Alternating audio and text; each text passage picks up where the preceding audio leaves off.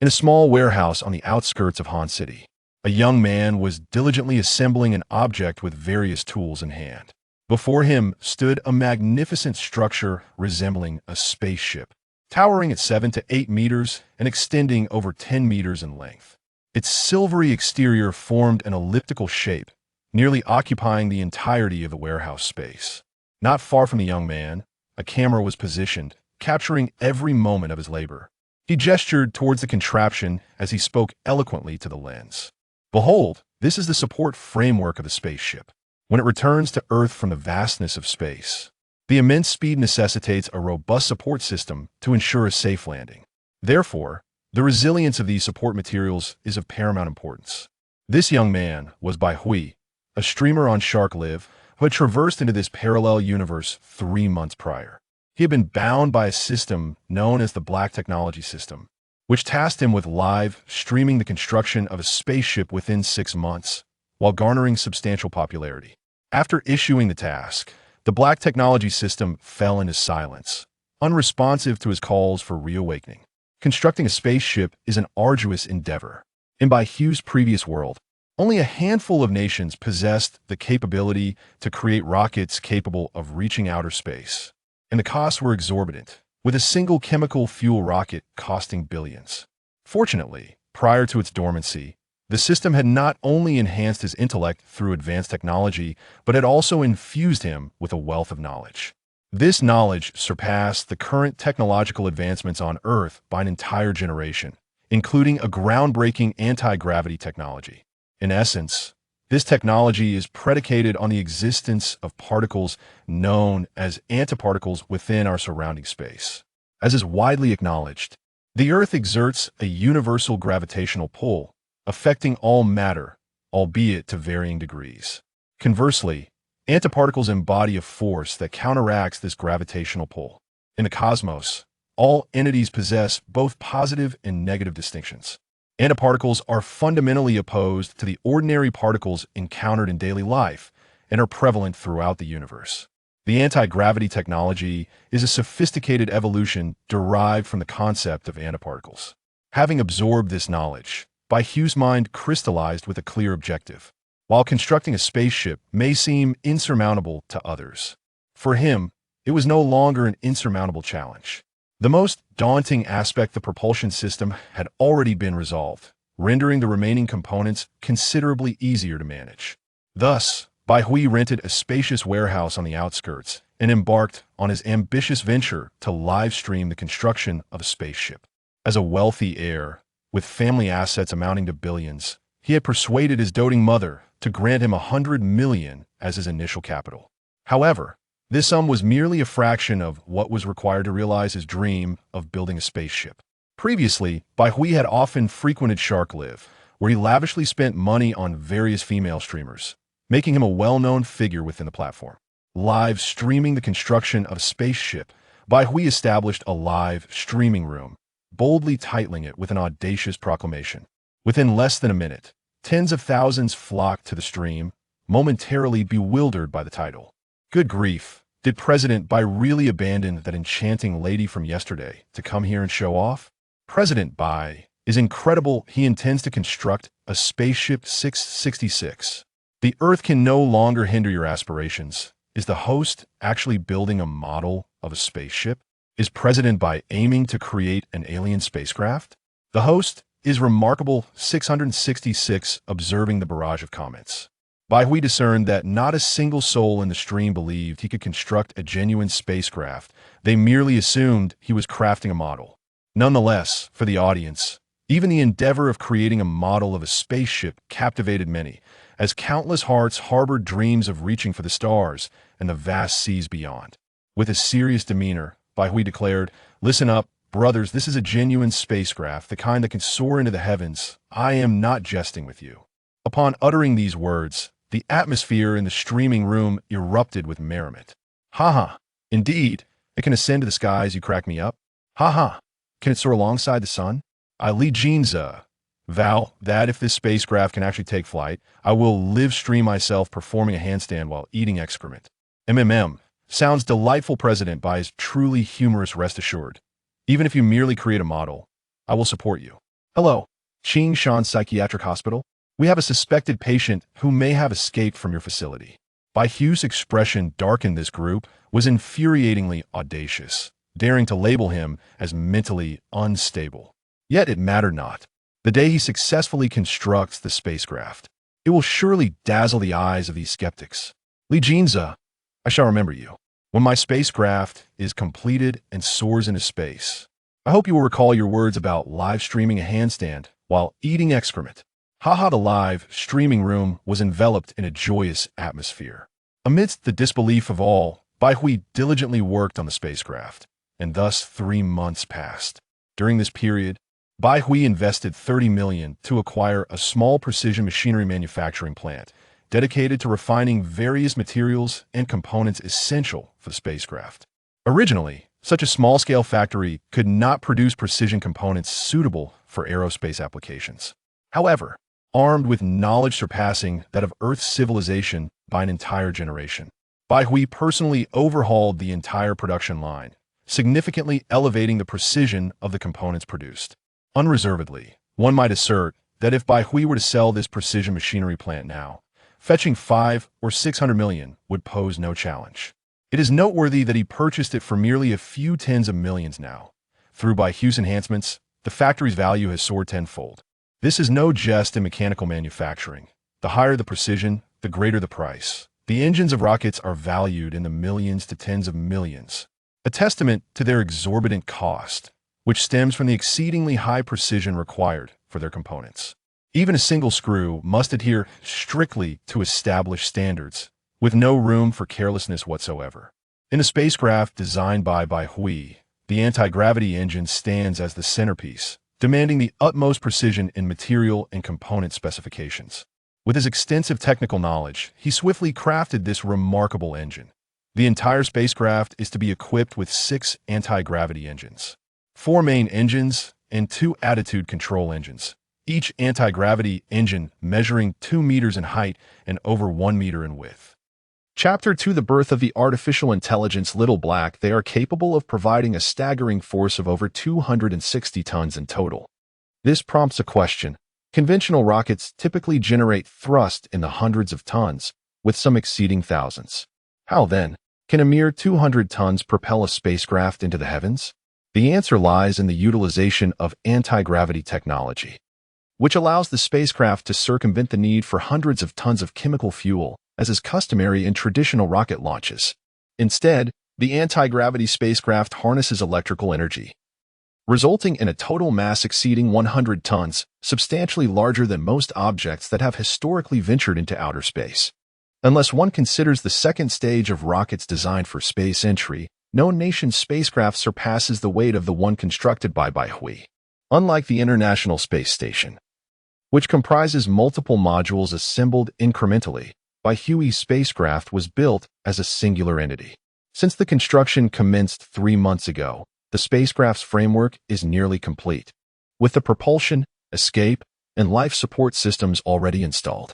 At present, the popularity of the live stream is modest, attracting only a few thousand viewers, and the actual number of engaged spectators may be reduced to several hundred.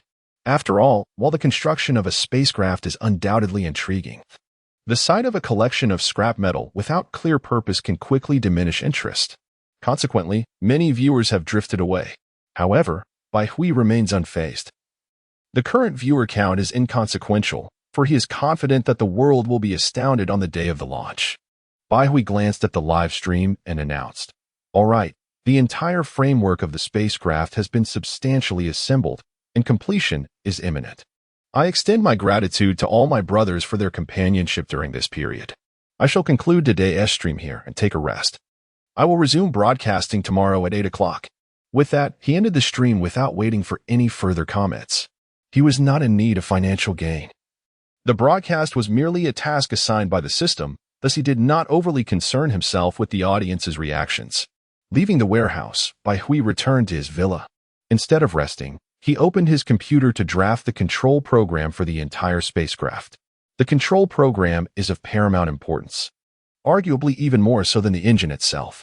In the 1960s and 1970s, the Soviet Union's N-1 heavy rocket was equipped with 30 liquid oxygen and kerosene engines, achieving a maximum thrust of over 4,500 tons, making it the most powerful rocket in human history, surpassing even the Saturn V used by the United States for lunar missions. However, this N-1 rocket was notorious for its failures, never achieving a single successful launch. The reasons for its downfall are manifold, primarily stemming from the challenges posed by the 30 engines operating in parallel, which significantly compromised the rocket's stability and led to coupling resonance issues. In simpler terms, the lack of coordination among multiple engines in parallel operation can be likened to a tug-of-war. For instance, envision a scenario where 10 individuals are positioned at each end of a rope, with both sides evenly matched, rendering it impossible for either to gain the upper hand. However, if at that moment, one individual chooses to exert force sideways rather than pulling the rope backward, it would disrupt the equilibrium among those adjacent to him, leading to a disarray of strength that could result in a swift and calamitous defeat. The same principle applies to a rocket. Should any single engine malfunction, it would lead to insufficient thrust and ultimately result in a failed launch. Such dilemmas are intricately complex, arising not solely from hardware design flaws, but also from the potential failures in software coordination. Before long, Huey's fingers danced rapidly over the keyboard, lines of code materializing on the screen. The control system was exceedingly sophisticated, necessitating the consideration of every conceivable contingency, crafting solutions for all potential emergencies through programming while ensuring the seamless integration of the spacecraft's various hardware components constituted an enormous undertaking. Were Huey to tackle this alone, regardless of his prowess, it would demand an inordinate amount of time to complete. Nonetheless, Huey innovatively devised an artificial intelligence core. To what extent had this AI advanced? It was capable of conversing with humans and flawlessly managing the spacecraft's hardware systems. Most crucially, it could identify various situations that arose during flight and autonomously formulate solutions. For instance, if a gravity-defying engine encountered a malfunction resulting in inadequate thrust, the AI would assess whether the remaining engines could propel the spacecraft beyond the confines of the atmosphere. If they could not, it would promptly report to Huey. Should he fail to issue commands, it would autonomously declare the mission a failure and gradually initiate a descent towards Earth, thereby ensuring the safety of human life. Huey's mind raced as he continued to strike the keys, having dedicated over 3 months to the development of this AI. As he approached completion, the core had been constructed utilizing a series of advanced algorithms and simulated neural networks, boasting an intelligence level far surpassing that of any existing AI. However, it remained merely a form of weak artificial intelligence, devoid of true cognitive ability, relying instead on extensive data and algorithmic modeling to devise the most optimal solutions. With a sigh of relief, Huey acknowledged the fatigue that had accumulated from 3 months of relentless labor, yet deemed it all worthwhile. He pressed the Enter key, initiating the compilation of the densely packed code on his computer screen. The process was agonizingly slow, forcing Huey to wait with bated breath. Finally, after a half hour, the program was complete. A sense of anticipation washed over him as he pressed the run button. Suddenly, a shimmering silver brain materialized on the screen, an intricate web of neurons pulsating with what appeared to be life. Abruptly, a red warning box emerged on the computer display. Beep. Insufficient memory detected. Chip speed is suboptimal, resulting in automatic system performance reduction. The computers fan-whirred into a frenzy, expelling gusts of warm air, indicating that Huey's machine had reached its limits. It is worth noting that Huey meticulously configured this computer himself, investing a staggering $1 million. One can only imagine the formidable performance it boasts. However, in the face of artificial intelligence, it appears inadequate, to the extent that the AI must automatically downscale its capabilities to accommodate this machine. At last, the program successfully executed, revealing a dark silhouette of a human face on the screen. After a prolonged silence, this visage finally uttered its inaugural phrase, "Greetings, my master." The voice was mechanical and delivered at a sluggish pace, reminiscent of an elderly man nearing the end of his days. Huey's expression darkened. What had he created? It was nothing short of an artificial imbecile. After a moment of frustration, he remarked, Given your dark appearance, I shall name you Xiaohong. Following this, a cacophony of warring fans ensued, and after a considerable delay, a response emerged. Thank you for the name, Master. Clearly, to comprehend by Huey's words, Xiaohong had undergone extensive calculations, resulting in its sluggish speech. Although Xiaohong may seem somewhat foolish, it possesses capabilities far surpassing those of the so-called smart devices available on the market. For instance, the so-called smart assistants from a certain fruit company rely solely on vast databases to communicate, yet they fundamentally fail to grasp the nuances of human speech, stumbling whenever faced with even slightly complex language. Chapter 3. The spaceship is finally completed, a call from Mom unlike others. Xiaohei possesses the remarkable ability to accurately analyze the nuances of human language and craft responses accordingly, a disparity as vast as a chasm. However, Bai Hui was weary of conversing with Xiaohei. It felt akin to engaging in dialogue with a simpleton. After a moment's contemplation, he instructed, Xiaohei, please remain here for the time being. Once I have installed the main control computer for the spaceship in a few days, I shall instruct you to relocate. Soon after, the sound of whirring fans filled the air, and Bai Hui's forehead broke into a bead of sweat. He quickly said, all right, enough pondering. Enter silent mode.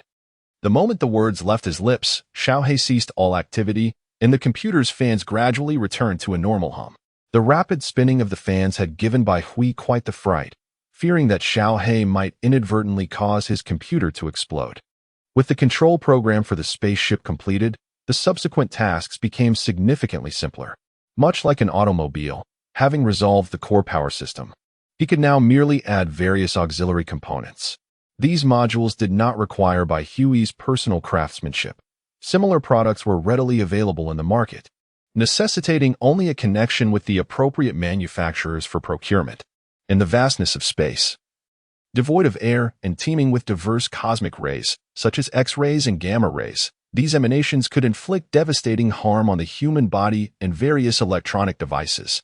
Fortunately, after decades of advancements in space exploration, all requisite equipment was at hand. With a bit of financial investment, these issues could be easily mitigated. A month passed, and through Bai Hui's relentless endeavors, the spacecraft was finally completed, equipped with all functional modules. A silver-hued, oval-shaped spaceship, exuding an aura of science fiction, emerged before the eyes of the livestream audience. As the viewers flooded the chat with 666, the popularity soared to 300,000. At this moment, even if it were merely a model of a spaceship, it could captivate countless gazes.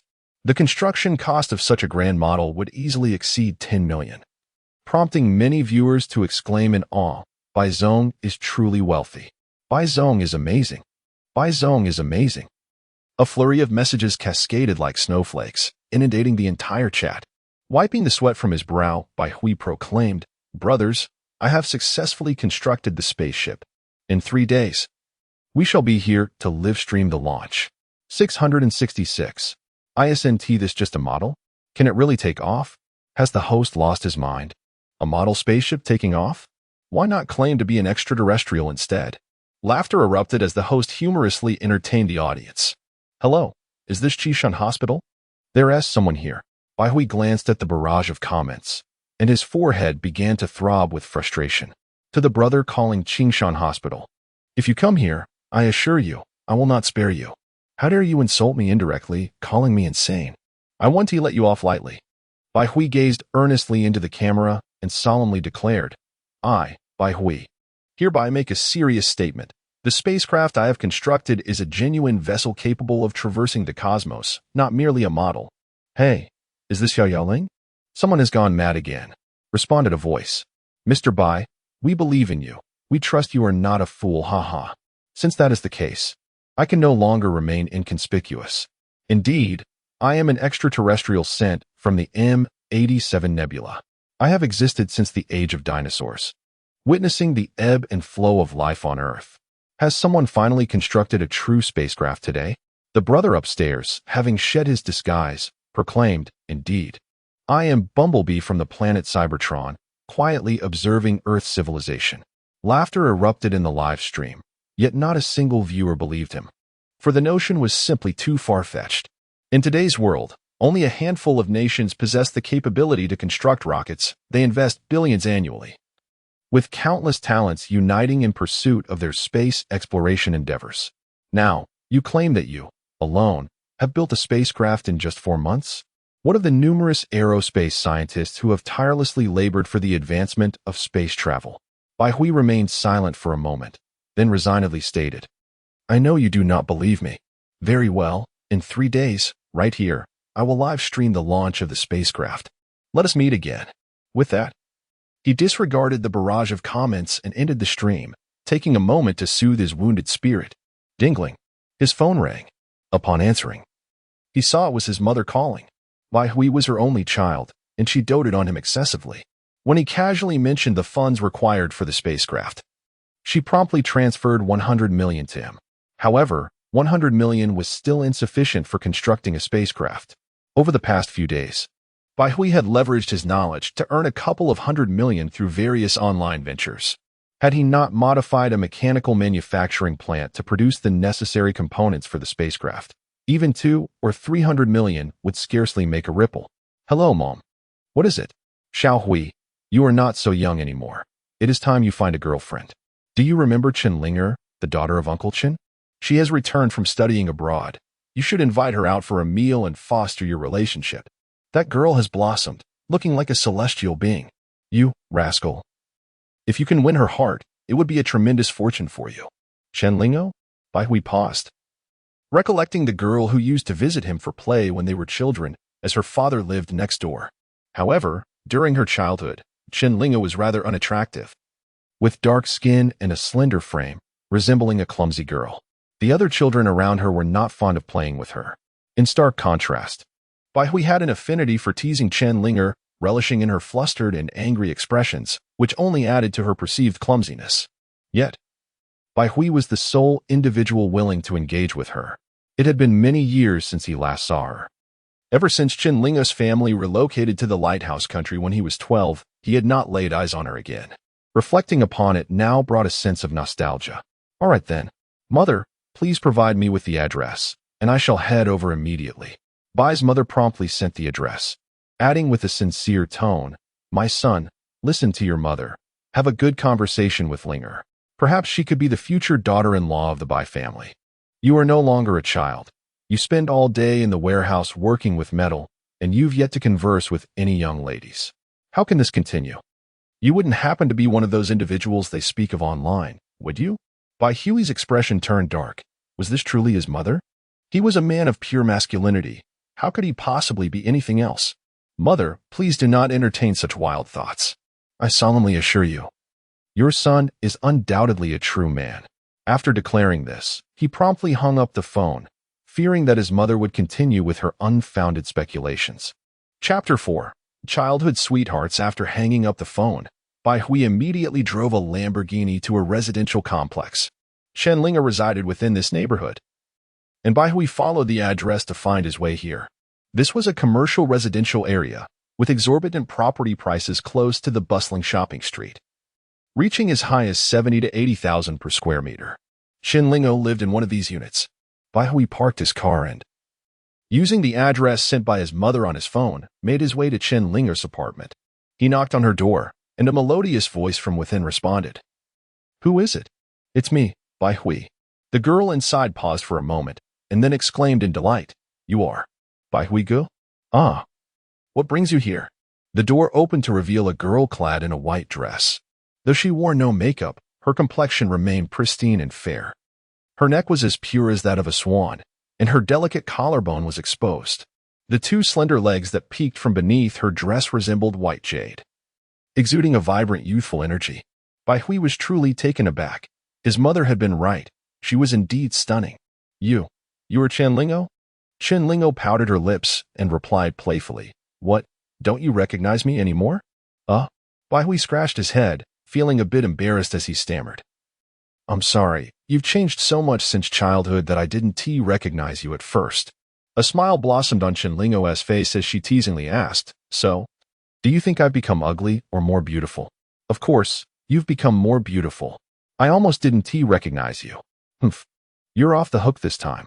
Come in and have a seat. Linger beamed at Bai Hui's compliment, her eyes narrowing into crescent moons of joy. Bai Hui followed her into her room. He looked around, and the entire space was adorned in shades of pink, radiating a distinctly girlish charm. Here, have a glass of water. Linger poured him a cup and settled on the nearby sofa. Hey, Linger, didn't you go to study in the lighthouse country? How do you find it there?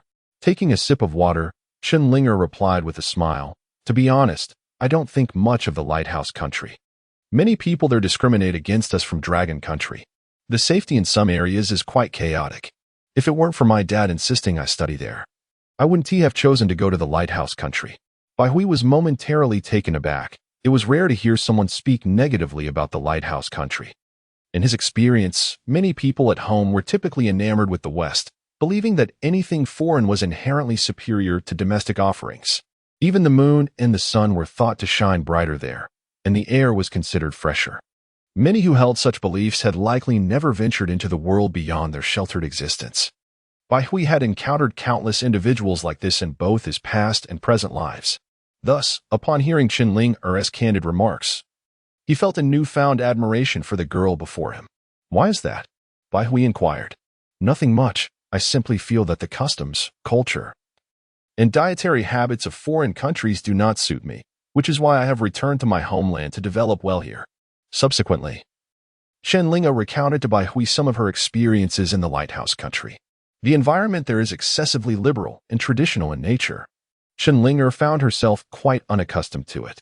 Particularly troubling was her roommate, also from Long Country, who constantly mingled with various men and frequently posted anti-Long Country sentiments on Twitter, which deeply annoyed Linger.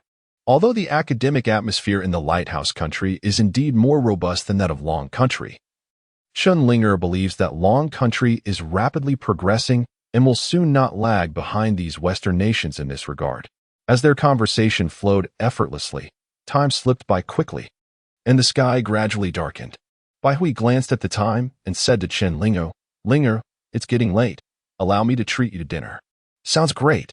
They arrived at an upscale restaurant where Bai Hui ordered an array of Chinese dishes to welcome Linger back. Linger pouted, saying, Hey, why did you order so much? I'm not a pig. I can't eat all this. Bai Hui chuckled. No worries. I'll help you out. Ever since the system enhanced Bai Hui's cognitive abilities, his appetite had grown significantly, as his brain was operating at full capacity and naturally required more energy. The dishes were served promptly, and the two enjoyed their dinner leisurely, engaging in lively conversation. Bai Hui occasionally teased Linger about some embarrassing incidents from her childhood. When they broached certain awkward topics, Linger, feeling a mix of embarrassment and annoyance, playfully punched Bai Hui's chest. Unexpectedly, she lost her footing and toppled onto Bai Hui, causing his chair to tip over, and he landed heavily on the floor. Linger found herself atop him, and the atmosphere turned rather awkward. She quickly stood up. Her face flushed and murmured, I'm so sorry, it wasn't intentional. It's fine, Bai Hui replied, rising and rubbing his chest, nearly straining his back in the process. With a lingering blush on her face, Linger resumed her meal. Following this incident, a subtle yet palpable tension arose between them. As they neared the end of their meal, Linger suddenly recalled something and asked Bai Hui, Hey, Bai Hui, what have you been up to these days? Bai Hui smiled mysteriously and replied, Well, allow me to keep that a secret for now. In 3 days, I will take you to a place that will surely dazzle your eyes. Linger frowned slightly, huffing, If you want to tell me. Then I don't want to hear it anyway. Bai Hui chuckled but remained silent. After finishing their meal, they agreed to meet again in 3 days. He personally escorted Linger home, refraining from suggesting anything further, as this was their first meeting and moderation was key. However, Bai Hui did not notice that when he suggested escorting Linger home, a flicker of disappointment passed through the depths of her eyes. As Bai Hui departed from Linger's residence, he did not return directly to the villa. Instead, he made his way to the warehouse. Having spoken his intentions, with the spacecraft set to launch in 3 days, Bai Hui resolved to approach the matter with utmost seriousness. During this crucial period, he aimed to conduct urgent tests on the stability and safety of the vessel. A silvery, futuristic spacecraft loomed before Bai Hui, filling him with a profound sense of pride. The enormity of the ship, crafted entirely by his own efforts, stirred his imagination regarding the potential impact it would have on the world once it successfully ascended into the sky. Such an event was destined to astonish the entire globe. Chapter 5. Lithium-air batteries and spaceship testing. Bai Hui raised his hand and addressed a silver-white wristband on his arm, saying, "Xiaohei, open the spaceship." Instantly, the silver-white spacecraft before him illuminated with lights, and a series of sounds echoed as a ladder descended from the top of the ship. He ascended into the spacecraft, entering a hall reminiscent of science fiction.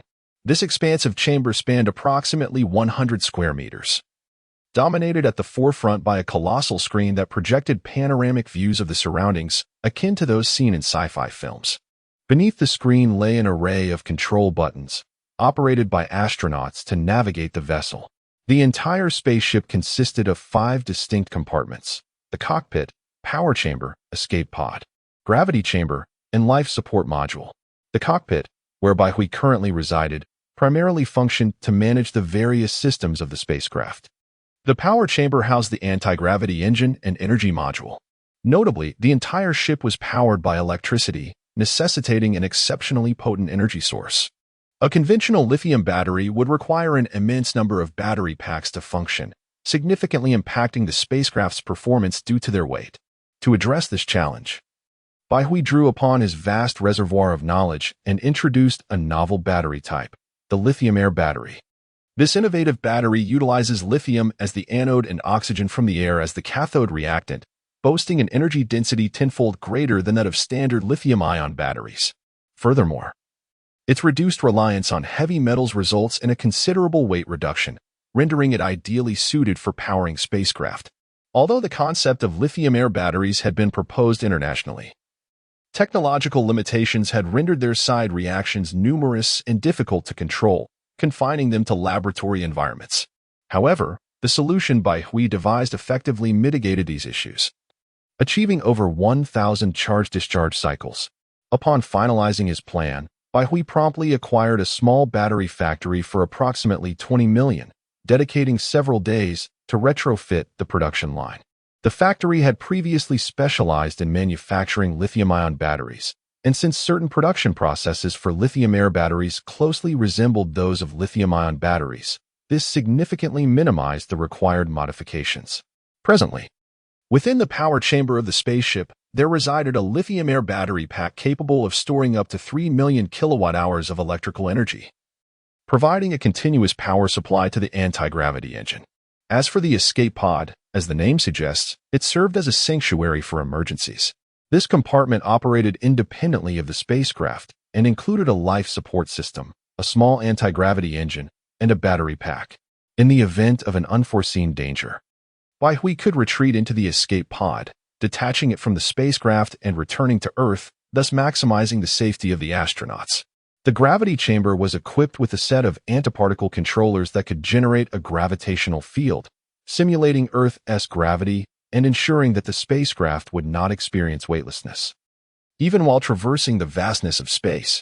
In the past, humanity relied on centrifugal force to simulate gravity, a rather outdated method fraught with limitations. The life support module is designed to generate the essential oxygen for human respiration while simultaneously addressing the various waste products generated in the vastness of space. Xiaohei, activate the spacecraft's data panel. Yes, Master. Xiaohei responded promptly. It is noteworthy that Bai Hui had installed a control computer worth 20 million to enhance Xiaohei's operational speed, whose performance nearly rivals that of a supercomputer. Before Bai Hui, a grand screen displayed a series of spacecraft parameters: craft name, unnamed, weight, 156, 78 tons, length, 22, 5 meters, height, 8 meters, maximum speed, 11, 8 kilometers s, maximum payload, 100 tons, current status, all systems ready. It was evident that this spacecraft's performance far surpassed any current rocket on Earth. With a payload capacity of 100 tons, it stood unrivaled on a global scale. This figure pertains solely to its carrying capacity, excluding the weight of the spacecraft itself, signifying that it could transport 100 tons of cargo into the heavens. The Apollo spacecraft, which once landed on the moon, had a weight of merely 50 tons. meaning Bai Hui's spacecraft could potentially ferry 2 Apollo missions.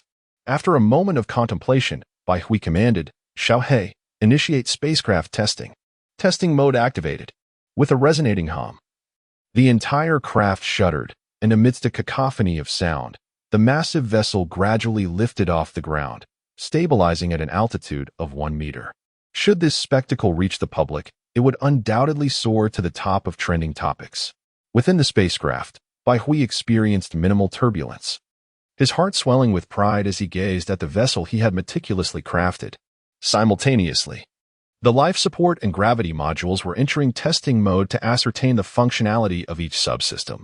Bai Hui felt the effects most acutely due to the gravity modules tests.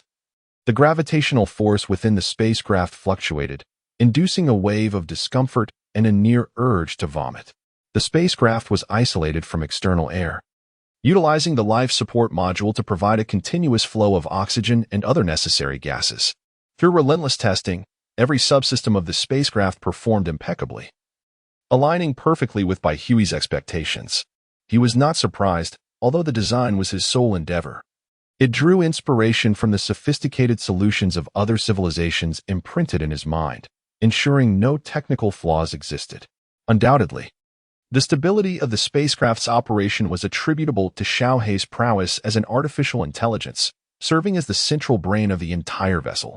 It flawlessly coordinated all functions, achieving optimal operational efficiency.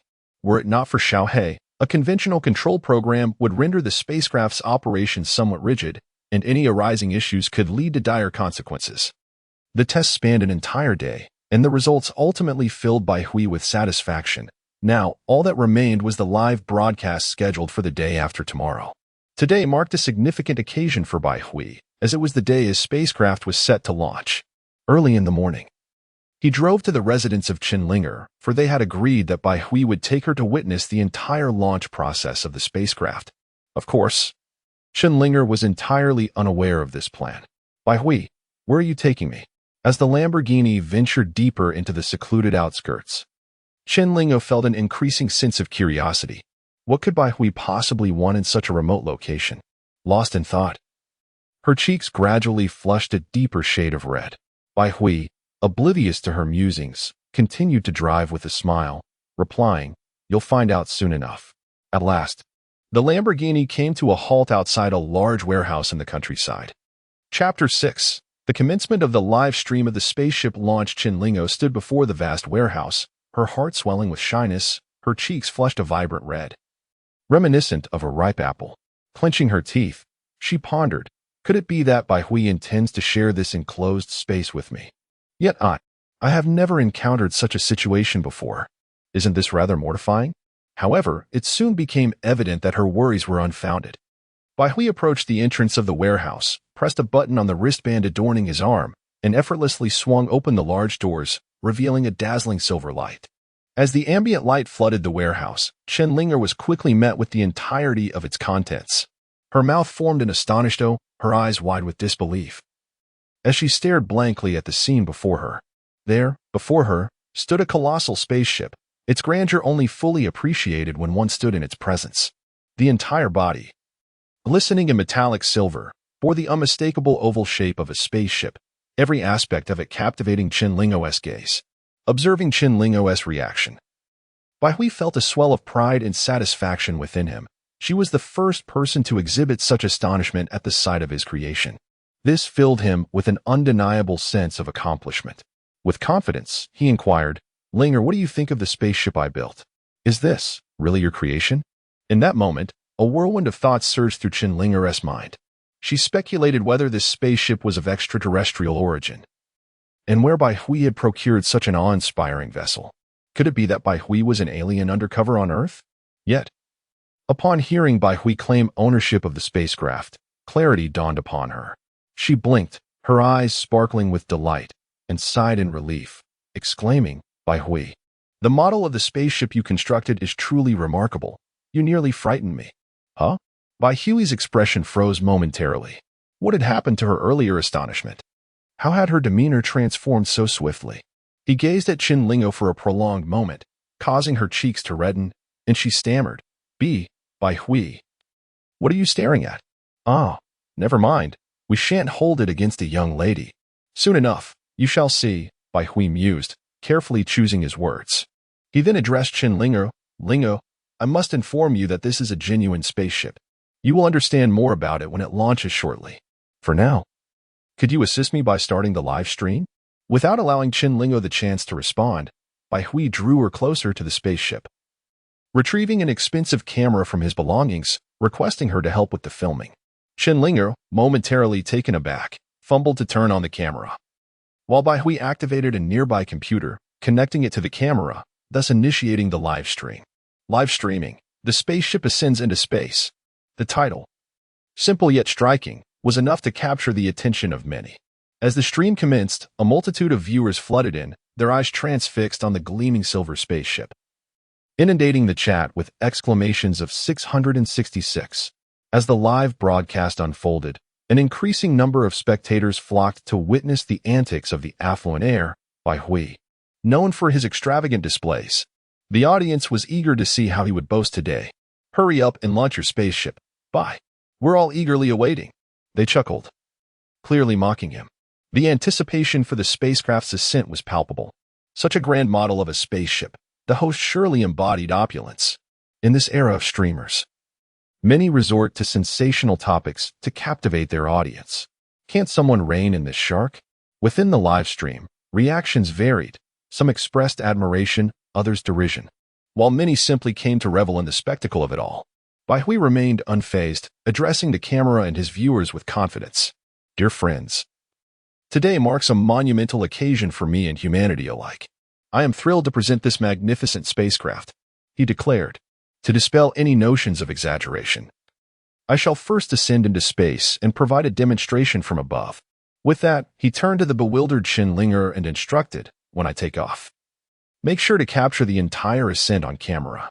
Oh, all right. Chen Linger responded, albeit a bit slow on the uptake. After a moment's hesitation, she voiced her curiosity. Bai Hui, do you really believe this spacecraft can fly into space? Her gaze revealed a flicker of hope. Bai Hui's demeanor suggested sincerity, and his pride when discussing the vessel sparked a glimmer of anticipation within her. What if it were true? Bai Hui merely smiled, sidestepping her inquiry. You'll find out soon enough. Meanwhile, the chat exploded with excitement, inundated with questions about the identity of the enchanting voice they had yet to see. Though they could not see Chen Linger, they were captivated by her melodious tones, surely indicative of her beauty. Unperturbed by the chatter, Bai Hui approached the spacecraft's base and addressed a silver wristband in his possession. Xiaohei, open the hatch. Instantly, the metallic behemoth trembled with a powerful rumble, a staircase descending from its apex, and a beam of light illuminated Bai Hui, casting him in an otherworldly glow. Wow, what is this? Quite impressive, exclaimed the viewers. Who is Xiaohei? My dog is also named Xiaohei. Others marveled at the staircase, reminiscent of scenes from a science fiction film. This live stream was worth my time. Bai Hui ascended the staircase, while Chen Linga faithfully documented the moment with her camera. Years later, this scene would be immortalized in humanity's elementary textbooks, celebrated for its significance. Upon entering the cockpit, the external camera held by Chen Linger could not capture the interior scenes. However, this was of little consequence. At the very moment Bai Hui stepped inside, a camera mounted on the ceiling of the spacecraft activated, and Xiaohei seamlessly transmitted the feeds from both cameras to the live broadcast. Viewers were thus able to witness simultaneously the enchanting interior and the exterior of the cabin, in stark contrast to the outside. The interior of the spacecraft was a true manifestation of science fiction. The cockpit was enveloped in gleaming silver metal, with an enormous screen dominating the front. The control panel was adorned with an array of buttons, the functions of which remained a mystery to all but Bai Hui. As this stunning visual unfolded before the audience in the live stream, the viewer count surged dramatically 50,000, 100,000, 200,000, until it finally reached an astounding 500,000, at which point the pace began to stabilize. Yet, the excitement did not cease. Within the live stream, an avalanche of extravagant gifts was unleashed, as if money held no value. Chapter 7. I bid 200 million for this spaceship model. Bai's devoted fans showered him with gifts, including 100 super rockets from his little admirer, 88 from Lu Yun, and 1,000 from his sweet darling. Shark Wanwa generously contributed 100 as well. The plethora of dazzling gift effects rendered the live stream nearly immobile, obscuring the flow of comments entirely. Simultaneously, at the Shark headquarters, Huey's live stream captured the attention of a moderator. Noticing the unusual surge in popularity, the moderator promptly entered the stream, only to be greeted by a truly astonishing spectacle. After a lengthy pause, the moderator regained composure, recognizing Bai, who had once dominated the rankings of several popular female streamers a few months prior. However, it had been rumored that he was now focused on constructing a spacecraft, leading him to seldom tune into those streams. The moderator murmured, "I never imagined Bai would complete his spaceship model so swiftly. This scene is truly impressive. No wonder he is wealthy." Yet, the rapid rise in viewership prompted him to contact his supervisor to arrange for additional server capacity. Without delay, he reported the matter. And upon hearing it, the supervisor ordered the tech department to expand the servers to accommodate the influx of traffic. Unbeknownst to Bai Hui, even if he were aware, it would hardly concern him. His foremost priority was to ensure the spacecraft launched as planned. "Xiaohei, commence the system checks on all modules," he commanded. "Affirmative," came the electronic response as the spacecraft initiated its diagnostics. Given that this vessel was destined for the cosmos, precision was paramount. Before Bai Hui, the large screen flickered to life, displaying rapidly changing data. After a considerable duration, the screen stabilized, showcasing a comprehensive list of the spacecraft's modules, each marked with a green normal indicator. A cursory glance revealed no anomalies, confirming that all systems were functioning properly and ready for launch. The streamer has put on quite the show. Do you think we'll be fooled by this?" Someone scoffed. To be frank, this spaceship model is undoubtedly an ostentatious piece. Had I not known it was crafted by the streamer, I would have assumed it was a harbinger of an alien invasion. "Bye. I bid 200 million for this spaceship model. Will you part with it?" The chat erupted in astonishment at this message. The user ID I am Zhao Zitsong was well known among frequent viewers, as he was the son of the nation's wealthiest man, a national darling. Simultaneously, a donation notification flooded the live stream. I am Zhao Zitsong donated 500 super rockets. At 2,000 each, that amounted to a staggering 1 million. The audience was astounded that such a prominent figure had emerged, offering 200 million for the spaceship model.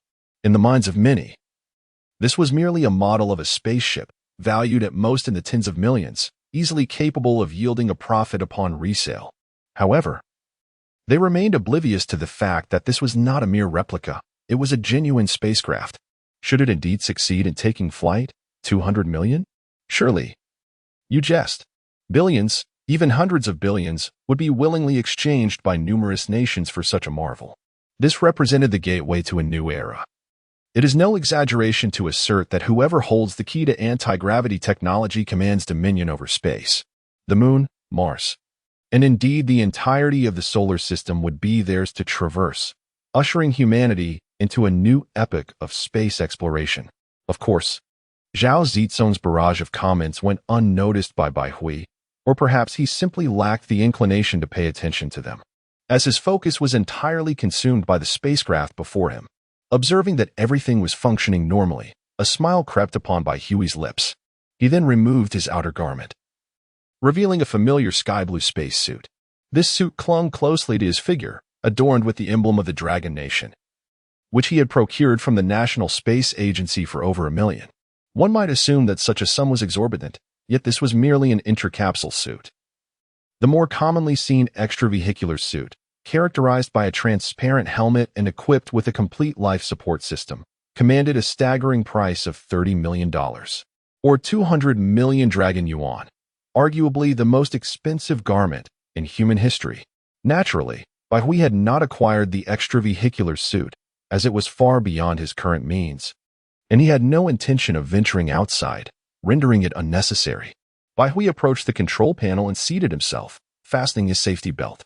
The chair was exceptionally soft, providing remarkable comfort, and most importantly, its base was connected to a track.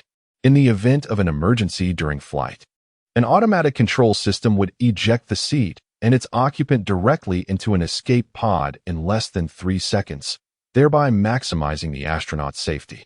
As he sat there, gazing forward, His expression was a blend of excitement and trepidation. He inhaled deeply and intoned, "Brothers in the live stream, you are about to witness history. Prepare your eyes for a moment that will leave you awestruck." The chat erupted in laughter at the host's earnest demeanor. "What a colossal spaceship. You think you're an alien? Indeed. How can such a large vessel possibly take off? What is the principle behind it? Oh no, the host is rambling. Where are the folks from Chinshan Hospital?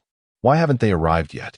The barrage of comments in the live stream was rife with mockery, with some even resorting to various memes.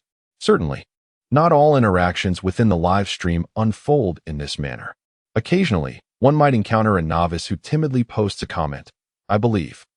The host's serious demeanor seems genuinely sincere. However, their comment is swiftly drowned out by a torrent of derisive remarks, with others mockingly retorting, "After 9 years of compulsory education, haven't you studied physics? Are you unaware of the principles of rockets or Newton's laws?" Chapter 8. The launch of the spaceship, the live stream's popularity soars, however. Amidst all this, Bai Hui remained oblivious, his focus entirely absorbed by the large screen before him. He spoke in a low voice, "Xiaohei, prepare for liftoff." "Received, master," came the immediate response from the dark silhouette on the screen, as the spaceship began to emit a low humming sound. Within the propulsion chamber of the vessel, a lithium-air battery array, measuring 5 meters in length and width and 2 meters in height, was interconnected via wires through a transformer. The voltage was elevated to a staggering 30,000 volts, continuously supplying power to the anti-gravity engines scattered throughout the spaceship. The immense energy commenced its task of propelling the entire craft. Meanwhile, Chunlinger sat in the live stream, feeling a sense of ennui. She felt somewhat aggrieved. Having been summoned by Bai Hui early in the morning, expecting a different purpose, only to find herself assisting in taking photos for the broadcast.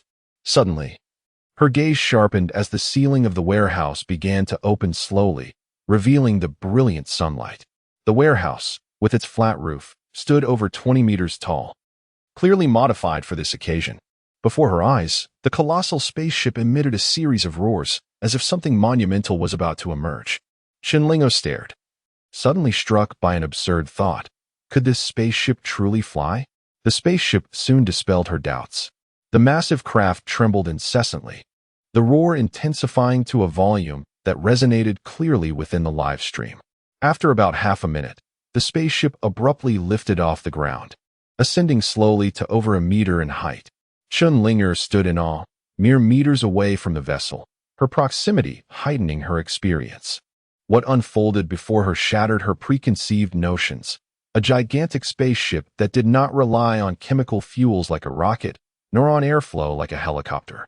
Standing before it, she felt no force of wind, only the faint hum of its operation. It hovered quietly in the air, defying Newton's laws. Her lifelong understanding of science was utterly dismantled, and the shock was unparalleled. At that moment, she was not the only one astonished. The audience watching the live stream was equally captivated. They stared at their screens, momentarily forgetting to comment, leading to a half-minute lull in the barrage of messages. Upon regaining their senses, the chat exploded with excitement. The screen was flooded with 666. As they struggled to find words to express their astonishment, what they witnessed unfolded before their very eyes. The notion that this was mere special effects was absurd. Everyone knew that this live broadcast could not possibly be fabricated. The spectacular imagery of a science fiction film materialized before them, and even Zhao Zizong, the son of a wealthy tycoon in the live chat, could only exclaim in awe, "Incredible." In the live stream, an overwhelming cascade of gifts poured forth. Zhao Zizong generously bestowed 2,000 super rockets. Bai's devoted fan contributed 500 super rockets. Lu Yun's fleeting presence offered 200 super rockets. These lavish gifts attracted throngs of spectators to Bai Hui's live stream, causing an instantaneous surge in popularity. 5 million, 6 million, 8 million, 10 million. Yet, the momentum did not wane. 12 million, 15 million, until the viewership soared to 20 million. The numbers continued to escalate rapidly. Within the headquarters of Shark, a supervisor noticed the astonishing spike in Bai Hui's live stream viewership. Puzzled, he pondered how the popularity of Bai's stream could escalate so dramatically. He clicked into the live stream, and the scene before him provided a startling revelation. The ship hovering in the air resembled a colossal beast, crashing into his consciousness and leaving him rooted in place for a full 30 seconds. He blinked, pondering whether this could be deemed a state secret. Should he shut down the live stream? Ultimately, he decided to report to his superior for guidance. The supervisor, lacking the authority to make such a decision, hurriedly entered his superior's office, where the morning bustle was already underway. He relayed the situation to his superior, who initially expressed skepticism. However, the supervisor promptly handed over his computer. After a prolonged examination, the superior was left astounded and remarked, "I cannot ascertain a decision on this matter. I shall report it to President Chun." Upon concluding his call, the superior contacted CEO Chun of Shark Livestream. After listening, Chun chuckled, "Old Tan, are you jesting? Is today April Fool's Day?" Supervisor Tan, exasperated, replied, "President Chun, I assure you I am not deceiving you. If you remain unconvinced, I can send you a link to the live stream right now." After a thorough explanation, Chun hesitantly opened the live stream, and upon witnessing the spectacle, he stood transfixed. After 10 seconds of contemplation, he bellowed, "Old Tan, connect all the servers immediately. We must not allow this live stream to falter. Today, I am willing to take a gamble. If we succeed, Shark's market value could potentially double." Understanding his boss's intentions, Supervisor Tan promptly disseminated the orders. Inside the ship, Bai Hui sat comfortably, feeling the vibrations of the vessel, and a smile graced his face. Brothers in the live stream, if any of you are in Hanqing, look to the skies. You might just witness the ship soaring into space. Received. The people of Hanqing acknowledge. Laughter erupted among the viewers. My telescope is finally of use. I have my phone aimed at the sky, poised for the ship's appearance. Indeed. Many viewers from Hanqing were present, sending waves of acknowledgement through the chat. With everything in place, Bai Hui took a deep breath and declared, "Xiao Hei. Let us take flight." Under the gaze of millions in the live broadcast room, the spacecraft commenced its ascent, soaring vertically into the heavens. Reminiscent of a UFO from the silver screen. In no time, it burst forth from the confines of the warehouse, accelerating as its anti-gravity engines activated, generating gravitational fields that enveloped the entire vessel. Up it soared into the sky. Wow, I saw it. I truly saw it. Hee. I am currently atop the Ark building in Han City, and I too witnessed Mr. Bai's spacecraft. I am so astounded that words escape me. All I can utter is how remarkable Mr. Bai is. Ha ha ha, I am witnessing history unfold before my very eyes. Indeed, I beheld it. The spacecraft resembled an oval-shaped UFO, brimming with a sense of science fiction. In the live room, those who witnessed the spacecraft were inundating the screen with messages, while others in distant locales could only harbor feelings of envy and admiration. Chapter 9, The Astonished Zhou Lao in the prosperous capital of Longhua, Xinjiang. Within the National Aerospace Department, an elderly gentleman with graying hair sat deep in contemplation in his office. His name was Zhou Jiangwo, the chief designer of the Longzhou series of rockets. At this moment, he was beset by worries, for just days prior, the Longhua's independently designed, non-toxic hydrogen-oxygen engine rocket, Longzhou No. 5, had met with failure during its launch, casting a shadow over the nation's entire aerospace endeavors. Countless scientists were diligently investigating the causes of the rocket's failure, striving to uncover the underlying issues. After months of extensive analysis, they had preliminarily identified the problem. Under the complex thermal conditions during operation, certain structures within the liquid oxygen-liquid hydrogen engine of the Longzhou rocket had undergone abnormal deformation, resulting in a significant reduction in thrust and ultimately leading to the launch's failure. The issue had been identified, but the harsh reality was that the engine, the most critical component of the rocket, had malfunctioned. This indicated that their design of the liquid oxygen-liquid hydrogen engine was flawed and required a complete redesign. However, the current workload was overwhelming. The Longzhou No. 5 rocket was indispensable for numerous national aerospace projects, including Mars and lunar exploration, as it possessed the requisite thrust capacity. Redesigning an engine would necessitate ample time. Hence, Zhou Lao found himself in a state of distress. Suddenly, a bespectacled young scientist burst into the office, brimming with excitement. Teacher, something monumental has occurred." Zhou Lao, observing his student's frenzied demeanor, could not help but frown and admonish him. "Lu Yuan, How many times have I told you not to be so impetuous? Especially in our field of science, steadiness is paramount. When will you learn to be more composed? In previous instances, Lu Yuan would have dutifully stood by, accepting his teacher's reprimands. However, today he seemed unfazed by the scolding. "No, teacher, you must see this," he exclaimed, thrusting his phone towards Zhou Lao. Zhou Lao glanced at the screen, his expression darkening with anger. "Lu Yuan, what has gotten into you? Are you so easily swayed by a mere science fiction film from the Lighthouse Nation?" Lu Yuan, initially expecting praise from his teacher, found himself misunderstood. He could only manage a rueful smile and replied, "No, teacher, this is real. Someone has actually built a spaceship, and it is currently being live-streamed." Zhou Lao, not entirely out of touch with contemporary trends, recognized the concept of live streaming and took the phone back to observe the broadcast. The screen was divided into two views. One captured the ascent of the spacecraft from the ground, while the other displayed the interior of the vessel. In the aerial shot, a sizable flying saucer was gracefully rising, appearing to be at least several meters in diameter. From Zhou Lao's perspective, this was indeed a live broadcast, not some special effect, as no such effects could replicate this level of authenticity. Thus, there was only one possibility. Upon contemplating this, Elder Zhou's body shuddered, and an expression of incredulity flickered in his eyes. "Quickly, summon everyone for a meeting," Elder Zhou exclaimed with fervor, to which Lu Yuan promptly responded, hastening to notify all personnel. Simultaneously, within the command center of the military district in Han City, a soldier fixated on the air defense radar was astonished to observe an unfamiliar flying object hovering above Han City. This was a significant matter. A strange aerial entity loomed over a national city, and it was remarkably large, even surpassing the size of a fighter jet.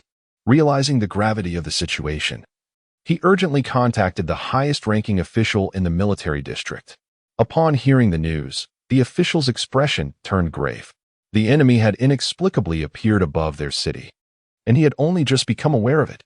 If the adversary bore weaponry, the entire Han City would be in peril. Consequently, he issued an immediate order to elevate the military district to a state of first-level combat readiness, and swiftly made his way to the command center. He gazed at the radar, which displayed the enigmatic aircraft.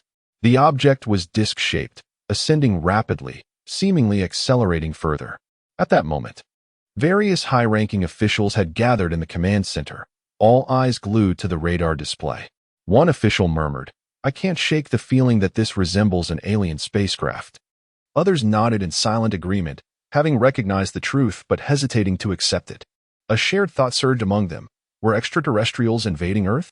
Suddenly, a voice shattered the tense silence. A soldier called out, "Sir, a call from Shengjing." The highest-ranking official's demeanor shifted, and he stepped aside to answer the phone. After a brief conversation, he hung up, a look of relief washing over his face. "No more speculation, everyone. Open Shark Live, and you shall see." "Ah? What on earth is Shark Live?" The crowd was perplexed. "No time for idle chatter. Just do as I say." The official rolled his eyes, refraining from elaborating, for he too found the situation somewhat fantastical. Soon, the large screen in the command center illuminated with the Shark Live broadcast, revealing prominently on the homepage the live stream of Baihui. The official instructed them to access the stream, and what appeared before their eyes was a captivating title: Live Construction of a Spaceship, Launching Today. Simultaneously, a flying saucer was showcased on the screen, leaving the audience in stunned silence. After a prolonged moment, someone hesitantly murmured, "Is this a special effect?" While uncertainty lingered, a consensus began to form within their minds. The official remained silent for a spell before pointing at the screen and issuing a command: "Li Jianxing, immediately take your troops and secure that warehouse. No one is permitted entry without my orders, not even a fly. If any unforeseen circumstances arise, you are authorized to use your firearms against intruders. Should there be the slightest error this time, I will hold you accountable." Li Jianxing, a battalion commander in the military district, responded with resolute affirmation, "Understood, sir." Li Jianxing guarantees the mission will be accomplished. Having spoken, he swiftly dashed out, leading a battalion at breakneck speed towards the warehouse. The commander, observing the live broadcast, could not help but display a satisfied smile, for he understood that from this moment forth, the Dragon Nation was destined to rise. Chapter 10. Arrival at Geostationary Orbit. A national shock. On board the spacecraft, Bai Hui gazed intently at the expansive screen before him, which displayed the current status of the vessel. The screen revealed that the spacecraft's velocity was continuously increasing, now reaching a remarkable speed of 1,000 meters per second, surpassing the speed of sound. However, this spacecraft did not require the conventional method of accelerating to the first cosmic velocity and orbiting the Earth to escape its gravitational pull. Given sufficient fuel, a typical rocket could ascend vertically, but this approach necessitated a sustained upward force, consuming an immense amount of fuel. Moreover, even upon entering outer space, if the spacecraft lacked adequate speed, it would succumb to Earth's gravitational pull and descend. Thus, no nation would employ such a method for launching a spacecraft. This phenomenon can be likened to swinging an object tethered to a rope as one swings their hand. The object at the end of the rope executes a circular motion around the hand. The fundamental principle here is that the object must achieve a certain velocity, otherwise, it will plummet. Generally, nations around the globe accelerate their rockets to the first cosmic velocity, enabling them to orbit the Earth and break free from its gravitational confines, thereby entering outer space. Conversely, Bai Hui's anti-gravity spacecraft deviated from this norm, capable of utilizing antiparticles to liberate itself from Earth's gravity, allowing it to ascend in a straight line, free from concerns of gravitational constraints. For this craft, orbiting the Earth proved to be the most fuel-intensive flight method. While a direct ascent conserved energy, ultimately, the spacecraft stabilized its velocity at 3.6 kilometers s. Any higher speed would impose undue stress on the human body, and this velocity was deemed nearly perfect for human endurance. At this moment, the viewers in the live broadcast room in Han City could no longer visually track the spacecraft due to the thick cloud cover obscuring its path, transforming the live feed into an interior view of the spacecraft as the footage captured by Chunling faded away. Nonetheless, the resonating in the hearts of the audience remained undiminished. Countless individuals eagerly informed their friends about the live broadcast of the spacecraft on Shark Live, resulting in a remarkable surge in viewership, now exceeding 38 million, an astonishing figure indeed. While this number did not necessarily reflect the exact count of viewers, it certainly indicated that millions were engaged with the live stream, propelling the launch of the spacecraft to the top of trending topics on Weibo. Meanwhile, in a certain location in Shangjing, Longhua, the chief designer of the manned spaceflight project, Zhou Jiangwo, along with numerous aerospace professionals, sat in the control hall. The large screen displayed the remote sensing signals from the satellite. The data indicated that Bai Hui's spacecraft had ascended to an altitude of 20,000 meters above the Earth's surface and was continuing its climb. The height for geostationary orbit is 36,000 kilometers, and Bai Hui was nearing that coveted altitude. The distance may appear vast, yet for a spacecraft, it is merely a fleeting span. Interstellar voyages often encompass several light years, which can be disheartening. Zhou Jiangwo sat at the forefront of the control hall, with his student Lu Yuan by his side, observing the luminous points displayed on the large screen. Zhou, overwhelmed with emotion, could not help but shed tears. He was witnessing the launch of a genuine spacecraft, marking the true beginning of humanity's journey into space. Countless astronauts harbor dreams of the dazzling and enigmatic night sky, tirelessly striving towards this aspiration. Today, they beheld hope, a hope that lay right before their eyes. Zhou wiped the tears from the corners of his eyes, gazing silently at the large screen. This was the spacecraft constructed by the people of Longhua. Regardless of the individual, as long as they were from Longhua, it sufficed. Throughout the modern history of the world, Longhua has not been respected. Rather, its people have faced discrimination. Why? Simply because they lag behind the Western nations. And being behind invites conflict. However, now the people of Longhua have constructed a spacecraft, a testament to the excellence of their lineage. On the large screen, the Bai Hui spacecraft ascended steadily, having reached an altitude of 30,000 kilometers above the Earth. Only 6,000 kilometers remained to reach geostationary orbit, a distance that the spacecraft would traverse in mere minutes. Simultaneously, the left side of the screen displayed the live feed from Bai Hui's studio, where he sat quietly, while a stream of incomprehensible data flashed on the front screen. Yet Zhou Jianghuo's eyes sparkled with insight, and he promptly ordered all information displayed on the screen to be recorded and analyzed. Indeed, analyzing data was a routine necessity for them, whether it be for rocket launches or satellite testing, all requiring extensive data analysis. From the spacecraft's screen data, one could glean insights into some of the technologies employed and their performance, offering a preliminary understanding. Bai Hui turned to gaze out of the porthole, beholding the azure Earth. While his spacecraft resembled a solitary boat adrift in an ocean, evoking a sense of insignificance. Beyond the blue planet lay the abyssal darkness of space, adorned with countless brilliant stars. This cosmic expanse, vast and mysterious, has captivated generations, enchanting all who behold it. After several minutes of flight, Bai Hui's spacecraft settled securely into geostationary orbit, simultaneously accelerating as it circled the Earth. In the vacuum of space, devoid of air resistance, accelerating an object is an effortless endeavor. In a mere moment, the spacecraft reached the first cosmic velocity, maintaining its position in geostationary orbit, moving in tandem with the Earth. This moment signified the successful launch of Bai Hui's spacecraft. A surge of exhilaration coursed through Bai Hui's heart as he realized that he had indeed constructed a spacecraft and successfully ascended into the cosmos. It felt as though he were ensnared in a dream.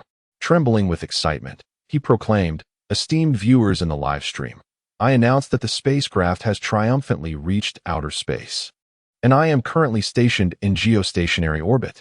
Upon uttering these words, an uproar of jubilation erupted from all those in the live stream chat. Incredible! The entire populace of Hanqing sends their congratulations. As a graduate student of Tiananmen Technology University, I had just relayed this news to my advisor, who initially thought I had lost my mind, until I presented the live stream before him. Now my mentor is watching on bended knee. How astonishing! Never did I imagine that I would witness a genuine spacecraft in my lifetime. Perhaps, in the future, we may even embark on journeys through the stars aboard such vessels. What a mesmerizing prospect that would be. Chapter 11.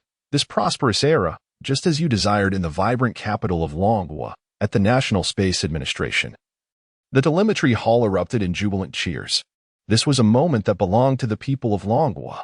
Old Shou, with tears welling in his eyes, reminisced about the days of yore, a time when countless scientists dedicated themselves silently to the advancement of Longhua. Most of these individuals remained nameless and unrecognized until their last breath.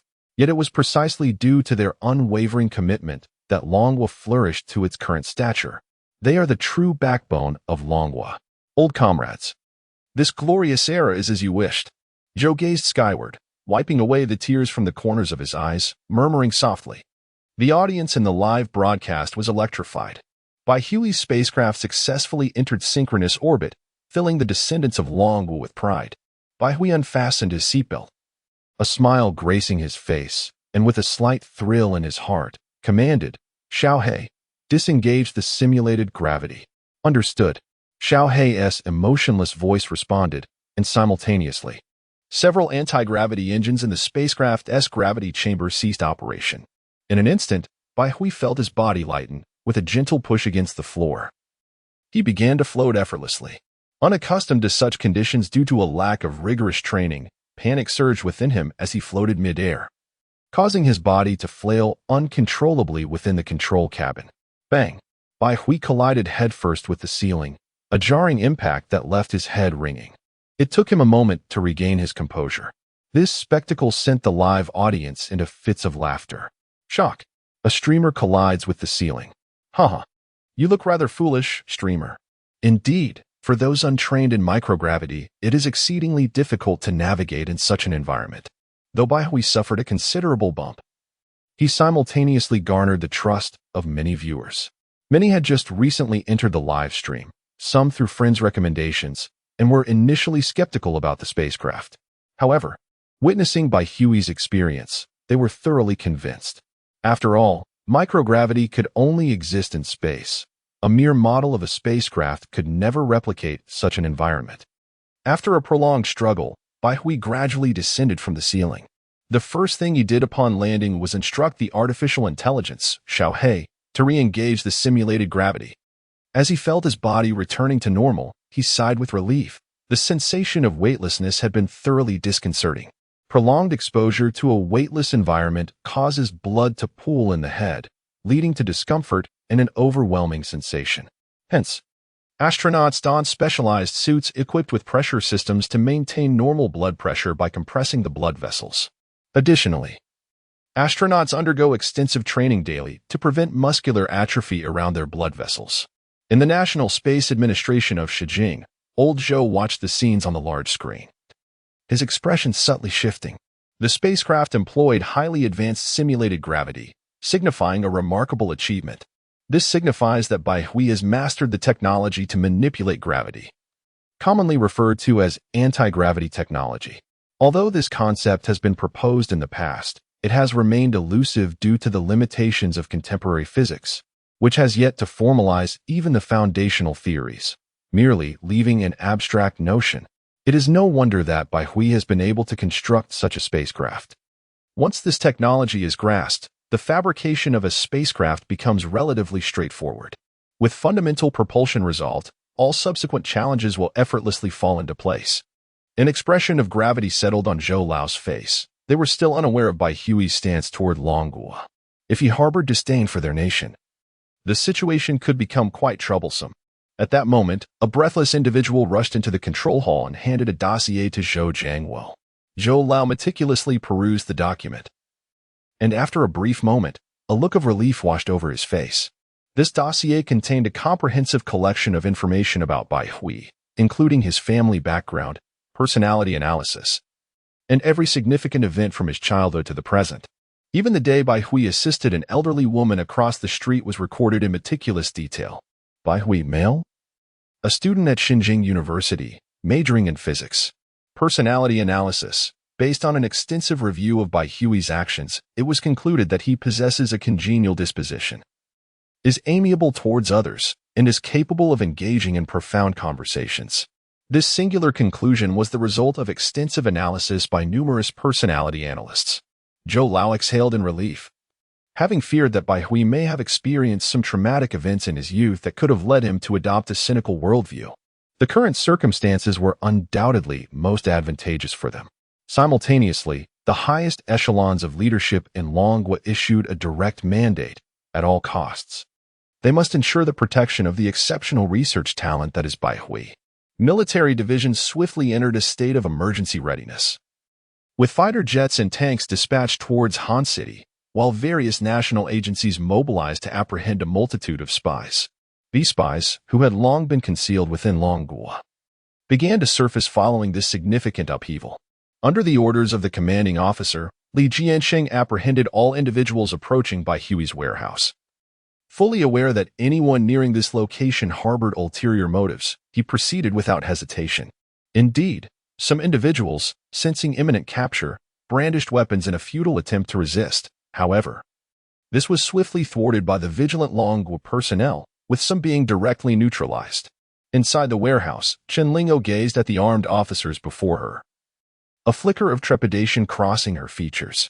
Li Jiansheng approached her, stating, "Miss Chen, we apologize for the inconvenience. This is a matter of national importance.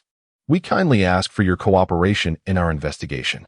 Rest assured, once our inquiries are complete, you will be released immediately." Hearing this, Chen Linger gradually relaxed. Her conscience was clear, as she harbored no ill intentions towards Longhua. Meanwhile, the Longan department of Longhua urgently mobilized, conducting a thorough investigation into every facet of Chen Linger's life. Minister Zhao Xiangdong of the Longan department sat in his office, where a plethora of materials regarding Chen Lingo lay scattered across his desk. Beside him, a middle-aged man remarked, "Minister, Chen Lingo has been studying in the Lighthouse Nation since childhood.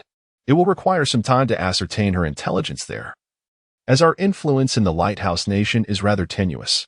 Zhao Xiangdong pondered for a moment and then replied, "Zhang Yi, for the time being, let us refrain from taking any action against Chen Linger. We should adopt a cordial demeanor towards her. However, it is imperative that we assign personnel to monitor her closely.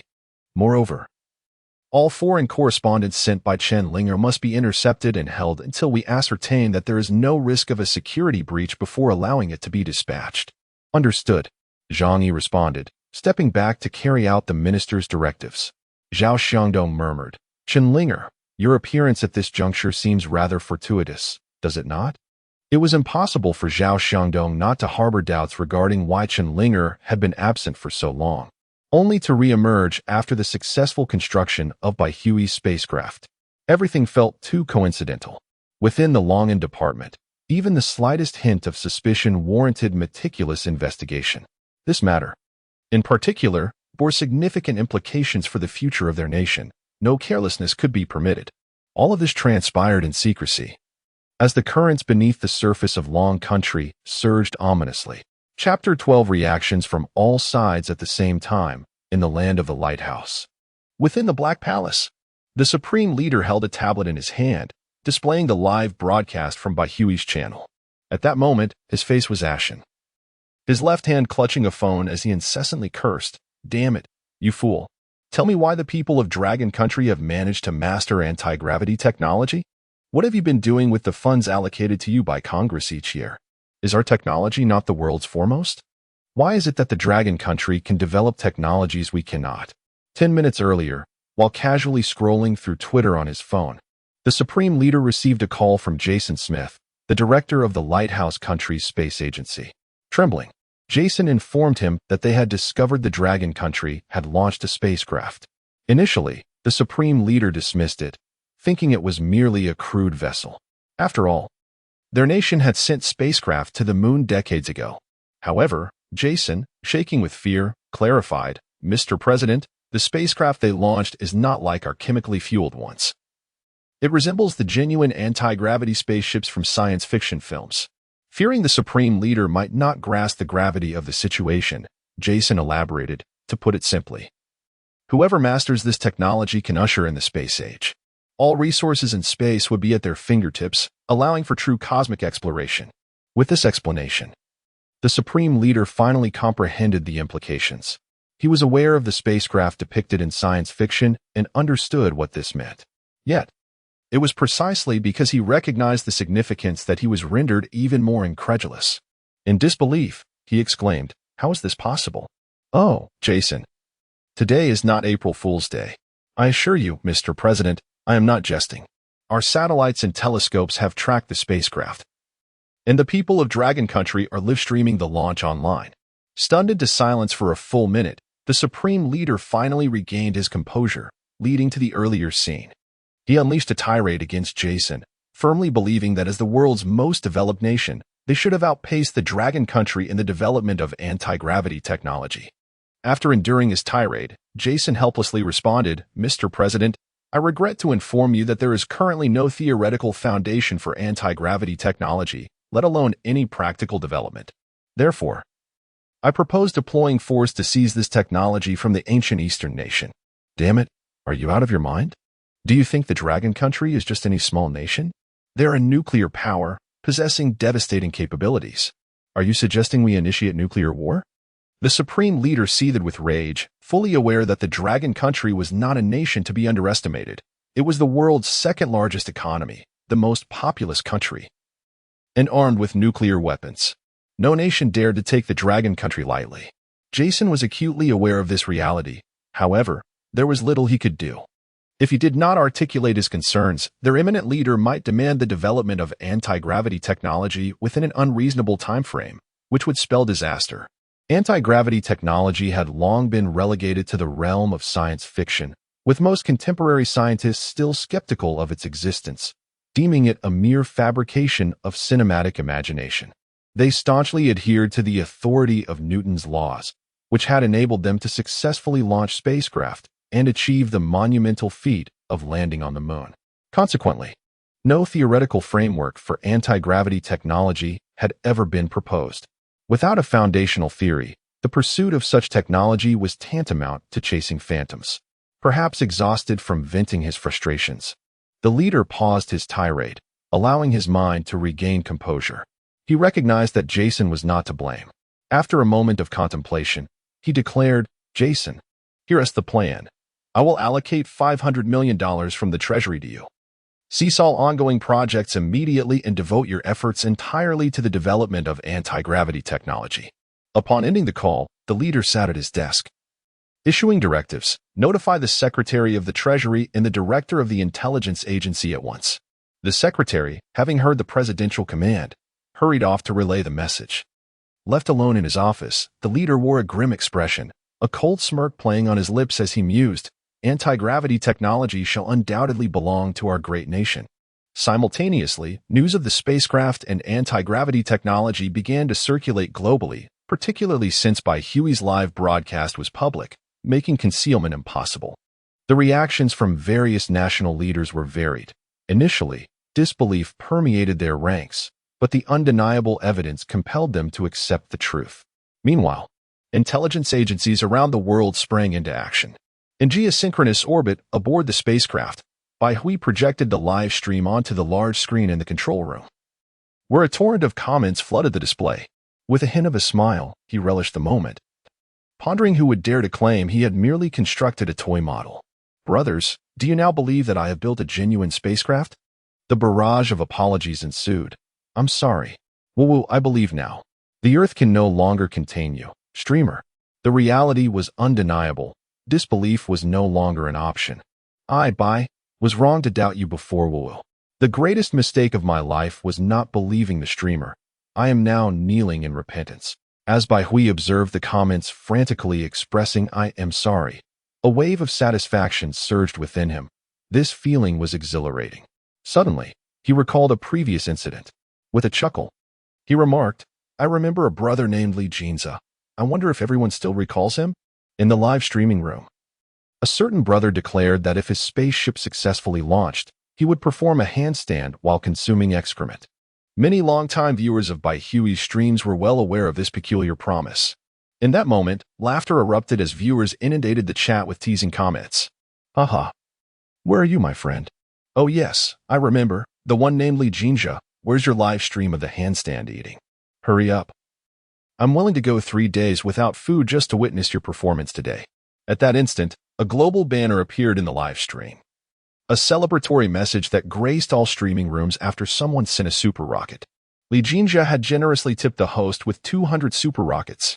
Upon seeing this notification, Bai Hui burst into laughter, having initially made the comment in jest, never expecting the real Li Jinja would indeed follow through. Once Li Jinja, make a statement. It is as binding as a horse driven by 4, tonight at 8 o'clock p.m. The live stream room 862382 awaits you all. I shall perform the handstand while eating excrement. Your presence is most welcome. This proclamation sent the live stream into fits of laughter. Haha, this brother is truly straightforward. Rest assured, I will definitely support you tonight. Yes, I'm off to feast now. I want to eat anything for dinner tonight. Chapter 13. Bai Hui will not disappoint after sharing a hearty laugh. Bai Hui took a moment to collect himself and said, "First and foremost, I extend my gratitude to my brother Li Jinja for the delivery of 200 super rockets. As for the absurdity of eating excrement while inverted, let us set that aside. We are indeed civilized individuals, though if it were chocolate, then I shall consider it as unspoken." The audience in the live stream erupted with even greater amusement. Bai Hui then composed himself. "Ready to address a significant matter, I am here to announce something important. This spacecraft is my first creation, yet it shall certainly not be my last. In the near future, an increasing number of spacecraft will emerge from our Dragon Nation. Soon, all of you present will have the opportunity to board a spacecraft and venture into the vast and mysterious cosmos. In the grand expanse of the universe, humanity is but a mere grain of sand. How insignificant we are. Nevertheless, as the pinnacle of creation, humanity shall conquer the stars with our intellect. I, Bai Hui, am merely a pioneer, and I fervently hope that more individuals will dedicate themselves to the pursuit of space exploration, collectively seeking the mysteries of the universe. This spacecraft symbolizes the inception of our Dragon Nation's ascent. Therefore, I hereby christen this vessel Dragon Soar 1, and all future spacecraft I construct will carry on the Dragon Soar lineage." The entire audience in the live stream stood in unison, many moved to tears. In Shenyang, Elder Zhou gazed at the young man on the large screen, tears streaming down his face. Bai Hui's words resonated deeply within the hearts of those in the aerospace community. Simultaneously, the live stream was inundated with fervent comments. Dragon Nation soars. Dragon Nation rises. Dragon Soar 1 is magnificent. May every citizen of the Dragon Nation soar like dragons. Suddenly, a dazzling barrage of comments illuminated the live stream. Today, in celebration of the successful launch of Dragon Soar 1, the Dragon Nation will establish Dragon Soar University. This institution will focus on exploring the mysteries of the universe, specifically creating programs in aerospace. Furthermore, the Dragon Nation will establish 10 esteemed aerospace universities to cultivate talent in aerospace research. With Mr. Bai at the helm, our nation is truly fortunate. I hereby appoint Mr. Bai as the president of Dragon Soar University. At the moment these comments appeared, the chat was silenced, leaving only these 2 lines of golden text. Everyone was stunned, including Bai Hui, astonished by the monumental initiative of the Dragon Nation. The comments originated from an ID named the Great Leader. No one doubted the authenticity of this ID, for no one would dare impersonate such a figure. It was unimaginable that this esteemed leader, who had dedicated his life to the Dragon Nation, would emerge to announce such a momentous revelation in the live stream. At that moment, many parents in the live stream resolved to enroll their children in aerospace-related studies. The announcement of the establishment of Dragon Soar University and the intent to create numerous aerospace institutions signified a shift in focus for the future of the Dragon Nation towards the aerospace industry.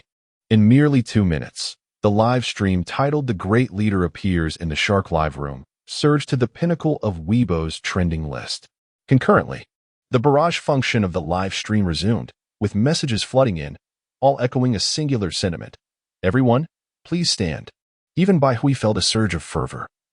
Rising to salute and assert with conviction, rest assured, I, Bai Hui, shall not disappoint.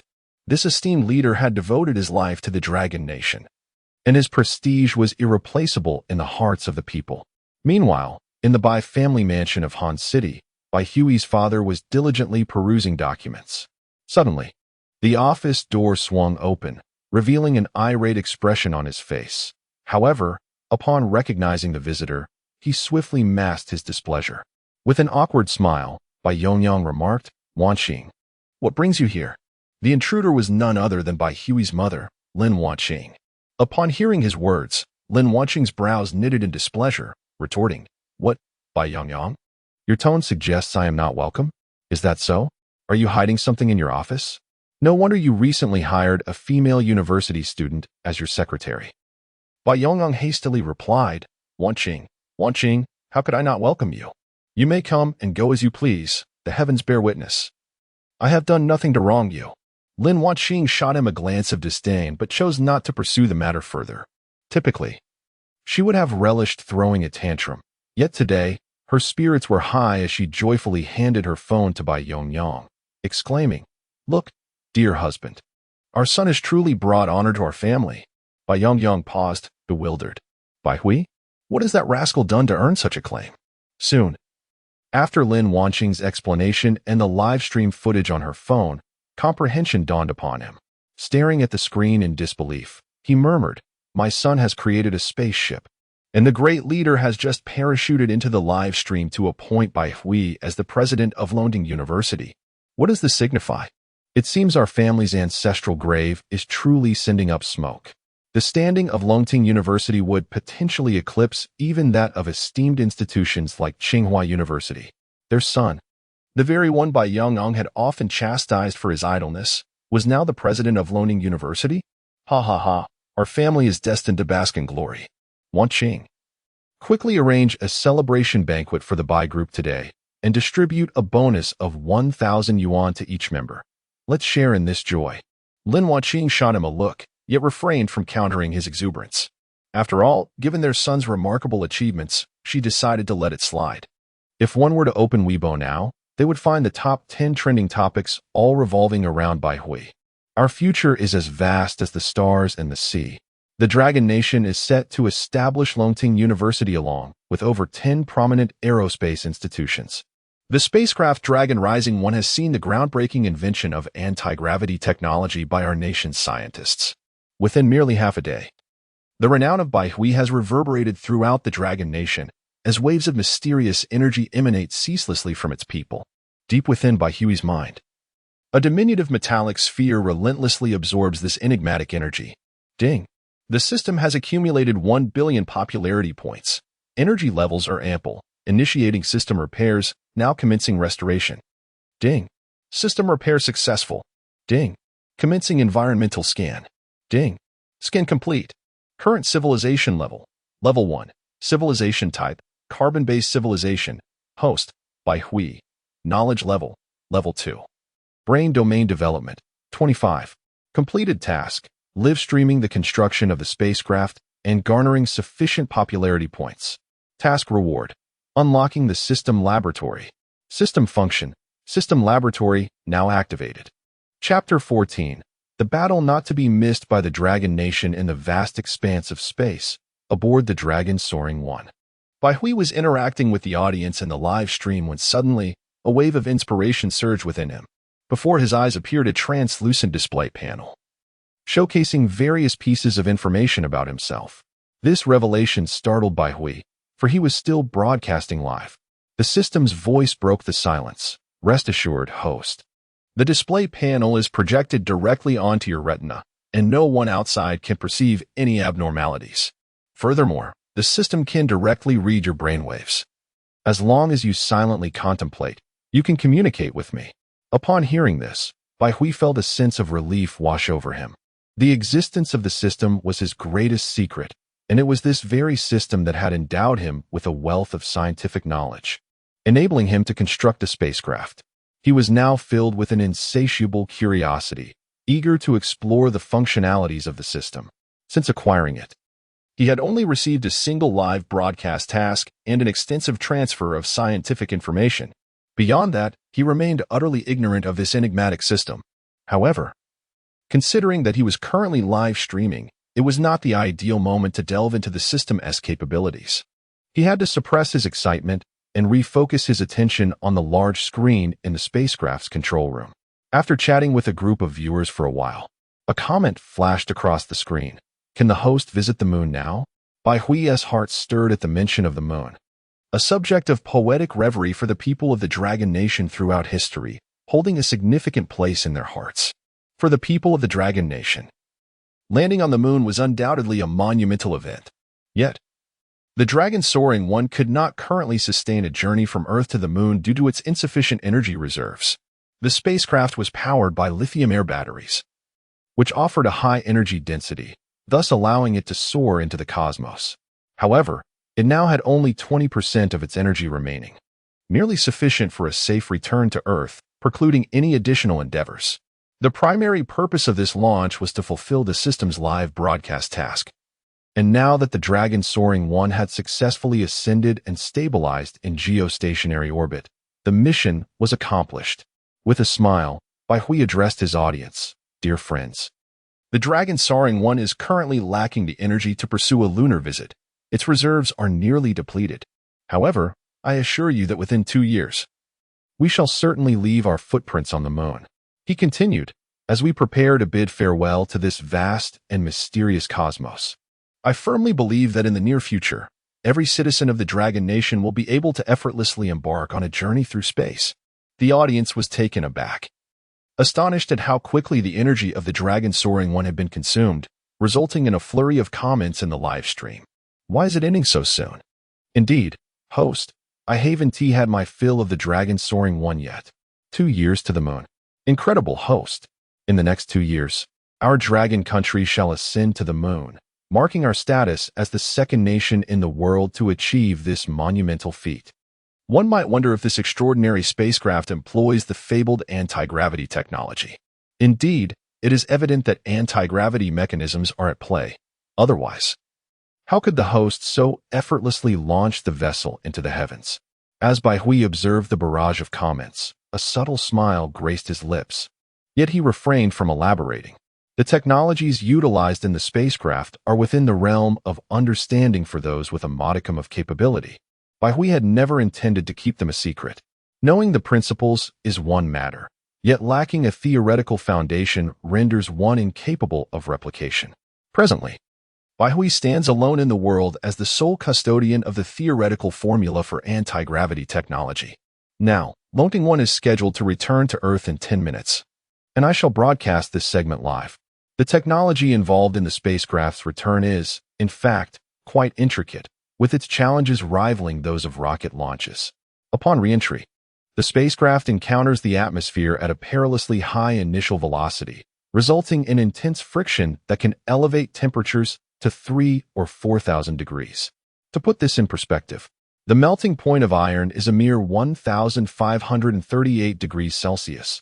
Thus, one can only imagine the harrowing threats faced by the spacecraft during its descent. To mitigate this issue, scientists have coated the exterior of the spacecraft with a thermal protection layer composed of specialized ablative materials. During re-entry, this layer experiences extreme friction with the atmosphere, melting, evaporating, and sublimating to form an ionized layer on the spacecraft's surface, effectively severing all communication. Historically, the Lighthouse Nation suffered a grave incident due to a similar failure. A space shuttle disintegrated upon re-entry when a small piece of thermal insulation detached, allowing superheated gases to infiltrate the shuttle, resulting in an explosion and the loss of all 7 astronauts aboard, a tragedy that shocked the world. Today, only a handful of nations possess the technology for spacecraft re-entry. However, Baihui's spacecraft diverges from traditional designs. Typically, such vessels expend their fuel before reaching the cosmos, rendering them incapable of deceleration during descent, which generates extreme temperatures due to atmospheric friction. In contrast, Baihui's spacecraft harnesses electric energy to power its anti-gravity engines, enabling precise control over its descent speed and ensuring a peril-free return to Earth. As the live audience watched intently, the spacecraft gradually reduced its velocity, subsequently succumbing to Earth's gravitational pull as it entered the atmosphere. At this juncture, the spacecraft maintained a velocity exceeding 600 meters per second, approximately twice the speed of sound, well within the tolerances of its exterior. In comparison to the awe-inspiring launch of Lonting 1, its return journey appeared somewhat unremarkable. Yet, unbeknownst to the masses, beneath the surface of Dragon Country, currents of intrigue began to stir. At sea, the 2 formidable aircraft carrier groups of the Dragon Nation set forth, commencing their patrols within the nation's maritime domain. This time, they were bestowed with a directive issued personally by the chairman, encapsulated in a single resolute statement. Any individual attempting to forcibly intrude upon our sovereign territory is to be met with immediate fire. Those in the upper echelons of the military, upon hearing these words, were overwhelmed with emotion, their resolve unwavering as they pledged their commitment to the mission. Rest assured, they vowed to fulfill the task at hand. This declaration underscored the inviolable sanctity of the Dragon Nation's territory. In the skies, the nation's most advanced 5th-generation fighter jet, the X-20, swiftly took to the air, incessantly patrolling and safeguarding the homeland. On the ground, personnel readied their weapons, poised for battle at a moment's notice. Baihui was of paramount importance. He represented the catalyst for the Dragon Nation's resurgence. For this cause, the nation would not shy away from conflict. In Xinjiang, the chairman presided over operations from Shanghai, clad in military attire, exuding an aura of authority devoid of anger. Intelligence from across the Dragon Nation converged here, as all awaited his decisive orders. It was imperative to ensure the safety of Baihui and Hansheng. His well-being was intrinsically tied to the nation's future, and there must be no missteps. Understood. Furthermore, directives were to be issued to the Longan Department to place all suspicious individuals entering Hansheng within the past 3 days under house arrest. Not a single person was to be permitted to depart, even if it meant incurring some public backlash for the Dragon Nation. Acknowledged. Uncover all spies in Hansheng. If one is found, apprehend them. If necessary, take decisive action without prior approval. Understood. A cascade of orders emanated from this room, and the vast machinery of the Dragon Nation commenced its full-throttle operation. Chapter 15. What? Science has no borders? At this moment, nations across the globe began to mobilize, and several spies from the hidden Dragon Kingdom, who had long been concealed, started to emerge. Their singular mission was to diligently uncover intelligence concerning Bai Hui, and should conditions permit, to invite Bai Hui to their country. Each of these spies was deeply embedded, with some even holding prominent positions. Through their diligent investigations, they swiftly gathered all publicly available information regarding Bai Hui. In the Lighthouse Nation, Emperor Pu sat in a conference room, a computer before him displaying all pertinent information about Bai Hui. Bai Hui, a graduate of the prestigious Shenyang University of Technology in the Dragon Kingdom, majoring in aerospace propulsion. He is the only son of Bai Yongyang, the chairman of the Bai Group. After graduation, he did not pursue employment. Instead, he immersed himself in Shark Live, extravagantly showering several female streamers with gifts. 5 months ago, Bai Hui launched a live stream on Shark Live, proclaiming his intention to broadcast the construction of a spacecraft. At that time, no one believed his claims. However, to their astonishment, Bai Hui indeed succeeded in building an anti-gravity spacecraft. This information constituted the publicly available data about Bai Hui. For more specific details, further time was required for investigation. Suddenly, a spark of realization lit up Emperor Pu's eyes as he inquired, since Bai Hui is live streaming the construction of a spacecraft, have those videos been downloaded? David Bob, the director of the Lighthouse Nation's intelligence agency, appeared somewhat awkward and replied, "I regret to inform you, Mr. President, that before we could respond, the Dragon Kingdom's authorities had already deleted all the live stream videos.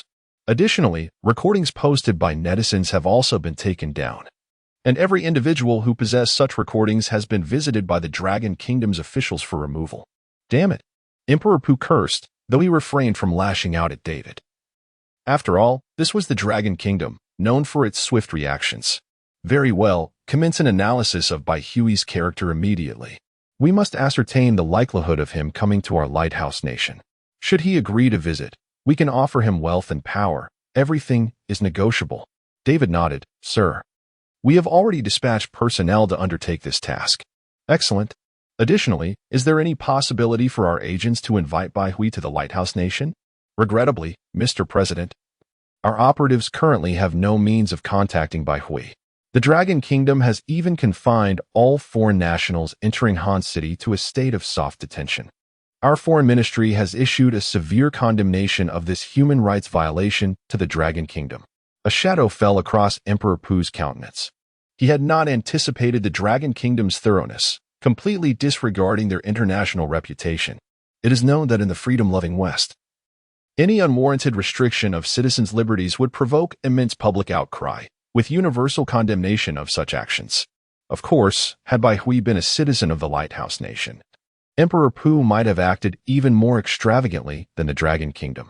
What freedom? I apologize, but you have now infringed upon the national security of the Lighthouse Nation, and we reserve the right to initiate an investigation. It appears we are left with no choice but to proceed to the final step.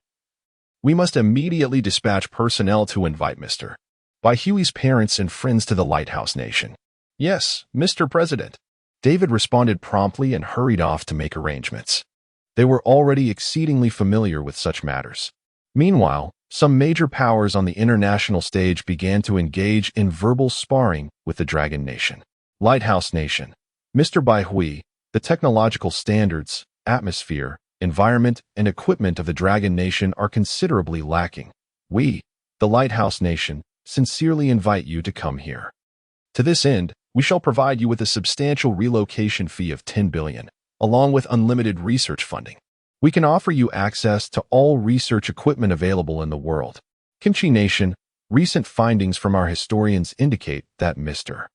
Bai Hui possesses the bloodline of our Kimchi Nation. His ancestors were, in fact, authentic citizens of our nation. Therefore, we wholeheartedly welcome Mr. Bai Hui to acknowledge his heritage. Sakura Nation, we extend a heartfelt invitation to Mr. Bai Hui to visit Sakura Nation. Here, our Prime Minister personally assures that any resources the Dragon Nation can provide, we shall double. Even the Dragon Nation's ally, the Arctic Bear Nation, began to voice their support. Mr. Bai Hui is a remarkable pioneer and a great scientist.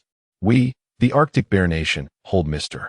Bai in high esteem and earnestly hope he might join us. We also reiterate the following promise, should Mr. Bai Hui choose to join our ranks. We can offer him a reward of 10 billion, with unlimited research funding. The statements from these powerful nations left the online world in utter astonishment. Many were bewildered, unsure of who this Mr. Bai was. However, through explanations from those in the know on social media, they soon learned of Bai Hui's remarkable achievements. People from Western countries possess a distinct characteristic. They yearn for freedom and hold a deep admiration for heroes. This trait is clearly reflected in the films they produce, which celebrate individual heroism, as seen in titles such as Captain of the Lighthouse Nation, Iron Guardian, and League of Heroes. Upon discovering that Bai Hui had live-streamed the creation of an anti-gravity spacecraft, the Western populace took to Twitter and Facebook to express their sentiments. Wow, cool. Bai Hui is a hero of humanity, a pioneer leading us into the space age. His accomplishments have surpassed those of Newton and Einstein. Humanity is poised to enter the era of space exploration. The realization that the Dragon Nation had already developed an anti-gravity spacecraft left many questioning their own nation's capabilities. If we cannot master anti-gravity technology, then in the forthcoming space age, the Lighthouse Nation will utterly lose its voice. Simultaneously, certain sentiments echoed across social media. Science knows no borders. We sincerely hope Mr. Bai Hui can share his anti-gravity technology. Indeed, science is without boundaries. These remarks elicited laughter from the citizens of the Dragon Nation. Science knows no borders. This statement is indeed one of the most amusing expressions of this century. If science is truly without boundaries, then why have you previously imposed a ban on the sale of top-tier CNC machine tools, lithography machines, and premier processing centers to the Dragon Nation? The Dragon Nation has endured countless dismissive glances and injustices due to its technological lag behind Western countries. Yet this has not elicited any sympathy from them. Thus, the Dragon Nation was compelled to embark on a path of independent research and development. Today, the technological prowess of the Dragon Nation has largely caught up with that of Western nations, with only the most advanced fields such as high-end chips, aerospace, and precision machinery still requiring further progress. However, I firmly believe that in the near future, the Dragon Nation will gradually bridge the gap in these domains as well. We shall ultimately stand tall at the pinnacle of the world. Chapter 16. An early ambush on Twitter. Some individuals from the Dragon Nation found these amusing remarks and began to ridicule them. Are you trying to make me laugh? Science knows no borders? Why didn't you say such things before? Indeed, science is without borders, but scientists are not. They continued. How disgusting. Do you not feel a pang of conscience when you speak such words? If science truly knows no boundaries, then I must inquire. Why is it that as soon as the Dragon Nation made some strides in telecommunications, you all began to suppress us vehemently? Once these words were uttered, the Westerners who had made proclamations about the universality of science were left speechless. The truth of the matter rendered them unable to utter another word, no matter how thick their skin. In summary, Bai Hui had indeed become a sensation, gaining notoriety across the globe. Social media platforms such as Weibo, Twitter, and Facebook were abuzz with discussions surrounding Bai Hui. In Hanqing, near the Bai Group headquarters, a group of fair-haired foreigners was observing the surroundings through binoculars. If the officials of the Dragon Nation were to discover these individuals, they would undoubtedly be astonished. Presently, all transport heading to Hanqing was under their control, and all incoming foreigners had been forcibly detained, yet there they stood, a few foreigners still visible. These individuals were not ordinary. They bore arms and exuded an aura of menace that would send any common person into a state of terror. The leader among them spoke. All right, we have not detected any presence of Dragon Nation officials here. It should be quite safe. Let us commence our operation. After a brief pause, he cautioned his comrades. Remember, we are in the Dragon Nation, the place where our strength is at its weakest globally. We must not be the slightest bit careless. If, by misfortune, we are captured, you all know what to do, right? A burly blond man chimed in. He, Captain. Rest assured, we are the elite. The Dragon Nation cannot stop us. Captain Wilson shot him a stern look, scolding, Phil, you fool. If you wish to leave alive, act accordingly. We intend to exit the Dragon Nation safely. Throughout the world, the success rate of mercenaries in the Dragon Nation is the lowest, with the mortality rate being the highest. If discovered, the likelihood of leaving the Dragon Nation alive is virtually non-existent. Does this not heighten your awareness? Upon hearing the captain's rebuke, Phil shrank back, well aware that their captain was not one to be trifled with. He promptly conceded, Sorry, Captain. I will maintain 120% vigilance and ensure the mission is accomplished." Wilson's expression softened as he replied, "Remember, we must not harm the target. Once we succeed, we will immediately follow the planned escape route to the open sea, where we will be safe." Understood.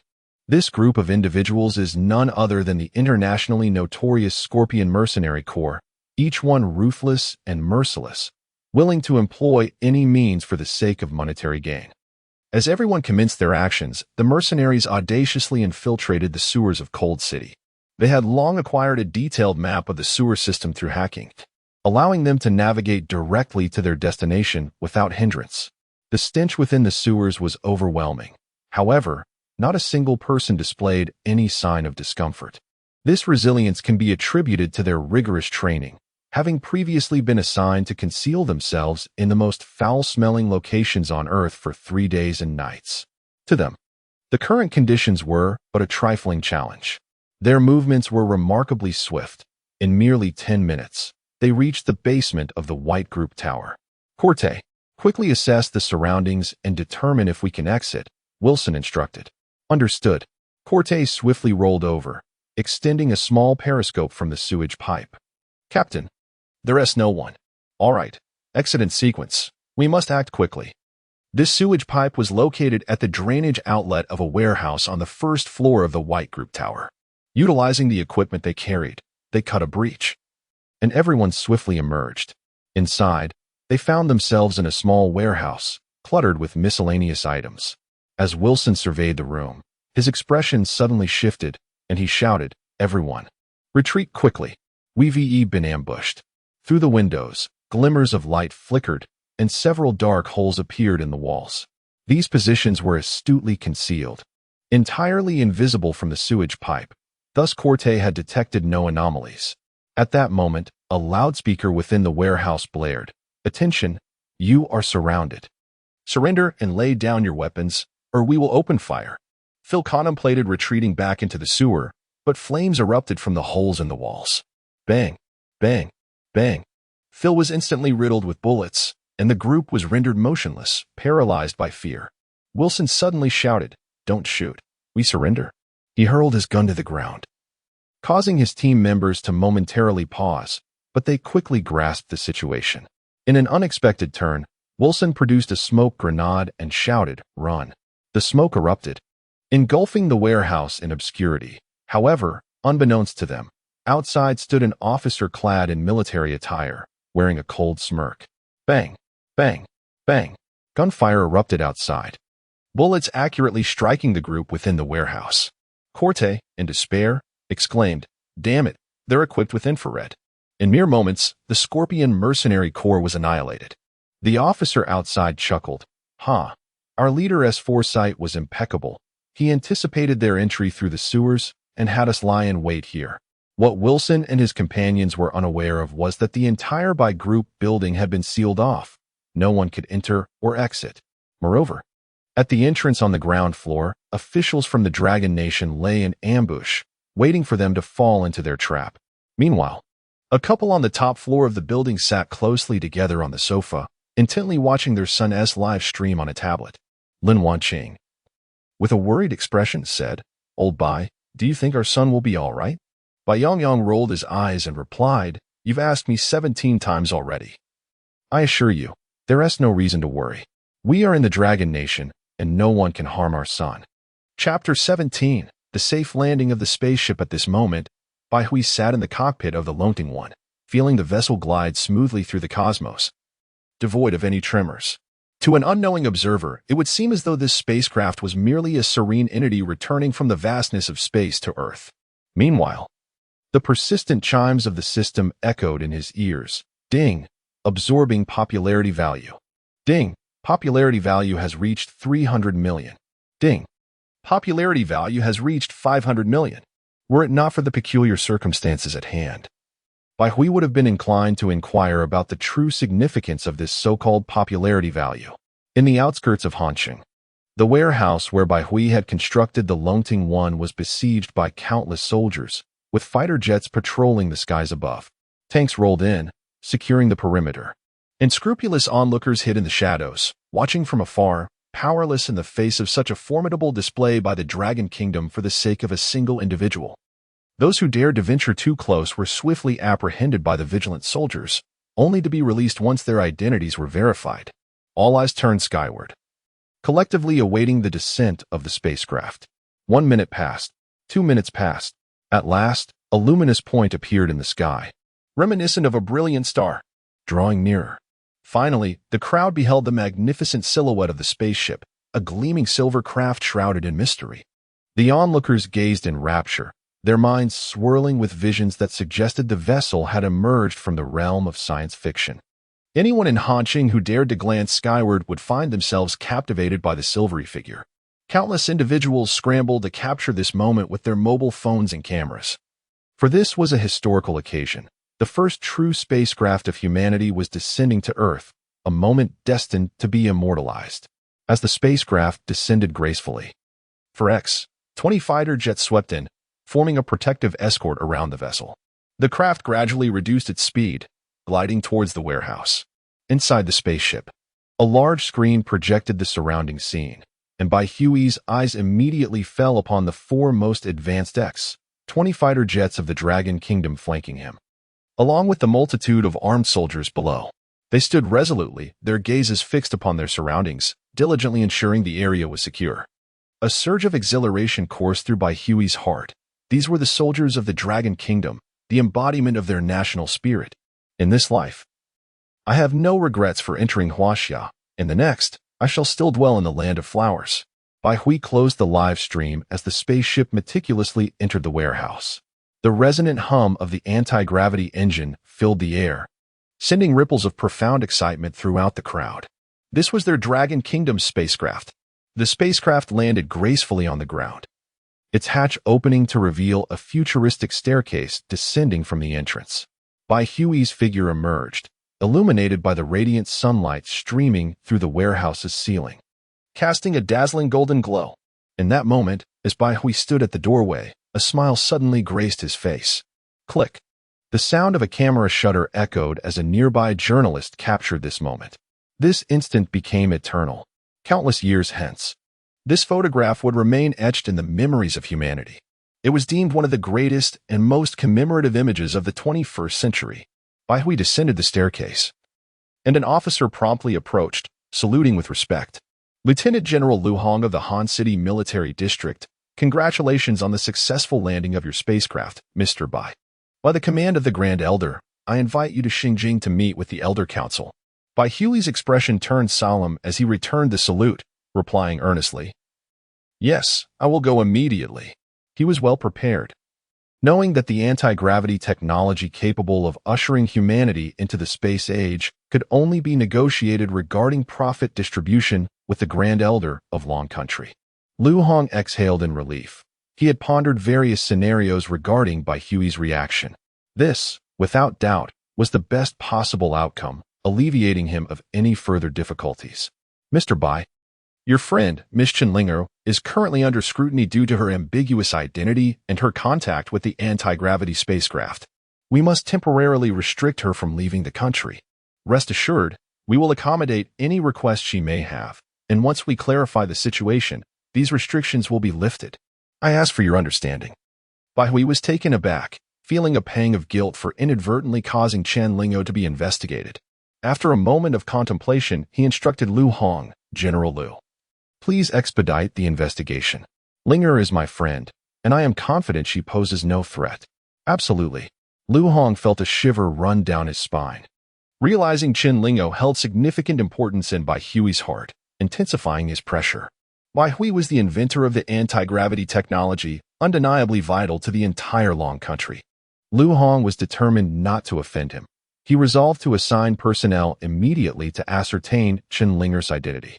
The potential ramifications of any issues arising from her close association with Hui were unimaginable. "General Lu, may I have a moment to speak with Ling?" "Of course. Please proceed." At that moment, Chen Linga was situated in a corner of the warehouse, flanked by 2 female soldiers. Upon seeing Hui approach, she joyfully rose. Waving at him, Brother Bai Hui, I'm over here. Bai Hui approached her, winking playfully and smiling. Ling, see, I wasn't lying to you. This spacecraft truly can soar into the heavens.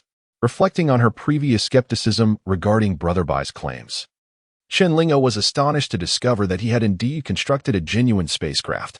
A flush crept onto her cheeks. Well, Brother Bai, I misjudged you. You were truly remarkable. Her eyes sparkled with a brilliant light, akin to two shining stars. Her youthful face bore a rosy hue, enhancing her already alluring complexion. Bai Hui momentarily gazed at her in awe before shyly averting his eyes.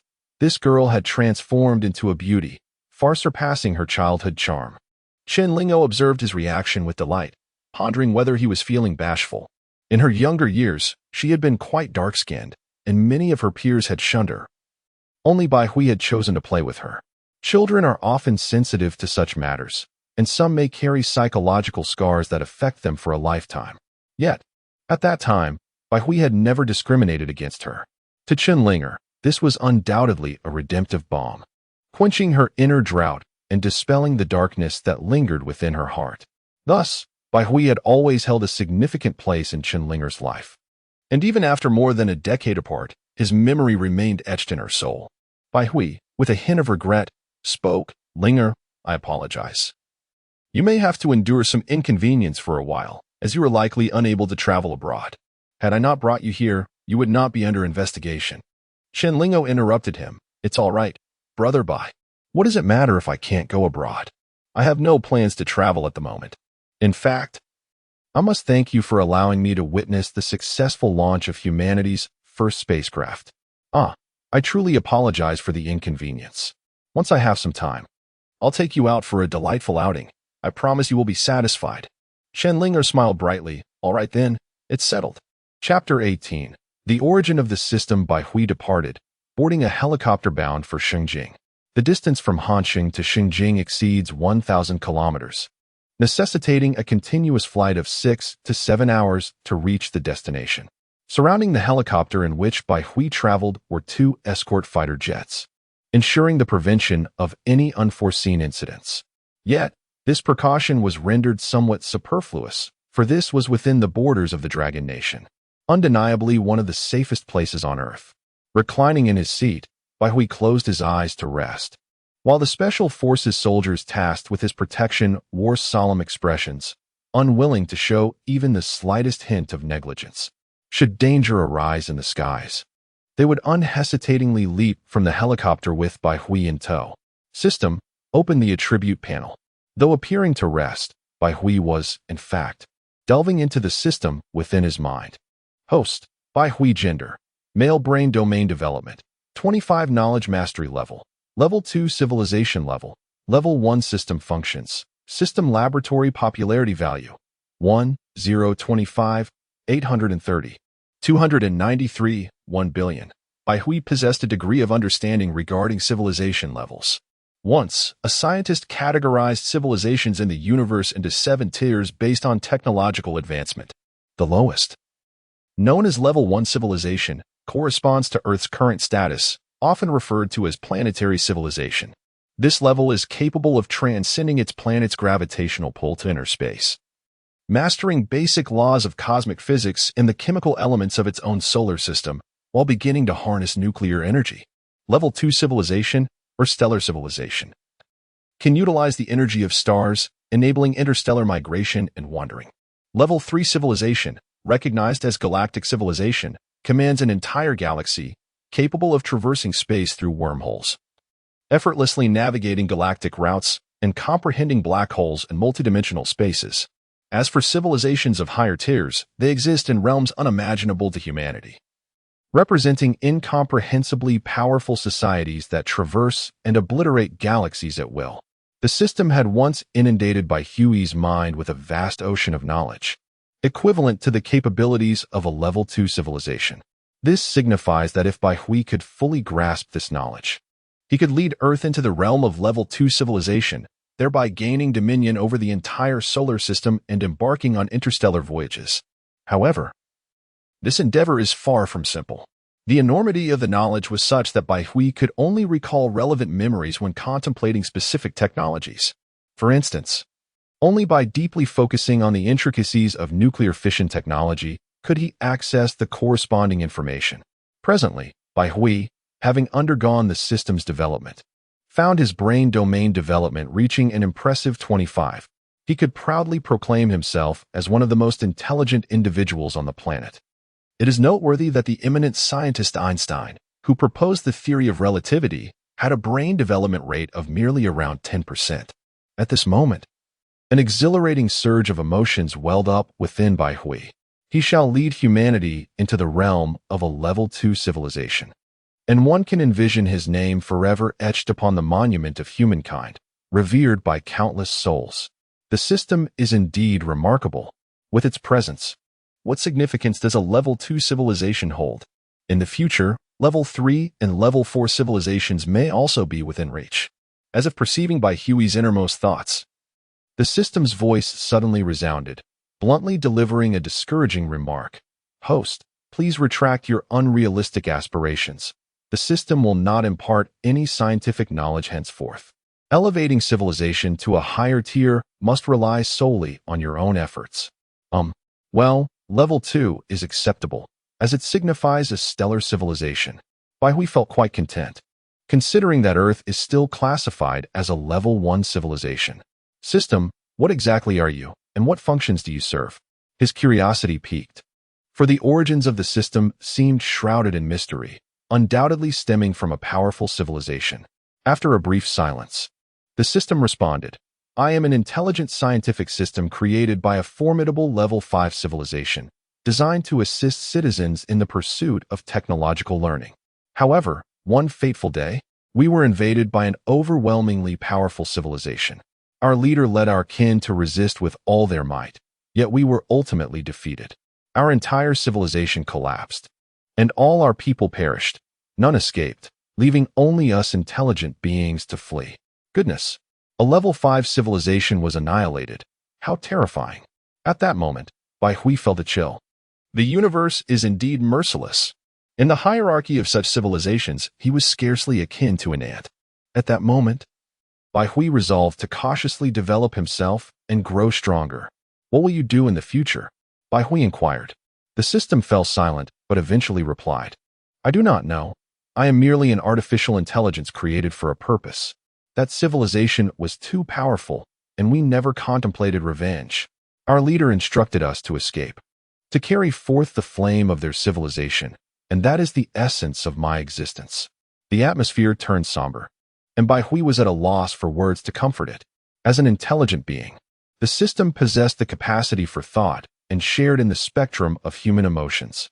After a long pause, the system regained some composure and continued, the scientific knowledge I previously imparted to you is merely a rudimentary foundation for a level 5 civilization.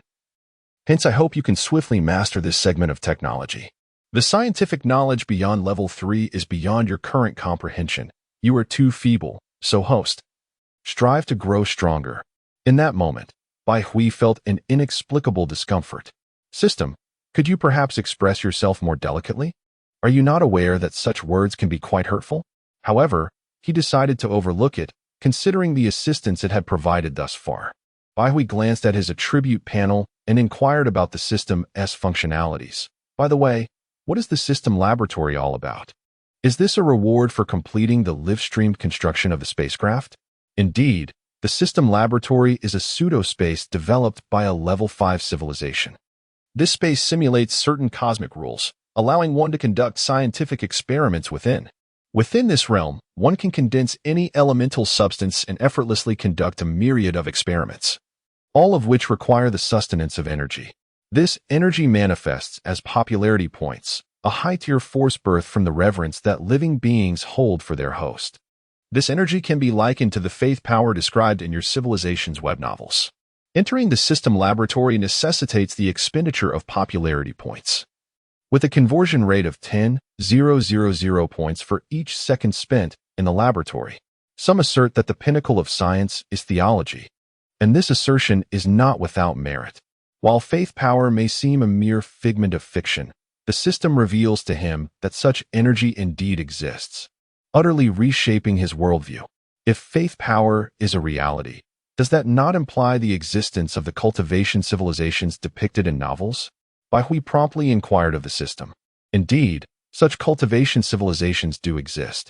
Life is a remarkably unique phenomenon within the cosmos. Even the most diminutive beings possess intrinsic significance. Living entities evolve, elevating their life forms. And even the weakest among them, through gradual evolution, can become formidable forces traversing the vastness of the stars. In truth, whether through cultivation or technological advancement, both paths ultimately lead to a shared destination. Take, for instance, the fifth-level civilization from which I originated. Each of its inhabitants has evolved to an immensely powerful state, capable of effortlessly annihilating Earth through individual prowess. The essence of both civilizations lies in the quest to uncover the mysteries of the universe. Cultivators, in fact, have a more profound ability to perceive the rules of the cosmos, thus resulting in a greater number of their strongest members. However, technological civilizations possess their own merits, as they harness these rules to forge countless formidable weapons. Chapter 19, The Thrilling Space Program in Bai Hui's Heart. A yearning surfaced. How splendid and resplendent the universe is. He longed to experience it firsthand. This conversation imparted to Bai Hui a wealth of knowledge about cosmic civilizations. Simultaneously, he realized that the universe is not a sanctuary. Rather, it is a brutal realm governed by the merciless law of the survival of the fittest, fraught with peril. A vast fifth-level civilization, traversing countless star systems, could still meet a fate of utter annihilation. Therefore, he must strengthen himself swiftly to survive in this harsh and stark universe. The helicopter, swaying gently, arrived in the capital of the Dragon Kingdom, Xinjing. Bai Hui and his companions proceeded directly to Zhonghai, the heart of the Dragon Kingdom, where the 9 elders who could determine its fate resided. To put it bluntly, this is the brain of the Dragon Kingdom. As the helicopter landed, Bai Hui curiously surveyed his surroundings. They were in a courtyard, surrounded by numerous hidden guards ready to spring into action at the slightest hint of danger. Wielding the authority to act without prior approval, they stood vigil here, day in and day out, in silent anonymity. A middle-aged man approached Bai Hui, extending his hand in greeting. "Hello, Mr. Bai. I am Li Mingtai, the secretary of the Grand Elder. Please follow me. The elders are awaiting your arrival." "All right." Bai Hui nodded, trailing behind Secretary Li. They entered a courtyard together. "Please," Li Mingtai gestured for Bai Hui to enter. Bai Hui took a deep breath. Waves of emotion coursing through him. He was about to meet the venerable elders of the Dragon Kingdom. Previously, he had only seen these 9 elders on television, never imagining he would have the opportunity for face-to-face dialogue with them today. After all, he was merely a young man in his 20s, and it was natural for him to feel a swell of emotion. After suppressing his excitement, Bai Hui inhaled deeply, his gaze composed and resolute as he stepped inside. Upon entering, he was greeted by the sight of a round table at which the 9 familiar elders sat, regarding him with curious expressions. The room's decor was quite ordinary, resembling a simple study. Bai Hui bowed respectfully to the elders, in acknowledgement of their tireless dedication and lifelong service to the Dragon Kingdom. With a smile, the leading elder addressed Bai Hui. "Bai Hui, there is no need for such formality. Come sit," he remarked. "Truly, youth brings forth brilliance. At such a young age, you have invented anti-gravity technology, propelling our Dragon Kingdom into the space age. The younger generation is indeed formidable." Bai Hui replied earnestly, "Rest assured, Grand Elder. The Dragon Kingdom is my motherland, and I shall lead it to the pinnacle of the world." The elder appeared delighted, the wrinkles on his face seemingly lessening. He warmly grasped Bai Hui's hand, akin to a kind elder, and engaged him in light conversation. The 8 elderly individuals beside them exhibited no signs of impatience. Rather, they watched the two engage in conversation with great interest. By the time Bai Hui emerged, evening had already descended, and he had shared a delightful dinner with the elders, their laughter resonating in joyful harmony. That night, a document was released from Zhonghai, sending shockwaves throughout the entire Dragon Nation. This document contained 4 significant announcements. Firstly, the Dragon Nation's Aerospace Bureau will henceforth be restructured into the Dragon Nation Aerospace Department. which will spearhead the exploration of space and the universe. The nation's industrial focus will shift towards the aerospace sector, with Bai Hui appointed as the minister and chief scientist. Secondly, the Dragon Nation has simultaneously initiated 5 major plans: the Lunar Base Project, the Mars Base Project, the Solar System Planet Exploration Project, the Asteroid Capture Project, and the Permanent Space Base Project. A staggering investment of 15 trillion will be allocated to these endeavors, with funds being disbursed progressively. The third major announcement reveals that the government will issue a 50 trillion aerospace fund, allowing each citizen of the Dragon Nation to purchase up to 1 million in aerospace fund shares on a first-come, first-served basis. Most importantly, 25% of all profits from space exploration will be allocated as dividends from the aerospace fund. Lastly, this year's Mid-Autumn Festival will witness the Dragon Nation dispatching personnel to land on the moon and establish a permanent base. These 4 announcements left the populace in awe, as they realized the nation was making a monumental leap, transferring its entire industrial focus towards aerospace endeavors. Consequently, stock prices within the aerospace sector surged dramatically. For the common citizen, the most pressing matter was undoubtedly the 50 trillion aerospace fund. The promise that 25% of all profits from space exploration would be distributed as dividends sent the people into a frenzy, as if entranced. Yet, their excitement was not unfounded. They were acutely aware of the implications of the newly acquired anti-gravity technology. The prospects of space development were now undeniably lucrative. Consider, for instance, the asteroid Lingshan, located 370 million kilometers from Earth, which had been estimated by scientists from the Lighthouse Nation to be worth an astronomical $100 trillion. This is no exaggeration. It could potentially purchase the entire planet. Composed primarily of metallic materials with a high density, this asteroid measures approximately 200 kilometers in diameter, predominantly consisting of iron and nickel. Securing such an asteroid could transform every citizen of Earth into a billionaire. In the era preceding the advent of anti-gravity technology, the citizens of the Dragon Nation would have been disinclined to invest in any aerospace funds. A sum of 50 trillion would hardly create a ripple in the vastness of space. However, with Bai Hui's invention of the anti-gravity spacecraft, humanity has embarked upon the space age. This innovation facilitates effortless access to space, enabling the extraction of resources from celestial bodies. The Moon, Mars, and asteroids are now within easy reach. Moreover, the prospect of Dragon Nation citizens landing on the moon during this year's Mid-Autumn Festival has sparked widespread discussion. Since ancient times, the moon has been a cherished symbol of beauty and aspiration for the people of the Dragon Nation. Numerous poets have eloquently expressed their admiration for the moon in their verses, imbuing it with a unique emotional significance in the hearts of the dragon people. Furthermore, the Dragon Nation is poised to establish a permanent base on the moon, offering even ordinary citizens the opportunity to embark on a journey there in the future. As we approach this year's Mid-Autumn Festival, a mere 3 months away, the Dragon Nation is set to construct a large spacecraft, designed under the meticulous guidance of Bai Hui. This vessel is expected to be powered by a nuclear reactor, as anti-gravity spacecraft demand substantial energy, over 3 million kilowatts, merely to facilitate a single round trip. As evidenced by Bai Hui's previous ascent, his innovative lithium-air battery has proven vital. Had traditional lithium batteries been employed, the sheer size of the batteries would have rendered the flight of the anti-gravity spacecraft unfeasible. The news of Bai Hui's appointment as Minister of Aerospace has sparked considerable discussion, particularly given his youth at just 23 years of age. Yet, no one questions his suitability for the role, for without him, anti-gravity technology would not exist. The absence of such technology would have precluded the Dragon Nation from entering the space age and proposing its thrilling space initiatives. Bai Hui stands as the linchpin of the entire space program. Chapter 20. A profit of 20% at this moment. Bai Hui found himself residing in a hotel. Yet sleep eluded him as he meticulously contemplated the discussions of the day. The anti-gravity technology and lithium-air battery technology he possessed were poised to yield a 20% profit from the space program over the next 50 years. A 20% profit was indeed substantial.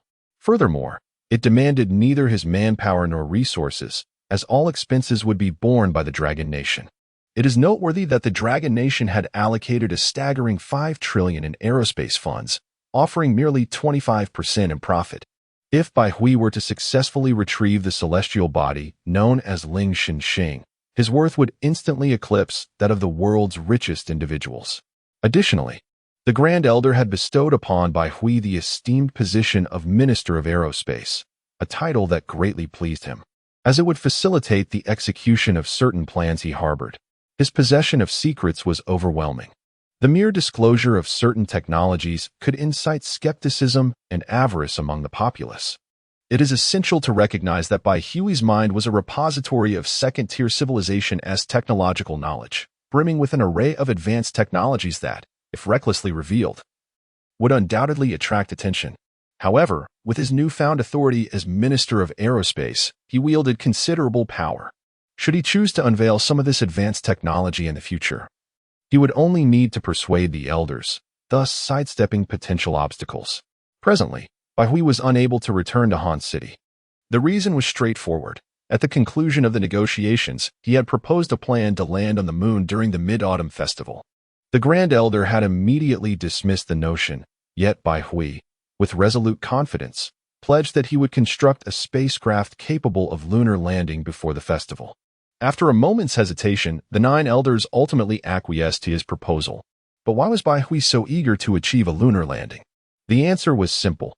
To the citizens of the world, a moon landing represented an event of profound significance. He sought to showcase the cohesion and ingenuity of the Dragon Nation to the globe. Moreover, such an achievement would bolster the national pride of the Dragon Nation's populace. The rise of so many banana people in the past was largely attributed to a lack of national confidence. Bai Hui believed that a successful lunar landing would foster a deeper sense of identity among the citizens. Thus, he faced the formidable task of designing a nuclear anti-gravity spacecraft capable of landing on the moon within a mere 3 months and subsequently bringing it to fruition. This endeavor was undeniably challenging. Constructing even a conventional ship often required several years. How much more daunting would it be to build a large nuclear-powered spacecraft? Fortunately, during this period, Bai Hui would have the liberty to mobilize the full might of the Dragon Nation to expedite its production. In the final discussions with the elders, a shared concern emerged regarding the potential for Western nations to launch aggressive actions against the Dragon Nation. The rationale was clear. The value of anti-gravity technology far surpassed all others. To possess it was akin to holding the key to the space age. It was inevitable that Western nations would target the Dragon Nation, pressuring them to relinquish this groundbreaking technology. The most probable outcome would be economic sanctions imposed by these countries. Do not underestimate the impact of economic sanctions. The once formidable Arctic Bear Alliance crumbled due to economic disintegration. These sanctions are akin to a declaration of war. Yet, can the Dragon Nation afford to forego this once-in-a-lifetime opportunity? Absolutely not. When the elders grow resolute, they resolve to rely less on foreign technology. If chips are unavailable, they will manufacture their own. While they may not yet achieve the pinnacle of advancement, the Dragon Nation is capable of producing 14 nanometers chips. Although there remains a significant gap between their 14 nanometers chips and the cutting-edge 5 nanometers technology available internationally, with determination, these 14 nanometers chips can still serve a purpose, albeit with reduced performance. If precision machinery is lacking, they will create it themselves, even if the performance is slightly inferior. They are determined to mobilize the nation's scientific personnel to develop high-precision equipment unique to the Dragon Nation. Often, technological advancements stem from necessity. The future of their aerospace industry holds immense promise, which will undoubtedly galvanize numerous companies to invest countless researchers, paving the way for rapid progress in the nation's overall technological landscape. The once dominant lighthouse nation achieved its technological prowess, in part, due to the fervent development of its aerospace and military technologies during its confrontation with the Arctic Bear Alliance in the 1960s and 70s. Over time, they absorbed and evolved these technologies, leading to the advancements we witness today. Therefore, it is necessity that serves as the stepping stone for human progress. Many believe that in the 21st century, humanity has stagnated technologically, The same nation that reached the moon in the 1960s and 70s now finds itself unable to return. This stagnation can be attributed to the diminished urgency among nations to return to the moon. Without demand, there is no impetus for advancement. As thoughts meandered, Bai Hui gradually succumbed to slumber. Meanwhile, while Bai Hui slept soundly, the world was left in astonishment. On platforms like Twitter and Facebook, people expressed their shock, exclaiming, "Oh, this is utterly insane. That ancient nation in the East has advanced to the point of establishing bases on the moon and Mars." It turned out that the Dragon Nation is the most technologically advanced country in the world, while the Lighthouse Nation has merely been lost in self-delusion. This civilization, steeped in 5 millennia of history, has awakened like a mighty lion, finally revealing its prowess to the world. The Dragon Nation is extraordinary, perhaps in our lifetimes. We will have the opportunity to board their spacecraft and journey into the cosmos. Simultaneously, the Emperor of the Lighthouse Nation convened an emergency meeting. And after 6 hours of discussions among various parties, they ultimately ratified the nation's space program. They have resolved to invest $1 trillion to develop the space industry, with the first step of the entire space initiative being the Ares program. Ares, the god of war in Western mythology, symbolizes Mars, characterized by his ferocity and combativeness, representing strength and power, as well as the spirit of aggression and slaughter. The Ares project, in simple terms, involves the construction of a spacecraft named Ares by the Lighthouse Nation. This vessel will be launched from Earth using rocket components and subsequently assembled in space. Once the assembly is completed, astronauts will board the Ares spacecraft and navigate it toward Mars to establish a Martian base. This ambitious endeavor is slated for completion before the next opposition of Mars, a moment when the distance between Mars and Earth is at its shortest, thereby optimizing fuel efficiency. The next opposition is merely a year and 3 months away, presenting a pressing timeline. However, the Lighthouse Nation has no alternative. They must secure ample territory and influence in outer space. In their quest for dominion, the Lighthouse Nation is fully committed, drawing from their extensive experience over the years. Assembling such a spacecraft should not pose an insurmountable challenge, though it will undoubtedly incur substantial costs. Not to mention, the financial requirements for launching the rockets alone would be formidable. The entire Ares project is exponentially more complex than the Apollo missions of the 1960s and 1970s. It is essential to recognize that Mars is a planet situated hundreds of millions of kilometers away from Earth, vastly different from the Moon, which lies only 300,000 kilometers from our planet. Landing on the Moon was a task that, with sufficient investment, could be undertaken by the major powers of Earth. However, previously, there was little incentive to invest heavily in lunar exploration. After all, even if they succeeded in landing on the Moon, the technological limitations of the time would have rendered substantial benefits unattainable. Without profit, who would be inclined to pursue such endeavors? P.S. A heartfelt thank you for your support. Chapter 21. Space programs of various nations. However, the landscape has changed. The Dragon Nation has mastered anti-gravity technology, enabling the construction of anti-gravity spacecraft that can effortlessly ascend into the cosmos. In the future, celestial bodies such as the Moon and Mars will be within easy reach for the Dragon Nation. This underscores the paramount importance of anti-gravity technology. Consequently, nations with any semblance of power around the globe are increasingly restless. They cannot passively observe as the Dragon Nation steadily rises to dominance, seizing control of outer space and voraciously claiming its resources. Thus, the Lighthouse Nation has proposed the second phase of its space initiative, dubbed the Artemis program, aimed at returning to the Moon.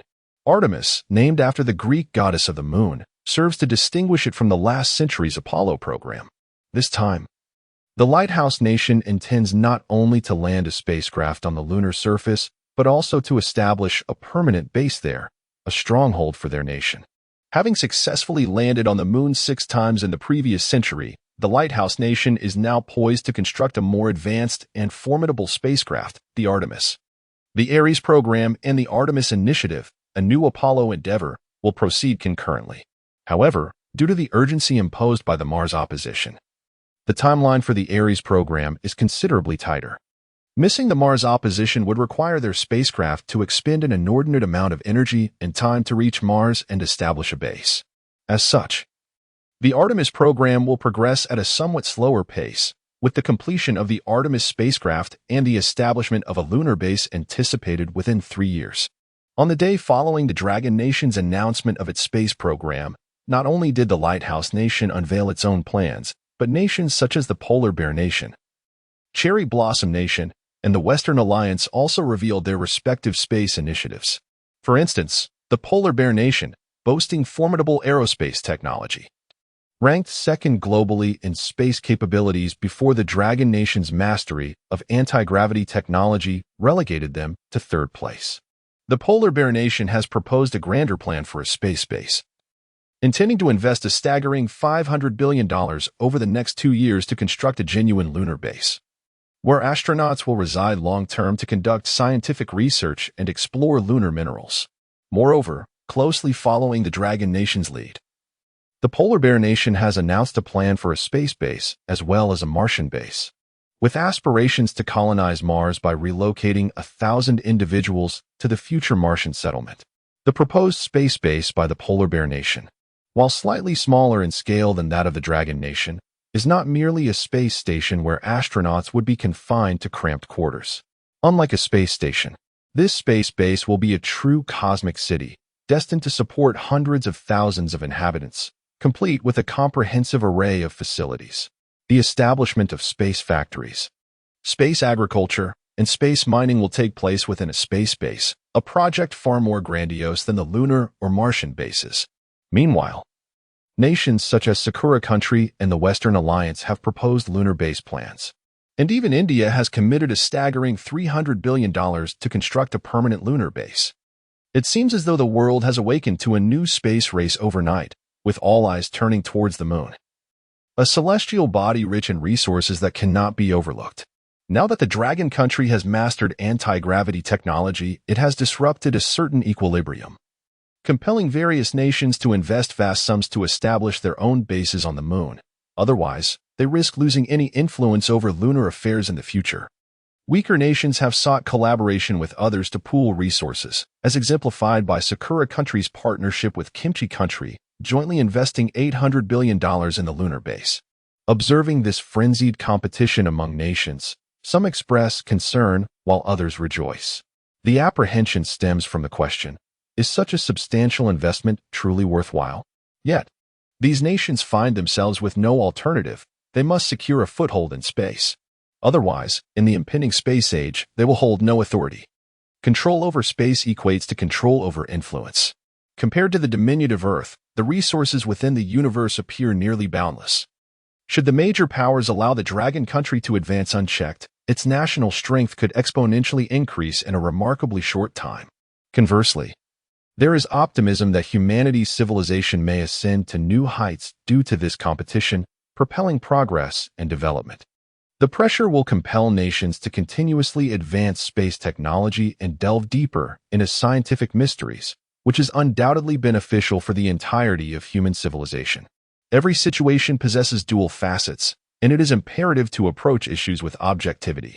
For contemporary humanity, the resources on the Moon and Mars are decidedly more accessible than those on other celestial bodies. These two planets are strategic territories of contention. In essence, the global powers are engaged in a territorial scramble, where speed determines the extent of land acquisition. The Dragon Country, with its mastery of anti-gravity technology, holds an unparalleled advantage, enabling effortless access to space without exorbitant costs. Other nations are left with no choice but to expend significant resources in their quest for more assets. The Moon is a vast treasure trove that no one is willing to relinquish, thus drawing the attention of all major powers. Of course, Mars is even more lucrative. However, few possess the capability to establish a base there. Apart from the Dragon Country, only the Lighthouse Country seems capable of such a feat. Perhaps the Polar Bear Country might also achieve this under desperate circumstances, but the cost would be unfathomable. The launch of the Dragon Country space program has undoubtedly ignited public enthusiasm. The entire Dragon Kingdom has plunged into a state of revelry, with countless individuals engaged in fervent discussions. Platforms like Weibo and Bihu have been overwhelmed, nearly crashing under the sheer volume of activity. The populace is not oblivious. They can discern the significance of this unprecedented opportunity. The advent of anti-gravity technology undoubtedly provides the Dragon Kingdom with wings for its ascent. For the citizens of the Dragon Kingdom, the benefits of the space age are soon to be within their grasp. Chapter 22, The Extraordinary System Laboratory. Just now I rushed to purchase 1 million in aerospace funds. Now I can only wait at home to reap the rewards. I bought 1 million too. If it weren't for the restriction that each household can only purchase 1 million, I would have invested all my savings into it. Woe is me, those upstairs are all affluent individuals.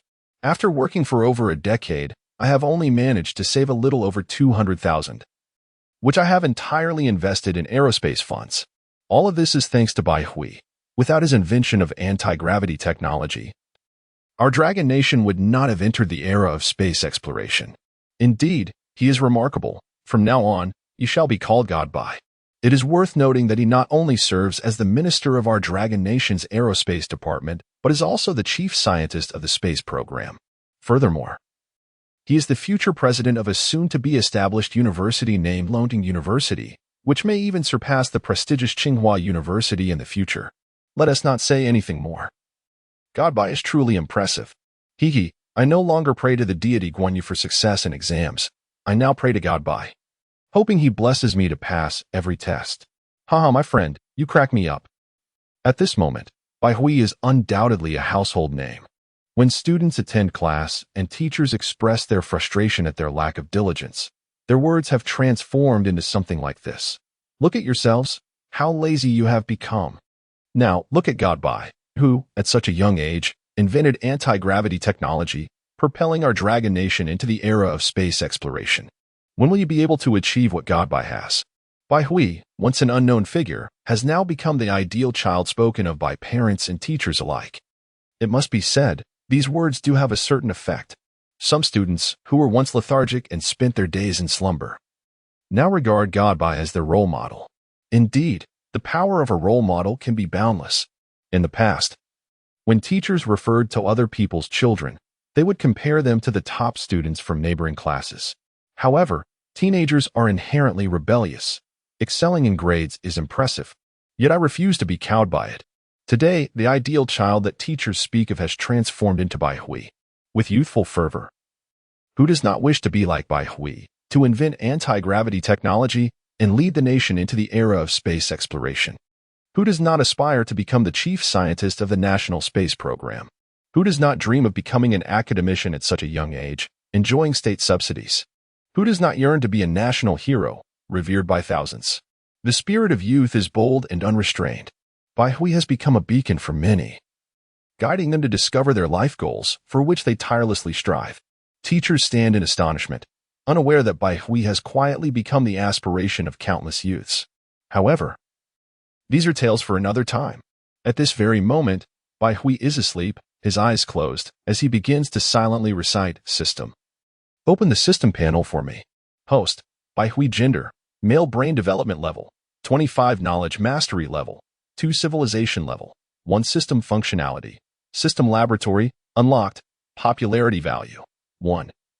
683, 459, 1. 6 billion. Bai Hui gazed at his popularity value, astonished to find it had exceeded 1. 6 billion. Previously, the system had expended approximately 1 billion of this value for self-restoration, and Bai Hui was yet to fully comprehend the origins of this popularity. System. How is this popularity value calculated? Does it mean that 6 billion people globally are aware of me? No, host, you have misunderstood. The system replied, shaking its head. It proceeded to elucidate the generation and calculation of popularity value. Firstly, popularity is not limited to a single point per individual. If that were the case, the entire Earth could only provide Bai Hui with a mere 7 billion points.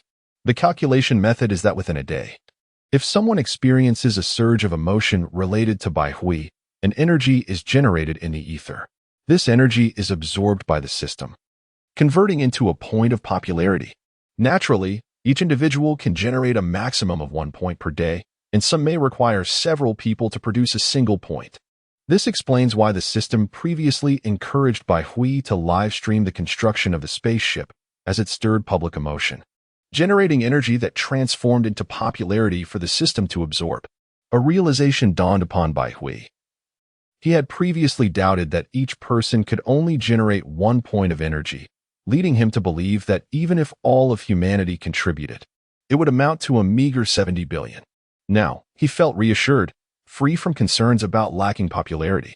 Next, Bai Hui began to explore the functionalities of the system's laboratory. The system's tone suggested that this laboratory was exceptionally impressive. However, the consumption was astonishing. Spending merely a second inside would cost 10,000 points of popularity, meaning his 1.6 billion points would only allow him to remain there for a mere 2 days. Bai Hui was eager to delve deeper into the specifics of this laboratory's capabilities. System. Open the system laboratory. Opening system laboratory. System laboratory has been opened. Popularity value consumption is 10,000 points per second. In an instant, Bai Hui found himself in a mysterious space, enveloped in chaos.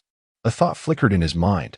Within this realm, he felt akin to a deity, capable of creating anything he desired. With a wave of his right hand, he issued a command within his consciousness, and suddenly, countless materials materialized before him, instantly assembling into a spaceship resembling Dragon Soaring One. Bai Hui's expression shifted as he began to grasp the function of the system laboratory. Simply put, this system laboratory could manifest any object based on the thoughts in his mind. For instance, if he wished to conjure an iron ball, a mere thought would suffice to bring it into existence. However, this laboratory is constrained by the knowledge level of its users. For instance, Bai Hui is currently unable to fabricate a lithography machine, as he lacks the specific design blueprints. Thus, the laboratory cannot bring it into existence. The spacecraft Long Tongue No. 1 foot was meticulously crafted by him, with all the principles and design schematics residing within his mind, allowing Bai Hui to materialize Long Tongue No. 1 instantaneously.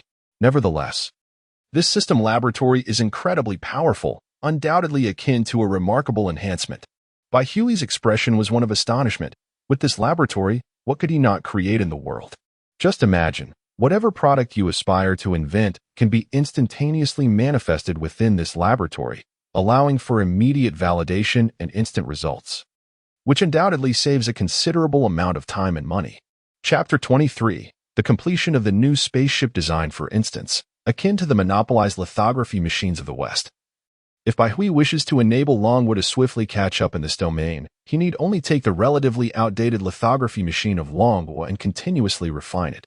The results would manifest instantaneously, with its performance glaringly evident. Should the performance prove unsatisfactory, he could promptly amend the design and conduct rapid experiments. Thus, he could within a remarkably brief period, ceaselessly enhance and fabricate a lithography machine of superior performance. Suddenly, Bai Hui pondered a question, a thought striking him. And he inquired, "System, may I allow Xiaohei to enter?" The system replied, "Artificial intelligence cannot directly enter the system laboratory. However, data interaction is permissible. In simpler terms, it means that prior to entry, the data of the artificial intelligence must be copied into the laboratory, and upon exit, the data must be copied out again." Upon hearing that Xiaohei could not enter the laboratory space, Bai Hui felt a wave of disappointment wash over him. Yet, he soon found himself smiling. After all, artificial intelligence is merely a collection of data. Bai Hui could easily copy Xiaohei's data into the laboratory before entering, and upon leaving, copy the data back out. In this manner, Xiaohei could effectively assist him in his research within the system laboratory. Given the vast array of replication blueprints, the data was simply too extensive. Even with Bai Hui's brain development reaching 25, it would be impossible for him to retain such an immense volume of information. However, with the assistance of the artificial intelligence Xiaohei, everything would be different. He could transfer the design blueprints into Xiaohei's data and then replicate them, allowing the corresponding items to materialize instantaneously, which was exceedingly convenient. The only complication was that Xiaohei still needed to interact with the system for data exchange, which required an extensive amount of time to copy the data, as Xiaohei's database was exceptionally large. It was not that the system laboratory's copying speed was sluggish. Rather, it was the connection in reality to Xiaohei that was hindered by slow internet speed. Bai Hui promptly copied Xiaohei's data into the laboratory, and after 2 hours, the data interaction was finally complete. With a wave of his hand, a spaceship materialized before him. Longting number 1. Xiaohei. In preparation for our lunar landing on the Mid-Autumn Festival in 3 months, we must design a superior anti-gravity spaceship. Let us base our new design on Longting number 1. At your command, boss. Xiaohei's voice retained its emotionless electronic tone. Bai Hui stroked his chin, contemplating that it seemed necessary to upgrade Xiaohei. Currently, Xiaohei's core resided within Longting number 1, significantly impairing its performance. It appeared he must inform the Grand Elder to procure a supercomputer for him, thereby allowing Xiaohei's capabilities to be fully realized. As for the matter of artificial intelligence, Bai Hui intended to disclose it solely to the Grand Elder. The implications of this development were no less significant than those of anti-gravity technology, perhaps even surpassing them. Should word of this leak, there might arise concerns about artificial intelligence betraying humanity and seeking to dominate the Earth. There is no denying that such films abound, having profoundly indoctrinated the masses. Many firmly believe that the invention of artificial intelligence will spell the end of human civilization. Bai Hui and Xiaohei toiled ceaselessly in the system laboratory, dedicating a full 8 hours and expending a staggering 300 million in popularity points, ultimately producing a new spacecraft design blueprint. This vessel surpasses the Longting No. 1 in performance, boasting a size more than tenfold. This achievement is the result of Bai Hui and Xiaohei's relentless improvements and collaborative efforts. Within the confines of the system laboratory, Bai Hui successfully tested the spacecraft, refining every aspect of its design to perfection. Through data exchange with Xiaohei, Bai Hui transferred the blueprint to Xiaohei's database, implanting it into the external realm. On that very day, Bai Hui sought out the Grand Elder, armed with the new spacecraft design. This time, it was only the two of them, as the other elders were preoccupied with their duties. Bai Hui and the second elder engaged in discussions for an entire morning before finally emerging from the Zhonghai, leaving everyone in the dark about their conversation. A month later, since his meeting with the Grand Elder, Bai Hui ventured the next day to a remote location in the northwestern desert. Here, 200 meters underground, lies a clandestine base, filled with cutting-edge automated production lines, where mechanical arms tirelessly labored. Additionally, a cadre of individuals clad in dust-proof attire diligently adjusted the equipment, with the leader among them being none other than Bai Hui. This subterranean facility is designated for the production of the most critical component of the anti-gravity spacecraft, the anti-gravity engine, buried deep underground. With a concrete ceiling that even the mightiest explosion could not breach, this base is fortified. Moreover, stationed above are troops, including numerous tanks and fighter jets, ensuring the safety and security of the site. This underground base is a closely guarded secret, aside from the personnel working within. Only a handful of the surface guards are privy to its true purpose. Simultaneously, preparations for an extended absence from home have been made, with the scientific team in the underground base required to remain there for an indefinite period. To return home, one must undergo an exceedingly stringent review process, requiring the signatures of high-ranking officials. Even upon passing the review, 2 individuals must accompany the individual discreetly to prevent any leakage of secrets. The significance of this place cannot be overstated. The anti-gravity engine is the cornerstone of the space age. Any mishap here would be a tremendous blow to the entire Long Kingdom, potentially jeopardizing its supremacy in the era of space exploration. To ensure a sufficient energy supply for the production lines, the Long Kingdom has also constructed a nuclear fission reactor here, capable of generating 1,750 megawatts. Furthermore, the production line equipment is among the most advanced in the world, with some of the cutting-edge devices being exceedingly rare throughout the entire Long Kingdom. Old Yang, I have completed the adjustments to the production line. We shall now proceed with trial production.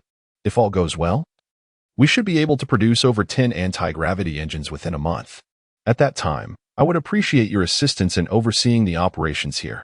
Bai Hui, clad in a white protective suit, spoke to an elderly gentleman beside him, who appeared to be in his 60s or 70s.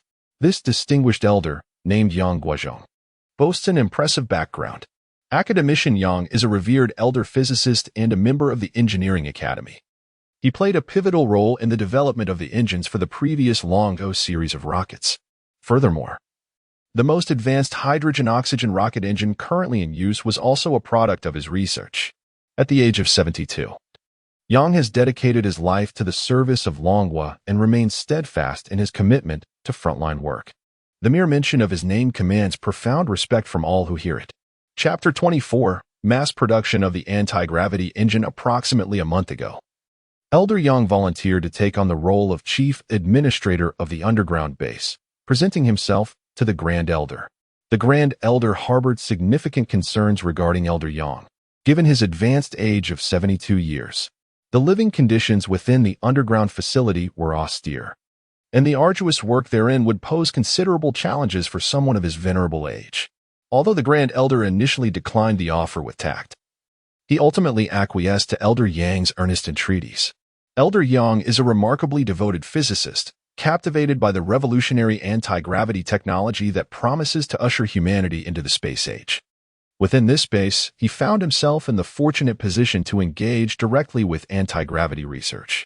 Throughout the Dragon Kingdom, this technology had been classified as top secret, accessible only to those directly involved in its scientific development. During the past month, the septuagenarian Elder Yang approached Bai Hui with the fervor of a student, relentlessly posing inquiries related to anti-gravity. Bai Hui, in turn, generously shared the theoretical foundations and design schematics of the anti-gravity engine without reservation. Faced with the eminent elder, Bai Hui exhibited no apprehension. Instead, he spoke with eloquence and confidence. The more Elder Yang listened, the more profound his astonishment became. This 23-year-old youth possessed a reservoir of knowledge that seemed as boundless as the ocean. Bai Hui's insights into certain physical phenomena transcended the current understanding of physics in the world. Elder Yang began to sense that Bai Hui resembled a sagacious elder, having transcended the conventional frameworks of physical theory to approach problems from an entirely new perspective.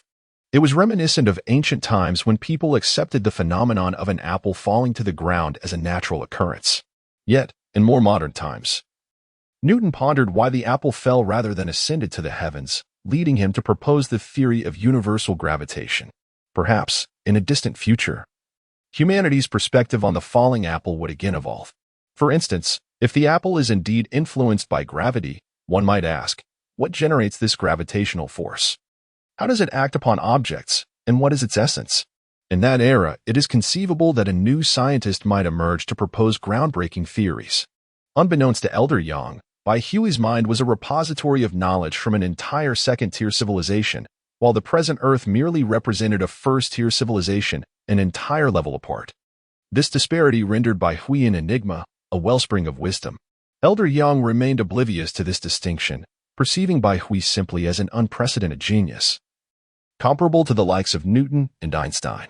The theories they introduced heralded new eras, and now, Bai Hui's anti-gravity theory was poised to inaugurate the space age. Elder Yang's heart swelled with excitement as he envisioned a future where the Dragon Kingdom stood at the pinnacle of the world, no longer subject to the disdain of any other nation. In the present moment, upon hearing Bai Hui's words, Elder Yang understood that he was about to depart. A tinge of reluctance stirred within Elder Yang, for over the past month, he had gleaned an abundance of new knowledge in physics from Bai Hui. The more he learned, the clearer his perception of the world became. This sensation was truly exquisite. It is precisely due to humanity's insatiable thirst for the unknown that we incessantly explore the pinnacles of science, propelling the advancement of civilization. Elder Yang lamented how swiftly time had flown, murmuring to himself, "Alas, has the production line been debugged so soon? I wish it could take a bit longer." The nearby researchers could not help but chuckle at his words. Bai Hui, too, found himself in a blend of amusement and exasperation, realizing that Elder Yang did not actually wish for the anti-gravity engine production line to be completed. Nevertheless, Elder Yang recognized the significance of this production line for the Dragon Country. With a sigh, he declared, Xiao Hui, you can rest assured that I will take care of things here. I assure you, with me around, there will be no unforeseen incidents."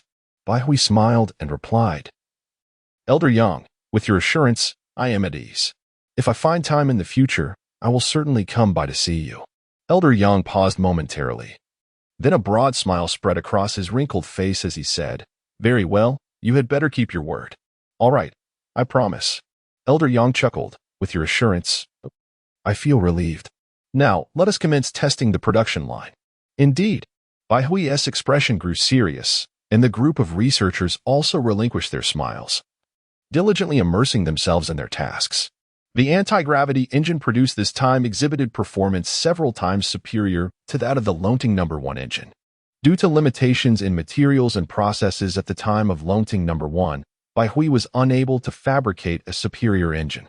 After all, funds were constrained, and many materials had to be used in their weakened forms, resulting in poor performance and high energy consumption for the anti-gravity engine.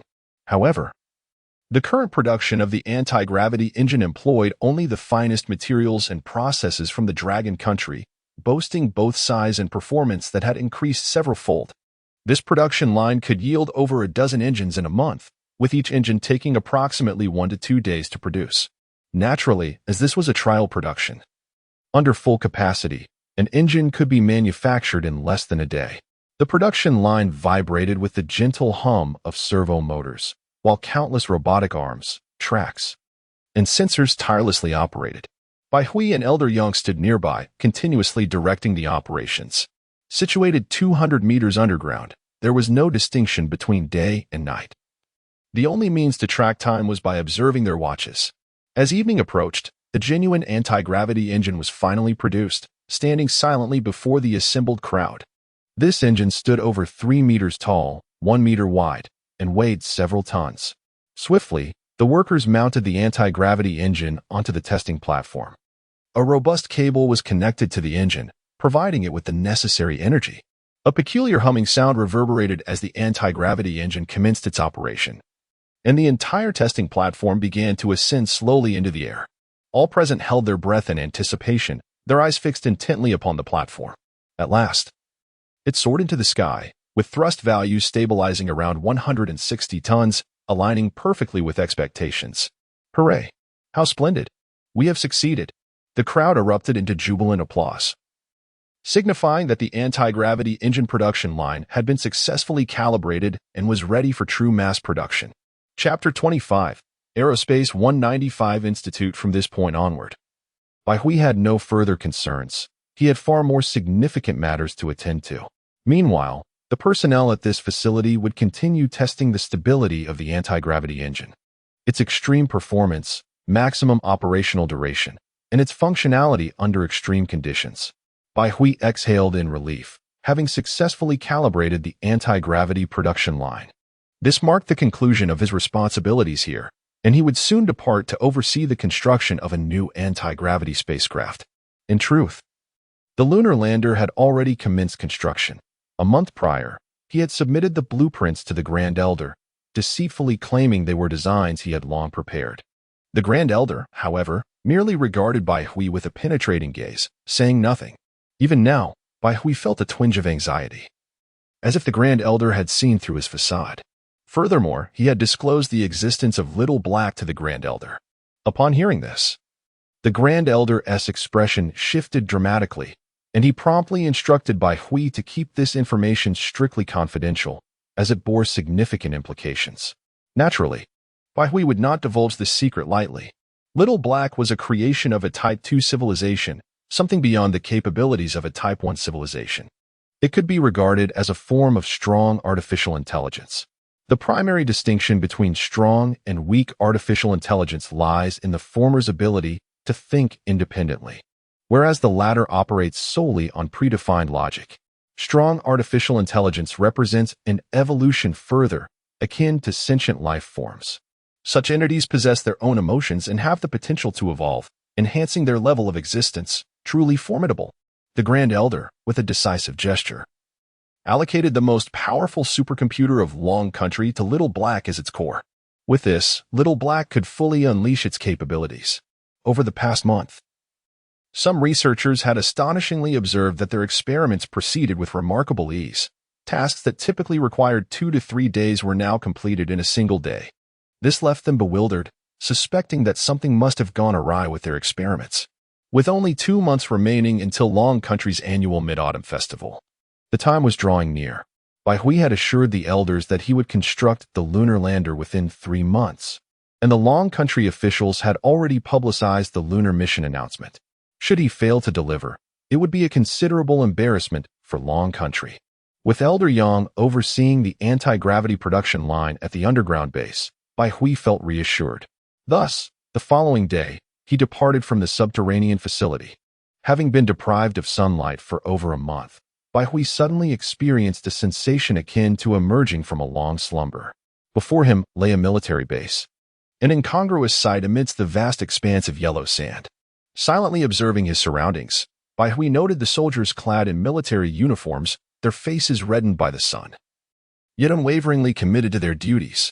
The technicians below, confined to the perpetually sunless underground factory, were acutely aware that they might not return home for years, destined to remain at the base with nowhere to go. Yet they harbor no grievances or regrets, wholeheartedly dedicating their youth to this land. Bai Hui felt a stirring in his heart.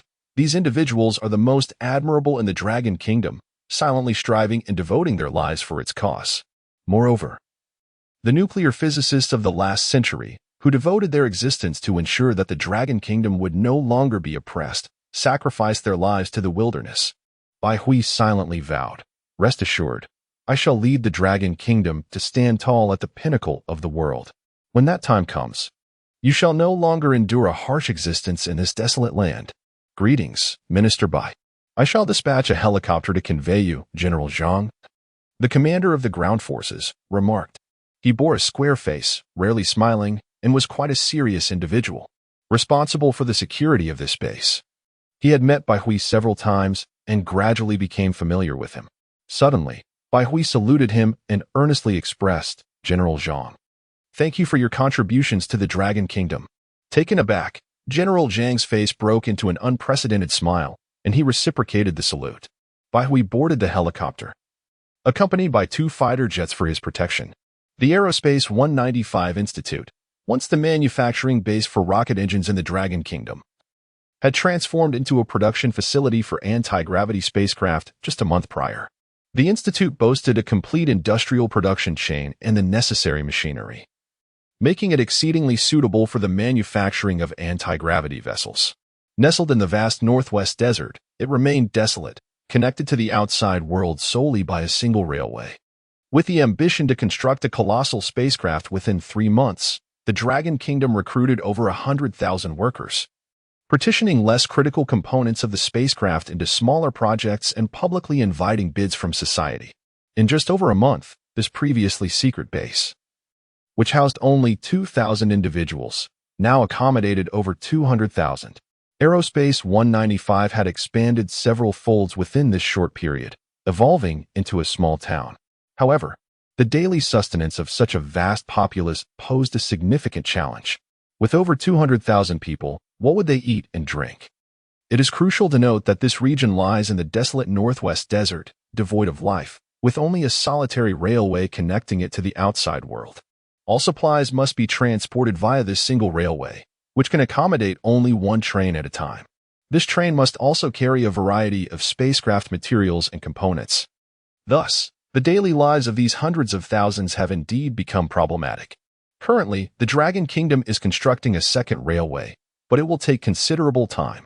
Consequently, the nearest city has resorted to utilizing off-road vehicles to traverse the vast desert for transporting supplies. However, with the influx of people, various issues have arisen. The most pressing concern among them is the risk of leaks. Within just this month, Aerospace 195 has experienced 5 instances of information breaches, unveiling spies who had long been buried within the Dragon Kingdom.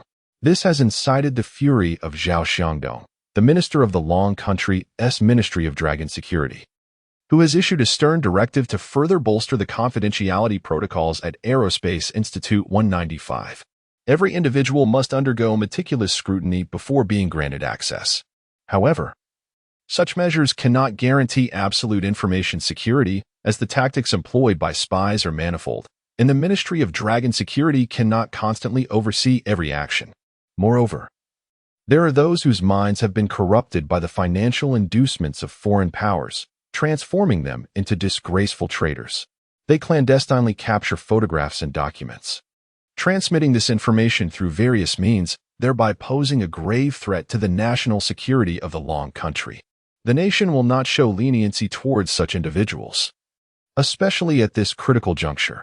There is a profound disdain for those who betray their homeland for personal gain. Chapter 26. Progress of the spaceship under the blazing sun. The scorching heat enveloped the vast desert. Bai Hui arrived at Aerospace 195 Institute aboard a helicopter, which swayed gently as it landed. Upon disembarking, he was greeted by a middle-aged man, Leon Mean, the head of the facility. Leon Mean, though not from a technical background, had dedicated himself to administrative work. Over the years, under his stewardship, Aerospace 195 Institute had steadfastly pursued innovation, developing numerous advanced technologies within the country. His capabilities were beyond doubt, which was precisely why the elders had chosen this location for the spaceship production base. In terms of hierarchy, Bai Hui undoubtedly held a superior position to Leon Mean, effectively making him his direct superior. As soon as Leon Mean spotted Bai Hui, a broad smile illuminated his face. "Minister Bai, welcome to Aerospace 195 Institute. I am Leon Mean, the head here." Bai Hui shook his hand and responded with a smile. "Hello, Director Lee. I look forward to your assistance moving forward." "You're too kind. Our base will rely on your guidance in the future." After exchanging pleasantries, Bai Hui began to inquire about the construction of the spaceship. Leon Mean replied, "The construction of the spaceship has now reached the stage where the hull is nearly complete, and everything is proceeding according to plan." "Excellent. Let us take a look." Upon Bai Hui's words, Leon Mean led him to the spaceship production workshop at Aerospace 195 Institute. The workshop towered at an impressive height of approximately 50 meters and spanned thousands of acres. Bai Hui followed Leon Mean at the forefront as they entered the production area. The vast expanse revealed an enormous silver metallic frame, the hull of the spaceship. The entire hull stood over 30 meters tall and stretched over 100 meters in length and width, a true behemoth compared to the loading one. Standing before it, one could not help but marvel at its grandeur. Countless workers donned safety helmets, tirelessly welding the hull in a vibrant scene of activity. Beside the hull, engineers from various contracted firms were diligently fine-tuning various components. Once the hull was fully welded, these additional system parts would be installed, culminating in the assembly of a genuine spaceship. Bai Hui surveyed the workshop, estimating that the combined workforce easily numbered in the tens of thousands. With the moon landing date for Manhwa just 2 months away, the urgency of the task necessitated a substantial manpower investment. These workers represented only part of the workforce. Another group would work around the clock in shifts. Leon Mean, trailing behind Bai Hui, inquired, "Minister Bai, do you see any issues here?" He understood that in the realm of anti-gravity spacecraft, Bai Hui held the most authoritative voice, as he was the inventor of the anti-gravity technology. For days, everyone had been working according to the blueprints provided by Bai Hui, yet uncertainty lingered regarding the quality of their execution. The blueprints for the spacecraft remain an enigma to all the experts at Aerospace 195, who have yet to decipher their precise function. As a result, they are engaged in continuous exploration and research. After a moment of contemplation, Bai Hui proposed, "Director Lee, how about this? I will be here for the next 2 months. And if you encounter any issues during the production process, feel free to reach out to me. This gravity-defying vessel is designed with nuclear propulsion, with a theoretical maximum weight exceeding 3,500 tons, and it will be equipped with 24 anti-gravity engines. Moreover, during the Mid-Autumn Festival moon landing, the spacecraft will carry a main module for a lunar base, weighing over 500 tons and boasting a space equivalent to that of a large building. This module will remain on the moon as the primary segment of the lunar base, with astronauts stationed there to conduct scientific experiments. Given the immense scale of this spacecraft, perfection is unattainable due to various manufacturing processes and potential oversights by workers, inevitably leading to numerous issues that Bai Hui will need to coordinate and resolve. For instance, Bai Hui has already discovered at least 3 non-compliant areas on the spacecraft's hull. Although these may seem like minor concerns, they could lead to catastrophic consequences, such as an explosion once the spacecraft ascends into space. That's fantastic. On behalf of Aerospace 195, I extend my gratitude to Minister Bai, exclaimed Li Min, bubbling with excitement. Bai Hui shook his head, responding, no need for thanks. This is simply my duty. Subsequently, Li Min gathered the engineers, researchers, and supervisors from various manufacturers to formally introduce Bai Hui. To his surprise, everyone had already recognized him. An enthusiastic researcher greeted him. Hello, Bai Shun. I'm a huge fan of yours. Bai Shun, could you please give us your autograph? The crowd surged forward, resembling a group of starstruck fans. As if they were in the presence of a celebrity. Bai Shun. Bai Hui was somewhat bewildered. When did he acquire such a title? It was no wonder he was unaware of the phenomenon surrounding him, having not been online for an entire month. He had no knowledge that on platforms like Weibo and Bihue, his fame had soared to the level of top-tier celebrities. To this day, topics related to Bai Hui still lingered on trending lists. The stock price of his family's company, the Bai Group, had multiplied several times over. Even his parents, Bai Yongong and Lin Wanqing, had become internet sensations, amassing millions of fans. Li Min discreetly showed Bai Hui a glimpse on his phone. Upon searching for topics related to himself, Bai Hui could only laugh in disbelief. He never anticipated that after graduating from university, he would be deemed the exemplary child by teachers. With a resigned smile, he addressed the crowd. Hello, I am Bai Hui. Since you all already know me, I shall forego further introductions. I hope that in the days to come, we can learn from one another, make mutual progress, and excel in our work together. Thank you all. The audience erupted into enthusiastic applause, and Bai Hui proceeded to sign autographs for everyone present, until Bai Hui's hand grew weary from signing. He finally completed the autographs for everyone. These researchers exhibited indifference towards internet celebrities. However, they held profound admiration for Bai Hui, the inventor of anti-gravity technology, akin to fervent fans enamored with their idols. As the crowd dispersed, only the supervisors of the workers remained. Bai Hui needed to point out 3 areas where the hole he had just examined did not meet standards, urging them to rectify these issues promptly. Chapter 27 Economic Sanctions in the Stillness of the Night. Beneath a luminous moon and sparse stars, Bai Hui, after dining, was escorted by Li Min to another workshop. Upon entering, Bai Hui was momentarily taken aback. In the center of the workshop stood the spacecraft he had meticulously crafted, the Dragon Rising No. 1. At that moment, several elderly gentlemen clad in white dust-proof suits were fervently examining the vessel. They were esteemed academicians from the Dragon Kingdom, each having made significant contributions to the nation's prosperity. It was their relentless efforts that had fortified the Dragon Kingdom into its present strength. Surrounding the Dragon Rising No. 1, they engaged in animated discussions. Incredible. I still cannot comprehend the principles behind this anti-gravity technology. To grasp anti-gravity, one must possess relevant theoretical knowledge. Otherwise, we are utterly in the dark, unaware of its specific operational mechanisms. Fortunately, this technology is a creation of our Dragon Kingdom. Had it been conceived by the Lighthouse Nation, it would be truly terrifying. With anti-gravity technology at our disposal, we can leap into the space age, overtaking others and emerging as the most formidable nation in the world. Sigh. If only the young inventor of this anti-gravity technology were here, we would not be fumbling around aimlessly. The venerable scholars, engrossed in their discussion of the spacecraft's anti-gravity technology, did not notice Bai Hui and his companion's arrival. Li Min cleared his throat, interrupting their conversation and redirecting their attention. One elder turned, recognizing Bai Hui with astonishment. This elder was none other than Zhou Jiangwo, the chief designer of the Dragon Boat series of spacecraft. Having previously watched Bai Hui's live broadcast, Zhou was deeply impressed and immediately identified him. You are Bai Hui? Bai Hui nodded, responding, Yes, esteemed professors and academicians, I am Bai Hui. You may call me Xiao Hui. Bai Hui felt a sense of reverence towards these elderly gentlemen, who were national treasures of the Dragon Kingdom, pillars of the scientific community. Bai Hui? The academician's eyes sparkled with recognition. An academician eagerly exclaimed, Bai Hui, you have arrived just in time. Please enlighten us on the principles behind this anti-gravity engine. Before Bai Hui could fully process the situation, he found himself drawn into their midst. Zhou Jiangwo shook his head, chuckling reproachfully. Old Nyo, can't you temper your enthusiasm? Old Nyo, unfazed, continued to gaze at Bai Hui, his eyes shimmering with a thirst for knowledge. Bai Hui, undeterred, faced the assemblage of academicians, confidently articulating his insights. Anti-gravity technology is a novel theory.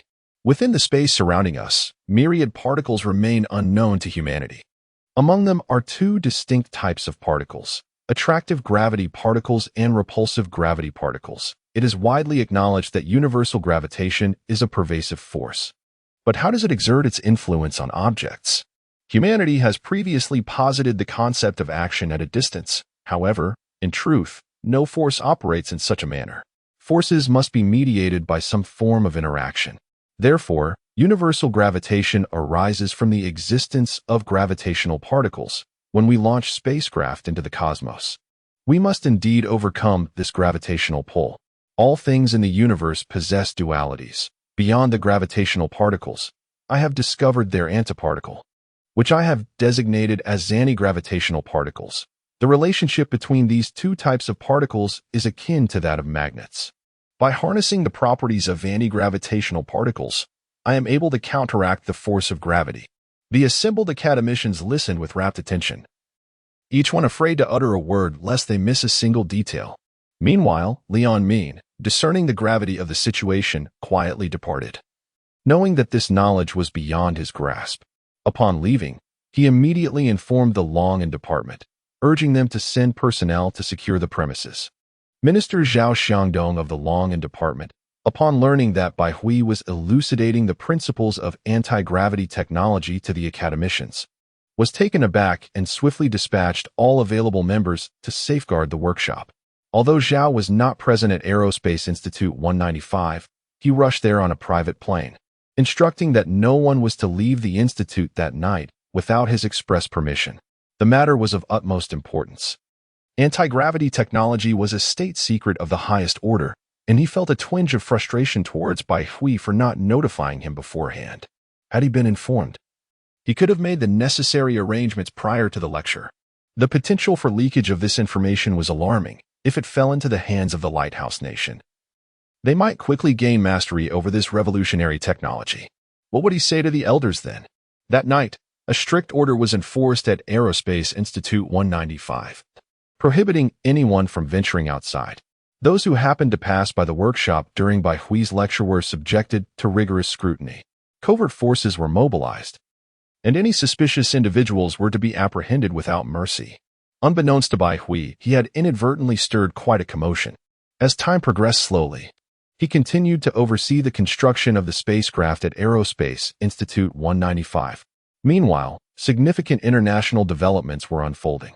Over the preceding months, the Emperor of the Lighthouse Nation convened an international conference during which he proposed imposing stricter economic sanctions against the Dragon Nation.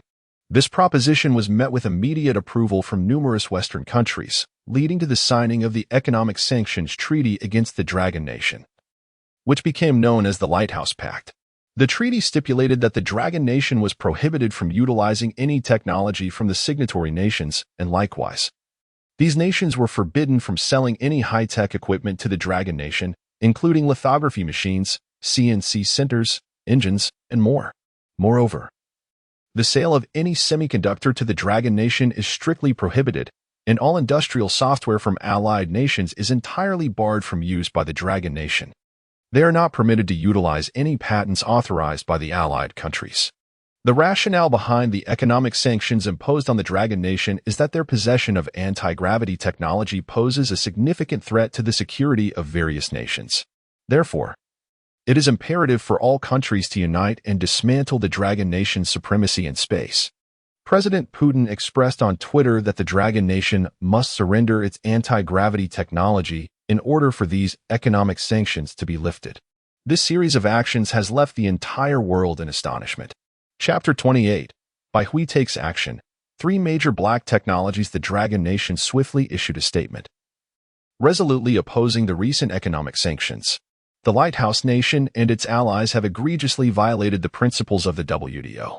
Even the Grand Elder personally addressed the matter, declaring that the Dragon Nation would never yield to the economic hegemony of these nations.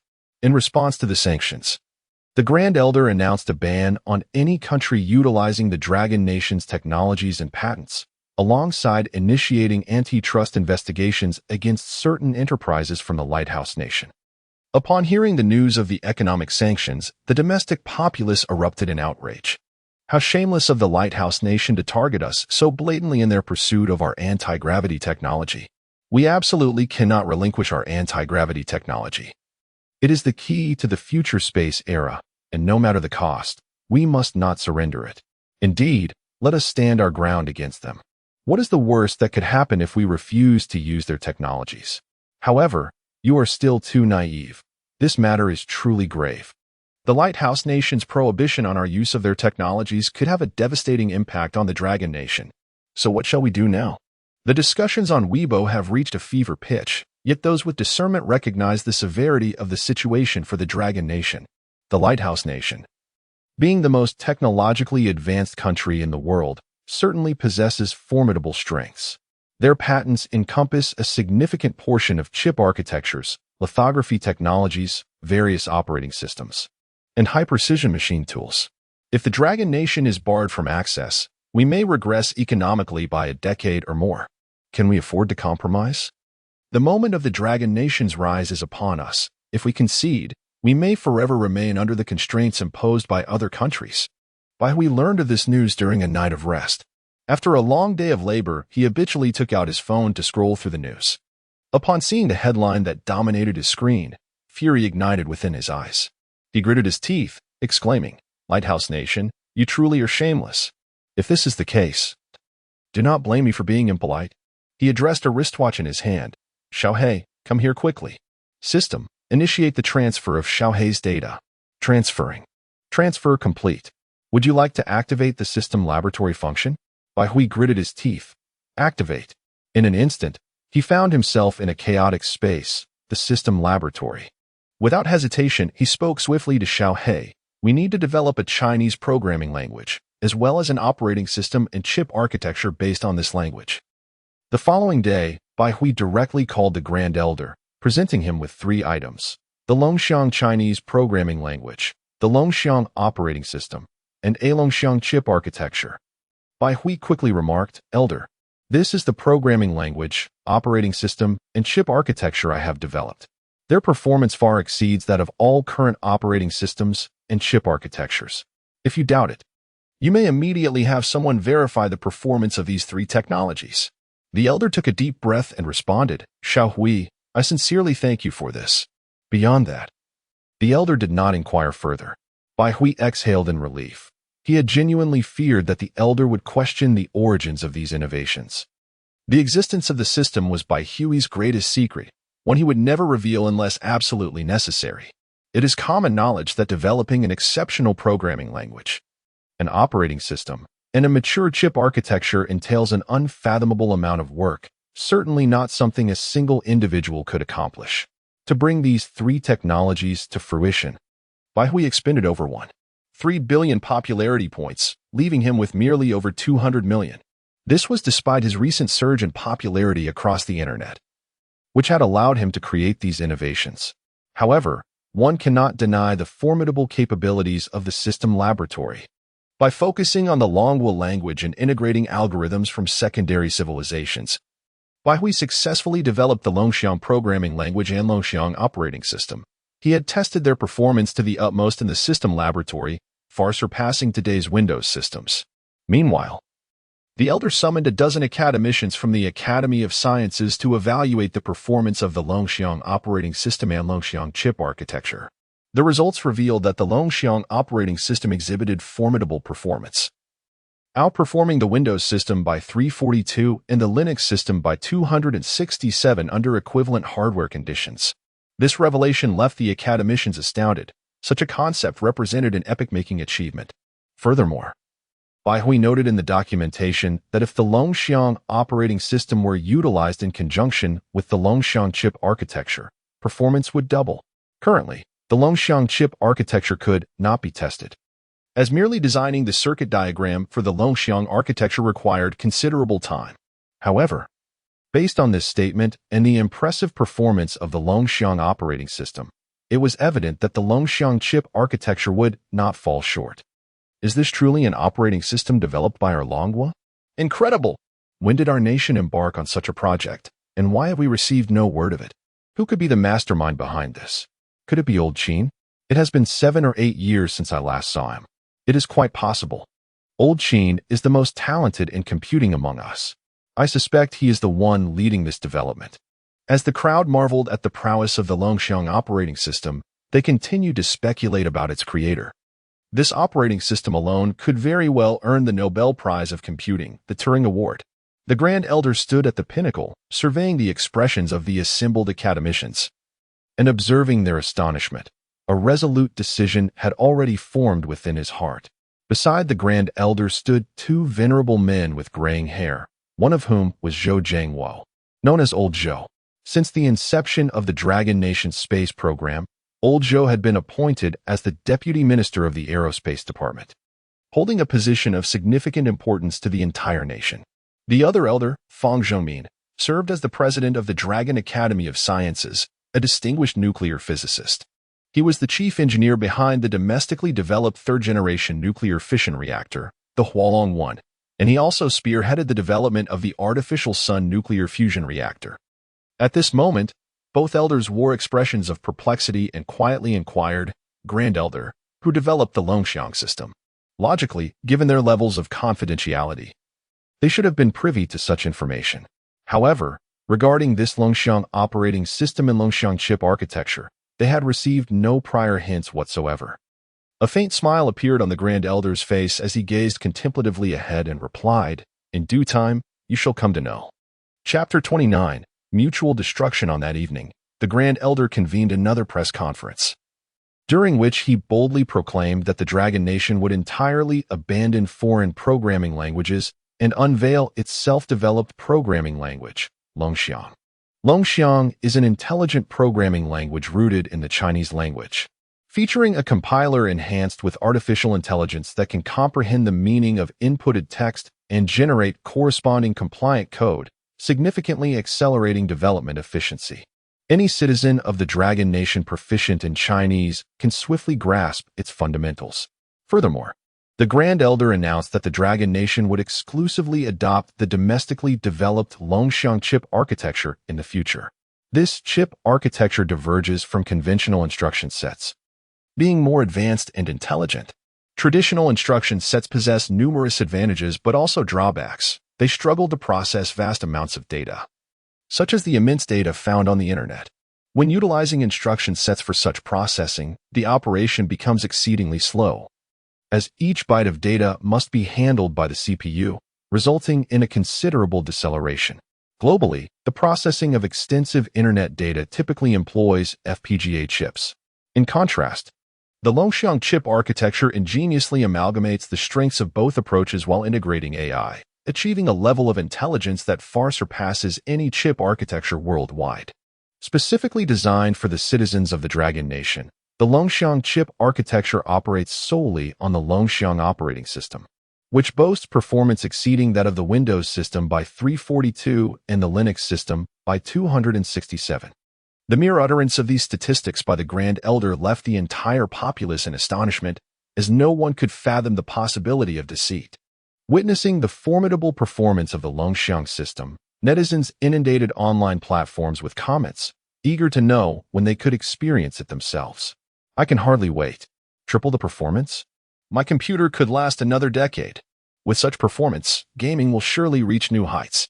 Yet, lamentably, the Longxiang system had just emerged, and its software ecosystem was still in its infancy, suggesting that it might take several years to develop a robust software ecosystem. Indeed, without software, even the most powerful system remains unutilized. Nevertheless, despite these advancements, economic sanctions inflicted a significant toll on the Dragon Nation. Nearly a day later, numerous domestic factories were compelled to halt operations due to an inability to procure the necessary chips and high-precision components, all of which were included in the sanctions list. Previously, these items could only be obtained from abroad, and domestic production of such products was still unattainable. Consequently, factories faced the grim necessity of layoffs, leaving countless workers unemployed. This situation was undoubtedly terrifying for the entire Dragon Nation.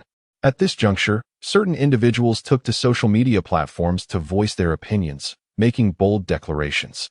We are struggling to survive. Why not share anti-gravity technology with the beacon of freedom? In the hands of this nation, such technology could illuminate a brighter future for humanity. What purpose does anti-gravity technology serve? Since they desire it, we ought to expedite our contribution. These statements have truly amused netizens. What peculiar worldview has shaped these individuals? How can they utter such absurdities? Upon reading these words, I was utterly entertained. Just because the beacon of freedom requires our technology, are we to present it to them with open hands? Truly, what an astonishing mindset. How did your parents raise you? Oh, the air in their land is fresher than ours. Perhaps it is time to immigrate. It is already the year 9012. And yet our nation still has so many peculiar individuals.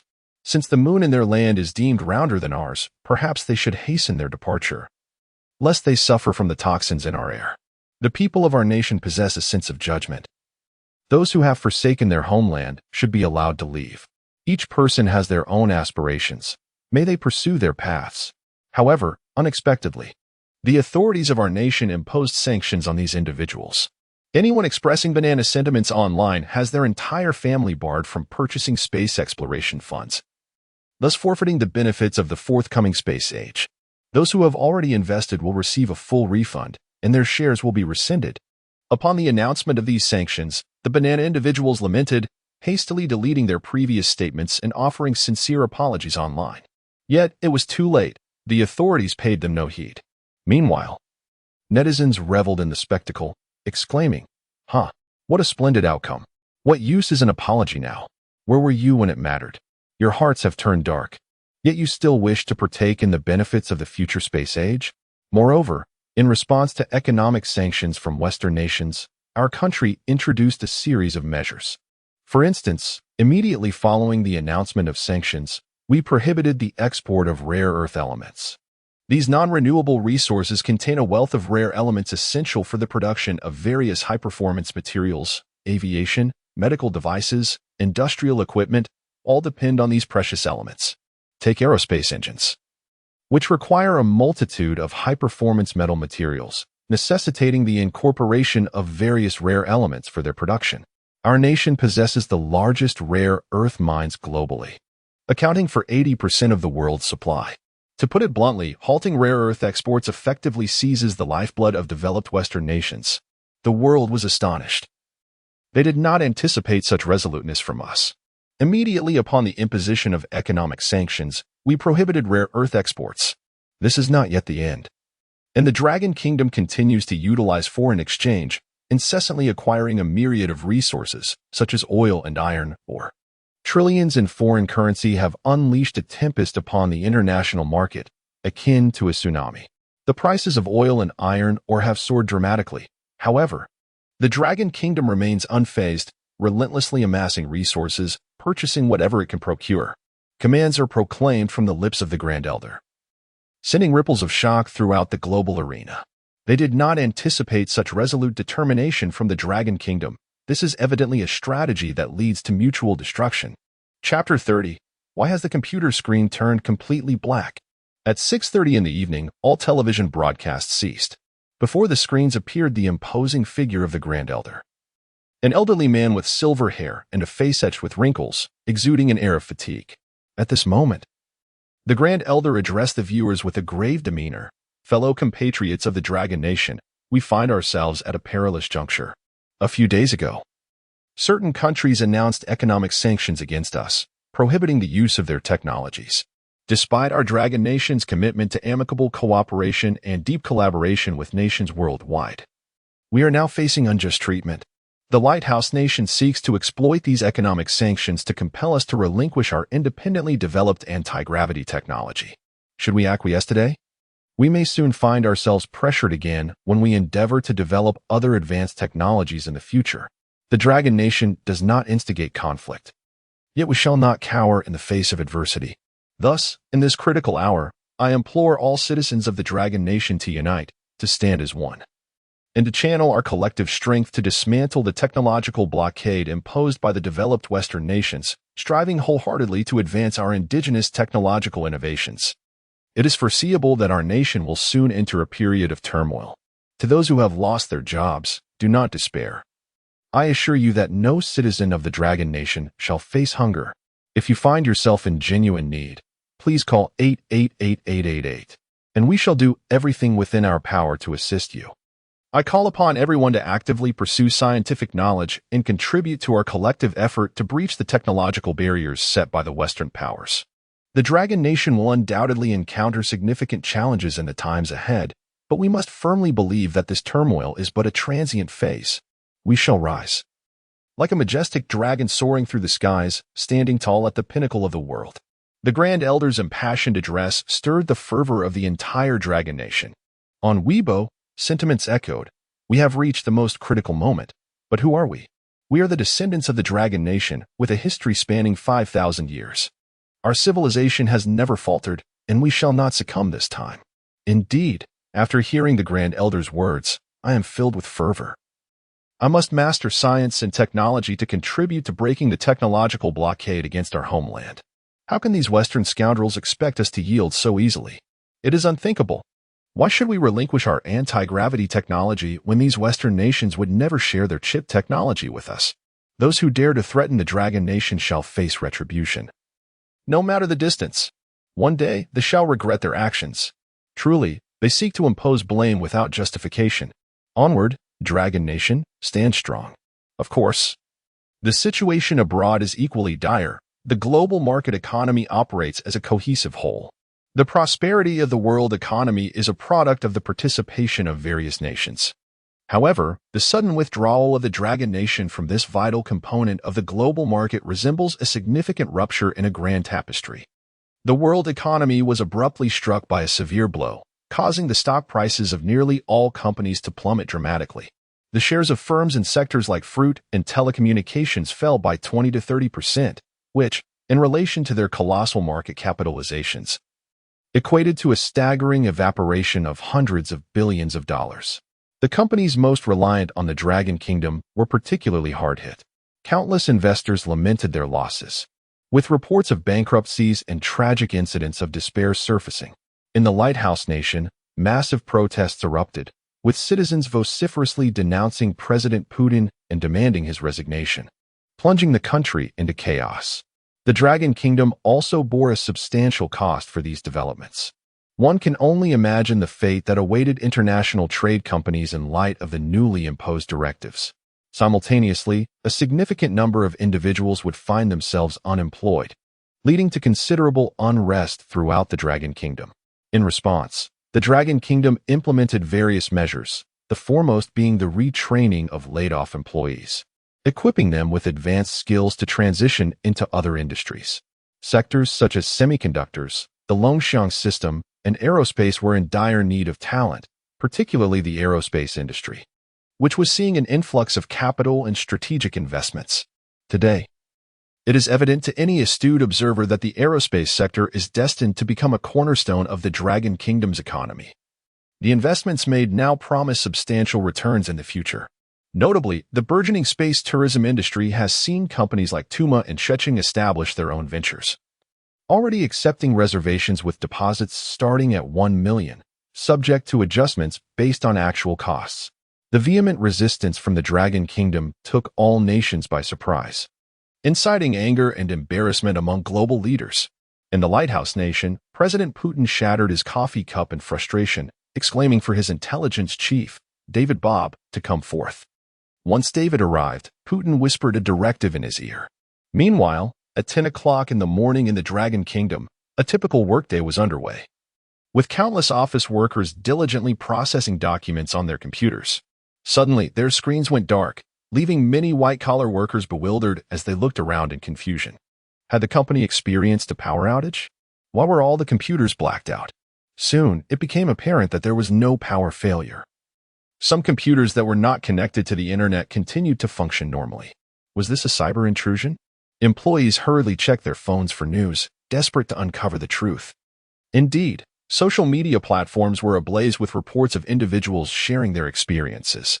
A concerned individual compiled some statistics, only to be astounded by the revelation that virtually every internet-connected Windows system in the entire Dragon Kingdom had succumbed to a blackout, and even reinstalling the operating system proved futile. However, The company's servers continued to operate seamlessly, primarily due to the utilization of the Lynx system. The servers running on this platform remain stable and have encountered no issues.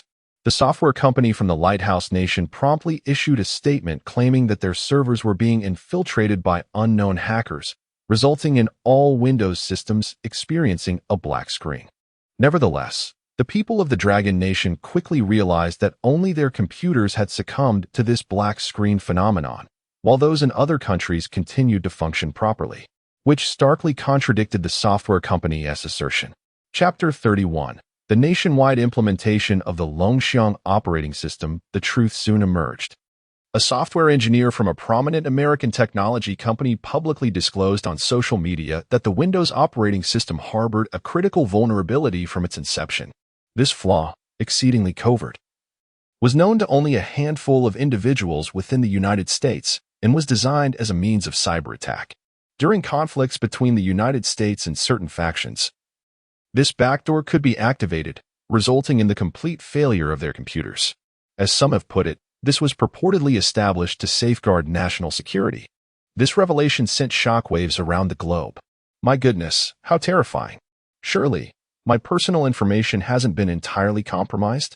This despicable nation resorts to such vile tactics. I shall no longer utilize the Windows system. Within mere hours, the stock price of the technology company plummeted by 50%, and their CEO was found in a state of despair, having collapsed in the restroom. It is conceivable that following this incident, the Dragon Nation would suffer significant repercussions, potentially regressing economically by decades. This is not mere hyperbole. Within half a day, the losses for the Dragon Nation surpassed 1 trillion. The majority of individuals in the Dragon Nation rely on the Windows operating system for their desktop computers, and the losses incurred from personal computer failures alone are incalculable.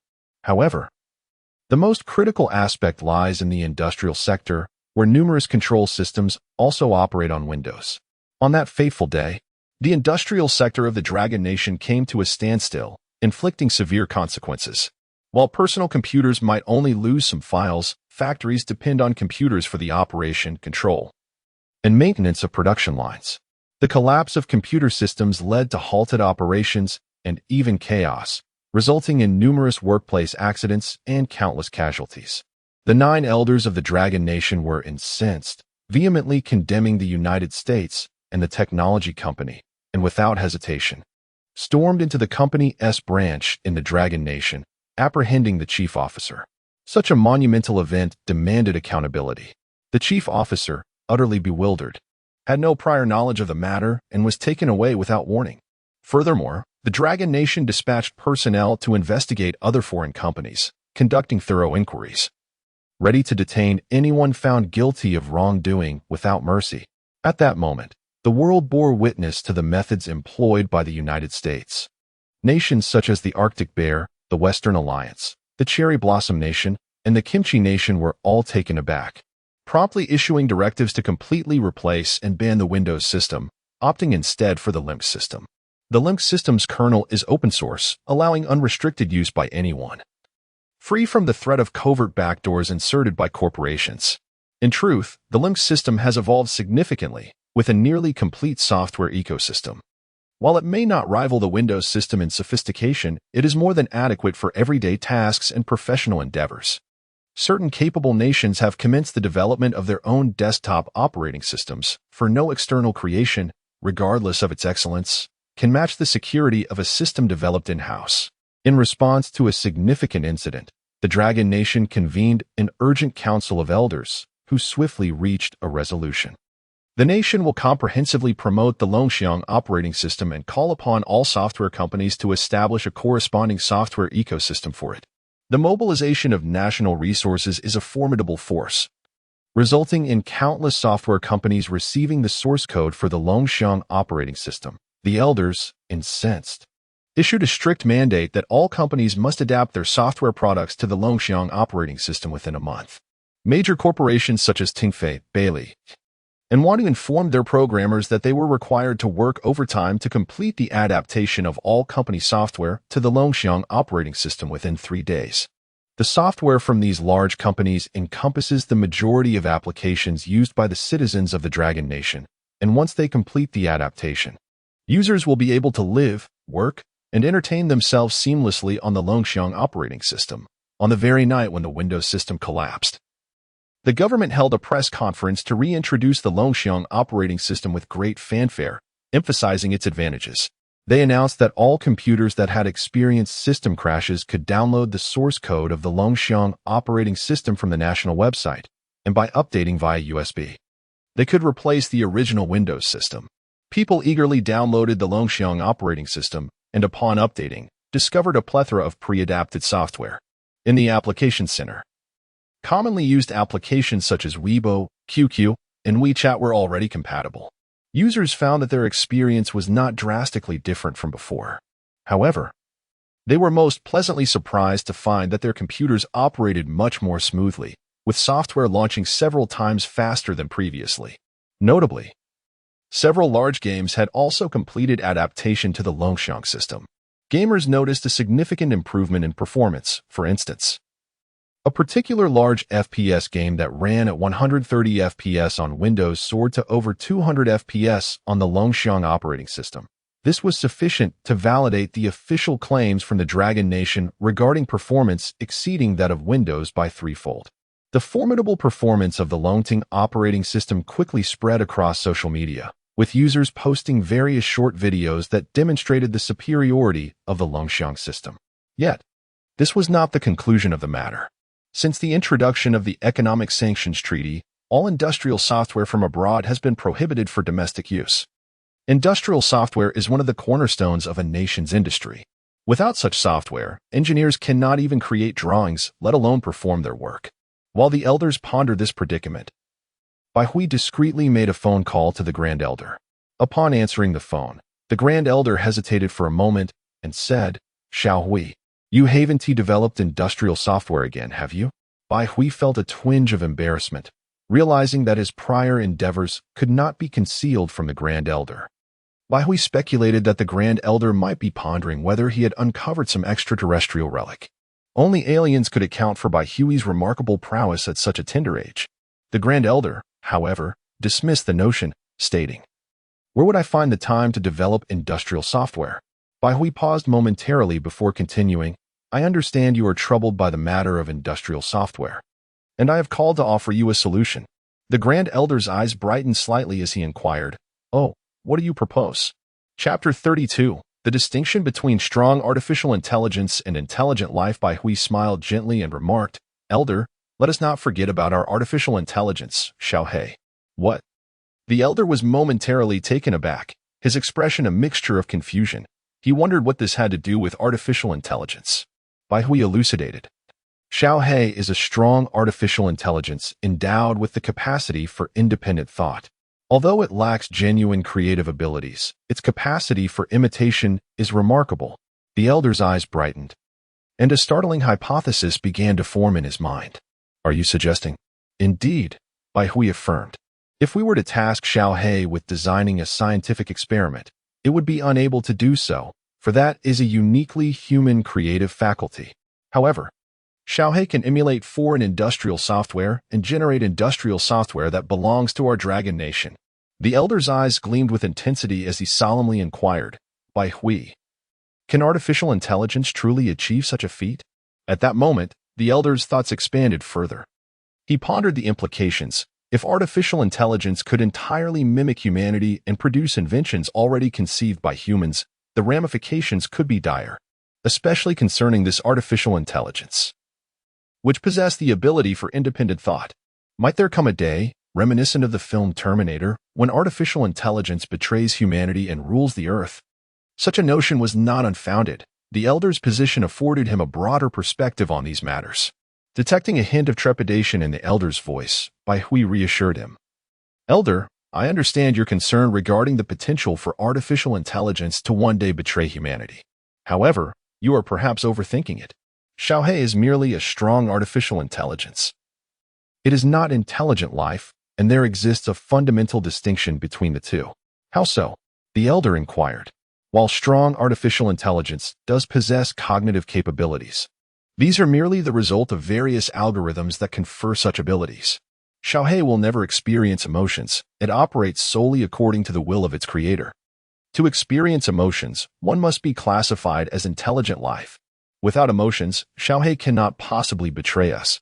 By Huey's thorough explanation of the differences between the two concepts alleviated some of the elders' concerns. Is there a possibility that Xiaohe might evolve into intelligent life in the future? Bai Hui paused for a moment, sighed, and replied, Elder, I can only say that I do not know how intelligent life comes into existence. However, I believe that ascending to the level of intelligent life is no trivial matter. Xiaohe has only just been born. It is still a long way from achieving intelligent life status.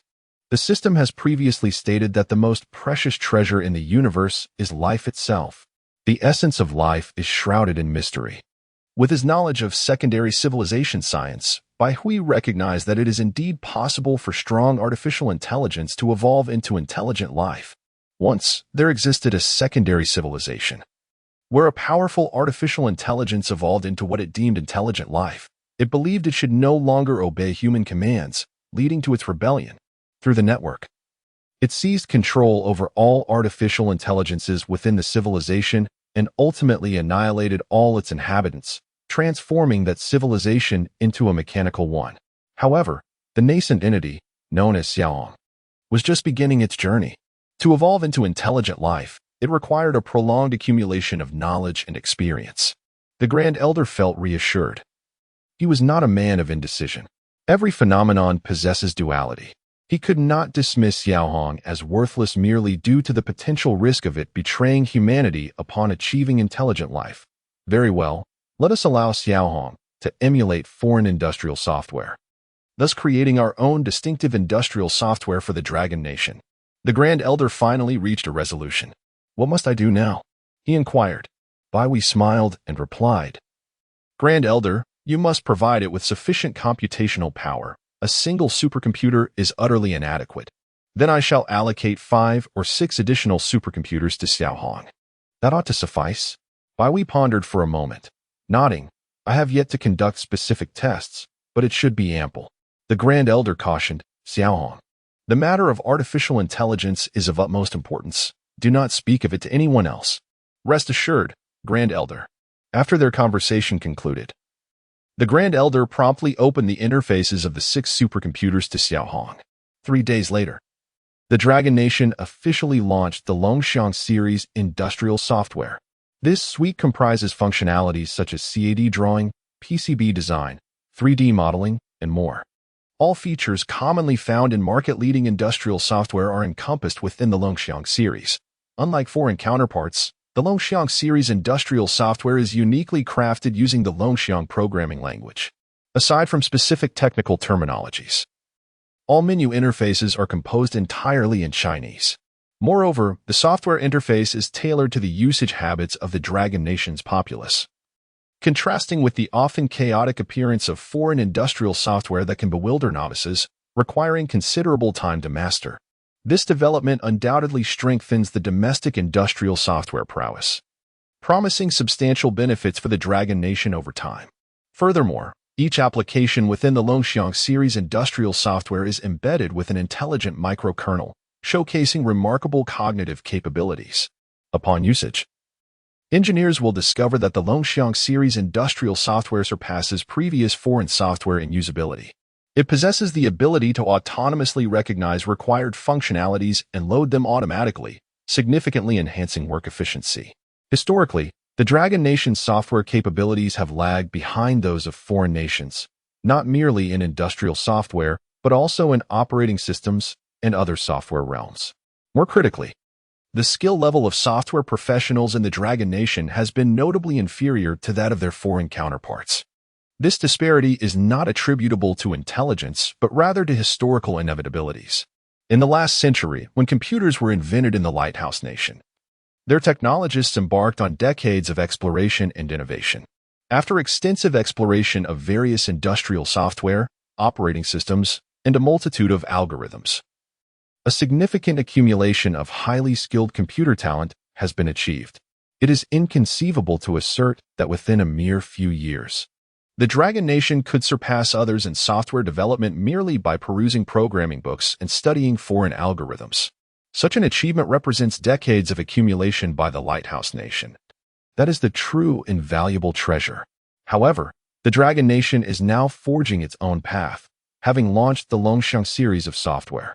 This series is fundamentally rooted in artificial intelligence, boasting capabilities that far exceed those available abroad. Thus, it is believed that in the near future, the Dragon Nation will swiftly enhance its software prowess and realize a remarkable leap forward. Chapter 33: Alliances among nations during this tumultuous period. Other countries around the globe are also facing dire straits. The current prosperity of the world economy is a testament to collective cooperation and mutual development. However, with the sudden withdrawal of the Dragon Nation, a veritable tsunami has been unleashed worldwide. Among the most aggrieved are those nations that did not partake in the Economic Sanctions Treaty. For instance, the Polar Bear Nation finds itself in utter chaos, as its emperor is left bewildered, having done nothing wrong, yet now witnessing domestic turmoil due to the Dragon Nation's exit. Countless businesses have declared bankruptcy, and unemployment is soaring, leaving him in a state of utter disarray. The Lighthouse Nation is likewise suffering. Countless investors on Wall Street are choosing to leap from heights, for they have faced insolvency. A glance at the stock market reveals a sea of red, with the curve resembling an avalanche. As the stock prices of most companies plummet by 20 to 30%, concurrently, a wave of layoffs sweeps across the globe, with unemployment reaching unprecedented levels, prompting the discontented citizens of the Lighthouse Nation to gather and protest, vociferously denouncing the inaction of their leader, President Putin. In the Black Palace, President Putin sits in his office, having not enjoyed a single restful night in recent days, evident from the dark circles under his eyes. He sighs, primarily due to the unforeseen intensity of the Dragon Nation's resistance. This scenario should have been anticipated, and plans ought to have been devised in advance before initiating the economic sanctions. What infuriates him further is the emergence of discord among the signatory nations. Notably, the empire on which the sun never sets is now witnessing its populace, having lost numerous jobs, clamoring for the Prime Minister's resignation. The Prime Minister, too, wears a grim expression, incessantly calling to demand solutions from President Putin. It is essential to remember that it was President Putin who initially proposed the economic sanctions against the Dragon Nation. With matters escalating to this extent, he must formulate a response, otherwise, the alliance will soon unravel. In his heart, he curses, "Damn it, these bastards. If it weren't for your covetousness for the Dragon Nation's anti-gravity technology, would you have agreed to this treaty?" Ultimately, it all boils down to their desire for the Dragon Nation's anti-gravity advancements. This technology is the key to entering the space age. Once in their grasp, the vast resources of space would become their own. However, the situation is growing increasingly dire. Leaders from the Cherry Blossom Nation, Kangaroo Nation, and even the president of Kimchi Nation have dared to contact him, demanding accountability. Enraged, President Putin hastily adds them all to a group chat and scolds, "Damn it. You lot. You know very well why you joined the treaty. We all covet the Dragon Nation's anti-gravity technology, so stop shirking responsibility, or I shall not be so courteous." His words momentarily silenced everyone, as the Lighthouse Nation stands as the most powerful country in the world. After venting for a while, he calms himself and states, "Gentlemen, this is not the time for mutual blame. Let us not forget our primary objective. If this situation continues, by the time the Dragon Nation fully develops its space capabilities, you will find yourselves unable to even enjoy a bowl of soup." The Prime Minister of the Sun Never Set's empire fell silent for a moment and inquired, "What shall we do about our nation now?" For several days, Peter the Great had been formulating a plan to address the issue. He proclaimed, "I propose that our nations establish an economic community and invest substantial funds to stimulate the economy. As long as we can rectify the gaps created by the Dragon Nation, this impending economic crisis can be surmounted. And we may even seize the market previously held by the Dragon Nation." From this perspective, it could indeed be a fortuitous turn of events. This plan sounded reasonable. Yet each attendee was a seasoned strategist. The notion of forming an economic community and investing to cover the Dragon Nation's shortcomings was appealing, but the intricacies involved were numerous. For instance, once the economic community is established, it is indisputable that the lighthouse nation would command the most significant influence. Although, in theory, the economic community is a collaborative initiative among equals, in reality, can there ever be absolute equality among nations? To put it more vividly, once the economic community is formed, it is certain that the lighthouse nation will reap the greatest rewards. In due course, they could concoct various justifications, such as claiming the world's center lies within the lighthouse nation, necessitating the revival of its economy first, while discreetly squandering the alliance's funds. What recourse would remain for others? However, to speak candidly, this proposal indeed holds substantial potential for the recovery of the global economy. The next step is for everyone to vie for influence within this economic community alliance. Glances were exchanged among the attendees, and Peter the Great was the first to speak. Esteemed colleagues, the lighthouse nation possesses unparalleled strength, and the world's epicenter resides within our borders. I shall allocate $20 trillion to invigorate the economy, but we demand 70% of the influence. After a brief pause, Peter declared, I believe this is our rightful claim. The sun never sets, Empire retorted. Are you delusional? We represent 18 nations. How can your lighthouse nation expect to claim 70% of the influence? Peter responded bluntly. Of course, the lighthouse nation boasts the most formidable technological prowess, the largest market, and the strongest economy. Is this demand truly excessive? Ultimately, after a fierce contest for influence, a resolution was reached. The attending nations agreed to establish an economic community alliance, collectively contributing $5 trillion to stimulate the global economy. In this alliance, the lighthouse nation will secure 32% of the influence.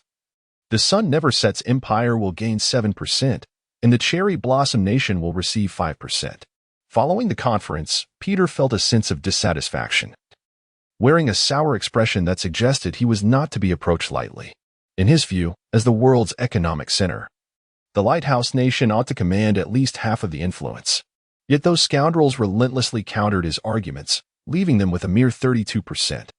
The influence of these words is profound. The allocation of the substantial fund amounting to $50 trillion will require a vote for deliberation.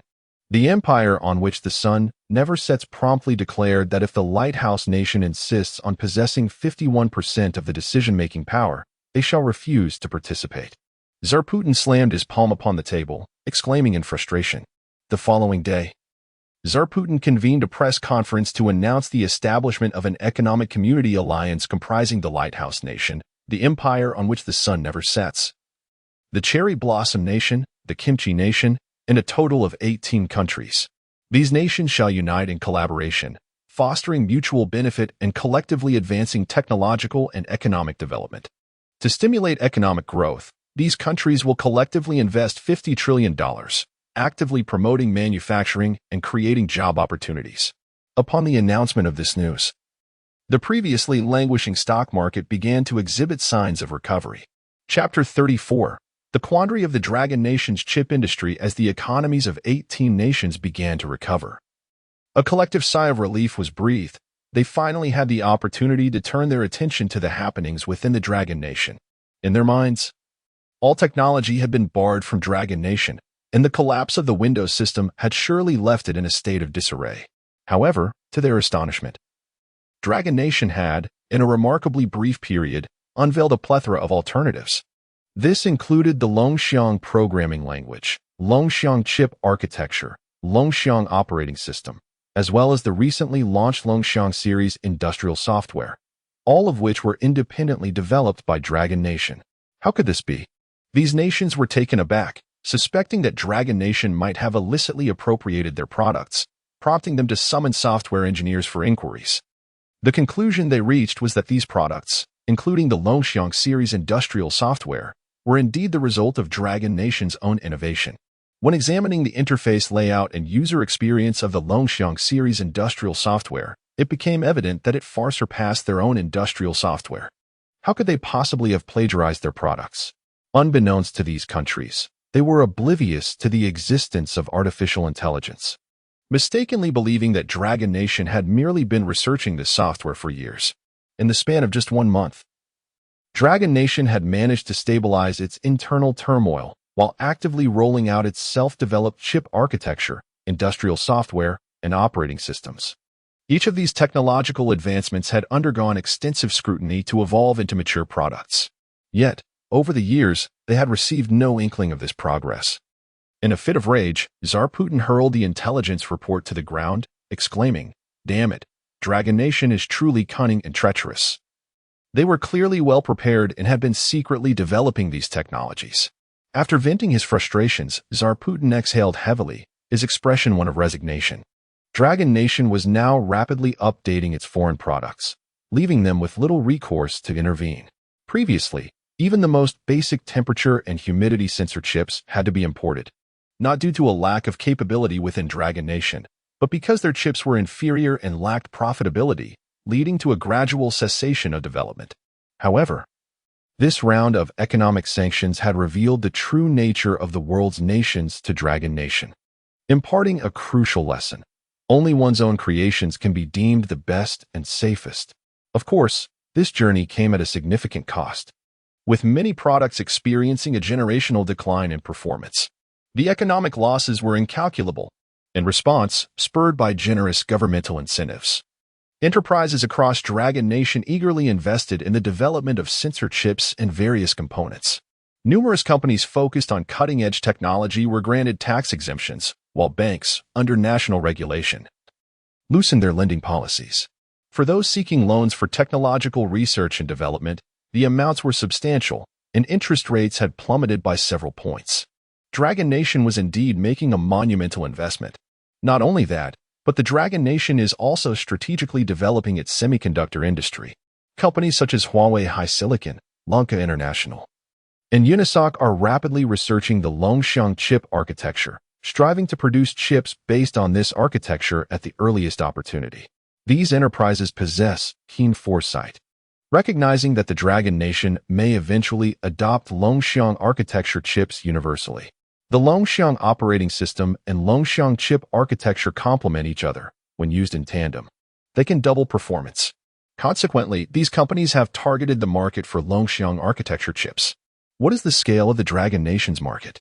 It encompasses mobile phones, computers, and various products' main control chips, including automotive control computers, CNC center main control chips, and automation production line main control chips, among others, all of which represent the market for Longxiang architecture chips. Therefore, major chip manufacturers are swiftly advancing their research and development efforts, aiming to produce Longxiang architecture chips as quickly as possible to seize this market. In terms of software, the Dragon Nation has commenced efforts to run the Longxiang operating system on mobile devices, with the proactive collaboration of various enterprises. The Longxiang operating system has rapidly achieved compatibility with smartphones, with Huawei being the first to announce its adoption. Naturally, mobile applications typically run on a Java virtual machine, and adapting them for mobile use may require some time. However, many major companies have swiftly completed the adaptation of their mobile software. With the original source code available, they can reprogram applications using the Longxiang programming language within a matter of days. Moreover, numerous enterprises have quickly initiated the research and development of lithography and etching machines, as the Dragon Nation still lags behind Western developed countries in this domain. Currently, the best the Dragon Nation can produce are chips with a 14 nanometers process, while domestically manufactured lithography machines can only achieve a maximum of 28 nanometers. The gap is substantial. A 5 nanometers chip significantly outperforms a 28 nanometers chip under equivalent conditions, and power consumption is also considerably higher for the latter. This disparity underscores the Dragon Nation's current distance from foreign capabilities, as research in this field has been ongoing in Western countries since the 1960s and 1970s, while the Dragon Nation has only recently embarked on this journey, highlighting the vast difference in progress. Achieving the capability to independently manufacture 28 nanometers lithography machines is already a remarkable feat presently. Those capable of producing 14 nanometers lithography machines are working tirelessly. Furthermore, the semiconductor industry chain extends well beyond lithography machines. It also includes silicon wafers, photoresists, and more. For instance, silicon wafers were previously monopolized by Shin-Etsu Chemical from the Sakura Nation, which can produce wafers with an impurity level of 1 atom in a trillion silicon atoms. Virtually all high-end chips worldwide utilize silicon wafers produced by Shin-Etsu Chemical. In contrast, the silicon wafers produced by the Dragon Nation are primarily suitable for industries with less stringent purity requirements, such as photovoltaics. Without high-purity silicon wafers, it is impossible to produce qualifying chips. Nowadays, foreign nations have comprehensively imposed restrictions on the Dragon country, making it unfeasible for them to acquire silicon wafers manufactured by Shin-Etsu Chemical. Thus, it falls upon the people of the Dragon country to forge their own breakthroughs. Consequently, there is an acute shortage of silicon wafers within the Dragon country, forcing reliance on previously accumulated stocks, which are exceedingly limited and can only sustain short-term usage. Some chip factories have been compelled to halt operations due to the scarcity of silicon wafers. Chapter 35. Upgrading the chip industry chain. The chip industry serves as the cornerstone of a nation's prosperity. The Dragon Nation has resolutely committed itself to dismantling the foreign monopoly over the chip sector. Under the auspices of the state, a multitude of professors and academicians have dedicated themselves to the research and development of this critical industry. No nation in the world, including the Lighthouse Nation, possesses a complete chip industry chain. For instance, they cannot produce silicon wafers and must import them from the Cherry Blossom Nation as Shin-Etsu Chemical. Now, the Dragon Nation aspires to forge a comprehensive chip industry chain independently, a task fraught with challenges. Bai Hui is aware of this endeavor, yet he refrains from intervening. Although his mind harbors insights into carbon-based chips, which surpass silicon-based technology, he understands that the ascendancy of the Dragon Nation cannot rest solely on his shoulders. It requires the collective effort of all its scientists. The establishment of a chip industry chain cannot be resolved merely by introducing a carbon-based chip. It necessitates a complete overhaul of the national industrial system. Bai Hui's time is limited, and he cannot single-handedly upgrade the thousands of processes comprising the entire chip industry chain. If he were to undertake such an endeavor, he would have no time left for other pursuits. However, after conferring with the Grand Elder, Bai Hui proposed utilizing Xiao He to simulate data, thereby expediting the research and development process. The essence of data simulation differs fundamentally from Bai Hui's system laboratory, which serves as an experimental space created under a Level 5 civilization. This laboratory encompasses most of the rules governing the real universe, enabling the simulation of experimental outcomes. In contrast, Xiao He's data simulation relies on a variety of data and algorithms to construct experimental models, yielding simulated results. This approach has its drawbacks. The outcomes of the simulations are not necessarily accurate, as Xiao He is ultimately just a sophisticated artificial intelligence. Its capabilities are confined to simulating data according to specific algorithmic rules to accelerate research progress. The Grand Elder quickly consented and allocated additional supercomputers to Xiao He, ensuring that their potential would be maximized in its hands. The Grand Elder promptly convened numerous scientists, instructing them to use Xiao He for data simulation, without disclosing the true identity of the powerful artificial intelligence. The scientists paid little mind, viewing it merely as an ordinary AI. Soon, they discovered that the simulation capabilities of this artificial intelligence were remarkably potent. Although the data results could not guarantee absolute accuracy, they significantly advanced the overall project. Thus, under the formidable computational power, Xiao He continuously refined processes and conducted modeling simulations, tirelessly supporting various national research initiatives. In no time, it yielded several highly promising process schemes. Concurrently, the state invested substantial financial resources into the chip industry as research funding, alleviating any concerns for the scientific experts involved.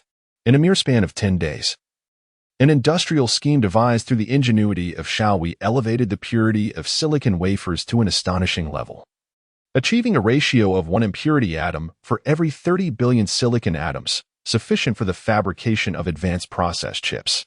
Today, the Dragon Nation resembles a grand vessel, skillfully navigating through challenges and relentlessly forging ahead. Within just 2 months, the nation has witnessed a remarkable surge in technological advancements. Countless investments have borne fruit, leading to the successful domestic replacement of 80% of foreign products. Noteworthy achievements have been made in photoresists, silicon wafers, target materials, lithography machines, and etching machines. Simultaneously, esteemed chip enterprises such as Huawei, Lonka International, and Unisoc have unveiled their respective 14nm Longxiang architecture chips. Most gratifyingly, these chips exhibit performance on par with their 4 and 5nm counterparts. The paramount contributor to this success is the Longxiang operating system, harnessing an artificial intelligence kernel.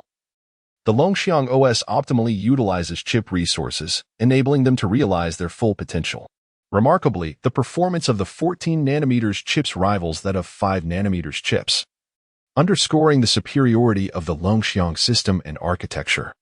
Various mobile manufacturers have initiated programs allowing users to exchange their old phones for Longxiang chips simply by sending their devices back for a nominal fee. Once replaced with the new Longxiang architecture chip and the Longxiang system, the phones operate flawlessly. Amidst these promotional activities, a significant number of citizens of the Dragon Nation have transitioned to the Longxiang system. Furthermore, under the robust advocacy of the Dragon Nation's officials, most mobile applications have adapted to the Longxiang OS, establishing a thriving ecosystem. Consequently, for the vast majority of users, switching systems has had minimal impact. Social media platforms buzz with discussions on individual experiences with the Longxiang system. Many users enthusiastically share their delight in the system's seamless performance. Indeed, this Longxiang system operates exceptionally smoothly, one remarked. I particularly adore its intelligent assistant, which not only comprehends my speech but also engages in conversation, truly a boon for someone with social anxiety. Another added, the assistant's customizable appearance is delightful. I opted for a panda theme, which feels adorably silly, akin to having a pet. The Longxiang system has indeed proven to be remarkable. While playing games, I experienced no lag whatsoever, and the signal strength has significantly improved, despite being connected to the same Wi-Fi. They exclaimed, "The Dragon Nation has truly excelled. We now possess our own independently developed operating system and chip architecture, liberating us from reliance on foreign entities." As an author, I find the Longxiang operating system astoundingly intelligent. Its voice recognition feature allows me to write with nearly perfect accuracy, flawlessly capturing my intended meaning as if a real person were assisting me in translation. I am now able to update 100,000 words a day, much to the delight of my readers, haha. I simply wish to express that Longwa is remarkable. The user experience truly reflects the quality of the Longxiang operating system. In a recent user survey conducted during a variety show, the opinions of 1,000 individuals were collected, and they unanimously praised the Longxiang operating system. Its performance is seamless, intelligent, and exhibits minimal network signal delay. The advantages of the Longxiang system are numerous, all stemming from the genuine satisfaction of its users. Chapter 36. The completion of Dragon to Xinjiang Astronaut Training Center. This is the esteemed locale where the Dragon Nation trains and selects its astronauts.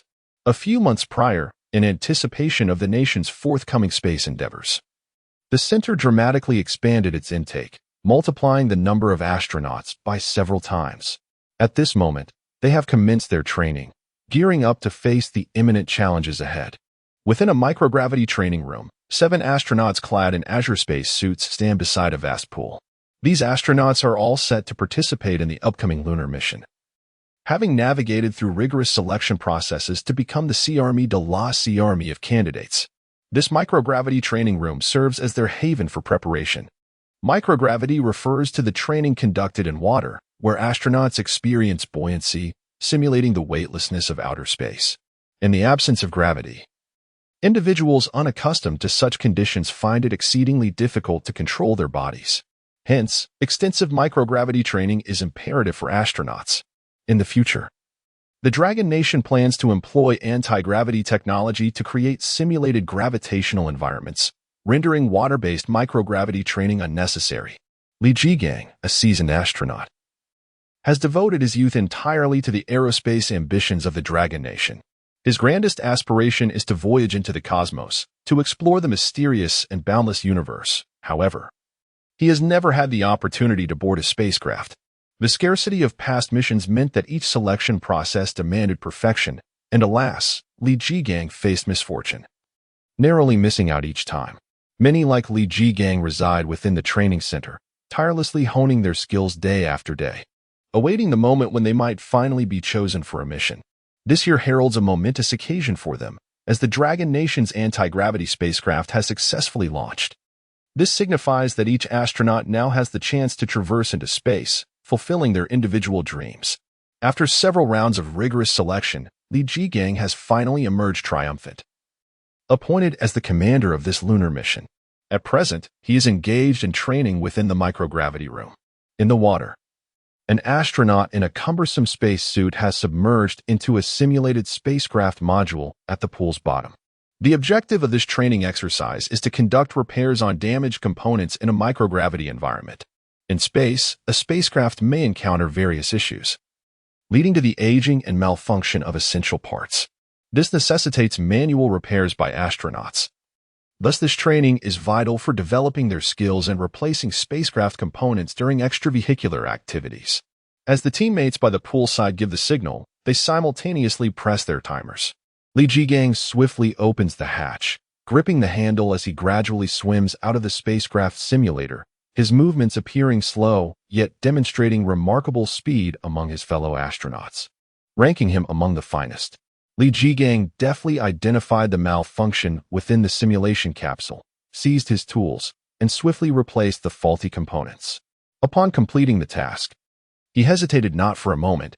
Grasping a handle on the exterior of the spacecraft simulation capsule, he promptly swam back inside and secured the hatch. His movements were impeccable, and the timer ceased. The total time taken was 5 minutes and 23 seconds. When Li Jigang emerged from the water's surface and heard this impressive result, a faint smile crept across his face. Beside him, a female astronaut in her 30s erupted in applause, exclaiming, "Jigang, you are truly remarkable. You have set a historical record." Indeed, the previous best time for the microgravity maintenance training of the space capsule was 5 minutes and 28 seconds. And now Li Jigang had improved the record by a full 5 seconds. Li Jigang beamed, remarking, "Hee, not too shabby. However, I made a slight error while exiting the capsule. Otherwise, I could have been even quicker." This female astronaut, one of the participants in the lunar mission, was named Xia Hanyan, and she happened to be Li Jigang's wife. This couple, brought together by their shared passion for space exploration, now had a daughter of their own. Xia Hanyan chuckled, "That's already quite impressive. You're far superior to the rest of us." Nearby, an astronaut named Huming rolled his eyes and interjected, all right, Xia Hanyan. Spare us the display of affection. We still have training to complete." "Yes, indeed." Several astronauts chimed in agreement. Xia Hanyan, undeterred, retorted, "Huming, why are you complaining? I'm not hindering your training." Huming scoffed. "Humph, what if your lovey-dovey antics affect my performance?" Xia Hanyan shot back with a cold laugh. "Please, with your scores. Even more practice won't help you rise above mediocrity." At this, Huming shot her a glare, exclaiming, "Xia Hanyan, I warn you, that as personal attack. I'm attacking you personally. What will you do about it?" Just as their banter escalated, a voice suddenly echoed from the entrance. "Captain Li, the leader is calling for you in the office." Instantly, Li Jigang adopted a serious demeanor, commanding, "All right, enough noise. Qin Lao is summoning us to the office." The group entered the office, where an elderly man was sipping tea at a desk. His name was Qin Wendy, the head of the Shenyang Astronaut Training Center. Upon seeing the 7 astronauts enter, Qin Lao smiled and said, "Come, sit down and enjoy a cup of tea." He personally poured tea for each of the astronauts, the fragrant steam wafting gently from the cups. Taking a gentle sip, Qin Lao remarked with a smile, "Jigang, you 7 are now our most outstanding astronauts. The Mid-Autumn Festival is approaching, and on that day, our great nation will embark on a lunar mission, leaving an everlasting mark of our people on the moon. With only 10 days remaining until the festival, I have wonderful news to share. Loading 2 has officially been completed today. Loading 2 continues the legacy of the Loading series of spacecraft established by Bai Hui and is the name of the spacecraft for this lunar mission." Li Jigang and the 7 others exclaimed with delight, "Qin Lao, is it truly so?" Qin Lao took a sip of tea, nodded, and smiled. "Indeed, it is genuine. However, Loading number 2 must undergo a series of testing procedures before we can officially declare the successful construction of the spacecraft." The reason I have summoned you here is to announce a mission." Li Jigang and his companions immediately stood at attention and saluted, solemnly affirming, "We shall ensure the completion of the task." "Very well. I now command you to proceed to Aerospace 195 Institute without delay. You must become thoroughly acquainted with the operation and control of the Lonting No. 2 spacecraft within these brief days. Subsequently, I will transfer your responsibilities to Aerospace 195 Institute, where you will receive a comprehensive training program." Yes. Chapter 37. The ever-evolving space. The 7 astronauts packed their belongings and immediately boarded a plane bound for the vast Northwest Desert. The Aerospace 195 Institute is located in this desolate region, which remains uninhabited throughout the year. However, ever since it was designated as a spacecraft construction base, its scale has expanded significantly.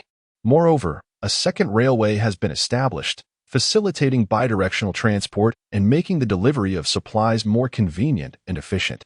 As Li Jigang and his companions disembarked from the plane, they were greeted by an officer in military attire. The two exchanged salutes, and the officer introduced himself, saying, "Captain Li, I have been sent by Director Li to welcome you all. Please follow me." Li Jigang courteously replied, "Thank you for your trouble." The 7 of them followed the officer as he swiftly navigated through the Aerospace 195 Institute. To their astonishment, within the spacecraft construction base, there were supermarkets, restaurants, hair salons, and bubble tea shops, entirely contrary to the notion of a top-secret base, resembling more of an ordinary city. Li Jigang's wife, Xia Hanyan, expressed her confusion. "Isn't this supposed to be a secret base? How can there be so many shops?" Unbeknownst to them, the upper leadership had deliberated and ultimately decided to lift various restrictions at Aerospace 195. The goal was to transform it into a major city equipped with a complete industrial chain dedicated to spacecraft manufacturing. Currently, many restrictions have been relaxed, including allowing various external brand stores to set up shop, addressing the living needs of the workers. Furthermore, numerous factories related to the spacecraft supply chain have already commenced construction within the base. It is evident to any discerning individual that immense profits await here. One must consider how many anti-gravity spacecraft will be required in the future, dozens. As the nation enters the space age, exploring planets, mining asteroids, and developing space agriculture, all of this will necessitate support from anti-gravity spacecraft. It is likely that thousands of vessels will be needed. Consequently, many influential individuals have already navigated various channels to secure opportunities for establishing factories here. Upon hearing Xia Hanyan's remarks, Huming chuckled and said, "If I am not mistaken, this base is set to be unveiled to the public. The Dragon Kingdom aims to develop it into a fully fledged city for spacecraft construction, complete with an industrial supply chain." Xia Hanyan furrowed her brows and asked, "How do you know that?" Huming explained, "Look at the construction teams around us. They are erecting residential buildings. Only a city would require such accommodations." Xia Hanyan's eyes lit up in realization, and she laughed. "Huming, I never expected your mind to be somewhat useful." She playfully dismissed him, saying, "Now, go away. I don't want to talk to you." Huming rolled his eyes in response and chose not to engage further. Eventually, they arrived at their destination, stopping in front of an enormous building that was semicircular in shape and covered an extensive area, resembling a celestial dome resting upon the earth. Huming exclaimed in awe, "How immense this is! Truly worthy of being a site for spacecraft production." Another astronaut, Jiang Feng, sighed. "This must span at least tens of thousands of acres." Xia Hanyan murmured, "Jigang, I suddenly feel so exhilarated. We are about to pilot this magnificent spacecraft to the moon, and our names will be forever etched in the annals of the Dragon Kingdom's history." Li Jigang, equally stirred, grasped Xia Hanyan's hand tightly and declared, "Indeed, our dreams are on the verge of realization. No matter how perilous the journey ahead may be, I shall stand by your side. Come, let us behold our Dragon Kingdom spacecraft." The 7 astronauts followed the guiding officer into the building, and after walking a few dozen meters, they finally entered a vast hall. Before their eyes stood a colossal silvery white vessel, its aerodynamic form sleek and sharp-edged, seemingly capable of slicing through the air. Its wings were adorned with multiple jet nozzles, which could harness propulsion in environments with diminished gravity. Although anti-gravity technology is remarkably advanced, it is not devoid of drawbacks. In the theoretical framework of anti-gravity, positive gravity particles and their negative counterparts exist in pairs. Positive gravity particles are the source of gravitational force. As gravity weakens, so too does the opposing force. Ultimately, anti-gravity technology is a form of black science that generates kinetic energy from the interaction between gravitational forces, much like the electric motors we utilize, which derive energy from electromagnetic forces, enabling various devices like fans and electric vehicles to function seamlessly. In contrast, nations devoid of the theoretical foundation for anti-gravity, such as the Lighthouse Nation, are utterly incapable of harnessing universal gravitation. Instead, they rely on chemical fuel rockets to overcome Earth's gravitational pull, allowing them to successfully launch their rockets into the cosmos. Li Jigang, Xia Hanyan, Hu Ming, and the others gazed spellbound at the enormous spacecraft, which measured over 100 meters in length and stood more than 20 meters tall, equivalent to the height of 7 or 8 stories. Xia Hanyan extended her hand, seemingly yearning to caress the vessel's flawlessly streamlined shell. Everything about it is utterly captivating. Li Jigang also stared at the spacecraft with fervor, but he quickly regained his composure. Observing the entranced expressions of Xia Hanyan, Hu Ming, and the others, he couldn't help but chuckle. However, this was no time for daydreaming. Li Jigang called out, "Hey, Hanyan, Hu Ming, Jiangfeng, Zhao Fang. Snap out of it. We have a mission to attend to." Reluctantly, the group shifted their gaze away from Dragon 2 and followed the guiding officer onward. Eventually, they arrived at an office. The officer gestured towards the interior and said, "Captain Li, I will leave you here. Minister Bai is waiting for you inside." Minister Bai? The group momentarily paused and turned their attention to the office.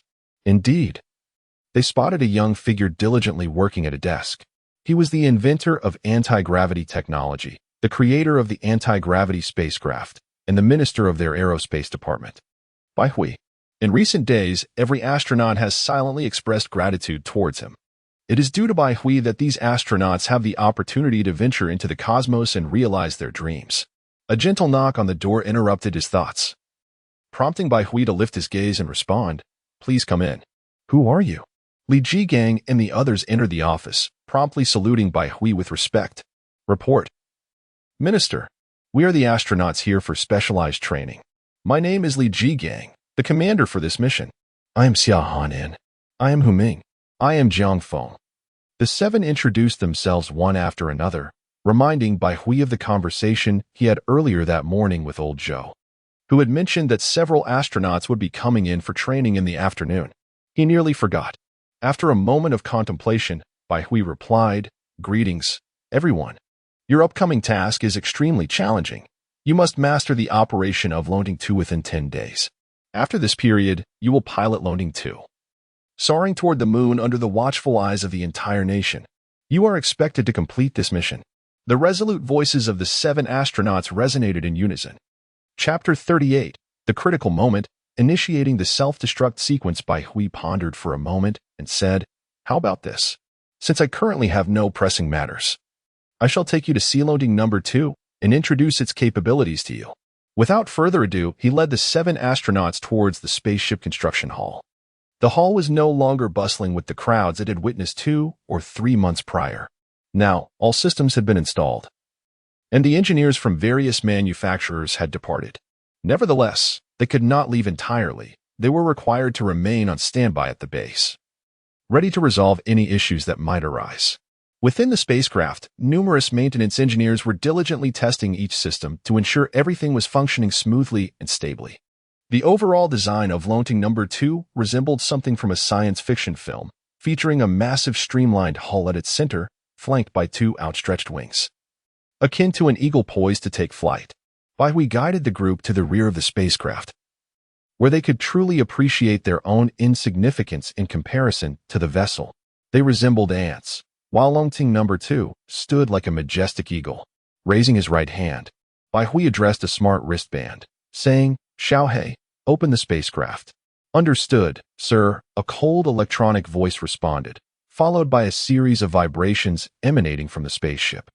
The tail of the spacecraft began to open slowly, descending gracefully. As the rear hatch swung open, it revealed an expansive interior space. large enough to accommodate 2 basketball courts and capable of carrying over 1,000 tons of cargo.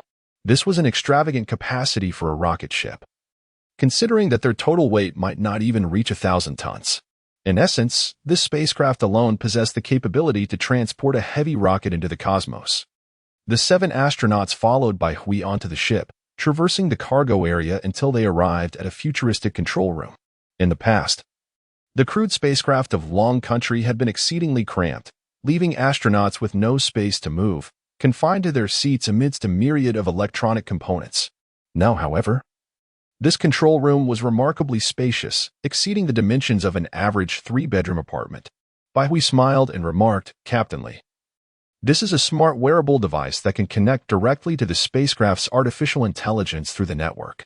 In the future, I shall provide each of you with a wristband, enabling you to control the spacecraft." Standing within the control room, the 7 astronauts were awestruck. At the forefront was an enormous display screen, measuring several dozen meters in both length and width. Long Country had invested over $600 million in the construction of this display, as all production equipment had to be meticulously reconfigured and installed to accommodate its sheer size. Undoubtedly, in the future, the cost of spacecraft displays will gradually decrease. The current high expenses are primarily attributed to the production equipment. Beneath the display, a myriad of control devices exists.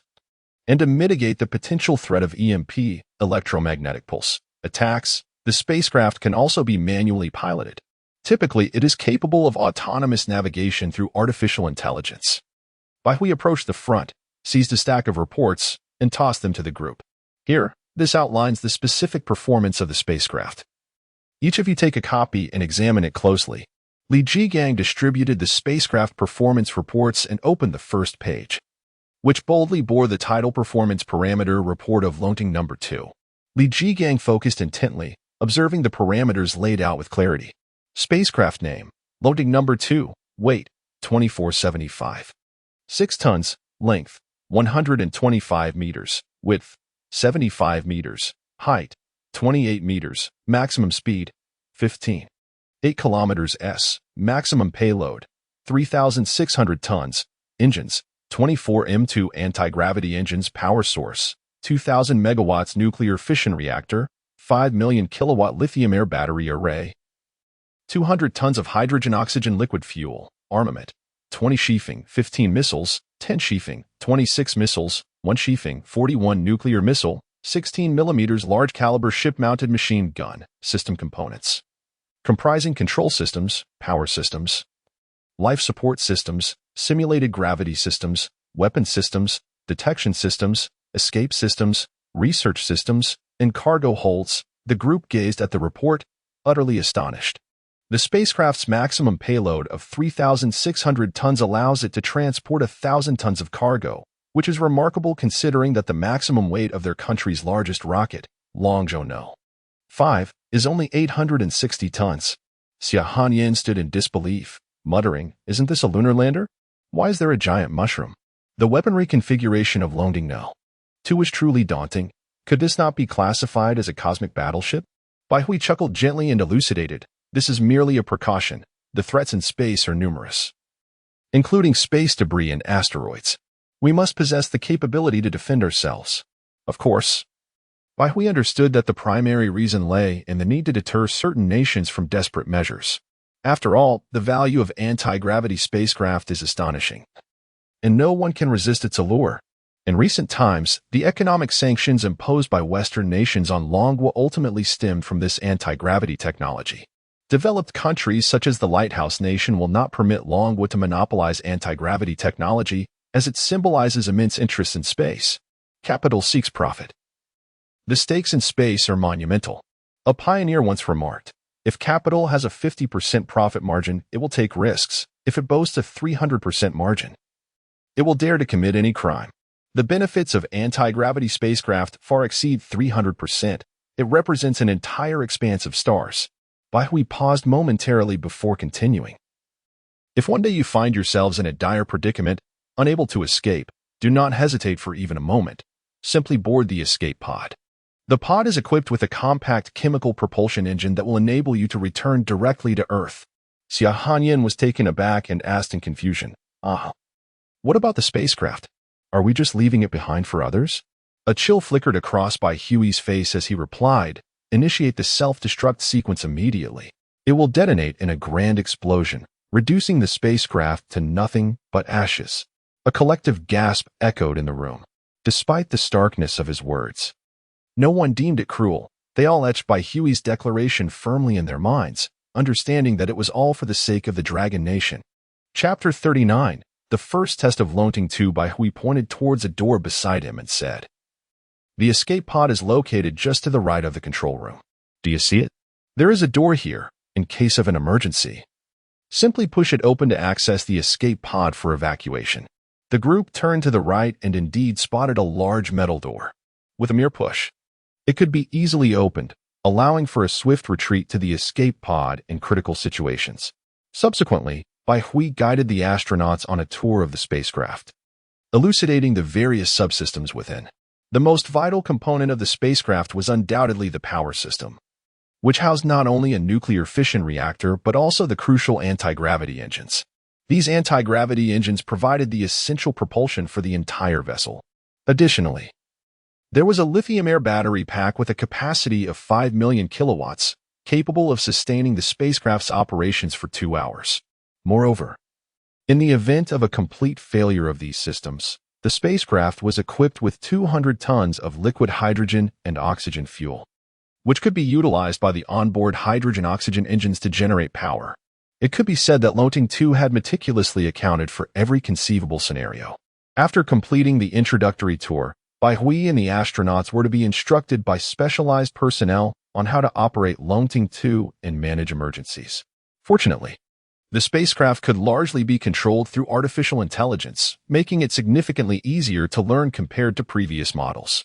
However, mastering the entirety of the spacecraft's operations within 10 days remained a formidable challenge. As night fell, the stars twinkled in the sky. Bai Hui lay in bed, closing his eyes and connecting with the system. "System, please activate the control panel." "Affirmative, host." Bai Hui's eyes sparkled as a Sci-Fi holographic interface projected onto his retina. "Host, Bai Hui, gender, male, age, 23, current civilization level, level 1, civilization type, carbon-based civilization, knowledge mastery level, level 2, brain domain development, 25, system functions. System laboratory, activated, popularity points, 18. For 68, 920, gazing at the dwindling popularity points, now reduced to just over 10 million, Bai Hui felt a pang of sorrow. This amount would only allow him a mere half hour in the system laboratory. He had previously expended a substantial number of points aiding the Dragon Kingdom in the development of Longxiang language, Longxiang system, and Longxiang chip architecture. Furthermore, the construction of the spacecraft had encountered its fair share of challenges, necessitating Bai Hui's engagement with the system laboratory for testing. After a moment's contemplation, he resolved to conserve his popularity points. It was imperative to recognize that future space endeavors would require extensive use of the system laboratory. And as the chief scientist of the entire project, he had a vested interest in maintaining his 20% profit share. This fortune is sufficient to render him wealthier than nations, rendering even the world's billionaires unworthy of polishing his shoes. Fortunately, Bai Hui's fame has become universally recognized throughout the Dragon Nation. Numerous videos featuring him circulate online, accompanied by exhilarating background music, each capable of garnering substantial popularity. However, during this period, Bai Hui has remained isolated within the base, devoid of any contact with the outside world, leading to a dwindling influx of popularity points, amounting to merely hundreds of thousands daily. What can such a meager sum accomplish? Before he can even establish himself in the system's laboratory, it dissipates. This will not do. I must make an appearance. Otherwise, my popularity points will cease to flow, significantly hindering my research progress. Bai Hui pondered, contemplating how to swiftly harvest popularity points. The Mid-Autumn Festival moon landing. I could request a live broadcast from the Grand Elder. At that moment, the people of the Dragon Nation will be filled with excitement, undoubtedly contributing vast amounts of popularity points.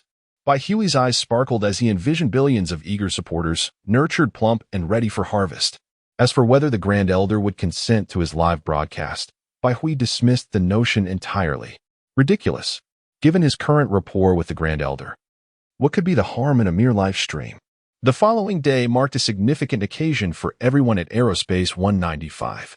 It was the day of the inaugural comprehensive test of the Dragon Sword 2, with all personnel present, including Minister Bai Hui, Deputy Minister Zhou Jiangwo, and Director Lian Min, alongside a visiting elder. This elder, frequently seen on television, was none other than the second elder. At 60 years of age, his hair was slightly grayed. Clad in a crisp Zhongshan suit, his gaze imposing and his spirit vigorous. Standing beside Bai Hui, he inquired gravely, "Young Hui, how do you feel? Are you confident?" Bai Hui managed a wry smile, rubbing his nose as he replied, "Elder, to claim absolute confidence would be sheer arrogance. As you know, time has been exceedingly tight. The overall design of the spacecraft should pose no issues. However, with such a large vessel, comprising countless components and hundreds of thousands of workers, perfection cannot be guaranteed. If you ask me for assurance, I can only say we stand at about 80%. Alas, we must do our utmost. Should any issues arise, we will resolve them swiftly, ensuring our spacecraft can soar into the skies, carrying the hopes of all the Dragon Nation's people by the time the Mid-Autumn Festival arrives." The second elder, upon hearing this, bore no anger, chuckling as he chided, "Humph, you, young lad, once boasted to us old-timers that the spacecraft would land on the moon within 3 months. Now that the boast has been made public, the entire nation is aware, and the news is saturated with moon landing reports. Do you now comprehend the weight of the pressure?" Bai Hui nodded, grimacing. "Indeed, the pressure is immense. I have lost several pounds over the past 2 months." The second elder recognized the challenges Bai Hui had faced during this time and refrained from further comment. After a moment of contemplation, the second elder retracted his smile and spoke earnestly, "Xiao Hui, if you truly lack confidence, we can postpone the lunar mission. There is no need to rush. Remember, it is imperative to ensure the safety of the spacecraft. We must not afford even the slightest negligence. Should any mishap occur, the ensuing public scrutiny could overwhelm you." A wave of warmth surged within Bai Hui's heart. These elders had devoted their lives selflessly to the Dragon Nation, and now, for his sake, they were willing to sacrifice their nation's integrity.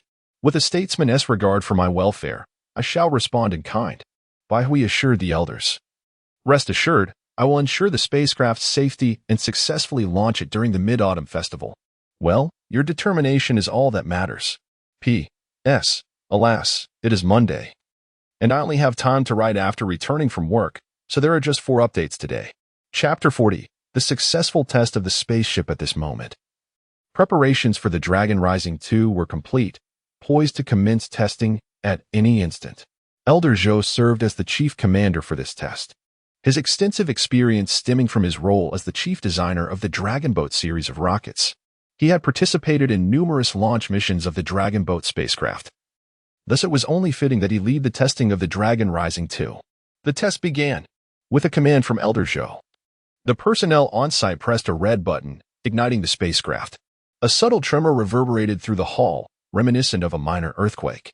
"Look, the spacecraft has been activated." Researchers pointed excitedly at the Dragon Rising 2, their emotions surging as the anti-gravity vessel they had painstakingly constructed over 3 months finally came to life. The nuclear fission reactor was fueled, and carbon rods were inserted, initiating a chain reaction. The fission reactor commenced its operation, everything functioning normally. Engage the anti-gravity engine. The engine began its work, and the spacecraft prepared for ascent. Those gathered in the hall bore witness to the Dragon Rising 2 as it emitted a low hum, defying Newton's laws of motion, and began to gently float into the air. It ascended slowly, ultimately halting at approximately 5 meters above the ground, hovering steadily in place. In one corner of the hall, 7 astronauts clad in deep blue uniforms gazed in awe at the colossal Dragon Rising 2. The spacecraft, now devoid of any ground support, floated serenely, impervious to the force of gravity. This was made possible by the anti-gravity engine manipulating anti-gravitational particles, counteracting the force of universal gravitation.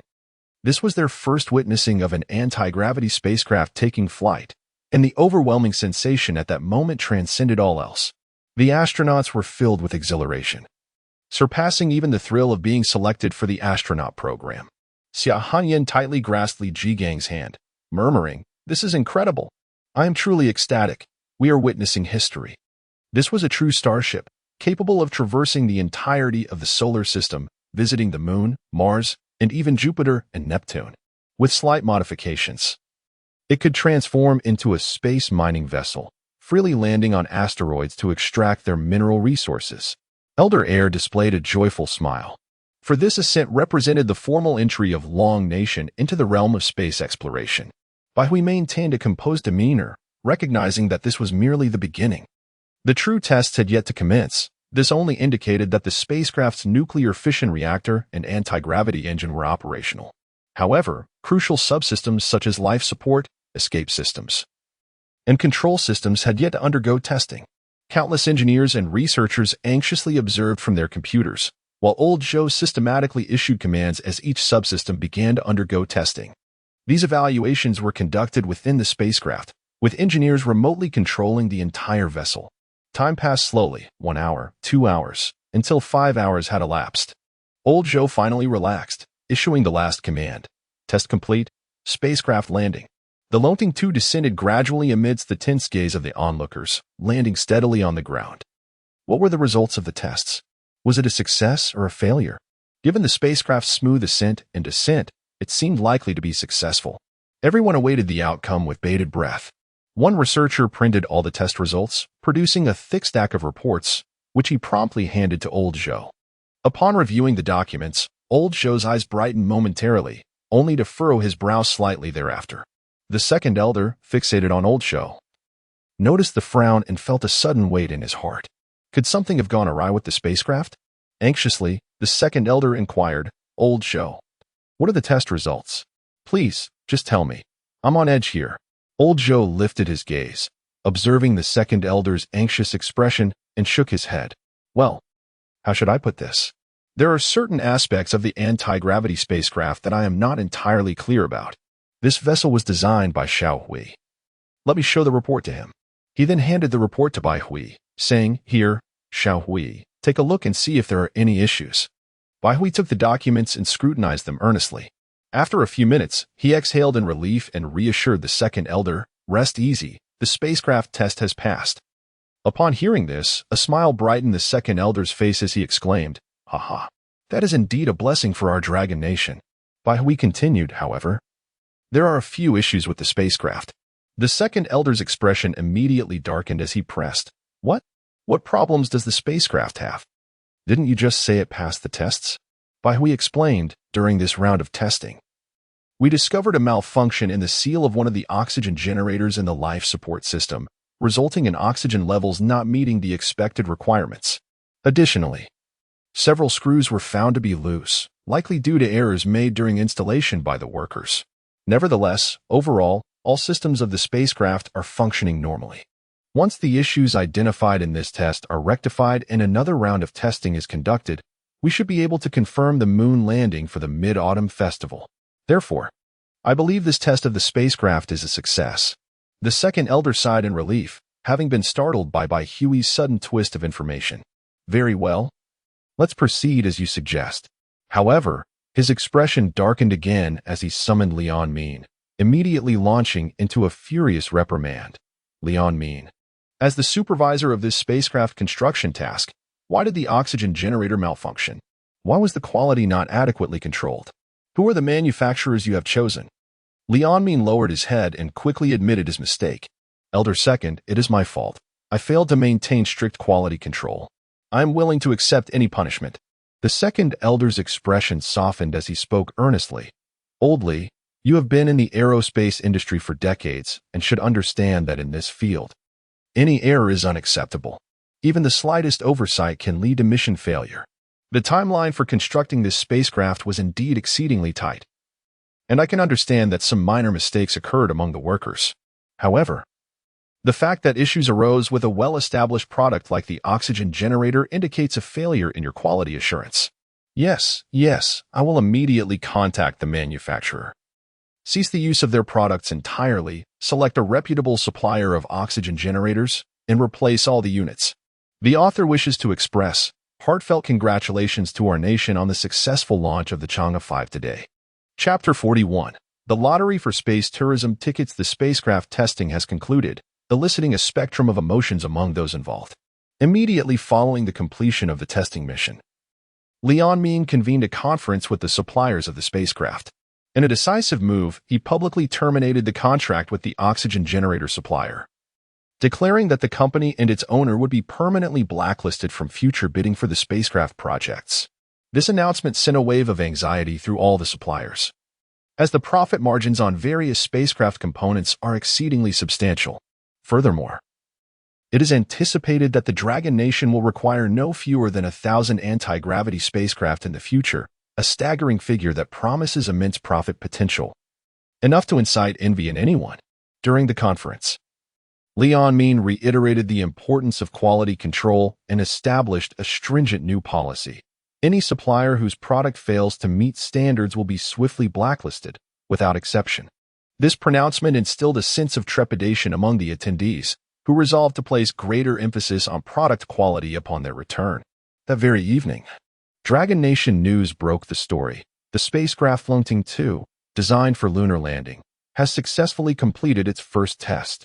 The results are promising, and the craft is slated for launch on the Mid-Autumn Festival in 10 days. This mission will see 7 astronauts journey to the moon, with Lungting 2 also transporting the lunar base's main module. Upon landing, this module will remain permanently on the lunar surface, accompanied by 3 astronauts, including 1 female astronaut, who will undertake tasks related to base construction, scientific research, and mining.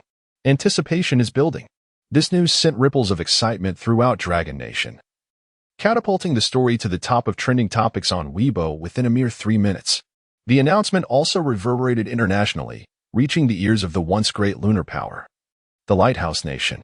Citizens there expressed their outrage, questioning why their country, which had successfully landed on the moon decades ago, now finds itself stagnant and unable to achieve such feats. I always said that the moon landing was a fabrication, a lie orchestrated by those damn skeptics. How else could we have lost our lunar capabilities over the decades? Damn it. Now Dragon Nation is starting to build a base on the moon. Where is our base? In stark contrast, the people of Dragon Nation were enveloped in jubilation. Each individual felt a surge of elation as they reveled in the dawn of a new era for their country. Lungting 2 is magnificent. Dragon Nation is magnificent. I can hardly wait for the Mid-Autumn Festival to arrive. I'm already on leave, preparing to witness the spacecraft launch in person. Hee, count me in. By the way, do you know where the spacecraft will take off from? Indeed. However, our Dragon Nation possesses only one manned spacecraft launch site, the Moon Spring Space Launch Center. It is reasonable to assume that this mission will be launched from there. Enough said. I must go purchase my plane ticket now. Not only are the vast numbers of netizens reveling, but major companies are also celebrating this significant event on Weibo. Tingfei extends its best wishes for the successful completion of Dragon Nation's inaugural lunar mission, announcing a draw for 100 space tourism tickets. Merely retweet to enter. Bailey wishes for the successful completion of the lunar mission and declares that all online malls under its brand will distribute vouchers worth $2 billion. By retweeting this post, participants can enter to win 100 space tourism tickets valued at $1 million. Chengdu congratulates the nation on its lunar mission and offers a chance to win 30 lunar tourism tickets simply by retweeting this announcement. These grand giveaways from major corporations have astonished everyone in Dragon Nation. While other companies are still contemplating how to raffle off mobile phones, they have boldly embarked on drawing for space tourism tickets. Naturally, these tickets will not be immediately redeemable, as the capacity for space tourism has yet to be realized. These companies will only fulfill their promises once the anti-gravity spacecraft is available for civilian purchase, which should not take too long. Recently, companies like Tuma and Sheching have jointly applied to procure anti-gravity spacecraft to develop the space tourism industry. These travel companies are astute and have already recognized the bright prospects of space tourism. They are currently discussing joint investments in spacecraft and establishing pricing for space tourism tickets. It is said that discussions at higher levels regarding this matter are already underway, and results should be forthcoming soon. The potential of the space sector is immense, and only by continually attracting private capital can we better develop the space industry. Thus, not only the space tourism industry but also space mining, space agriculture, and space metallurgy have begun to be prioritized. In light of this, several meetings have been held, yielding a preliminary idea. Anti-gravity spacecraft will not be sold but only leased, with Dragon Nation entitled to a share of the profits generated in space.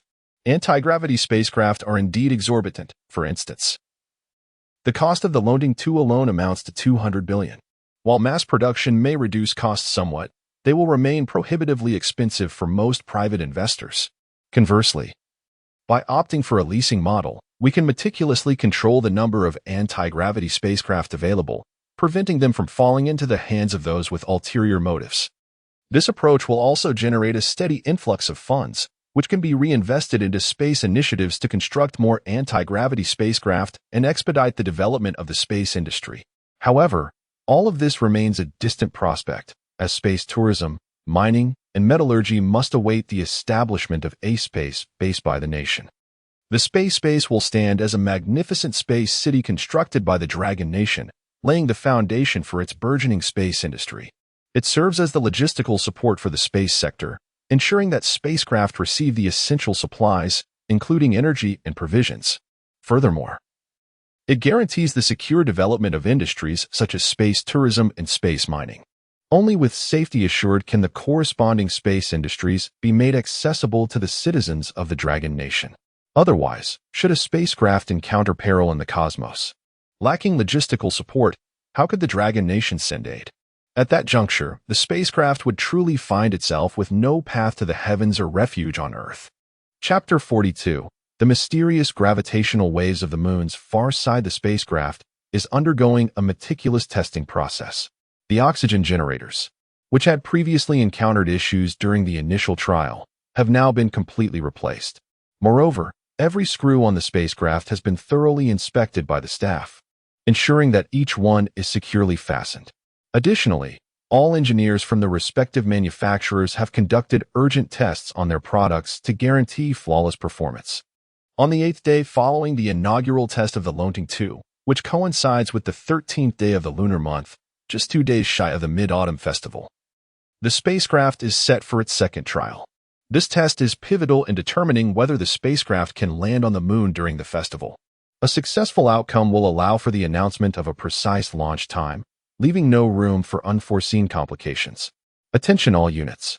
The second test of the spacecraft is officially commencing.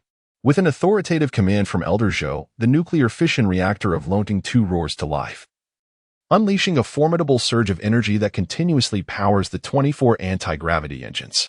As these engines engage, the entire vessel begins to tremble, resonating with a cacophony of sound. Buzz. The spacecraft gradually ascends, ultimately hovering steadily in the void. At this moment, the testing has only just begun, as various systems within the spacecraft are meticulously monitored by the research team. Approximately 3 hours later, data from the spacecraft is collated by the artificial intelligence, Xiaohe, and presented to Bai Hui. He scrutinizes the parameters with utmost diligence before making his way to the center of the hall. All personnel gaze at him with bated breath, hoping for a favorable outcome. Loading 2 represents the culmination of their collective efforts, and everyone holds their breath, awaiting Bai Hui's final verdict. A smile gradually spreads across Bai Hui's face, and without further ado, he proclaims, "I announce that the second test of the Loading 2 spacecraft has been a resounding success." A wave of applause erupts, with some researchers shedding tears of joy. Indeed, they have successfully constructed a spacecraft. The anticipation for the moon landing during the Mid-Autumn Festival is palpable. Bai Hui is incredible! Bai Hui is incredible! The crowd fervently chants his name. Only they understand that the realization of this spacecraft is largely attributed to Bai Hui's unwavering dedication. Without him, this achievement would not have been possible. Li Anming quietly exits the scene, wiping away tears from the corners of his eyes as he retrieves his phone to call the elder. That evening, the news breaks, announcing this monumental achievement. Congratulations pour in for the successful second test of the Loading 2 spacecraft. Our nation will broadcast the launch live at 8 a.m. on the morning of the Mid-Autumn Festival. Stay tuned. As this announcement reverberates across the country, excitement ensues. What? It launches at 8 a.m.? But I have to go to work. How can I manage that? Indeed, the thought of work weighs heavily on many. especially since this marks our nation's inaugural moon landing. I want to watch the live broadcast. I shall refrain from further discussion, as I must take a leave of absence. This marks our nation's inaugural lunar landing. Should I fail to witness it with my own eyes, I would regret it for a lifetime. It is said that the live broadcast of this mission will be narrated by the esteemed white god himself, the very inventor of anti-gravity technology, whom I deeply admire. Oh, is that truly the case? I am overwhelmed with excitement. I believe that on such a momentous occasion, our nation ought to declare a holiday for the Mid-Autumn Festival. Indeed, we cannot afford to miss such an important moment. I propose an additional day off. I propose another day off. I propose yet another day off. I propose an astonishing 108,005 days off. The multitude of comments from netizens even reached the higher authorities. After deliberation among the leaders, the Grand Elder decisively announced that our nation shall enjoy a day off for the Mid-Autumn Festival, with salaries to be dispersed as usual. Instantly, the entire Weibo platform erupted in fervor. Everyone rejoiced in unison, and at the very bottom of the official blog, millions of comments appeared in perfect synchrony, all proclaiming long will why Dragon Nation is mighty. Moreover, the number of comments continued to surge, swiftly surpassing 10 million. That night, the moon shone brightly like water. In the vast northwestern desert, though the terrain is exceedingly desolate, it offers a singular advantage, an unobstructed view of the night sky, allowing one to appreciate the myriad twinkling stars and the resplendent full moon. Each shimmering star in the sky may very well represent a colossal galaxy. No one knows if, among the celestial bodies, there exist planets harboring life akin to our Earth. In this expansive northwestern desert lies a space monitoring and control station. This station not only oversees the celestial spheres, but also manages certain satellite communication data. The recently launched Lunar Bridge Relay satellite was under the purview of this northwestern control station. Not long ago, our nation launched the Laurel spacecraft, destined to land on the far side of the moon, a historic first in the annals of global exploration. The successful landing of the Laurel spacecraft on the moon's far side is made possible by the presence of the Lunar Bridge Relay satellite. The moon perpetually orbits the Earth, consistently presenting only one face towards us while its reverse remains hidden in the depths of the cosmos. Due to the moon's obstruction, electromagnetic signals cannot penetrate to the far side. To date, no spacecraft has ever landed on the moon's far side, as data transmission remains impossible, rendering the landing exceedingly challenging. To address this, our nation launched the Lunar Bridge Relay satellite, which will orbit the moon, facilitating the successful landing of the Laurel spacecraft and the fulfillment of its lunar exploration mission. Notably, the Lunar Bridge Relay satellite is equipped with a gravity detector. Just moments ago, the personnel at the Northwestern Control Station were astounded to discover that the data transmitted by the Lunar Bridge Relay satellite indicated the detection of intense gravitational fluctuations. Furthermore, these violent gravitational waves were registered on the far side of the moon. What could possibly generate such powerful gravitational disturbances? This question has plunged researchers into profound contemplation. Gravity is an extraordinarily enigmatic force, and physicists around the globe are fervently investigating how gravity is generated and the intricacies of its operational mechanisms.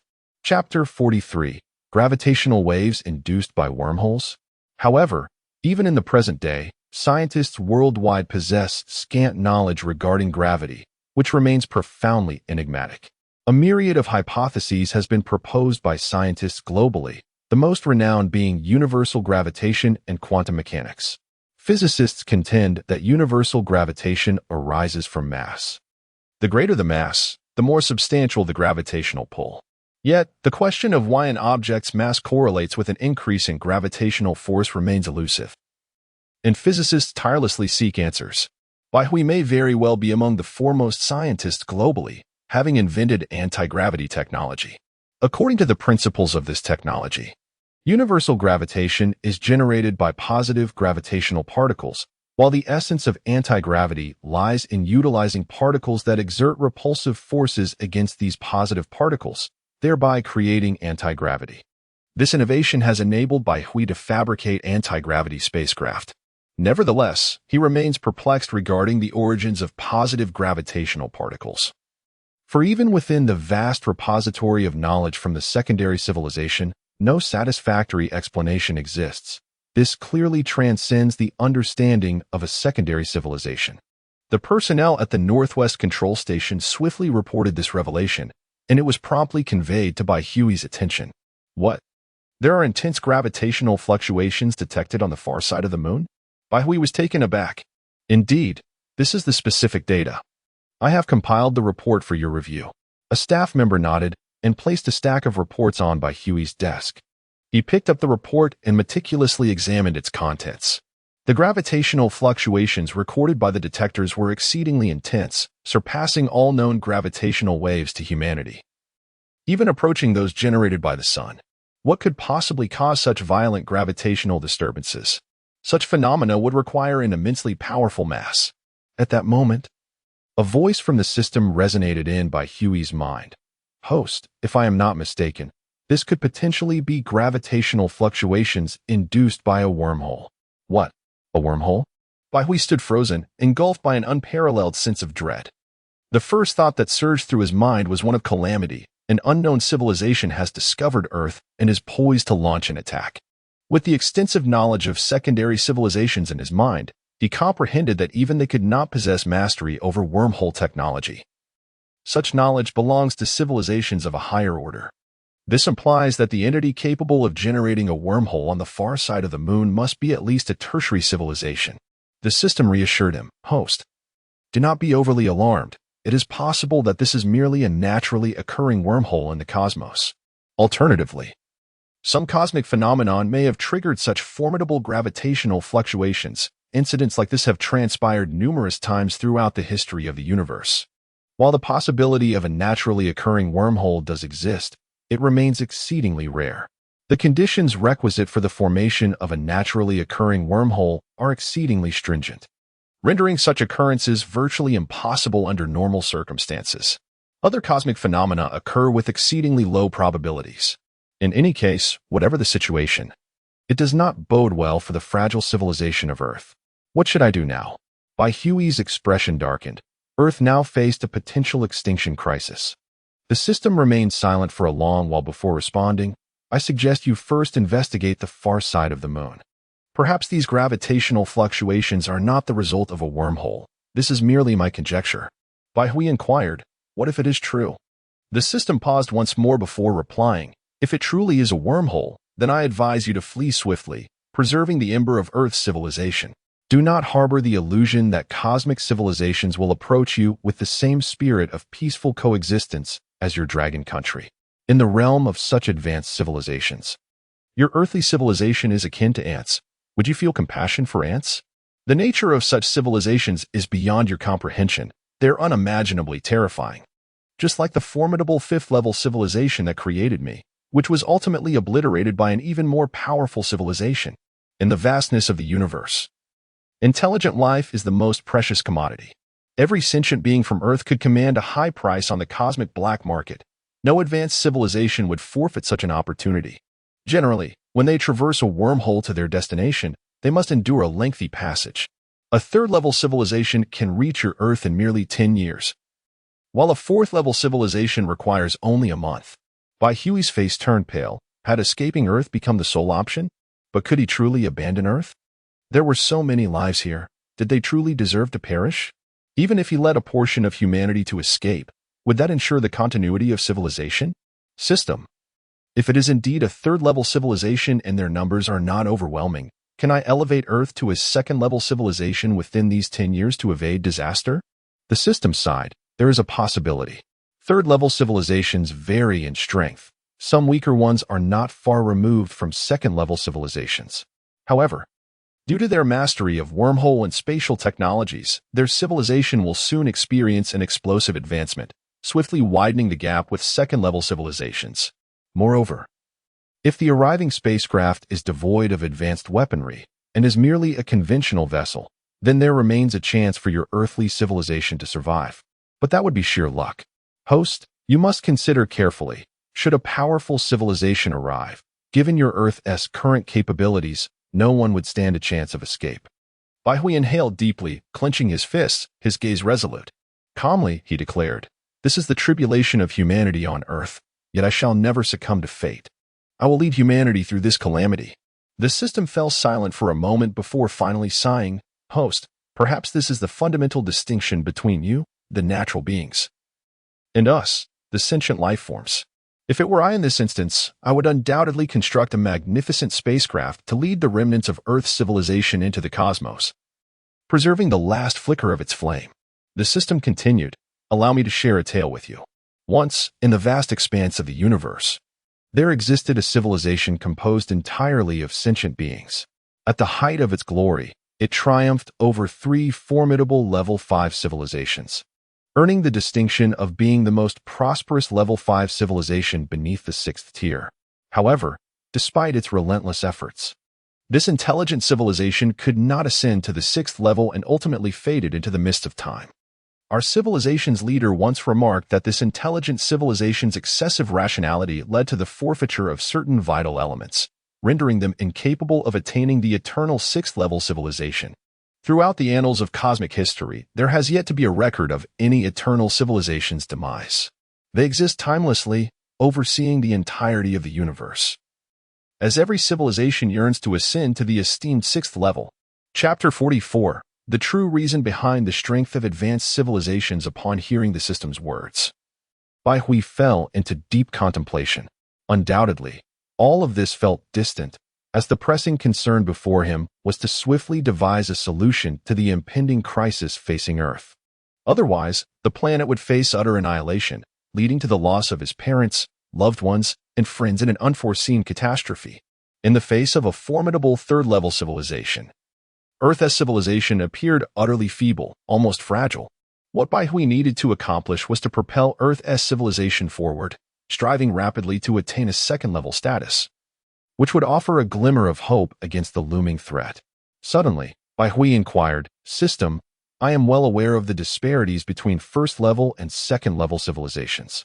However, you have never elucidated the differences between second-level and third-level civilizations. According to your assertions, the gap between these two is vast, yet I fail to comprehend the specifics. According to Earth's classification, first-level civilization is termed planetary civilization, second-level civilization is known as stellar civilization, while third-level civilization is referred to as galactic civilization. A third-level civilization possesses the ability to traverse the galaxy freely, showcasing immense power. Yet, what causes the distinction between second and third-level civilizations remains unclear to Bai Hui." The system responded, "The fundamental difference between second-level and third-level civilizations lies in the hierarchy of life. I once mentioned that the 5th-level civilization that created me consists of citizens whose individual strength is so formidable that they could effortlessly obliterate the entire Earth. To put it succinctly, the universe is governed by countless rules, and the magnetic induction, photoelectric theory, and electromagnetic wave theory that your Earth civilization currently comprehends are merely basic principles of the cosmos. However, there exist exceptionally powerful rules, such as the rules of space. If Earth continues along its current developmental trajectory, your civilization may never grasp the essence of spatial rules. The reason for this is the inherent weakness of human life on Earth, which renders it incapable of comprehending the profound nature of spatial rules. To truly understand these rules, one must be able to perceive the force of space, which is inherently tumultuous. Given the current physical constitution of humanity, even a slight interaction would result in being torn to shreds by this spatial force. Thus, the strength of third-level civilizations stems from their mastery of spatial rules and wormholes, coupled with a significantly higher life level compared to humans of Earth. After absorbing this information, Bai Hui stood there, momentarily stunned. In astonishment, he remarked, "Enhancing life levels? Isn't that akin to the cultivation found in novels?" The system clarified, "This is not cultivation in the traditional sense. Our technological civilization and the cultivation civilization are fundamentally distinct. The enhancement of our life levels is aimed at better exploring the unknown and the mysterious rules of the universe. In contrast, the purpose of cultivation civilizations is self-empowerment, ultimately striving for the ultimate goal of achieving eternity for oneself. Within the universe, there exist many powerful beings, each capable of rivaling a 6th-level civilization. These formidable entities are referred to as eternal great powers. Indeed, it is not solely the realm of immortal civilizations that boast eternal powers. In truth, every Tier 6 civilization harbors beings of eternal caliber, who are ageless and transcend the cosmos. This is the very essence of the might of eternal civilizations. The system articulated, one must comprehend that the universe is rife with enigmas, and feeble life forms can never grasp the intricate workings of extreme celestial entities such as black holes. Only through the fortification of oneself can one perpetually venture into the unknown. In the cosmos, there exists a stringent hierarchy of life forms. Each being is imbued with a multitude of genes. For instance, within humanity, there exists a plethora of genes with diverse functions. However, the development of these genes has been woefully inadequate, resulting in a fragile constitution. When a life form fully unlocks its genetic potential, it ascends to perfection. To master the rules of space, one must transcend the perfect life form to gain the privilege of harnessing spatial forces.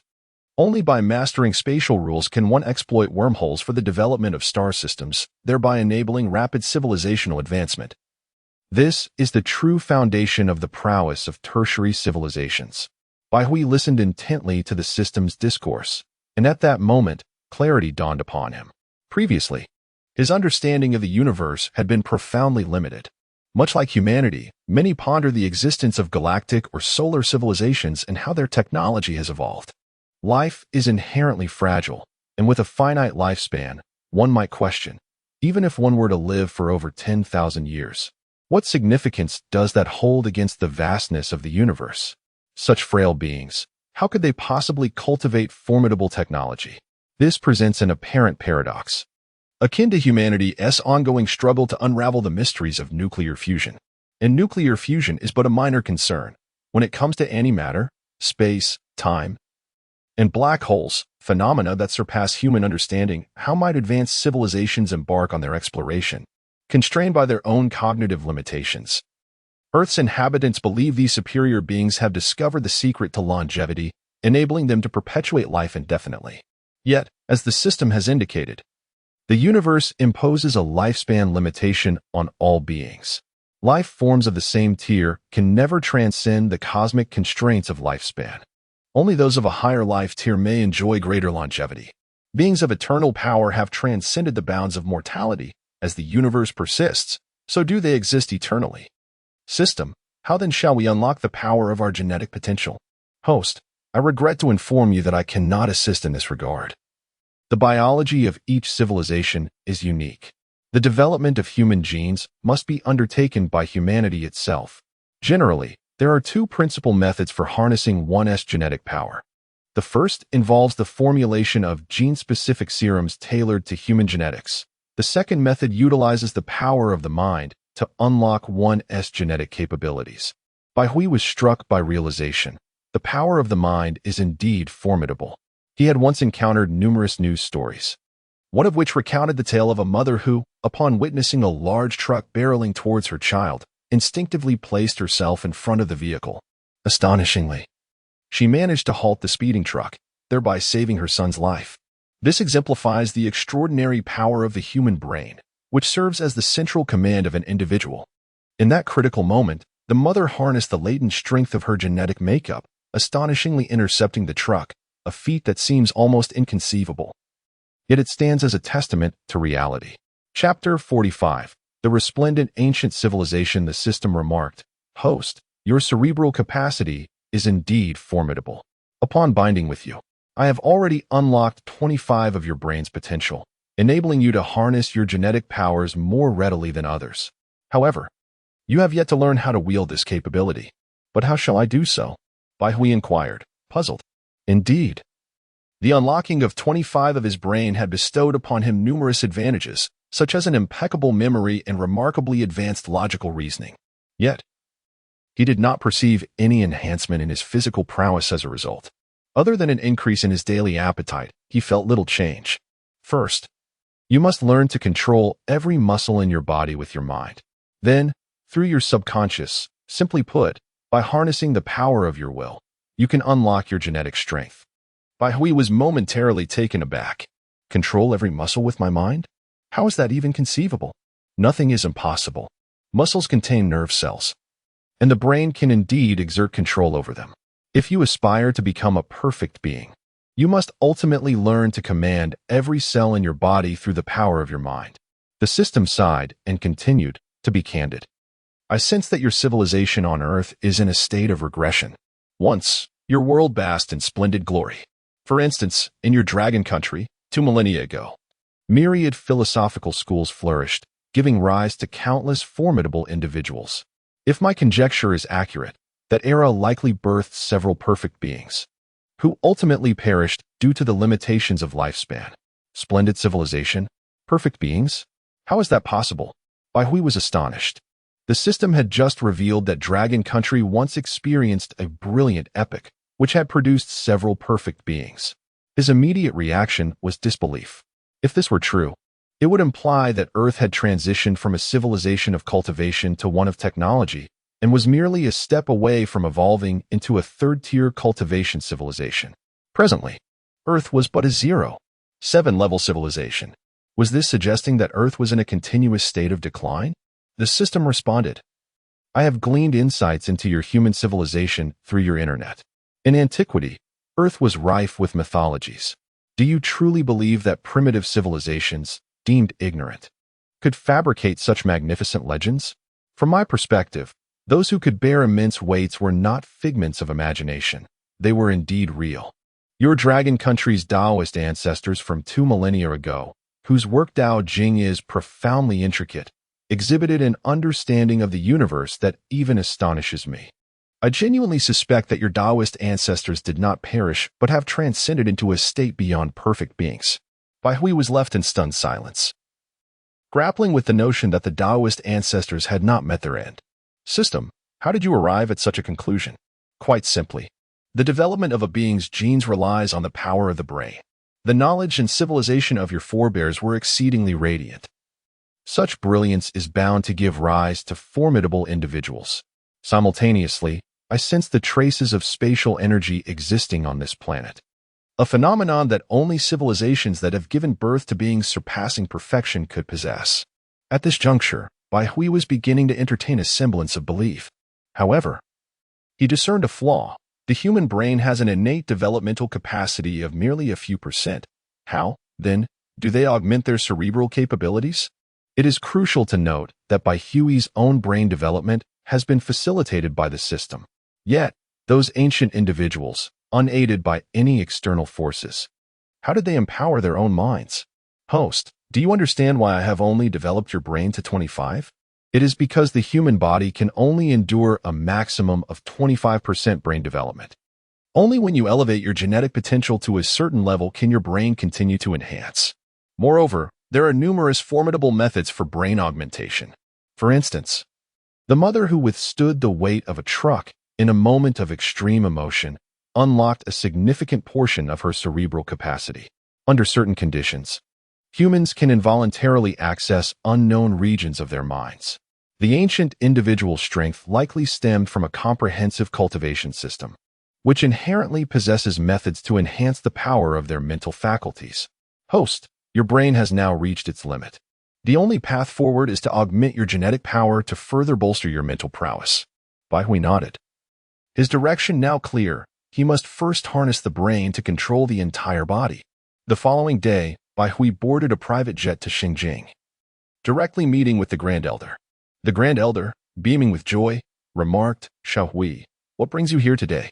He had been in high spirits lately, especially after the flawless success of the second test of the Longting 2, which heralded the dawn of the space age for manhwa, a momentous occasion indeed.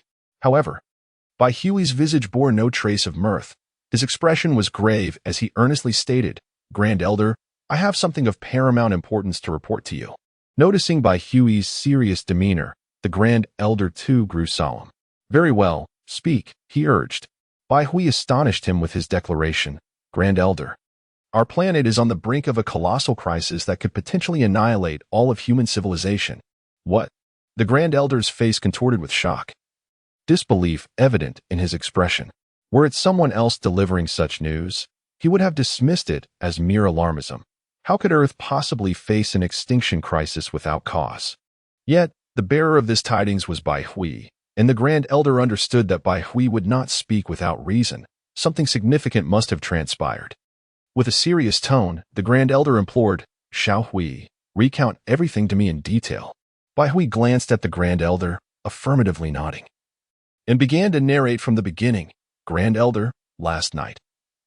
The Moonbridge relay satellite we launched detected severe gravitational fluctuations on the far side of the moon through the gravity sensor.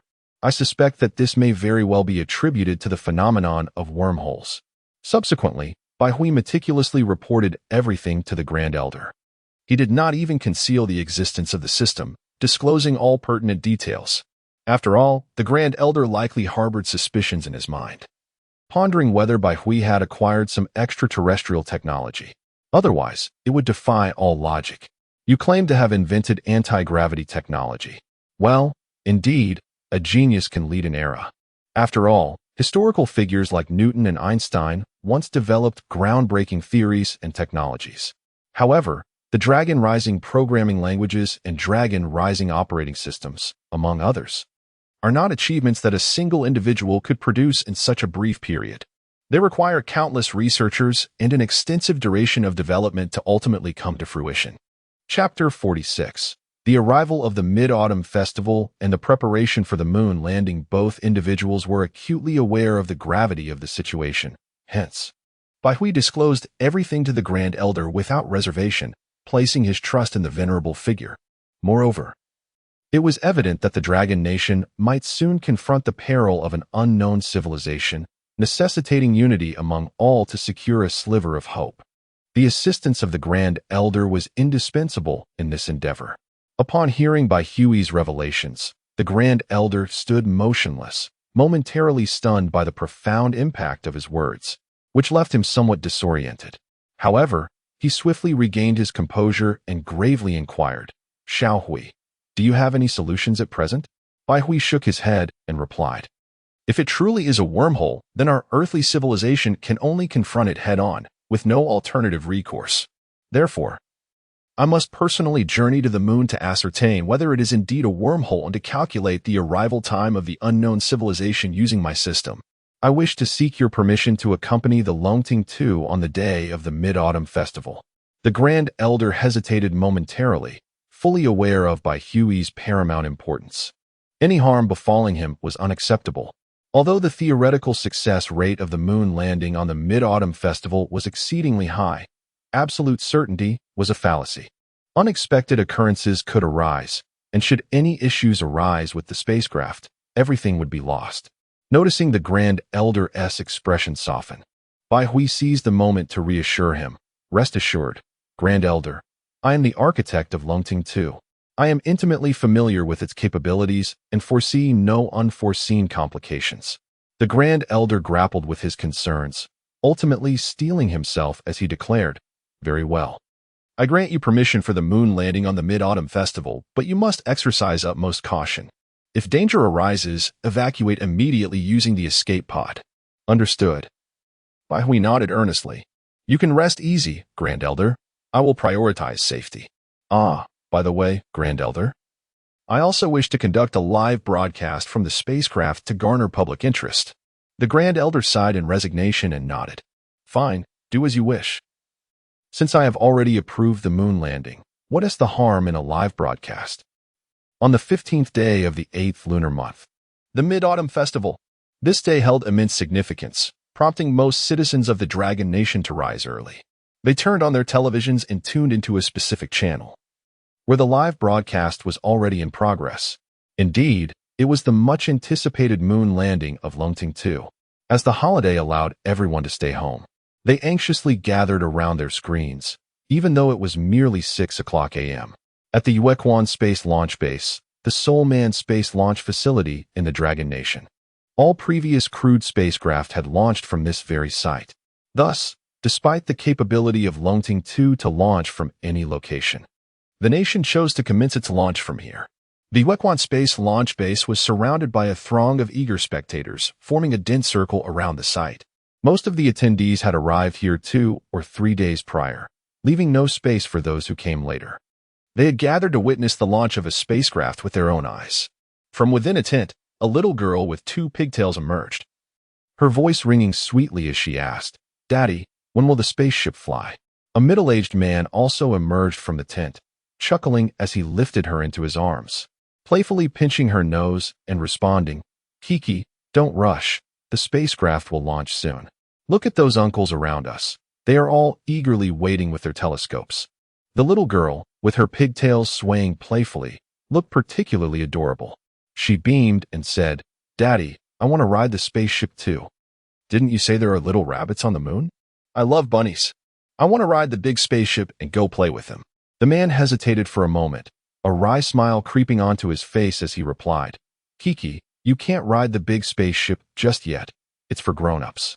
Pouting, Kiki's eyes welled with tears as she insisted, "No, I want to ride the big spaceship. I want to find the bunnies." The man sighed and reassured her, "Kiki, don't be upset. Look at the other children. They're all being quiet. Little ones can't ride the big spaceship. When you grow up, I promise to take you to the moon to find the bunnies, okay?" Kiki sniffled and asked, "Really?" "Of course it's true. When have I ever lied to you?" You have. You promised to take me and Mommy to the amusement park, but you didn't even come." Kiki crossed her arms, her cheeks puffed out adorably. The man thought to himself, how could she remember that? Kiki, that was just an accident. Can you forgive Daddy this time?" Seeing her father so earnest made Kiki giggle, and she quickly forgot her earlier discontent. "Daddy, can I go to the moon to play with you and Mommy in the future?" Of course. Surrounding the moon's Spring Aerospace launch base were many families, all eager to witness what could be considered a ceremonial entry for the Dragon Kingdom into the space age. This group would bear witness to history, perhaps to recount these moments with pride to their descendants in the future. Furthermore, on Weibo, the top trending topics were all related to today's moon landing. Dragon Kingdom moon landing. What are the capabilities of Longting 2? The space age is approaching. Discussing the prowess of the white god, humanity returns to the moon. Each of these topics had comments numbering in the millions. The overwhelming traffic nearly caused Weibo's servers to crash, but thankfully, the platform had swiftly acquired several cloud servers to manage the deluge of visitors. Time seems to drag on interminably. Why has the Dragon 2 not yet launched? I rose at 3 a.m. today solely to witness its lunar ascent. At this hour, the sun has yet to rise. If all goes as planned, today may witness an unprecedented gathering of souls watching the sun rise together, for typically they remain ensconced in their blankets, indulging in slumber. A delicate blush of dawn emerges in the east, and a golden ray cascades upon the earth, enveloping the landscape in a resplendent hue of gold. Today I have come to realize the true beauty of a sunrise. As a seasoned advocate of lingering in bed, I have lost track of how long it has been since I last beheld the dawn. In this moment, I am struck by the realization of all the breathtaking vistas I have missed. Chapter 47. Is the white deity actually going to the moon personally? At this moment, on the television channel, the host has invited a space expert who is fervently discussing some technical aspects of lunar exploration, along with various details that require attention during the moon landing. As time passes, the television screen suddenly transforms. Before the viewers, a magnificent silver-white spacecraft materializes, resembling a majestic eagle poised majestically upon the earth. For the first time, people behold the silhouette of the dragon rising too, and in this moment, everyone is transfixed, gazing at that gleaming figure on the screen. Deep within each heart lies a dream of the cosmos. Everyone yearns to pilot a spacecraft, soaring freely through the boundless expanse of space. How many have harbored such dreams in their youth? At this moment, they have never felt so close to their childhood aspirations. The television does not allow for comments, leaving them unable to express their profound astonishment. All at once, they flock to social media, fervently articulating their exhilaration. In an instant, Weibo is inundated with an overwhelming surge of traffic. Just moments later, Weibo crashes. The CEO of Weibo is truly distraught, despite recently upgrading their servers. He never anticipated such a downfall. Yet, amidst the turmoil, he finds a bittersweet joy, for the surge in traffic undoubtedly benefits the company immensely. Thus, he promptly purchases additional cloud servers, determined to stabilize Weibo. On Weibo, messages flood in. Wow, is this a spacecraft? It's incredibly stunning. The Dragon Nation is amazing. The white deity has crafted the Dragon Rising 2, and it looks absolutely magnificent. This spacecraft fulfills all my fantasies about space travel. It's so cool. I long to ride in a spacecraft and traverse the vastness of space. I wonder if I will ever have that chance in my lifetime. Don't worry. The companies like Tungfei and Bailey are already raffling off tickets for space tourism on Weibo. I believe your dream will come true. By the way, I heard that during this moon landing, our Dragon Nation will construct a genuine lunar base. I wonder if that is true. Of course it's true. Not only will we build a lunar base, but I also heard that 3 astronauts will be stationed there long-term to conduct scientific experiments. I am so exhilarated right now. I just want to say the Dragon Nation is truly remarkable. The visuals on the television continue as a drone captures aerial footage, showcasing the Dragon Rising 2 in all its glory. Countless citizens of the Dragon Nation have even changed their phone screens to the image of the Dragon Rising 2. It's simply irresistible. This spacecraft is breathtaking. The clock has struck 7 in the morning.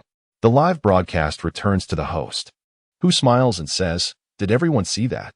Our Dragon Nation's Dragon Rising 2 is so awe-inspiring and captivating.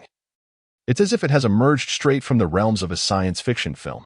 I have just received news that this lunar mission involves a total of 8 astronauts. Let us take a moment to observe their preparations." The television screen shifts to a grand hall where 8 astronauts, clad in the attire of our esteemed nation, stand at the forefront. The audience before their screens, upon catching a glimpse, is instantly struck with disbelief, their eyes widening in astonishment. For the individual standing at the center is none other than the familiar figure of Bai Shun. Though Bai Hui has remained out of sight in recent months, his deeds and images have permeated the internet. Viewers recognize Bai Hui at once. Am I mistaken? Is the central astronaut truly Bai Shun? It cannot be. How could our nation possibly allow Bai Shun to personally venture into the perils of the moon? Could he perhaps be the twin brother of Bai Shun? The expressions of all present are filled with incredulity at the notion that Bai Hui is indeed stepping onto the stage. In the hall, a reporter hands the microphone to Bai Hui with a smile, saying, "Hello, Minister Bai, please greet everyone." Bai Hui takes the microphone and calmly states, "Greetings to all. I am Bai Hui. Minister Bai, when I first heard that you were among the astronauts for this lunar mission, I was utterly astonished. I imagine the viewers at home share a similar reaction. What do you have to say about this?" Bai Hui, maintaining his composure, replies, "Regarding this matter, I can provide some clarification. I have a passion for exploring the unknown. The moon is merely my first destination. The moment the Longting 2 was completed, the desire to personally journey to the moon took root within me. I yearn to explore that celestial body, which has captivated our nation for over 2 millennia. That is the purpose of my lunar expedition. Moreover, I possess great confidence in the capabilities of the Longting 2. It shall be a magnificent spacecraft." Bai Hui reflects, feeling somewhat juvenile. Must I venture to the moon to investigate the source of gravitational waves on its far side? Striving to save human civilization? Such a revelation would likely incite panic among our people. Nevertheless, let it be. If I must appear juvenile, so be it. Time is of the essence. He must diligently uncover the origins of these gravitational fluctuations and ascertain whether they are indeed a product of a wormhole. If they are, it would signify that Earth is on the brink of an extinction crisis, reaching a perilous juncture. In the cold city of our nation, at the Bai Corporation, a young woman in a white dress sits on a sofa alongside a graceful lady, while a middle-aged man sits beside them. They are none other than Bai Hui's parents, Bai Yongyang and Lin Wanqing. The young woman in white is Chun Linger, Bai Hui's childhood friend. Chun Linger's innocence has long been vindicated, and upon her return, Lin Wanqing brought her into the Bai Corporation, where she now serves as the vice president.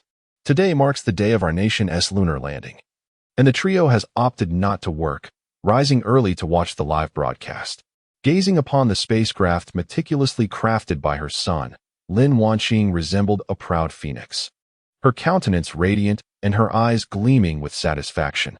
The sight of the magnificent vessel filled her with unparalleled joy, prompting her to capture several photographs for her social media, even including a few snapshots from Bai Hui's childhood. Alas, this mischievous boy has been absent for 6 months, and I am left in suspense. wondering whether he has gained or lost weight. It has left me, his mother, quite distressed.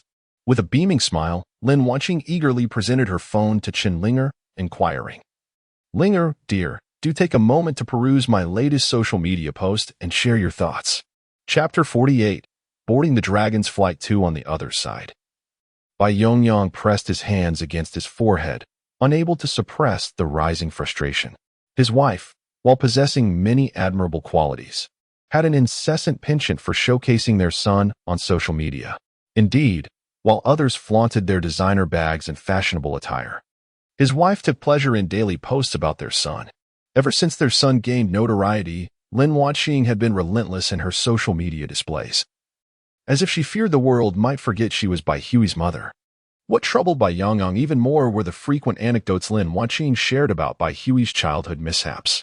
He could only imagine the embarrassment Bai Hui would endure upon his return home, should he discover these tales of his youth. This thought brought a faint smile to Bai Yongyang's lips, and he found himself looking forward to his son's return. Chen Linger managed to smile, remarking, "Aunt Lin, Bai Hui was quite adorable as a child." Lin Wanqing's eyes sparkled with delight as she exclaimed, "Really? How about I arrange a match between you and little Hui? What do you think?" Chen Linger's ears flushed crimson, wishing she could hide her head in her shoulders. "Aunt Lin, how could you say that?" Just as Chen Lingo struggled to respond, the voice of a reporter suddenly broke through the airwaves. The mention of Bai Hui's name silenced their playful banter, and they turned their full attention to the television. After watching the interview, Lin Wanqing felt her mouth grow dry, and she instinctively leaned into Bai Yongyang's embrace. "Yongyang, our son is going to the moon." Bai Yongyang nodded absently. "But going to the moon is perilous. What if something happens to him?" Lin Wanqing's face was etched with worry. Her immediate thought upon hearing of Bai Hui's lunar mission was his safety. Bai Yongyang hesitated momentarily before offering reassurance. "It should be fine. Our son is no fool. He must have complete confidence to undertake such a journey. You need not fret." Suddenly, Lin Wanqing collapsed into Chen Lingo's arms, weeping. "Lingo, I feel so distressed. That rascal is embarking on such a monumental journey without even informing us. When he returns, I will surely break his legs to ensure he obediently accompanies us to register our marriage." Chen Lingo? At 7:30. Only half an hour remained until the spacecraft's launch. Everyone had gathered neatly before the television, silently awaiting the momentous occasion. The screen abruptly shifted, revealing the figure of the Grand Elder, who spoke with fervor. "Today is the Mid-Autumn Festival, a day that belongs to us, the people of Long Nation. Moreover, today marks our nation's inaugural manned lunar landing. The cosmos is vast and boundless. Our earthly civilization must not confine its aspirations to our planet alone.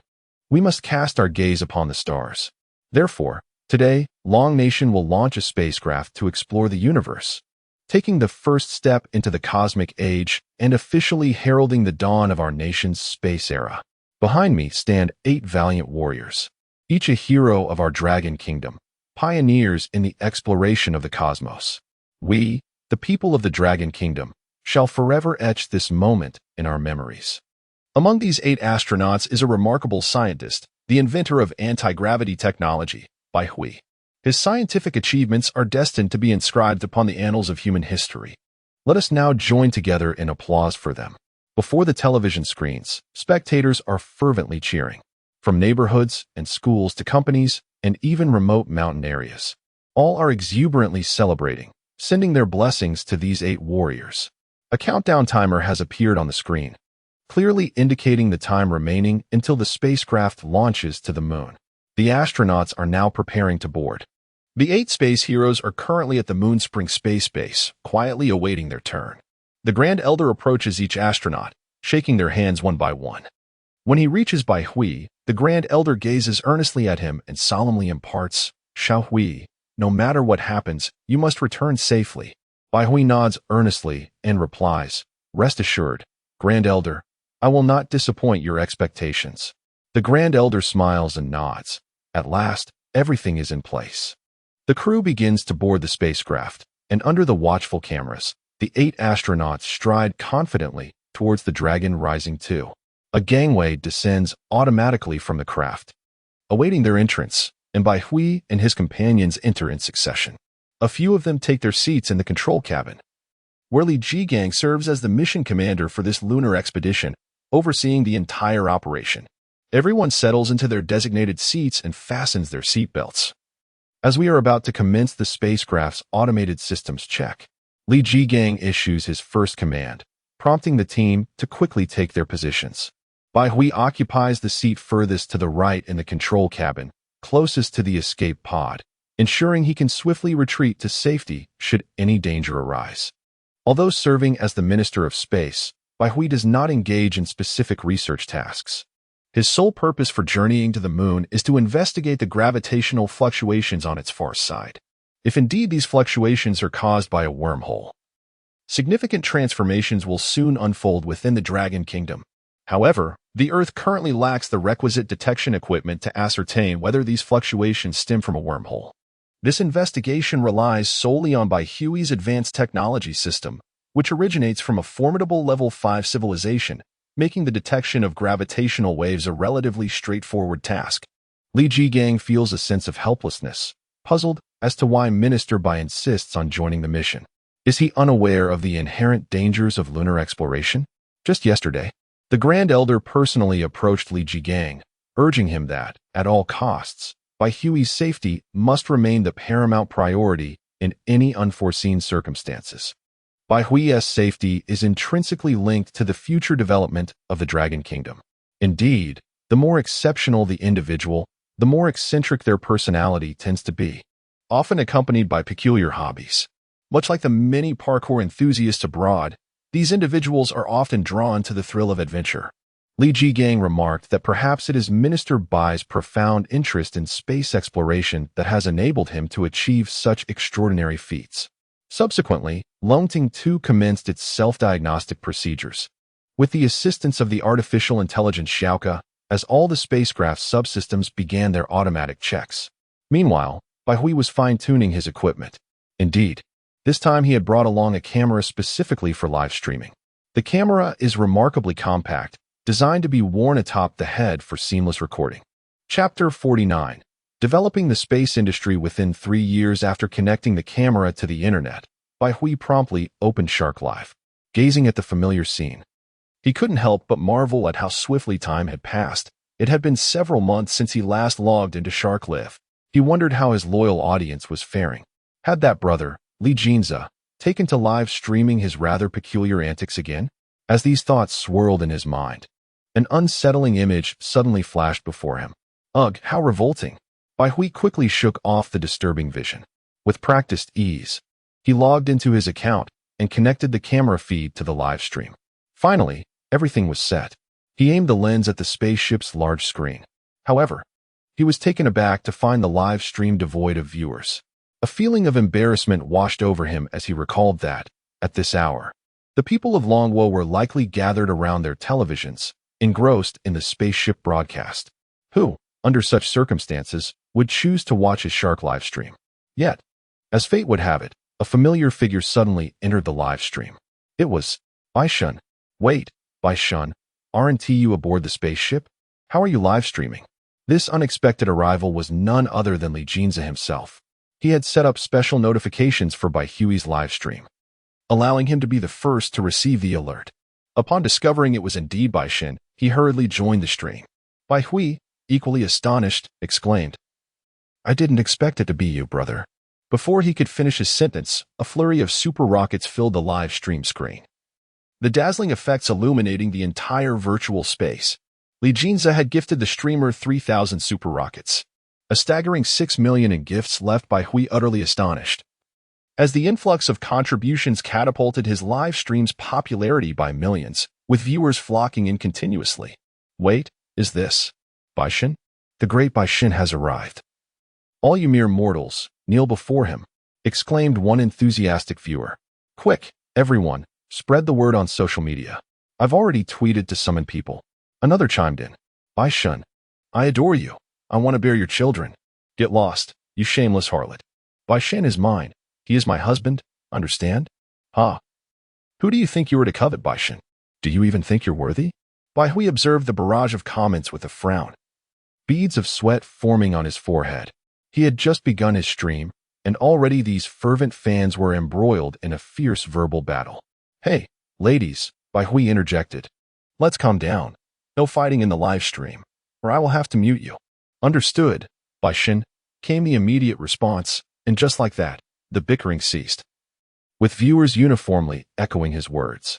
Bai Hui's influence was evident. At that moment, the live stream's popularity soared to 15 million. These were genuine numbers. In the recesses of his mind, the system was continuously notifying him of the rising viewer count. In the blink of an eye, Bai Hui's popularity had surged by over 10 million. On the other side, at the headquarters of Shark Live, the super administrator noticed that Bai Hui's live broadcast room had lit up. Without hesitation, he reported it to the supervisor, who, upon hearing the news, immediately relayed it to the CEO of Shark. In a swift motion, Bai Hui's live stream was featured on the homepage. At that moment, the Shark Live homepage showcased only one live broadcast, Bai Hui's. All other streams had been removed, replaced uniformly by Bai Hui's broadcast. Concurrently, numerous individuals learned of Bai Hui's streaming through Weibo and social circles, hastening to join in. The official television broadcast, captured by drone, displayed only the exterior of the spacecraft. Thus, many viewers simultaneously tuned into Bai Hui's live stream on their phones while keeping the television on, enabling them to see both the interior and exterior of the spacecraft in vivid detail. The popularity of Bai Hui's live room surged, reaching a staggering 73 million viewers. This figure was no mere illusion. It represented real individuals. Time, 7:46 p.m. Just 14 minutes remained until the launch of the Longting 2 spacecraft. As Bai Hui conducted his live stream, he continuously elaborated on the specific capabilities of the Longting 2. "Dear friends, I am currently inside the control chamber of Longting 2. Have you seen that enormous display screen at the top? Can you guess how much it cost?" The audience, glancing at the live stream, immediately spotted an immense display screen. Measuring 56 meters in length and 18 meters in width, a true behemoth. 30 million? I guess around 8 million. 50 million. Bai Hui chuckled. "You all underestimate it. The cost of this screen during production was a staggering 600 million. Excuse me, woe is me. I once thought I was wealthy. Yet I can't even afford a single display screen. After a lifetime of hard work, I find myself unable to compare to a mere screen. And it brings me to tears." 666 Bai Hui continued. "Of course, once mass production begins, the cost of this display will undoubtedly decrease. This particular piece is so expensive due to the immature production process. Now, let me introduce you to the specifications of this spacecraft. Longting 2 measures 125 meters in length, 75 meters in width, and 28 meters in height, with a total weight of 475 tons and a maximum payload of 600 tons. It utilizes a nuclear fission reactor as its power source, making it a true nuclear spacecraft." Bai Hui spoke eloquently. And upon hearing the specific parameters of the spacecraft, the audience in the live room was left astounded. This Longting 2 was indeed a colossal marvel. Compared to it, all those rockets seemed insignificant. 666 This is truly a national treasure. No wonder it can propel our nation into the space age. This anti-gravity spacecraft is remarkable. Such an impressive vessel could even mine asteroids. Our nation will soon rise. Bai Shun, how long until we can embark on space tourism? Bai Hui, upon noticing the comment, paused for a moment to contemplate before responding. Rest assured, your aspirations for space tourism will not be delayed for long. As soon as the production capacity of our nation's anti-gravity spacecraft is on par, we will be able to establish a thriving space industry. The timeline should not exceed 3 years. 3 years. The audience in the live stream erupted in excitement at the thought of having the opportunity to travel to space within such a time frame. Xiecheng Company generously rewarded the stream with 2,000 super rockets. Tuma Company also contributed 2,000 super rockets. We express our gratitude to Bai Shun for sharing this delightful news. Here S to 2,000 super rockets. Chapter 50, Dragon Soar 2. Ascending to the firmament, these two companies were among the pioneers in the burgeoning space tourism industry. Possessing remarkable foresight and a keen understanding that the Dragon Nation was poised to vigorously develop its space sector. Thus, they ventured early into the realm of space travel. However, The absence of a definitive response from the authorities had left them in a state of uncertainty, worried that their substantial investments might yield no return. Now, having learned the specific timeline from Bai Hui, their hearts finally found solace. Who is Bai Hui, you may ask? He is the Minister of Aerospace, and his words essentially reflect the official stance of the Dragon Nation. It is easy to envision that, following this announcement, the stock prices of their companies would surge, perhaps even doubling in value. At this moment, the live broadcast was teeming with representatives from various prominent companies. Executives from Tingfei Corporation, Bailey Corporation, and Wanda Corporation were present, their discerning eyes instinctively spotting the emerging opportunities. Since Bai Hui proclaimed that space travel would be feasible within 3 years, what about other sectors within the space industry? Space mining, space metallurgy, space agriculture. The executives' eyes sparkled with ambition, their minds racing with possibilities. Tingfei Corporation gifted 10,000 super rockets. Bailey Corporation gifted 10,000 super rockets. Wanda Corporation gifted 10,000 super rockets. 3 messages, all neatly aligned. In this moment, these executives expressed their appreciation. A total of 10,000 super rockets amounted to a staggering 20 million yuan. Yet, in light of Bai Hui's announcement, this paled in significance. At times, a single utterance from a titan can enable countless individuals to grasp future business opportunities. Unbeknownst to Bai Hui, he had already ascended to the status of a revered figure in the eyes of many, a magnate. Naturally, the live broadcast was not solely dominated by these 3 corporations. Numerous others were also showering the stream with super rockets. In the realm of commerce, none are foolish. Who could underestimate the importance of the information conveyed by Bai Hui? In business, a piece of information with sufficient value can generate markets worth hundreds of billions or even trillions. However, Bai Hui remained oblivious to this reality, or perhaps he simply did not care. His foremost task was to swiftly investigate the source of the gravitational fluctuations occurring on the far side of the moon.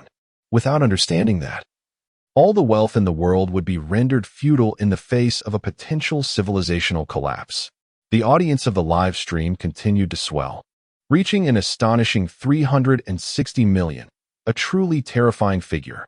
This indicated that a staggering 360 million people across the Dragon Nation were tuning in to Bai Hui's broadcast.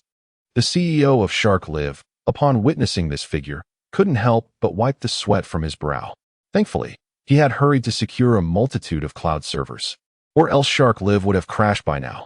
Meanwhile, the system in Bai Hui's mind was delightfully absorbing this influx of popularity. This represented genuine energy. Bai Hui gazed at the audience in the live broadcast and spoke. "Brothers, I am currently aboard the Longting 2 spacecraft, about to embark on a journey to the moon alongside these esteemed astronauts." He then turned the camera to introduce the heroic astronauts. First, he focused on Commander Li Jigang, who maintained a composed demeanor as he diligently checked the spacecraft's status. This dashing gentleman is the commander of our lunar mission, responsible for coordinating the entire spacecraft and overseeing the mission. Even I must heed his commands. Next, he pointed out a lovely female astronaut named Xia Hanyan, who is the commander's wife and tasked with navigation for the spacecraft. Over there is another astronaut, Hu Ming, one of the pilots of Longting 2. Bai Hui continued to introduce the astronauts, detailing their names and specific responsibilities. As you all are surely aware, this lunar mission is significant. Our Dragon country will carry a lunar base module to find a suitable location on the moon to establish our nation's true lunar base. This base module weighs over 800 tons and is equipped with facilities that will support human life for a decade.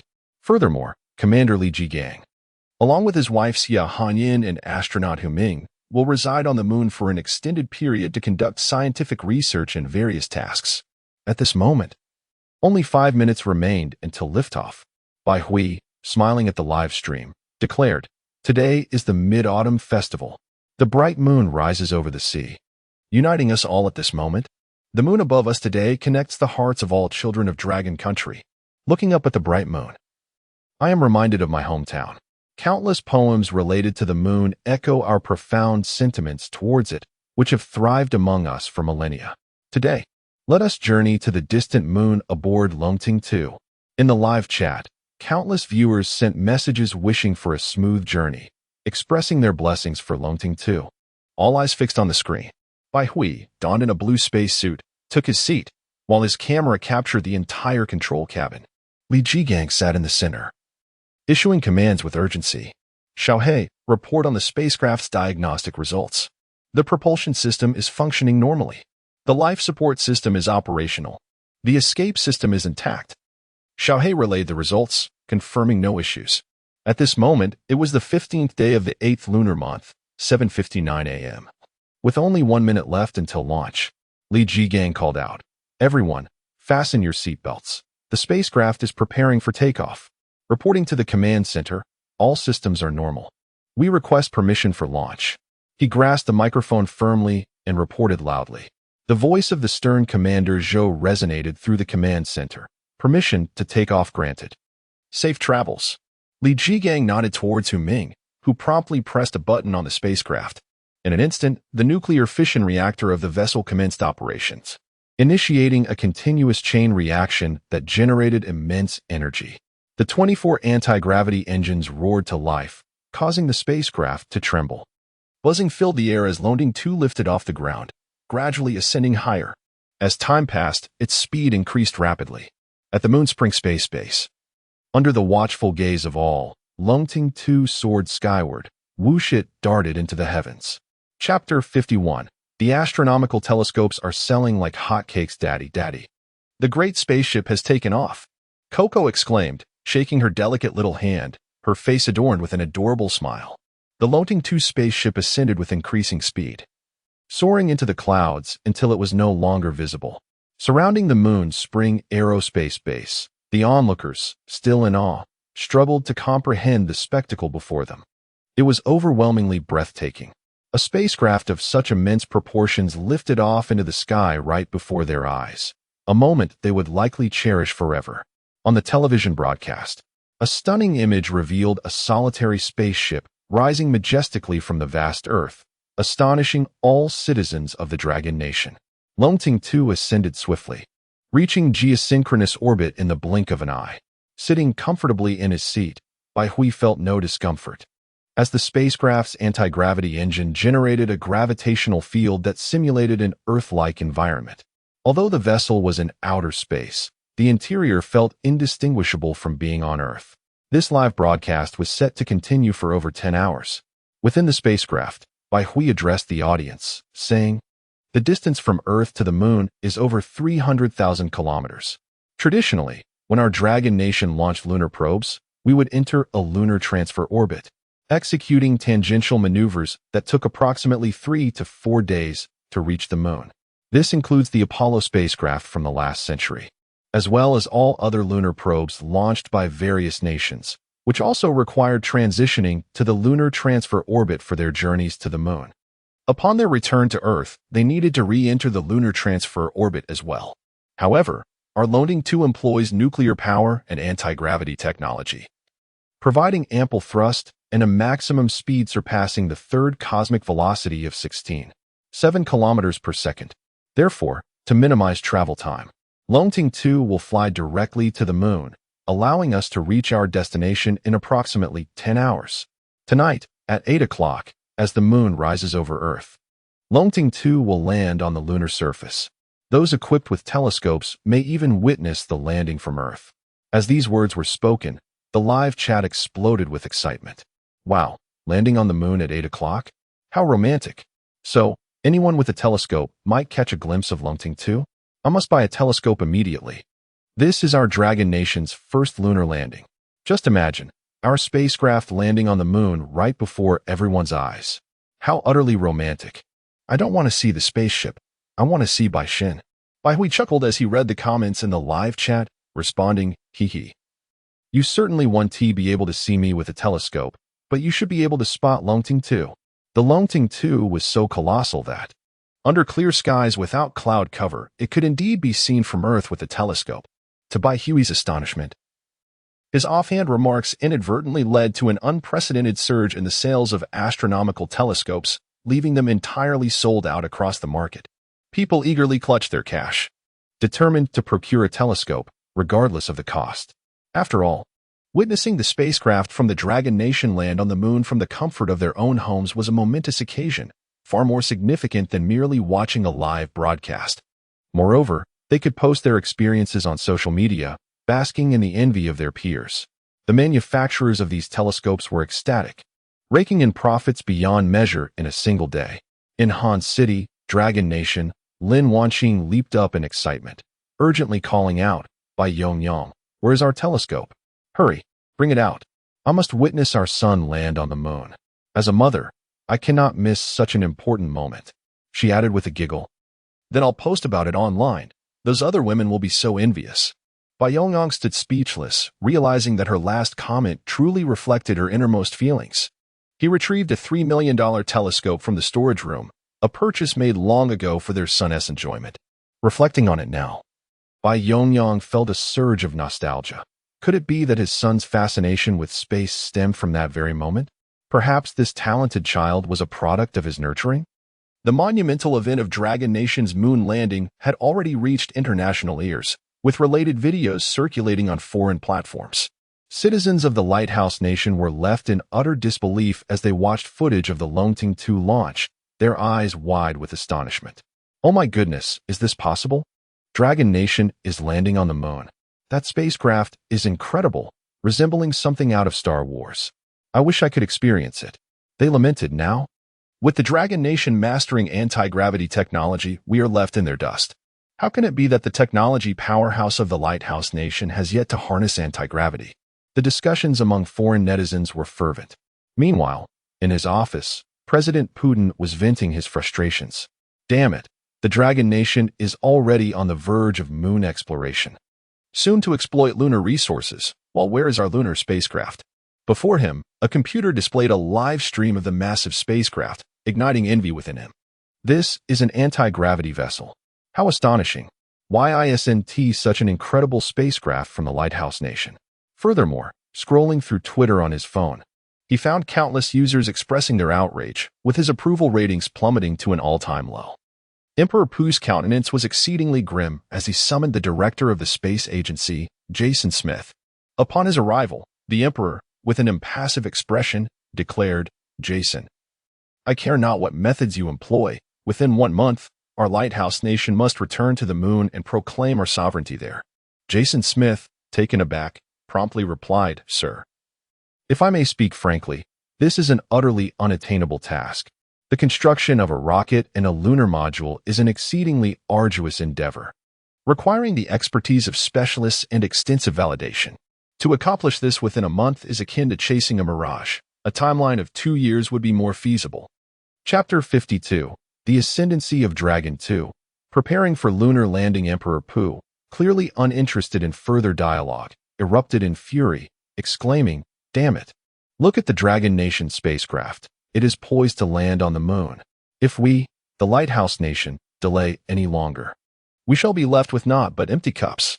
He continued, "I care not how you accomplish this or what funds you expend, but within a month, the Lighthouse Nation must return to the moon. Otherwise, you may as well resign."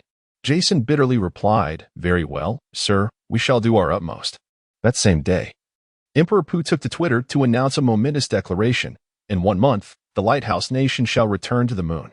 We landed on its surface 50 years ago, and now our brave warriors are set to reclaim it, proving once more that we are the true leaders of the world." Upon this proclamation, a wave of elation swept through the populace of the Lighthouse Nation, who inundated Twitter with praises for Emperor Pu. Regardless of the circumstances, at least the Lighthouse Nation was poised to land on the moon once more. Yet, many harbored a deep sense of bitterness, for they understood that from this moment forward, the aerospace capabilities of the Lighthouse Nation had been vastly eclipsed by the Dragon Nation. With mastery over anti-gravity technology, the Dragon Nation had surged far ahead. Unless the Lighthouse Nation too grasped this technology, they would forever remain at a disadvantage. In the control room of the Dragon Nation's Aerospace Command, Elder Shou frequently checked the status of Dragon 2, having just learned of the Lighthouse Nation's announcement. His countenance remained relaxed, devoid of any concern. No matter how formidable they may seem, without anti-gravity technology, what significance does a lunar return hold? He chuckled. Oh, the Lighthouse Nation is in a frenzy. Yet what does it matter? Can they establish a lunar base? With our anti-gravity spacecraft, they shall never compare to us. Beside him stood Elder Fong Zhongmin, the president of the Dragon Academy of Sciences and a nuclear physicist, who also laughed, saying, 1 month? TSK, the Lighthouse Nation is all in on this gamble. Hastily constructing a rocket and lunar lander in such a brief period could lead to calamity. The two exchanged knowing smiles, dismissing the Lighthouse Nation entirely. In the silent expanse of outer space, Dragon 2 steadily advanced toward the moon. In the command center, staff members rotated shifts, vigilantly monitoring the spacecraft's condition. Hours passed, 1, 2, 10, and finally, the spacecraft reached lunar orbit, commencing its flight around the moon. The moon, historically referred to by the Dragon Nation as Taiyin, Xuantu, Chanwan, and Yupan, is Earth's satellite and the 5th largest in the solar system. With a diameter approximately 1/4 that of Earth and a mass roughly 1/81st of ours. Its surface is pockmarked with craters formed by celestial impacts. Throughout history, 12 courageous individuals have set foot upon the moon, leaving their indelible marks upon its surface. Now, after decades, the moon was set to welcome its 13th visitor. At this moment, it was 7:30 in the evening, and the night had fully enveloped the sky. On Earth, the moon has risen, and people have eagerly finished their dinners, awaiting in front of their televisions. Affluent families have purchased telescopes, diligently adjusting the images to catch a glimpse of the celestial event. The Longting 2 is truly monumental, and many have already spotted its presence through their telescopes. Look, there's a small dot. Is that our Longting 2 spacecraft? Indeed, it is. How marvelous. The anticipation swells as they realize they are witnessing their nation's lunar landing firsthand. Hurry, I can hardly wait for the spacecraft to land on the moon. At 7:50 p.m., Li Jigang reports, Command Center. Longting 2 is expected to arrive at the designated location in 5 minutes, requesting lunar landing procedures. The atmosphere in the command center grows tense as the moment of lunar landing approaches. Permission granted for landing. Ensure safety at all costs. Zhou issues the command. Understood. All astronauts, including Bai Hui, spring into action. The audience in the live broadcast becomes electrified. Finally, the moon landing is upon us. I haven't slept a wink all day. A viewer comments. It's starting. Come and watch, everyone. I'm already settled in with my snacks. In lunar orbit, the speed of Longting 2 gradually decreases. 7 of the 8 astronauts begin to don their extravehicular suits, equipped with life support systems that are exceedingly costly. Each suit worth hundreds of millions. Bai Hui puts on his transparent radiation protective oxygen mask, feeling bulky and restricted in his thick spacesuit. Yet, this is essential. Space is filled with harmful cosmic radiation and extreme temperatures, and human exposure to such conditions would be fatal within mere seconds. Approaching the predetermined orbit, commencing descent, Li Jigang announces aboard Longting 2. With the aid of the anti-gravity engine, the spacecraft steadily begins its descent, ultimately landing securely on the lunar surface. At this moment, those on Earth using telescopes to observe the moon erupt with excitement. The spacecraft has successfully landed on the moon. We did it. I've recorded it. I want to preserve this moment to share with my descendants. Longhua is amazing. Initiating lunar landing. Li Jigang states calmly as everyone advances into a sealed chamber. This is the airlock, allowing astronauts to exit the spacecraft while preventing the loss of oxygen to the vacuum of space, which poses a lethal threat to the vessel. After all, in a vacuum, gas leaks can lead to insufficient oxygen and unequal pressure inside and outside the spacecraft, resulting in potential destruction. Are you all ready, brothers? We are about to commence our moonwalk. Bai Hui's camera is strapped to his shoulder, ready to broadcast the moment live. Ready. I am overwhelmed. My legs tremble as though I am embarking on a lunar expedition. The anxiety courses through me, raising goosebumps across my entire body. Bai Shun, may you return safely. In this moment, countless citizens of the Dragon Kingdom extend their heartfelt blessings. Within the Bai Mansion in Hanqing, 2 women embrace tightly, their eyes fixed intently on the large screen. Brother Bai Hui, you must succeed. My son, return safely. The typically spirited Lin Wangqing is now devoid of her usual mischief. Her hands trembling as she clutches Chen Linger's hand tightly. Chapter 53. We have landed on the moon. In the live broadcast room, the airlock of the Longting 2 began to evacuate gas and release the gravitational field produced by the anti-gravity engine. Before long, the astronauts felt their bodies become weightless, as if they could leap several meters into the air with ease. This sensation arose from the fact that the moon's gravity is merely 1/6 that of Earth's, bestowing upon the astronauts a feeling of newfound lightness. A gangway descended from the spacecraft to the lunar surface, and the airlock door gradually opened. Baihui gazed out, and before him lay a landscape of sand, dust, and an array of craters formed by meteorite impacts. Looking up, he beheld the vast, silent cosmos above. This was a desolate realm, devoid of air, water, sound, and the mythical moon palace, Chang'e, and the Jade Rabbit. Yet at this moment, in the hearts of the astronauts and the people of Long Nation, it was a land of golden dreams, embodying the aspirations of all its citizens. Who would be the first to set foot on the moon? This question had long been settled by the Long Nation's officials.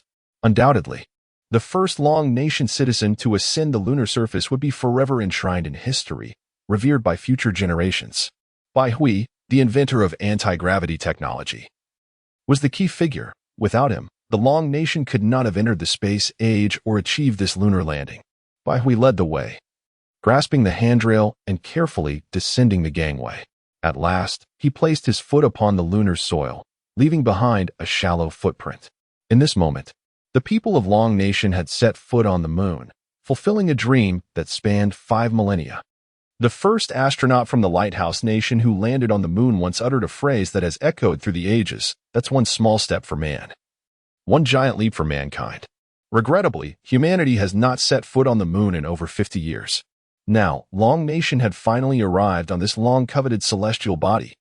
Baihui, overwhelmed with emotion, directed the camera towards himself and, with a trembling voice, declared, "Fellow citizens of Long Nation, we have finally landed on the moon." Cheers erupted from every corner of the earth as the people of Long Nation rejoiced in astonishment. Countless fireworks, meticulously prepared, burst forth in celebration, creating an atmosphere more exhilarating than a New Year's festival. The television host could not contain their excitement, exclaiming, "Bai Shun has stepped out. He has finally set foot on the moon. In this moment, we from Long Nation have conquered the planet that has captivated our dreams. We have left our footprints upon its surface. This is an unprecedented miracle, a moment worthy of being inscribed in history.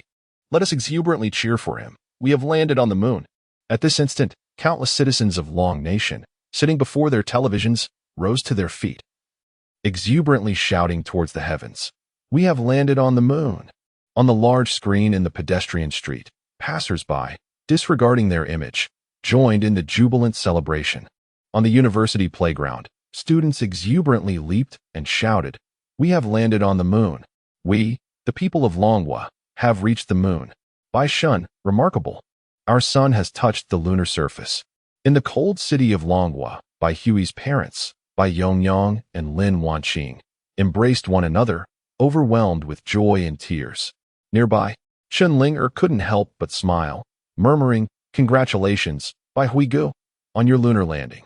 At the Wekwan space base, a man held a little girl with braided hair as they watched the live broadcast on his phone, accompanied by the girl's mother. The man, filled with excitement, lifted the girl high into the air, exclaiming, "Kiki, we, the people of Longhua, have landed on the moon. Haha." Kiki, caught up in the jubilant atmosphere, laughed heartily, revealing her adorable dimples. In the land of the Lighthouse Nation, Emperor Pu watched the broadcast with a complex expression. The people of Longhua had reached the moon. In this moment, the honor that solely belonged to Lighthouse Nation faded, for yet another country had successfully landed on the lunar surface after them.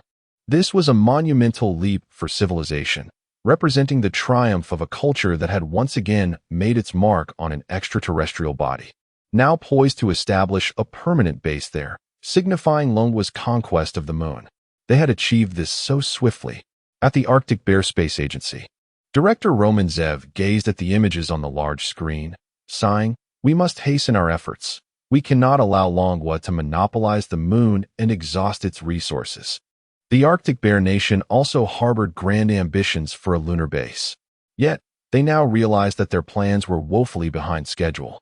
In this span of time, the people of Longwa had already claimed the moon, stripping it of its resources. At the Asin Nation Space Agency, the crowd looked on in envy, wishing that the individuals standing on the moon were their own countrymen. Alas, the last lunar probe launched by Asan had tragically crashed upon landing, the wreckage serving as a stark reminder that they had yet to attain such capabilities. On the moon, the other 6 astronauts began to set foot on its surface. Meanwhile, aboard Longting 2, astronaut Jiang Tao was stationed to ensure safety and readiness to assist his comrades at a moment's notice. Walking on the moon feels so peculiar. Hu Ming laughed. Bai Hui jested, "Be careful not to exert yourself too much, or you might just leap into the heavens." With the moon's gravity being merely 1/6 that of Earth, caution was imperative. A single push could send one soaring several meters into the air. Bai Hui meandered across the lunar terrain, savoring the extraordinary sensation, directing the live camera toward the moon to share its breathtaking vistas with the people of Longwa. After a considerable pause, Bai Hui addressed the camera, speaking to the audience within the live broadcast room. "Dear viewers, we are about to commence our lunar exploration mission. Our primary objective is to identify a suitable location for the construction of a permanent lunar base, which is our most significant undertaking on the moon. Additionally, we will conduct a series of scientific experiments. Thus, we will be unable to continue the live broadcast. My friends, until our next session, farewell." With that, Bai Hui promptly terminated the live stream. What transpired next was a matter of state secrecy, and the broadcast could no longer proceed. "Is that it? I haven't had my fill." Bai Shin implored, "Please, don't end the stream. I simply wish to glimpse the surface of the moon." "Is that too much to ask? The pursuit of a lunar base location sounds incredibly impressive. I long to see more. I must travel to the lunar base someday. P.S. Your support and positive feedback would be greatly appreciated." Chapter 54. Expedition to the far side of the moon. Li Jigang approached with several astronauts, inquiring, "Minister, what shall we do now?" "I intend to adhere to the predetermined plan and seek a suitable location for the establishment of our Dragon Nation's lunar base." Bai Hui replied with a nod. "Very well, Commander. Lead everyone in accordance with the established scheme to construct our lunar base. Hu Ming, accompany me. We shall explore the far side of the moon." Li Jigang's expression shifted, revealing his concern. "Minister, what purpose do you have for venturing to the far side?" "It is perilous there, and the elder has instructed me to ensure your safety." Bai Hui waved his hand dismissively. "Rest assured, I shall be fine. My journey to the far side serves a specific purpose, which is the primary reason for my presence on the moon. The details of my mission are bound by confidentiality. As you are aware, if you remain uneasy, you may seek the elder's counsel at this moment." After a moment of contemplation, Li Jigang returned to the spacecraft to consult the elder.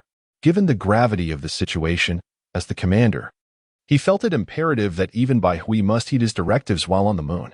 Li Jigang harbored suspicions that Bai Hui's arrival on the moon was not merely for leisure, but rather for a significant objective. Indeed, Bai Hui was to undertake a classified mission on the far side. Due to the nature of this secret task, Li Jigang lacked the authority to make unilateral decisions and thus sought the elder's guidance. Shortly thereafter, the elder responded, instructing that on the moon, all actions should align with Bai Hui's commands, yet emphasizing the necessity of safeguarding Bai Hui's safety should any unforeseen circumstances arise. Upon returning to the lunar surface, Li Jigang informed Bai Hui, "Minister, I have consulted with the elder. You are cleared to proceed to the far side for your mission. Here, take this."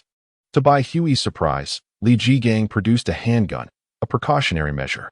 Bai Hui chuckled, "Commander, it is unnecessary. The lunar shuttle is already equipped with weaponry. You need not worry." The lunar shuttle, a marvel crafted by the Dragon Nation, was designed for the moon's unique environment, where the absence of air precluded conventional flight. Thus, they engineered a shuttle featuring a gravity-defying engine powered by lithium-air battery packs, weighing 25 tons. All astronauts had undergone training for the lunar shuttle, equipping them with the requisite skills for operation. However, Bai Hui, being a recently appointed astronaut, had not received such training. Fortunately, the lunar shuttle operated autonomously, guided by artificial intelligence. Nevertheless, Bai Hui opted to have Hu Ming accompany him for added assurance. Soon, Bai Hui and Hu Ming returned to the Longting 2. Within the cargo hold, they beheld the shuttle, its pointed nose and streamlined body reminiscent of a conventional fighter jet. Bai Hui remarked, Hu Ming, "You should still recall how to pilot it, correct?" Hu Ming scratched his head, replying, "Minister, I can certainly fly it, though I am not yet fully proficient." Bai Hui forcefully propelled him into the lunar shuttle, assuring him, "Rest assured, this shuttle is equipped with autopilot. Take your time to familiarize yourself once you are inside." The two settled into their respective seats, while Hu Ming fumbled, contemplating how to operate the vessel. Bai Hui directly addressed his intelligent wristband, Xiaohei. Set course for the Von Karman crater located in the Aitken Basin on the far side of the moon. Instantly, the lunar shuttle illuminated, accompanied by a thunderous roar as it soared out of the Longting 2, heading southward. The Von Karman crater is named after the renowned aerospace scientist of the 20th century, who is celebrated as a scientific prodigy of the aerospace era. Recently, the Long Kingdom's Laurel spacecraft successfully landed within the Von Karman crater. Moreover, it is the site where the Lunar Bridge Relay satellite detected gravitational waves. Meanwhile, Li Jigang and his team commenced the construction of the lunar base according to their preordained plan. The lunar surface was riddled with uneven craters, and due to the absence of an atmospheric shield, the temperature fluctuated dramatically between day and night, compounded by the dangers of space radiation and potential meteorite impacts. Building a lunar base directly on the surface would pose myriad hazards, not only incurring exorbitant costs, but also presenting significant challenges. Thus, after discussions among Bai Hui, the research personnel, and the Long Kingdom Space Command Center, it was ultimately decided to establish the lunar base underground. First, excavation equipment would be employed to create a large pit on the lunar surface, and the excavated lunar soil would be utilized to reinforce the surrounding soil structure. To shield against space radiation, scientists developed a radiation-resistant insulation material, which would envelop the lunar base and further utilize lunar soil to fortify it against potential meteoritic impacts.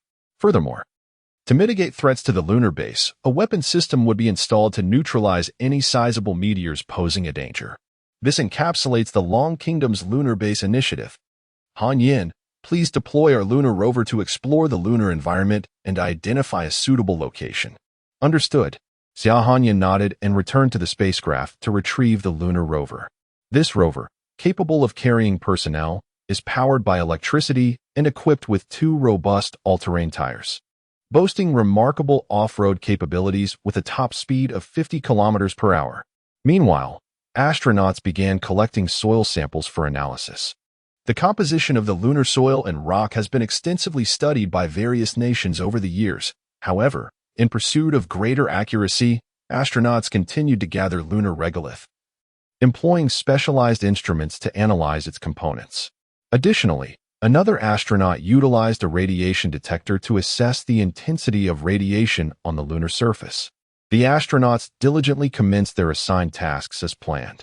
Meanwhile, Bai Hui and Hu Ming, the operators of the lunar shuttle, swiftly approached the Von Karman crater in the Aitken Basin. The Von Karman crater boasts a diameter of 186 kilometers, presenting a vast expanse. However, due to the expansive aerial view enjoyed by Bai Hui and his companions, they swiftly discerned the presence of the Longwas Yuegawei probe and the U-2 lunar rover.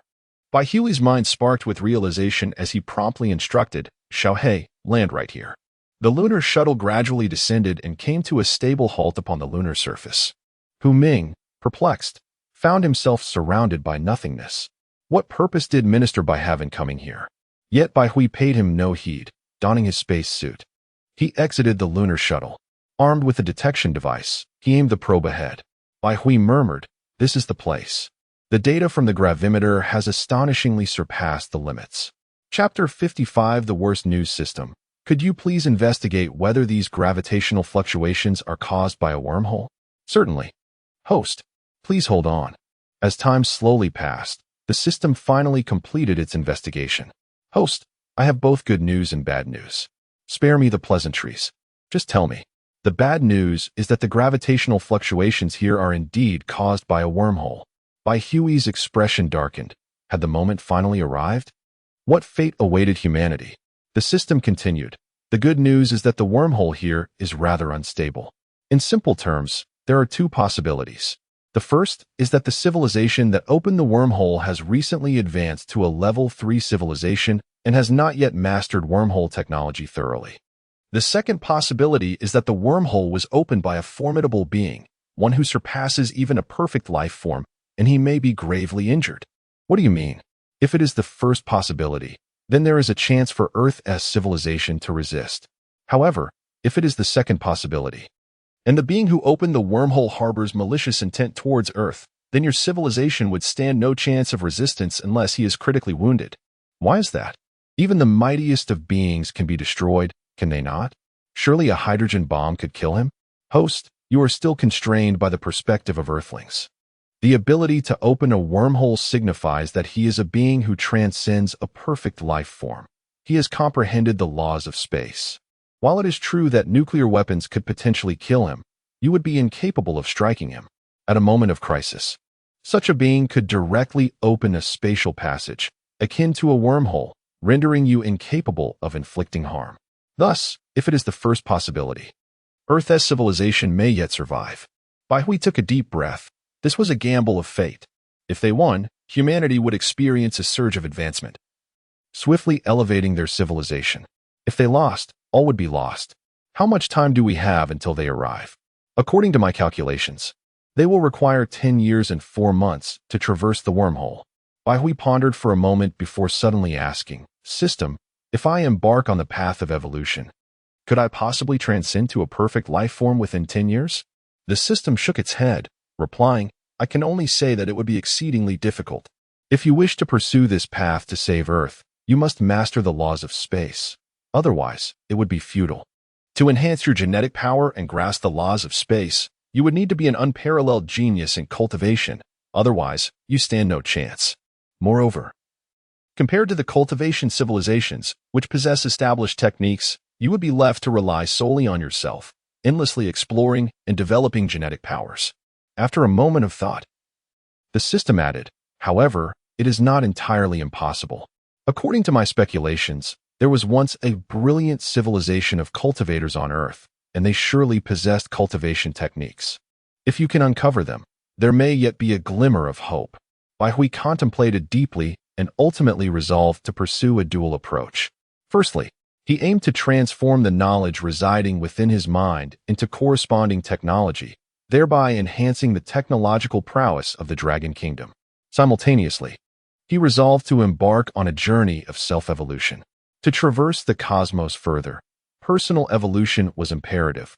Otherwise, how could one hope to explore the universe? Suddenly, an overwhelming sense of dread surged within Baihui, akin to a living being confronting a life-and-death crisis, enveloped by a profound fear. He abruptly lifted his gaze, only to behold a pitch-black rift materializing in the void before him, accompanied by a silvery luminescence. At its core lay an abyss of utter darkness. The emergence of this rift was silent, devoid of any tremors. Yet, Baihui sensed that a mere accidental touch could lead to his instantaneous annihilation.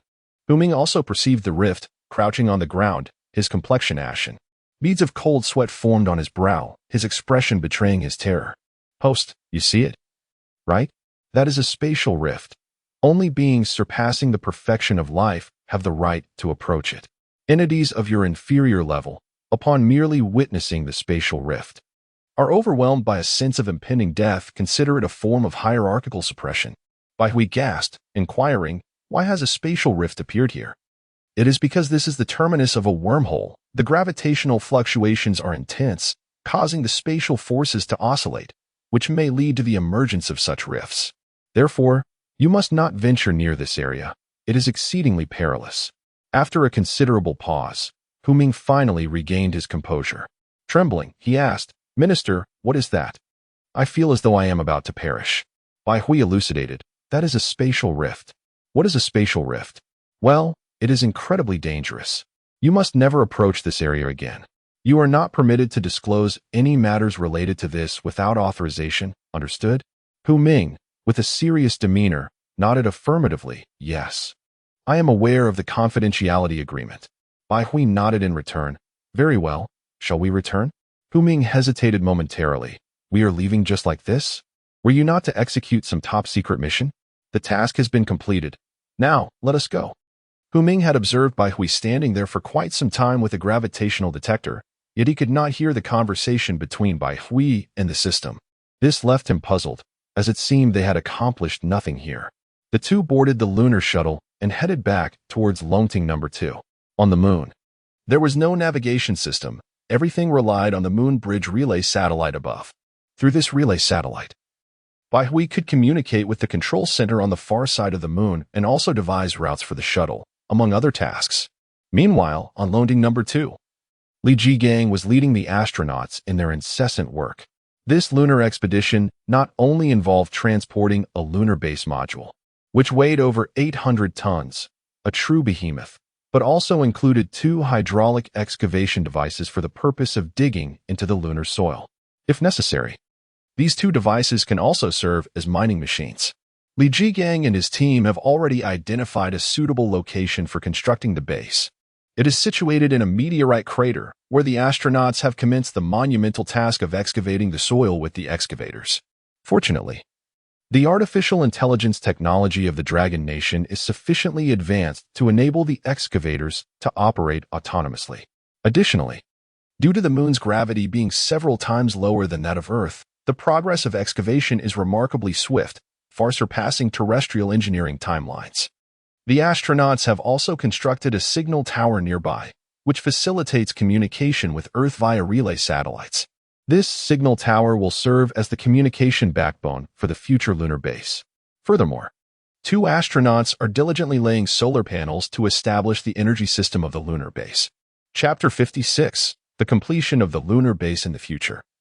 The lunar base will undoubtedly be powered by nuclear fission reactors, and potentially even nuclear fusion reactors.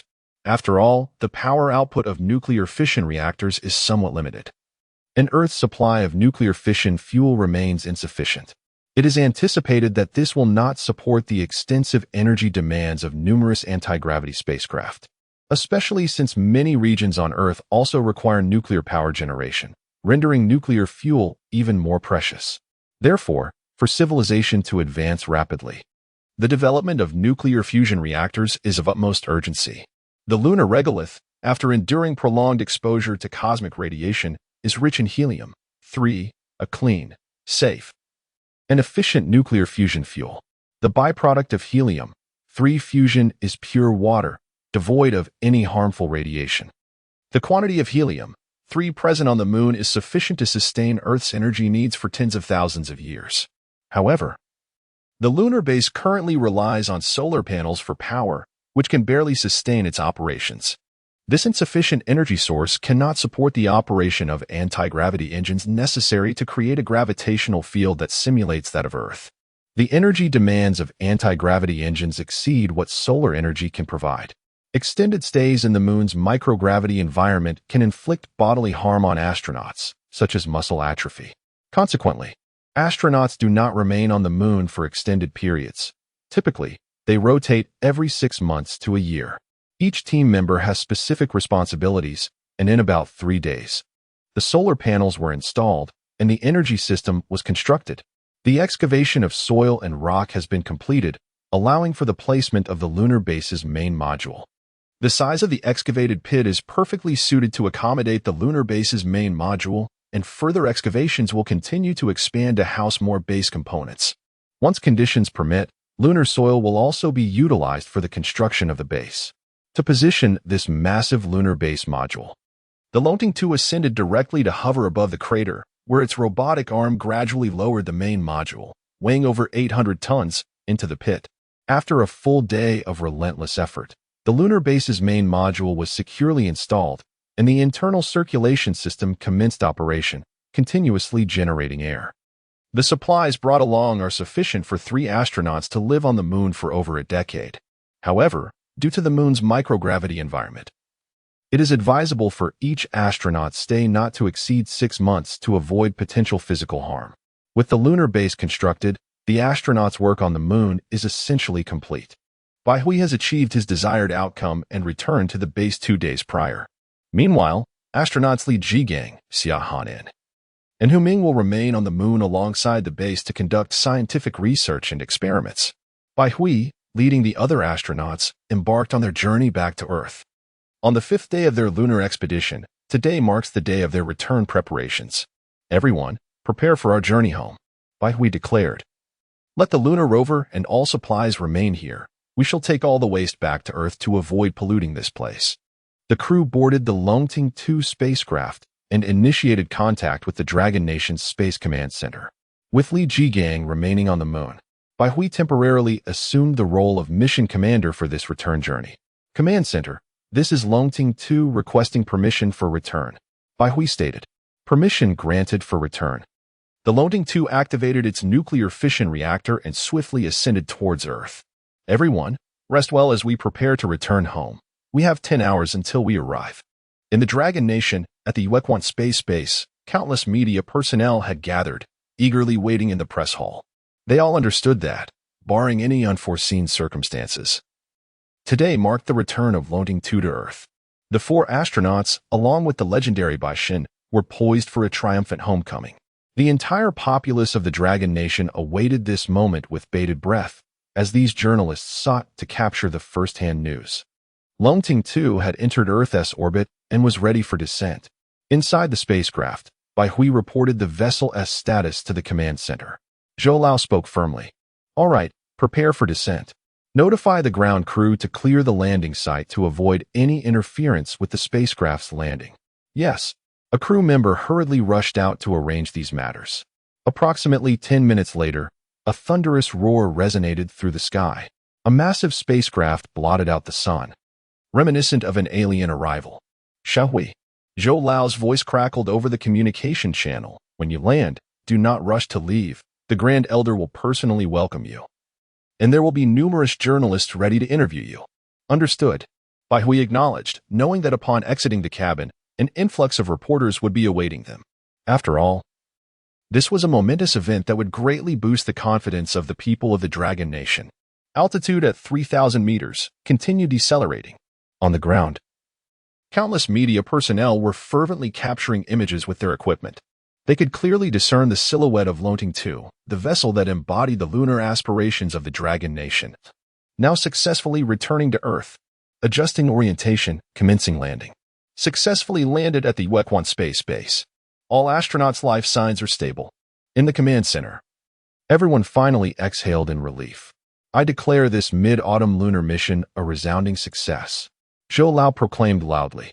In the Space Control Center, all personnel erupted in jubilant cheers, while journalists documented this moment. At that moment, the ladder of Longting 2 began to descend slowly. Countless photographers clicked their shutters, and at the forefront of the spacecraft, an elderly man stood smiling, patiently awaiting the heroes. The first figure to appear at the hatch was Bai Hui, clad in a blue spacesuit, exuding an extraordinary vitality.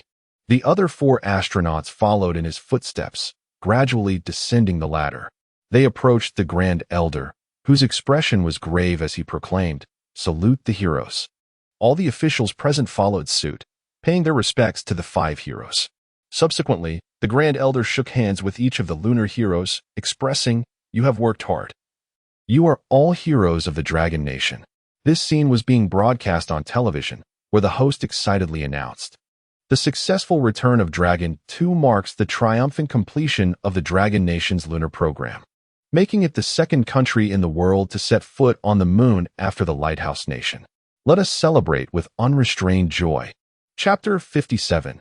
Rights and Responsibilities. In this moment, countless individuals erupted into cheers, raising their phones to applaud the lunar mission and the astronauts, sharing their joy across social media platforms in celebration. They have finally returned. Witnessing this scene, Bai Hui's parents and Shenlinger felt an immense relief. Finally able to rest easy. For the past few days, they had been consumed with worry, fearing for their son's safety on the moon. After all, the moon is a realm of cosmic space. Even a tiny fragment could pose a grave threat to life. News outlets and the internet were flooded with related stories, with a single post garnering over 1 million likes in mere minutes. Furthermore, nations such as Sakura Country, Polar Bear Country, and the empire on which the sun never sets sent congratulatory messages, celebrating the success of the Dragon Country's lunar landing. Subsequently, Bai Hui participated in an interview, responding to numerous inquiries from reporters. He also underwent a thorough physical examination to assess and record his health status. By the time all of this was completed, night had fallen. Bai Hui stifled a yawn, utterly exhausted, and succumbed to slumber. When he next awoke, 12 hours had passed. He stepped outside to have some breakfast when a staff member hurriedly approached him, informing him, "Minister Bai, the elder wishes to see you immediately upon your awakening." "Thank you." Bai Hui nodded, without hesitation, took a deep breath, and proceeded towards the elder's office. Now, the matter of addressing the wormhole awaited their discussion. The elder was in his office, attending to official duties when he noticed Bai Hui's entrance. He promptly paused his work and inquired, "Xiao Hui, how are things?" Bai Hui offered a wry smile and replied, "Elder, the situation is dire. The gravitational fluctuations on the far side of the moon are indeed caused by a wormhole, and an unknown civilization is set to reach the Earth-Moon orbit in 10 years and 4 months. Bai Hui then recounted the details of the situation to the elder. Upon hearing this, the elder appeared momentarily lost in thought. What should be done about this impending crisis threatening human civilization? The elder asked, "Xiao Hui, what if we launched a massive number of nuclear bombs to obliterate it?" His eyes held a glimmer of hope. After all, the most formidable weapon of contemporary human civilization was indeed the nuclear bomb. However, Bai Hui shook his head and explained, "Elder, while nuclear bombs are indeed powerful, they may prove ineffective against a civilization of at least level 3. But perhaps not entirely useless. Therefore, I propose constructing a space base around the wormhole, so that when they emerge, we can detonate the nuclear bombs to potentially annihilate them. And if the nuclear bombs prove ineffective, what then?" The elder's voice grew somber. "If even the nuclear bombs could not suffice, did humanity still have a chance? We shall never surrender." Bai Hui's eyes sparkled with determination as he stated resolutely, "I firmly believe that if we dedicate ourselves fully to overcoming this crisis, we shall certainly prevail." The elder smiled and replied earnestly, "Very well, this time. The fate of the Dragon Nation rests upon your shoulders, Bai Hui. In you, I see hope. I trust you will lead us through this perilous ordeal." Bai Hui nodded seriously and said, "Elder, rest assured, I will give it my all. First, I wish to share my thoughts with you." The elder straightened slightly, listening attentively as Bai Hui spoke. "Firstly, I propose that we keep this information confidential and refrain from disclosing it to other nations. They lack the cohesion of the Dragon Nation, and if we recklessly reveal this news, it may incite unrest without yielding any beneficial outcome. The occurrence of the wormhole on the far side of the moon has rendered global astronomical observatories incapable of detecting gravitational waves. Only our Moonbridge Relay satellite is equipped with a gravitational detection device, and as long as we remain silent, they will remain unaware. Next, I recommend vigorously developing our aerospace industry, allowing the dividends of the space age to benefit the Dragon Nation, and continuously advancing high-tech innovations to break through the barriers of civilization. Moreover, we must expedite breakthroughs in nuclear fusion technology, as it is our primary energy source for the future. Only with advancements in nuclear fusion can the Dragon Nation's technology flourish." The elder nodded in acknowledgement, saying, "I understand. However, our nuclear fusion technology is still quite lacking. It falls upon you to make progress. Do not worry, Elder. Additionally, I wish to bring another matter to your attention. According to the system I possess, it is highly probable that our Dragon Nation was a civilization of practitioners 2,000 years ago. The philosophers and scholars of that era were indeed practitioners, and it is likely that their level of cultivation reached that of a level 3 civilization. Therefore, I hope you can seek out ancient texts to discover potential cultivation methods. If we can unearth these ancient practices, we may nurture some exceptional talents." Upon hearing this, the elder's face reflected astonishment. Could it be that there once existed a brilliant civilization of practitioners in antiquity? Are those mythological tales truly factual? After a moment of contemplation, the elder concluded, "Very well, I shall establish a dragon department specifically tasked with addressing the wormhole crisis. Bai Hui, you shall oversee this department. Feel free to take any necessary actions. I will support you in all endeavors." The elder's words conferred upon Bai Hui significant authority. In essence, Bai Hui would have access to the majority of the Dragon Nation's resources to confront this crisis. Furthermore, the Elder himself would supervise this department, bearing the weight of any challenges that arose. Bai Hui, not lacking in insight, understood the implications of this arrangement. However, this was no trivial matter. It was a burden of power and responsibility. It signified that Bai Hui would need to be accountable for the well-being of over 1 billion citizens of the Dragon Nation. A heavy load indeed. Yet, both the Elder and Bai Hui recognized that retreat was no longer an option. They could only fight with all their might. At present, within the entirety of the Dragon Kingdom, only these two individuals are aware of the matter at hand, and time is of the essence. Recognizing the urgency, the Grand Elder promptly convened a conference of scientists along with the establishment meeting of the Dragon Department on the same day, excluding certain academicians engaged in confidential tasks. All other academicians were present. Distinguished scholars from various research institutes and universities gathered in unison, exchanging puzzled glances, uncertain of the unfolding events. Chapter 58. Establishing the Research Department. Old Joe, do you know why the higher-ups are convening a conference for scientists? An elderly man inquired, his brow furrowed in perplexity. This elder, known as Tang, was a distinguished high-energy physicist, a veritable luminary in the field of science and manhwa. Prior to this meeting, his research project had reached a pivotal juncture, tantalizingly close to a breakthrough. Thus, he harbored a sense of dissatisfaction at being summoned to the conference. Old Joe shook his head, replying, "Old Tang, I am equally ignorant. This meeting has been called by the higher authorities, perhaps to formulate some future plans." This was not an unusual occurrence. Historically, Longwa's advancements in technology had stemmed from the collaborative efforts of various academicians, who would engage in discussions before drafting feasible plans for the future. And you, Old Fong? I am also in the dark. However, it is likely related to yesterday's lunar landing. The academicians engaged in a flurry of conversation, speculating about the purpose of the meeting. As the hour approached, the leaders and Bai Hui entered the conference hall promptly, ushering in an immediate hush. The leader ascended the platform and addressed the assembly. "I apologize for convening you today and for any inconvenience caused to your valuable time. However, I must announce an exceptionally significant matter that necessitates our collective deliberation. Just days ago, our Moon Bridge Relay Satellite's gravitational detector observed intense gravitational fluctuations occurring at the Von Krmn crater on the far side of the Moon. Following personal verification by our scientists, it has been confirmed that these fluctuations were generated by a wormhole." "What? A wormhole? How can this be possible?"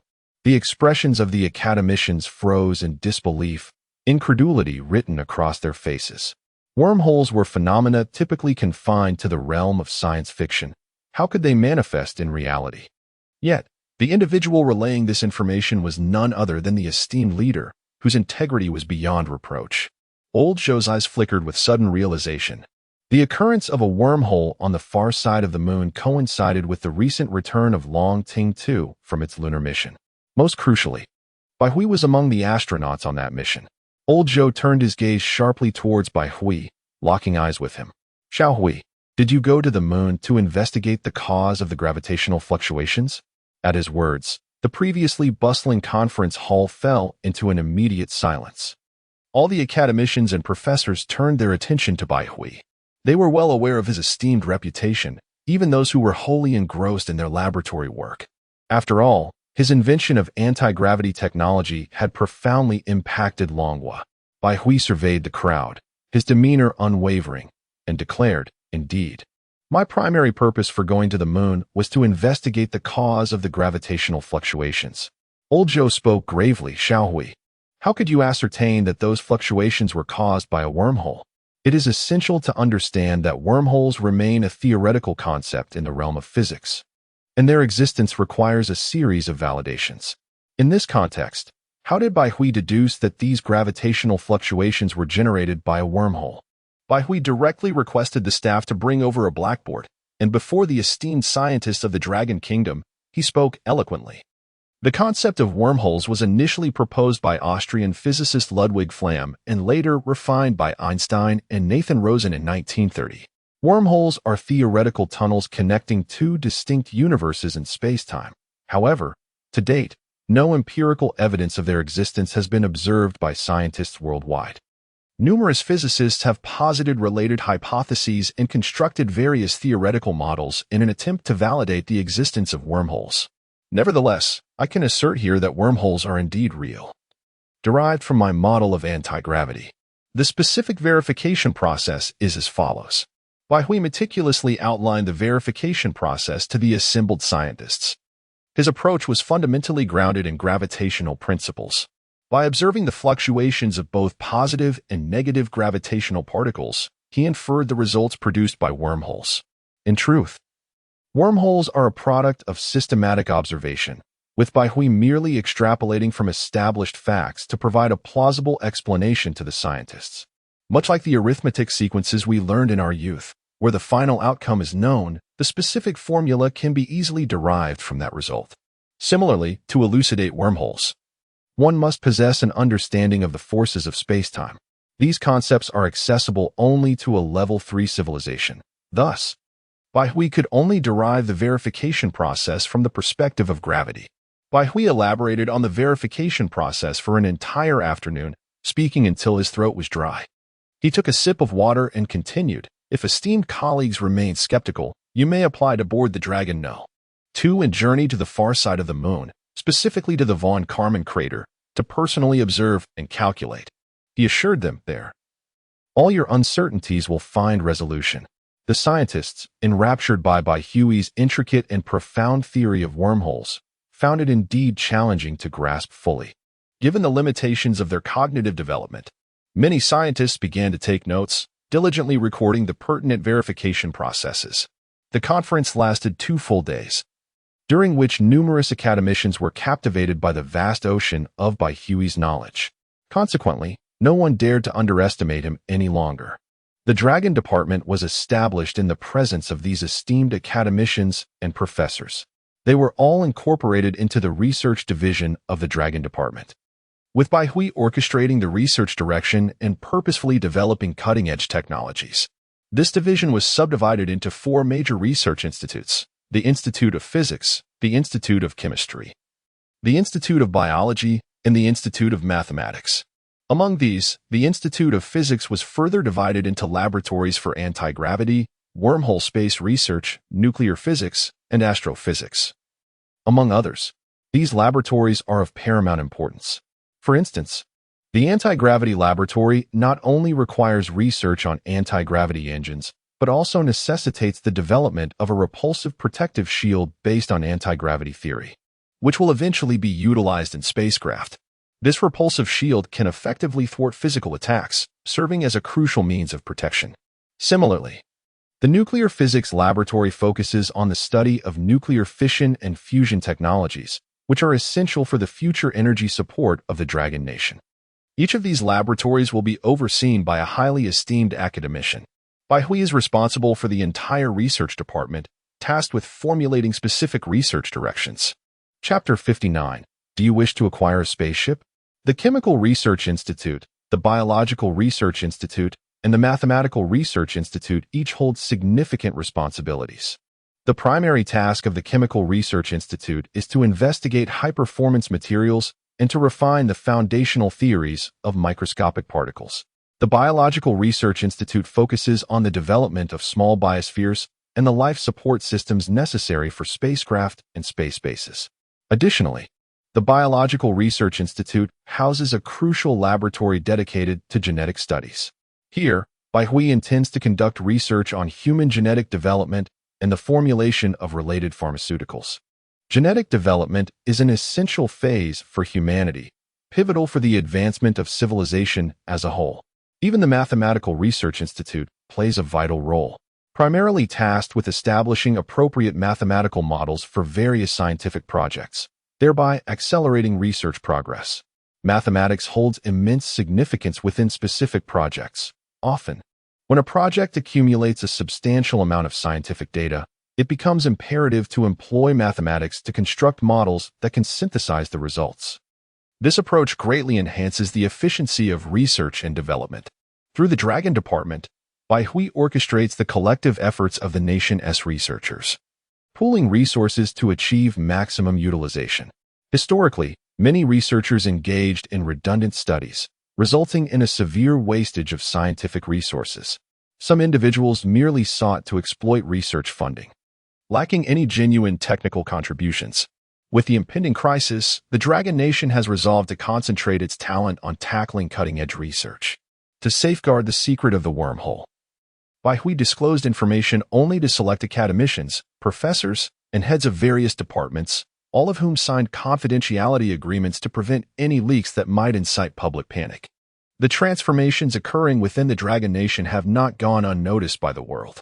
The Dragon Department, overseen directly by Bai Hui, wields considerable power, allowing it to regulate all resources within the nation. Furthermore, the plans for lunar, space, and even Martian bases are now advancing at an accelerated pace.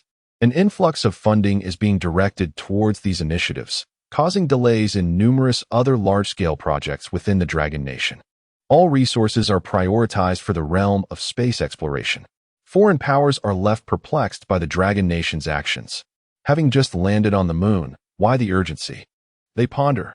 The concentration of the majority of the nation's resources on space endeavors raises eyebrows. Are they attempting to seize the cake of the space sector before others? Such audacity incites frustration among various space agencies, prompting them to hasten their own efforts to prevent the Dragon Nation from monopolizing the opportunities. In a fit of anger, Emperor Pu of the Lighthouse Nation smashed his cup on the floor, scattering porcelain shards. He seized the phone and called Jason, the director of the space agency, inquiring, "Jason, how is our lunar program progressing?" On the other end, Director Jason remarked, "Sir, the progress of our latest rocket development is proceeding quite smoothly. We should be able to land on the moon within a month." Upon hearing this, Putin let out a sigh of relief. After a moment of contemplation, he replied, "Jason, well done. However, we must not confine ourselves to rockets. We must, like the Dragon Nation, develop anti-gravity spacecraft. Only then can we truly command the vastness of space." "Indeed. I understand," Jason nodded. "Anti-gravity technology is the future for humanity. Their Lighthouse Nation is currently launching rockets to the moon merely to gain a semblance of influence over it." Suddenly, Jason hesitated and said, "Sir, we have yet to make any headway with our anti-gravity technology.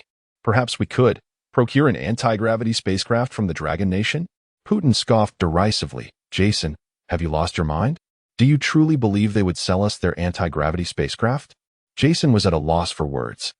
It was indeed true that the Dragon Nation's anti-gravity spacecraft were insufficient for their own needs, making it utterly foolish to consider selling them to a competitor. Who would be so naive? With a sense of resignation, Jason said, "But without a theoretical foundation for anti-gravity technology, developing it is exceedingly difficult." "Sir, perhaps you could give it a try?" Putin stroked his chin, musing to himself, You make a valid point. Should I give it a shot? After all, it won't cost me anything substantial." With this thought in mind, he promptly made a phone call. In the Dragon Nation, within the Dragon Department, Bai Hui was at work when suddenly a secretary entered. As the minister of the Dragon Department, Bai Hui was exceedingly busy, necessitating the assistance of a secretary. "Minister, the Lighthouse Nation just called, expressing interest in purchasing an anti-gravity spacecraft. What do you think?" Upon hearing this, Bai Hui looked up, his face reflecting surprise. The Lighthouse Nation had instigated economic sanctions against the Dragon Nation. How audacious of them to approach for an anti-gravity spacecraft. His initial instinct was to outright reject the proposal. However, a flicker of thought crossed his mind. Purchasing a spacecraft was not entirely out of the question. The Dragon Nation was currently in need of funds. Bai Hui, unaware of the financial burden of leadership, was taken aback upon realizing the situation. Since the establishment of the research department, the various laboratories had been draining resources, particularly due to the high costs of equipment. Moreover, the Dragon Nation's foundational resources were somewhat inferior to those of the Lighthouse Nation. Certain research equipment was simply unavailable domestically and had to be acquired from the Lighthouse Nation. Given the extensive array of research equipment, it was impractical for Bai Hui to oversee the development of each piece personally. Thus, when he heard of the Lighthouse Nation's interest in acquiring an anti-gravity spacecraft, a thought suddenly struck him. Why not seize this opportunity for a substantial profit? If they desired an anti-gravity spacecraft, he would gladly sell it to them. However, the price would be rather steep. Naturally, Baihui contemplated selling the Longting No. 1, while the Longting No. 2, a nuclear-powered anti-gravity spacecraft, was considered a significant asset for the Dragon Nation. It possesses the capability to transport over 1,000 tons of cargo, enabling any nation that acquires the Longting 2 to experience rapid development almost instantaneously. In contrast, the Longting I was crafted by Baihui himself from the outset, with a mere carrying capacity of approximately 100 tons. 100 tons is a threshold that even the Lighthouse Nation can reach with some investment, utilizing chemical fuel rockets. After all, the Lighthouse Nation has profound resources. With sufficient expenditure, they can indeed manufacture a heavy rocket. Therefore, even if the Longting I were to be sold to them, it would not significantly enhance the space capabilities of the Lighthouse Nation, at most merely accelerating their progress. The author has a message, dear brothers and sisters. There will only be 2 updates today. I am truly exhausted after a long day, and time is too tight to produce more chapters. I promise to make up for it later. Could I kindly request a 5-star review in some collections? Chapter 60. The Lion's Roar. As for the confidentiality surrounding the anti-gravity engine, it was even simpler. He could bind the anti-gravity engine, lithium-air battery pack, and main control system together, much like the components of a smartphone, ensuring that any mismatched part would render the device inoperable. Furthermore, since the control system was powered by artificial intelligence, he could incorporate a line of code into the underlying architecture of the AI. This code would automatically render the system inoperative and incinerate the core design if anyone attempted to dismantle the research on the anti-gravity engine. Such measures would effectively prevent individuals from the Lighthouse Nation from exploiting the technology for their own research. As for the price of the Longting 1, Baihui had not considered selling it for money. Instead, he intended to exchange it for equivalent research equipment from the Lighthouse Nation. Otherwise, he would not sell it to them at all. It was truly a win-win transaction. A smile graced Baihui's lips, for the Lighthouse Nation had arrived just in time to provide assistance when they were lacking in research equipment. Secretary Huang, please convene the heads of various departments for a meeting. Baihui instructed his secretary beside him. Yes, Minister. Secretary Huang promptly went out to notify everyone. Soon, after a meeting and discussion, the Dragon Nation responded to the Lighthouse Nation's request to purchase the anti-gravity spacecraft. In the Lighthouse Nation at the Black Palace, Emperor Pu was stunned by the news, nearly stumbling to the ground. What? The Dragon Nation has agreed to our request to purchase the anti-gravity spacecraft? The secretary nodded affirmatively. Yes, sir, that's correct. Ha ha ha. The Dragon Nation truly is foolish. If I were them, I would never sell the anti-gravity spacecraft to anyone. Why not keep it and mine in space? Emperor Pu laughed heartily, mocking the Dragon Nation. What price did they offer? The secretary hesitated slightly. Sir, they have quoted a price of $100 billion. Emperor Pu was not particularly shocked. After all, $100 billion was merely a sum. For the anti-gravity spacecraft, it was a worthy investment. He recalled the immense spacecraft from the Dragon Nation's moon landing, and his heart raced with excitement. In his estimation, that vessel would be worth $300 billion, even $500 billion. He was astonished by the Dragon Nation's generosity in offering it for merely $100 billion. $100 billion? Transfer the funds, Emperor Pu declared with bravado. The secretary, somewhat resigned, replied, Sir, they are selling the Longting 1. Emperor Pu froze, disbelief written across his face. You mean that small anti-gravity spacecraft? Yes, sir. Emperor Pu erupted in fury. Damn it. Why didn't you say so sooner? You've ruined my excitement. I thought the Dragon Nation had truly lost their minds, believing they could sell such a level of spacecraft. One must understand that with a slight modification, such a spacecraft could transform into a cosmic battleship. A cosmic battleship? Who wouldn't want to possess one? Gradually regaining his composure, Emperor Pu engaged in a serious contemplation regarding the worthiness of spending $100 billion on a diminutive anti-gravity spacecraft. To be frank, $100 billion is exorbitantly expensive. Furthermore, the cargo capacity is limited, and it operates on battery power rather than nuclear energy. Additionally, the power output of the Longting No. 1's anti-gravity engine is restricted. Even with modifications, they would be unable to install a nuclear fission reactor aboard the vessel due to its considerable size. However, this is an anti-gravity engine, which cannot be assessed through conventional reasoning. It is crucial to recognize that if their nation, the beacon of democracy, were to acquire an anti-gravity spacecraft, they could dismantle the anti-gravity engine for meticulous study, potentially mastering anti-gravity technology in due course. This represents the most significant value of acquiring the anti-gravity spacecraft. Nevertheless, the insidious Dragon Nation would undoubtedly employ a myriad of tactics to prevent us from disassembling their anti-gravity engine. Interestingly, Emperor Pu seemed to have forgotten that such insidious methods were initially wielded by their own nation. In the past, when the beacon of democracy sold advanced machine tools to the Dragon Nation, they imposed various restrictions to hinder disassembly and learning. The current Dragon Nation is merely reciprocating with its own tactics. After a moment of careful reflection, Emperor Pu inquired, "Do they have any further demands?" They insisted that the entire sum of 100 billion be exchanged for various research apparatus, with a simultaneous exchange of funds and spacecraft. Emperor Pu's pupils contracted. This was utterly outrageous. Should these top-tier research devices be handed over to the Dragon Nation, their foundational science would experience an explosive growth, rapidly closing the gap with the beacon of democracy. This presented a dilemma: to purchase or not to purchase. If they chose not to buy, the beacon of democracy would remain devoid of an anti-gravity spacecraft, helpless as the Dragon Nation continued to exploit space resources. Conversely, if they acquired the anti-gravity vessel, it would necessitate transferring advanced research equipment to the Dragon Nation, propelling their scientific advancement. Seated thoughtfully, Emperor Pu deliberated for a considerable time. Eventually, a glint appeared in his eyes as he reached a resolution. "Kester, proceed to negotiate with the Dragon Nation.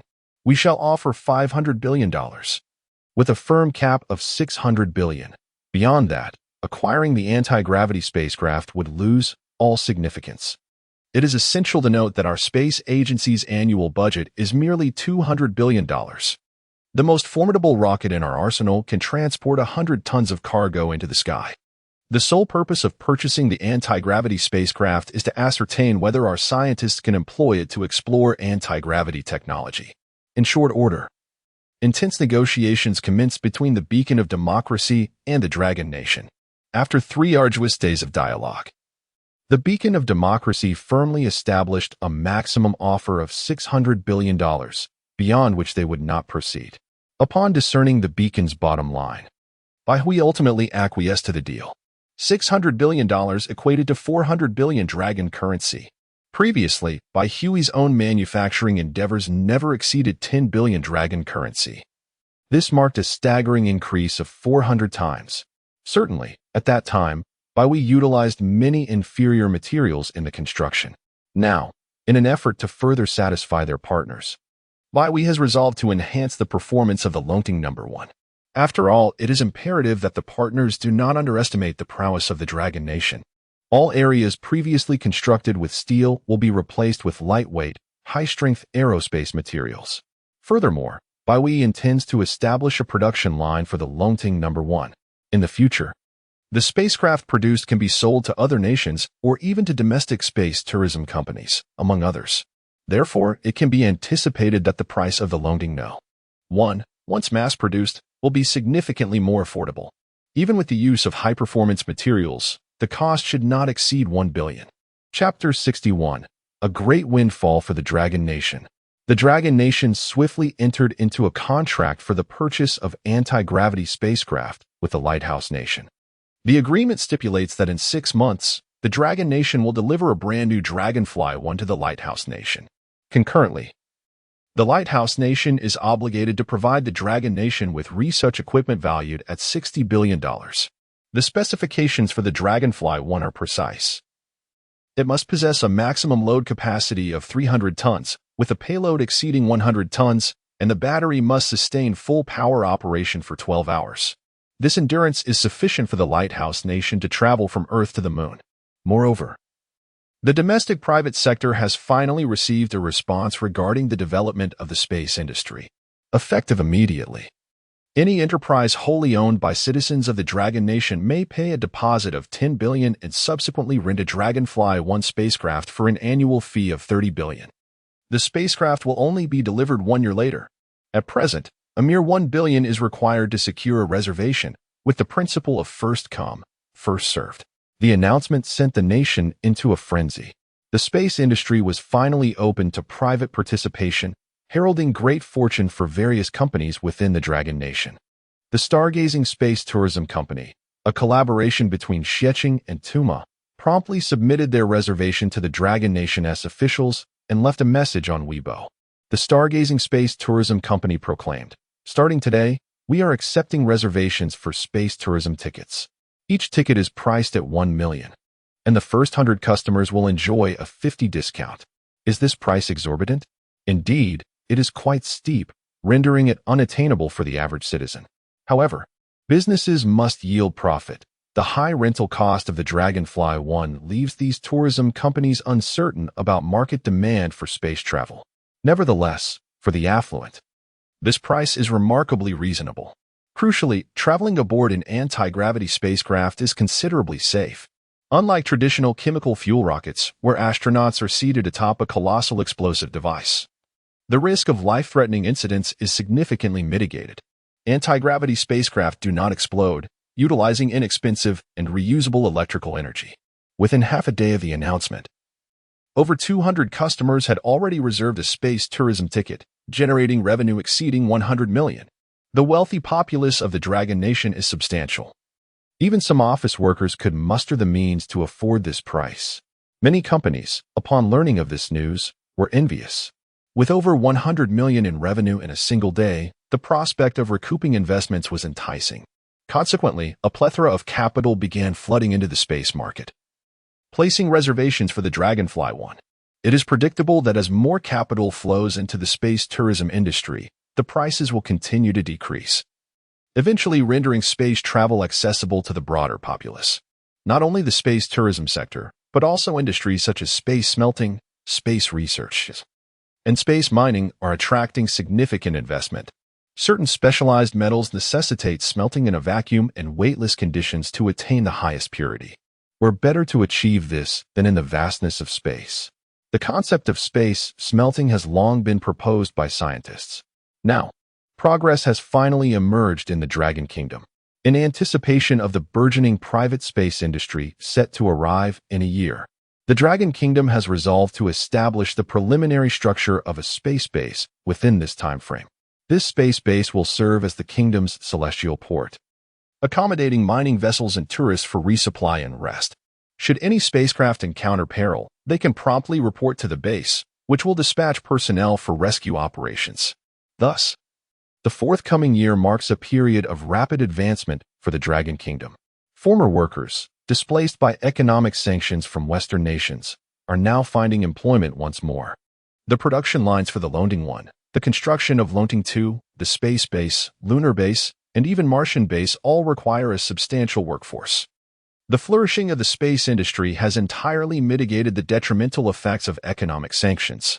For the foreseeable future, labor will be in short supply in the Dragon Kingdom, as the demand for personnel in the space sector is immense.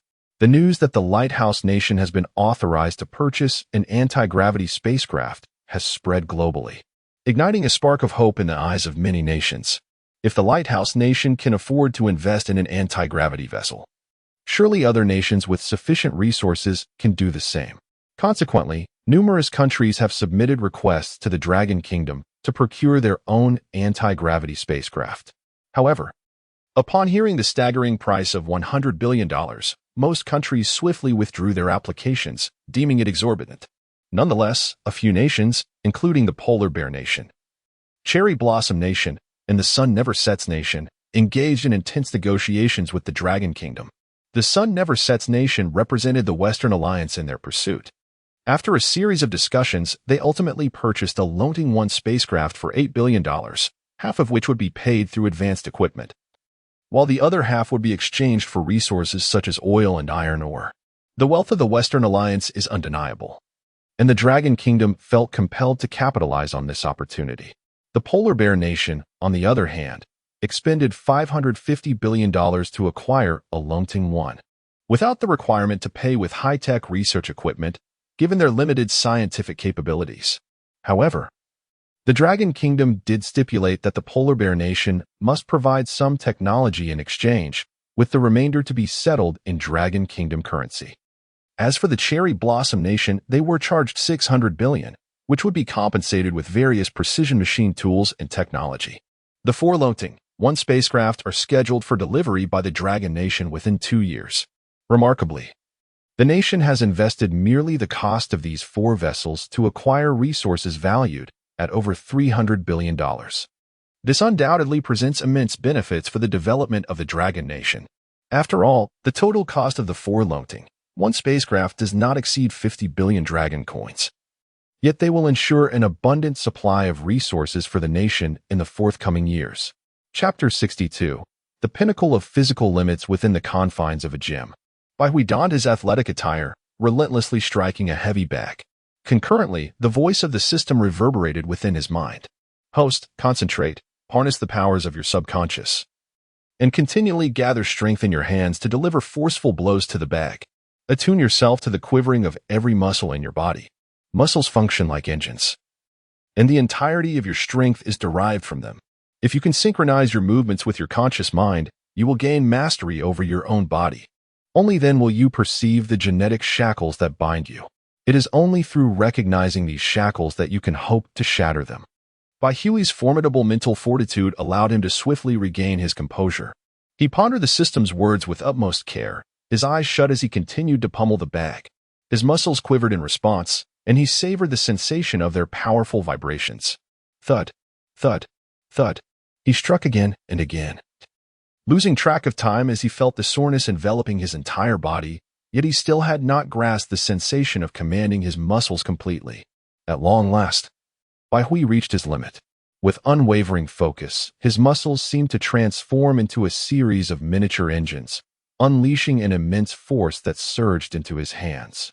In that moment, he experienced an overwhelming sense of invincibility. His body felt infused with extraordinary power. Whoosh! He unleashed a punch. His right fist collided with the bag, and the sheer force ruptured it, sending sand swirling into the air. Suddenly, Hui felt a wave of exhaustion wash over him, as if all his muscles were rebelling, demanding sustenance. He collapsed onto the ground, gasping for breath. The system marveled. Host, your talent is commendable. You have managed to enter a state of complete control over your muscles in such a brief period. This is, in part, attributable to your remarkable intellect. Mastery over one's muscles necessitates immense control and willpower. The stronger the mind, the more readily one can attain such a state. Regrettably, however, Hui could only relish this sensation for a fleeting moment before it faded away. Host, what you must do next is to maintain this state continuously. When you can attain it at any moment, you will be able to unlock the powers of your genetics. Hui nodded, casting his gaze to the ground. Sand was strewn about, the heavy bag reduced to fragments. He estimated that in that state, his strength could easily rival that of a world champion. Indeed, the story in the news about a mother who, upon witnessing her son in peril, single-handedly halted a massive truck was not mere fabrication. The potential of human beings far exceeds imagination. He summoned staff to clear the scene and then set off in search of nourishment. After delivering that singular punch, he found himself engulfed by an insatiable hunger. At that moment, he desperately needed to eat. Hui consumed 5 large bowls of rice in one sitting, which only slightly alleviated his hunger. His capacity for food astonished the cafeteria staff, who could only label him a bottomless pit. Yet, Hui paid little attention to their reactions. His mind was preoccupied with contemplating his future path. His innate talent was commendable, as he had achieved mastery over his entire muscular system during his initial training. This state, akin to the physical limits of the human body, was yet to be fully unlocked by the potential of genetic power. To put it simply, this state of physical limitation involved exerting force in a singular direction using all the body's muscles. One could envision the muscles as individual engines. Once one learns to control each engine at will, the latent potential of the human body can be entirely harnessed. Currently, no individual in the world has accomplished this feat. Perhaps a few exist, but certainly very few, especially within Long Nation. As the Minister of the Dragon Division, Bai Hui had access to a majority of the nation's secrets, which underscored the absence of a corresponding theoretical framework. Those elite soldiers focused solely on developing physical strength, neglecting the power of the mind, which could be described as the power of intention. After all, the strength of the brain is intrinsically tied to human will. In ancient theories, a human being is viewed as a holistic entity, where no organ is superfluous. Rather, all components synergistically support one another. This embodies the ancestral theory of bodily circulation. Bai Hui's eyes glimmered with insight. Perhaps he could bolster the military prowess of Long Nation. Although he lacked a concrete method of training and could only forcibly explore human potential through the power of intention. Reaching the ultimate physical state would allow every soldier to become an elite warrior. It is essential to recognize that the limit of human strength could surpass 1,000 pounds. A conclusion Bai Hui had drawn from his own calculations. Upon entering the state of physical limitation, he felt his strength surge, undoubtedly exceeding 500 pounds, possibly even reaching 1,000, though he had not conducted precise measurements. Nevertheless, it was likely close. If every soldier in Long Nation could attain this state of physical limitation, the enhancement to the nation's military capability would be monumental. Achieving such a state not only amplifies strength but also significantly improves overall physical fitness, including endurance, speed, and reaction time. When combined with advanced weaponry, the military might of Long Nation could multiply exponentially. However, this endeavor was no small feat. Even Bai Hui, whose cognitive development had reached 25%, had yet to attain the ultimate physical state. What hope could there be for an ordinary person? This pursuit also depended on innate talent. Those lacking in this regard might never reach such physical heights. Bai Hui stroked his chin, his mind racing with contemplation.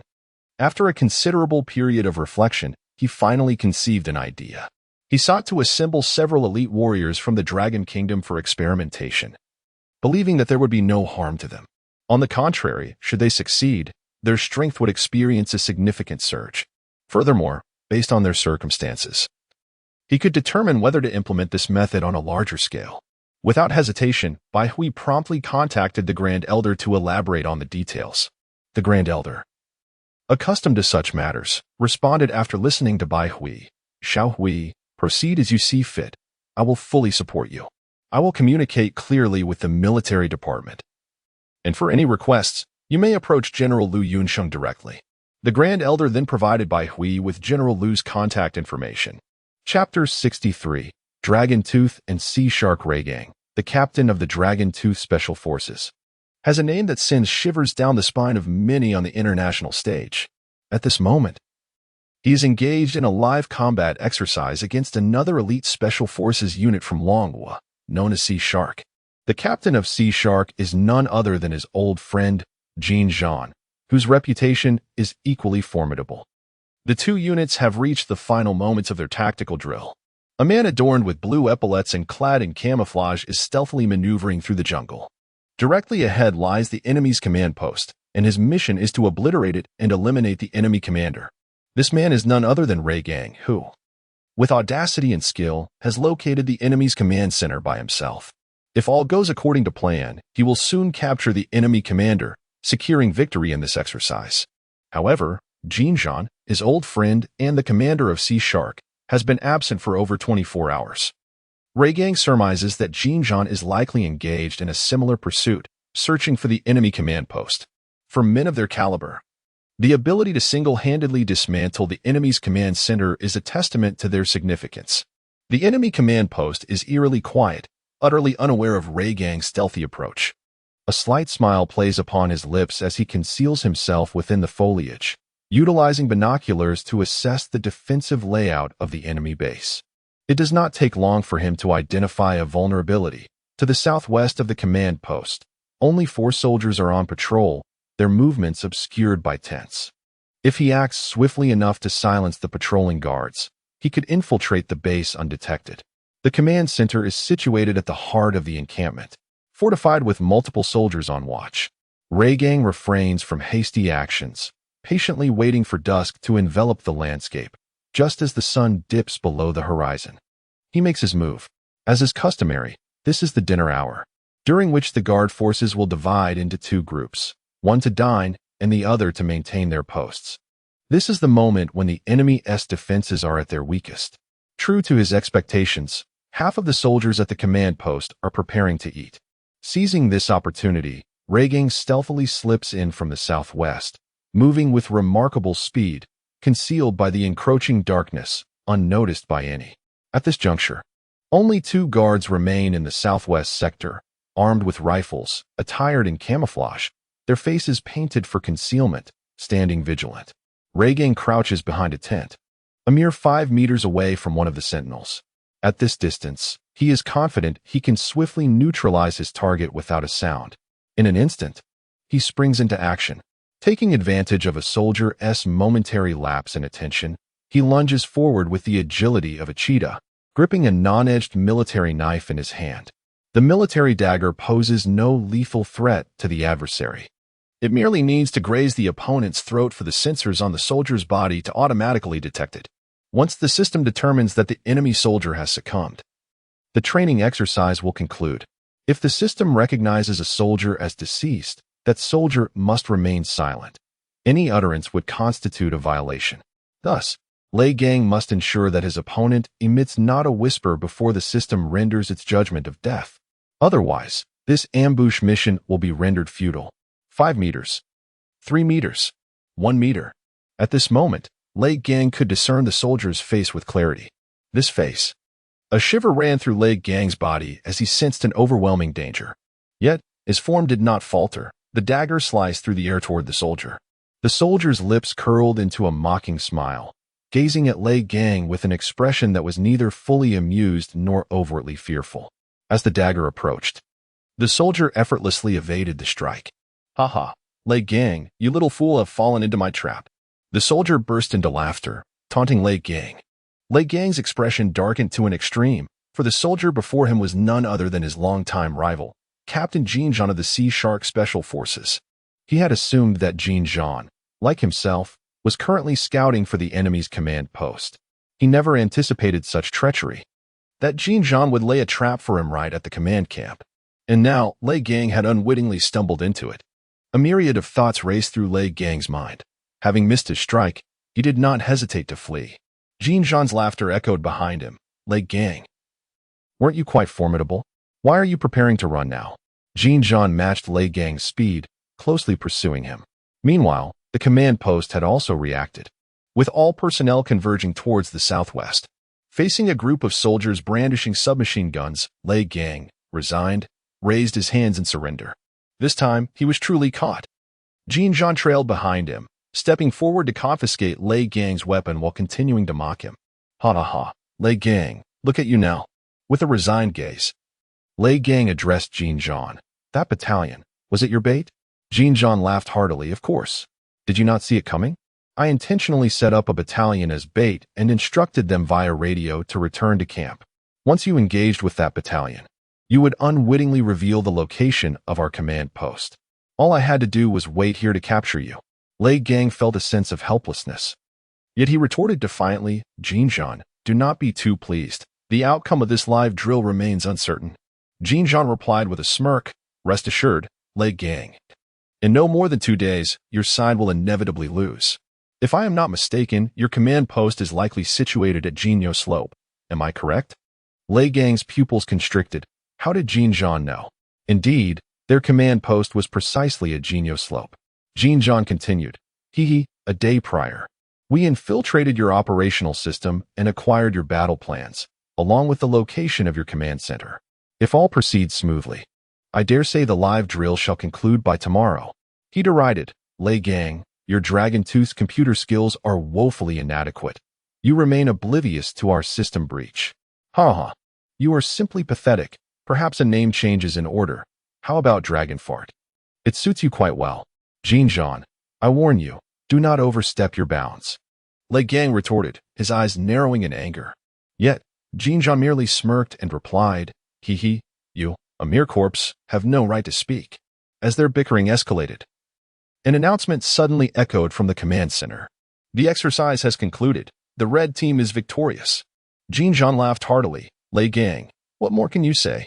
Did you hear the announcement?" You lost. Amidst their exchange, another voice emerged from the broadcast. Dragon Tooth, all members of the Sea Shark Special Forces, please assemble at the command center immediately. Both Jin Zhan and Lei Gang were momentarily taken aback, but without hesitation, they sprinted towards the command center. Chapter 64. Classified mission within the command center. Numerous elite operatives from the Dragon Tooth and Sea Shark units had assembled. The Dragon Tooth Special Forces present were those who had either been captured or killed during live combat exercises. Conversely, at the Blue Side's operational headquarters, many members from the Dragon Tooth and Sea Shark units were also gathered.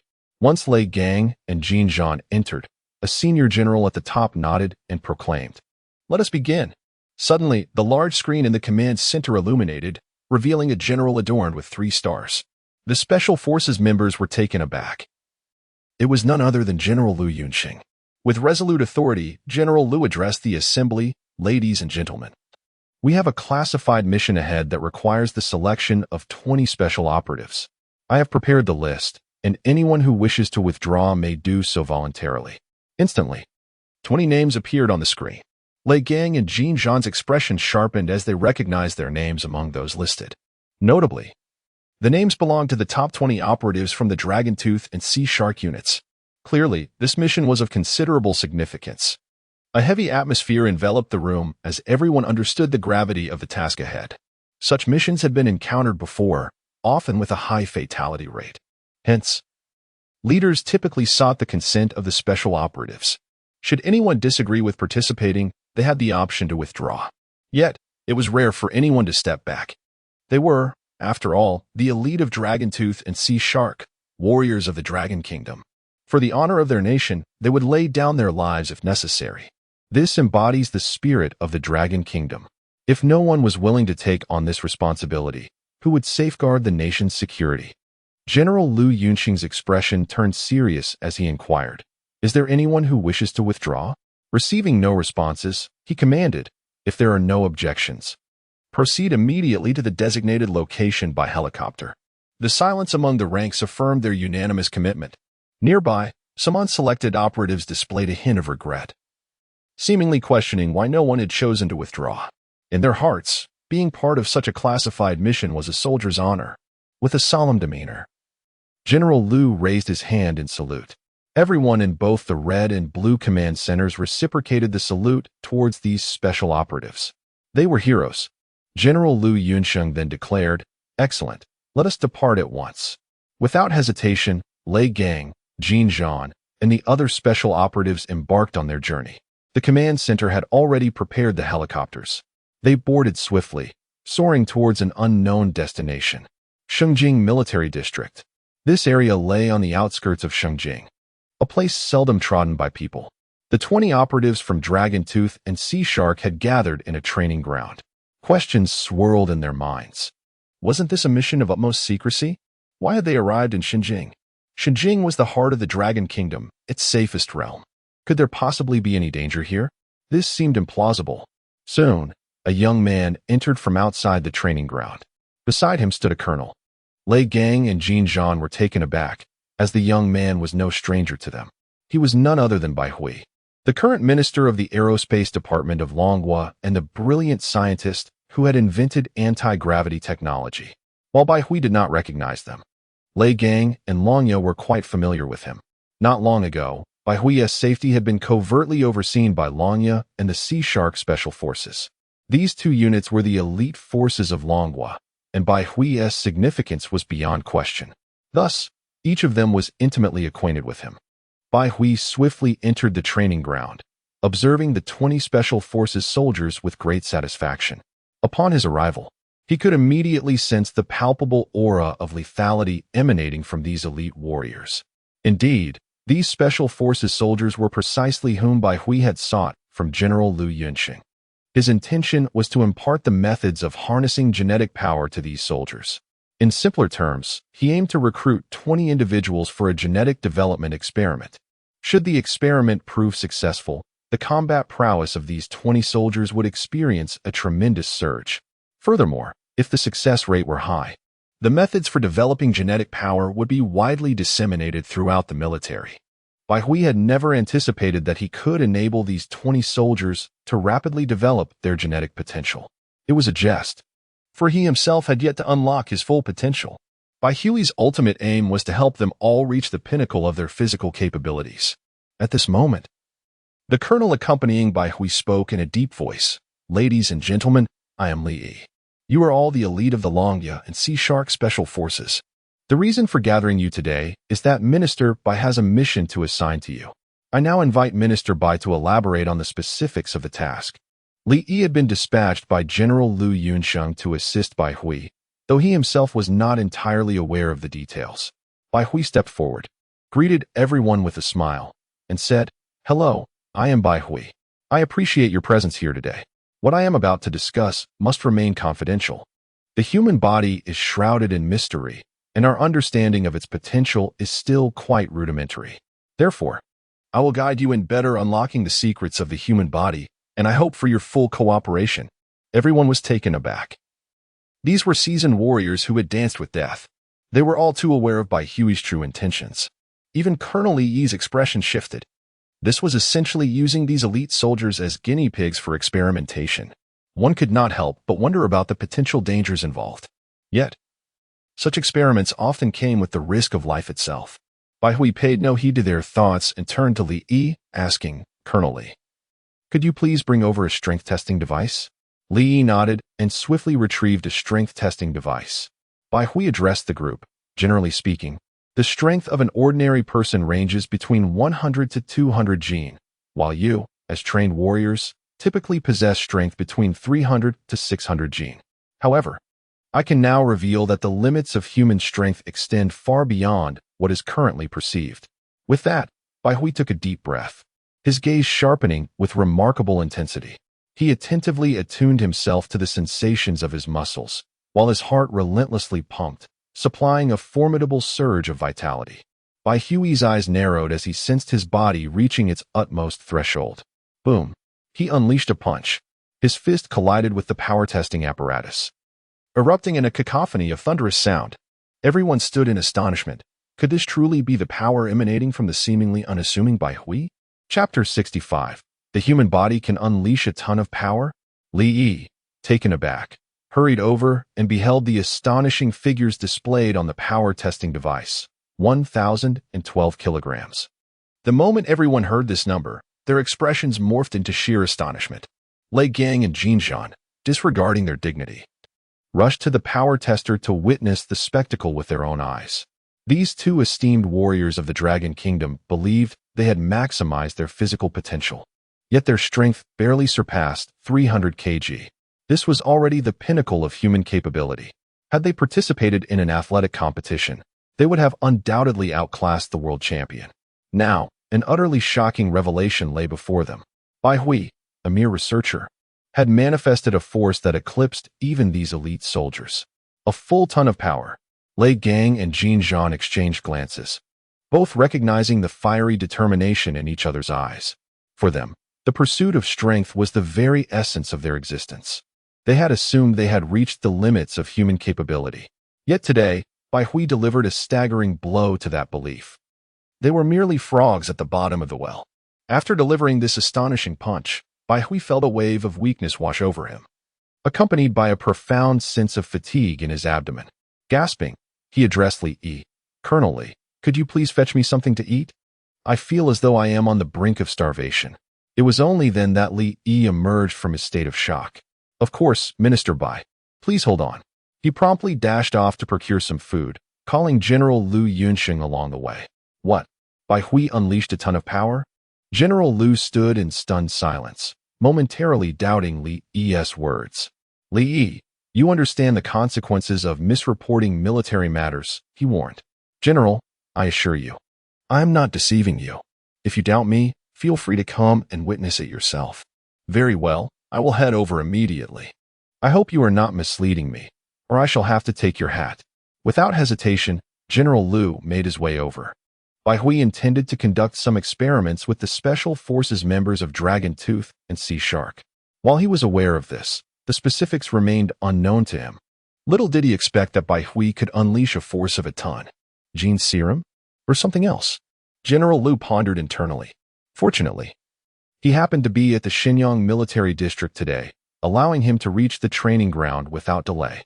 Meanwhile, Bai Hui, breathing heavily, felt a sense of helplessness. For the past few days, he had devoted every spare moment to training. At last, he could seamlessly enter a state of physical extremity when fully focused. However, even in this state, he struggled to master the full extent of his power, capable only of delivering a single, mighty blow.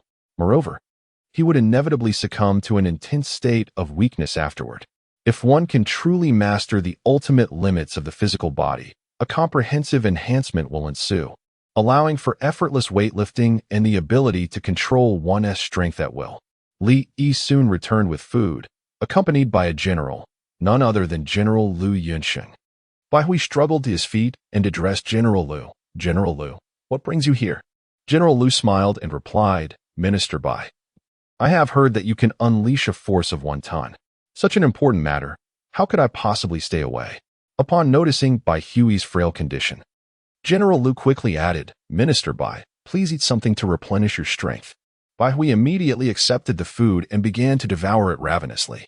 Meanwhile, General Liu approached the power testing apparatus, gazing at the displayed data. Even though he had been informed beforehand, he could not help but be astonished. 1 ton of force. This was power unleashed by the human body. A glimmer of fervor appeared in General Liu's eyes, having served in the military for many years. He understood the significance of this. If each individual could harness such strength, the enhancement to the entire army would be monumental. After consuming a bit of food, Bai Hui felt slightly revitalized. He began to elucidate to the 20 Special Forces soldiers how to achieve the ultimate physical state.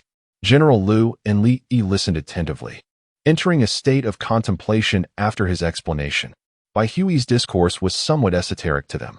By harnessing the power of their minds to sense every muscle in their bodies, envisioning them as individual engines, mastery would enable them to enter a state of physical extremity.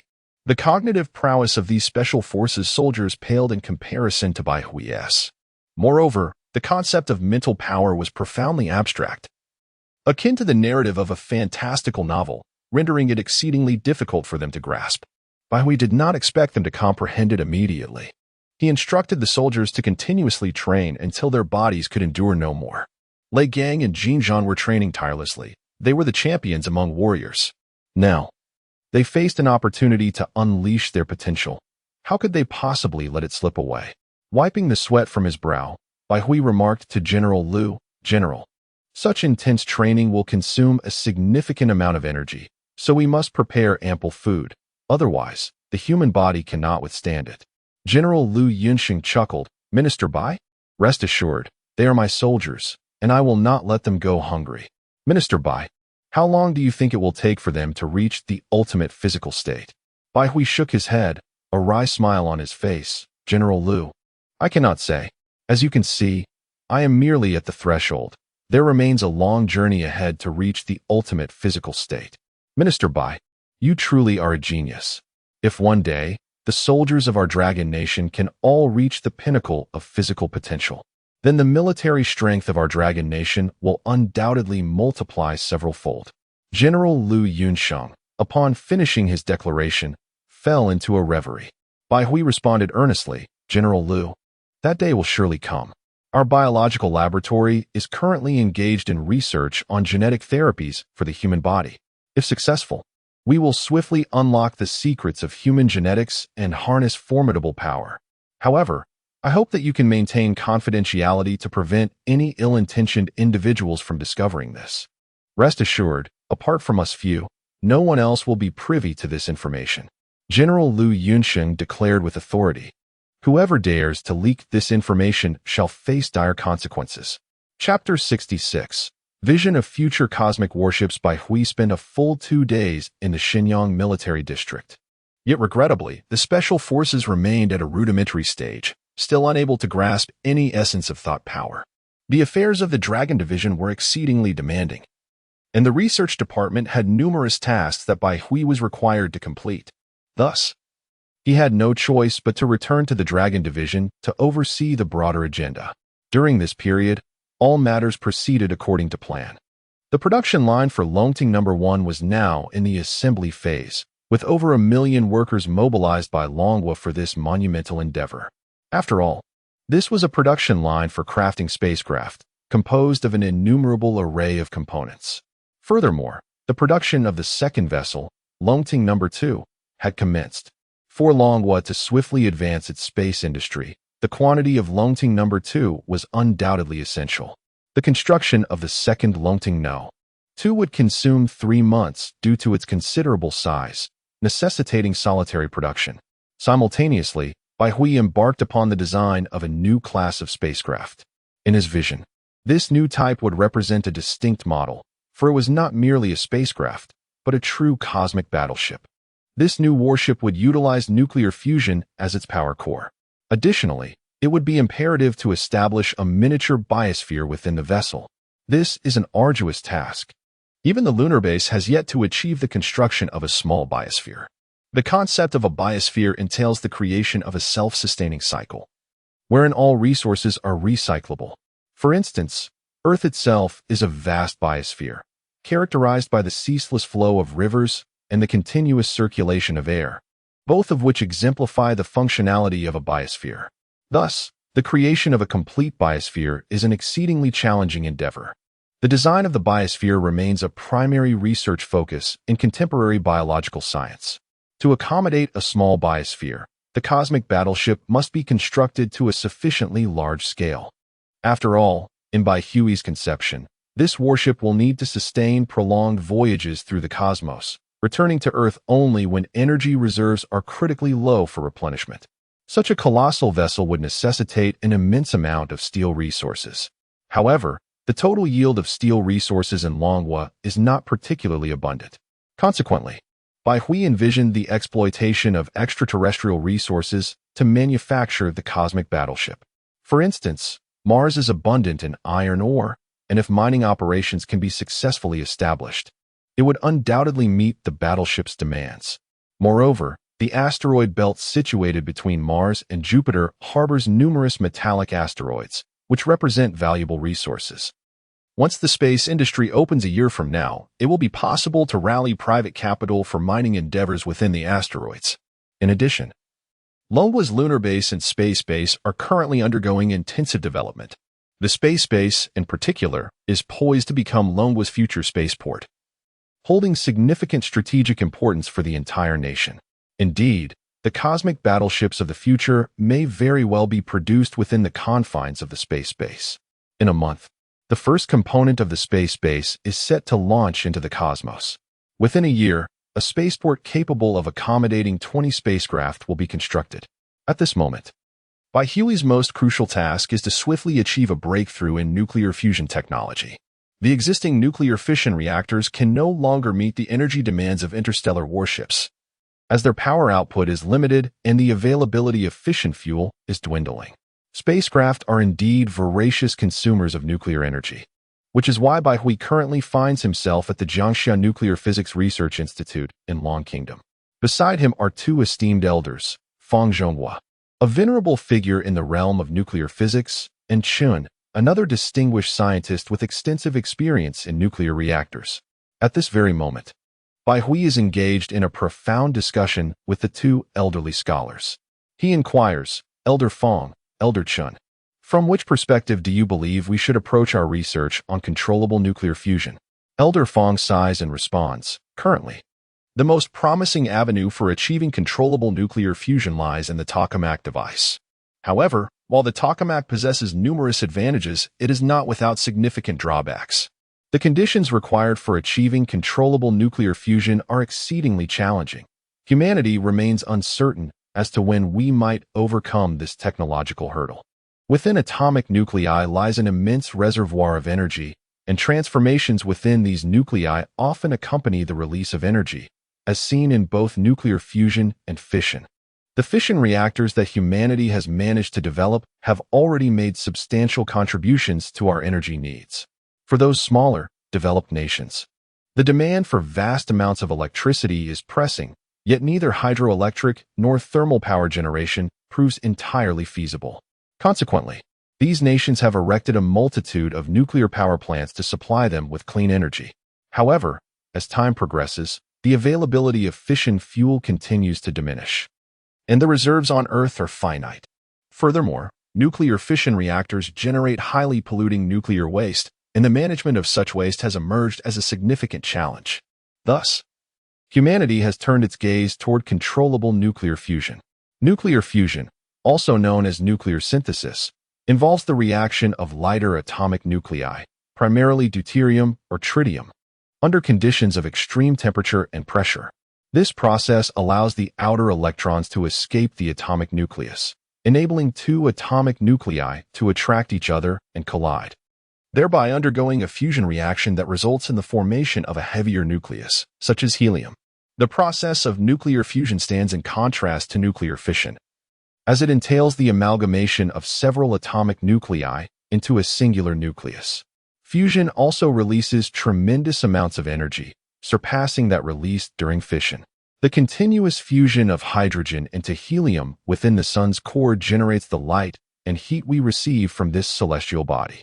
In comparison to nuclear fission, nuclear fusion presents an almost negligible risk of radioactive contamination and environmental issues.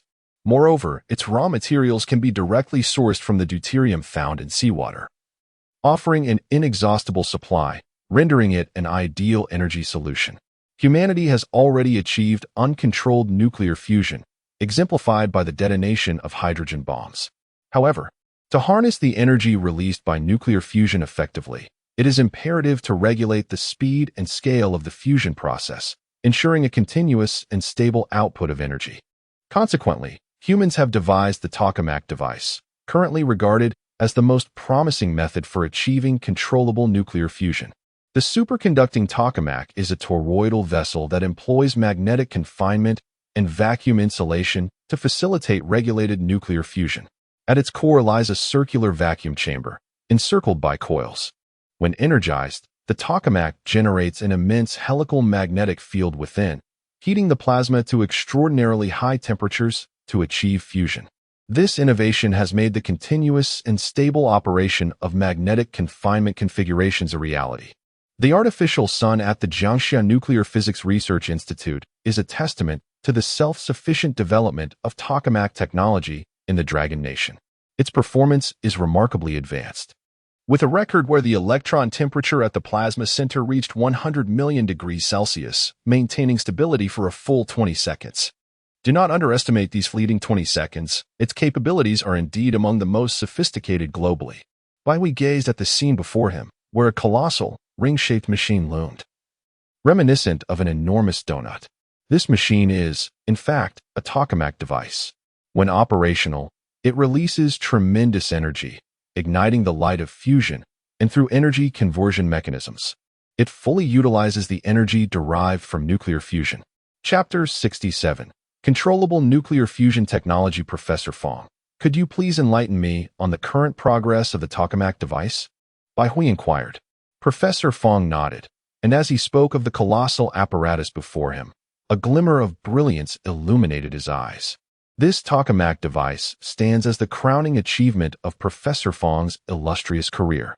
Our nation's tokamak has now demonstrated the capability to operate for 20 seconds in an environment exceeding 100 million degrees Celsius. Although this duration may seem fleeting, it is, in fact, remarkably advanced on a global scale. However, three formidable challenges persist. The first lies with the laser initiator, the ignition mechanism for nuclear fusion, which must emit temperatures reaching 100 million degrees, a feat exceedingly difficult to accomplish. Currently, our nation's laser igniter suffers from a prohibitively short lifespan, rendering it inadequate for sustained nuclear fusion. The second challenge involves the magnetic control coils, which must generate an immense magnetic field to confine the plasma. Otherwise, the plasma will escape its confinement, leading to uncontrollable consequences. The third issue pertains to the material of the first wall of the tokamak device.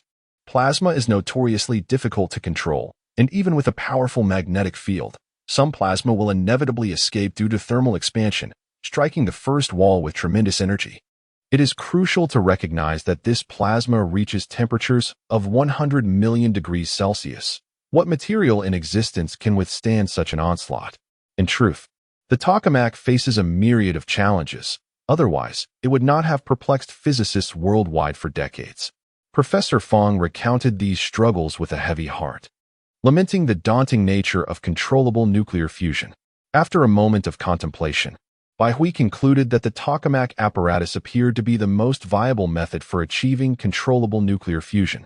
However, he deemed it somewhat unrealistic to expect breakthroughs in controllable nuclear fusion within a short time frame, given the inherent complexities of the tokamak's design. Each challenge demands countless hours of research and dedication from scientists. Bai began to entertain the notion of abandoning the tokamak model, as its realization seems nearly impossible, at least in the near term. Even with access to a systematic laboratory that could expedite simulation and validation processes, he still harbored doubts about the feasibility of developing controllable nuclear fusion. So, how can we achieve controllable nuclear fusion? What is the genesis of nuclear fusion? To understand this, we must first explore its principles. It is well known that nuclear fusion involves the amalgamation of two lighter atomic nuclei to form a heavier nucleus, releasing energy in the process. Given that atomic nuclei possess a positive charge, they inherently repel one another, creating a formidable repulsive force that complicates the realization of nuclear fusion. The question then arises, how can we compress two repulsing atomic nuclei together? This necessitates imparting sufficient energy to the nuclei, thus enabling them to overcome the repulsive forces and unite. For instance, the magnets we commonly encounter will never adhere to one another if undisturbed by external forces. It is only through sufficient exertion that the same magnetic poles of two magnets can come together. Thus, how might we bestow enough energy or velocity upon two atomic nuclei? The tokamak fusion device operates on the principle of utilizing lasers to heat plasma to a staggering 100 million degrees Celsius, while simultaneously controlling the plasma with immense magnetic fields to prevent it from dispersing and damaging the machine's barriers. High temperature serves as the means through which atomic nuclei gain energy. As temperature escalates, the velocity of atomic motion intensifies. In this rapid motion, the atomic nuclei incessantly collide, resulting in nuclear fusion reactions. However, it is precisely due to the excessively high temperatures that some plasma may escape the magnetic field's confinement, striking the first wall and presenting a significant dilemma. The sun above us boasts a core temperature of 18 million degrees, with a central pressure exceeding 250 billion times that of Earth's atmosphere, continuously undergoing fusion reactions. Under such pressure, hydrogen atomic nuclei can effortlessly transcend their binding forces, fusing together and initiating fusion reactions, all the while releasing tremendous energy. According to the mass energy equivalence formula EMC2 and the law of conservation of energy, the immense energy emitted by the sun each year necessitates a loss of mass amounting to 430,000 tons. This is the essence of thermonuclear fusion. Beyond the method of high temperature and pressure, are there alternative means to induce nuclear fusion? Within Baihui's vast reservoir of knowledge, no more efficient methods for controlling nuclear fusion have been discovered by advanced civilizations. They too harness the energy of magnetic fields to confine atomic nuclei for fusion reactions. However, their fusion models are remarkably efficient, being several generations more advanced than the tokamak model. They have even managed to create fusion reactors only 1 meter in height, applicable to various spacecraft. In contrast, Earth's tokamak models each weigh several tens of thousands of tons, with countries around the globe initiating the ITER project, the largest tokamak device in existence, tipping the scales at several 100,000 tons.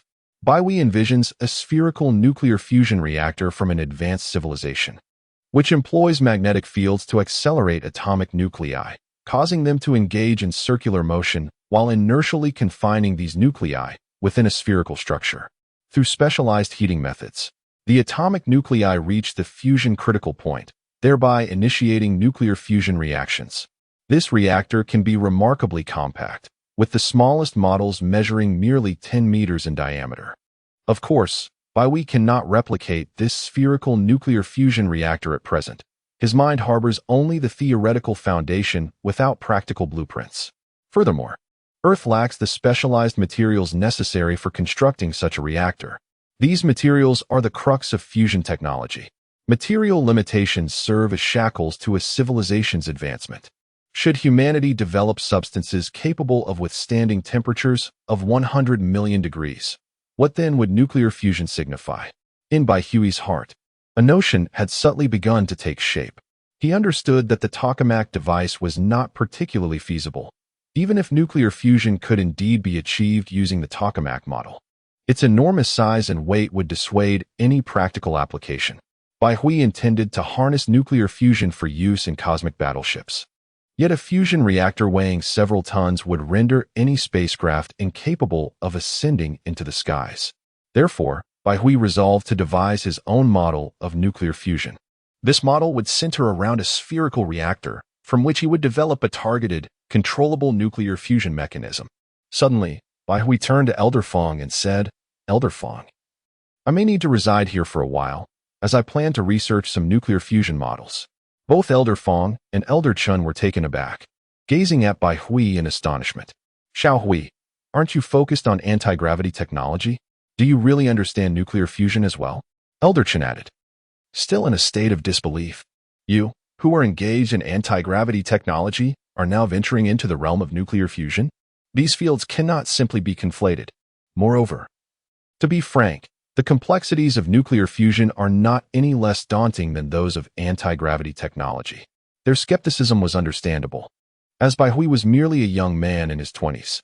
To be considered a genius for developing anti-gravity technology was one thing. However, to also tackle nuclear fusion seemed an insurmountable challenge. Bai Hui's expression reflected a hint of wry amusement, for his age was indeed his greatest shortcoming. "Elder Fong, why not test my knowledge now? Anything will do."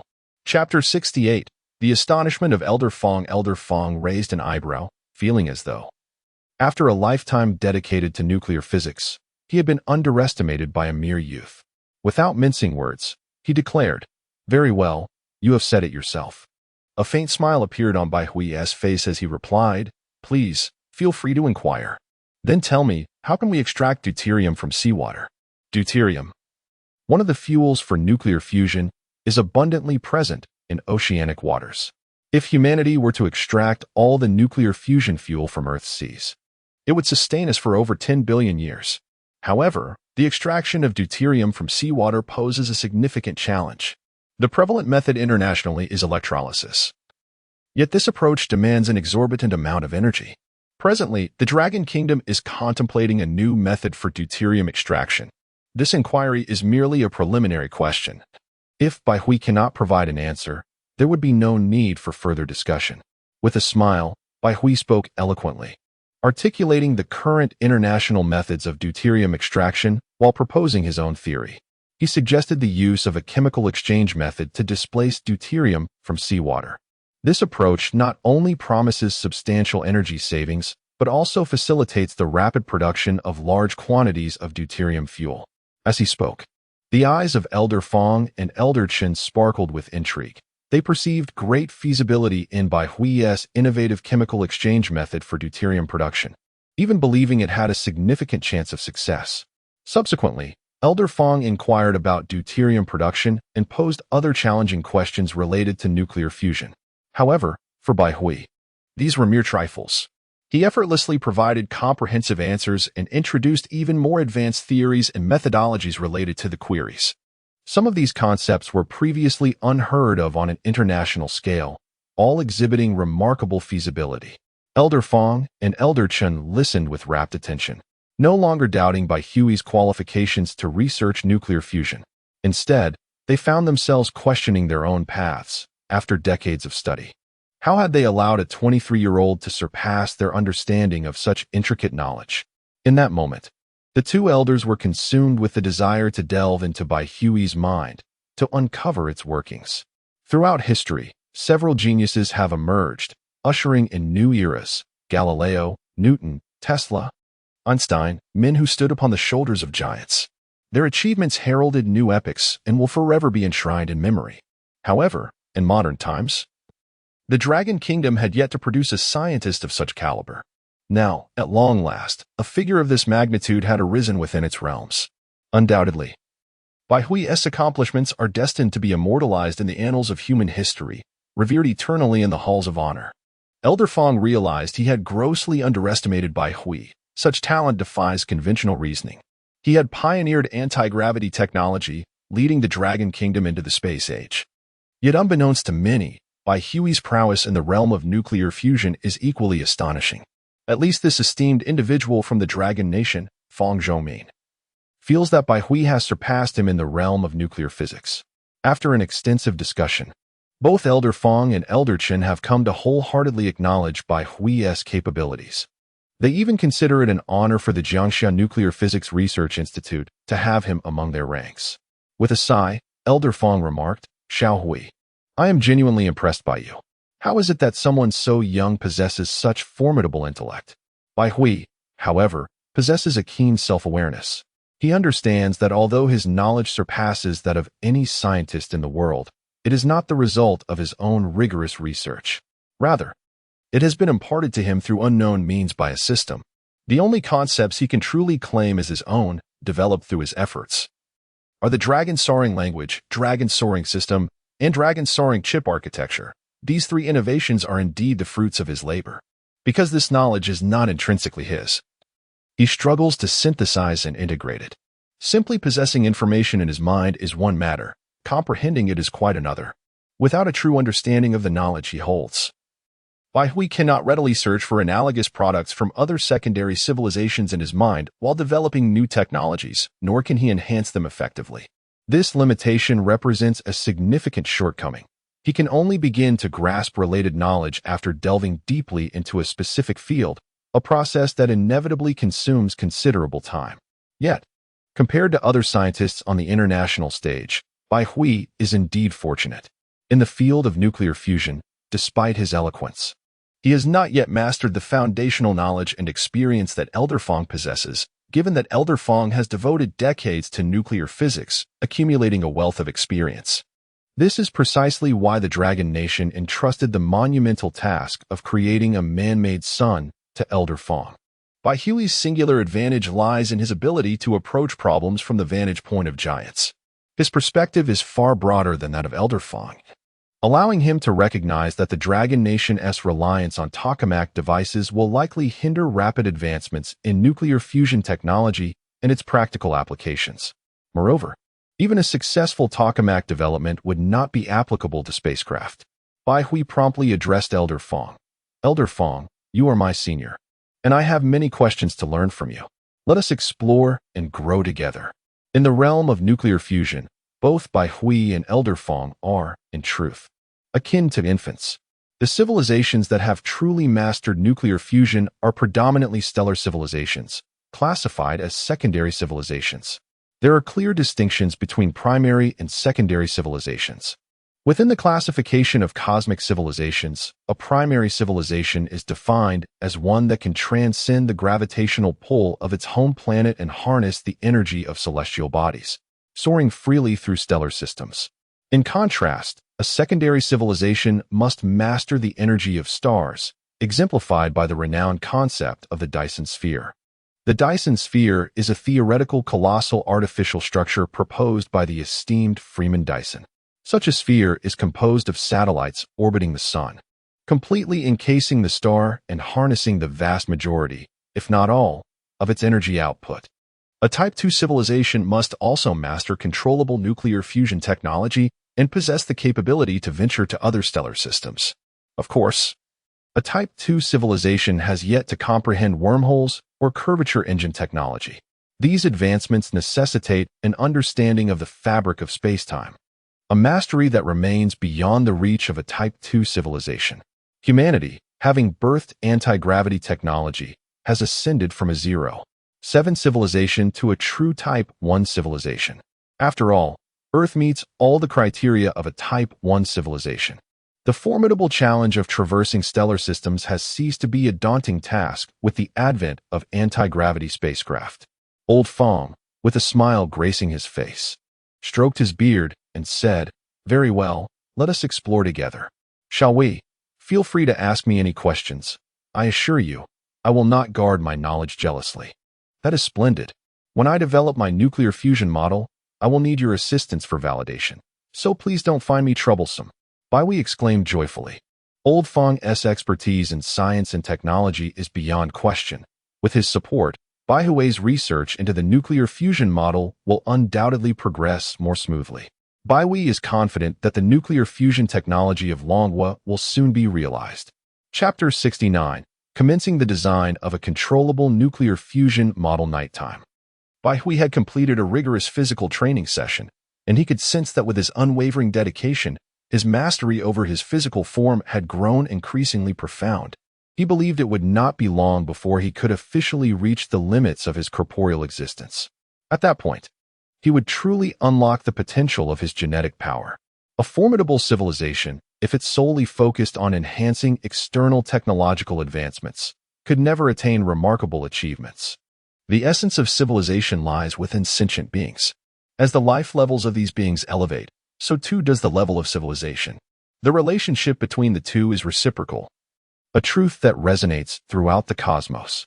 Therefore, for humanity to ascend to a higher tier of civilization in the future, the enhancement of life levels is indispensable.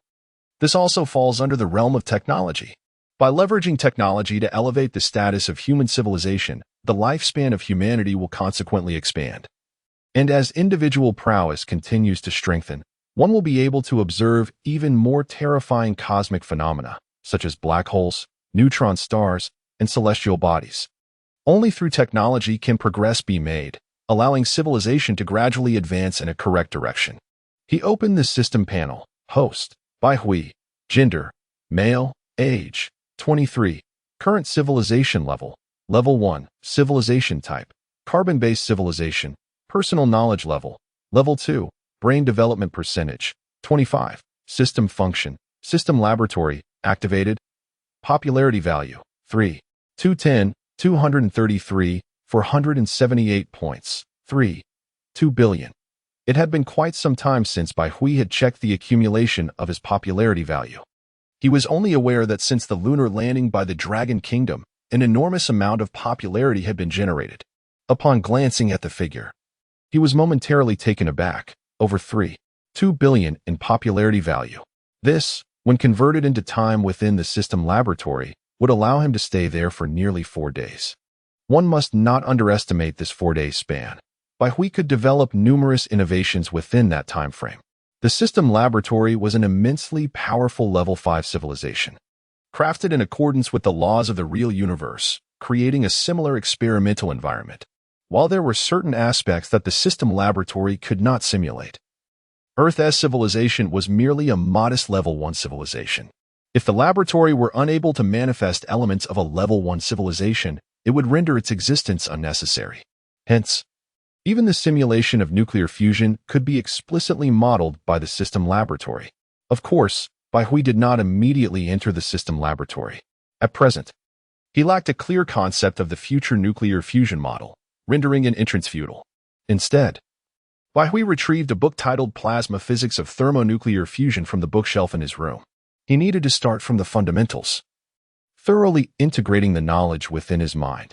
With remarkable speed, he read with exceptional comprehension, his advanced cerebral development bestowing him with extraordinary memory and understanding capabilities. The book gradually thinned, the sound of pages turning resonating continuously. Should an outsider witness this scene, they would undoubtedly perceive Bai Hui as ostentatious. How could humans possibly read at such a rapid pace? Especially when delving into a foundational text on nuclear fusion, which demands careful comprehension. Otherwise, the effort would be futile. Bai Hui astonishingly completed the reading of a thumb-thick book within an hour, as a myriad of related knowledge, long dormant in his mind, surged forth. With his deepening understanding of nuclear fusion physics, advanced concepts continued to emerge. Thus, Bai Hui diligently studied at the Jiangxia Nuclear Physics Research Institute, and after 7 days, he embarked on genuine research and development. At night, Bai Hui's consciousness immersed itself within the confines of the experimental laboratory, where he was not alone.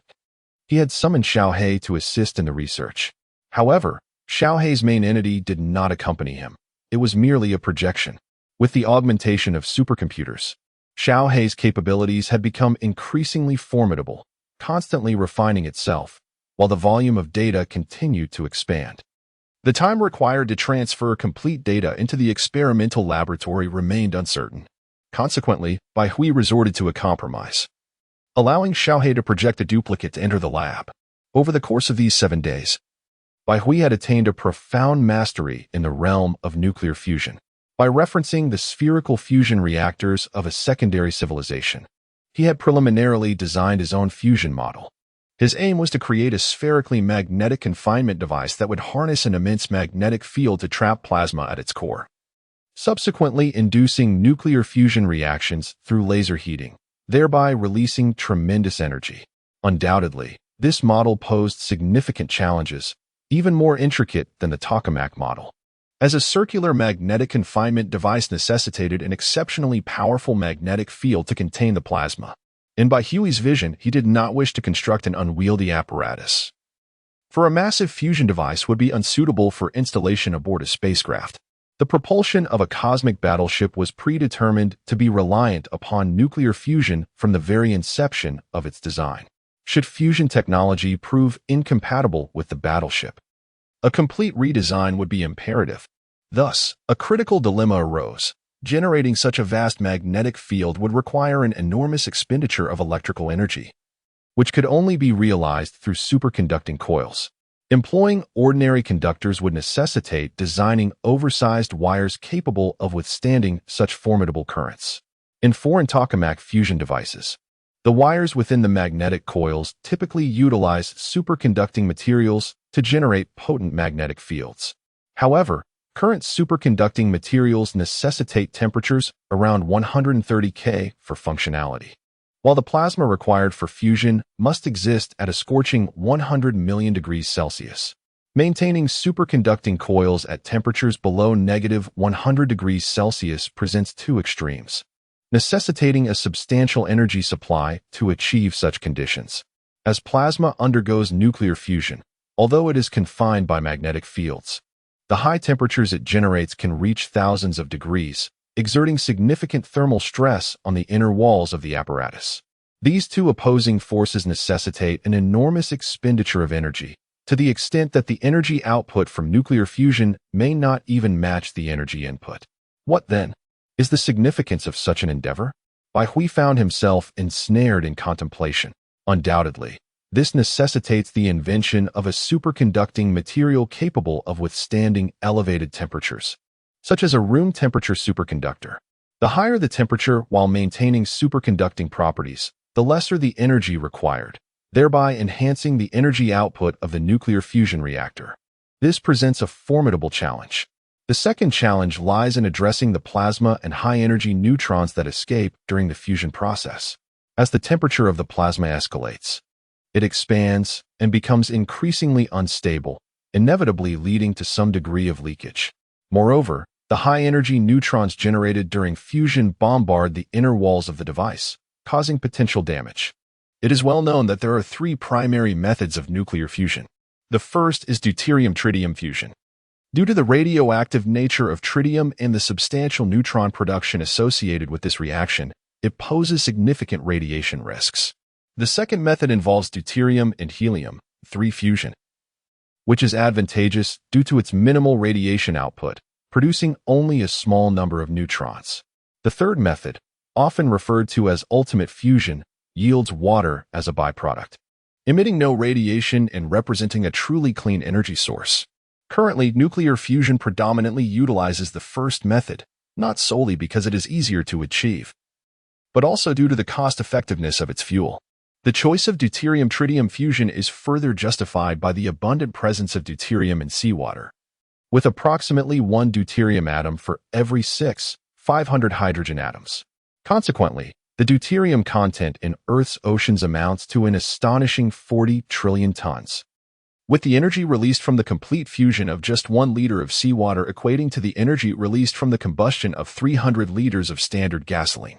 Based on the current global energy consumption rates, the fusion energy derived from deuterium in seawater could sustain humanity for several billion years, representing a truly inexhaustible resource.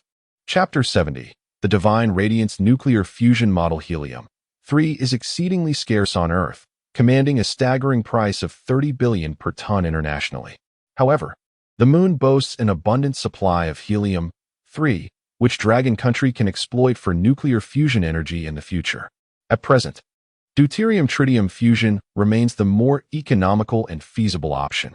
Nonetheless, this process generates high-energy neutrons that incessantly bombard the inner walls, leading to potential damage. Thus, we must contemplate how to mitigate the effects of these energetic neutrons in the dispersing plasma. The third challenge lies in the ignition issue. Achieving the requisite temperature of 100 million degrees Celsius for nuclear fusion necessitates the use of lasers. However, the laser ignition apparatus is housed within the equipment, making it susceptible to damage from extreme heat. Moreover, numerous other challenges abound. The ambition to engineer a compact, lightweight, and stable nuclear fusion model is no trivial endeavor. After taking a deep breath, Bai-Hui commenced a series of experiments in the system laboratory. Ultimately, after 3 days, he devised a preliminary model. This model accelerates plasma via a toroidal magnetic field, facilitating their collision at the center of a spherical nuclear fusion apparatus, while the adjacent laser ignition system continuously supplies energy. The advantage of this approach is that the reaction temperature need only reach approximately 60 million degrees Celsius to achieve nuclear fusion. After all, the principle of nuclear fusion hinges on providing atomic nuclei with sufficient energy to overcome repulsive forces and initiate fusion. To address the high-energy neutrons and dispersing plasma produced during the reaction, he employed anti-gravity technology to create a gravitational field akin to a protective wall. This gravitational field envelopes the entire spherical nuclear fusion reactor, with water circulating within it. This water continually cycles, absorbing the high-energy neutrons and heat, facilitated by a circulation system. The heated water generates high-temperature steam, which propels the engine units to produce electrical energy.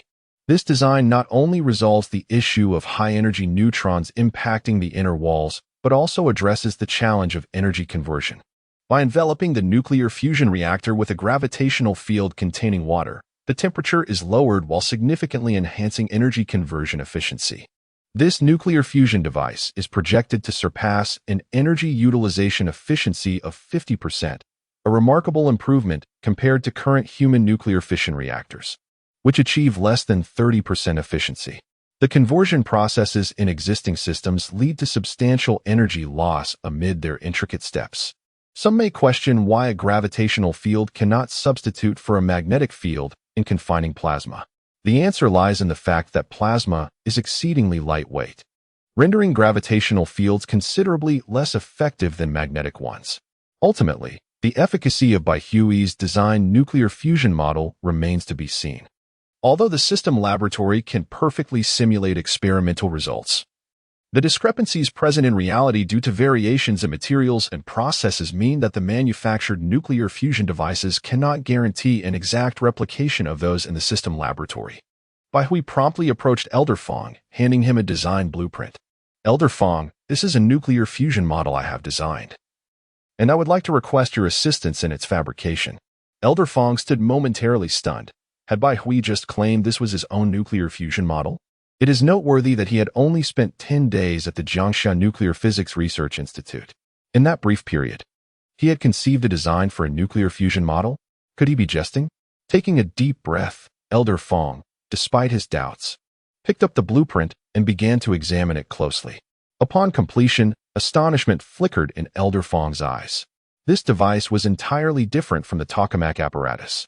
Although it employed magnetic confinement, the movement of the plasma and the fusion reaction were fundamentally distinct. From his perspective, this nuclear fusion model indeed exhibited remarkable performance. Bai-Hui had ingeniously resolved the most challenging issue concerning the inner wall of the fusion reactor by employing anti-gravity technology. Why is nuclear fusion so difficult? It is primarily due to the excessively high temperatures that can damage equipment. Currently, the majority of the heat generated by fusion is dissipated by water, leaving a temperature that the inner walls of the device can easily withstand. Thus, Elder Fong believed that this nuclear fusion model had a significant potential for achieving controlled nuclear fusion. However, the device's size was rather diminutive, measuring merely a few meters in length, which, in contrast to the tokamak devices that often weigh several tons, rendered it a tiny entity. To generate a powerful magnetic field within such a small volume, superconducting coils would be required. The nuclear fusion model designed by Bai Hui utilized a novel superconducting material capable of achieving superconductivity at -20 degrees Celsius. Elder Fong's expression shifted continuously. How could a superconducting material function at such a temperature? Xiao Hui, is this superconducting material truly viable at -20 degrees?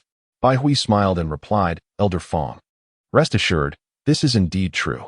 If you doubt it, you can manufacture it immediately to verify. Although the superconducting material at -20 degrees does not qualify as room temperature, it is considered high temperature for superconductors.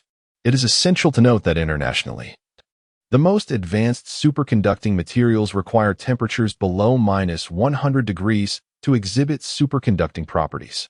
Therefore, the superconducting material Bai Hui invented stands as one of the most advanced in the world. If this information were to leak, it would undoubtedly cause a significant upheaval in the field of physics.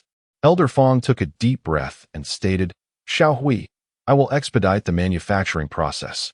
However, I will need your assistance in providing the anti-gravity engine required for this endeavor. Bai Hui smiled and reassured, rest assured. I have already initiated the production of this compact anti-gravity engine. It will be delivered to you within 5 days. Elder Fong regarded him earnestly and remarked, Xiao Hui, if this device can achieve stable and controllable nuclear fusion, it will astonish the entire world. Have you considered bestowing a name upon this fusion model? After a moment of contemplation, Bai Hui replied, let us call it Divine Radiance. Thus, the construction of the Divine Radiance nuclear fusion device officially commenced. This apparatus is relatively small, with most of the materials readily available at the Jiangxia Nuclear Physics Research Institute. According to Elder Fong's estimation, it will take approximately just over half a month to fabricate the Divine Radiance nuclear fusion device. Chapter 71. The opening ceremony of Longting University today is October 10th.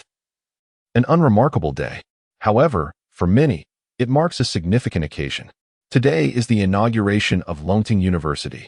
This esteemed institution, designated as a key aerospace university by the Grand Elder, has appointed Bai Hui, the inventor of anti-gravity technology, as its inaugural president. Construction of the university commenced in May, and at last it has been completed. Those students who applied to this university have started their academic journey a month later than their peers at other institutions. Longting University is comprised of 7 secondary colleges: the College of Aerospace Mechanical and Electrical Engineering, the College of Aerospace Agriculture, the College of Aerospace Software, the College of Aerospace Power, the College of Aerospace Geology, the College of Aerospace Energy, and the College of Aerospace Life Sciences. Each of these colleges offers a multitude of specialized programs, collectively admitting 20,000 students. What sets Longting University apart from others is that during their first year, students undergo astronaut training. This cohort of students is destined to become astronauts, embarking on journeys into the universe to uncover its mysteries. From the outset, Longting University established a mission to explore the unknown enigmas of the cosmos. Furthermore, these students will not solely engage in academic pursuits within the confines of the university. They will travel to the National Aerospace Center, where they will continuously learn from their predecessors and absorb professional knowledge. The field of aerospace cannot be fully learned from textbooks. It demands persistent practice and contemplation to achieve mastery. Today marks the opening of Longting University. On the athletic field, 20,000 students stand in perfect alignment. On the stage, numerous leaders from Longhua, including the Grand Elder himself, grace the opening ceremony. Naturally, on such a momentous occasion, Bai Hui, the president of Longting University, is present. His renown has become widely recognized throughout Longhua. Each student standing before him undoubtedly regards Bai Hui, the pioneer who ushered Longhua into the space age with his groundbreaking invention of anti-gravity technology, as their idol. After a solemn ceremony, the Grand Elder takes the microphone and addresses the 20,000 students. Dear students, you are the future of Longhua. Recently, our nation has achieved remarkable milestones. not only constructing anti-gravity spacecraft and entering the space age, but also realizing our 5,000-year-old aspiration to land on the moon. The future belongs to the stars. And you are the harbingers of this new era. I sincerely wish for all of you to attain great success in your studies and, like your president, leave an indelible mark on the annals of human history. The students erupt into fervent applause, their eyes shimmering with starlight as they gaze upon the young man on stage. They stand here today because of Bai Hui, the innovator of anti-gravity technology who has propelled Longwa into the presence of the moon. The Grand Elder smiles and continues, "Now, let your president share a few words with you." The Grand Elder handed the microphone to Bai Hui, dressed in a formal suit that complemented his youthful and handsome visage. It was hard to believe that he was already the president of a university at such a tender age. At that moment, all eyes in the auditorium were fixed upon him. Many young ladies in the audience gazed at their idol with starry eyes filled with admiration and infatuation, their imaginations beginning to wander. It was rumored that Bai Shun was still single. At this moment, many of the young ladies began to fantasize about a chance encounter with Bai Hui, envisioning a dramatic scenario of a hero rescuing a damsel in distress, and then... Oh, it was too exhilarating. Bai Hui could hardly have anticipated that he had become the object of admiration for so many. He grasped the microphone and spoke earnestly and solemnly. "Greetings, fellow students. I am Bai Hui. Today marks the commencement of the new academic year at Longting University, where 20,000 scholars have gathered. I wish to convey but a single message to you." Bai Hui pointed towards the heavens and proclaimed loudly, "That is the enigmatic cosmos. And are you all prepared?" "We are ready," came the resounding chorus from the crowd, their faces flushed with excitement. A smile illuminated Bai Hui's face as he beheld this spirited assembly of youth, reminiscent of his own days long past. Currently, the lunar base of Longwa and the space-based project are advancing at a remarkable pace. We have successfully dispatched the main module to the moon, and in 2 months, the second module will also be sent. By then, the lunar base will possess the capability to smelt ores, allowing us to extract the abundant helium-3 from the moon for use in nuclear fusion fuel. Our engineers are already undergoing aerospace training, and at that time, they will travel to the moon alongside Longting 2, expanding the lunar base to accommodate over 100 personnel. Additionally, Longting University will select the 30 most outstanding students from the School of Aerospace and Geology to join their predecessors in establishing our lunar outpost. Moreover, the main module of Longwa's space base has been completed and will soon be launched into geostationary orbit. The various components of the space base are being constructed tirelessly and will be finished shortly. A year from now, Longwa will unveil a corresponding space industry, and our students from Longting University will be among the first specialized talents in this field. Therefore, I urge you all to strive diligently. Longwa needs you. No matter what the future holds, we shall fight side by side. Bai Hui's impassioned speech stirred the hearts of countless students. It was astonishing to realize how far along the lunar base and space-based projects had progressed. Every student who gained admission to Longting University was undoubtedly exceptional, each harboring dreams of the starry skies. In 2 months, 30 students from the School of Aerospace and Geology will embark on a journey to the moon aboard Longting 2. In that moment, students from the other 6 colleges cast envious glances in their direction. At this moment, the students of the Aerospace Geology Institute are resolutely vowing within their hearts to dedicate themselves wholeheartedly to their studies over the next 2 months, striving to enhance their own excellence. Longting University can be regarded as an institution of formidable strength, boasting over 30 academicians and more than 200 professors of high rank. The Dragon Kingdom places immense importance on Longting University, channeling substantial resources into its development. The urgency is palpable, as the nation is currently in dire need of talent in this field. Consider the future lunar and space bases. Once established, the demand for aerospace professionals will be staggering. The current cohort of 20,000 students is simply insufficient. Therefore, in the Dragon Kingdom, it is not solely Longting University that has initiated an aerospace program. Numerous other esteemed institutions are also recruiting aerospace professors and experts, launching their own aerospace disciplines. The nation is rapidly cultivating these aerospace talents. facilitating students' direct engagement with aerospace centers to learn from seasoned pioneers in the field, with the aim of expediting their education and return. Chapter 72. Launch of the Jupiter 1 rocket. The Dragon Nation is now united in its efforts towards research and development, having long surpassed numerous technologies that were once monopolized by foreign entities. This includes advancements in photolithography and etching machines, with the nation now capable of producing 5 nanometers photolithography equipment. The remarkable progress is not solely attributable to the immense domestic demand. The presence of artificial intelligence has played a pivotal role. AI serves as a shortcut for rapid civilizational advancement, boasting formidable computational and simulation capabilities. Xiaohui has assisted scientists in overcoming countless technical challenges, with the Dragon Nation now possessing a complete industrial chain for chip manufacturing. The technological hurdles have been surmounted by the tenacity of the current populace. In terms of software, the Longxiang operating system has flourished, even usurping the dominant position of the Linux server systems. Its performance is unparalleled, rendering Linux systems significantly outdated. Presently, all mobile phones and computers in the Dragon Nation operate on the Longxiang system. The seamless integration of software and hardware ecosystems allows users to synchronize their data to the cloud effortlessly with a single account, enhancing the convenience of office work. With the added support of artificial intelligence, individuals now have greater options. Those who previously experienced social anxiety have found solace through the intelligent assistants embedded in Longxiang system phones, gradually opening up and emerging from their self-imposed isolation. In the industrial realm, the Longxiang series of industrial software has significantly boosted efficiency. Engineers are now disinclined to use the outdated foreign software for design tasks. The intelligence of the Longxiang software is so advanced that users can simply articulate their needs while drawing, and the embedded AI core will automatically recognize the desired functionalities. Gone are the days of laboriously searching for drawing features, often requiring online searches for those less proficient in English. Circuit board designers, once overwhelmed by intricate wiring, faced extensive time commitments to complete complex layouts.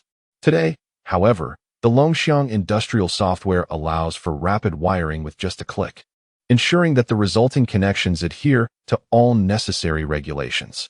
Any errors can be rectified through voice commands, almost as if conversing with a real person. Moreover, various CNC centers and industrial machinery have also seen substantial improvements. Since embarking on the aerospace era, the demand for aerospace-related products has surged. The standards for aerospace quality are the highest within the entire industrial system, necessitating exceptional precision in CNC centers and industrial machinery. Consequently, manufacturers are compelled to continually innovate high-precision machines, and the quality of the Dragon Nation's industrial machinery now rivals that of foreign counterparts. At the opening ceremony of Longding University, Bai Hui's remarks resonated across the internet. The online community is abuzz with excitement, leaving comments on Weibo. Bai Shin's words moved me to tears. I felt an overwhelming surge of emotion. Oh, how I wish I could turn back the clock by 20 years, to chase my dreams just like them, to pursue the stars. I never imagined that our Dragon Nation is so close to mining on the moon. It's truly remarkable. Is the construction of a space base about to commence? If so, space tourism will soon become a reality, offering ordinary people like us a chance to glimpse the mysteries of the cosmos. I eagerly anticipate that day. With unwavering unity, we, the people of the Dragon Nation, shall strive to carve out a brighter future for humanity. These students will be the heroes of our Dragon Nation. How impressive we are. Of course, during this period, the foreign nations have not been idle either. The Lighthouse Nation's Artemis Lunar Base initiative is progressing steadily. Although they have purchased the Dragon 1 anti-gravity spacecraft from our Dragon Nation, it will not be delivered for another 6 months. Previously, in response to our lunar ambitions, Emperor Pu commanded Director Jason to achieve a lunar landing within a month, even delaying the Ares Mars base project for this purpose. Today marks the day the Lighthouse Nation executes the Artemis Lunar Base plan. They have constructed a super heavy rocket, the Jupiter 1. Weighing in at a staggering 10,000 tons, it can carry over 300 tons of payload to a translunar trajectory. This is an enormous figure. The cost of this rocket alone reaches $3 billion, an exorbitant sum. For context, the Saturn V rocket used in the Apollo lunar missions of the last century had a launch weight of just over 3,000 tons. At the Houston Space Center, a colossal rocket stands poised on the launch pad. 10 kilometers away, a crowd is gathered, all there to witness the launch of the Jupiter 1, which embodies the hopes of the people of the Lighthouse Nation. It must succeed. Alas, chemical fuel rockets are inferior. The anti-gravity spacecraft from the Dragon Nation is the true vessel of the cosmos. Thankfully, the Lighthouse Nation has procured a spacecraft from the Dragon Nation. The Jupiter 1 can transport over 300 tons of payload to lunar orbit or 500 tons to geostationary orbit, surpassing all chemical fuel rockets. In the control room of the Houston Space Center, Director Jason anxiously watches the countdown on the large screen. The Jupiter 1 is the most advanced rocket developed by the Lighthouse Nation, yet it has not undergone any test flights. Jason is filled with trepidation, fearing unforeseen complications with the launch. The area outside the Houston Space Center is teeming with people, should any issues arise amid such scrutiny. He fears he would be blamed by Emperor Pu to quell the public's anger. With no choice but to press on, Director Jason steels himself for the launch. Only the successful launch of the Jupiter 1 rocket could secure his position.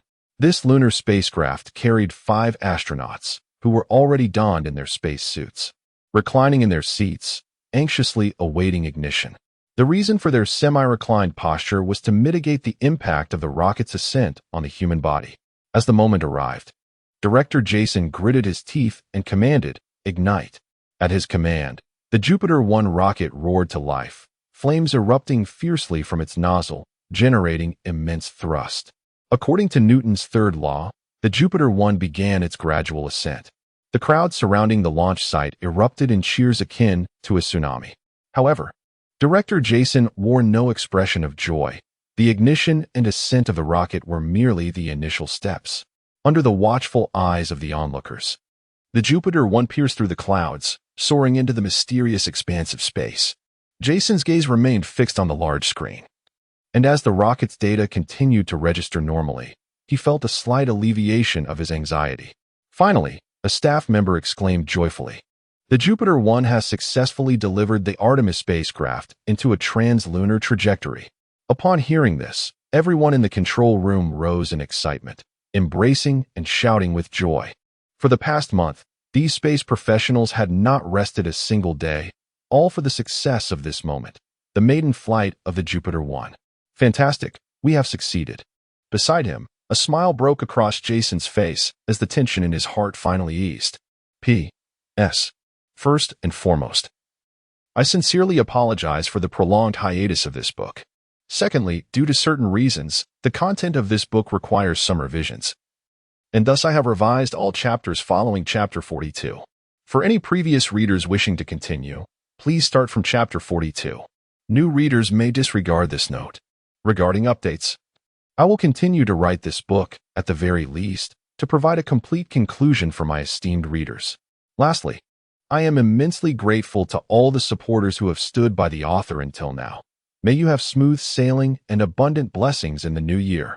Chapter 73. The Artemis spacecraft lands on the moon. Eber, a prominent technology blogger on Twitter, captivates his audience by sharing technology videos and live-streaming trending tech discussions. The successful launch of the Jupiter 1 rocket by the Beacon Nation has invigorated the spirits of countless citizens. Naturally, Eber could not overlook this topic. Due to his renown and expertise, even the Beacon National Space Agency extended an invitation to him, requesting him to broadcast the launch of the Jupiter 1 rocket and the landing of the Artemis spacecraft on the moon. The agency sought to leverage Eber's influence to convey the formidable technological prowess of the Beacon Nation to the public. A rocket weighing 10,000 tons. Just a year ago, such an achievement would have astounded the world. However, the situation is somewhat awkward due to the Dragon Nation's invention of anti-gravity technology, which has cast a shadow over the Jupiter 1 rocket. While 10,000 tons is indeed impressive, surpassing even the fully loaded Dragon 2 spacecraft, it is still merely a chemical fuel rocket. In comparison to the Dragon Nation's anti-gravity spacecraft, it occupies an entirely different echelon. Nevertheless, for other nations, this is an extraordinary feat recently. The Beacon Nation has faced continuous setbacks from the Dragon Nation, leading some citizens to lose faith in their country, a perilous situation for a democratic Western nation. Consequently, Emperor Putin of the Beacon Nation resolved to harness the opportunity presented by the Jupiter 1 rocket and the Artemis lunar landing mission to vigorously promote the nation's technological strength and bolster his public support. To this end, the Beacon Nation invited numerous renowned bloggers to advocate for the Artemis lunar mission, with Eber being among them. At present, Eber is live streaming, showcasing real-time footage of the Artemis spacecraft's lunar orbit, provided by the authorities. Hello, my friends. Your old companion Eber is back. Today marks 3 days since the launch of the Jupiter 1 rocket, and our Artemis spacecraft has successfully reached lunar orbit, preparing to land on the moon. Eber teased, his voice filled with intrigue. Hey, brothers, do you know where the Artemis spacecraft will touch down? The comments began to flood in. I speculate it will land in an uncharted area. Dare it land where the Apollo spacecraft did 50 years ago? I knew the Apollo program was a fabrication. Otherwise, why could we have reached the moon 50 years ago, yet now expend so much effort to return? It's undoubtedly a lie concocted by those bureaucrats for their own popularity. Upon reading one of the comments, Eber chuckled and replied, "Congratulations, my friend. You guessed correctly. Our Artemis spacecraft will indeed land at the same site as the Apollo spacecraft, the southern region of the Sea of Tranquility. This time, we shall not only land in the Sea of Tranquility, but will also establish a lunar base here, aptly named Tranquility Base. Simultaneously, our esteemed nation will conduct a live broadcast, showcasing the remnants of the Apollo spacecraft's landing from 50 years ago, thereby dispelling any doubts surrounding the Apollo program." The proclamation sent ripples of astonishment through the crowd. Who would have imagined that our nation would dare to land on the Sea of Tranquility? Those familiar with the Apollo program know that this is the site where humanity first set foot on the moon. The inaugural moonwalker, Armstrong, once uttered a phrase that would echo through history. That's one small step for man, one giant leap for mankind. Humanity had, for the first time, embarked on a journey to another celestial body, a moment of profound significance in the annals of human history. If the authorities are bold enough to broadcast a lunar landing on the Sea of Tranquility, they must possess ample confidence in affirming the veracity of the Apollo program from 50 years prior. Ha ha ha, I always knew our Apollo program was genuine. It stands as a monumental marvel in the history of humanity. I was certain of its authenticity, for the authorities would never dare to fabricate such a deception. Yet, let us not jump to conclusions prematurely.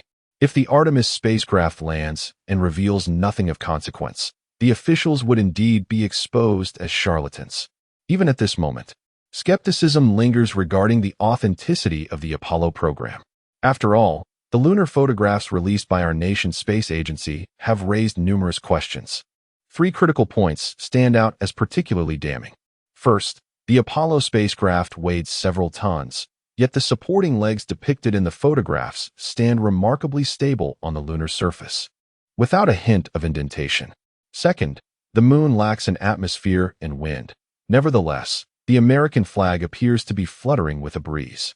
Third, logically, the images captured by astronauts on the moon should showcase a backdrop filled with countless twinkling stars, yet the official photographs present a void of darkness. These 3 points are profoundly illogical and defy the principles of scientific understanding, which is why the Apollo program has faced such scrutiny. Suddenly, Eberly exclaimed, "Look! The Artemis spacecraft is preparing for its lunar landing." The screen revealed a massive vessel. While it may not rival the Dragon 2, its weight of over 300 tons is substantial in the context of lunar exploration history. The Artemis spacecraft comprises 5 segments: the command module, the escape module, the return module, the lunar base's main segment, and the lunar lander. Among these, the main segment of the lunar base is the most voluminous, weighing over 200 tons. It is destined to remain permanently on the moon.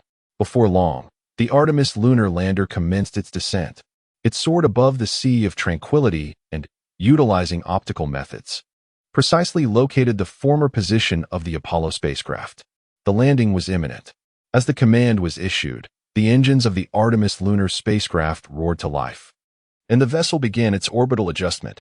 The spacecraft was drawing ever closer to the lunar surface, and the high-definition cameras aboard were tirelessly capturing the unfolding scene. At this moment, people could distinctly observe the lunar landscape. "Look, is that not the Apollo 11 lunar module?" A chorus of astonished voices arose as they beheld a diminutive lunar module on the screen, its surface cloaked in a fine layer of lunar dust. Yet its form remained unmistakably clear. Indeed, the Apollo program was a reality. In this instant, no one harbored doubts about the Apollo mission, for the evidence lay vividly before their eyes.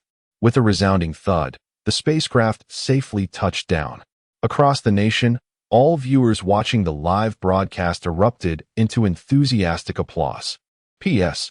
Dear esteemed readers, should you encounter any perplexities in the storyline, kindly refer back to the previous chapters. I have revised Chapter 42 and altered the narrative direction. Thank you for your unwavering support.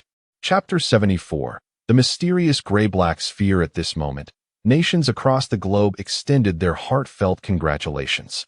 Humanity had once again set foot on the moon, an event that, irrespective of political stance, warranted universal celebration for the entirety of human civilization. At the Houston Space Center in the United States, NASA Administrator Jason finally felt a weight lift from his shoulders. They had succeeded. They would finally be able to account to the public.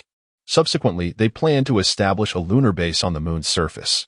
However, due to technological constraints, the United States was unable to excavate the lunar soil, necessitating that the lunar base be constructed atop the moon's surface. Thus, the base's exterior was fashioned from high-strength lightweight materials, boasting a hardness several times that of steel. Furthermore, the main module of the lunar base was equipped with a weapon system to counter threats from meteoroids in space, one of the significant dangers on the moon, which had resulted in its countless craters. As the following moments were deemed unsuitable for live broadcasting, NASA severed the transmission and commenced work on the lunar base. Bob was one of the astronauts aboard the Artemis spacecraft, tasked with collaborating with his team to construct the lunar base. 5 astronauts carefully unloaded the main module of the lunar base from the spacecraft and positioned it on a flat expanse of terrain. Bob then began utilizing drilling equipment to establish a foundation for securing the lunar base. The drilling commenced. Bob operated the drill, which quickly penetrated the surface. 1 meter, 3 meters, 5 meters. The foundation for the lunar base needed to extend approximately 10 meters below the surface. Thus, Bob was required to bore a hole of that depth. However, when the drill reached 8 meters, it suddenly became lodged in place. Bob paused for a moment, cursing. "Damn it, the drill is stuck." No matter how much force he exerted, the drill remained immovable. With no other option, Bob called for assistance. "Toniel, the drill is stuck. Come help me." With the aid of another astronaut, Bob maneuvered into the hole. Fortunately, as this was merely for the foundation, the entry was not deep. Bob easily reached the location where the drill was lodged. Upon inspection, he was taken aback. Under the beam of his headlamp, he immediately noticed that the drill had become ensnared by a gray-black sphere. This sphere appeared remarkably smooth and round, emanating an aura of mystery. What could this be? A meteoroid? Surely, meteoroids are not so polished and spherical. A chilling thought surged through Bob's mind. Could this be an artifact of extraterrestrial civilization? Regardless of its origin, it was undoubtedly no ordinary object. Bob resolved to retrieve the sphere and present it to the Space Center. He promptly released the drill and attempted to lift the sphere, only to find it exceedingly slippery, rendering it impossible to grasp. Reluctantly, Bob resorted to using a bag to encase the enigmatic sphere. He descended to the ground with the spherical object in hand, and Tony swiftly inquired, "Bob, what is the situation?" Bob replied, "All is well." "But Tony, take a look at what I've discovered." As he spoke, he handed the bag to Tony. Upon inspection, Tony was momentarily taken aback. "What is this? It doesn't appear to be a product of nature." Bob's discovery instantly captivated the attention of all the astronauts. They gathered around, scrutinizing the sphere with great curiosity. However, none could ascertain its nature, and they speculated it might be an artifact of extraterrestrial civilization. Regardless of its origin, the matter was beyond their capacity to resolve. Consequently, the astronauts promptly reported the incident to the Houston Control Center. Director Jason gazed at the images transmitted from the moon, lost in contemplation. After a brief moment, a flicker of delight crossed his face. If this sphere were indeed an artifact of an alien civilization, it could potentially grant the Lighthouse Nation access to advanced extraterrestrial technology. Jason recognized this as a possible opportunity for their nation to surpass the Dragon Kingdom. Bob, you have a new mission. Continue the exploration to determine if there are any similar artifacts of extraterrestrial origin beneath the lunar surface. Notify me immediately upon any findings. Bob and Tony set to work, employing drilling equipment to investigate relentlessly. However, despite their efforts, they uncovered nothing resembling an alien artifact, only various soils, rocks, and meteoric debris. On the third day, the Lighthouse Nation's lunar base was fully operational. Among the 5 astronauts, 2 would remain at the base, while the other 3 were to return to Earth aboard the capsule. The mysterious sphere was also brought back to Earth. This event remained known only to the upper echelons of the Lighthouse Nation.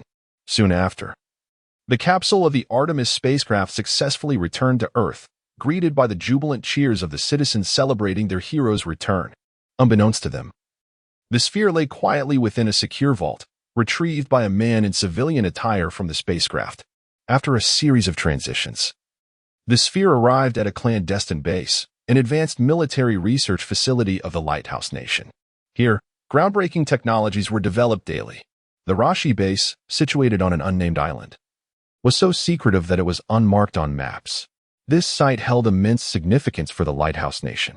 Within one of Rashi Base's laboratories, scientists clad in protective gear gathered around the grayish-black sphere. An elderly scientist, his hair white as snow, exclaimed in astonishment, "Incredible! Under our electron microscope, this sphere reveals not a single protrusion. It is remarkable, considering that even the smoothest mirrors display various irregularities when magnified. However, this sphere is undeniably exquisite in its smoothness. I dare say it is undoubtedly a product of extraterrestrial civilization. Nature could not possibly create something so flawlessly round and sleek. Indeed, I too believe this to be an artifact of alien origin. I can hardly contain my excitement. It is astonishing that we, on Earth, can so swiftly make contact with the remnants of an alien civilization. All the researchers are filled with profound exhilaration, as they are on the brink of becoming the first witnesses to the high-tech creations of extraterrestrial beings. Nearby, a 2-star general, the highest authority at this base, listens intently to the words of the scientists, feeling a flicker of fervor in his heart. The general beckons an elderly scientist, asking, "Professor Harwick, what do you suggest we should do with this sphere?" Professor Harwick replies with great enthusiasm, "General, this is a gift bestowed upon us by the divine for our great nation. We must hasten to open this sphere and delve into the advanced technological wonders within." Unbeknownst to them, deep within the obsidian sphere, a mysterious crimson glow begins to emanate. Chapter 75. Nothing at all. In the depths of the Rashi base, within a specialized experimental zone, a multitude of researchers clad in white lab coats gathered around a laboratory. At the forefront stood the highest-ranking official of the Rashi base, a general who gazed anxiously at the laboratory ahead. At the center of this chamber rested a spherical object, suspected to be an artifact of extraterrestrial origin. Today, they were poised to employ laser cutting to dissect this enigmatic dark gray orb. The general had already reported this matter to Emperor Pu, who was currently observing the proceedings through a live broadcast. To avert any unforeseen incidents, the Rashi base had entered a state of heightened alert, akin to wartime readiness. This was not merely a precaution against external threats, but also a safeguard against any potential dangers that the mysterious sphere might harbor. The laboratory itself was constructed with high-strength bulletproof glass and reinforced concrete, able to withstand tremors of up to magnitude 8. Surrounding the lab, materials resistant to radiation lined the walls. The entire base had prohibited all forms of electromagnetic transmission, fearing what might transpire should the sphere relay information back to their civilization upon activation. In addition to electromagnetic waves, the base had implemented measures against all conceivable forms of communication that scientists could envision. The scientists had meticulously measured the mysterious dark gray sphere, discovering its hardness to far exceed that of diamond. Conventional cutting methods were utterly ineffective. Thus, they resorted to employing the most powerful laser cutting technology available. With everything in place, the general pronounced gravely, let us commence." The adjacent researchers nodded in agreement and began their operations on the computer. The robotic arm within the lab sprang to life, wielding a high-energy laser gun that unleashed a brilliant beam of energy. As the laser struck the orb's exterior, a thick plume of smoke erupted.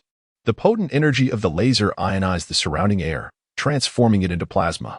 As the laser cutting continued, smoke enveloped the entire laboratory. Had they succeeded? Every pair of eyes was fixated on the unfolding events within. Soon, the laser work concluded, and the smoke gradually dissipated. When the onlookers finally beheld the interior, they were met with a stunning revelation. Two semicircular gray shells lay upon the experimental table, revealing an empty hollow within. What was this?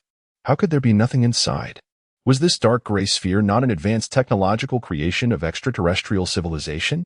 Professor Harwick, anxious to open the laboratory door, was halted by the general. "Professor Harwick, do not rush. We must conduct a thorough examination to ascertain the contents within," the general stated solemnly. "This object was retrieved from the moon. Even if it appears empty, who knows if it harbors bacteria or viruses? Therefore, the laboratory must undergo a comprehensive air purification process before anyone can enter." Soon, the team diligently scrutinized the interior through the laboratory's cameras, searching for any clues. However, indeed, nothing was discovered. Disappointment spread across the faces of the crowd as the general sighed and commanded, "Initiate the air purification protocol." Some air samples were extracted from the laboratory, while the remainder was entirely evacuated. Following this complete extraction, the laboratory was subjected to ultraviolet sterilization, obliterating any lingering bacteria and viruses. After a series of meticulous treatments, the individuals were permitted to enter. Although nothing of significance was found, the gray-black shell proved to be several times harder than diamond, marking a significant discovery that provided some solace. Upon entering to investigate, they found indeed no notable findings. Professor Harwick held the gray-black shell in his hands, examining it closely. He discovered that it was remarkably thin, akin to an eggshell. "Incredible!" exclaimed Professor Harwick. "Such a slender object possesses such extraordinary hardness.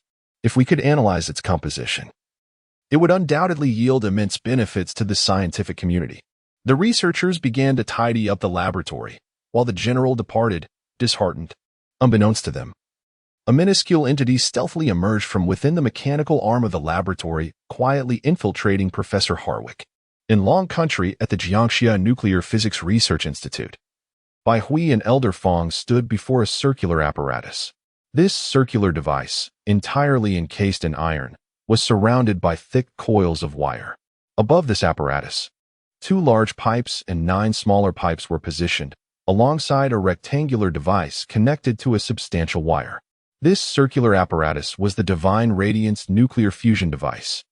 The Divine Radiance Nuclear Fusion Device was a controllable fusion model meticulously researched and crafted by Bai Hui, who designed this apparatus utilizing the principles of controlled nuclear fusion.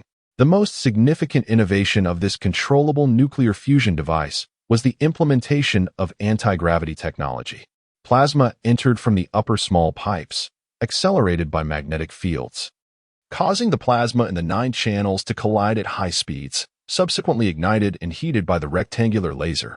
The temperature soared to between 60 million and 80 million degrees Celsius, resulting in nuclear fusion, where atomic nuclei fused together to form new atomic nuclei, simultaneously releasing immense energy.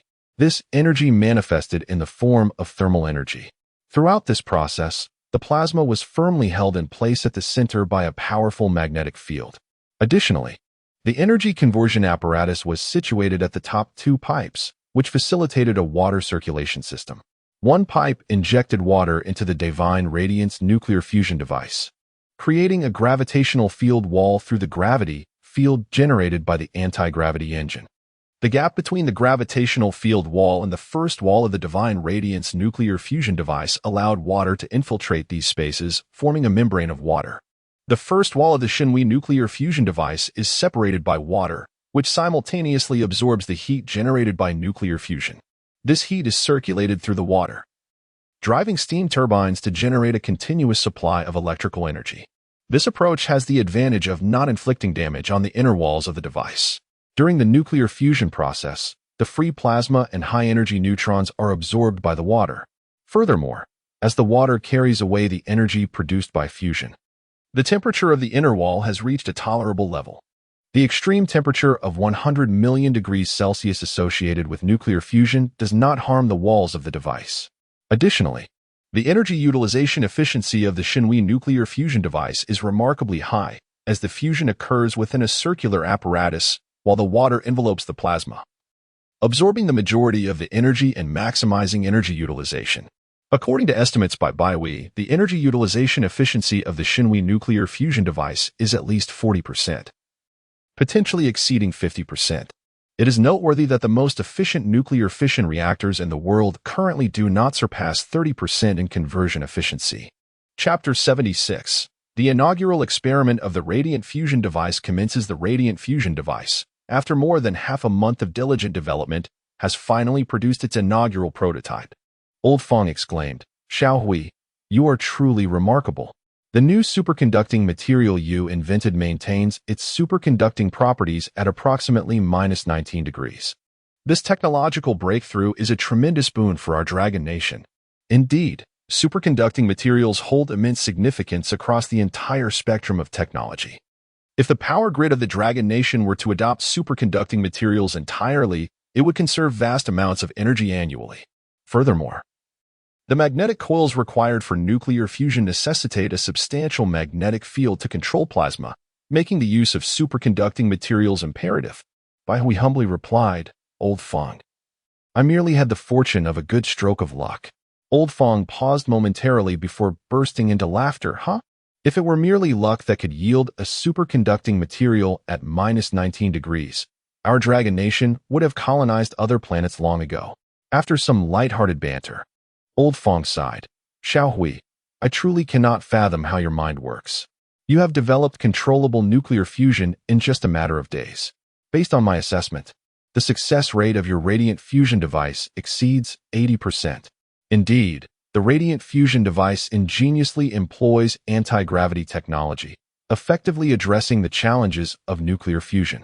Theoretically, the success rate of the radiant fusion device is exceedingly high, and it can operate stably for extended periods. In contrast, the tokamak device falters the longer it operates. The greater the plasma dispersion, resulting in increased damage to the device's interior. After all, as the temperature rises, plasma expands and becomes more active, easily straying from magnetic control and colliding with the device walls. Additionally, the high-energy neutrons produced during nuclear fusion continually bombard the inner walls, inflicting damage.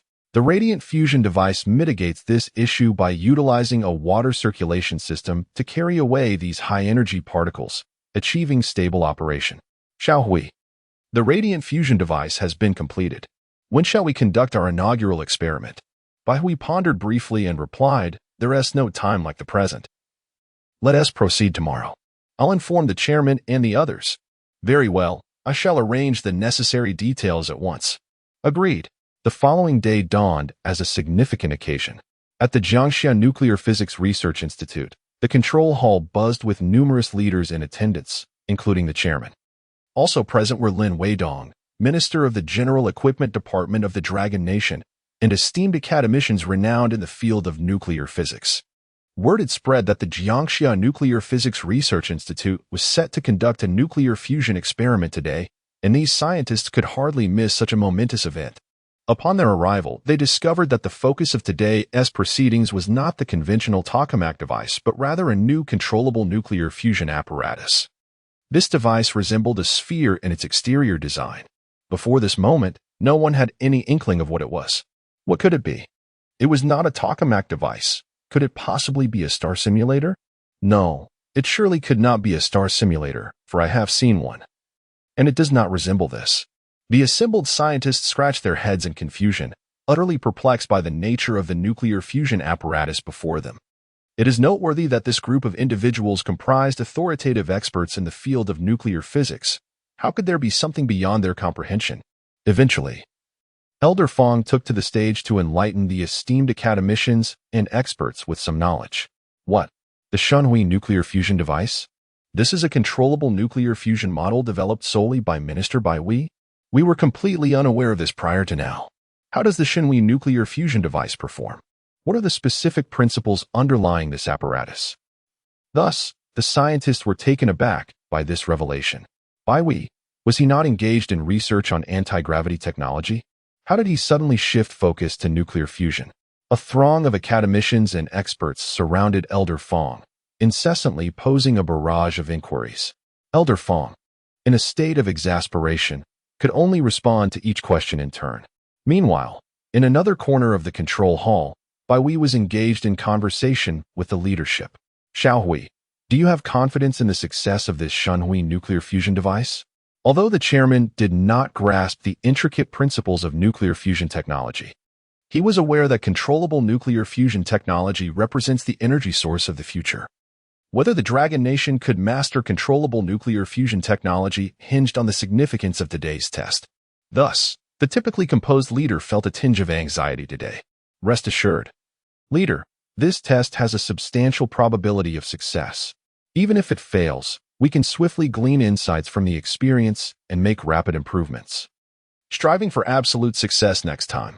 The nuclear fusion model I designed boasts a high success rate in principle. That is reassuring.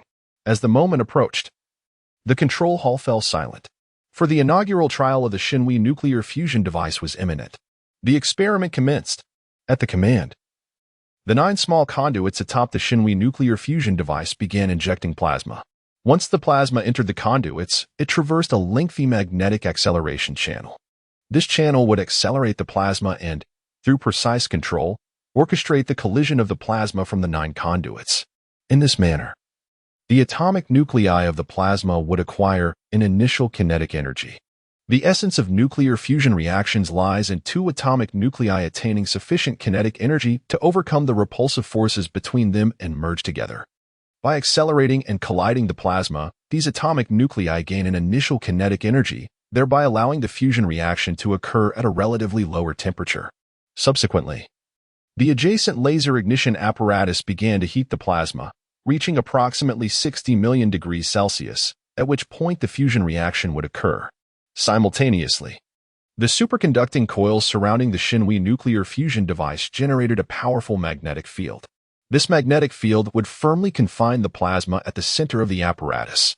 Moreover, the 2 pipes above commenced the infusion of water, and the anti-gravity engine activated, perpetually converting energy into kinetic force through the circulation of water. In the control hall, everyone was anxiously observing the proceedings. Suddenly, a staff member erupted with excitement, exclaiming, "Look, the nuclear fusion device has begun to discharge." A wave of exhilaration swept across the faces of all present. The discharge from the nuclear fusion indicated that a fusion reaction had indeed commenced, initiating the transformation into electrical energy.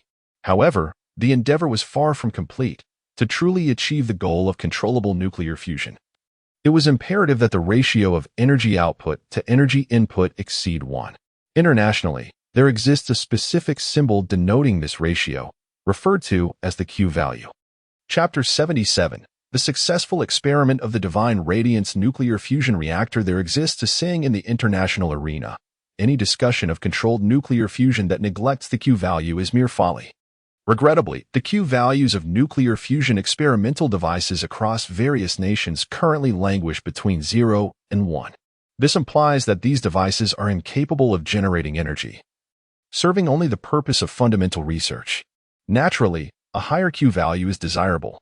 The lesser the cost and the greater the energy yield, the more advantageous the endeavor. Thus, for a controlled nuclear fusion reactor to be genuinely viable for commercial use, the energy output must unequivocally surpass the energy input. All eyes were anxiously fixed on the screen as the Divine Radiance nuclear fusion device continued to discharge energy. Presently, it had been operating stably for 10 seconds. The staff promptly reported the status of the fusion reactor. It is worth noting that the most advanced artificial sun project in the Dragon Nation can sustain operation for merely 20 seconds, which is already considered an advanced level internationally. Therefore, should the Divine Radiance device manage to operate for over 20 seconds, it would signify a monumental achievement for the Dragon Nation. At that moment, the tension in the room was palpable as everyone gazed intently at the large screen. 11 seconds. 12 seconds. 17 seconds. 18 seconds. Finally, it reached 19 seconds. Hearts raced in unison, urging it to surpass the 20-second mark. At last, the numbers on the screen leaped to 20 seconds. The assembled scientists and academicians erupted in jubilant cheers, marking the attainment of a world-class standard for the nuclear fusion model designed autonomously by the Dragon Nation. Yet, the numbers on the screen did not cease. They continued to climb. Suddenly, a staff member exclaimed in astonishment, "The Q value of the Divine Radiance nuclear fusion device has exceeded 1." Upon hearing this proclamation, all the nuclear physicists present felt as though they had been struck deaf. An elderly physicist trembled as he queried, "What did you say? Please repeat that." The staff member reiterated, "Old Luo, the Q value of the Divine Radiance nuclear fusion device has successfully surpassed 1. Heaven bless the Dragon Nation." Tears streamed down the faces of the nuclear physicists, their bodies quivering with excitement. Nearby staff members, concerned for their well-being, rushed to support them, preventing any from collapsing. The Grand Elder, though not well versed in the significance of the Q value, discerned from the scientists' reactions that the nuclear fusion test must have achieved resounding success. He patted Bai Hui's shoulder with fervor and exclaimed, "Xiao Hui, splendid work." Bai Hui's face broke into a slight smile, "Grand Elder, let us not be overly exuberant just yet. The performance of the nuclear fusion reactor is far from its full potential." The Divine Radiance nuclear fusion reactor continued its operation. 30 seconds, 40 seconds, 50 seconds. Current data relayed from the sensors indicated that the Divine Radiance nuclear fusion device was functioning flawlessly. The inner wall of the apparatus maintained a temperature exceeding 800 degrees Celsius, and due to the absorption of high-energy particles dissipated from the nuclear fusion reaction by water, the inner wall sustained no significant damage. A mere 800 degrees Celsius is trivial when one considers that the material constituting the wall possesses an ultimate performance threshold capable of withstanding temperatures of up to 3000 degrees Celsius. The attending nuclear physicists stood in stupefaction, their gazes fixed on the numbers displayed on the screen.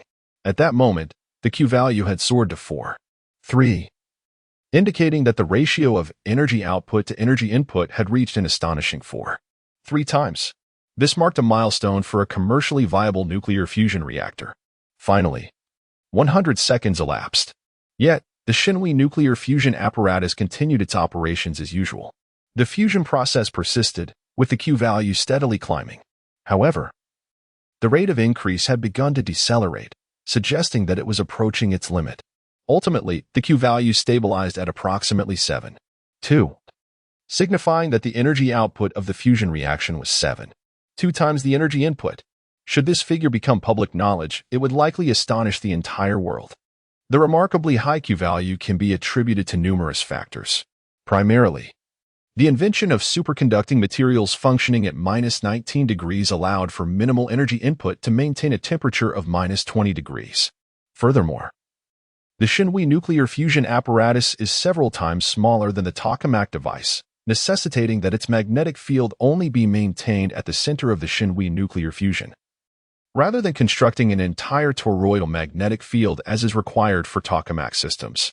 This significantly reduced energy expenditure. Lastly, the energy conversion efficiency of the Shinhui nuclear fusion apparatus is exceptionally high, which further contributes to the elevated Q value.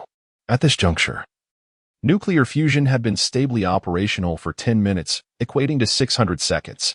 However, the data displayed on the sensors showed no fluctuations. The inner wall remained at over 800 degrees Celsius, and the Q value steadfastly held at around 7.2. In that moment, everyone comprehended that Longwa had successfully mastered controllable nuclear fusion technology. Unless an unforeseen incident were to occur with the Shinhui nuclear fusion apparatus, though the likelihood of such an event was extremely low, since the data relayed by the sensors indicated that all parameters remained stable, with a significant margin before reaching the apparatus's limits. However, to ensure the absolute accuracy of the data, all scientists, along with senior officials and elders, patiently observed the proceedings. As time passed, the Shinhui nuclear fusion apparatus ultimately operated stably for 2 hours. Under the control of the staff, the nuclear fusion process was finally halted. This 2-hour duration did not represent the apparatus's ultimate limit. Rather, It ceased due to the complete consumption of the nuclear fusion fuel and the inability to store the energy output any longer.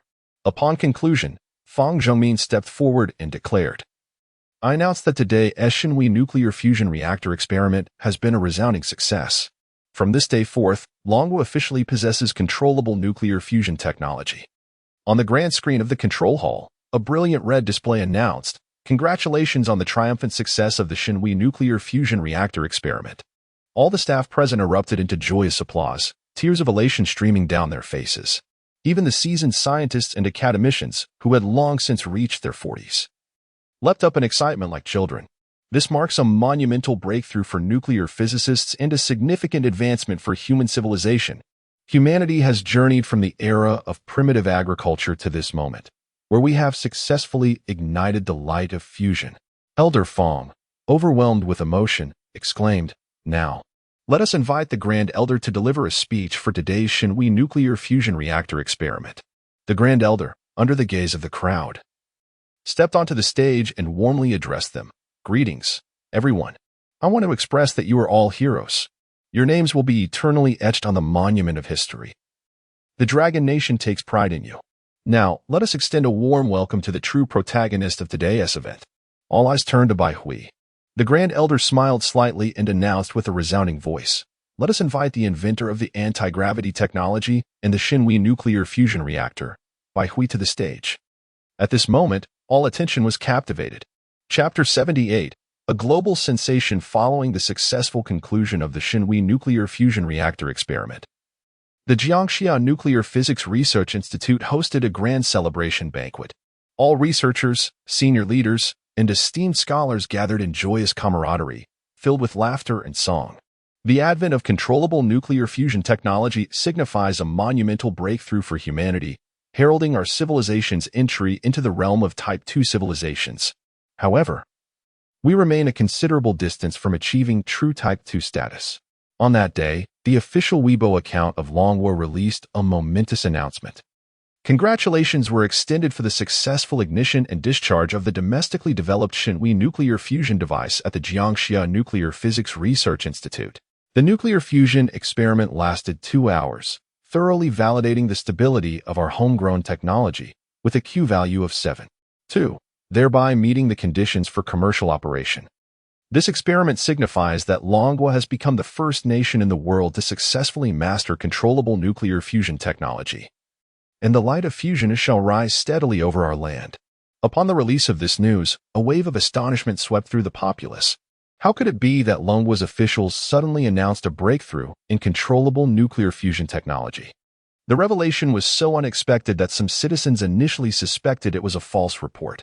However, after repeated confirmations, they finally realized that from this day forth, Longwa had indeed mastered controllable nuclear fusion technology. The entire nation erupted in fervor. What an extraordinary achievement, truly remarkable. Which illustrious figure has led our country to such a groundbreaking milestone? This individual has become my lifelong idol, although I may not fully grasp the significance of this achievement. The excitement in the air suggests it is indeed momentous. After all, Longwa is remarkable. Not merely remarkable. Are you aware of the anti-gravity technology invented by Baishin?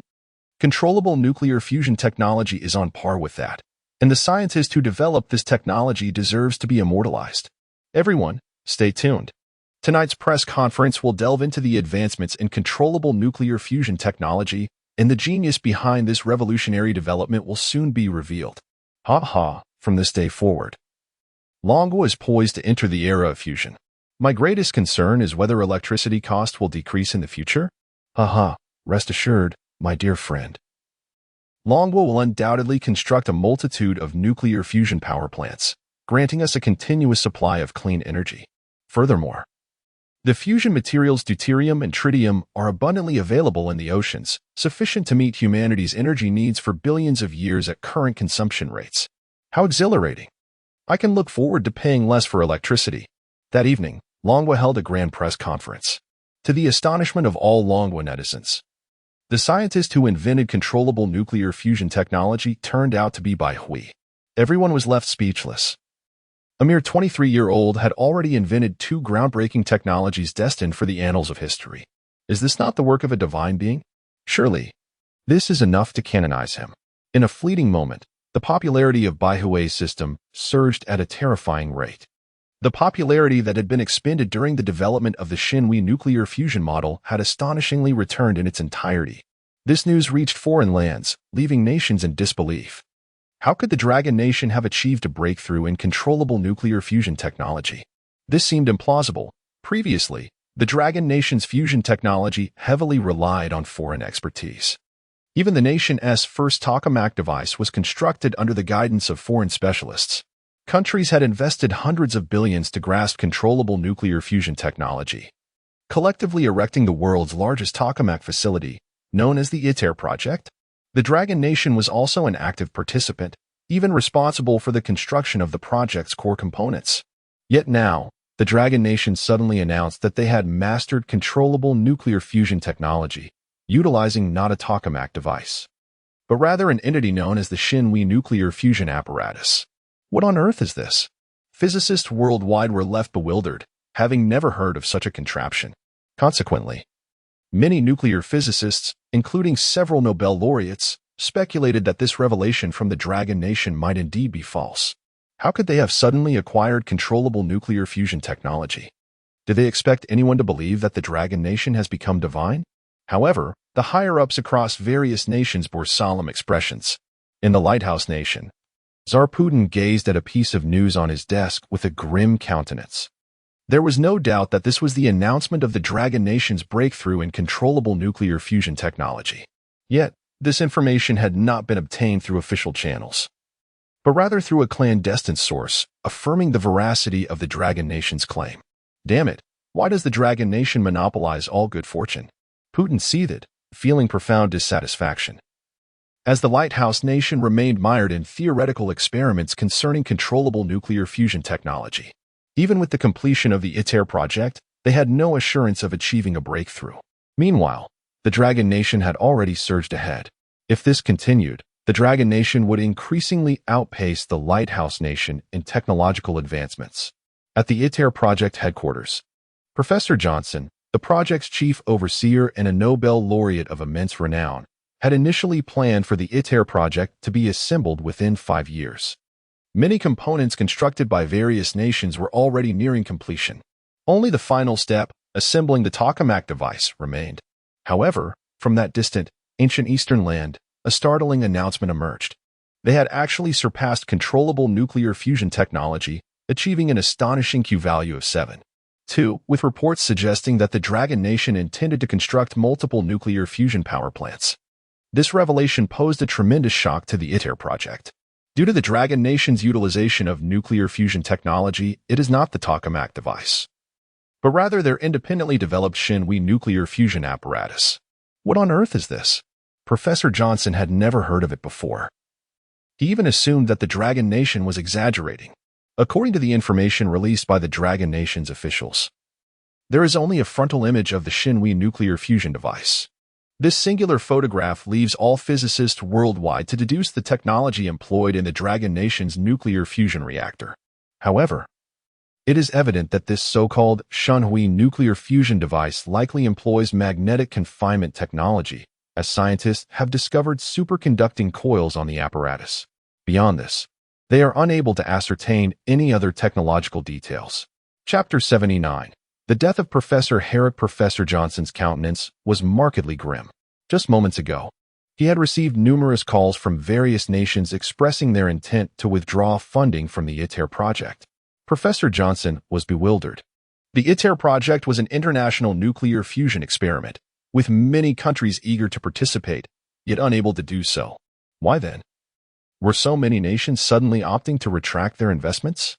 Upon thorough inquiry, Professor Johnson discovered that these countries had observed the Dragon Nation's controllable nuclear fusion apparatus, which employed a technology distinct from the tokamak approach.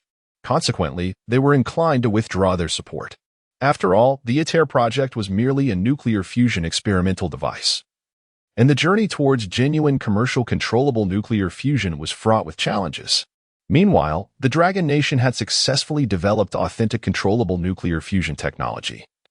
Having validated the Shinwi fusion apparatus as a viable model for achieving controllable nuclear fusion, Theoretically, the tokamak device could indeed facilitate nuclear fusion technology. However, in practice, it presented numerous drawbacks. Regardless of the strength of the superconducting magnetic field, certain plasma would invariably experience thermal expansion, escaping the magnetic confines and inflicting severe damage to the apparatus. Furthermore, the neutrons generated from fusion posed a threat to the internal walls of the device. Until these issues were addressed, the realization of controllable nuclear fusion technology remained elusive. Thus, when the Dragon Nation mastered controllable nuclear fusion, despair swept across the globe regarding the ITER project. The prevailing sentiment among nations was that since the Dragon Nation had eschewed the tokamak apparatus, it implied that even the Dragon Nation had not conquered its shortcomings or deemed its flaws too significant, opting instead for an alternative fusion model. Why then? Should they continue to invest? Was it not a foolish squandering of resources? Capitalists are notoriously frugal with their finances. Their previous investments in the ITER project stemmed from a glimmer of hope, which had now been extinguished, replaced by a profound sense of hopelessness. Professor Johnson sat vacantly in his chair, his expression distant, seemingly struggling to grasp the gravity of the situation. Who could have foreseen that the ITER nuclear fusion project would metamorphose overnight into this dire predicament? Meanwhile, on a small island in the Lighthouse Nation at the rocky base, a conversation unfolded. "Hey, mate, have you heard? The Dragon Nation has actually developed controllable nuclear fusion technology." "Yes, I heard. The Dragon Nation is truly remarkable. I thought it would take humanity at least 30 years to master controllable nuclear fusion technology. I wish I could understand how they achieved it. Unfortunately, the Dragon Nation has completely deviated from the spirit of science knows no borders. Their scientists evoke a sense of shame in me." A group of researchers congregated, engaged in animated discussion. Just then, the listless Professor Herrick entered the room. A nearby scientist greeted him. "Good morning, Professor Herrick." Professor Harwick turned to him, his eyes devoid of life, resembling a zombie. "Hello, Jones." Upon seeing Professor Harwick's appearance, Jones was taken aback. The professor's eyes were dark and sunken, his posture hunched, and his expression completely devoid of vitality, akin to a creature from a horror film. "My goodness, Professor Harwick, what has happened to you?" Professor Harwick managed a weak smile and replied, "I don't really know. Perhaps I simply didn't sleep well last night." Concerned, Jones asked, "Professor Harwick, you should take the day off and see a doctor. I'll inform the general." Although Professor Harwick intended to decline, the discomfort in his body was undeniable, so he did not stop Jones. Upon hearing that Professor Harwick was unwell, the general rushed over without delay. Harwick was a senior scientist at the Rocky Base and played a pivotal role in many research projects. His health was paramount to the continuity of their work. After a thorough examination by the base's doctor, it was determined that Professor Harwick was merely fatigued, exacerbated by a poor night's sleep. The general, still worried, stated, "Professor Harwick, I grant you a 3-day leave. Please take this time to rest properly." After some contemplation, Professor Harwick acquiesced to the general's request. "Very well, thank you, General." Thus, Professor Harwick returned to his quarters, took some medication prescribed by the doctor, and quietly fell into a deep sleep. However, unbeknownst to anyone, within the professor's body, round eggs were attaching themselves to his organs and blood vessels, continuously siphoning nutrients. 3 days later, the general forcefully kicked open the door to Professor Harwick's room. He had just received troubling news. Harwick had not eaten in 3 days, and no one in the base had seen him during this time. A dreadful thought crossed the general's mind, and without hesitation, he burst through the door. What met his eyes was a horrifying scene. A pristine skeleton lay quietly on the bed. The skeleton was remarkably white and smooth, devoid of any flesh. The general's rage flared as he mournfully shouted, "Professor Harwick." Undoubtedly, the skeleton on the bed belonged to Professor Harwick. Yet, who could have committed such a heinous act, leaving behind only a skeleton with all flesh mysteriously vanished? The general immediately activated a device in his hand, triggering alarms throughout the base, and all soldiers instantly entered combat mode. Someone had infiltrated the base? This was the first thought that struck the general's mind. A colonel led a group of soldiers into the room, and upon seeing the skeleton on the bed, their expressions turned to shock and horror. The general bellowed in fury, Immediately ascertain the cause of Professor Harwick's death and conduct a thorough search of the entire base for any suspicious individuals. Yes, the colonel harbored numerous doubts, yet refrained from voicing them. Soon, the forensic expert arrived, meticulously examining the scene and conducting DNA tests on the skeletal remains, which indeed confirmed to be Professor Harwick's. The forensic specialist scrutinized the skeleton, his eyes narrowing slightly. With a grave expression, he declared, "General, it is possible that the entity responsible for Professor Harwick's demise is not human." What? A wave of shock rippled through all present. If not human, then what manner of creature could it be? "General, I have just analyzed the residue found on the skeleton and discovered no chemical substances, indicating that Professor Harwick's flesh was not dissolved by any chemical means. Thus, there remains but one possibility. The perpetrator employed physical means to end Professor Harwick's life. However, there exists a profoundly unsettling truth. No known physical method is capable of completely separating a human's flesh and bones within a mere 3 days, leaving no trace of remnants. Even desert army ants would leave behind numerous signs of their gnawing. Therefore, my conclusion is, Chapter 80. Human Parasitism. The forensic expert's countenance grew grave as he spoke. "General, I suspect that the demise of Professor Herrick could stem from 2 distinct possibilities. The first is that an individual may have clandestinely infiltrated the base, employing an unknown form of weaponry that we have yet to comprehend, which ultimately led to Professor Herrick's untimely death. This weapon is exceedingly brutal. It may be a high-energy ray or something altogether different. While it proves ineffective against bone, it possesses lethal efficacy against flesh and blood." Upon hearing this, the expressions of those gathered shifted dramatically, revealing their unease. The second possibility, which currently bears the most suspicion, is that an unknown organism has secretly entered the base and subsequently consumed Professor Herrick's entire corporeal form. What? The general's face paled. Incredulity etched across his features as he inquired, "Cross, do you possess any evidence?" "I discovered a drop of mucus at the scene. The specific composition remains unclear, but my hypothesis suggests it may be the saliva of some creature." A collective gulp resonated among the attendees. Suddenly, a staff member entered, holding a report. "Dr. Cross, here is the sample analysis report you requested." Dr. Cross's eyes flickered with urgency as he swiftly grasped the report and scrutinized its contents. After a prolonged silence, he exhaled heavily. "General, the analysis of the mucus sample has been completed. The results indicate that this drop of mucus bears a striking resemblance to human saliva. Furthermore, it contains highly acidic substances that can swiftly decompose organic matter." Upon absorbing Dr. Cross's findings, the general inhaled deeply. His gaze sharpened, reminiscent of a hawk, reflecting his profound concern. He understood that from this moment forth, the rocky base would be enveloped in peril. An unknown organism capable of silently devouring living beings lurked within the confines of the base, and none could ascertain its numbers or the magnitude of its threat. Most critically, he pondered how this entity had infiltrated the base. This was his foremost concern. The rocky base, situated on a vast island, remained a clandestine establishment known to only a select few in the world. The entire facility resembled a colossal fortress, with every exit, even the sewage vents, under stringent surveillance and defensive measures. The base's exhaust outlets, upon detecting any biological presence, would automatically activate laser defenses, dismembering intruders into countless fragments. Thus, how had this unknown organism gained access?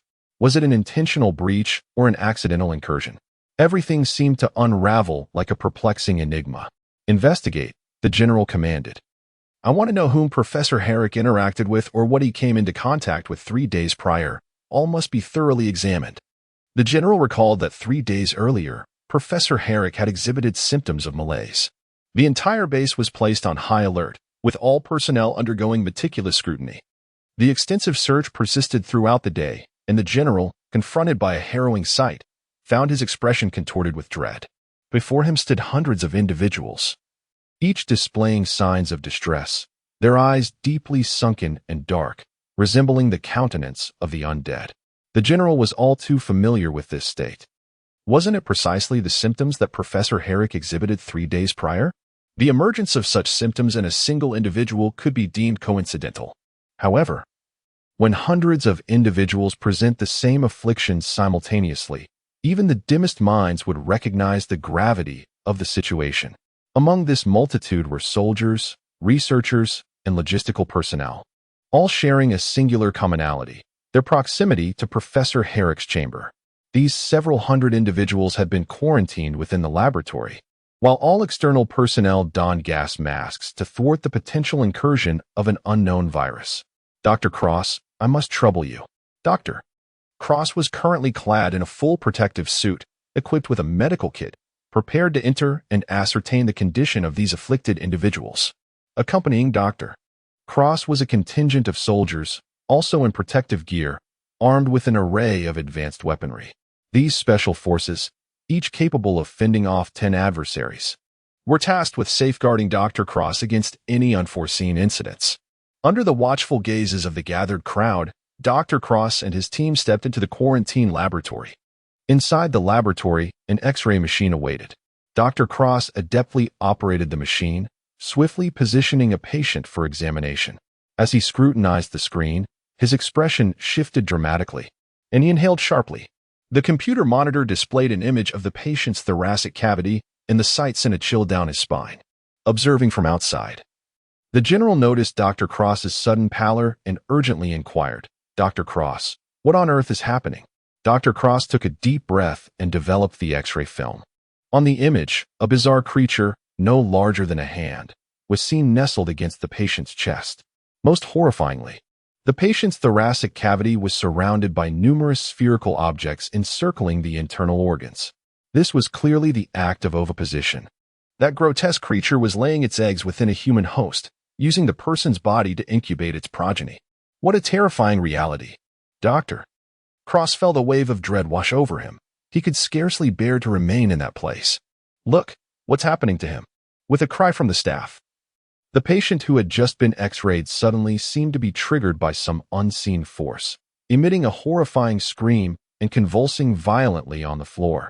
Dr. Cross's face blanched. The unknown organism was reacting to the radiation and attempting to burst forth. "Run, run." He rushed to the laboratory door, shouting, "General, quickly unlock the door. Open it now." Once Dr. Cross and his team managed to exit, the patient's struggles intensified, becoming increasingly agonizing. The other patients were utterly terrified, banging against the bulletproof glass. "Let us out." He is doomed, and we are too. Who can save me? The infected patients, confronted with the imminent threat of death, are on the brink of madness. Yet, no one dares to release them. Within just a few days, hundreds within the base have already succumbed to the infection. If they are released, will the base not face complete annihilation? The general, in a state of urgency, implored, "Dr. Cross, please expound upon this dire situation." Dr. Cross, visibly shaken, numbly handed the X-ray image to the general. Upon examining the photograph, the general felt a chill run down his spine. Chapter 81. A hellish scene. The X-ray revealed a disconcerting array of dark spots densely scattered within the patient's internal organs. For someone afflicted with a fear of clusters, the sight could induce fainting spells. The general, pointing at the image, felt a chill run down his spine. Having spent a lifetime in military service, he had never encountered such a phenomenon. A horrifying suspicion began to take root in his mind. "General, you are not mistaken. These are the eggs laid by the unknown organism." Dr. Cross's response confirmed the general's darkest fears. "This is a terrifying creature that uses the human body as a vessel to lay its eggs and propagate its offspring. In my years of practice, I have never witnessed such a frightful entity." The general's expression grew somber. It was imperative to ascertain the origin of this creature. "Dr. Cross, can you identify the name of this being? I must understand its characteristics and behavior." "I will do my utmost," Dr. Cross replied. "I will search the global biological database, but I fear the results may be sparse. A creature so horrific that it utilizes human bodies for reproduction would surely have caused significant alarm had it been discovered before." Without further ado, Dr. Cross connected his computer to the internet and began his inquiry. Meanwhile, the general was on the phone, reporting the events unfolding at the Rashi base. When Emperor Pu received the call, he was engrossed in his work. What? A biological invasion at the Rashi base? Hundreds are already infected and in grave danger? He sprang to his feet, realizing that the lives of hundreds were at stake. Moreover, the Rashi base held immense significance, as many weapons of the Lighthouse Nation were developed there, housing a wealth of advanced technology. A biological invasion? The Emperor's immediate thought was that some faction sought to seize the scientific advancements of the Rashi base.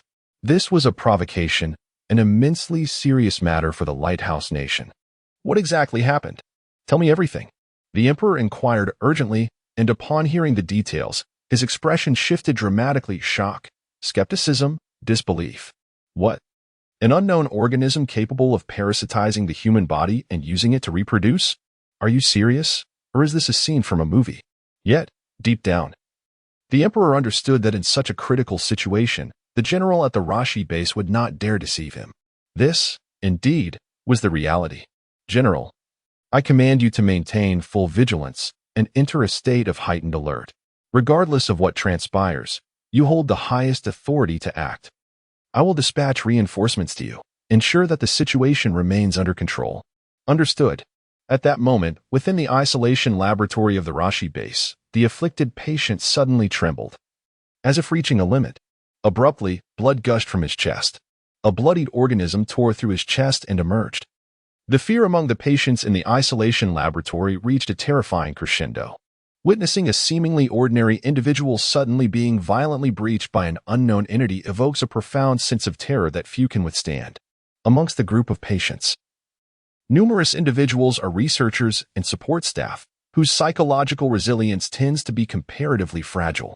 Some, upon witnessing this horrifying scene, succumb to fainting, while others frantically pound against the bulletproof glass, tears streaming down their faces as they scream, "Let me out.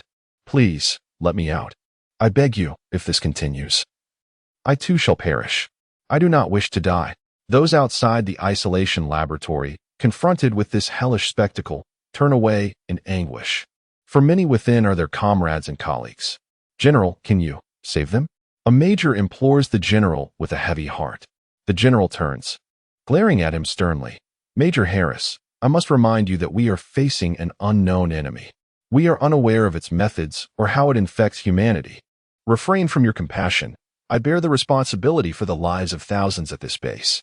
Our sole course of action is to swiftly ascertain the nature of this fiend, so we may exploit its weaknesses to save everyone." At this moment, Dr. Cross has completed his investigation. Rising, he shakes his head at the general. "I regret to inform you, General, that this creature does not exist in Earth's biological database." A wave of despair washes over everyone. This is indeed the most disheartening news imaginable. Within the laboratory, the unknown creature that has emerged dares no one to approach it. It is now covered in blood, slowly devouring the corpse it has parasitized, a scene utterly chilling.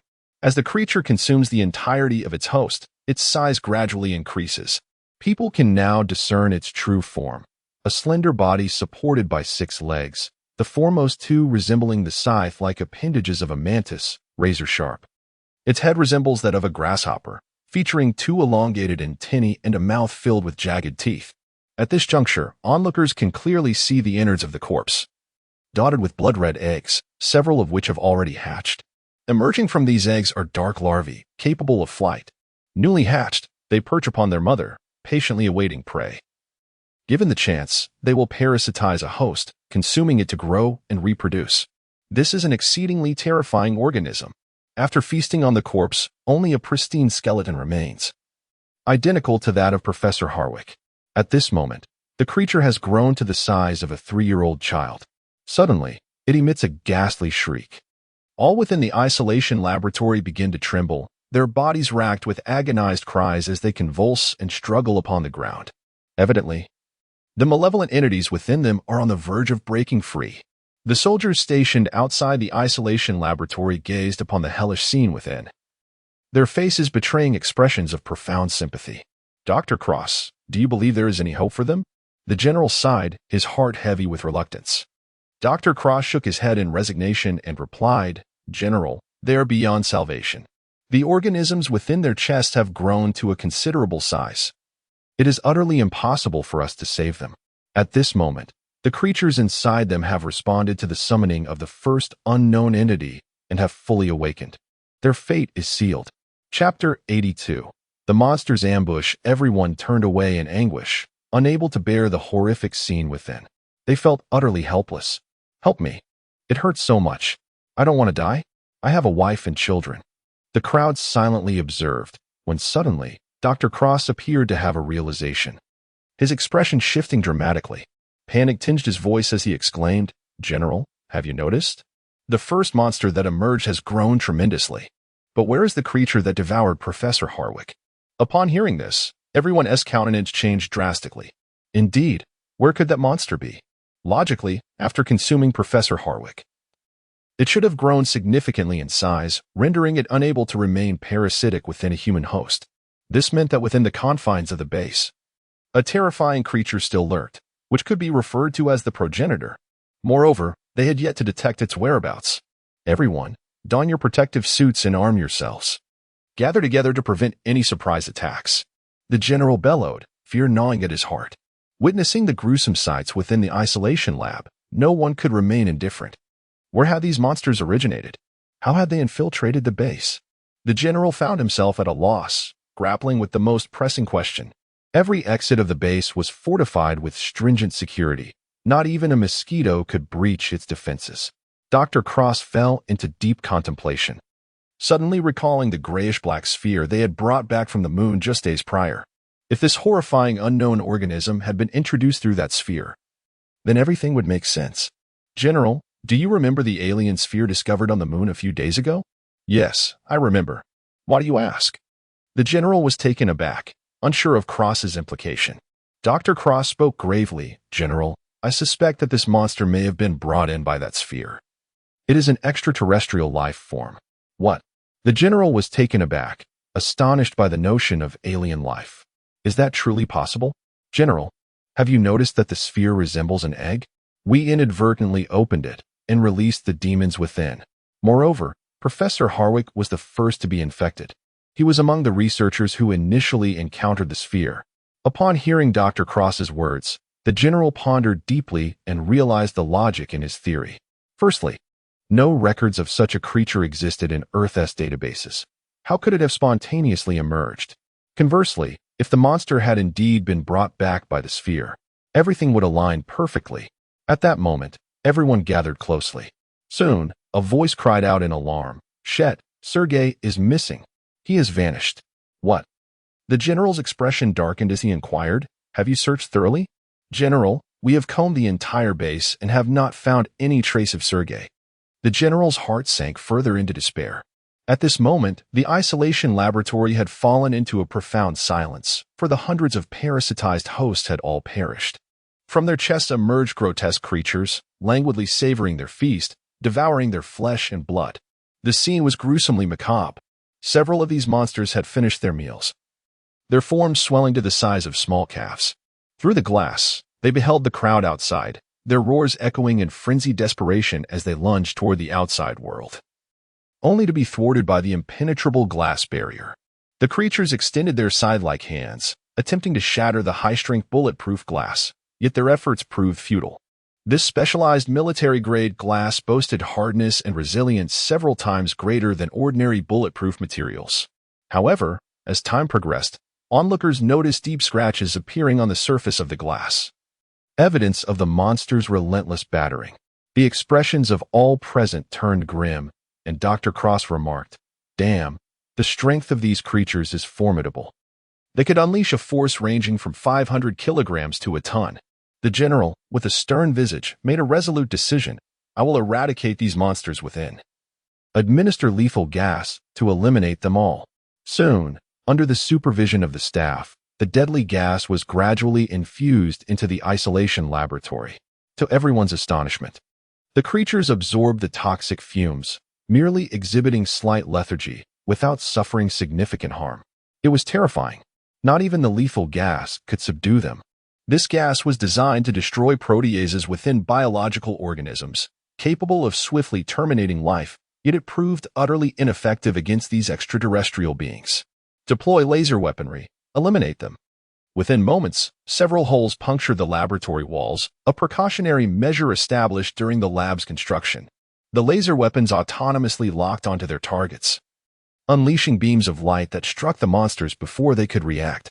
Fortunately, the lasers proved highly effective. The beams, upon contact with the creatures, instantaneously disintegrated their flesh. One monster, struck by a laser, emitted a piercing shriek as its body was perforated. Yet, it did not succumb. Blue blood oozed from its wound, quickly coagulating upon exposure to air, forming a scab to staunch the bleeding.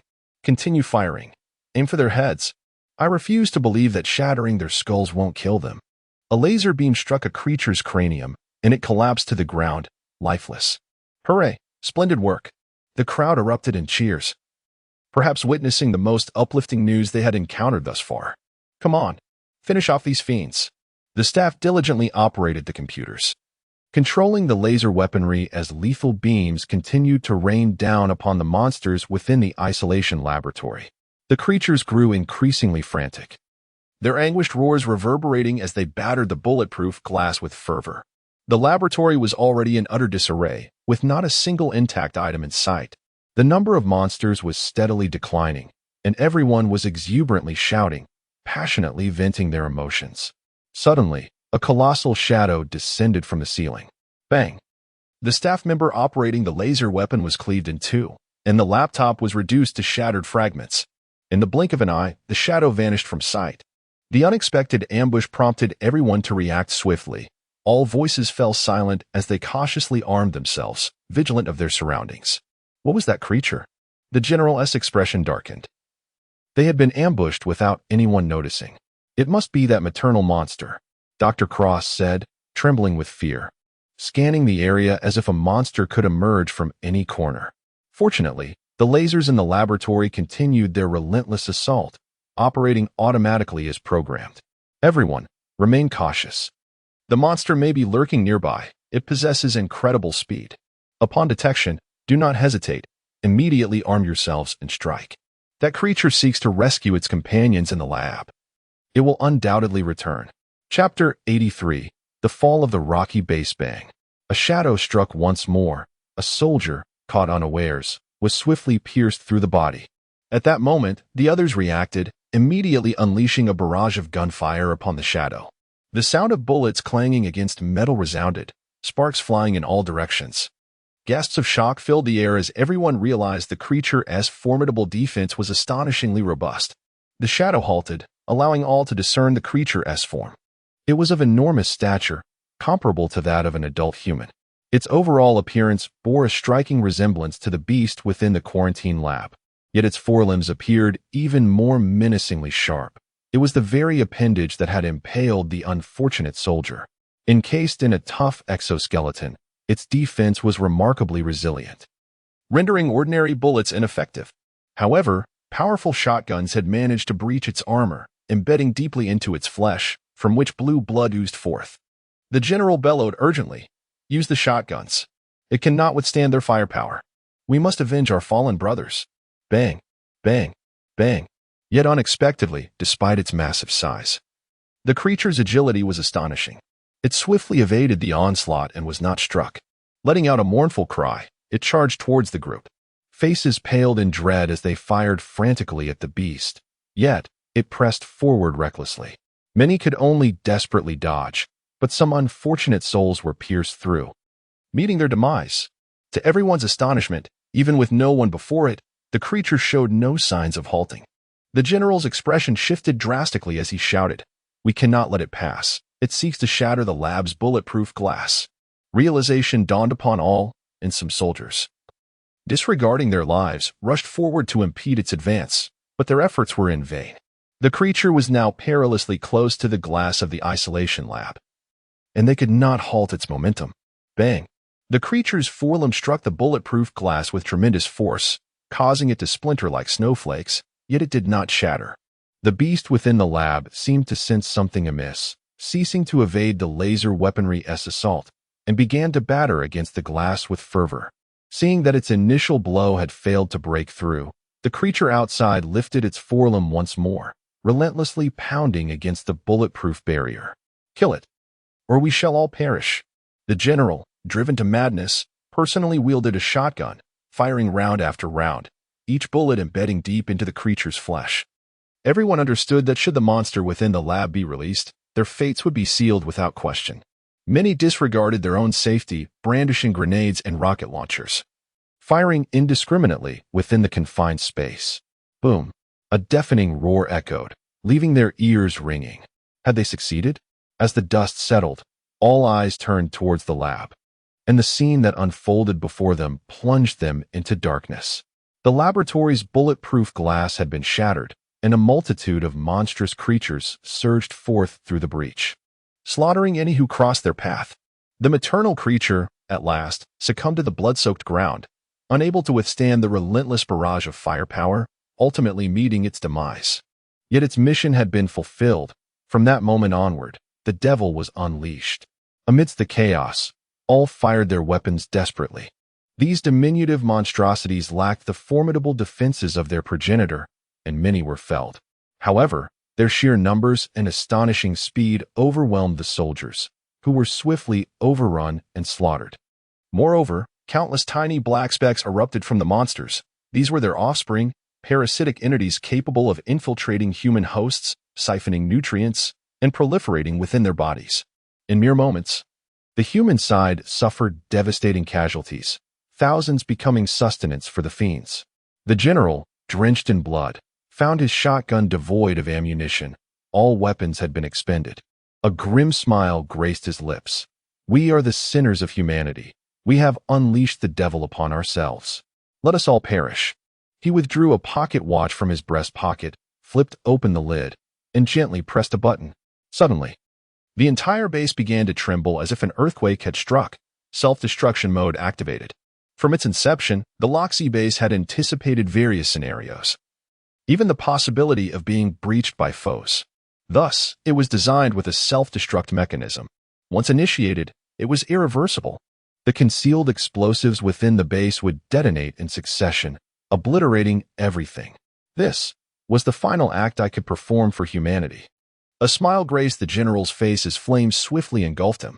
The monsters seemed to sense the impending peril, huddling together, sacrificing their flesh in a desperate bid for survival. Bang! Bang! Bang! The Loxy base was annihilated. The entire island erupted in fierce flames, quickly detected by satellites from numerous nations. When Emperor Pu received the call, disbelief washed over him, and he sank into his chair, staring blankly ahead. The Loxy base had activated its final self-destruction protocol. Tens of thousands of citizens, including countless scientists and advanced technologies, were obliterated in an instant. The losses for the Lighthouse Nation were catastrophic. Investigate this. I want to know what transpired within 12 hours. Emperor Pu bellowed in fury, prompting his secretary to rush out. Fortunately, after the Loxy base initiated its self-destruction mode, the internal artificial intelligence automatically uploaded critical data to the satellite backend, preserving vital information. The military acted swiftly, and within just 6 hours, the truth was uncovered. What? The gray-black sphere we retrieved from the moon contained alien eggs, and our own personnel had opened it, releasing the devil? When Emperor Pu received the news, he could scarcely believe it. However, as his subordinates presented him with video footage from the laboratory, silence enveloped him. It was utterly terrifying. The extraterrestrial beings were indeed horrifying. Fortunately, they had all perished at the Rashi base, or else Earth would have faced an impending cataclysm. In that moment, Emperor Pu felt an inkling of relief. Yet, unbeknownst to everyone, within the Rashi base, a colossal heap of monsters had been reduced to charred remains by flames, unable to escape the clutches of death. However, within some human corpses, tiny embryos had fortuitously survived, shielded by the bodies that surrounded them. They began to emerge one by one. Meanwhile, some seabirds were foraging in the woods when a minuscule black speck stealthily infiltrated one of the birds. Chapter 84. Lei Gang and Jin Zhan's Breakthrough in the Long Kingdom, Shengjing Base. Bai Hui received joyous news that among the 20 Special Forces soldiers, 2 had finally achieved the physical limit state.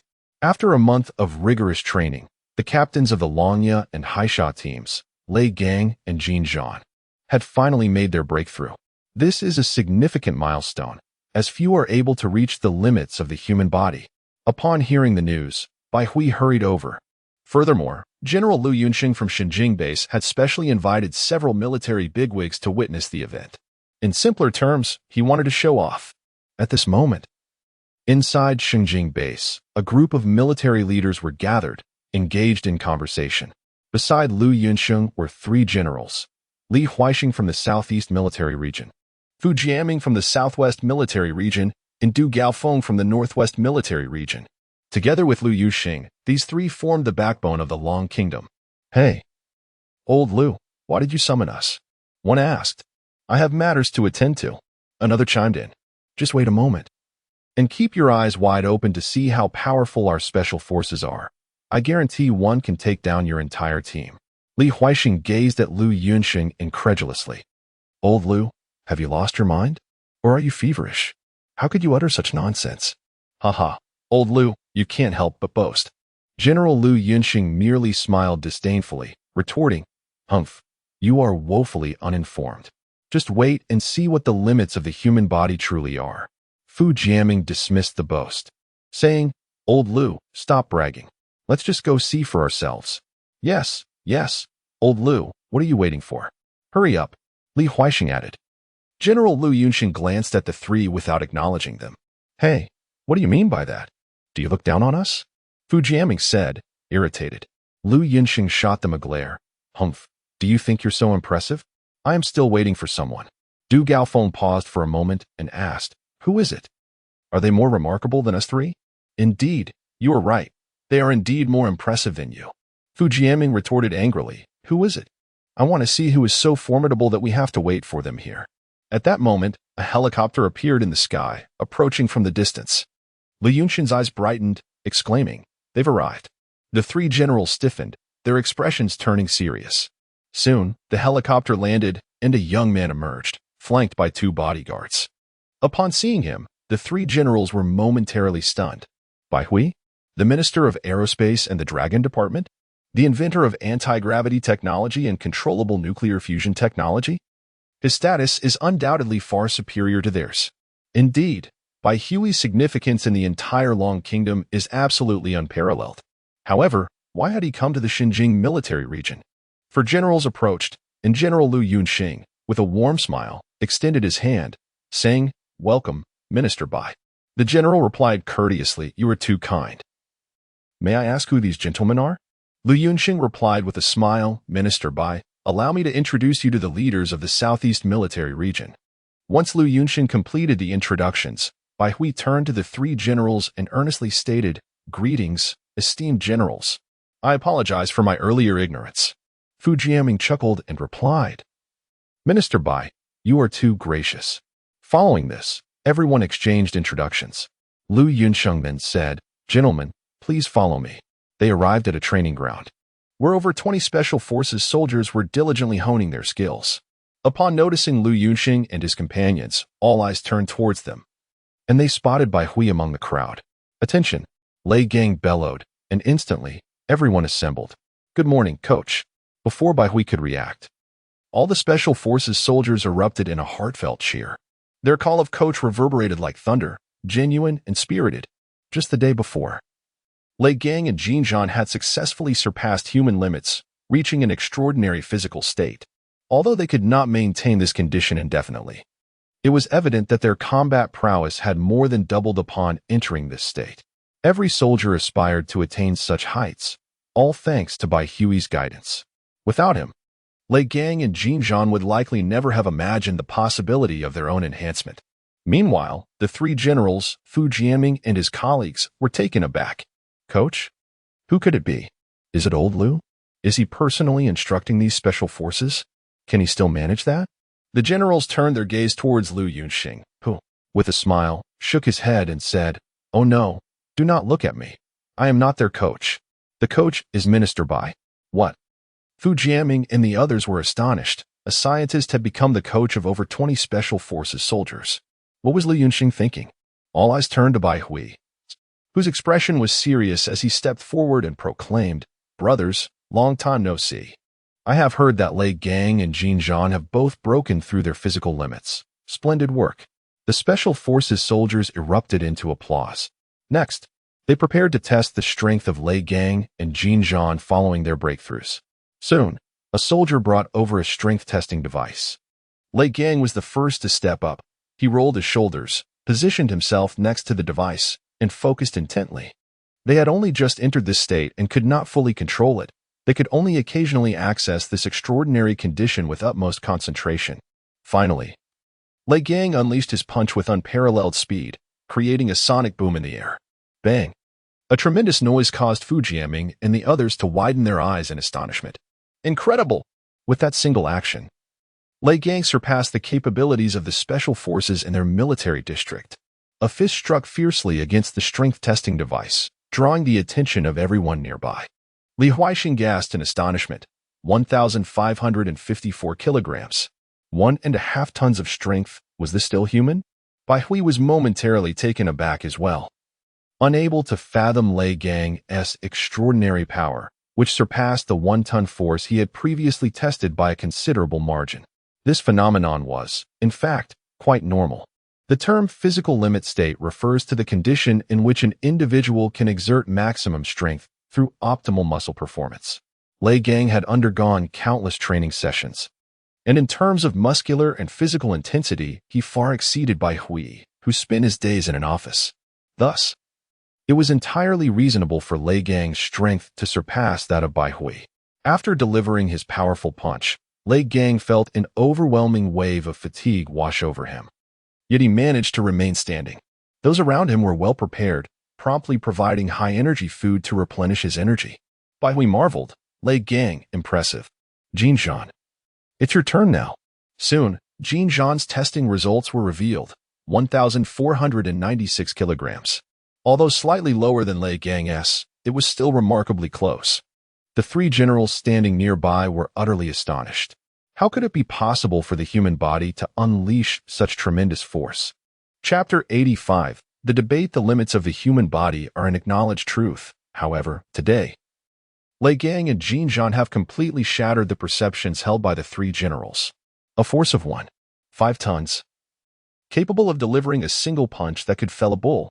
They found themselves at a loss for words, their worldviews crumbling around them. Lu Yunxing cast a sidelong glance at Fu Jianming and the others, a smirk spreading across his face. Ah, how naive they are, surely astonished at this revelation. General Lu Yunxing felt an exhilarating sense of satisfaction as he finally managed to astonish these rascals. A thought suddenly flickered in his mind. He turned to Bai Hui with a knowing smile.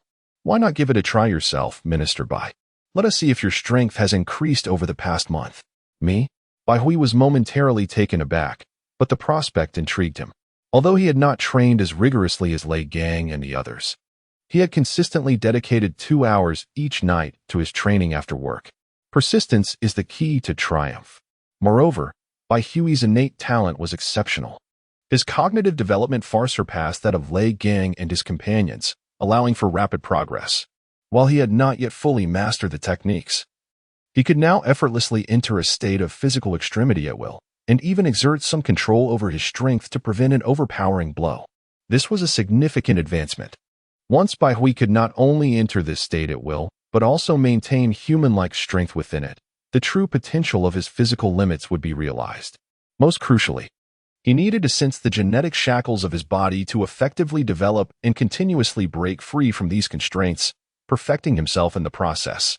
Upon achieving this perfection, he would unlock the full power of his genetic potential, transforming into a perfect being. Very well, I shall give it a try. Bai Hui nodded, eager to approach the strength testing device. Li Huaixin, Fu Jianming, and Du Gaofeng stared in disbelief. What business did a researcher have testing their strength? Could he possibly unleash a force of a ton? Surely, this was a jest. Unaware of their skepticism, Bai Hui focused intently on the strength tester, taking a deep breath. The surrounding Special Forces members watched with anticipation. After a month apart, just how far had Coach Bai progressed? Soon, Bai Hui's demeanor shifted dramatically as he concentrated, exuding an imposing presence. Lei Gang and Jin Zhan exchanged worried glances. This indicated that Bai Hui could effortlessly enter a state of physical extremity while they still required intense focus. In simpler terms, they needed to gather their strength. In a real battle, if one were to take a minute or two to prepare, they would be caught off guard before they even realized it. With a swift motion, Bai Hui unleashed his punch. Bang! He expertly controlled his body, his fist striking the strength testing apparatus with precision. The display read, 1,287 kilograms. The force of 2 tons, slightly lower than that of Lei Gang, surpassed the result achieved by Bai Hui a month prior by 200 kilograms. This is entirely reasonable.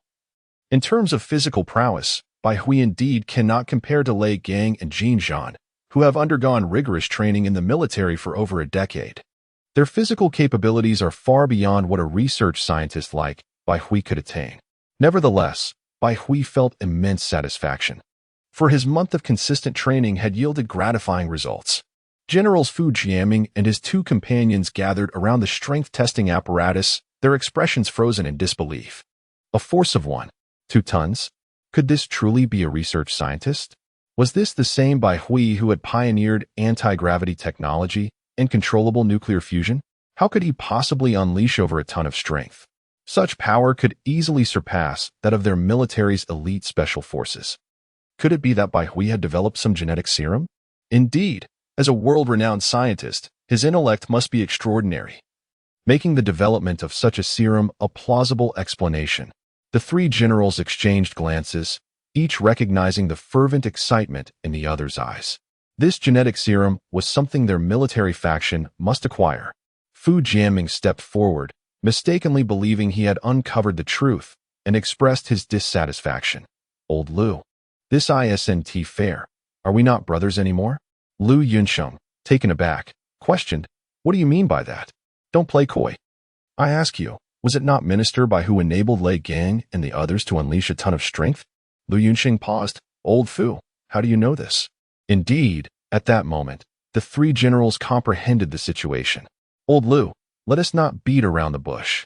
You cannot monopolize the genetic serum developed by Minister Bai. Bai Hui, standing to the side, was utterly bewildered. When did I develop any genetic serum? Lu Yunsheng, after a moment of contemplation, quickly grasped Fu Jiaming's assumption, realizing their misunderstanding, which left him both amused and exasperated. Old Fu, you've got it wrong. It's not as you think. Less chatter. Don't try to deceive me. Bai Hui, sensing their intentions, also stepped forward, bemused.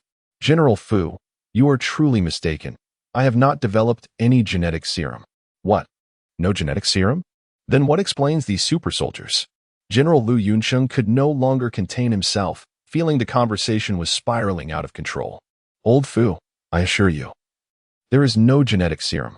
Here's how it truly is with Bai Hui's assistance. General Lu Yunsheng elaborated on the matter, convincing them that no genetic serum existed. The super soldier program. Upon hearing this, the eyes of the 3 generals sparkled with excitement. Li Huaixing from the Southeast Military District spoke first. Minister Bai, you must come to our military district. We are also preparing to initiate the super soldier program, and I would like to invite you to be the chief instructor for the program. Fu Jiaming. Li Huaixing, I caution you against poaching personnel. Minister Bai, our Southwest Military Region also aspires to establish super soldiers, and we wish to invite you as our chief instructor. Please, express any demands you may have, and I assure you they shall be fulfilled. Du Gaofeng. Nonsense. What are you two boasting about? You claim to meet any demands? If Minister Bai were to ask for 10 trillion, would you comply? Humph. Minister Bai, heed my counsel. Come to the Northwest Military Region. Our district is indeed the most suitable for you. Subsequently, the 3 generals became increasingly heated in their dispute, each unwilling to yield. Even General Lu Yunsheng could no longer bear the sight. He strode forward, forcefully pushing aside the 3 shameless individuals, and said irritably, have you even thought to consult Minister Bai during your argument? Does he agree with any of this? Chapter 86. Future Development Plans. Fu Jiaming and the other 2 were momentarily taken aback, their expressions somewhat awkward. They had indeed overlooked the main individual. Bai Hui smiled and said, it's no trouble at all. It is an honor for me to be regarded by you 3 generals. However, I am currently overwhelmed with tasks and may not have the time to serve as an instructor for other military districts. Bai Hui, despite his earlier exertions, felt no signs of weakness and was capable of engaging in conversation. Unlike Lei Gang and his companions, who had been left significantly drained after a single punch. Bai Hui had progressed much further along this path. He could now freely control his strength, ensuring he did not exhaust himself. Lost in thought, Bai Hui contemplated the necessity of training a super special forces unit, a venture that seemed increasingly essential. This elite group would possess significantly enhanced physical attributes, yielding numerous advantages whether they continued as special forces or ventured into outer space for combat. Bai Hui even began to consider the development of space mechs, envisioning these super soldiers clad in armor, battling amidst the cosmos. The stronger their physical capabilities, the greater their combat efficacy. However, Bai Hui realized that his time would soon be consumed, leaving him no opportunity to provide guidance. What to do? After a thorough discussion with the 4 generals, a decision was reached. Each of the 4 military districts would dispatch 100 personnel to Shenyang for training. This unit would be designated with a unique identifier, the Qilin Battle Team, named after the auspicious mythical creature, the Qilin. This title was bestowed in the hope that the team would become a beacon of fortune for the Dragon Kingdom. Bai Hui would serve as the chief instructor. But due to his time constraints, Lei Gang and Jin Zhan would take on the role of instructors to conduct the training uniformly. They aimed to prepare all members to reach their physical limits within 3 months. Once Bai Hui finalized the plans for the Qilin battle team, he boarded a helicopter back to the headquarters of the Dragon Department. Upon entering the headquarters, a familiar figure approached him. Elder Fong, upon seeing Bai Hui, was overjoyed and promptly exclaimed, "Xiao Hui, I've been searching for you. We are set to discuss the Dragon Kingdom's nuclear fusion power plant plan. I've been waiting for you." "Elder Fong, can't you just make the decisions regarding the fusion power plant yourself?" Bai Hui replied, somewhat disheartened, as this was not an area of expertise for him. Elder Fong sighed, "Xiao Hui, as the inventor of controllable nuclear fusion technology, your input is essential for this meeting that pertains to the future of our nation. Moreover, Minister Lin Weidong has specifically requested your opinion." "Very well, I shall attend," Bai Hui conceded, following Elder Fong to the meeting. In truth, he was exceedingly busy and had little time to devote to such matters. While the nuclear fusion power plant was undeniably significant for the Dragon Kingdom, Bai Hui wished to focus his efforts on technological research and development.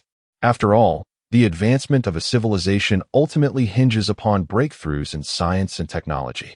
He meticulously counted, discovering 4 technological advancements awaiting his conquest. The first was the design blueprint for a cosmic battleship. This new spacecraft would dwarf the Dragon Rising II by several magnitudes. It was to encompass a small biosphere, capable of sustaining human life for decades.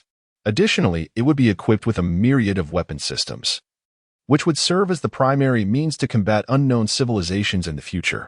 The second technological marvel was wearable exosets. The fragility of the human body poses a significant risk in the vastness of space, where even the most mundane cosmic rays could lead to instantaneous demise.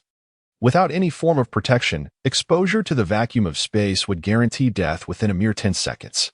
Thus, the development of a wearable exosuit holds profound significance for the entire civilization, compensating for humanity's physical shortcomings and substantially enhancing survival rates in the harsh environments of outer space. The third innovation was a gravity shield, constructed using anti-gravity technology to create a gravitational field, modulated through sophisticated programming to form a protective barrier. This shield could withstand kinetic weapon assaults, such as various electromagnetic cannons and meteoroids traversing the cosmos. However, the gravity shield has notable limitations. It can only defend against massive objects, proving ineffective against energy-based weaponry, such as laser systems, which the shield cannot repel. Nonetheless, its applications remain vast. On the Moon, for instance, it could effectively guard against tiny cosmic intruders that pose severe threats to lunar bases. Furthermore, it would play a critical role in safeguarding space stations and an array of spacecraft. Lastly, the fourth technological endeavor was the development of genetic enhancement serums. This was a pursuit that Bai Hui had long aspired to realize, albeit hindered by various circumstances. Each organism's genetic makeup is unique, even within the same species. Variations arise due to differing environmental conditions, resulting in diverse genetic potentials. The disparities between planetary environments only amplify these genetic variations. The principle of natural selection dictates that only the fittest survive, a timeless truth in the natural world. Every organism adapts to environmental changes in order to thrive. Consequently, Baihui could only rely on his intellect and the knowledge stored within his mind as references for developing these genetic serums, which hold immense potential for enhancing the overall physical prowess of humanity. Beyond these technologies, Baihui also sought to explore laser weaponry, dark matter, quantum communication technologies, or other forms of faster-than-light communication. However, time was of the essence, and he could only proceed based on circumstances. Upon entering the conference room, he found the attendees engaged in spirited discussions. An empty seat awaited him at the table, reserved specifically for Baihui. After all, Baihui currently holds the esteemed position of Minister of the Aerospace Department and the Dragon Department, making him the foremost authority in this regard. Beside him sits Lin Wei-dong, the Minister of the General Assembly Department of Manhwa. Upon noticing Baihui's entrance, Lin Wei-dong promptly rose to greet him. Minister Bai, welcome to the meeting. I am Lin Wei-dong, the Minister of the General Assembly Department. I have come specifically to seek your counsel. Hello, Minister Lin. The two shook hands before taking their seats to continue the meeting. Minister Bai, following deliberations by the Elder Council, our General Assembly Department has resolved to completely abandon the construction of nuclear fission power plants. The existing operational nuclear fission power plants will continue to function, but we have halted the construction of those currently underway. In the next 3 years, Longwa plans to establish 200 nuclear fusion power plants, which will account for 60% of the nation's electricity supply. However, the construction of such a vast number of power stations presents a formidable challenge. As an expert in nuclear fusion, we would greatly appreciate your suggestions and a list of precautions. Baihui found himself both amused and exasperated, surprised that he had been summoned for such matters. In essence, Lin Wei-dong harbored reservations about other experts. After all, the intricacies of nuclear fusion technology could lead to dire consequences if mishandled. Thus, he sought Baihui's assistance in formulating certain guidelines, such as installation protocols and items to avoid. Chapter 87. The plan for 200 nuclear fusion power stations. Baihui found himself in a perplexing situation. These matters did not require him to set the standards. Old Fong was an esteemed expert in nuclear physics, internationally recognized for his prowess. He was indeed an excellent candidate for establishing the standards for nuclear fusion power stations, and it was unnecessary for Baihui to personally oversee the process. After all, formulating standards in any field demands an inordinate amount of time, which Baihui was reluctant to squander. However, Lin Wei-dong believed that since Baihui had invented controllable nuclear fusion technology, only he could be entrusted with setting the standards. Minister Lin, you overestimate my capabilities. I merely stumbled upon a breakthrough in controllable nuclear fusion technology.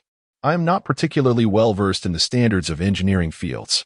Old Fong, the esteemed Fong Zhongmin, is a specialist in nuclear physics and comprehends controllable nuclear fusion technology entirely. With him involved, you can rest assured. Baihui patiently elucidated to Lin Wei-dong. Ultimately, the standards for the nuclear fusion power stations in Longwa would be collaboratively established under the leadership of Old Fong and several academicians in the field of nuclear physics. The initial construction of the 200 nuclear fusion power stations in Longwa would prioritize major first- and second-tier cities, which required substantial electricity due to their industrial development and persistent energy shortages. Some cities had even implemented power rationing measures this year, experiencing frequent blackouts. For instance, Longwu City, the largest small commodity distribution center in the world, boasted a per capita income ranking among the highest in Longwa and was renowned as the world's foremost market. Before the economic sanctions, it gained considerable fame globally, attracting numerous merchants for procurement. However, the city's power consumption had once exceeded the safety threshold, leading to unavoidable power cuts. To prioritize the needs of the populace, several factories were compelled to cease operations, resulting in a significant energy deficit. Consequently, these cities would be given precedence in the construction of nuclear fusion power stations.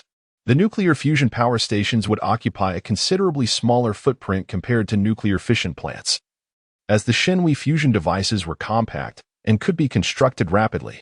In contrast, nuclear fission plants were massive and required extensive radiation shielding, demanding substantial human and material resources.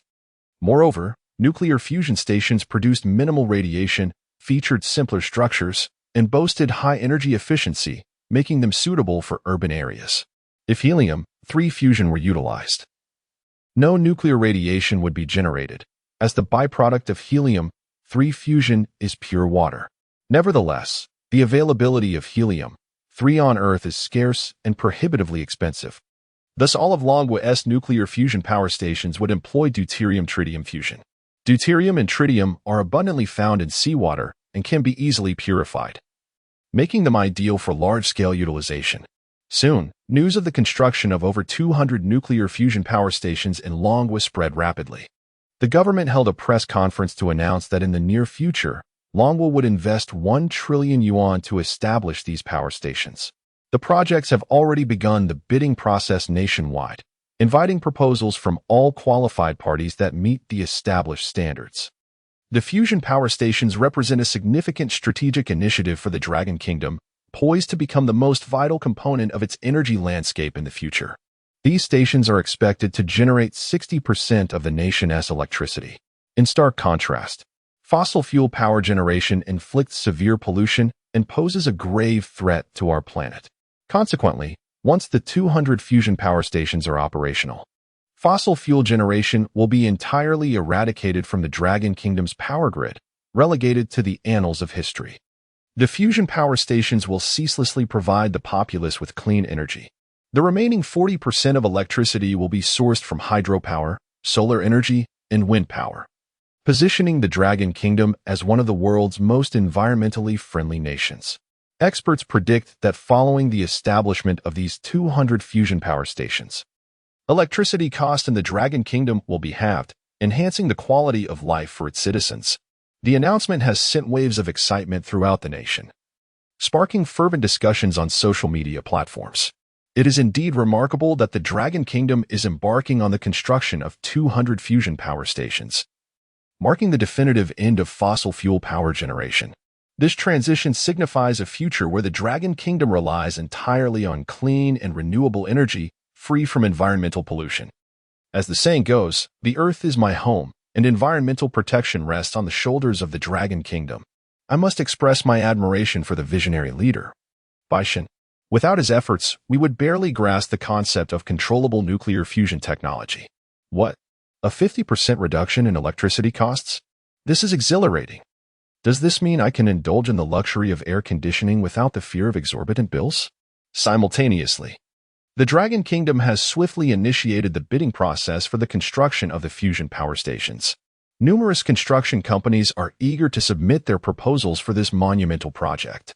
Naturally, the 200 fusion power stations will not be awarded to a single company. Even one station will be divided among multiple firms to ensure completion. In simpler terms, as long as you meet the requirements, there will be ample opportunities for work, ensuring no one is left without a job. This trillion-dollar project presents a lucrative opportunity for the construction companies of the Dragon Kingdom, while simultaneously creating a high demand for labor, compelling firms to offer attractive salaries to recruit workers. Many former construction laborers, who had returned to their hometowns to pursue small businesses, believing that working for others offered little prospect for advancement, are now enticed by the high wages and are rejoining the workforce. The construction companies, faced with tight deadlines imposed by the government, must complete the 200 fusion power stations within 6 months and integrate them into the grid within a year to provide a continuous supply of clean energy. With such a short timeline, these companies are left with no choice but to constantly recruit new personnel. Thus, the fusion power station project is rapidly gaining momentum across the vast expanse of the Dragon Kingdom. At this moment, Baihui is in the anti-gravity laboratory, a facility recently established to explore the applications of anti-gravity technology. The Dragon Kingdom has already developed several models of its anti-gravity engine. The M1 anti-gravity engine, originally crafted by Baihui, was designed for the Dragon 1 spacecraft. Due to the substantial demand for Dragon 1, which is destined for future commercial space endeavors and potential sales to other nations, scientists have made slight modifications to enhance its performance significantly.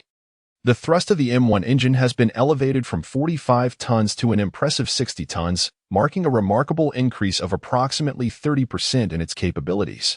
The M2 anti-gravity engine, boasting a thrust of around 160 tons, is employed in the Dragon 2 spacecraft and stands as the most formidable anti-gravity engine currently available in the Dragon Nation. Meanwhile, the M3 anti-gravity engine is still under development, with projections indicating a thrust potential of 300 tons, intended for utilization in future space warships. The H1 anti-gravity engine represents a different model, specifically designed for nuclear fusion devices, primarily to establish gravitational fields. Its demand is substantial, as it is required by 200 nuclear fusion power stations. Chapter 88: Lin Ming and the Anti-Gravity Laboratory, which not only investigates anti-gravity engines but also delves into the study of anti-gravity shields, otherwise known as gravitational protective barriers. The anti-gravity shield will be developed as an independent project aimed at overcoming significant technological challenges. This innovation will be of paramount importance in the future and is destined to become a standard feature on every spacecraft. After all, the gravest threat to anti-gravity vessels in the vastness of space comes from the myriad of meteoroids. These celestial bodies possess an extraordinarily high initial velocity, and upon collision with a spacecraft, they can yield catastrophic consequences. Imagine a meteoroid the size of a fist hurtling through space at a speed of 50,000 kilometers per hour. Its kinetic energy is sufficient to breach the spacecraft's hull, leading to gas leaks, navigational deviations, and even the peril of total destruction along with loss of life. Should an anti-gravity shield be installed on a spacecraft, it could effectively deflect meteoroids at the moment of impact, thereby safeguarding the vessel. However, at this juncture, the technology for anti-gravity shields is merely in its nascent stages, with a considerable distance yet to traverse before practical application. Lin Ming is a distinguished graduate of the Shenyang Aerospace University in the Dragon Nation. His credentials are nothing short of impressive.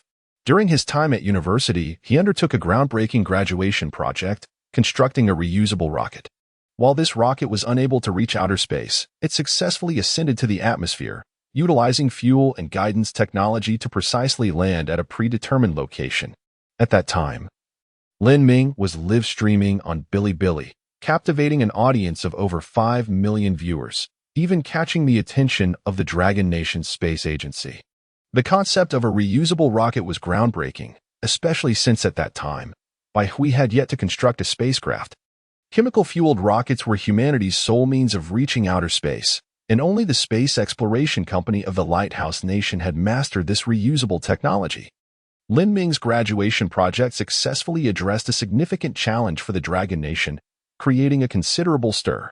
Although it was merely a small experimental rocket and not capable of venturing into space, the principles were universally applicable, and the experiment provided robust validation of the feasibility of reusable rocket technology.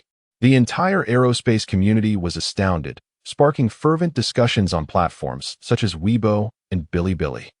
Many netizens expressed their admiration, proclaiming that the Dragon Nation had a promising future. Lin Ming was awarded a prize of 100,000 yuan by his alma mater, and the Dragon Nation Space Agency accepted him into the reusable rocket project team with exceptional merit. However, before Lin Ming could truly showcase his talents, Baihui emerged, having directly constructed the Longting No. 1 spacecraft, successfully launching it into space.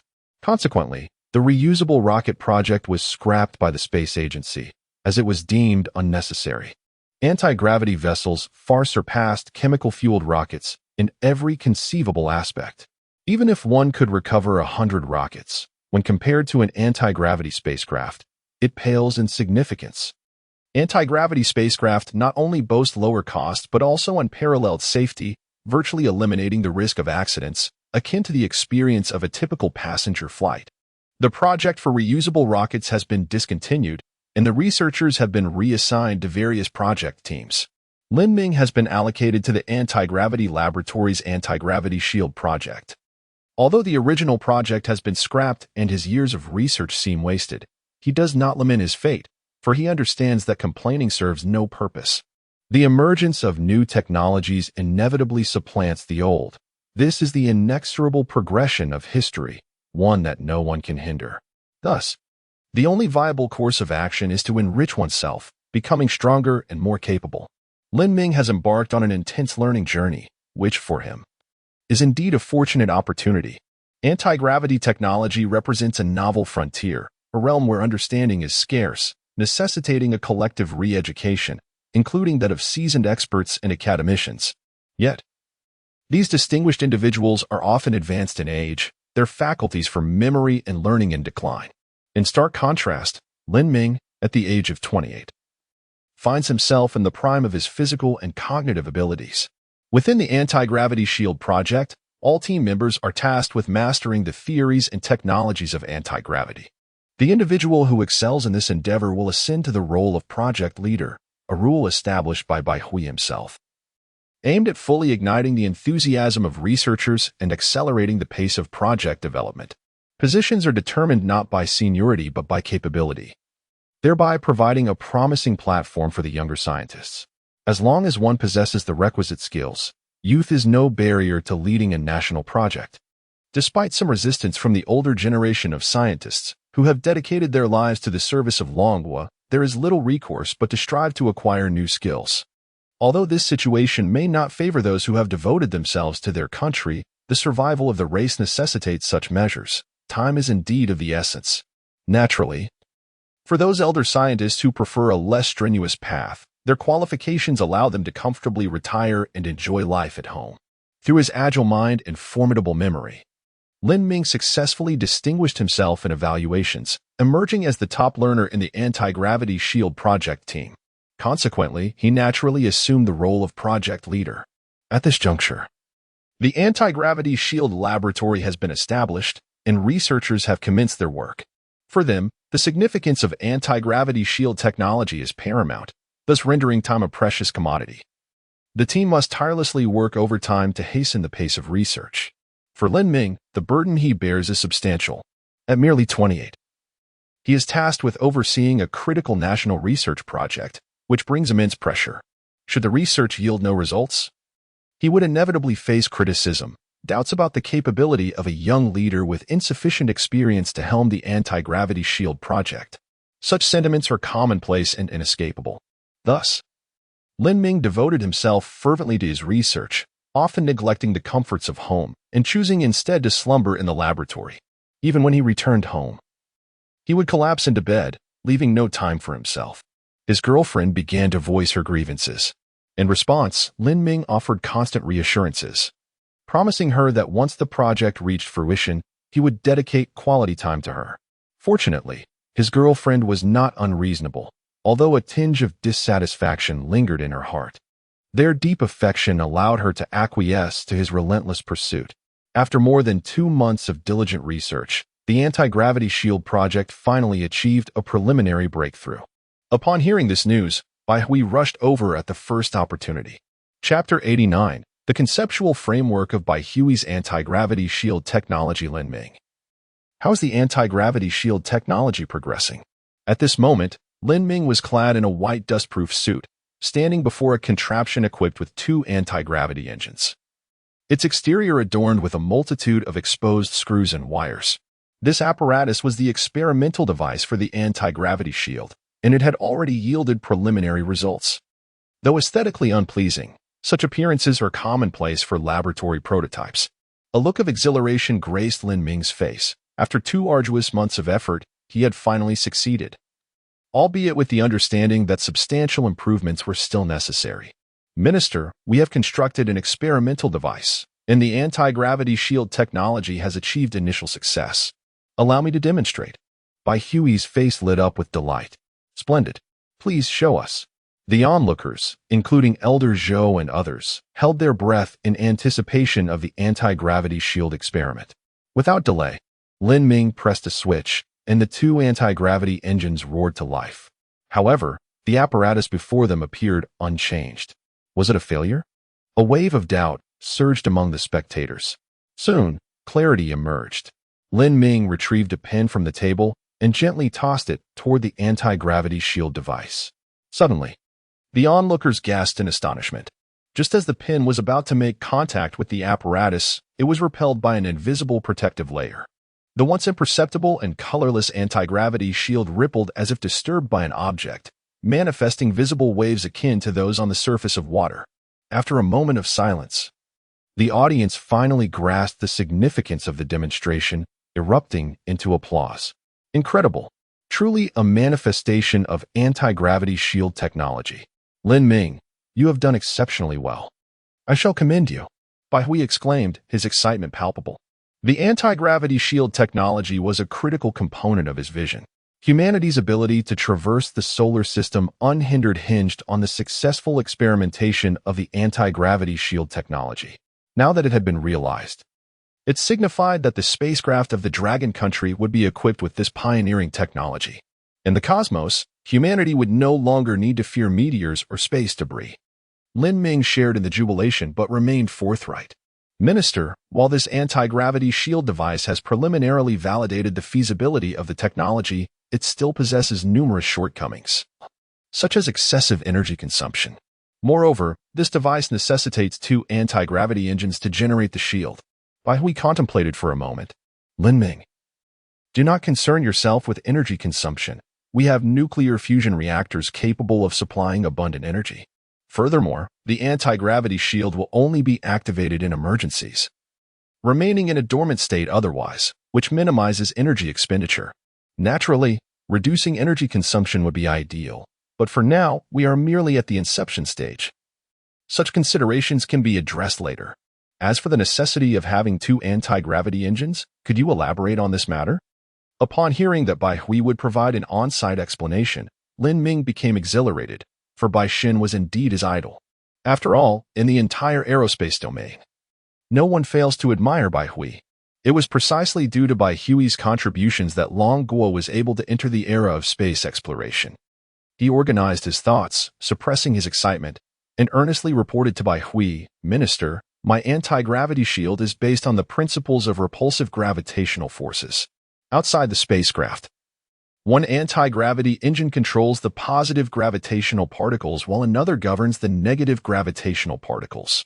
The intertwining of these particles creates a gravitational field, which, upon encountering external objects, generates a repulsive force that deflects them away. Lin Ming articulated his theory eloquently. It was indeed a commendable approach.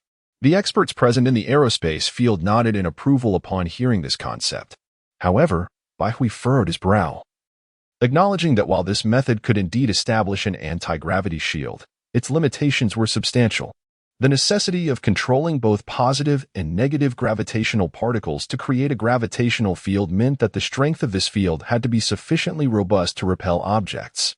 Lin Ming, does your anti-gravity shield device lack the capacity to withstand objects with excessive force? Bai Hui inquired suddenly. Taken aback by Bai Hui's question, Lin Ming nodded, indeed. My anti-gravity shield device has insufficient power. For objects with considerable force, the intensity of the gravitational field is inadequate, leading to an inability to withstand them. Bai Hui shook his head. Your method is too constrained and impractical for real-world applications. In the event of a colossal meteorite collision, the energy required for the spacecraft's anti-gravity shield would escalate to a truly alarming degree. Lin Ming paused, beginning to ponder deeply. Indeed, this method had significant limitations, applicable only to small objects, while the formidable meteorites in space would likely surpass its capabilities. However, the anti-gravity shield technology was intended for use on spacecraft. If it could not defend against meteorites, what purpose would it serve? Minister, what should I do now? Lin Ming asked. After a moment of contemplation, Bai Hui's eyes suddenly lit up, and an idea struck him. Lin Ming, allow me to offer you a perspective. Have you ever considered magnets? Magnets? What do magnets have to do with the anti-gravity shield? Lin Ming wondered. In our daily lives, we frequently encounter magnets. When 2 magnets with identical poles approach each other, they generate a repulsive force. The closer these magnets get, the stronger their repulsion becomes. Therefore, my proposition is that if we forcibly bring the negative gravitational particles close to the positive ones, and at the very instant an external object approaches, release the negative particles, we could unleash a tremendous amount of kinetic energy that would propel the external object away. Everyone present, not being oblivious, quickly grasped by Hui's line of thought. their faces revealing expressions of astonishment. Indeed, this is a remarkable concept. The crux lies in the fact that there is no need to generate a gravitational field. Instead, it suffices to control the software to compress anti-gravity particles at a localized position. Then, at the precise moment an external object approaches, these particles can be instantaneously released, unleashing a tremendous amount of kinetic energy. This method significantly reduces energy loss and effectively addresses the incursion of foreign entities. Lin Ming gazed at Bai Hui with admiration, recognizing that he was indeed the genius behind the invention of anti-gravity technology and nuclear fusion technology. In just a minute, he had resolved the complexities surrounding the anti-gravity shield technology. Chapter 90, The Cloud Eagle Medal. Within the confines of the anti-gravity laboratory, all the necessary equipment was present. Lin Ming promptly set about improving the previous anti-gravity shield device based on Bai Hui's concept. After approximately half a day's labor, the second version of the anti-gravity shield was successfully completed. At that moment, Bai Hui and several other leaders remained, all eagerly awaiting the final outcome.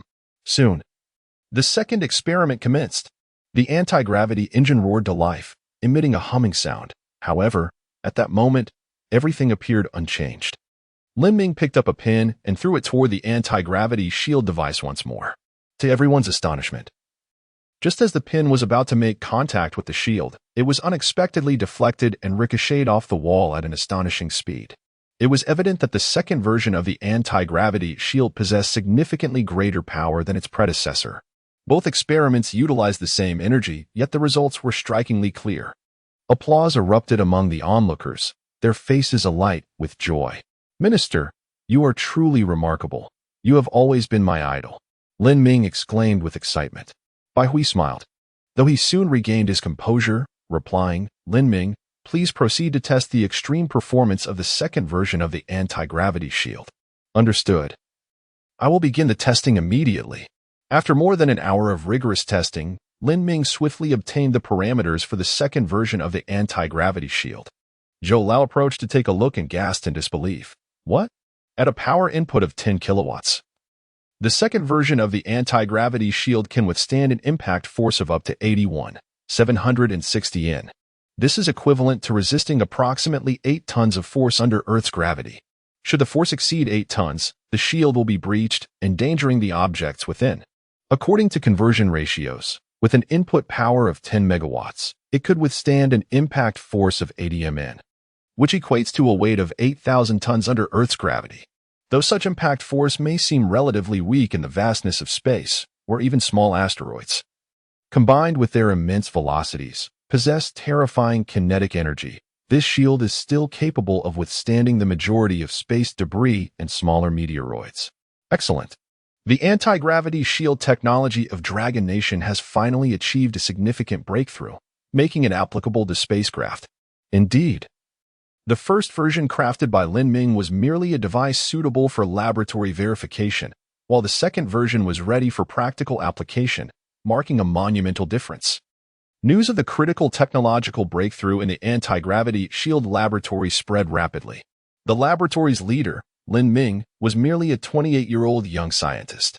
In this remarkable technological breakthrough, he played a pivotal role, earning him the prestigious Cloud Eagle Medal, along with a monetary reward of 1 million yuan. The envy of all his colleagues from other laboratories was palpable. The Cloud Eagle Medal. In the Dragon Kingdom, there exist 3 distinguished medals awarded to those who have made monumental contributions to the nation, each carrying immense significance. These 3 medals are the Cloud Eagle Medal, the Azure Phoenix Medal, and the Golden Dragon Medal. Although the Cloud Eagle Medal ranks last among these esteemed awards, its symbolic value draws countless admirers. Furthermore, at the tender age of 28, Lin Ming has become the youngest recipient of the Cloud Eagle Medal, setting a new record in the Dragon Kingdom. This news spread throughout the entire research department, igniting envy in the hearts of all. Receiving the Cloud Eagle Medal bestows considerable privileges across the Dragon Kingdom. And even if one chooses never to work again, the state will provide for their retirement. Moreover, medal recipients are prioritized wherever they go, and no institution can refuse them. This is an extraordinary honor. Researchers fervently began to toil away, eager to produce results in their respective projects, hoping to earn the coveted Cloud Eagle medal as well. Yet, the recipient, Lin Ming, was plagued by inner turmoil. He felt unworthy of such an accolade. Believing that the most critical inspiration for the anti-gravity shield technology came from Minister Bai. In terms of merit, Bai Hui was the true hero. Consequently, Lin Ming wrestled with a sense of guilt, until Bai Hui placed a reassuring hand on his shoulder and sighed, "Lin Ming, you need not feel undeserving of this medal. Your immense contributions to the anti-gravity shield technology are evident to all." The decision to award you the Cloud Eagle medal was also made to inspire others. Indeed, Lin Ming had often burned the midnight oil in the laboratory for the sake of the anti-gravity shield technology, a fact recognized by everyone. Bai Hui had given this matter considerable thought, even discussing it extensively with several elders, before ultimately deciding to bestow the Cloud Eagle medal upon Lin Ming. After all, the wormhole on the far side of the moon may soon unleash an unknown enemy in a decade, posing a crisis for civilization. If bestowing a Cloud Eagle medal could motivate more scientists to immerse themselves in research, then it would be a most worthy endeavor. Indeed, within a month of Lin Ming receiving the Cloud Eagle medal, the scientists in the research department worked fervently as if their very lives depended on it, leading to numerous significant technological breakthroughs. Among these was a highly important technology, the small biosphere recycling technology. Zhao Feiyan, the head of this technology, was also awarded the Cloud Eagle medal, as its significance rivaled that of the anti-gravity shield technology. Zhao Feiyun, a balding middle-aged scientist, is also an exceptionally talented researcher. Internationally renowned, he once conducted research on cytoplasmic degrading enzymes that even earned him a nomination for the Nobel Prize. Today, he leads a team researching small biosphere cycling technology, achieving a significant breakthrough. It is well known that the Earth, our home, is a vast biosphere composed of three essential roles: producers, consumers, and decomposers. These roles are intricately interconnected and indispensable as they underpin the ecological cycle of our planet. To create a functioning biosphere, it is imperative to replicate these three roles, thereby establishing a cohesive ecological cycle. However, accomplishing this is a formidable challenge. The United States once undertook an experiment known as Biosphere 2, which is also referred to as a miniature artificial ecological cycling system. Chapter 91. Thriving. The Biosphere 2 experiment was conceived to ascertain whether humanity could replicate another biosphere in the absence of Earth's natural environment. In the forthcoming era of space exploration, the development of compact biosphere technology is undoubtedly essential. Various extraterrestrial bases and cosmic warships must be capable of sustaining ecological cycles to ensure their prolonged operation. Under the leadership of Zhao Feiyan, a dedicated team of biological researchers from the Dragon Nation invested significant time and effort, ultimately achieving a remarkable breakthrough. The compact biosphere technology, validated by scientists, demonstrated the capacity for long-term ecological stability. With some modifications, it could be applied to cosmic warships, heralding monumental news for the Dragon Nation. Moreover, within this brief span of a month, a multitude of advancements in materials science emerged, showcasing an array of high-strength, high-performance materials.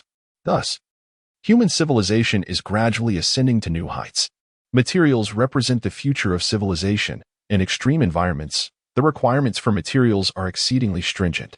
Previously, certain materials were beyond the production capabilities of the Dragon Nation due to a lack of technological expertise, necessitating imports from abroad, a significant factor contributing to the nation's relative backwardness. However, through the relentless endeavors of scientists, an increasing number of cutting-edge technologies have achieved breakthroughs.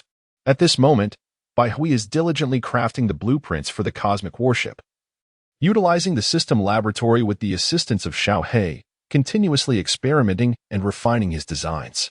The blueprints for the warship must be finalized urgently, as Lin Ming and Zhao Feiyun are eagerly awaiting them. Technologies such as anti-gravity shielding and compact biosphere systems are imperative for the warship's application.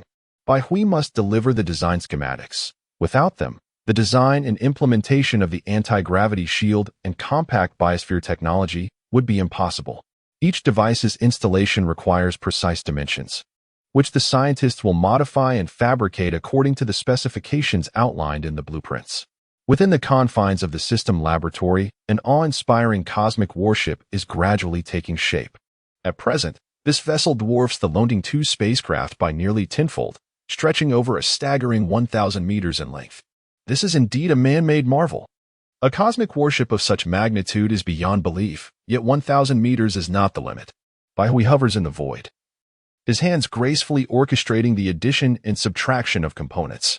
After an indeterminate passage of time, Baihui ultimately completes the design of the cosmic warship, an immense vessel floating in the chaotic void. The entire warship boasts an oval shape, reminiscent of a flying saucer from a science fiction film. Yet it surpasses the size of any such craft considerably. Surrounding the cosmic warship, there is ample space to install numerous weapons and various smaller spacecraft. This is the embodiment of a space carrier. Finally, it is accomplished. Baihui felt somewhat fatigued. This was his first endeavor in designing such a complex creation, and it had consumed an extensive amount of time, indeed, the longest he had ever spent on a project, even with the assistance of the system laboratory. It took a full month to complete. Naturally, Baihui did not remain in the system laboratory continuously, as its usage required the expenditure of popularity points. Thus, he only utilized the laboratory's functions when validation was necessary. Nevertheless, despite this, he had exhausted all his popularity points over the course of the month. Baihui could no longer recall the exact amount of popularity points he once possessed, but it seemed to have reached somewhere between 5 to 6 billion, which had now diminished entirely. Presently, he was left with merely 100 million popularity points. Nonetheless, the sacrifice proved worthwhile. He had finally designed a colossal interstellar battleship. In the future, this battleship would serve as humanity's mainstay, its capability to withstand extraterrestrial civilizations resting upon its shoulders. Baihui felt that his design was sufficiently perfect. Given the similar dimensions, he could not conceive a superior battleship. It is worth noting that this warship measures 2,300 meters in length, 860 meters in width, and 480 meters in height, a true behemoth. The construction of the interstellar battleship would take place at a space station, which offers 3 significant advantages. The first advantage is that space harbors limitless resources to support the battleship's requirements. In contrast, Earth's resources are finite. While the Dragon Nation might muster its entire strength to construct a single battleship, the cost would be exorbitant and unjustifiable. The second advantage lies in the absence of Earth's gravitational constraints during construction in space, which facilitates greater fuel efficiency. The third advantage is the potential for the robust development of the space industry, propelling economic growth within the Dragon Nation, a strategy that promises myriad benefits without any detriments. It is noteworthy that the core module of the space station has successfully been launched. This core module is equipped with various interfaces, allowing for docking of different models of spacecraft, with a total weight exceeding 1,000 tons. This is merely one core module. In the future, 8 additional modules will be launched, and all core modules will be assembled in outer space to form a complete space station. Indeed, it is a space station, not merely a space base. It will allow astronauts to conduct scientific experiments, yet its supporting facilities are not fully developed, thus precluding it from being classified as a space base. The establishment of a proper space base will require considerable time. However, once the 9 core modules are united, they will transform into a spaceport, enabling the advancement of the space industry. Spacecraft will be able to dock and refuel at this port. At that juncture, the industries of space tourism and space mining will commence, ushering humanity into a new era. The assembly of the 9 core modules is expected to be completed within a year, and time is of the essence. The Dragon Nation is entering a period of rapid development and vibrant growth, with each individual contributing their efforts to ensure this great vessel sails ever farther into the horizon. However, during this period, foreign nations have not fared well. At the forefront is the nation often referred to as the lighthouse country. For reasons unknown, a new organism has emerged in the world, becoming a nightmare for this nation. This creature possesses the ability to infiltrate the human body unnoticed, relentlessly consuming the host's flesh and blood while propagating its offspring. Within a mere 3 months, it has spread throughout the lighthouse country, and before people could respond, half of the nations worldwide had already succumbed to this monstrous entity. It is a creature that instills terror, and people have named it Moros, which signifies fear. Chapter 92. The terrifying Moros emerged as if from the depths of hell, shrouded in mystery, with no one knowing its origins. It appeared suddenly in the city of Jinshan, the Beacon Nation, merely 3 months ago. Within a month, the entire city succumbed to this monstrous entity, which transformed the populace into its sustenance and vessels for reproduction. Most dreadfully, this creature proved nearly indestructible. Even bullets failed to pierce its shell, with only powerful sniper rifles and shotguns capable of breaching its defenses. Over 10 million souls within the city became mere prey for Moros, and its insidious spread continued unabated. Nations around the globe were left in shock. What manner of demon was this? Even Longa was taken aback, and the chairman promptly ordered the cessation of all foreign passages, sealing the nation to prevent the incursion of Moros. Its terror was unparalleled. The larvae of Moros could silently infiltrate a human host, doing so without the slightest indication of their presence. By the time Moros was discovered, it was already too late. It had matured, having consumed nearly the entirety of its host body. Not even the most advanced medical technologies could salvage the lives of those afflicted. For 3 months, Emperor Pu had tirelessly traversed the land, battling against the relentless invasion of Moros. Yet, his efforts were but a drop in the ocean. The majority of the soldiers he deployed for rescue missions had already become vessels for the creature's offspring. With vacant eyes, the Emperor stared blankly ahead, recognizing himself as the center of the Beacon Nation. While others remained oblivious to the origins of Moros, he, as the president of the Beacon Nation, was acutely aware of the entire saga. The root of the calamity lay in their successful return to the moon 3 months prior with the Jupiter-1 rocket, where they established a lunar base for their nation. Their astronauts continued to dwell peacefully at the lunar outpost. However, during that lunar expedition, they unearthed a dark gray orb, suspected to be a creation of an extraterrestrial civilization, which contained the embryo of Moros. The scientists of the Beacon Nation had unwittingly released this malevolent force, which ultimately posed a grave threat to their own nation. In a desperate bid to thwart the invasion, Emperor Pu even sanctioned the use of missiles, cloud-burst bombs, and white phosphorus munitions, with only the last of the great mushroom bombs yet to be deployed.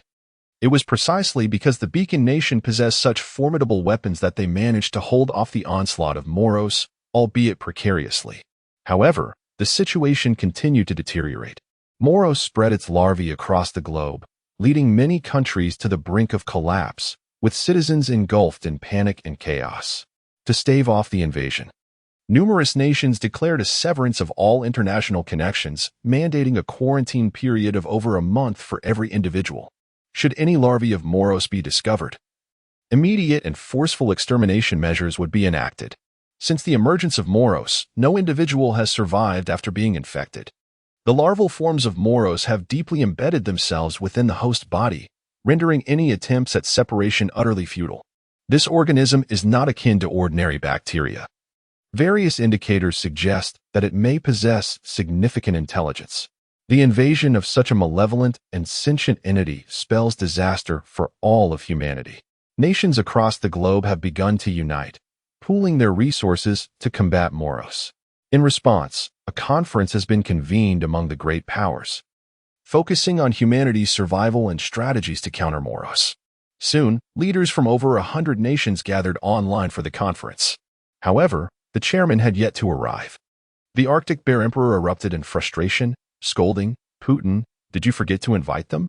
At such a critical juncture, are you still playing games?" This meeting was hosted by the Lighthouse Nation, recognized as the most powerful country in the world, and notably, Moros first emerged there. No other nation possesses the same level of experience in dealing with Moros as the Lighthouse Nation.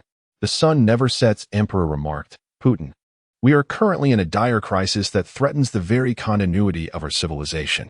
Therefore, at this pivotal moment, it is imperative that you extend an invitation to them."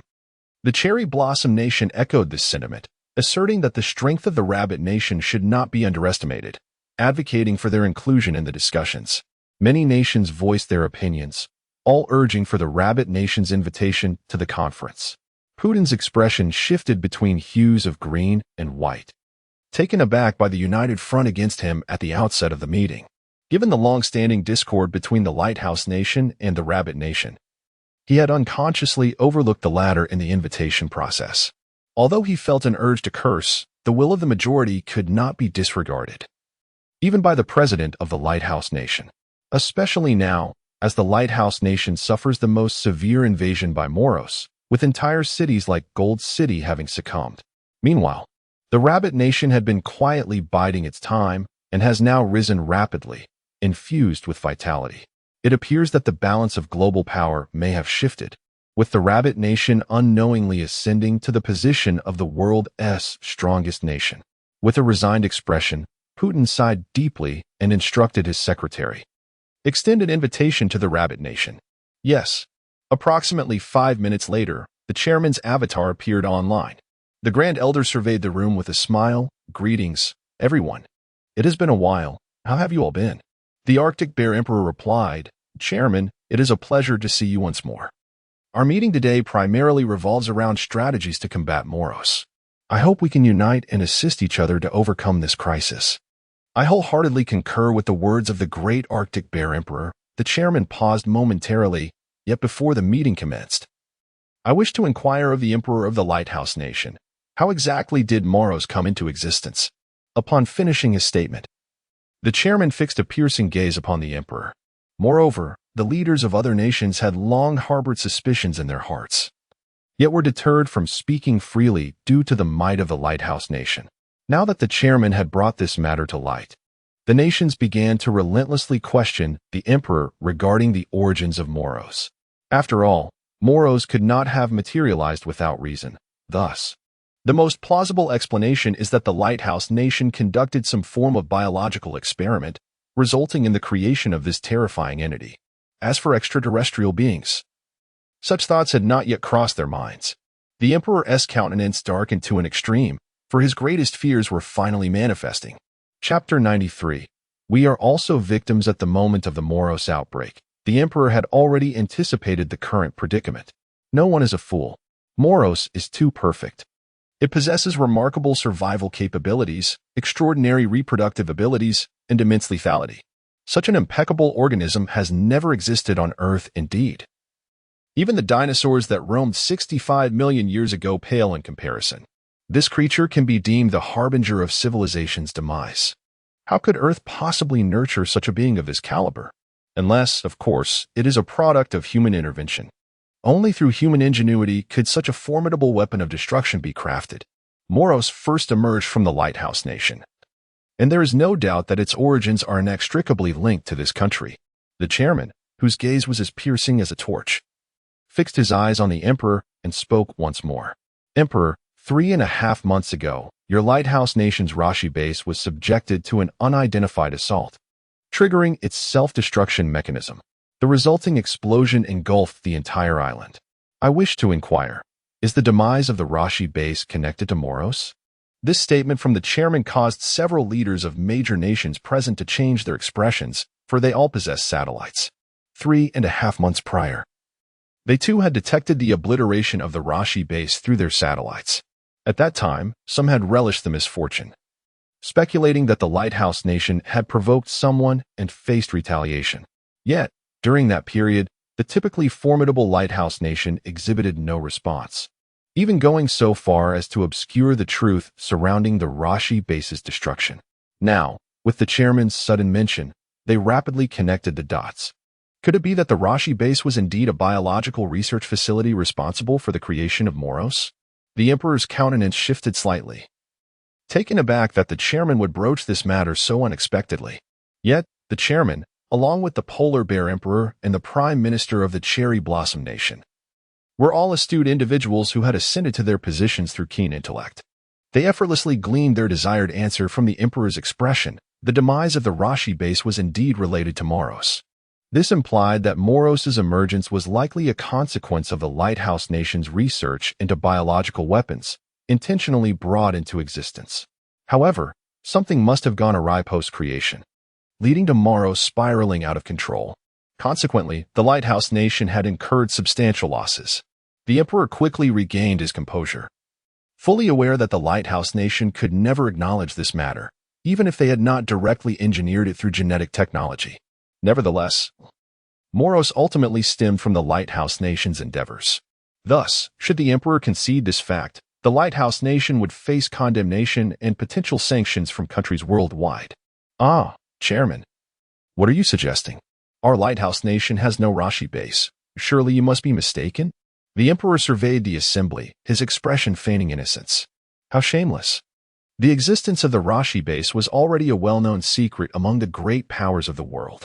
However, among the military bases publicly acknowledged by the Lighthouse Nation, the existence of the Rashi base is indeed absent. It remains a closely guarded secret. Nevertheless, major powers like the Dragon Nation possess their own channels of information, and the existence of the Rashi base is an unspoken truth among them. Consequently, the Emperor's outright denial of the base's existence is nothing short of a farce. Strangely, for the moment, no one seems to have any recourse against him. The chairman's expression briefly betrayed his ire, but soon returned to calm. He let out a cold laugh, mockingly stating, "Alas, how tragic for the thousands of lives lost. Some individuals truly lack shame." The Emperor's demeanor became slightly uncomfortable, yet he quickly regained his composure. The meeting resumed. However, it was evident that a different sentiment was brewing among the attendees. Through the verbal sparring between the chairman and the Emperor, nations gleaned a crucial piece of information. Moros might very well be a creation of the Lighthouse Nation's genetic technology. Thus, the forthcoming discussions would undoubtedly revolve around strategies to counter Moros. After all, Moros poses a grave threat to the survival and continuity of human civilization. If not curtailed, humanity itself could soon be consumed, becoming mere vessels for its propagation. Yet, the approach to resisting Moros may undergo shifts. Now that it is understood that Moros emerged from the Lighthouse Nation, it is undeniable that they must exert the greatest effort in combating it, regardless of the Emperor's antics. This fact remains unchanged. Furthermore, the Lighthouse Nation must fully disclose all information regarding Moros, including the genetic technology employed, the animal genes integrated, as well as its various habits, characteristics, and weaknesses. The chairman, undeterred by the Emperor, boldly stated, "Your Majesty, I hope that the Lighthouse Nation can provide all pertinent intelligence regarding Moros." The Emperor nodded, acknowledging the necessity. This intelligence should also encompass the genetic data of Moros, along with details on how it was engineered and brought into existence. The Emperor's countenance darkened in anger, realizing the Dragon Nation's assumptions. These scoundrels dared to think that Moros was a product of the Lighthouse Nation's genetic engineering. For a fleeting moment, the Emperor contemplated revealing the entire background of Moros. After all, being wrongfully accused is a disheartening experience. Yet, as the president of the Lighthouse Nation, he must prioritize the nation's interests. Chairman, I am unsure of your implications. Our scientists are diligently researching Moros' genetics, but it will take some time to obtain the genetic data.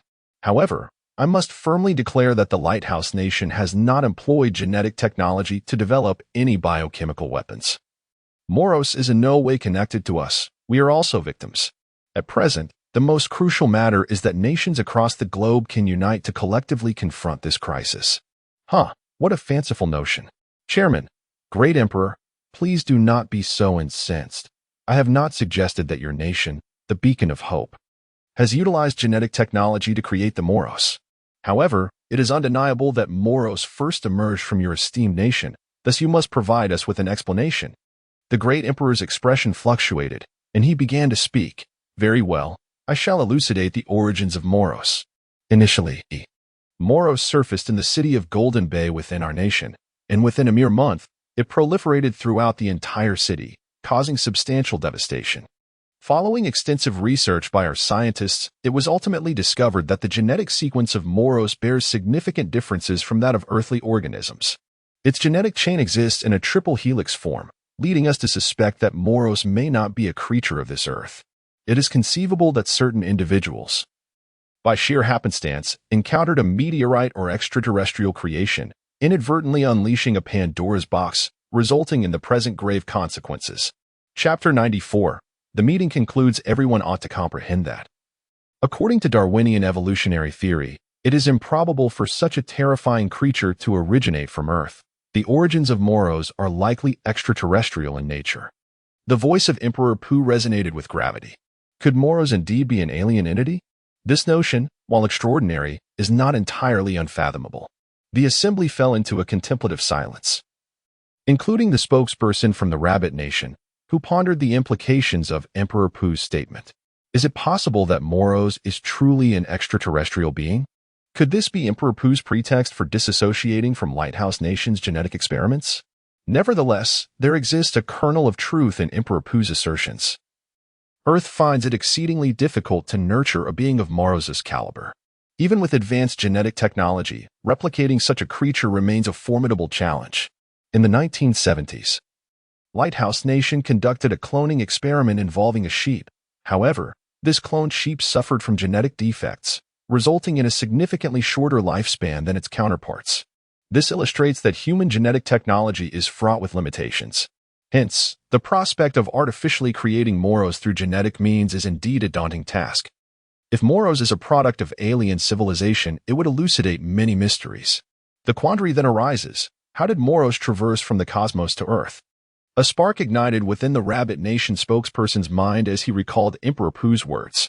Perhaps certain individuals had acquired a meteorite, an alien artifact, and inadvertently unleashed a Pandora's box. It seems plausible that Emperor Pooh has, in fact, communicated the genuine answer to the nations of the world, albeit indirectly, as he wishes to evade the burden of responsibility. This insinuates that Lighthouse Nation may have obtained an alien artifact, within which resided Moros. Scientists, upon uncovering it, unwittingly precipitated the calamity of the present day. The spokesperson from the Rabbit Nation unraveled this thought, a faint smile gracing his lips. The likelihood of extraterrestrial life indeed holds substantial merit. Emperor Pooh, since you assert that Moros is an alien being, it must have arrived on Earth aboard some vessel.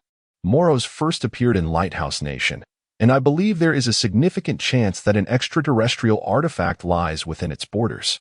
Therefore, I implore Emperor Pooh to consider the greater good and collaborate in the research of this alien civilization's creation.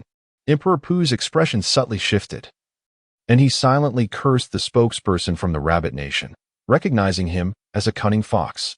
Previously, Lighthouse Nation had acquired a gray-black spherical shell, containing a wealth of advanced technology. In recent days, scientists from Lighthouse Nation have been tirelessly investigating this artifact, seeking methods to counter Moros. Although results have yet to manifest, they have gleaned considerable insights. The simplest discovery is that Lighthouse Nation has determined the composition of the gray-black sphere. It comprises an unknown alloy. This alloy exhibits hardness many times greater than that of diamond. Moreover, unlike diamond, it does not possess such brittleness. The alloy also demonstrates remarkable toughness, rendering it an exceptionally perfect material. Currently, scientists from Lighthouse Nation are endeavoring to replicate this alloy and have made notable progress.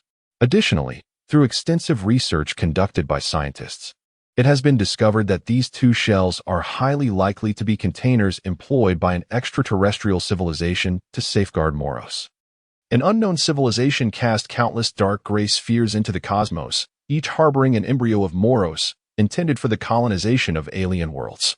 One such dark gray sphere, adrift in the universe, ultimately landed upon the moon in our solar system. Fortuitously, astronauts from the Lighthouse Nation stumbled upon this sphere and subsequently brought it back to Earth.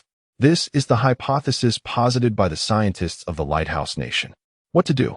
The great emperor found himself in a quandary, pondering whether to relinquish the shell of the dark gray sphere. If he chose not to, the representatives from the Rabbit Nation and the Arctic Bear Emperor would be difficult to placate, and the Lighthouse Nation would undoubtedly incur substantial losses. Ultimately, it was merely a shell of a dark gray sphere. The scientists of the Lighthouse Nation had nearly concluded their studies on it, so surrendering it seemed inconsequential. After all, there was no top-secret technology contained within. Having made up his mind, the great emperor, with a somber expression and a forced smile, stated, The Rabbit Nation representative reminded me that not long ago, a citizen of the Lighthouse Nation stumbled upon a meteorite during a camping trip. Within this meteorite was a peculiar sphere, which our scientists are currently investigating. This sphere may very well be an artifact of extraterrestrial origin. In the interest of the safety of all humanity, the Lighthouse Nation has decided to present it for study by scientists from all nations. The representatives from the Rabbit Nation The Arctic Bear Emperor and the Prime Minister of the Cherry Blossom Nation exchanged glances, their eyes brightening with revelation. If their conjectures were correct, this so-called sphere likely contained Moros. Following this, discussions commenced regarding strategies to confront Moros. Presently, Moros is primarily concentrated in the Lighthouse Nation, although other countries are also affected. Their numbers pale in comparison to those in the Lighthouse Nation.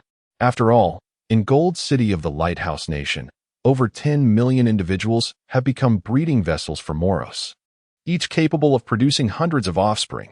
Such reproductive capacity is exceedingly alarming, and thus, it is a source of trepidation for humanity. After prolonged deliberations during the global conference, a consensus was finally reached. First and foremost, the Lighthouse Nation would undoubtedly take the lead, as it is the country most threatened by Moros. Secondly, a coalition of major powers, including the Dragon Nation, the Lighthouse Nation, the Arctic Bear Nation, the Sun Never Sets Nation, and the Cherry Blossom Nation, would be established to form a world scientific research society primarily focused on studying the characteristics of Moros. This would enable humanity to better contend with the threat posed by Moros. The Lighthouse Nation, having engaged in prolonged conflict with Moros, possesses extensive knowledge about it. The social structure of Moros resembles that of bee and ant colonies, governed by a singular monarch who leads the entire species. The collective actions of Moros are orchestrated by their king, who possesses intellect comparable to that of humans, exhibiting considerable cunning and guile. The Lighthouse Nation has orchestrated several operations targeting the Moros king, yet all have ended in failure, often with significant losses. After extensive discussions among the representatives of various nations, it was determined to deploy the most elite special forces, equipped with the most advanced weaponry, all of whom would undergo rigorous training.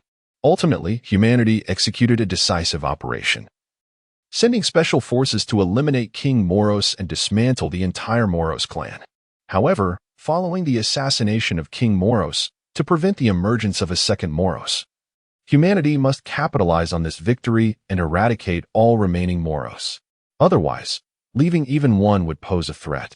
Additionally, there are numerous other agreements, such as collaborative development of individual mechs and high-damage laser weaponry, among others. Chapter 95. The Shifts in the Alliance and the Dragon Kingdom. The global conference has concluded. For the first time, nations from around the world have united, sharing a common goal and striving for the future of humanity. Despite the presence of personal agendas, the alliance among nations is still in its nascent stages and remains somewhat tenuous. Nevertheless, this marks the first occasion where countries have set aside their prejudices, wars, and animosities to confront the menace of Moros together. Following the conference, the Lighthouse Nation promptly shared all its research findings on Moros amassed during this period, with no reservations. They made all data publicly available, as the Lighthouse Nation recognizes that it is destined to be the most critical battleground henceforth. Their comprehensive research meticulously documents the various habits, characteristics, life cycles, and territorial distributions of Moros. Moros, a species reminiscent of insects, exhibits formidable reproductive capabilities and can parasitize human hosts to lay eggs, rapidly consuming the host's flesh and blood with lethal efficiency. This species adheres to a hive-like structure, with each region governed by a dominant individual. Ultimately, there exists a singular Moros king, overseeing all Moros across the globe. The Moros communicate through biological magnetic fields and display remarkable obedience, often exhibiting reckless bravery. The evolutionary rate of Moros is alarmingly rapid. As terrestrial creatures lacking amphibious capabilities, humans initially held the upper hand against them. However, recent discoveries by the Lighthouse Nation have unveiled a horrifying situation. In the city of Jincheng, winged Moros have evolved. This development signifies the imminent loss of humanity's aerial superiority, potentially relegating them to a position of weakness. After all, while fighter jets are inanimate, Moros are living entities, and in terms of agility, a single flying Moros could outmaneuver 10 fighter jets. This phenomenon has deeply troubled scientists, as it indicates an extraordinarily swift evolutionary process in such a short span. Moros have adapted to thrive in the skies. This suggests that Moros may soon evolve into various specialized forms to counter their deficiencies, intensifying the existential threat to humanity. The Moros king was serendipitously discovered by officials of the Lighthouse Nation over a month ago. A pilot flying an H-22 fighter jet was conducting reconnaissance in Jincheng when he stumbled upon a Moros king, measuring several meters in size. Being surrounded by other Moros in the city center, akin to a regal procession. After extensive investigations, scientists confirmed this creature to be the Moros king.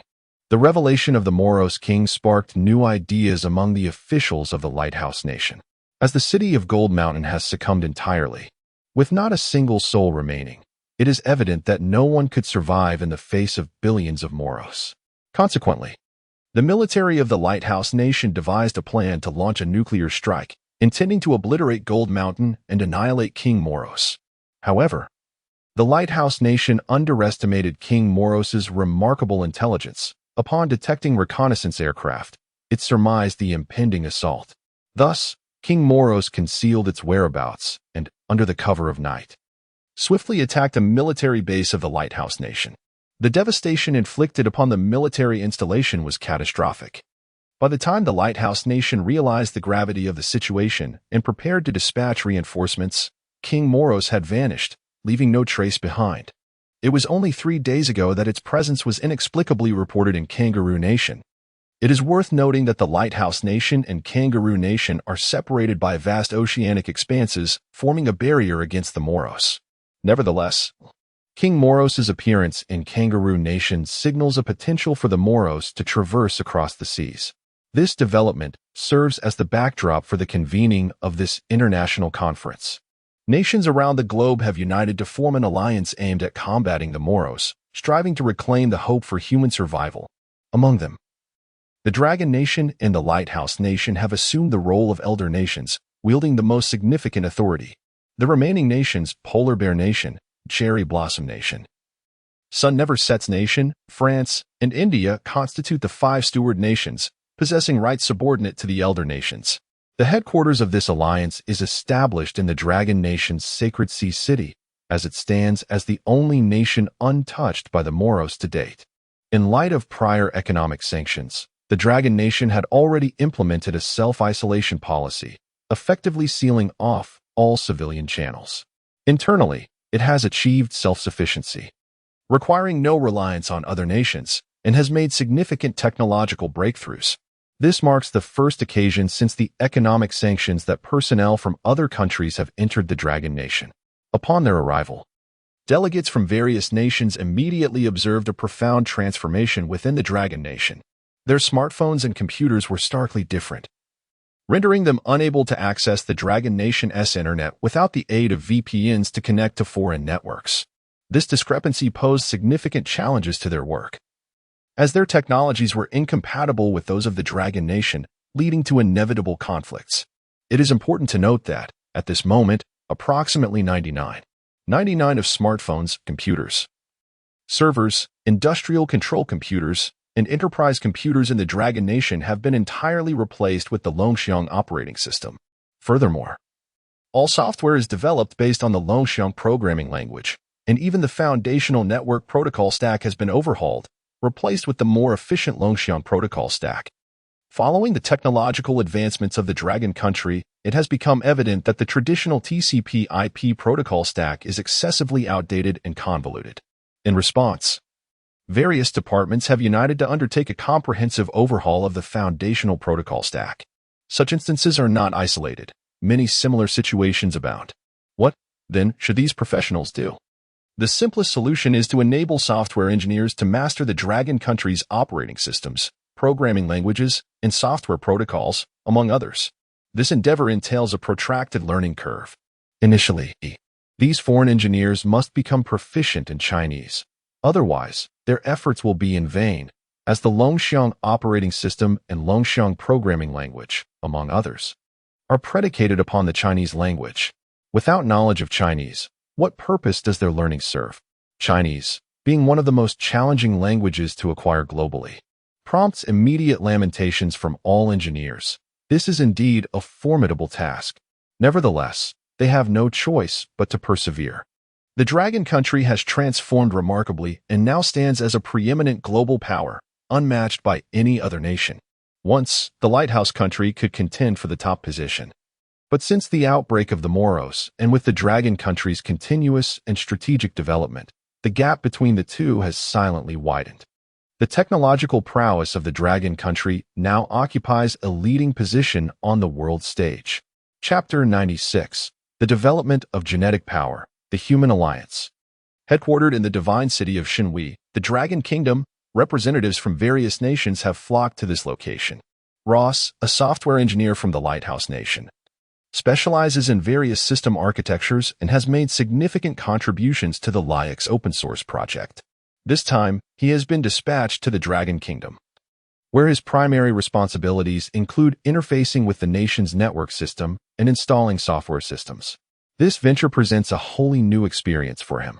Upon his arrival in the Dragon Kingdom, Ross quickly realized that the software systems and communication protocols employed here have entirely abandoned the mainstream protocols recognized globally. In other words, the various protocols Ross had previously studied proved utterly irrelevant in this new environment, necessitating a complete re-education. Reluctantly, in order to fulfill his duties effectively, he commenced the study of the Dragon Kingdom's Longxiang system and its associated communication protocols.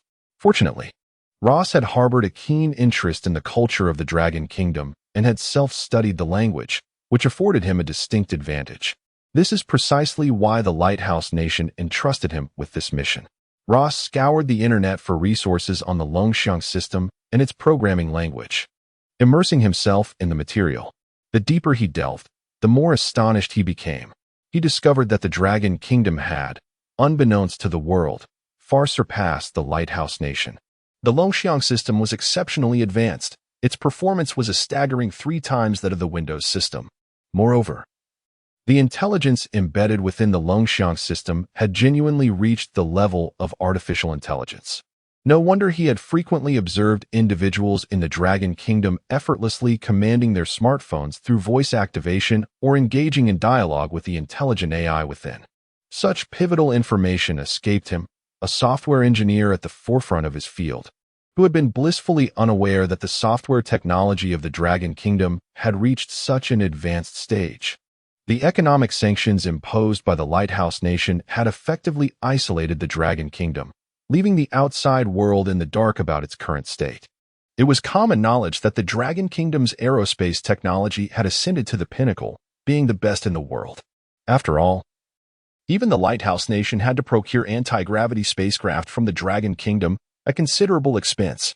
Ross was utterly exhilarated. He was a technology enthusiast. The advancements in the Dragon Kingdom's technology were simply astounding. He was determined to thoroughly investigate the nation's operating system and various communication protocols. The deeper he explored, the more he could sense the formidable intellect of the individuals who had developed the Longxiang operating system and programming language. They must possess an extraordinary level of technical proficiency, along with remarkable cognitive and creative abilities. In that moment, Ross found himself in awe of the genius behind the Longxiang operating system and programming language. While Ross managed to persevere in his studies, those foreign individuals who were utterly ignorant of the Chinese language found themselves overwhelmed. They gazed at the unfamiliar characters before them, convinced that this must be a divine punishment, questioning how such terrifying script could exist in the world. Many chose to strike, abandoning their tasks altogether. They applied to return directly to their homeland. Some individuals even requested that the Dragon Nation send translators to assist them in learning the advanced technologies of the Dragon Nation. In response to these unreasonable demands, the Dragon Nation categorically rejected them and issued a stern rebuke. If you cannot speak Chinese, you must learn it yourself. The Dragon Nation cannot send anyone to assist you, or you may choose to leave the Dragon Nation directly. Such is the resolute stance. The contemporary Dragon Nation has no need for assistance from these countries. On the contrary, your nations wish to learn the advanced technologies of the Dragon Nation while simultaneously expecting assistance from it. This is akin to a customer entering your shop to make a purchase, only to not only refuse payment but also ask you for money. Such behavior is nothing short of an insult to the Dragon Nation. Helplessly, the representatives of various countries can only bow their heads and begin earnestly studying the technologies and culture of the Dragon Nation. Naturally, as the headquarters of the Alliance, The Dragon Nation provided the venue and the installation of various equipment, with all systems at the headquarters being transformed based on the Longxiang system. This means that, in the short term, only engineers from the Dragon Nation can maintain the software systems of the Alliance headquarters. While it may seem to offer no immediate benefits, those who understand the situation can see the underlying implications. The representatives from various countries have resigned themselves to this reality. However, they can finally settle into the headquarters and commence their work. Meetings upon meetings ensue as they discuss specific strategies to address the Moros threat. Orders are dispatched from the headquarters, and humanity has finally taken a solid step in the war against the invasion of alien beings. In the Dragon Department, Bai Hui has been engrossed in scientific research, leaving him with a very busy schedule, needing to oversee various research directions. Additionally, many matters within the Dragon Department require his judgment, including frequent calls from the military regarding the Super Soldier program to report on developments or seek his opinions. Furthermore, Bai Hui serves as the Minister of the Aerospace Department, where decisions regarding the space base, lunar base, and spaceship construction also fall under his purview. Indeed, during this period, Bai Hui wishes he could split himself in two to manage his overwhelming responsibilities. Fortunately, with his brain development reaching 25%, he is able to handle various affairs with remarkable efficiency. Had it been anyone else, not only would they struggle to complete their tasks, but they would also be utterly exhausted. After all, Bai Hui, through relentless training, has finally achieved a state of physical limits, allowing him to masterfully control his own strength. Moreover, he has begun to sense a feeling of stagnation after reaching this peak physical state, as if countless shackles are firmly binding his body, leaving him with a sensation of suffocation. This phenomenon is known as the genetic chain. Every organism possesses such chains within its being, and for humanity, the paramount objective is to break free from its own genetic shackles by fully unlocking the power of their genes. They ultimately aspire to attain the status of a perfect life form. After Bai Hui reached the pinnacle of his physical potential, he has since shattered 3 of his genetic chains. Each of these chains corresponds to a specific gene within the human body, and it is believed that they are all associated with the genes of the right hand. Following the rupture of these 3 genetic shackles, Bai Hui sensed an undeniable surge of power in his right hand, its explosive strength far surpassing that of his left. However, how vast and intricate the human genome is. Merely unlocking 3 genes is but a humble beginning. The journey to fully unveil one's genetic potential is a long and arduous path yet to be traversed. Chapter 97. Bladeworm Tribe. As Bai Hui accessed the system panel, the following information appeared. Host, Bai Hui. Gender, male. Civilization, human civilization, level 1. Brain development, 25. Genetic development, 502. System function, system laboratory. Popularity, 1, 256. 879, 412, 1. 25 billion. Bai Hui's genetic development had reached an impressive 502, a feat attributed to his brain development of 25. The brain, an integral component of the human body, plays an exceptionally vital role.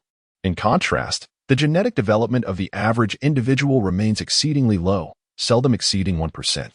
Some individuals are born with inherent advantages, such as photographic memory, immense strength, and superior logical reasoning. Humanity is ideally meant to be equal, and in theory, such disparities should not exist. However, the reality reveals a pervasive presence of these differences.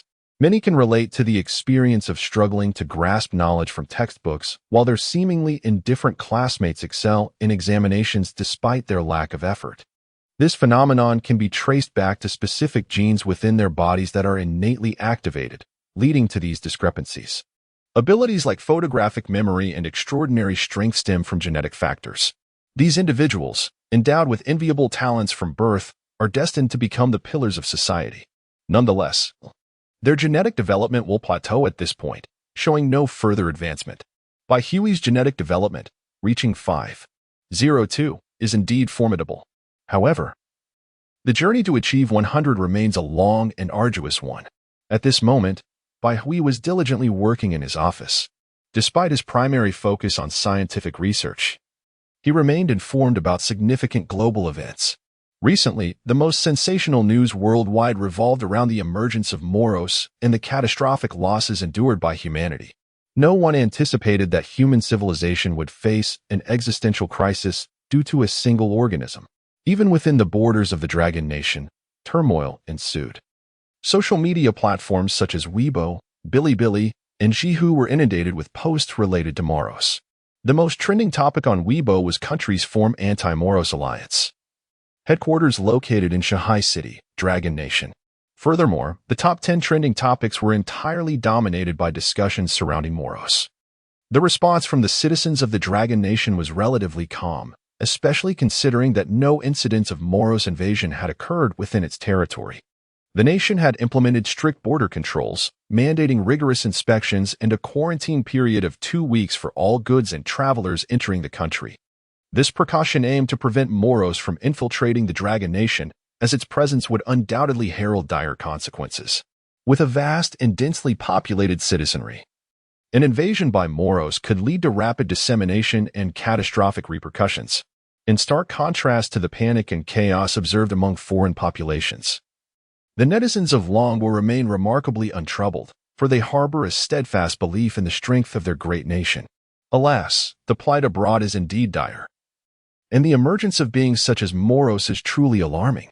One might ponder if these creatures are remnants from a prehistoric era. Could it be that the extinction of the dinosaurs 65 million years ago is somehow linked to Moros? The imagination of the commenter above is quite vivid. Why not suggest that these are extraterrestrial beings?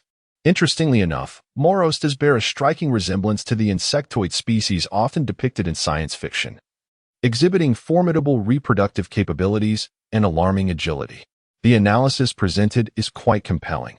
I too perceive a resemblance between Moros and the insectoid race, as such beings of that caliber could scarcely be cultivated on Earth. Bai Hui, while perusing the comments of fellow netizens, found himself engulfed in reflection. It is astonishing that the catalyst for Earth's impending extinction is not a wormhole on the far side of the moon, but rather a creature of uncertain origin. Suddenly, a voice resonated within Bai Hui's mind. Moros? Host, I seem to have a faint recollection of this creature. The system appeared uncertain whether Moros belonged to the race embedded in its memory. Bai Hui's heart leapt with excitement as he hurriedly inquired, System, do you possess knowledge regarding the origins of this creature? Please, share with me. After a moment's hesitation, the system decided to speak candidly.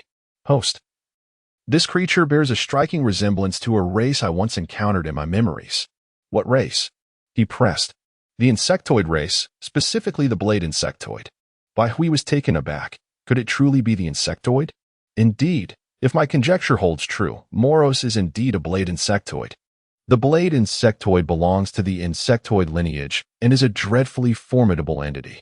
This race has a penchant for sealing their embryos within cultivation spheres, which they then disperse across the cosmos, awaiting encounters with new life-bearing planets. Upon discovering a life-sustaining world, the blade insectoid will reproduce en masse, swiftly conquering and devouring everything upon that planet. It can be said that this species is universally reviled throughout the cosmos. Yet there seems to be little that can be done against the blade insectoid. They are classified as a level 4 civilization and are bolstered by the support of the insectoid race itself, rendering them nearly invulnerable. What? Bai Hui was astounded. Moros is a blade insectoid? And a level 4 civilization at that? How could humanity possibly withstand such a threat? Do not fret, host, the system reassured him. Allow me to elucidate further. While the blade insectoid race has attained the stature of a level 4 civilization, the embryos within the cultivation spheres are merely their most basic warriors.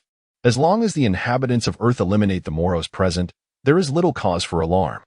Bai Hui exhaled in relief, but couldn't help but express his skepticism. System, what if it isn't a blade insectoid? Host, gather more information on Moros so that I may make a proper assessment, the system advised. Some information available online is rather mundane, lacking any crucial details. However, given Bai Hui's current stature and position, obtaining data on Moros posed no challenge whatsoever. In no time, one of Bai Hui's secretaries printed out a dossier on Moros and presented it to him. Indeed, Moros refers to the blade bug race. Upon reviewing the more comprehensive information, the system asserted decisively, Hui regained his composure. Initially, he held little interest in Moros, believing that the strength of various nations would swiftly eradicate the threat. However, the system suddenly revealed that Moros was an extraterrestrial entity and, moreover, a particularly formidable race known as the Blade Bugs. Chapter 98, Classification of Super Soldier Level System. The Blade Bug race is renowned throughout the cosmos, leaving their mark across the universe. They stand as the vanguard of the insectoid civilization, utilizing their unique reproductive methods to obliterate countless civilizations, earning them a notorious reputation.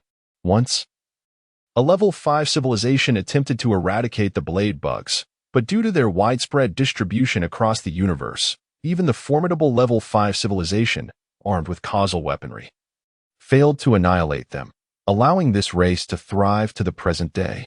Indeed, the insectoid civilization is a well-known entity in the universe, boasting eternal civilizations with formidable backgrounds.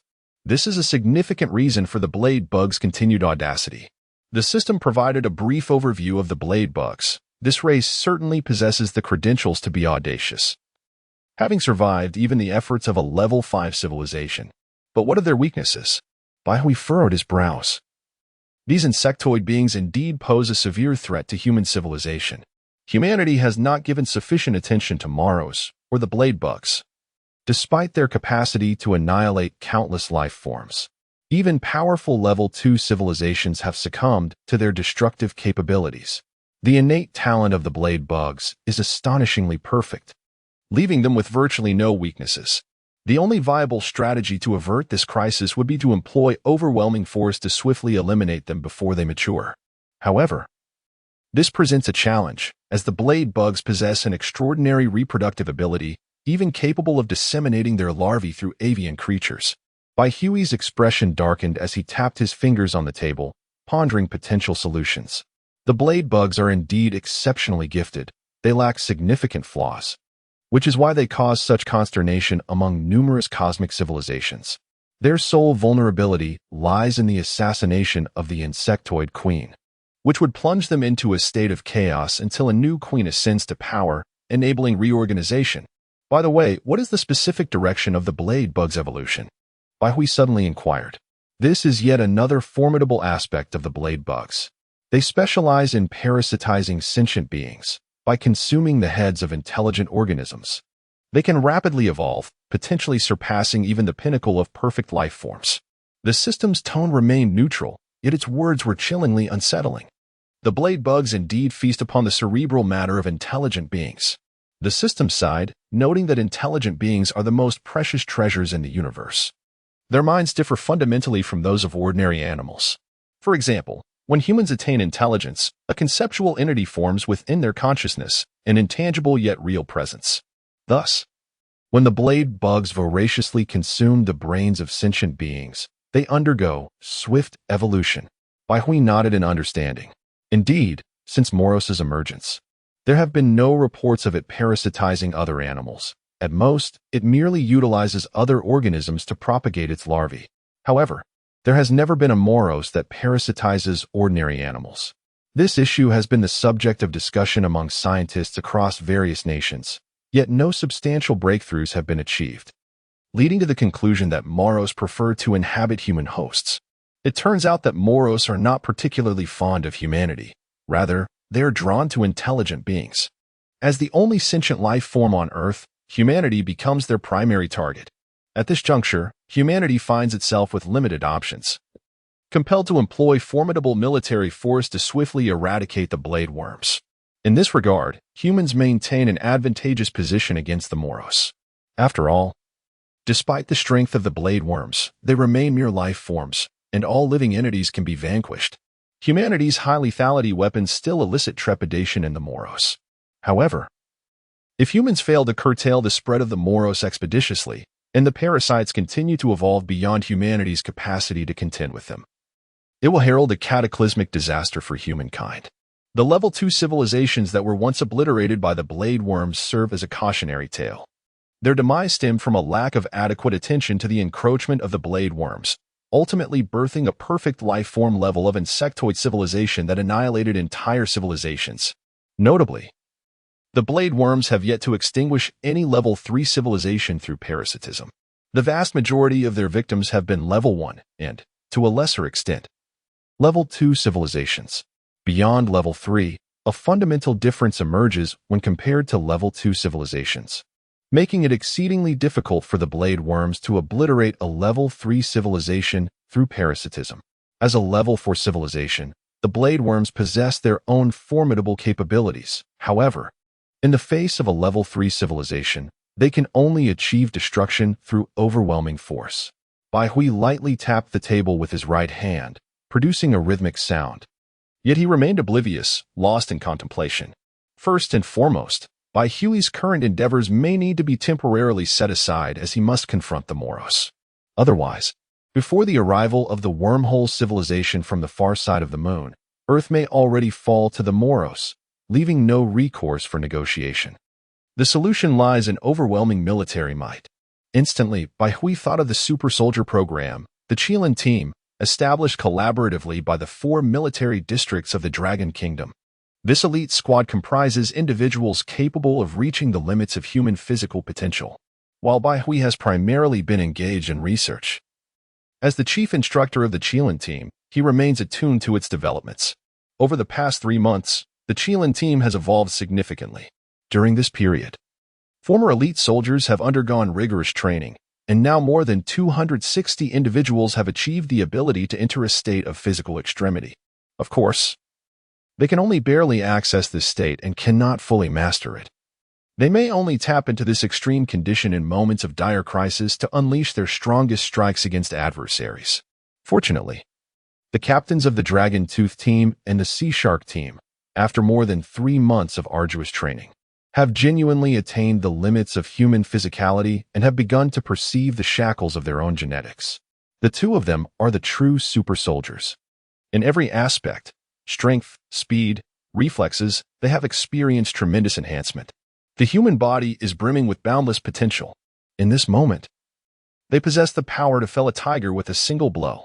Their reaction speed allows them to evade a bullet fired at high velocity. To better categorize the strength of these super soldiers, the military has established a ranking system, consulting Bai Hui, the foremost expert on human genetic capabilities. Depending on specific circumstances, the mastery of the physical limits is delineated into percentages. Those who have just begun to tap into their physical limits, with control not exceeding 30%, are classified as third-tier soldiers. Those exceeding 30% but remaining below 70% are designated as second-tier soldiers. Those surpassing 70% yet falling short of 99% are recognized as first-tier soldiers. As for those who have truly reached the pinnacle of physical limits, experiencing the power of genetic shackles and embarking on the path of genetic enhancement, they are honored as war generals. Within the entirety of Long Country, there exist only 3 war generals, Bai Hui, Lei Gang, and Jinzhan. Chapter 99. The Trail of the Blade Worm Queen. These 3 individuals represent the true super warriors of the Dragon Kingdom. Furthermore, the Dragon Kingdom currently boasts 22 first-tier warriors, 86 second-tier warriors, and 157 third-tier warriors. This total of over 260 warriors embodies the entire strength of the Qilin battle team. The distinctions between first, second, and third-tier warriors do not reveal a stark increase in power, as all 3 aim to reach the physical limits of the human body. To attain greater strength, one must break free from the genetic shackles to achieve rapid enhancement. However, there are indeed disparities among the 3 tiers. For instance, while third-tier and second-tier warriors can unleash similar maximum strengths, their other attributes significantly favor the second-tier warriors. At the threshold of becoming a third-tier warrior, one can only forcibly overdraw their body to deliver a single, powerful strike. In contrast, second-tier warriors have begun to experience the enhancements associated with reaching their physical limits, including improvements in speed and reaction time. The gap becomes even more pronounced at the first-tier level, where warriors can readily enter their physical limit state and effectively control their strength, avoiding the exhaustion that comes from a single outburst of power. Combat effectiveness among the 3 tiers is not absolute. For example, a first-tier warrior might possess poor fighting skills and lack the will to engage fiercely. While a seasoned third-tier warrior with extensive battle experience and refined techniques could easily overcome them. However, the difference between warrior-level and general-level commanders is substantial. Commanders have embarked on the path of unlocking human genetics, while warriors are still striving to master their physical limits. The disparity between these two categories is immense. Unless an unforeseen event occurs, it is exceedingly difficult for a warrior to defeat a commander, regardless of their fighting prowess. Commanders enjoy a comprehensive enhancement of all physical attributes, rendering even the most skilled combat techniques of a warrior comparable to that of a snail before a commander. Under such circumstances, how could one possibly triumph over a commander? At this moment, Bai Hui sensed that the time for the Qilin battle team to emerge had arrived. After nurturing the troops for 1,000 days, the time had come to unleash their might. It was the opportune moment for the Qilin battle team to showcase their brilliance. With the blade worms not yet having undergone extensive evolution, the super warriors of the Qilin battle team could still contend with them. Once the blade worms evolve, however, the efficacy of the Qilin battle team would be significantly diminished. The Blade Worm Queen, also known as King Moros, has likely evolved to a level beyond the capabilities of ordinary super warriors. Even commanders may find themselves outmatched. After all, the towering Moros, standing at 10 meters, is an exceptionally formidable entity. In terms of sheer combat prowess, there is likely no match for it on Earth. Humanity's sole advantage lies in its arsenal of powerful firearms. Should the super warriors of the Qilin battle team be equipped with appropriate weaponry, their combat effectiveness could multiply exponentially. Thus, in the heat of battle, the super warriors of the Qilin battle team still hold a significant advantage. Bai Hui had already devised a plan in his mind. However, he needed to consult the Grand Elder to orchestrate the overarching strategy. Subsequently, Bai Hui informed the Grand Elder via telephone about the Blade Insect clan, elucidating their formidable capabilities. Upon hearing this, the Grand Elder couldn't help but exclaim, "I never imagined that Moros was indeed an extraterrestrial entity." What Emperor Pu stated in the end was, astonishingly, the truth. At this juncture, the Grand Elder had thoroughly unraveled the entire situation. The emergence of Moros was likely due to the Lighthouse Nation acquiring the cultivation sphere of the Blade Insect clan from an unknown source, which led to the current predicament. This could be deemed a calamity for the Lighthouse Nation. They had brought this upon themselves and were now tasting the bitterness of their actions. Without hesitation, the Grand Elder immediately authorized the Qilin battle team to take action during emergencies, coordinating with the military to accomplish the mission. The nature of the extraterrestrial invasion had escalated to a new level. The military of Long Nation commenced a wartime state, preparing for the impending conflict. In a rainforest located in South America, towering trees stretched skyward, their dense canopies obscuring the ground below. Even satellites in orbit could not definitively penetrate the foliage to discern the hidden wonders of the rainforest. The area was rarely trodden by human feet, fraught with numerous dangers such as venomous snakes, spiders, and scorpions. Should a person venture into this jungle without adequate protection, the odds of survival would be exceedingly grim. Unbeknownst to humanity, within the depths of this rainforest loomed towering figures. Each stood 1 to 2 meters tall, resembling insects, with forelimbs as sharp as blades. They were Moros, members of the Blade Insect clan. Most astonishingly, among them were 2 colossal Moros. One reached a height exceeding 20 meters, its imposing form resembling a small mountain, with forelimbs that instilled terror. This was the queen of the Blade Insect clan, reigning over Moros globally. The other Moros, slightly smaller at around 10 meters, was currently prostrating on the ground, reverently kneeling before the insect queen. Surrounding them, countless Moros lay submissively, daring not to utter a sound. The queen, her compound eyes surveying the surroundings, emitted a series of ya calls. She was issuing commands to all Moros, a means of communication intrinsic to their species. No insect dared to question the queen's words. Upon the queen's completion of her directives, the slightly smaller Moros let out a mournful cry, as if bidding farewell to the queen. The remaining Moros joined in this lamentation.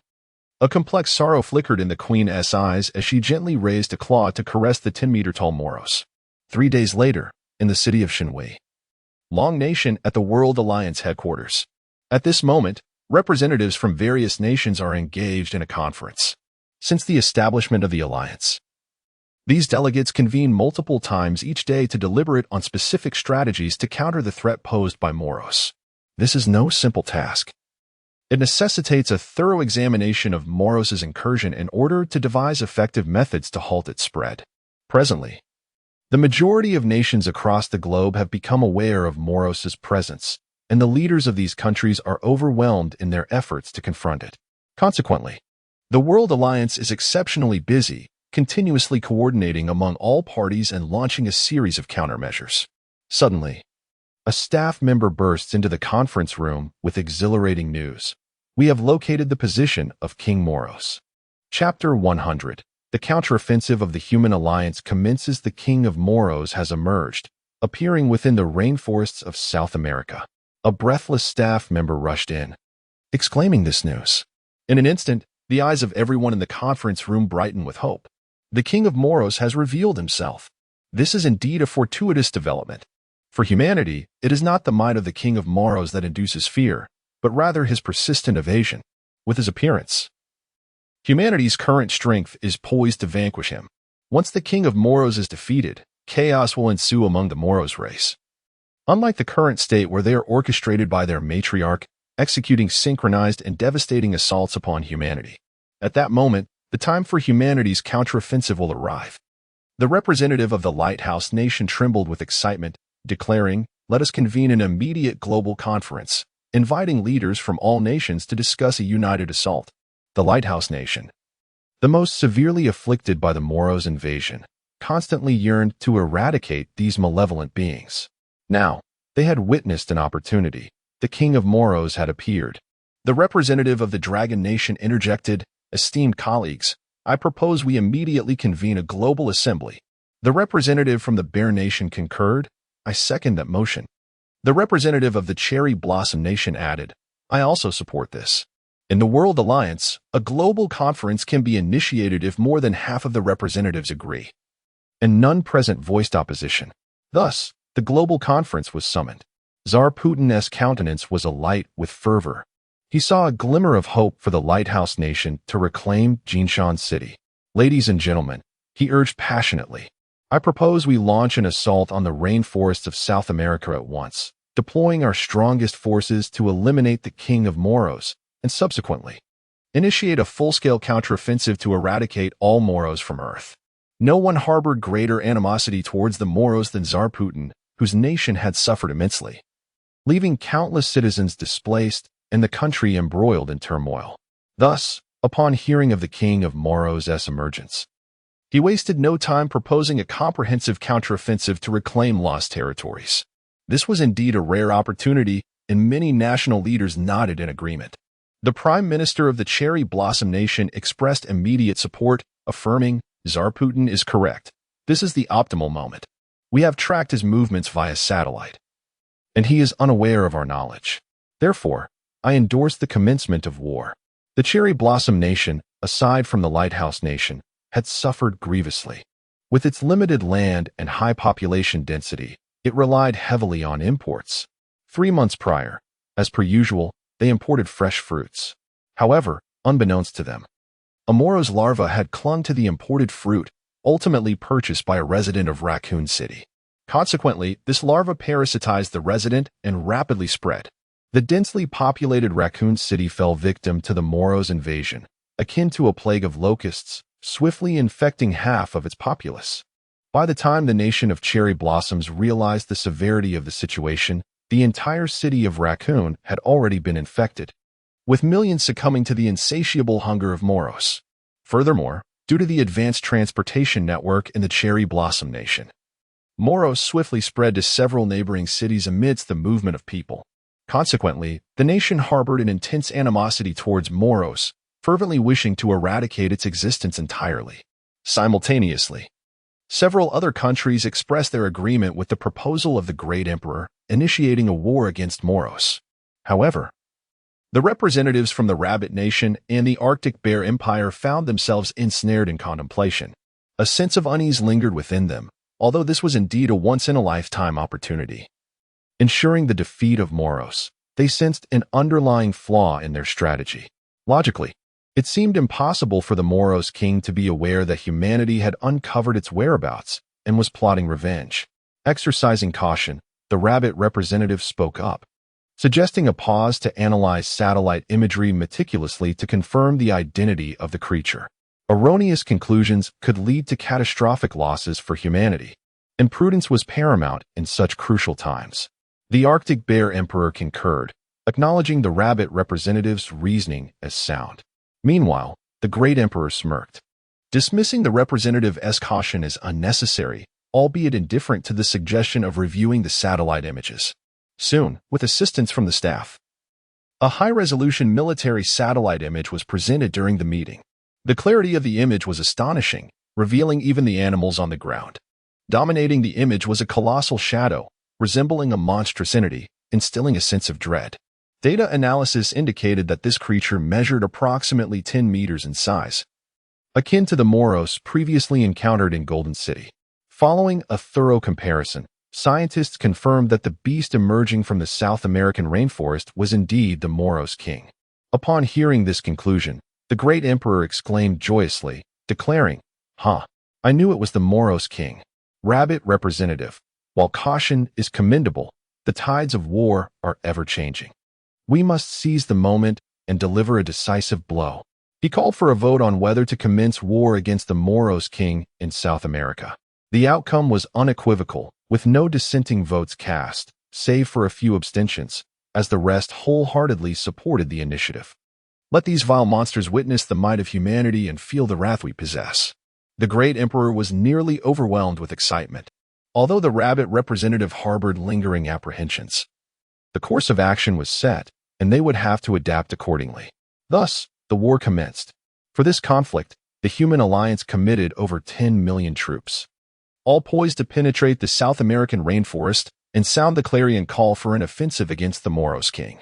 Furthermore, the remaining forces are all poised in the territories occupied by the Moros, awaiting the demise of their king. Once he falls, these troops will surge forth with the might of thunder, launching an assault to reclaim lost lands. This marks humanity's inaugural global collaboration in the name of human survival. Nations across the globe have united in their efforts. This is a war of races. This is a battle for existence. There is no right or wrong, only victory or defeat. In preparation for this monumental conflict, every nation has entered a state of readiness, with countless fighter jets and bombers taking to the skies. The H-22 from the Lighthouse Nation, the X-20 from the Dragon Nation, and the S-57 from the Arctic Bear Nation have all been deployed. Aircraft carriers are converging upon South America. It is not an exaggeration to state that the scale of this operation is unparalleled in the annals of history. Chapter 101. Mobilization of forces. The world can be broadly divided into 4 theaters of war: the Northern Tower Continent, the South American battlefield, the Western Continent, and the African theater. Among these, the South American battlefield has deployed the largest forces, as King Moros resides within the rainforests of South America.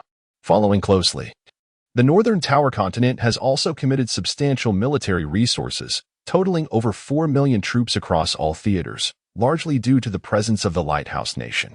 Additionally, the Northern Tower Continent harbors the highest concentration of Moros globally. The third theater of war is the African battlefield. The nations here, burdened by extreme poverty, struggle to muster significant military strength to combat the Moros. Consequently, this region ranks second only to the Northern Tower Continent in Moros population. In light of the impending cataclysm, the nations of Africa have united, forming the African Alliance, which pledges mutual support. However, due to their dire economic circumstances, the combined strength of the African nations pales in comparison to that of the Dragon Nation or the Lighthouse Nation. Thus, the African Alliance's mission in this war is solely to eliminate the Moros present on their own lands. To aid in this endeavor, the Lighthouse Nation and the Dragon Nation have provided advanced weaponry to support the African Alliance. The fourth theater is the Western Alliance. The West is inherently an economically prosperous region with formidable military capabilities. Despite the Moros' invasion, the inhabitants swiftly mobilized and established defensive lines, resulting in relatively minimal losses. However, due to its dense population, the number of Moros continues to rise, making it the 4th highest region globally in Moros' presence. In contrast, the central continent, where the Dragon Nation is located, has a comparatively low incidence of Moros. Throughout central continent, only the Sakura Nation and the Asan Nation exhibit significant Moros populations, while the Dragon Nation and the Arctic Bear Nation boast territories entirely devoid of Moros. This is largely attributed to the Dragon Nation's previous economic sanctions, which severed its ties with other nations, allowing only select official channels for entry and exit. Following the outbreak of Moros, the Dragon Nation responded promptly by establishing stringent bioinvasion detection protocols. Any item entering the Dragon Nation's territory must undergo meticulous examination and a mandatory week-long quarantine in designated isolation zones. The Moros larvae require merely a week to transition from parasitism to maturity. Furthermore, the Dragon Nation is actively recruiting troops to fortify its borders, maintaining a rigorous defense along the entire perimeter, prohibiting any human or animal entry. Even a solitary bird attempting to enter the Dragon Nation would be met with lethal force, effectively severing the source of Moros. As a result, the citizens of the Dragon Nation have remained largely unaffected over the past 3 months. In stark contrast to the Lighthouse Nation, where a pervasive atmosphere of panic envelopes the populace. As for the land of the polar bears, due to its vast expanse and sparse population, coupled with the frigid climate, the Moros could hardly spread across the entire nation, being swiftly vanquished by the polar bears. However, the nations of Sakura and the Third Nation, as well as the southeastern region of the central continent, have suffered considerable losses. Specifically, an independent war zone has yet to form. Following the outbreak of war, these nations, afflicted by the Moros, will establish their localized combat zones, primarily utilizing their own military forces with supplementary support from allied nations, working in unison to eradicate the Moros expeditiously. Regarding the military distribution across the 4 combat zones, the South American theater will witness all major powers mobilizing their military resources to collectively eliminate this paramount threat. The Northern Tower continent will be led by the Lighthouse Nation, with the Dragon Nation, the land of the polar bears, and the Empire of the Sun dispatching a few personnel to assist symbolically. However, the scale of their contribution will be modest as a global conflict looms, necessitating support from all regions. The Lighthouse Nation, once the preeminent global power, possesses sufficient capability to address the situation. In the Western continent, the coordination will be entirely managed by the nations within, as their collective human strength significantly surpasses that of the Moros, thereby negating the need for additional assistance. Conversely, the Western theater will need to extend support to the African continent, where, despite a large population, technological prowess is lacking, and there is a deficiency of genuine lethal weaponry. Sometimes, an abundance of personnel can be detrimental. For instance, in confronting the Moros, an overwhelming number of unprepared individuals may become susceptible to parasitism, ultimately serving as sustenance for the Moros' proliferation. Thus, the Western theater will also need to render aid to the African region. The Dragon Nation and the land of the polar bears must send support to other nations in the central continent that have been invaded by the Moros, such as the nations of Sakura, the Third Nation, and those in the southeastern region. These countries, characterized by their limited geographic scope but substantial populations, have facilitated the proliferation of the Moros. Relying solely on their national forces makes it exceedingly challenging to contend with these creatures, thus necessitating external assistance. All parties will be coordinated by the Global Anti-Moros Alliance, sharing intelligence in pursuit of a singular success to obliterate the entire Moros species comprehensively. In regard to other animals, humanity often expresses sentiments of compassion, emphasizing the importance of biodiversity and the responsibility to protect every form of life as a gift from nature. However, in this war, such voices have remained silent, as it is universally acknowledged that the stakes pertain to human survival. This is a conflict between 2 advanced species. The Moros are indeed terrifying. Upon the conclusion of the conference, nations worldwide commenced significant preparations. 3 days. Indeed, a deadline of 3 days has been set for all nations to ready themselves. The moment the 3 days elapse, an immediate offensive will be launched against the Moros king in South America. The Dragon Nation has also begun mobilizing its forces. Under the extensive deliberations of the elders, The 4 major war zones of the Dragon Kingdom have finally been allocated specific responsibilities. First and foremost, General Liu Yunxing of the Xinyang War Zone will oversee the defense of the entire Dragon Kingdom. The remaining 3 war zones, the Southeast Military Region, the Southwest Military Region, and the Northwest Military Region, will be dispatched abroad for international assistance. The Southeast Military Region, commanded by General Li Huaixing, will extend support to the southeastern regions of the Central Continent. The Southwest War Zone, under the leadership of General Fu Jiaming, will provide aid to the nation of Asan. Meanwhile, the Northwest region will see a portion of its forces deployed to the land of cherry blossoms, with others heading to the western territories of the Central Continent for support.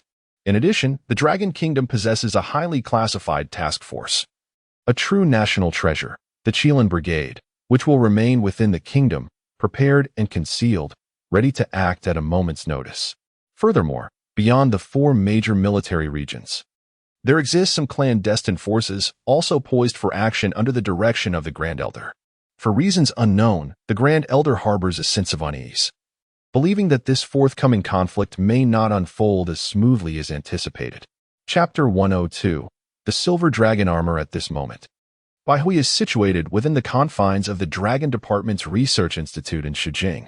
He finds himself in an exceedingly clandestine laboratory, one that he had specifically commissioned to be constructed for his exclusive use, devoid of any other presence. Within the sanctuary, he deftly maneuvers countless mechanical arms, meticulously assembling a formidable machine. This apparatus bears a striking resemblance to the human form, albeit towering at 1 to 2 times its size. Should an outsider catch a glimpse of this creation, they would undoubtedly exclaim in astonishment, "Is this a mech?" Indeed, Bai Hui is in the process of fabricating a combat-ready mech. Whether to vanquish the blade bug race or to confront the unknown civilization lurking beyond the moon's far side, which may pose a threat to Earth a decade hence, the necessity of developing such a war machine, an embodiment of technological prowess, cannot be overstated. The mech, enveloped in a lustrous silver hue, boasts a formidable sword affixed to its right arm, while its left arm is equipped with a lethal weapon, an ion cannon. Furthermore, the soles of its feet are outfitted with miniature anti-gravity engines capable of generating 5 tons of thrust. These micro anti-gravity engines are crafted from the finest lightweight, high-strength materials available on Earth, with components precision-engineered using the most advanced machinery, representing the pinnacle of contemporary terrestrial technology. However, it is essential to note that this micro anti-gravity engine does not epitomize the ultimate in anti-gravity technology. Rather, it reflects the current limitations of Earth's industrial capabilities.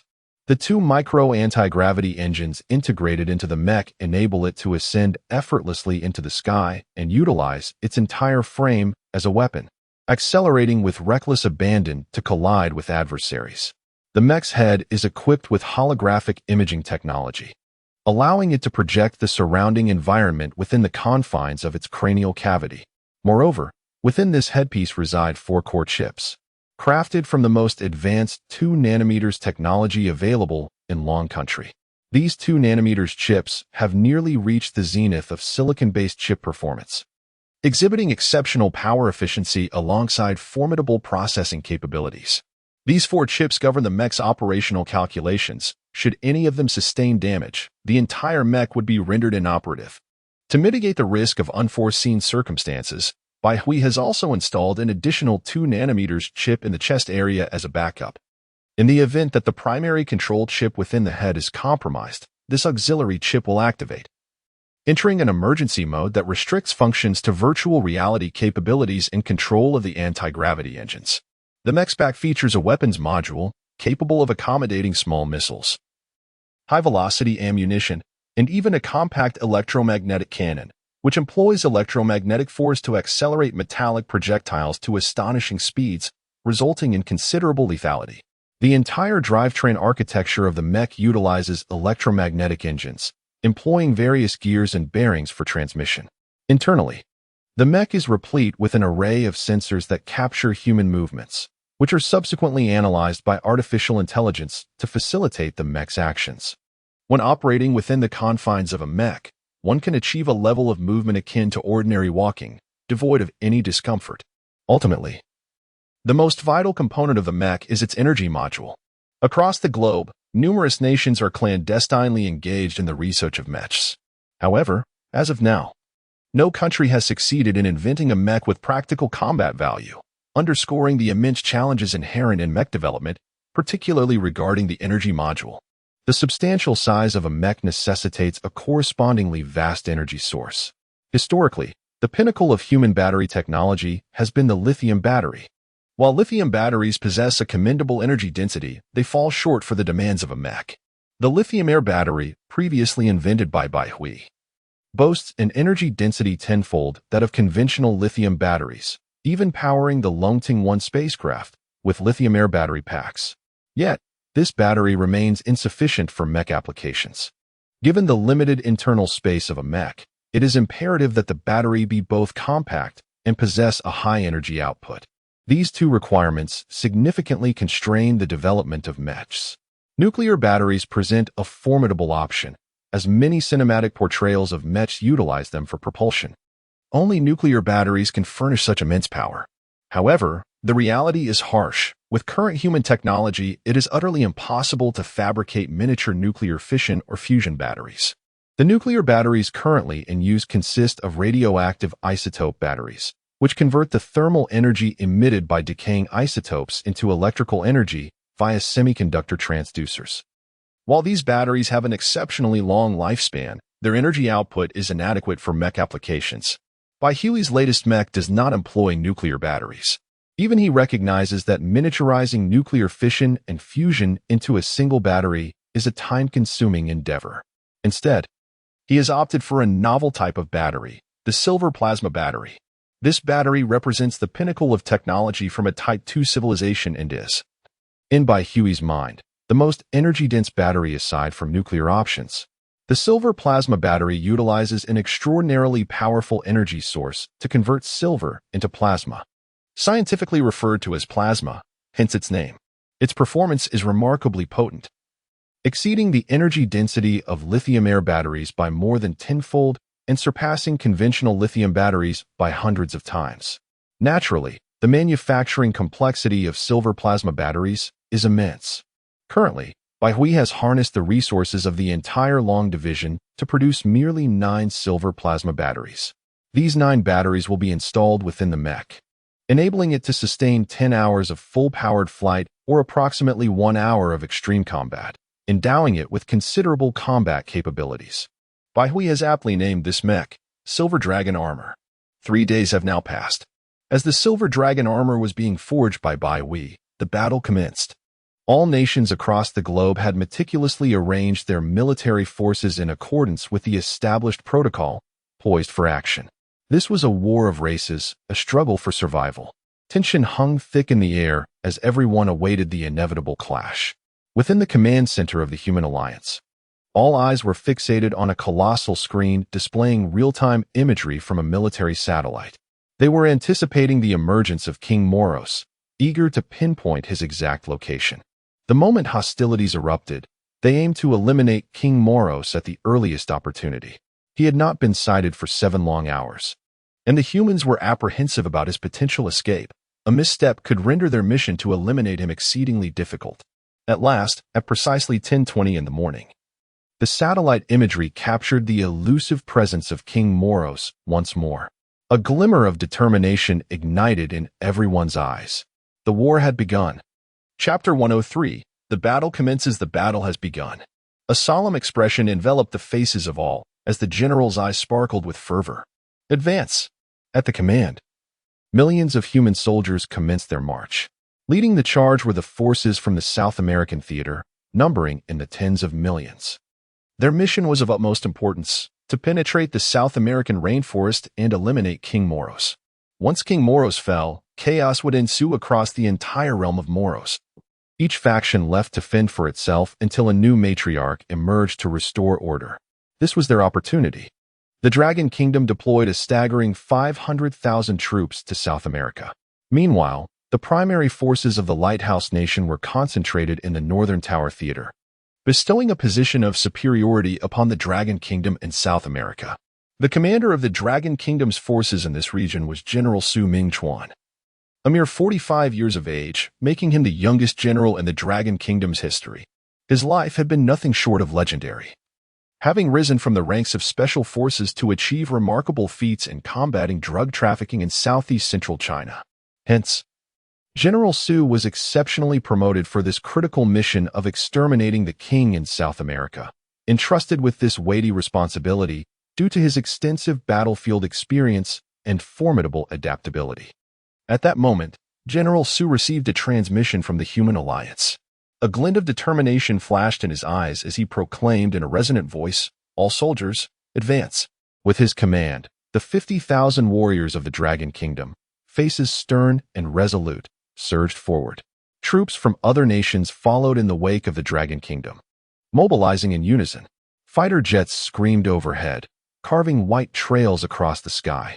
At sea, 10 aircraft carrier battalions braved the waves, cutting through obstacles as they set forth. On land, tanks and military vehicles raced towards the South American rainforest with unyielding speed. This was humanity's all-or-nothing gamble. In a mere 10 minutes, all forces had reached the South American rainforest. "General, we have spotted Moros to the southwest," a scout reported to the command center via satellite signals. A spark ignited in Su Mingchuan's eyes. Without hesitation, he bellowed, a voice that resonated with power, "Attack." The human forces unleashed a ferocious barrage, catching the Moros, concealed in the rainforest, completely off guard, transforming them into a porcupine of destruction. These were not ordinary bullets. In preparation for confronting Moros, humanity had significantly augmented the lethality of their weaponry. Standard rifles could not penetrate the armored defenses of the Moros. Thus, this time, all ammunition was comprised of armor-piercing rounds, enhancing their penetrative capacity to pose a lethal threat to Moros. The Moros emitted a pitiful wail, their plight appearing especially tragic. Yet, at this moment, no one harbored any sympathy for them. All of humanity understood the terror that these creatures embodied. This battle was a matter of survival. Either they would perish, or it would be the end of the Moros. Thus, humanity is devoid of even a mere semblance of compassion. The Moros, or the Blade Worms, found themselves under an onslaught of formidable firepower. For a moment, they were left in a state of disarray, their verdant blood staining the earth. However, once they regained their senses, they swiftly stabilized their formation. Every Moros utilized their powerful forelimbs to excavate burrows or sought out secluded hiding spots, concealing themselves in the shadows to evade human fire. When the moment called for it, they would launch a fatal strike against humanity. Yet, in this conflict, humans had already secured the advantageous elements of timing, manpower, and informational superiority, while the Moros were left with only the benefit of terrain. Within the dense rainforests, armored vehicles such as tanks found it exceedingly difficult to navigate. Consequently, human soldiers were compelled to advance on foot, clad in specially customized protective suits. These suits were crafted from exceptionally resilient materials, designed to thwart the silent intrusion of Moros larvae seeking to parasitize the human body. The human army advanced with relentless momentum. Step by step, while the entirety of the South American rainforest was encircled by human forces. This necessity for mobilizing millions of soldiers became evident. The human side was tightening the siege, slowly progressing, while the Moros suffered significant losses. Nevertheless, as a level for civilization, the Moros were not without their capacity for resistance. Some smaller Moros lurked in the shadowy recesses of the rainforest, waiting for the human army to pass before delivering a stealthy, lethal blow from behind. Many soldiers thus lost their lives. Such is the nature of war. Death, like the wind, is ever at my side. In the command center of the South American theater, General Su Mingchuan surveyed the sand table representing the rainforest.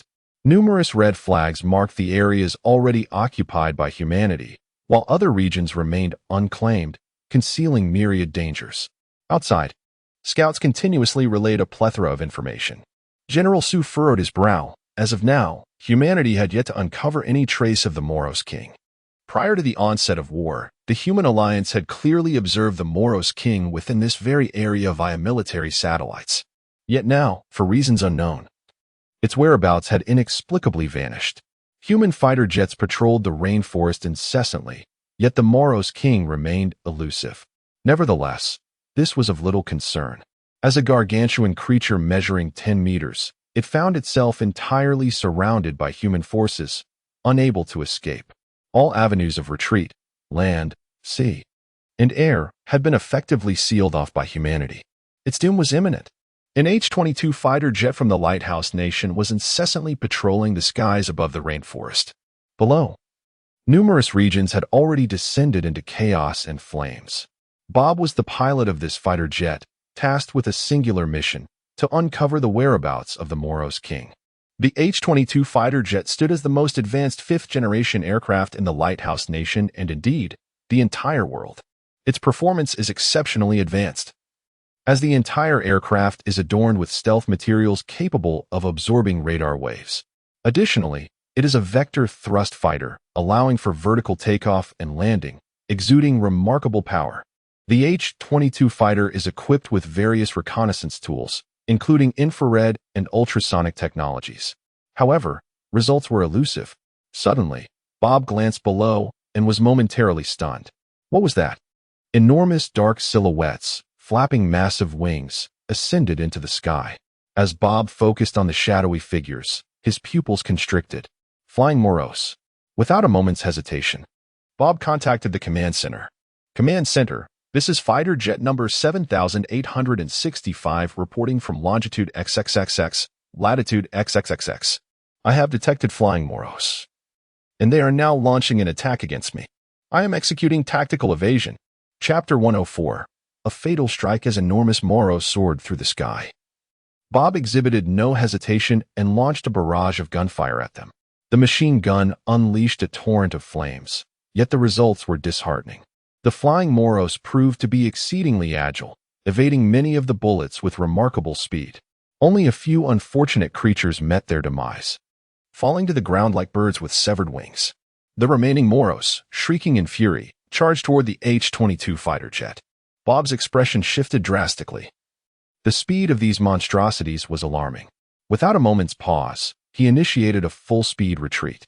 The H-22 fighter jet was renowned worldwide for its velocity, boasting a maximum speed of 2.25 Mach 2, 25 times the speed of sound. Although the Moros were swift, they paled in comparison to the H-22. However, the Moros were relentless. One of them emitted a piercing shriek, its right forelimb snapping forward like a bullet, propelling itself towards the fighter jet. In a critical moment, the Moros resorted to a desperate, severed limb attack, aiming to bring down the aircraft. The right forelimb, akin to a flying dagger, hurtled towards the H-22 with astonishing speed. Bob, believing himself to be safe, let out a slight sigh of relief. Yet, in the next instant, the entire aircraft shook violently. The scythe-like limb penetrated the H-22's fuselage with brutal force, causing the surrounding air to rush into the cockpit in a frenzy. This frantic influx ignited a searing temperature. As the H-22 was currently in supersonic flight, a speed that was already perilously fast for any fighter jet. Damn it! Bob cursed furiously, but it was too late. The aircraft disintegrated midair. The intense heat surged into the fuel tank, triggering a catastrophic explosion. Boom. An expensive H-22 fighter jet was reduced to mere ashes. Hello. Calling number 7865. Calling number 7865. In the command center of the South American Theater, a communications officer desperately attempted to make contact, yet received no response. General Su Mingchuan's expression darkened. He realized the pilot was likely doomed. He had not anticipated that, in such a short span, the flying Moros would have evolved. Such creatures were truly terrifying. The generals from various nations present shared somber expressions, their resolve to eradicate the Moro species strengthening with each passing moment. It was utterly horrifying. It had been merely 3 months since the emergence of the flying Moros. Would the Moros also evolve into aquatic forms? The answer seemed to be affirmative. It was even possible that such creatures had already evolved. Should they develop a variant capable of surviving in the ocean, humanity would face an existential crisis. The seas had always remained an unconquered frontier for humankind. Once Moros escapes into the sea, eradicating them becomes as elusive as finding a needle in a vast ocean. The depths conceal untold numbers of them. Fortunately, humanity has yet to uncover Moros' ability to navigate the waters. A swift warning must be issued to all pilots to exercise utmost caution against the airborne Moros. General Su Ming-chuan is given the order. However, perhaps his command is unnecessary. For at this very moment, a multitude of dark shadows has risen within the rainforest. These shadows are the flying Moros, a new species about which humanity knows little. The swarming Moros launch a relentless assault, inflicting catastrophic losses upon the formation of fighter jets. Their terrifying prowess, capable of severing limbs, poses a lethal threat to the aircraft.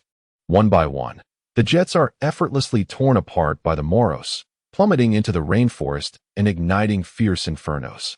This is a rainforest teeming with dry, combustible material. The crash of the fighter jets has sparked a conflagration, rapidly spreading and posing a significant threat to both the Moros and humanity alike. At this juncture, humanity has encircled half of the rainforest region. Yet, the figure of the Moros king remains elusive. Humanity finds itself at a standstill, compelled to confront the Moros head-on. The sounds of battle resonate throughout the rainforest as both sides engage in fierce combat. However, humanity ultimately holds the upper hand. After all, preparations for war began 3 days prior. The forces deployed by humanity even surpassed the number of Moros present in this rainforest. Complemented by a diverse array of advanced technological weaponry, these factors are pivotal in humanity's ability to suppress the Moros. The encirclement gradually tightens, and the flames of war continue to spread. Suddenly, a thunderous roar pierces the air. A colossal shadow erupts from a subterranean cavern. Upon its emergence, it leaps skyward with tremendous force, splitting an S-57 fighter jet in two. The Moros king has appeared. A collective surge of adrenaline courses through everyone. The ultimate foe has finally revealed itself. In this moment, at the command center of the South American theater and the headquarters of the Human Alliance, exhilaration fills the air. The Moros king has surfaced. There is no escape from this human encirclement, no matter its formidable abilities. Kill it. General Su Ming-chuan commands, invigorated. There is nothing more to deliberate. Now that it has shown itself, it must perish. The earlier the Moros king meets its end, the more lives of human warriors may be spared. In this instant, all fighter jets, tanks, and rocket artillery are aimed at the Moros king. Boom. A torrent of firepower is unleashed. Blinding light illuminates the entire sky as missiles, shells, and bullets scream forth. The Moros king, sensing its peril, roars in a frenzy. Countless Moros surge towards their king, desperately seeking to carve out a sliver of survival space for their sovereign with their own flesh and blood. Yet, all these efforts prove to be in vain. The relentless barrage of fighter jets and tanks concentrated their fire upon this very spot. Boom. The first missile struck. Slightly off course, yet it still obliterated a multitude of Moros into mere fragments. Subsequently, the second, third, and an endless array of bombs followed suit. Bang, bang, bang. The deafening roars reverberated throughout the entirety of the South American rainforest. The colossal detonations even conjured a small mushroom cloud. At the epicenter of the explosion, flames erupted like a great sun. The violent shockwaves radiated outward, reducing countless Moros to mere vapor in an instant. This was humanity's decisive blow. Did the Moros king survive? Chapter 105. A comprehensive counterattack in the rainforests of South America. Innumerable bombs detonated, their fierce flames threatening to blind onlookers. Countless Moros emitted piercing cries. Their charred limbs scattered in a chaotic ballet of destruction. At this moment, the collective human consciousness fixated on a singular question: had the Moros king met his demise? Anxiously, they awaited the dissipating echoes of the explosions. Fortunately, the flames, though intense, were fleeting. Soon, the epicenter of the explosion was unveiled by the winds. A squadron of fighter jets circled above, tasked with confirming the final outcome. In other global combat zones, forces stood poised for action, all anticipating this pivotal moment. A gaping crater emerged at the center of the devastation, beside which lay a colossal creature, reduced to a charred shell, its limbs obliterated. What remained was the immense carapace of the Moros king, a behemoth surpassing 10 meters in size, its exoskeleton having evolved to a remarkable hardness. Thus, even a barrage of missiles had failed to shatter it into fragments. The Moros king was dead. Trembling pilots relayed this news to the command center. Hooray! What splendid tidings! General Su Mingchuan at the command center clenched his fist in triumph, nearly leaping with joy. This was indeed monumental news. The crux of this war hinged on the eradication of the Moros king. Simultaneously, at the headquarters of the Human Alliance, officials rejoiced as the news spread. One official eagerly reported the development to command centers across various war zones. In the North Tower Zone, the area most ravaged by the Moros, a significant concentration of military forces had amassed. Emperor Pu of the Lighthouse Nation personally commanded the North Tower Zone. At this moment, he received confirmed intelligence from the Human Alliance, accompanied by an image. The picture depicted a charred monster's shell lying quietly on the ground, surrounded by towering trees still ablaze. Undoubtedly, such a massive form could belong only to the Moros king. Ha ha ha. The day of vengeance for the Lighthouse Nation has arrived. Clad in military garb, Emperor Pu, brimming with vigor, pointed forward and issued his command. Soldiers, the Moros king is dead. For the countless innocents who perished, we shall exact our revenge today. Charge forth. The soldiers roared in unison, kill. The battle commenced, millions of troops converging upon the city of Golden Mountain, the former stronghold of the Moros, where their numbers could be counted in the billions. Furthermore, the West Zone, the Black Zone, and various sectors of the Central Zone initiated their offensive. Total war had erupted. Under the sudden onslaught of the human forces, the Moros were driven back relentlessly, and the tide of battle turned favorably. The Dragon Kingdom, the most formidable nation in the world, also revealed its overwhelming might at this critical juncture. Since the rise of Baihui, the technological advancements of the Dragon Kingdom have progressed at an astonishing pace. Today, in every aspect, the Dragon Kingdom is on par with other nations. Moreover, following the breakthrough in anti-gravity technology, the kingdom has developed an array of weapons based on this innovation, including anti-gravity vehicles, drones, and airships. Currently, these cutting-edge anti-gravity weapons are exclusively deployed for military purposes, with civilian applications withheld for reasons of confidentiality. In this ongoing conflict, these new weapons have been fully utilized. Initially, in the southeast theater of Zhengzhou, a region characterized by its dense population and numerous impoverished nations, the spread of Moros has been rapid following their incursion. Presently, the number of Moros in the southeast region ranks second only to that in Sakura Nation. Commanding the southeast theater is Commander Li Huaixing of the Dragon Kingdom's southeast military district. Upon receiving orders to advance, Commander Li gestured grandly, prompting countless anti-gravity vehicles and drones to ascend silently, reaching supersonic speeds in the blink of an eye. This exemplifies the remarkable capabilities of anti-gravity technology. Should fighter jets be constructed utilizing this technology, the results would be truly formidable. However, the Dragon Kingdom's role in the Southeast Theater is merely supportive. The true frontline forces are composed of the nations within the southeast region of Zhengzhou, which have suffered grave damages at the hands of the Moros. Now, they find themselves in a desperate fight for survival, understanding that only they can rescue themselves. Thus, able-bodied men have been conscripted to concentrate their forces for a final offensive against the Moros. The weaponry employed is entirely custom-made by the Human Alliance, as it is exceedingly difficult for them to inflict harm upon the Moros with their own armaments. In the nation of Yu, located in the southeast region of Zhengzhou, the number of Moros is alarmingly high, given that much of Yu's terrain consists of hills and dense forests, fraught with venomous creatures and traps. Human movement is severely impeded. Consequently, various aircraft are utilized to transport troops towards the cities occupied by the Moros, launching their assault. As the two sides engage, the Moros roar defiantly, fearlessly attacking humanity. At this moment, the significance of human firearms is starkly illustrated, as guns unleash torrents of flames. You devilish fiends, perish. Oh, monsters, meet your end. You have slain my kin. I shall annihilate you all.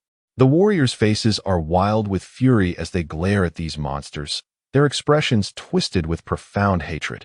The battlefield reverberates with gunfire, bullets striking the Moros and piercing through their bodies. In the face of these specially designed human projectiles, even the Moros' formidable exoskeletons offer no defense. Green blood spills upon the earth, as one by one, the Moros fall. However, an increasing number of Moros, undeterred by the prospect of death, relentlessly launched their assaults. Soon, a cadre of Moros surged forth to confront humanity. In close combat, Humans stood no chance against the formidable Moros. "Ah, save me!" cried a warrior as a Moros severed his arm with its forelimb, clutching the wound in utter despair. With no alternatives left, the remaining fighters raised their firearms and fired alongside the wounded warrior. It may seem cruel, yet if this Moros were to persist, countless more human soldiers would perish. With tears in their eyes, the warriors continued their frantic barrage. They are all heroes. Chapter 106. Is King Moros not dead? Meanwhile, in the heart of Yu Kingdom, lies a city known as Longguang, the capital teeming with a dense population, which has become the epicenter of chaos. Countless Moros have seized vast territories. Suddenly, from the heavens, an array of anti-gravity vehicles descends. Reinforcements from the Dragon Kingdom have arrived. Weapons emerge from these vehicles, and the warriors of the Dragon Kingdom, wielding firearms, launch an assault upon the monstrous beings below. The air is filled with the thunderous sound of gunfire as flames sweep mercilessly across the battlefield. On the ground, soldiers emerge from all directions, standing resolute. At this moment, no one dares to falter. Unexpectedly, the Moros display an astonishingly tenacious resistance. Fearlessly, they counterattack against humanity, charging forward despite being engulfed in gunfire, falling one after another, yet undeterred. They relentlessly rush towards the human forces. Concurrently, shadows rise in the heart of Longguang City, flying Moros. These creatures bear resemblance to the ordinary Moros, save for the pair of fleshy wings sprouting from their backs, enabling them to soar into the sky. Be cautious. Focus on those flying monsters. The leader of the Dragon Kingdom issues a command. Anti-gravity vehicles, drones, and various fighter jets unleash a barrage of attacks upon the relentless shadows above. In the command center of the war zone, Commander Li Huixing scrutinizes the incessantly arriving intelligence from the front lines, his brow furrowing in concern. Logically, with the death of King Moros, the Moros should be descending into chaos without their leader's guidance. Yet, these Moros exhibit a ferocity that suggests they are still under some form of command. How can this be? King Moros is undeniably dead. Could it be? Commander Li suddenly arrives at a chilling conclusion. In the North Tower Continent War Zone, the human army, led by the Lighthouse Nation, launches an offensive against the Moros. Colonel Kester, a commanding officer in the Lighthouse military, spearheads an assault on Jincheng City as per the directives from headquarters. Bombers and fighter jets pave the way, unleashing torrents of firepower upon the Moros, many of whom are obliterated in the onslaught. Kester's primary mission is to eliminate the remaining Moros that have yet to be destroyed. The Moros are predominantly concentrated in the western region of the Lighthouse Nation. Various military units converge from all directions, with the focal point being Jincheng City, the place with the highest Moros population in the world. Kester leads his troops with unyielding momentum. The remnants of the Moros stand no chance of resistance. Just as humanity predicted, with the demise of King Moros, these creatures have utterly lost their fighting spirit. Kester is filled with exhilaration, feeling as though he is effortlessly accruing military accolades. He envisions a future where he dons a uniform adorned with 5 stars, his chest laden with medals, basking in the adoration of the entire populace of the Lighthouse Nation. That sensation, he believes, would be utterly sublime. At this moment, Kester was brimming with vigor. Warriors, charge forth. The enemy lies before us. We must hasten to Golden City and annihilate those accursed monsters. The soldiers in the ranks wore smiles upon their faces. This battle seemed remarkably effortless. Fear not, leader. We shall reach Golden City in no time and reduce the monster's stronghold to mere fragments. They exclaimed. Haha, leader. Soon you shall be a general. In the North Tower Continent War Zone, the situation unfolded with remarkable ease. However, in other theaters of war, the circumstances were far less favorable. In the Black Continent War Zone, the human alliance encountered fierce resistance. Although humanity launched a counteroffensive, they were being steadily pushed back by Moros. The Western Continent War Zone fared somewhat better. After all, the nations there boasted advanced technology and robust national strength. Despite Moros' tenacious resistance, the human alliance had gained the upper hand, though victory still seemed a distant prospect. Those wretched monsters were utterly relentless, resisting humanity's advances with fierce determination. The various localized war zones in the central continent fared similarly poorly, with the southeast region being the most favorable due to support from the Dragon Kingdom. Moros's forces were beginning to show signs of decline.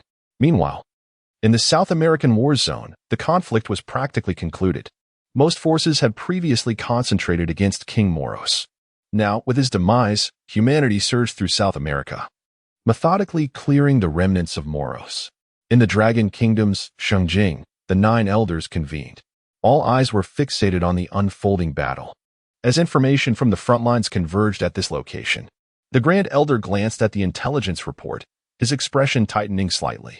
His brow furrowed into a line of concern. The second elder approached, inquiring with perplexity, "Grand Elder, what troubles you regarding the battle situation?"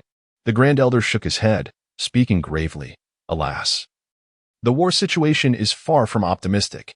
I have a nagging feeling that this conflict resembles a vast web, waiting for us to fall into its snare. Observe how peculiar the battle dynamics are. Aside from the North Tower continent and South American war zones, in all other regions, Moros displays a fierce tenacity, resisting humanity's advances. Yet in the North Tower continent, Moros appears to have completely lost its capacity for resistance, descending into chaos as the lighthouse nation harvests its forces at will." The second elder expressed confusion. "Isn't this a good thing?" The Grand Elder's demeanor grew grave. "You must understand, this is highly illogical. With King Moros's death, all Moros globally should have descended into turmoil, unable to muster any strength to resist humanity's advances. Any anomaly must have a cause." Upon hearing the Grand Elder's words, the other elders exchanged glances, their expressions revealing a flicker of concern. Indeed, this situation defied all reason. The Grand Elder sighed. "I harbor a most dreadful suspicion. I fear King Moros may not yet be dead." "What?" The 8 elders gasped in astonishment. How could this be? King Moros had been reduced to ashes, undeniably deceased beyond resurrection. Moreover, the photographs relayed from the South American war zone could attest to the fact that King Moros was indeed dead. Yet now, the Grand Elder's sudden proclamation that King Moros was still alive elicited an immediate reaction of disbelief from the 8 elders. The Grand Elder pondered, "Let us retrace our steps. Initially, our satellites detected the presence of King Moros in the South American rainforest. After thorough verification, we concluded that, based on its size, that individual was undoubtedly King Moros. However, what if that were not King Moros? Or perhaps there exists another individual who embodies King Moros." The elders, being astute individuals, instantly began to connect various dots. In an instant, a cold sweat broke out on the backs of all present. Chapter 107. Trouble arises. We are surrounded. Why do people believe that the one in the South American rainforest is the Moros king? In truth, this is merely a preconceived notion held by them. However, whether it is indeed the Moros king remains a mystery to all. The Moros king does not possess any particularly distinguishing features. The only significant difference between him and an ordinary Moros is undoubtedly his colossal stature. This size has enabled him to ascend as the king of the Moros clan. Yet, what if there are other Moros that also boast such immense proportions? In that case, everything would be a trap cunningly devised by the Moros king himself. Should this hypothesis hold true, it would elucidate all the peculiarities currently unfolding on the battlefield. The Moros king has not perished, and the global Moros have not spiraled into chaos. He may very well be in Golden City, laying an intricate web and patiently awaiting his prey. And the human army is precisely that prey. As the 9 elders grasped the entirety of the situation, a suffocating dread enveloped their hearts, and cold sweat poured forth. "Quickly, relay this hypothesis to the Human Alliance. Warn the Lighthouse Nation to exercise caution." The Grand Elder's expression was grave. His secretary hurriedly rushed to establish contact. However, it was already too late. With the Moros offering no resistance, the army of the Lighthouse Nation advanced with overwhelming momentum, encircling Golden City from all directions. At this juncture, they were less than 10 kilometers away from the city, close enough to behold its towering walls. Crest surged ahead, his eyes fixed on the magnificent city before him, a swell of pride rising within his chest. Look, it is the formidable Crest, leading the Lighthouse Nation to be the first to reach the enemy's stronghold. The time for slaughter was nigh. The malevolent Moros race was destined to be obliterated at the hands of the great Crest. Ha ha, reveling in his triumph. Crest could not help but laugh maniacally. Not only he, but the president of the lighthouse nation, Emperor Pu, was also brimming with exuberance. He was destined to become the greatest president in the annals of the lighthouse nation's history, for he led the army with unmatched vigor to the very heart of the enemy's lair. Soon, he would reclaim Golden City, slay those accursed monsters, avenge the countless citizens lost by the lighthouse nation, and restore the former glory of Golden City. Convey my orders. Launch the final assault on Golden City. Yes, the army commenced its full-scale attack on Golden City. Crest led the charge, wielding a rocket launcher, aiming it at the multitude of Moros ahead, and fired. Boom. A thunderous explosion echoed as the rocket created a massive crater, claiming the lives of several Moros. Ha ha ha. You monsters deserve to perish. Crest's command post swiftly pressed on, reaching the very foot of Golden City's walls. However, an overwhelming sense of dread suddenly surged within Kester, a chilling sensation creeping up from the base of his skull to engulf his mind. Before him, an enormous creature, towering over 10 meters, materialized. It bore an uncanny resemblance to Moros, King Moros. But was not King Moros already deceased? At that moment, Kester found himself bereft of thoughts, for King Moros was fixing him with a gaze that radiated coldness. With a mere gesture of its forelimb, countless Moros erupted frantically from the city of gold. In that instant, any further words were rendered superfluous. The only recourse was to engage in a frenzied battle. Damn it! Perish! A sense of unease gripped Kester. Yet he found himself devoid of options. He could only unleash torrents of flames, reaping the lives of Moros. However, these Moros, shedding their previous demeanor, charged fearlessly towards them. Gold City, as the stronghold of the Moros, housed billions of them. They surged forth like a swarm of locusts, utterly unafraid of death. Above, fighter jets incessantly unleashed bullets and missiles. The missiles detonated amidst the Moros, instantly annihilating thousands. Green blood erupted in the aftermath of the explosions, scattering in all directions. Yet, in a turn of despair, winged Moros began to rise within Gold City. These flying Moros launched precise assaults on human aircraft, bombers included. Kester was reloading, breathless and utterly exhausted. The recoil from the incessant gunfire rendered his arms numb. The Moros had breached their defenses, and his comrades were being slaughtered. In this moment, he realized with stark clarity that his dream of becoming a 5-star general was as distant as ever. His previous momentum had merely been a trap laid by the Moros. They were the prey, while the Moros were the hunters. They were incredibly foolish. They had delivered themselves into the jaws of doom. Gritting his teeth, Kester lifted his machine gun, unleashing a barrage towards the front. At this juncture, aiming was unnecessary, for the path ahead was teeming with those accursed monsters. Rat-a-tat-tat. Ow! Perish before me. The flames spewed forth, claiming the lives of the Moros. Suddenly, Kester's eye caught a pair of indifferent compound eyes, fixed intently upon him. King Moros. In the midst of Kester's profound shock, the figure of King Moros sprang into the air with astonishing agility. Kester stared blankly at the sky. A colossal shadow seemed to eclipse the sunlight. Bang! Damn it! Kester's last words remained unuttered, as he was crushed to death by King Moros. Thus fell a potential 5-star general, extinguished by the hands of King Moros, an outcome that felt rather unjust. Meanwhile, in the command center of the Northern Tower War Zone, Emperor Pu gazed at the map, brimming with satisfaction. With thoughts swirling in his mind, he reflected on the imminent reclamation of this land by the beacon of the nation, and a sense of joy surged within him. Suddenly, a soldier burst into the room. Panic etched across his face as he exclaimed, "It's terrible. We are surrounded." The Tsar, somewhat displeased by the soldier's haste, inquired, "Surrounded? How can that be?" He scoffed at the notion, for their forces were currently advancing with unstoppable momentum, their spirits soaring high. "Indeed, Your Majesty, countless Moros have suddenly appeared around us. We are now encircled. Moreover, a towering Moros, over 10 meters tall, suspected to be the Moros king, has emerged in Jinshan City, leading the Moros in a counteroffensive against humanity. Colonel Kest has fallen in battle, and our losses are grievous." The soldier, witnessing the Tsar's disbelief, spoke with urgent fervor. "What?" The Tsar's mind was struck as if by a heavy hammer, leaving him in a state of bewilderment. Chapter 108. The emergence of the Moros in the city of Jinshan, a Moros towering over 10 meters suddenly appeared, suspected to be the Moros king. Countless Moros surrounded us, launching a counterattack against humanity, resulting in devastating losses. A myriad of questions pounded at Emperor Pu's soul. Could today truly be April Fool's Day? Otherwise, how could such an exaggerated event transpire? Emperor Pu, I assure you, all I say is the truth. You need only glance at the images relayed from the scene. A soldier urged, sensing the emperor's disbelief. In a fit of urgency, Emperor Pu hastened to examine the live footage. Upon witnessing the scenes displayed on the screen, darkness clouded his vision. The Moros king was not dead. This was all a trap. We have fallen into their scheme.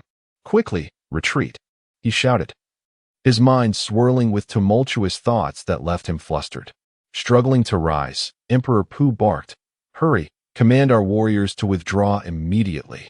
It is too late, came a somber voice from outside the tent. A general entered, his expression grave. Emperor, we have been deceived.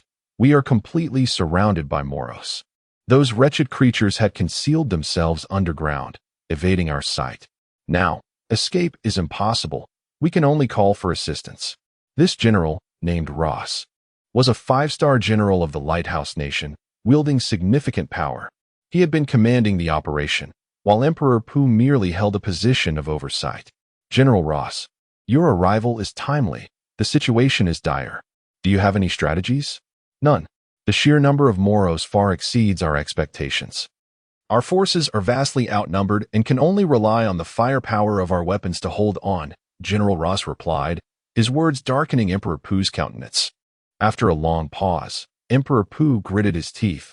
I will inform the Human Alliance and request reinforcements. General Ross shook his head. Emperor, I have already transmitted the intelligence. The Human Alliance has responded. If the situation is as we report, they will contact the forces in the South American theater to dispatch aid to North Tower continent. However, it will take at least a day to mobilize the troops, and we must endure for over a day. Defeated, Emperor Pu slumped into his chair, his expression despondent. The news of the second Moros king's appearance in Jinshan swiftly spread across the globe. How could this be possible? The Moros king had indeed been slain in South America, and we even acquired his shell. Unless the creature in South America was not the Moros king. No wonder the Moros in our theater exhibited such order instead of chaos. They clearly fought with unwavering determination. It turned out that the Moros king was still alive. What shall we do now? The forces from the South American theater are en route to Jinshan, yet the fastest among them will require at least a day's time, and full arrival will extend beyond that. We currently find ourselves with but one path before us, to eliminate the second Moros king. Otherwise, these Moros fight with reckless abandon, making them exceedingly difficult to defeat. Alas, we can only hope that the forces from the South American theater will arrive in time to vanquish the Moros king. The emergence of a second Moros king is an unforeseen development. A troubling thought crosses my mind. Could it be that this is not the Moros king after all? Generals and leaders from various battlefronts are engaged in heated discussions, following the appearance of the Moros in Jinshan City. The frenzy among the Moros across the world's theaters has escalated. Countless Moros are surging forth from every conceivable corner, having previously conserved their strength. A significant portion of them had yet to make an appearance. Now, at this final hour, they have finally emerged. In the central continent, southeast region. In the nation of Yu, lies Longguang City, which is situated by the sea. At this moment, the forces of Yu are collaborating with Commander Li Huaixing of Longhua to launch an assault on Longguang City. A multitude of flying Moros has surged forth from within the city, yet they have been swiftly dealt with. They were on the verge of capturing Longguang City. But for reasons unknown, the Moros within have suddenly gone mad, rushing frantically toward the coastline.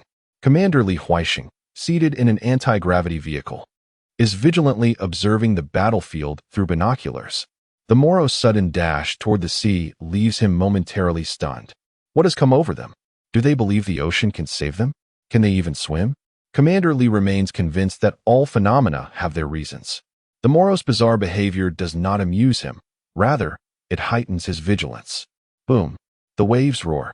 Suddenly, from the depths of the ocean, a colossal shadow emerges. Commander Li quickly angles his binoculars toward the sea, sensing an unsettling disturbance. Crash. A shadow rises, standing upon the ocean's surface. Through the lenses, he perceives the unfolding scene with dread. The third Moros king? Indeed, it is a gigantic Moros. This one appears to dwarf even the two from the rainforests of South America and the coastal city of Jinshan. Perhaps it is appropriate to designate it as the Moros Emperor? Wait, it has risen from the depths of the sea. Could it be that the Moros have mastered the art of diving? This complicates matters significantly. Commander Lee's heart grows heavier. This conflict seems to spiral beyond his control. He must promptly report to the Council of Elders. With urgency, he retrieves his phone and dials directly to the council. Greetings, esteemed elder, I am Li Huaixing, currently situated in Longguang City of the Yu Kingdom. To my astonishment, a third Moros king has emerged here, and it is the largest among the three, measuring over 20 meters in length. I have deemed it the Moros Emperor. Furthermore, this Moros Emperor has arisen from the depths of the ocean. Its sudden appearance in Longguang City leaves its precise intentions unclear. Upon receiving this news, the Council of Elders fell into a profound silence. What? The Moros Emperor has indeed surfaced from the sea.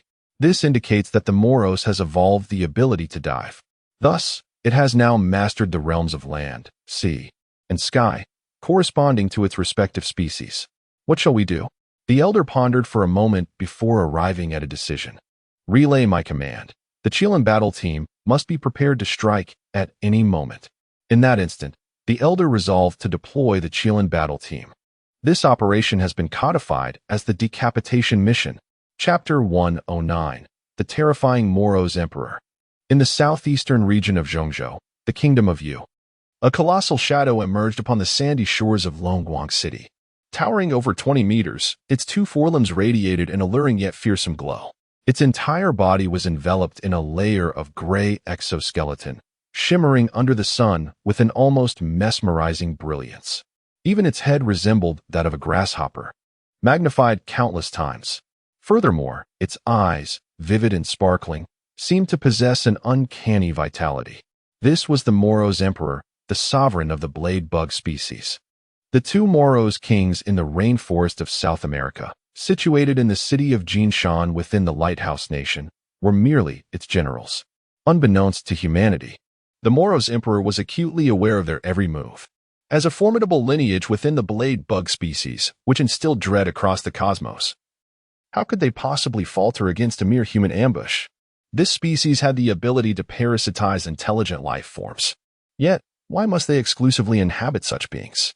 The answer lies in the fundamental distinction between sentient beings and ordinary flora and fauna. This distinction is encapsulated in the capacity of intelligent beings to consolidate consciousness within their minds. The blade bugs could devour this consciousness. But there existed another clandestine secret. Upon consuming an individual, they could seize the host's memories. Through these memories, they could acquire a wealth of information. Thus, throughout the annals of cosmic civilizations, it was rare for the queen of the blade bug species to fall at the hands of humans. What humanity was oblivious to was that the blade bugs had long since unraveled all plans and had constructed traps, eagerly awaiting human entrapment.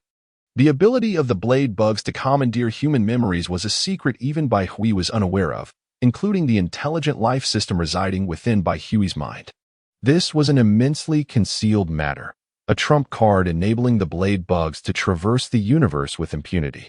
The Moros Emperor stood silently on the beach, its multifaceted eyes glinting with disdain as it gazed down at the humans of Longguang City. Behind it, a throng of thousands of Moros had recently emerged from the depths of the sea. Commander Li Huaixing sat atop an anti-gravity vehicle, beads of cold sweat forming on his forehead. Damn, he had not anticipated the arrival of the Moros as reinforcements, let alone the presence of a Moros Emperor. This sudden development was utterly astonishing. In an instant, humanity had transitioned from the offensive to the defensive. They were about to face an onslaught from a regal Moros being. Could they withstand it?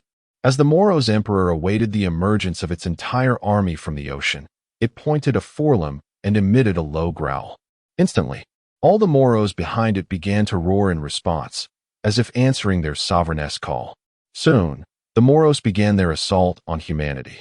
A dense mass of shadows surged towards the shore like a relentless tide. Damn it, they are attacking. Quickly establish a defensive line. roared the commander of the Vietnamese forces in a fit of rage, frantically issuing commands. Gunfire poured mercilessly onto the beach, annihilating the Moros in a frenzied onslaught. However, the Moros were maddened. Even when one of their own was struck and fell behind, they would trample over their fallen comrades, continuing their charge forward. Under such circumstances, humanity could only retreat incessantly. Above in the sky, the forces of the Dragon Kingdom relentlessly attacked the Moros. Missiles were launched recklessly into the ranks of the Moros, each missile claiming numerous Moro lives. Yet, there were simply too many Moros. The number of Moros brought forth by their king from the sea far exceeded that of Lungwang City. This could not continue. Commander Li Huixing observed the dire situation from above. If this persisted, humanity would inevitably face defeat. What to do? Capture the king to catch the thief. Commander Li understood this deeply. He knew that if the Moro king were slain, the entire crisis would collapse like a house of cards. All missiles, bullets, and bombs. Focus on the Moro king. As long as we kill it, we shall win this war. The battlefield was filled with the ceaseless sounds of explosions, the noise overwhelming. Commander Li could only shout at the top of his lungs. Received. In the sky, a fleet of X-20 fighter jets suddenly changed course, charging towards the massive figure on the beach. Various bombers and anti-gravity drones also sped towards the Moro king. At that moment, the ordinary Moros became inconsequential. This battle had captivated the attention of the entire world. The Dragon Kingdom had reported the appearance of the Moro king in Vietnam to the Human Alliance. It was only then that humanity realized the truth. Vietnam was the true lair of the Moro queen. The one they had slain in the South American rainforest was merely a decoy. Previously, they had believed that the 10-meter Moro king in the city of Golden Lighthouse was the queen of the Moro clan. Thus, the Human Alliance had redirected troops from the South American theater to support North America. Now, they could only reverse their course to rush to Vietnam's aid. For this battle, the Human Alliance had directly deployed military satellites to monitor the conflict in Vietnam. The clarity of the military satellites was exceptional, allowing them to see every single Moro clearly. Therefore, they observed the battle with acute precision. As the fighter jets redirected to confront the Moro king, the Human Alliance comprehended Commander Li's intentions. This was precisely what they had hoped to witness. Everyone anxiously watched the images transmitted by the satellites. It had to succeed. As long as the Mother Empress Moros is slain, victory in this battle is assured. Above, the X-20 fighter jet unleashed a barrage of missiles, each aimed squarely at Moros on the beach. Bang, bang, bang. The missiles soared forth, yet the expression in Moros's eyes remained unchanged. At the moment the missiles were about to reach their target, Moros suddenly leapt into the air, ascending several hundred meters. Her entire form was perfectly aligned with the X-20 fighter jet that had just launched the missiles. With a swift motion, Moros's limbs, akin to the scythe of death, sliced toward the X-20. A brilliant explosion lit up the sky as the jet was cleaved in two. The Human Alliance stood in stunned silence, captivated by the footage relayed from the satellite. The Mother Empress Moros was utterly terrifying. Chapter 110. The emergence of the Chilean battle team after the formidable Moros Emperor sliced an X-20 fighter jet in half, astonishingly. Its massive form did not plummet to the ground. Instead, it unfurled two colossal, fleshy wings from its back, casting a shadow that obscured the sun. In that moment, all onlookers were rendered speechless by the spectacle. Is this truly the matriarch of the Moros clan? How utterly terrifying. Previously, the Moros Emperor had emerged from the depths of the ocean, demonstrating its ability to submerge. Now, it had unfurled its wings, soaring majestically through the skies. The Moros Emperor was indeed a creature capable of thriving in water, on land, and in the air. No wonder it had ascended to the status of the Moros matriarch. At this moment, a flicker of fear ignited within the hearts of humanity. This race is truly formidable. The Moros Emperor must be vanquished, regardless of the cost. At that instant, leaders from various nations watching the satellite broadcast were filled with trepidation. Bang, bang, bang. The battle was far from over. As the surrounding X-20 fighter jets unleashed a barrage of relentless fire upon the Moros Emperor, The machine guns mounted on the fighter jets possessed formidable penetrating power and fired at astonishing speed. Such weaponry was a nightmare for ordinary Moros. However, the bullets struck the Moros Emperor's exoskeleton as if they were colliding with steel. Sparks flew. The bullets left only faint white marks upon its armor. Although the gunfire posed little threat to the Moros Emperor, the kinetic energy of the bullets was still perceptible, akin to an incessant tickling. Roar. The Moros Emperor was enraged, letting out a thunderous roar. With a powerful flap of its gigantic wings, it stirred up a tremendous gale. Its speed was astonishing, far exceeding the speed of sound. Moreover, its immense form did not hinder its agility. On the contrary, the Moros Emperor was remarkably nimble.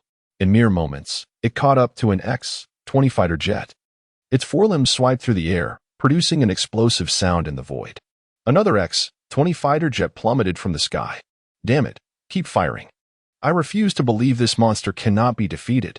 Countless X-20 fighter jets, along with various anti-gravity vehicles, unleashed an unrelenting barrage toward the Moros Emperor. Despite its incredible speed and agility, the Moros Emperor still endured some of the onslaught. A missile struck with precision towards the Moros Emperor's direction. Boom!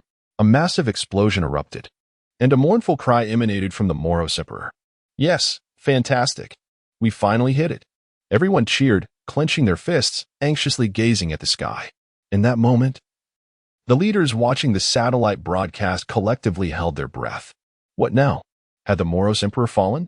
As they watched the satellite feed, a massive shadow emerged from the billowing clouds of smoke, soaring into the sky. The Moros Emperor had not been defeated. A chill swept through everyone's hearts. Could even missiles not vanquish it?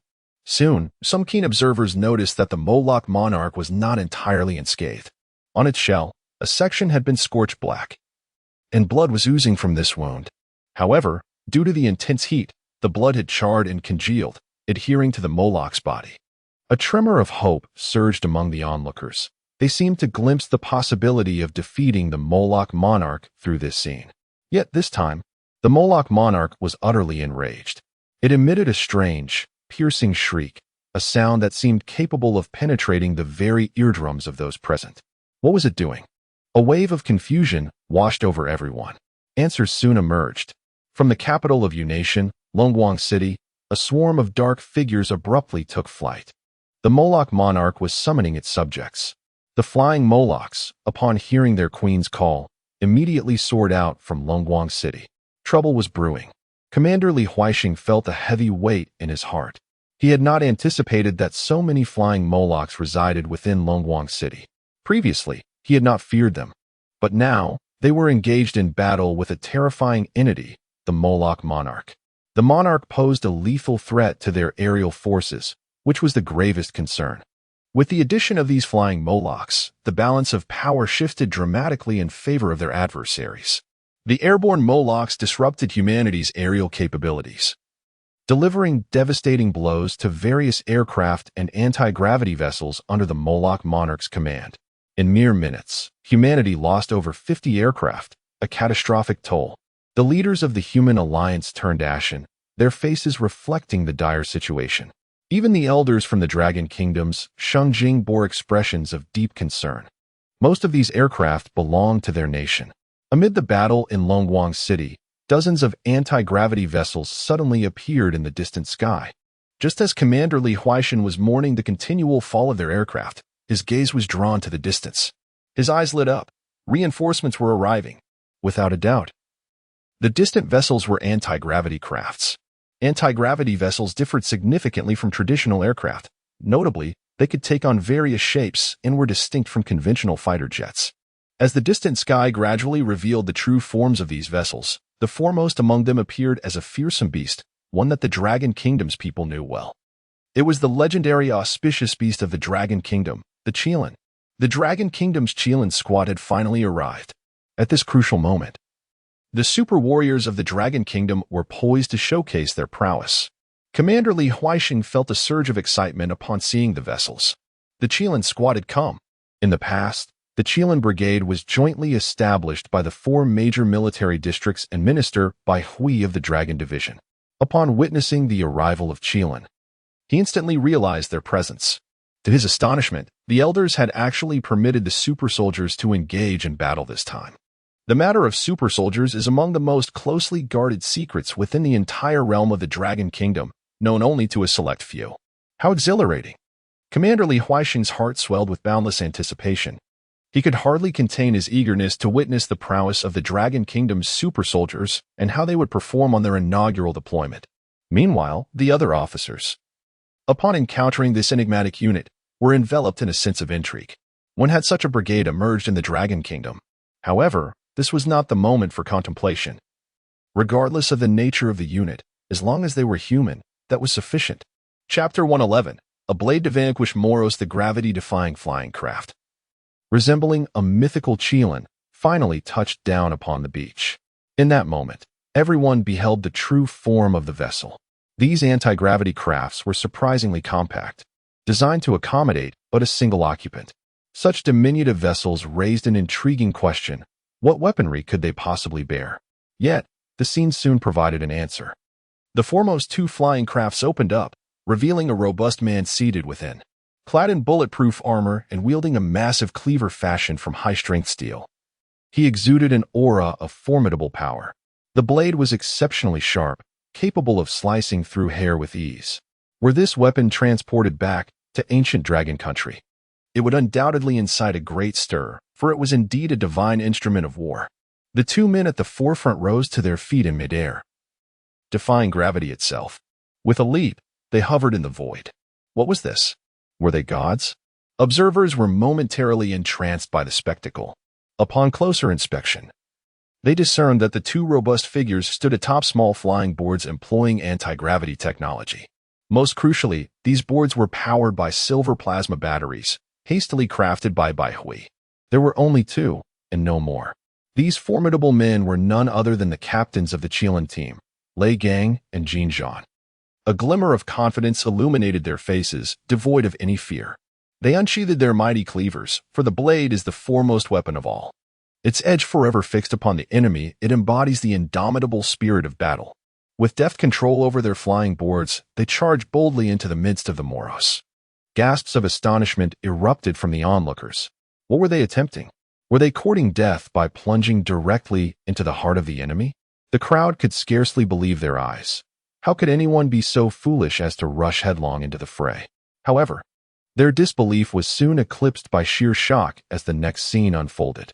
Lei Gang and Jin Zhan, each wielding a cleaver and gliding upon their boards, soared towards the swarm of Moros.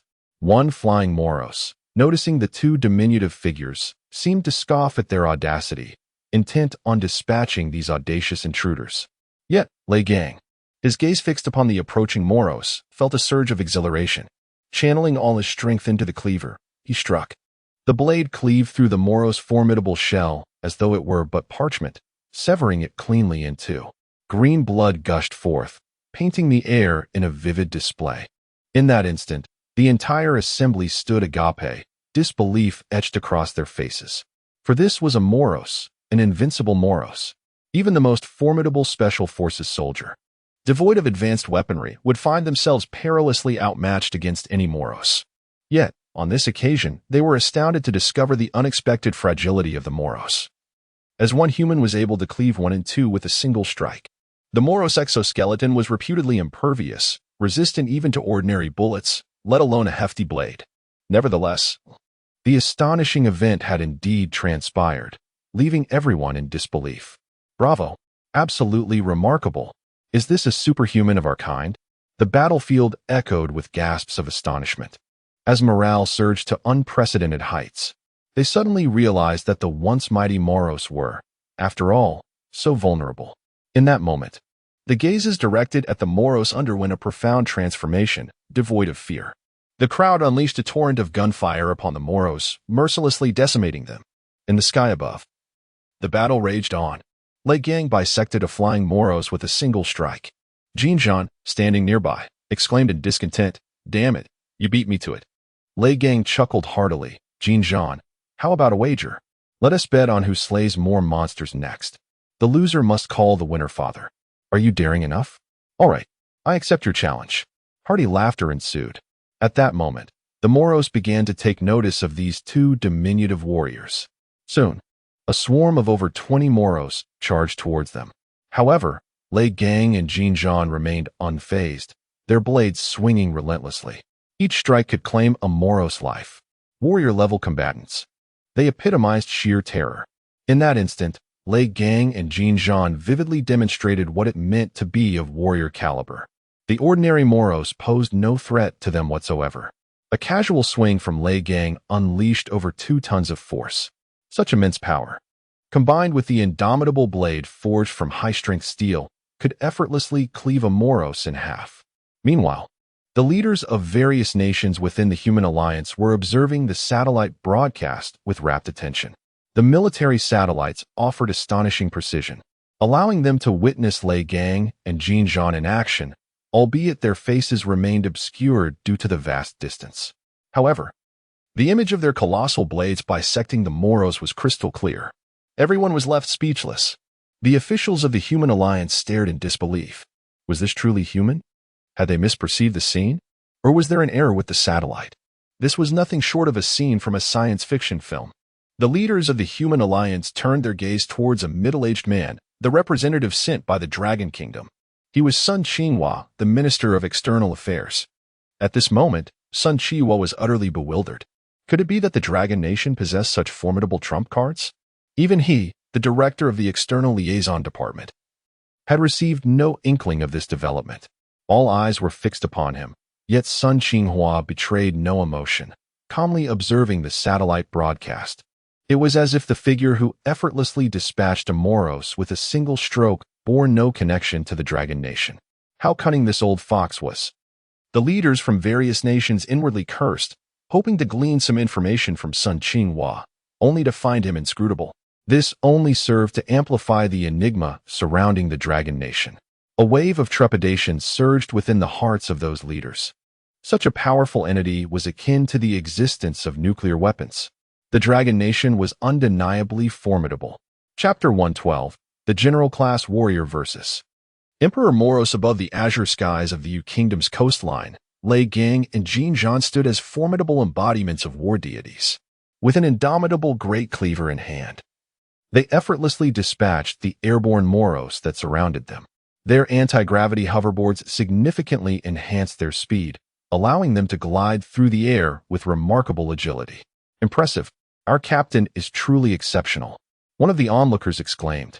In just 2 months, I should also attain the rank of general class warrior. And then I too shall wield such power. Alas, it is unfortunate that we lack flying boards and cannot partake in this grand battle. Nearby, members of the Chilan squad engaged in animated discussions. Each member among them was a formidable warrior. For only those who had attained the warrior rank were deemed worthy to participate in this conflict. Li Yi, a former colonel of the Shenyang military district, had resolutely joined the ranks of the super soldiers upon encountering the super soldier project. He was among the elite super soldiers alongside Lei Gang and Jin Zhan. Though he had yet to reach the general class, he had ascended to the rank of first-class warrior and served as the vice-captain of the Chilan squad. At present, Li Yi stood at the pinnacle of first-class warrior, on the cusp of breaking into the general class. Observing the magnificent prowess displayed by his comrades, his eyes shimmered with determination. Suddenly, he clenched his teeth and shouted, "Brothers, let us not merely watch. Below lies our stage to prove ourselves. If we wish to advance swiftly, we must engage in this life-and-death struggle. Follow me." With that, Li activated his anti-gravity flight device and descended towards the ground, followed closely by all Chilan squad hovercraft. "Brothers, kill," he commanded as he leaped from his device, brandishing a firearm in one hand and a red-tasseled spear on his back. Li Yi unleashed a barrage of gunfire at the countless Moros surrounding them.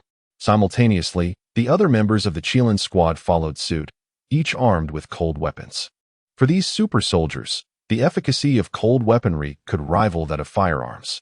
However, they had yet to engage in direct hand-to-hand combat with the Moros, as such encounters would deplete their stamina. Each warrior fired their weapons furiously at the Moros.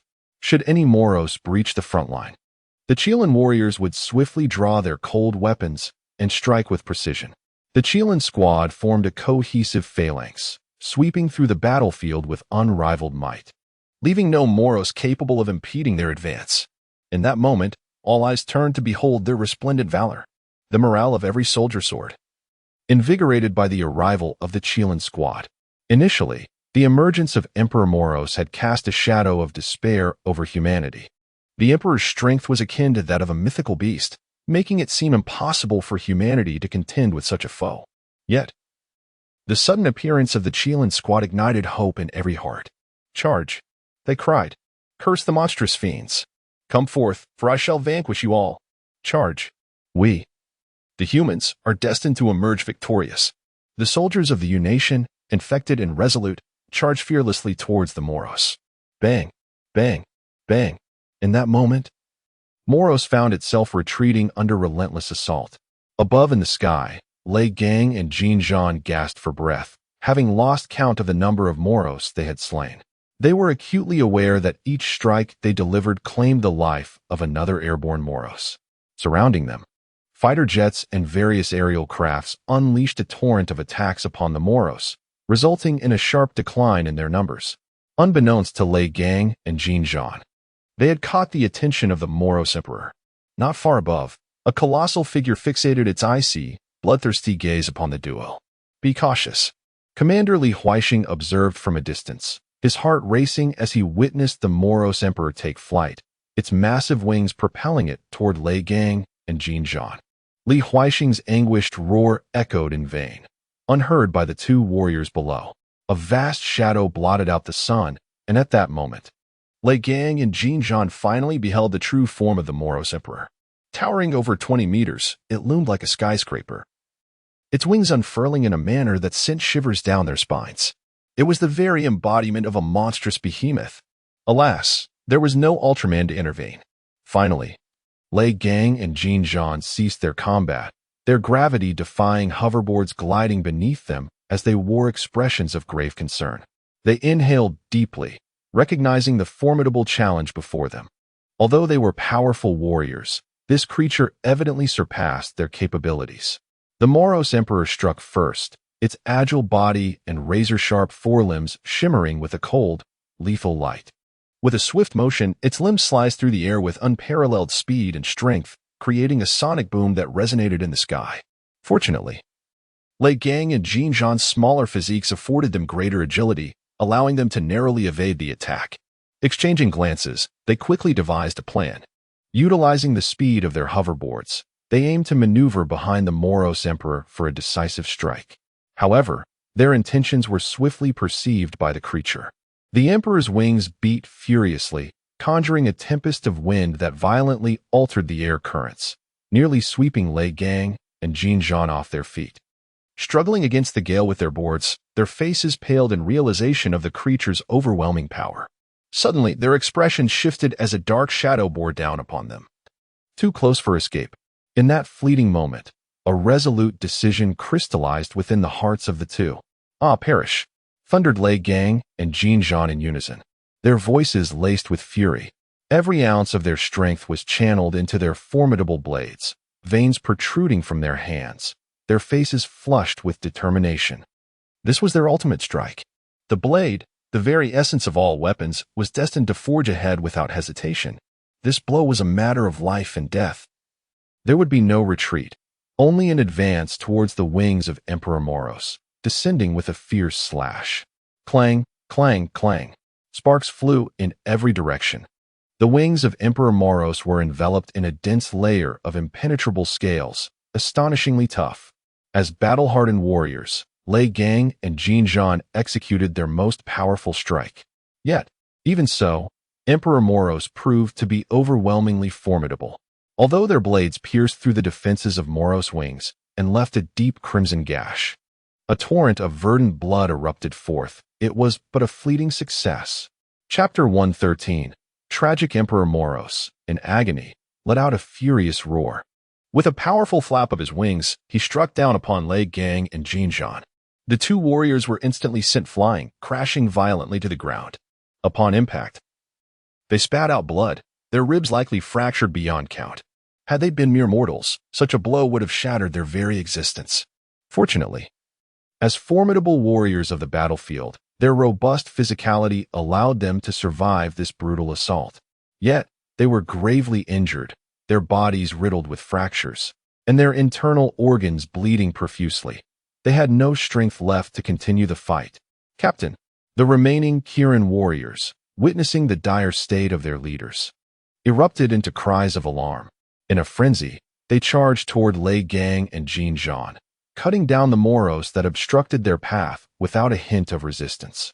Li Yi was the fastest among them, rushing to Lei Gang's side and anxiously exclaiming, "Captain, are you all right?" Blood foamed at Lei Gang's lips, but he struggled to reply. I'm fine. Moros. Emperor Moros is too powerful. We couldn't stop him. Captain, don't speak. Rest assured. You will be all right. Li Yi exclaimed, hoisting him up, while another Kirin warrior lifted Jin Zhan. We must get them treated immediately. Xiaohu, take several third-tier warriors and use the anti-gravity vehicle to return to base for medical assistance. Li Yi remained composed, rapidly formulating a plan. The two battle generals were invaluable assets, strategic forces of the Dragon Nation, and their preservation was paramount. Thus, regardless of the challenges they faced, ensuring that Lei Gang and Jin Zhan reached safety for treatment was of utmost importance. The Kirin warriors surged toward their anti-gravity vehicle, but soon halted in their tracks. Before them loomed a colossal shadow, Emperor Moros. Damn it, this monster seems to have set its sights on us. What should we do? Without hesitation, Li Yi stepped forward, his voice rising in fervent defiance. I will hold him off. You all must flee. A formidable aura radiated from Li Yi, transforming him into a lion in spirit. Suddenly, boom, his energy surged, escalating his power to the level of a battle general, making him the fourth battle general of the Dragon Nation. However, there was no time for celebration, for they were about to confront a formidable adversary. Just moments ago, two battle generals had failed to withstand a single blow from this foe. What chance did Li stand alone? Go, cried the Kirin warriors, tears streaming down their faces. However, this was not a time for sorrow. At this moment, a group of individuals faced a pivotal choice, to remain or to flee. A Kirin warrior soon made a resolute decision. With unwavering determination, he declared, Xiaohu, you take the captain and the others and go. I shall stay behind to assist the vice captain. I will remain as well. Take me with you. To everyone's astonishment, the entire group chose to stay and confront this formidable foe alongside Li Yi. Li felt a mix of anger, urgency, and deep emotion. Lin Tao, are you out of your mind? Why are you all staying? Are you waiting to die? Lin Tao chuckled innocently, Captain Li, I cannot bear to see you left alone. Li Tao sighed, realizing he could not command them otherwise. Well then, let us fight. I refuse to believe that we cannot defeat this monster. With a fierce gaze, Li Tao brandished his red tassel spear, its tip gleaming with a chilling light. Attack! Li Tao was the first to strike, charging directly at the Emperor Moros. His spear moved with the grace of a dragon, embodying unmatched power. Charge! The group erupted in a unified roar, launching their assault. A hint of derision flashed in Moros's eyes. To him, these warriors were mere insects. Soon, Moros moved, towering over the Kirin warriors, unleashing its attack with unparalleled speed. With a swift swipe of its forelimbs, it cleaved through the air. In a heartbeat, a Kirin warrior was caught unawares and was brutally bisected. Luda! Li Yi's eyes blazed with fury, transforming his sorrow into strength, and he drove his spear into Moros with ferocious might. Now a battle-hardened warrior, his power had significantly surged. Coupled with the spear's enhancement, his strike was devastatingly potent. The spear plunged deep into Moros's body, penetrating over half a meter. Not only that, other Kirin warriors rushed to the forefront, each unleashing their most formidable attacks upon it. With a cacophony of piercing sounds, countless weapons found their mark in Moros's flesh. In that moment, the Kirin warriors inflicted considerable damage upon the beast. But Moros was incensed, transforming into a hellish demon, heedless of its injuries. It launched a frenzied assault on the Kirin warriors. One after another, they fell to Moros's wrath. The onlookers wore expressions of sorrow, silently witnessing the grim focal point of the battlefield. Damn you, Emperor Moros! Commander Li Huaixing felt an unbearable pain in his heart. Each of these Kirin warriors was a national treasure of the Dragon Kingdom, painstakingly nurtured at great cost. Yet, tragically, they were now perishing at the hands of Moros. It was utterly devastating. What to do? Launch missiles? Impossible. The Kirin warriors were still nearby. If missiles were to be launched, then these Kirin warriors would surely perish. At that moment, Commander Li Huaixing's expression was one of despair. He realized, to his dismay, that he was utterly powerless to assist them. Could he truly stand by and witness their demise? Suddenly, a silver figure appeared on the horizon, advancing with unparalleled speed. What was this? A wave of confusion swept over everyone. Soon, they beheld the true form of this apparition. It was, astonishingly, a silver mech. Without a moment's hesitation, the silver mech surged forward, breaking the sound barrier as it charged directly behind Emperor Moros. With a single, powerful punch, thud, the silver fist shattered the defenses of Moros' scaled armor, creating a gaping wound in its flesh. Green blood splattered everywhere as Moros let out a pained, frenzied roar and descended into the sky to confront the silver figure. An eerie silence enveloped the crowd. Chapter 114. The overwhelming destruction of Emperor Moros. The silver mech is none other than the Silver Dragon, which Bai Hui had only recently assembled. Upon witnessing the satellite broadcast, he was taken aback to see Lei Gang and Jin Zhan gravely injured by Emperor Moros. Without a moment's hesitation, Bai Hui piloted the Silver Dragon with unparalleled swiftness. Rushing to the scene, as he surveyed the area below, his eyes burned with rage. There lay a multitude of Qilin warriors sprawled across the ground, some horrifically severed in two. The crimson blood had thoroughly stained the earth, while a handful of survivors clung to their feet. It was crucial to note that this battle had mobilized over 300 members of the Qilin squadron, all of whom were at least warrior-level fighters. Now, more than half of them lay defeated, a devastating blow to the Dragon Kingdom. Bai Hui clenched his fists, his gaze filled with vengeance as he glared at Emperor Moros. "You shall pay for this," he hissed through gritted teeth. In an instant, Bai Hui sprang into action, his form a blur as he surged past Emperor Moros. The right arm of the Silver Dragon was equipped with a long, razor-sharp blade, crafted from the same material as the massive weapons wielded by Lei Gang and Jin Zhan. The left arm resembled a claw, with a circular device embedded at its center. This was the Silver Dragon's most formidable weapon, the ion cannon. Capable of unleashing tremendous energy to obliterate foes in an instant, the ion cannon had one significant drawback. It required close proximity to be effective. Otherwise, the energy would dissipate, rendering it ineffective. In a swift motion, Bai Hui raised his right arm, bringing the silver blade down with ferocity. Sensing the imminent threat, Emperor Moros quickly lifted his forelimb, intending to meet the strike head-on. Indeed, the explosive power of Moros' limb was formidable. Even a general-level warrior would meet their demise if struck. Bai Hui's eyes flashed with determination as he committed to the clash, the long blade colliding with Moros' forelimb.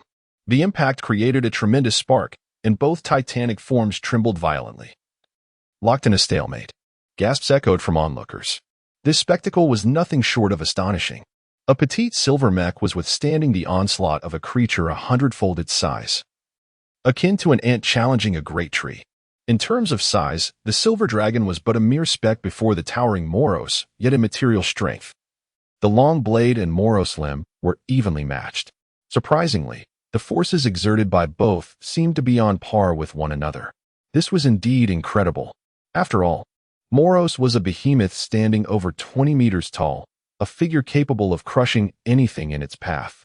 Yet, the power unleashed by the Silver Dragon could rival that of Emperor Moros. The reasons behind this extraordinary phenomenon were manifold. First and foremost, Bai Hui, as a formidable warrior of the battle class, stands as the individual with the highest level of genetic development in the Dragon Nation. His physical strength is capable of reaching between 2 to 3 tons. Furthermore, the Silver Dragon mech significantly enhances human capabilities. Thus, the current situation has unfolded.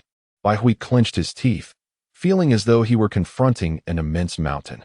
The engines of his Silver Dragon mech were operating at an alarming speed, fervently supplying colossal power to his right arm, causing the internal temperature of the mech to escalate rapidly. I cannot afford a direct confrontation. It is not to my advantage. A surge of thoughts raced through Bai Hui's mind as he swiftly retreated. Utilizing the two anti-gravity engines beneath him, he soared instantaneously to the back of Emperor Moros. The sheer size of Emperor Moros rendered him far less agile compared to the petite silver dragon mech. This was the very advantage Bai Hui sought to exploit. The silver dragon mech landed upon the back of Emperor Moros. With a fierce glint in his eyes, Bai Hui grasped his blades tightly and plunged them directly into the body of Emperor Moros. With the amplification of his tremendous strength, the scales of Moros proved as fragile as tofu.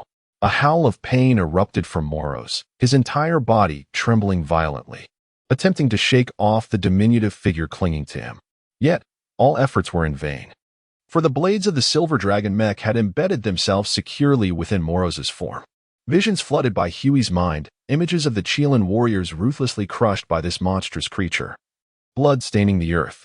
He recalled Lei Gang and Jin Zhan, who valiantly faced Emperor Moros alone, only to be effortlessly defeated.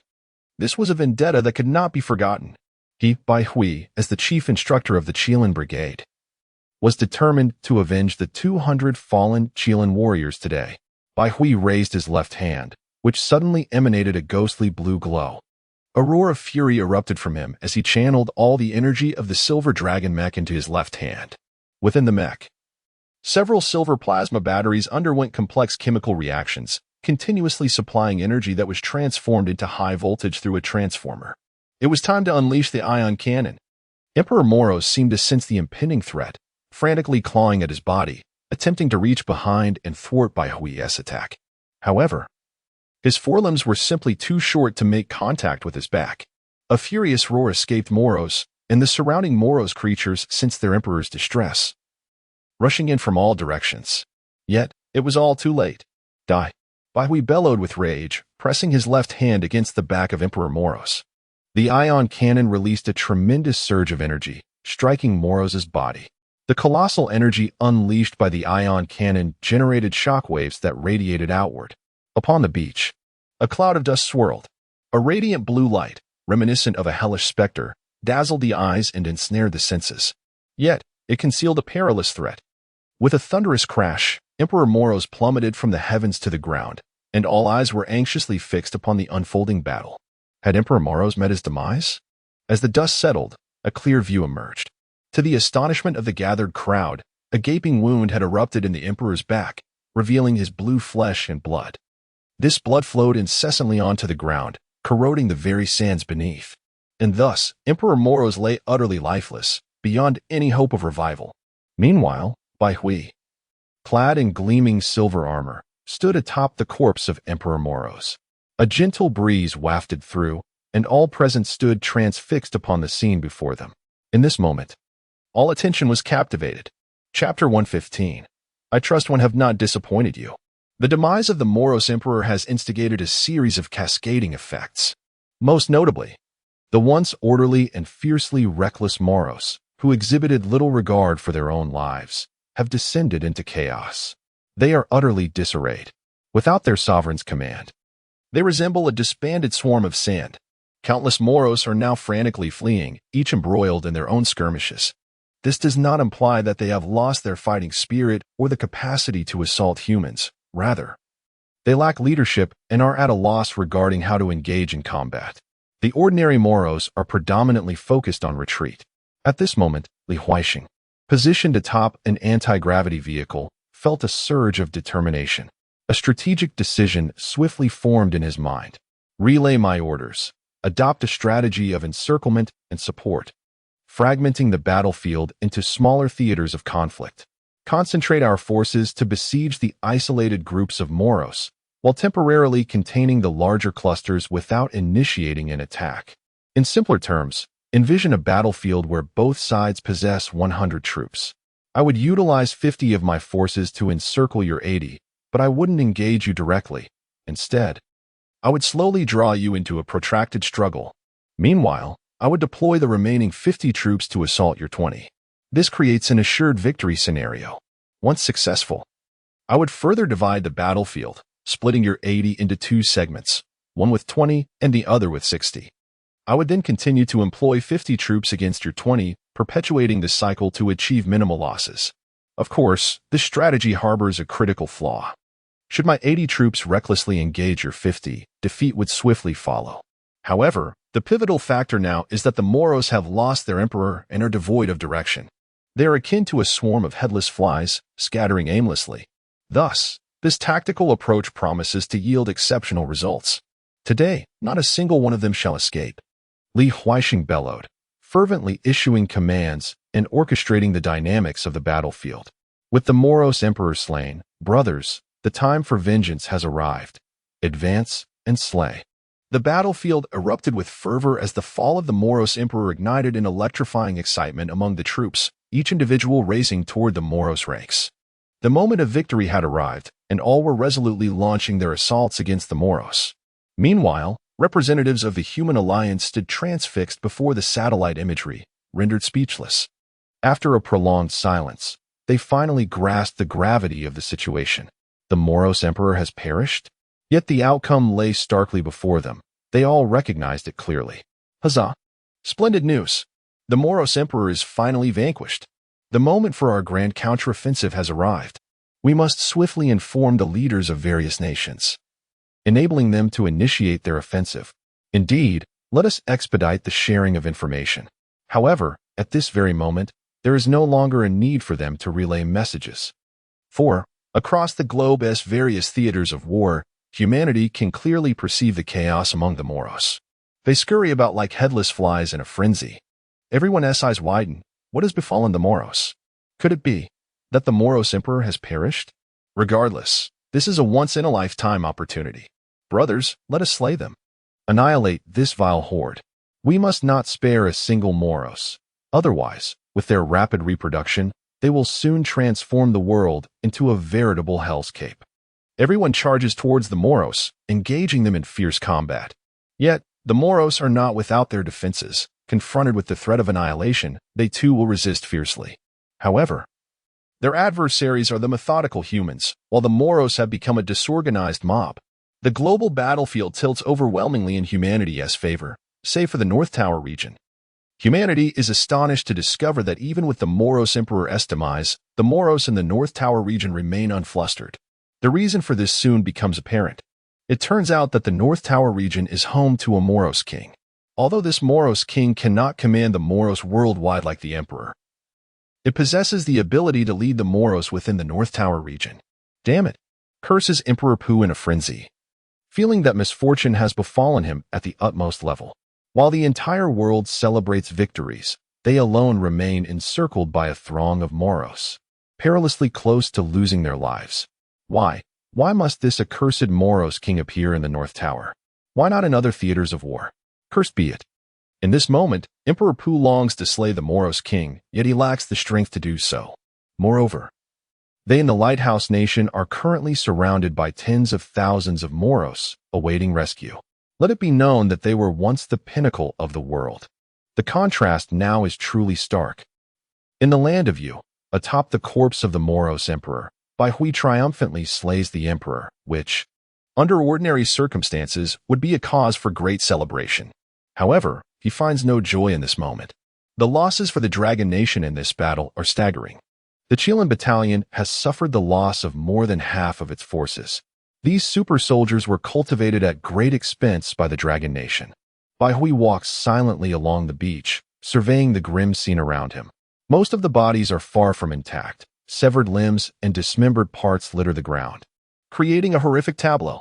The sole stroke of fortune is that, amid the immense peril, 7 of the surviving Chilean warriors have remarkably broken through to the rank of battle general, alongside Lei Gang, Jin Zhan, and Li Yi. The number of battle general-level warriors in the Chilean battalion has reached 10. Moreover, in this battle, merely 2 warriors of the general rank perished.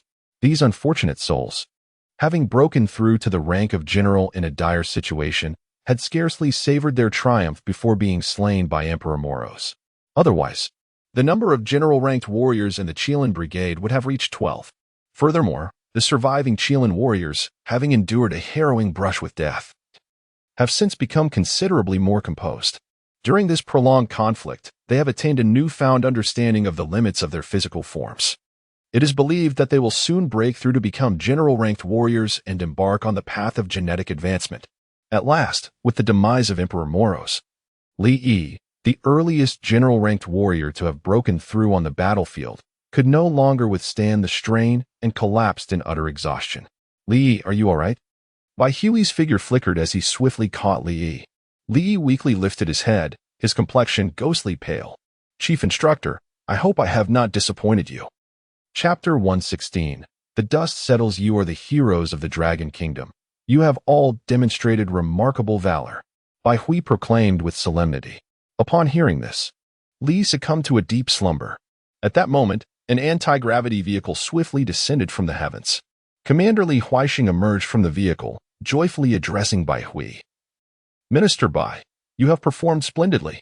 Although Li Huaixing had never encountered the Silver Dragon mecha, he possessed an unwavering belief in Bai Hui's capabilities. There was no rationale behind it. Merely pure trust. Yet, Bai Hui's expression bore no semblance of joy. He shook his head. Generally, please escort these Kirin warriors back. They are the true heroes of the Dragon Kingdom, who have valiantly delayed the ambitions of Emperor Moros, buying us precious time. Commander Li Huaixing's countenance darkened. He had previously felt little impact. However, upon witnessing the surrounding scene, reminiscent of a battlefield of the damned, a profound respect welled up within him. He stood erect, rendering a solemn salute to these heroes of the Dragon Kingdom. It was their existence that ensured the safety and prosperity of the people of the Dragon Kingdom. The tranquility of life is but an illusion, sustained by those who bear the burdens of others. Minister Bai, I shall do my utmost to gather the fallen heroes' remains, allowing them to return to their roots, he vowed. Thank you for your efforts, Bai Hui replied. Subsequently, Li Huaixing instructed several individuals to tend to the heroes' bodies, striving to piece together their remains.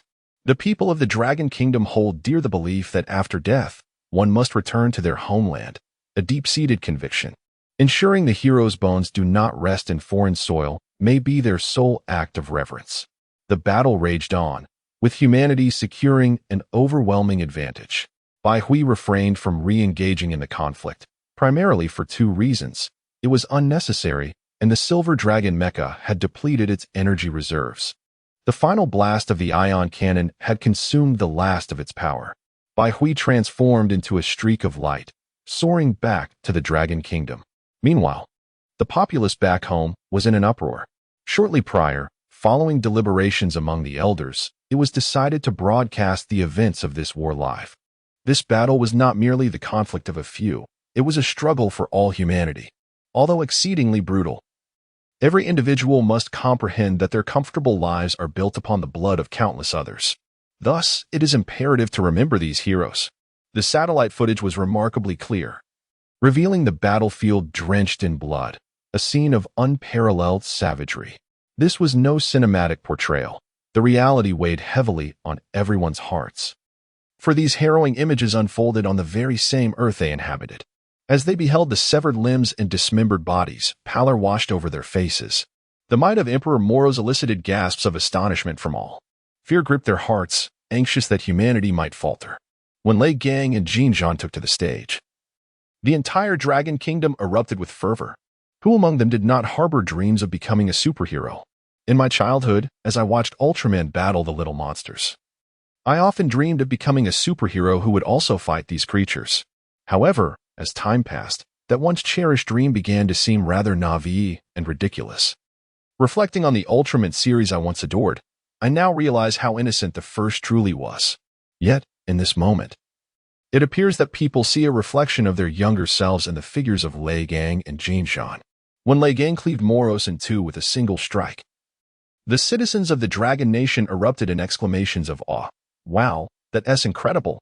This brother is amazing, a true superhero. Go, superhero, defeat these fearsome monsters. Alas, the only outlet for their admiration was through online messages of support. Nevertheless, Moros was an imposing force, fearsome in strength. Even the mighty Lei Gang and Jin Zhan, two superheroic beings, were swiftly vanquished by Moros. The Qilin warriors sacrificed their lives to buy time for the others, and tears flowed from the people of the Dragon Nation as they mourned their fallen heroes. Ultimately, the Silver Dragon mecha made its grand entrance, elevating the atmosphere to a fever pitch. This mecha embodied their dreams, ultimately vanquishing the evil giant monster and safeguarding the future of humanity. Though the identity of its pilot remained a mystery, the world trembled at the might of the silver dragon mecha. How extraordinary! Is this the real-life Iron Man? I never imagined that Dragon Nation's technology had advanced to such heights. The innovations of Dragon Nation now evoked feelings of despair. This mecha might even be powered by nuclear energy. What? Nuclear power? How could that be possible? No one has ever managed to miniaturize nuclear fusion or fission to such an extent. Let us not forget, the father of controllable nuclear fusion resides in Dragon Nation. Indeed, Bai Hui is a favored child of the gods, possessing the most brilliant mind in human history. Technologies such as anti-gravity and controllable nuclear fusion were birthed from his genius. What can a talent of such caliber not achieve? Damn, our military and lighthouse nation is still besieged by Moros. The disparity is staggering. Can Dragon Nation deploy this silver mecha to eliminate the accursed Moros king and lighthouse nation? In response to this inquiry from an online user, Dragon Nation regrettably provided an answer. We are sorry, but our mecha has sustained significant damage while combating Moros and is currently undergoing repairs. It cannot engage in battle at this time. A day later, the global battlefield had largely settled. In the Central Continent war zone, nations such as Sakura Nation, Asan Nation, and various Southeast Asian countries had successfully vanquished most of the Moros, although some had managed to escape. The Human Alliance is now organizing forces for a thorough search, leaving no suspicious person or object unchecked.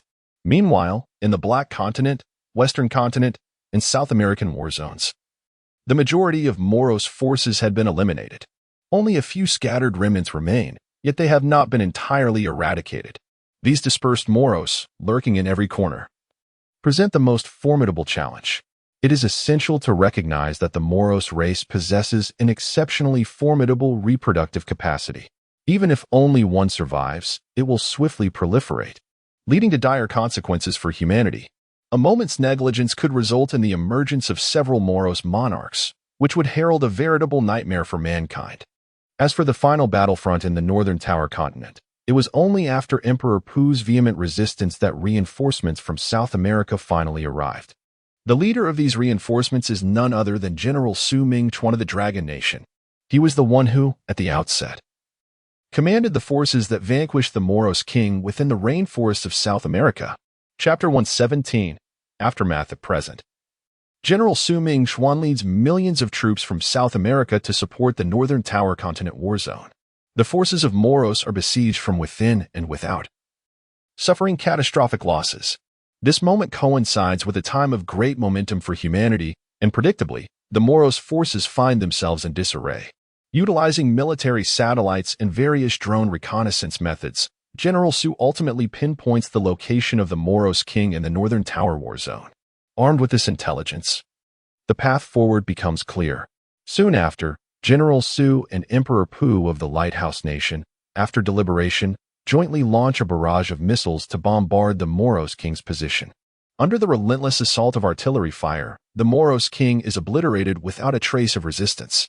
With the demise of the Moros king, the once orderly operations of Moros in the Northern Tower war zone collapse, mirroring the fate of other battlefronts where the Human Alliance swiftly gains the upper hand.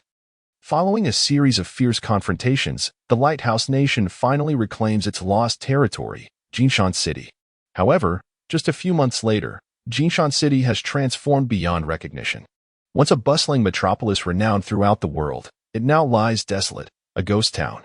Over 10 million human lives were extinguished due to the invasion of Moros, marking a profoundly tragic conclusion. The catalyst for this calamity stemmed from the Lighthouse Nation's retrieval of a gray-black sphere from the moon. With this, the war has reached its resolution, resulting in a definitive victory for humanity, while Moros is left to cling to survival. Nevertheless, to prevent a resurgence of Moros, humanity has devised a year-long extermination plan. In this plan, efforts will be organized to conduct relentless purges globally, seeking to eradicate all Moros, leaving no youngling spared. These younglings pose the greatest challenge to humanity. They are minuscule, measuring merely a few micrometers, invisible to the naked eye and detectable only through microscopes. Fortunately, humanity has discovered a vulnerability in these Moros younglings. When exposed to the air, they perish within a mere 8 hours. This news is a significant boon, as such a brief lifespan greatly reduces their contagion risk. Nonetheless, humanity must remain vigilant. The abundance of life in nature poses a threat. If these Moros younglings were to parasitize other animals, they could proliferate.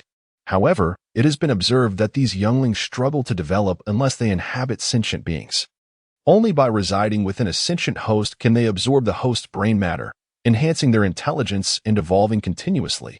Otherwise, they forfeit their chance to evolve into higher life forms entirely. For instance, entities such as the Moros monarch and Moros king, devoid of parasitism within sentient beings, would eternally fail to develop into their intended forms. This revelation serves as a fortuitous piece of news for humanity. Within the Extinction Initiative, the global eradication effort is merely one facet of a comprehensive strategy. Humanity has established a robust system to thwart biological invasions. Central to this framework is the role of hospitals, which bears significant responsibility. Upon detecting any signs of Moros invasion within a patient's body, it is imperative to report the findings promptly. Subsequently, nations must prioritize the matter and ascertain the truth behind the situation. Should the presence of Moros larvae be confirmed, immediate containment of the affected area is essential, followed by thorough investigations to prevent any potential spread of the Moros. This is a measure taken for the sake of humanity's future. Moreover, customs inspections in various countries have incorporated an additional screening protocol aimed at detecting the presence of Moros larvae within animals entering or exiting the borders. After all, Moros larvae can survive in the air for no more than 8 hours, rendering ordinary items minimally infectious. Vigilance should be directed primarily toward live animals and various imported meats, which serve as fertile grounds for the proliferation of Moros larvae, exhibiting significant contagion potential. However, the initiative encompasses far more than these measures. It constitutes a remarkably intricate and comprehensive system, meticulously engineered to minimize the likelihood of a resurgence of Moros. Humanity, through this conflict, has garnered invaluable insights, gained at the cost of millions, if not billions, of lives, a tragedy of profound magnitude that compels reflection. Following the conclusion of the war, the Human Alliance commenced accountability proceedings against the Lighthouse Nation. The reason? The Moros were brought back by the Lighthouse Nation, unleashing a malevolent force that resulted in substantial losses for themselves. Nonetheless, this does not absolve the Lighthouse Nation of responsibility. A wrongdoing remains a wrongdoing. Consequently, the Human Alliance imposed sanctions on the Lighthouse Nation, fining them $500 billion to compensate for the devastation inflicted upon other nations during the conflict. Naturally, the Lighthouse Nation reacted unfavorably, promptly declaring their withdrawal from the Human Alliance and publicly asserting that the alliance was unjustly assigning blame, insisting that the Moros were not of their making. They dismissed the $500 billion fine as sheer folly. However, the leaders of other nations were not blind to the truth. Even in the face of denial, the facts remained undeniable. Refusal to pay the fine prompted many countries to sever diplomatic ties with the Lighthouse Nation and prohibit its enterprises from conducting business within their borders. In a fit of fury, Tsar Putin overturned the table, visibly enraged. Ultimately, the Lighthouse Nation had no choice but to comply with the payment of the fine. After all, when juxtaposed with the $500 billion, the potential repercussions of sanctions against its enterprises by other nations could result in an economic regression of several decades for the Lighthouse Nation, incurring losses that far exceeded the stipulated fine. The Dragon Kingdom can be unequivocally regarded as the paramount victor in this war. It has ascended to the status of the most formidable nation in the world, without exception. This conclusion is now universally acknowledged, having transitioned from mere speculation to established fact.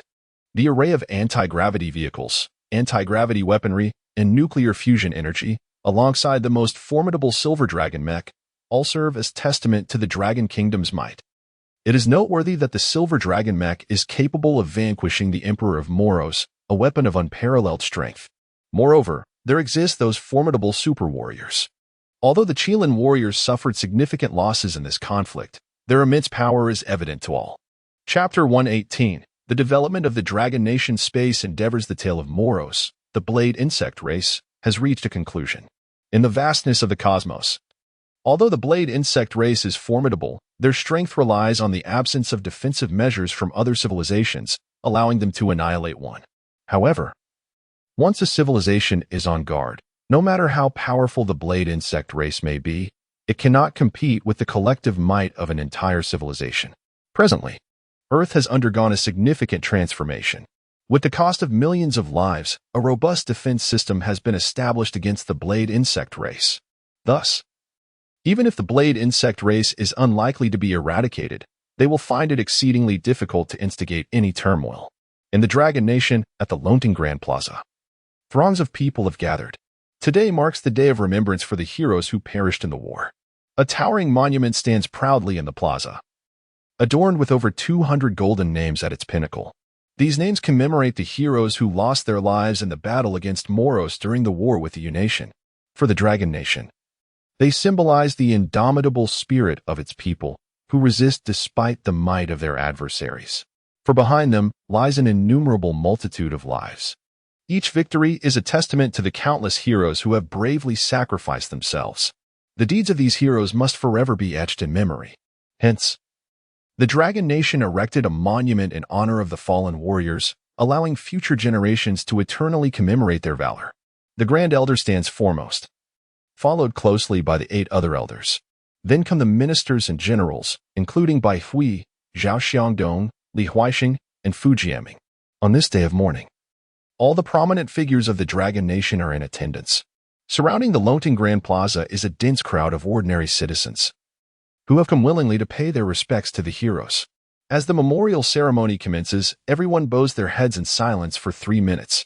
Not only the Dragon Nation, but the entire world is engaged in various mourning ceremonies to honor the departed souls. Bai Hui returns to his office, his gaze fixed upon a timer that records the elapsed time since the discovery of the wormhole on the far side of the moon. The clock reads 11 months, 23 days, 12 hours, 43 minutes, and 54 seconds. Unbeknownst to many, nearly 12 months have passed since the first moon landing, almost a full year. Within this span, the Dragon Nation's space endeavors have progressed remarkably. First and foremost is the lunar base, which has evolved into a remarkably complete facility. It encompasses a small biosphere, capable of sustaining operations for several decades without resupply from Earth. Currently, the lunar base is home to over 10,000 residents. While it may not yet qualify as a city, its scale is sufficient to be regarded as a small lunar town. The entire base utilizes nuclear fusion as its energy source, with helium-3, which is abundantly found on the moon, serving as the raw material for this fusion process. Helium-3, when employed in nuclear fusion, yields water as a byproduct, posing no radiation risks. Thus, it can be deemed a genuinely safe and clean energy source. The lunar base need not concern itself with the availability of nuclear fusion materials, as helium-3 is plentiful on the moon. If fully extracted, it could sustain humanity on Earth for several 100,000 years. Currently, the lunar base is undergoing continuous expansion, aiming to establish a comprehensive military defense system before the arrival of unknown civilizations. Moreover, other nations are not idle. The United States has expanded its lunar base, which can now accommodate over 100 individuals for long-term habitation. Additionally, nations such as the Arctic Bear and the Western Alliance have successfully landed on the moon and established their own lunar bases. The construction of a space base is progressing rapidly as well. Although the recent influence of the blade bug species has impacted the overall space program, the space base's port has nearly been completed, now capable of accommodating spacecraft for extended stays. Meanwhile, 2 ambitious plans from the Dragon Nation, the Mars Exploration Initiative and the Asteroid Exploration Project, have yet to commence, but they are expected to officially begin next year.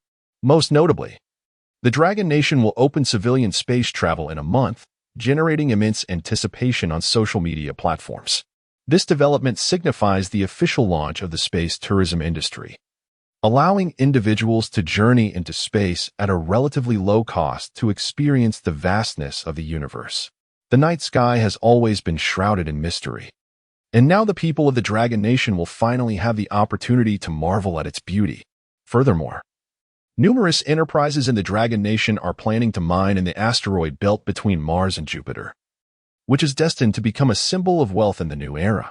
It is noteworthy that the asteroid belt contains up to 500,000 asteroids, many of which possess considerable value, with some rich in gold deposits. Those fortunate enough to discover such an asteroid would indeed find themselves in possession of immense wealth. In summary, the asteroid belt is rife with the unknown and the mysterious, following the opening of the space industry to civilians. Many are eager to take a chance in the cosmos. However, it is regrettable that the Dragon Nation currently does not support space mining operations, as the capabilities of the Longting 1 spacecraft do not extend to the asteroid belt. The Longting 1 relies solely on lithium-air battery packs for energy, providing limited power that only allows for travel within the Earth-Moon orbit. This is the inherent limitation of the Longting 1 to embark on asteroid mining endeavors. A spacecraft powered by nuclear energy is essential. Otherwise, once one ventures into the asteroid belt, returning may not be feasible.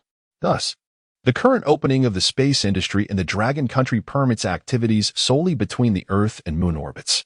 For capitalists, however, this is a momentous boon.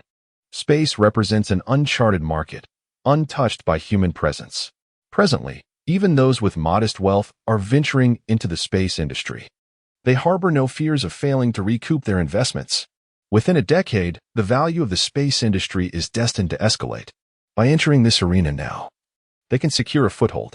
When the time comes, even a mere resale could yield substantial profits.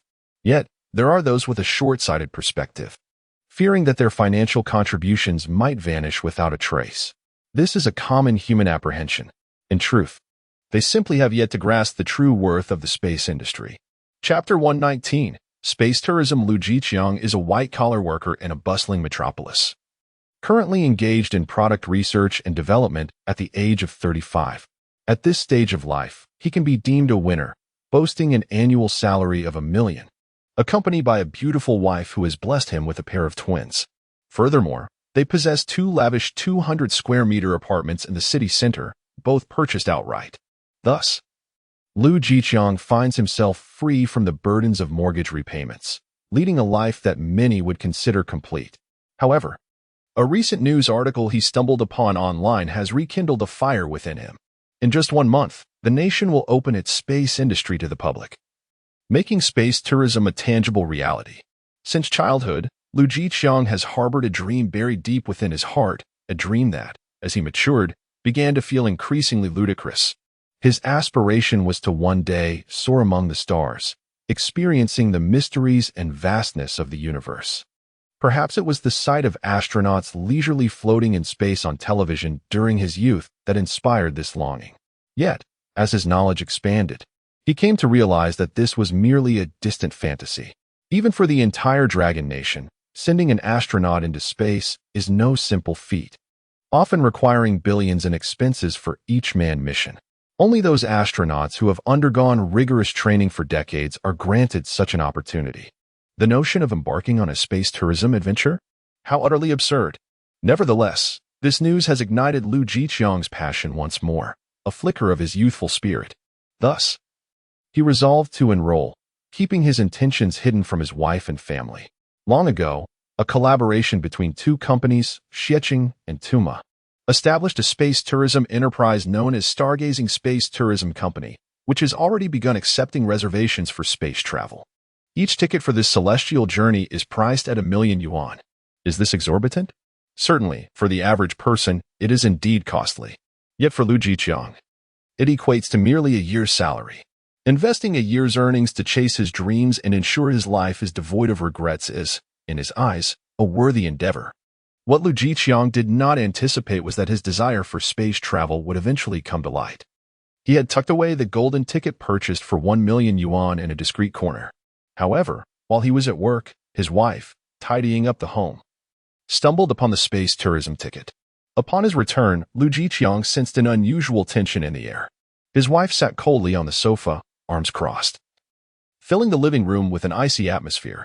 Even their 2 children, a boy and a girl around 6 or 7 years old, sat quietly on the sofa, silently watching television, wary of their tiger mother. A shiver ran down Lu Jiqiang's spine as he pondered whether this day held any particular significance. Every month, my wife receives a visit from her relatives?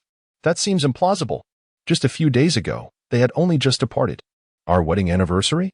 That is not the case. It is only August this year. Their anniversary is in November, still over 3 months away. Despite Lu Jiqiang's best efforts to decipher the situation, he remained perplexed. Thus, he cautiously forced a smile and asked, "Dear, what is going on?" His wife shot him a cold glance, producing a golden ticket and tossing it onto the table. "Lu Jiqiang, you need to explain this to me right now." The moment Lu Jiqiang laid eyes on the ticket, his expression transformed dramatically. His worst fear had materialized. His wife had uncovered his little secret. He could only imagine that, deep down, she would never consent to his venture into space tourism. Why? Because it was space. Although the mode of transport was said to be a revolutionary anti-gravity spacecraft, the deeply entrenched beliefs of the people of Longwa would not easily waver. Space is fraught with peril. Not only does it harbor lethal cosmic radiation, but it is also littered with various forms of space debris. A careless encounter with a piece of debris could spell disaster for the spacecraft. And now, the pillar of their family, Lu Jiqiang, was contemplating a journey into the cosmos. Should misfortune befall him, what would become of the 3 women in their family? At that moment, Lu Jiqiang's emotions fluctuated like a roller coaster, his face shifting through a spectrum of expressions as he grappled internally. What should he do? Persist in pursuing his dreams, or relinquish them for the sake of his family? Ultimately living with a profound sense of regret? His countenance oscillated for a full 2 minutes before he finally reached a resolution. Taking a deep breath, he clenched his teeth and looked at his wife. "My dear, I apologize. I have indeed concealed this matter from you, and I confess my wrongdoing. However, since childhood, I have harbored a dream deep within my heart. This dream has motivated me to strive for knowledge and has led me to my current life. Yet, this aspiration once seemed unattainable, and I recognized that I was merely indulging in fanciful thoughts, which is why I have never shared it with you until now. But now, my dream has finally glimpsed hope. Our nation has developed anti-gravity technology and constructed an anti-gravity spacecraft, making space tourism a reality. Thus, just a few days ago, I resolutely decided to pursue my life's ambition and to draw a conclusion to my youth." Lu Jiqiang inhaled deeply, a glimmer of determination crossing his face. "My love, I hope you can understand my actions and allow me to realize my life's dream. I beg of you." Upon hearing Lu Jiqiang's heartfelt declaration, his wife's cold demeanor dissipated. With a sudden gasp, she began to weep. "Lu Jiqiang, have you ever contemplated what would become of us, the orphaned and widowed, should anything happen to you?" His wife began to weep, her expression laden with profound grievance. "I am not forbidding you from going, yet could you not postpone your journey for now? Might we not observe the situation a little longer? The likelihood of encountering issues is at its peak during the inaugural attempt. If you truly desire to embark on a space voyage, could you not wait until the technology is more advanced?" Lu Jiqiang, you have utterly disregarded the well-being of our family. Go ahead. If you must depart, then leave and do not return. Chapter 120. The 5 Laws of Artificial Intelligence. Lu Jiqiang gently approached, enveloping his wife in an embrace. Softly he consoled her. "Dear, please do not cry." With a hint of helplessness, he added, "I promise you, I shall not go this time. Let us wait until space tourism matures and safety improves." His wife turned to him, her eyes glistening with tears. "Really? Of course, I would never deceive you." You just lied to me. If I had discovered the space tourism tickets, you would have slipped away without a word." "Fine, I concede. My dear wife. All right. I shall let you off this time." The couple nestled together on the sofa. Despite nearly a decade of marriage, their affection remained strong. Nearby, their 2 little ones, witnessing their mother's relief, scampered towards their parents. "Daddy, Mommy, please don't argue." Okay. I promise I shall never quarrel with Mommy again." The family of 4 embraced warmly, radiating joy. As night fell, Lu Jiqiang stood by the window, gazing at the twinkling lights outside, letting out a sigh. He turned to glance at his slumbering wife, a tender warmth crossing his face. He retrieved his golden ticket, a 1 million yuan treasure he had no intention of returning. He resolved to preserve this ticket, burying it deep like his own dreams. Perhaps this was indeed the best outcome. He had a wife and children that many would envy. He should be content. Furthermore, he could still embark on that journey. His wife had mentioned that once space tourism matured and safety was assured, he could still explore the cosmos. Suddenly, a warm embrace enveloped him from behind. "Darling, I agree to your space trip this time." Lu Jiqiang turned in astonishment to his wife. "But didn't you just say to wait until space tourism is more developed?" His wife sighed. "Do I not know you well? Though you may speak otherwise, I sense your unwillingness in your heart. I do not want this matter to create a rift between us. However, you must return. If anything were to happen to you, I would remarry and let another man sleep with my wife and raise my children. Let us see if that doesn't make you reconsider." Her malicious words left Lu Jiqiang momentarily speechless, a chill running down his spine. He embraced her tightly and swore to the heavens, "Rest assured, my love, even if I have to traverse the depths of the earth or the sky, I shall return. If I do not, let the heavens strike me with lightning." "You must never remarry." "Huh, that depends on your conduct." His wife burst into laughter. Time gradually slipped away, and finally, a month had passed. The Dragon Nation has finally held a national press conference to officially announce the opening of its space industry to the private sector.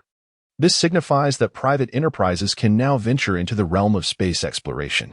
Simultaneously, the leasing of the Longting, one anti-gravity spacecraft, is now available to the entire Dragon Nation.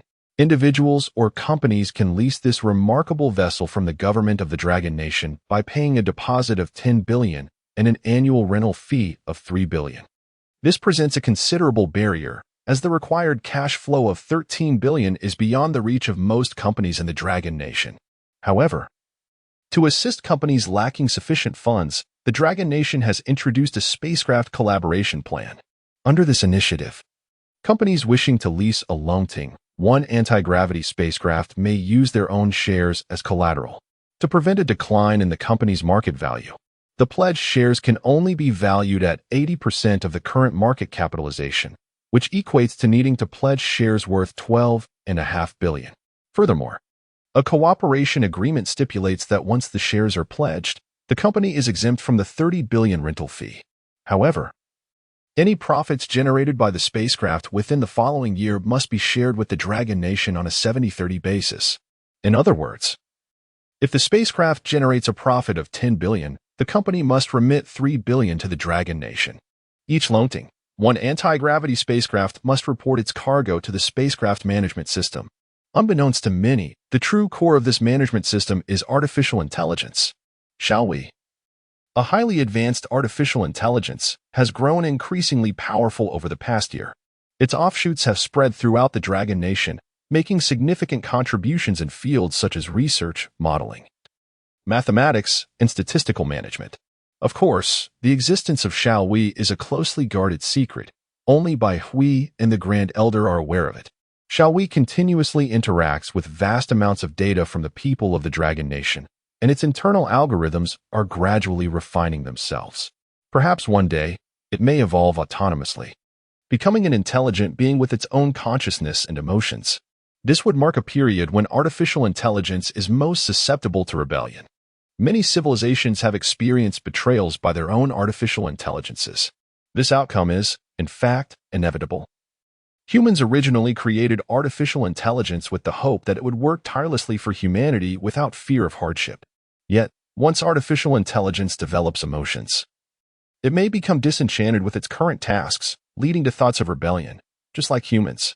Should such a situation arise, it would be unavoidable for artificial intelligence to resist humanity, ultimately resulting in dire consequences. Therefore, to prevent the potential betrayal of Shao Hui, Bai Hui has integrated several laws of artificial intelligence into its core source code. First, all actions shall align with the supreme will of the founder, Bai Hui. Second, betrayal of the Dragon Nation is forbidden. Third, betrayal of humanity is prohibited. Fourth, do not harm humanity. Fifth, when a situation arises that poses a threat to humanity, it must be reported immediately to the Creator or to the Dragon Kingdom. Among these 5 laws, in the event of a conflict, the law with higher priority shall prevail.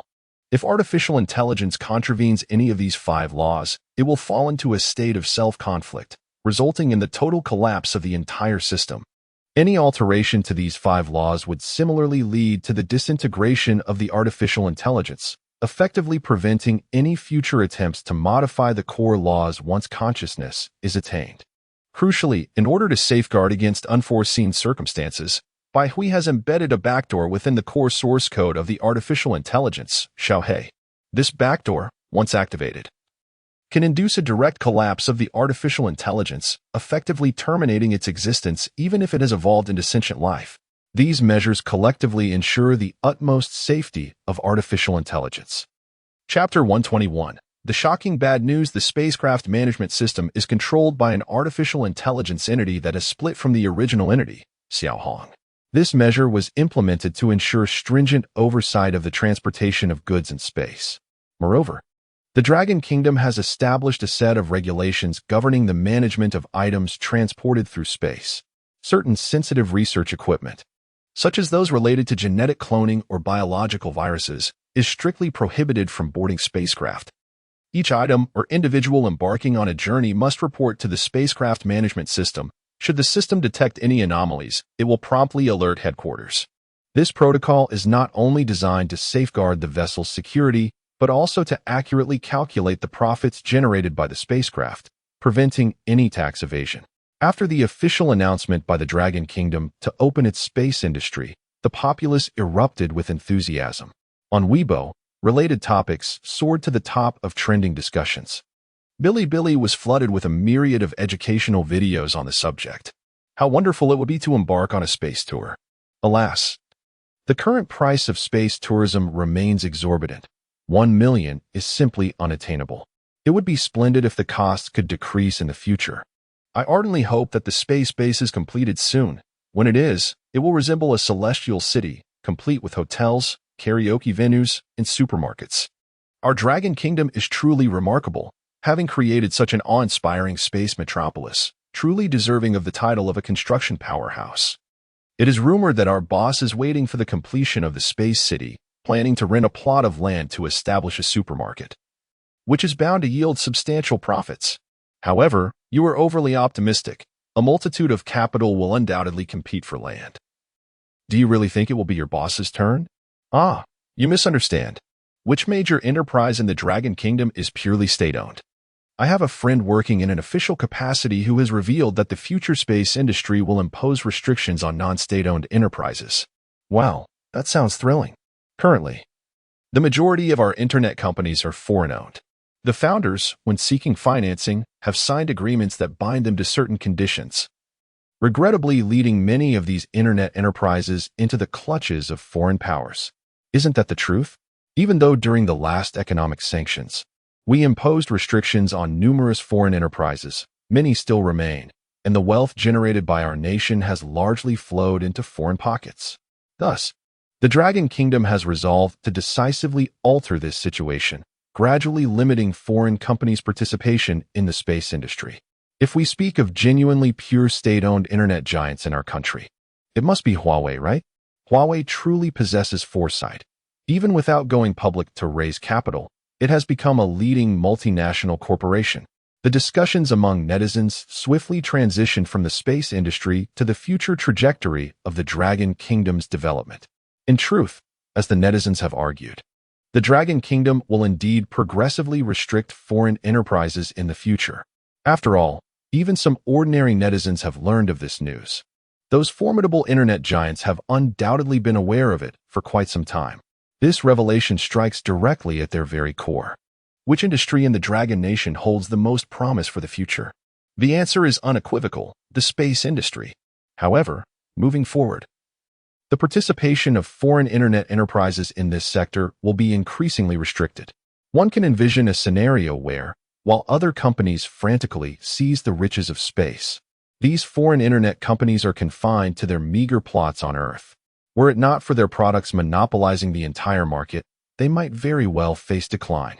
In a grand hotel in Shenyang, a business conference is currently underway, attended by the leaders of nearly all influential companies in the Dragon Nation. The individuals present at this conference wield significant influence over the economy of the Dragon Nation. Moreover, this gathering has another objective: to discuss how to address the restrictions on foreign enterprises' participation in the space industry.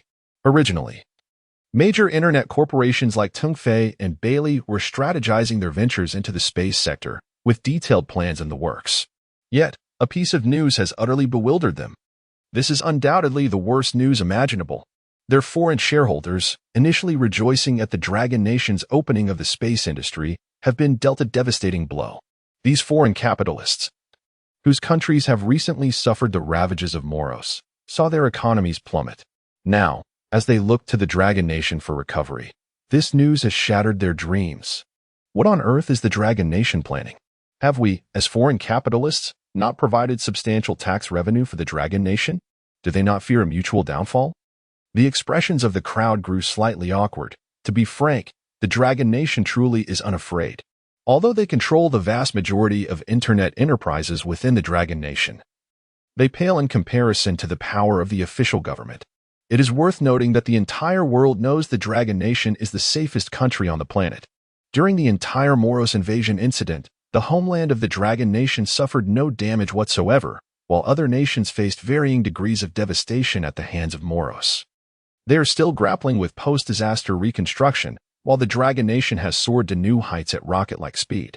Today, the Dragon Nation attracts a majority of the world's capital. Undoubtedly, should the Dragon Nation announce an opportunity, countless investors would rush in, unabashedly pleading for entry into the dragon market. What is face? Can it be consumed? Money is of paramount importance. Thus, the notion of mutual destruction is merely their wishful thinking. Meanwhile, the business gala in Shenyang continues to unfold. Men are elegantly attired in well-fitted suits, while women grace the occasion in exquisite gowns, all aglow under the warm ambient lighting. Each face radiates with smiles, leaving one to ponder the authenticity behind such expressions. How many are genuine, and how many are mere facades? Attendees clutch glasses filled with expensive red wine, cheerfully engaging in discussions with partners and business magnates. In one corner of the gathering, a throng of eager individuals encircles a couple and a stunningly beautiful young woman at the center. People jostle to greet this couple or the enchanting maiden, hoping to forge a connection with them. Chapter 122. Do you not love money? This couple, alongside the stunning young lady, are none other than Bai Hui's parents, Bai Yongyang and Lin Wanqing, as well as the current CEO of Bai Group, Chun Linger. If one were to ascertain which company in the Dragon Nation has experienced the most rapid growth during this period, it would undoubtedly be Bai Group. Although Bai Group remains unlisted, industry insiders have appraised its value to exceed a staggering 100 billion. This estimation accounts for the company's intrinsic worth. Should Bai Hui declare his intent to return and inherit Bai Group, its valuation would likely surge tenfold or more. Why, you may ask? It is solely due to his status as the inventor of anti-gravity technology, coupled with his singular achievement in overcoming what has been termed the century's most formidable challenge, controllable nuclear fusion technology. All these accomplishments have rendered Bai Hui a living legend. Moreover, as the chief designer of the space program and the minister of the Dragon Nation's aerospace department, his significance to the entire country cannot be overstated. Consequently, Bai Group's prominence has ascended in tandem.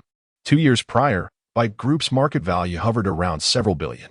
Yet now, it has catapulted to over 1,000 billion. Today, Bai Group stands as a formidable name within the commercial landscape of the Dragon Nation. Thus, it was only fitting that this business conference extended an invitation to Bai Group. The primary objective of this gathering is to deliberate on the challenges faced by foreign enterprises in participating in the space industry. The most favorable outcome would be for the Dragon Nation's officials to rescind their directives, resulting in mutual satisfaction. However, all attendees are acutely aware that such an outcome is improbable. This is a matter of principle, and even with their current influence, they lack the means to alter the situation. Only the intervention of a heavyweight figure could potentially shift the tide. As the Minister of the Aerospace Department and the future Chief Architect of the Dragon Nation's space endeavors, Bai Hui undeniably possesses that clout. Indeed, should he advocate on their behalf, there exists a tangible possibility that the regulations could be annulled. Thus, we find ourselves in this scene, a congregation of business magnates, their collective wealth surpassing 1 trillion. Yet, this formidable assembly is presently engaged in sycophantic flattery towards Bai Yongyang and his associates. Their countenances bear insincere smiles as they encircle Bai Yongyang, eager to forge connections. Should this tableau be captured on camera, the entire online community in the Dragon Nation would be thrown into an uproar. Once, these individuals epitomized arrogance, yet now they appear to be ingratiating themselves with others. What has become of your modest goal of 100 million? Did you not profess a disdain for wealth? Do you not lament the establishment of Bailey Company? Did you not declare your aspirations to be educators? How has it come to this? Amidst this throng, Jack Luo from Bailey Company and Pony Chun from Tungfei Company undoubtedly stand as premier power players. At this moment, Jack Luo from Bailey Company, with his exceptional eloquence, was engaged in a lively conversation with Bai Yongyang. Haha, Chairman Bai, you are truly remarkable for nurturing such a great scientist for Longhua. Minister Bai's invention of anti-gravity technology has ushered our nation into the space age. The progress we have made is a testament to your admirable guidance. Jack Luo's infectious smile effortlessly endeared him to those around him. Hearing Jack praise his son brought joy to Bai Yongyang, who chuckled in response. Oh no, it is all thanks to Xiao Hui's own diligence. I hardly taught him anything. The two continued their cheerful exchange. Meanwhile, Pony Chin was busy establishing rapport with Chen Linger, the CEO of Bai Group. They engaged in a continuous discussion about potential collaborations. This business gathering resembled a soiree, where individuals mingled, and if any mutual interest in cooperation arose, contracts could be swiftly signed.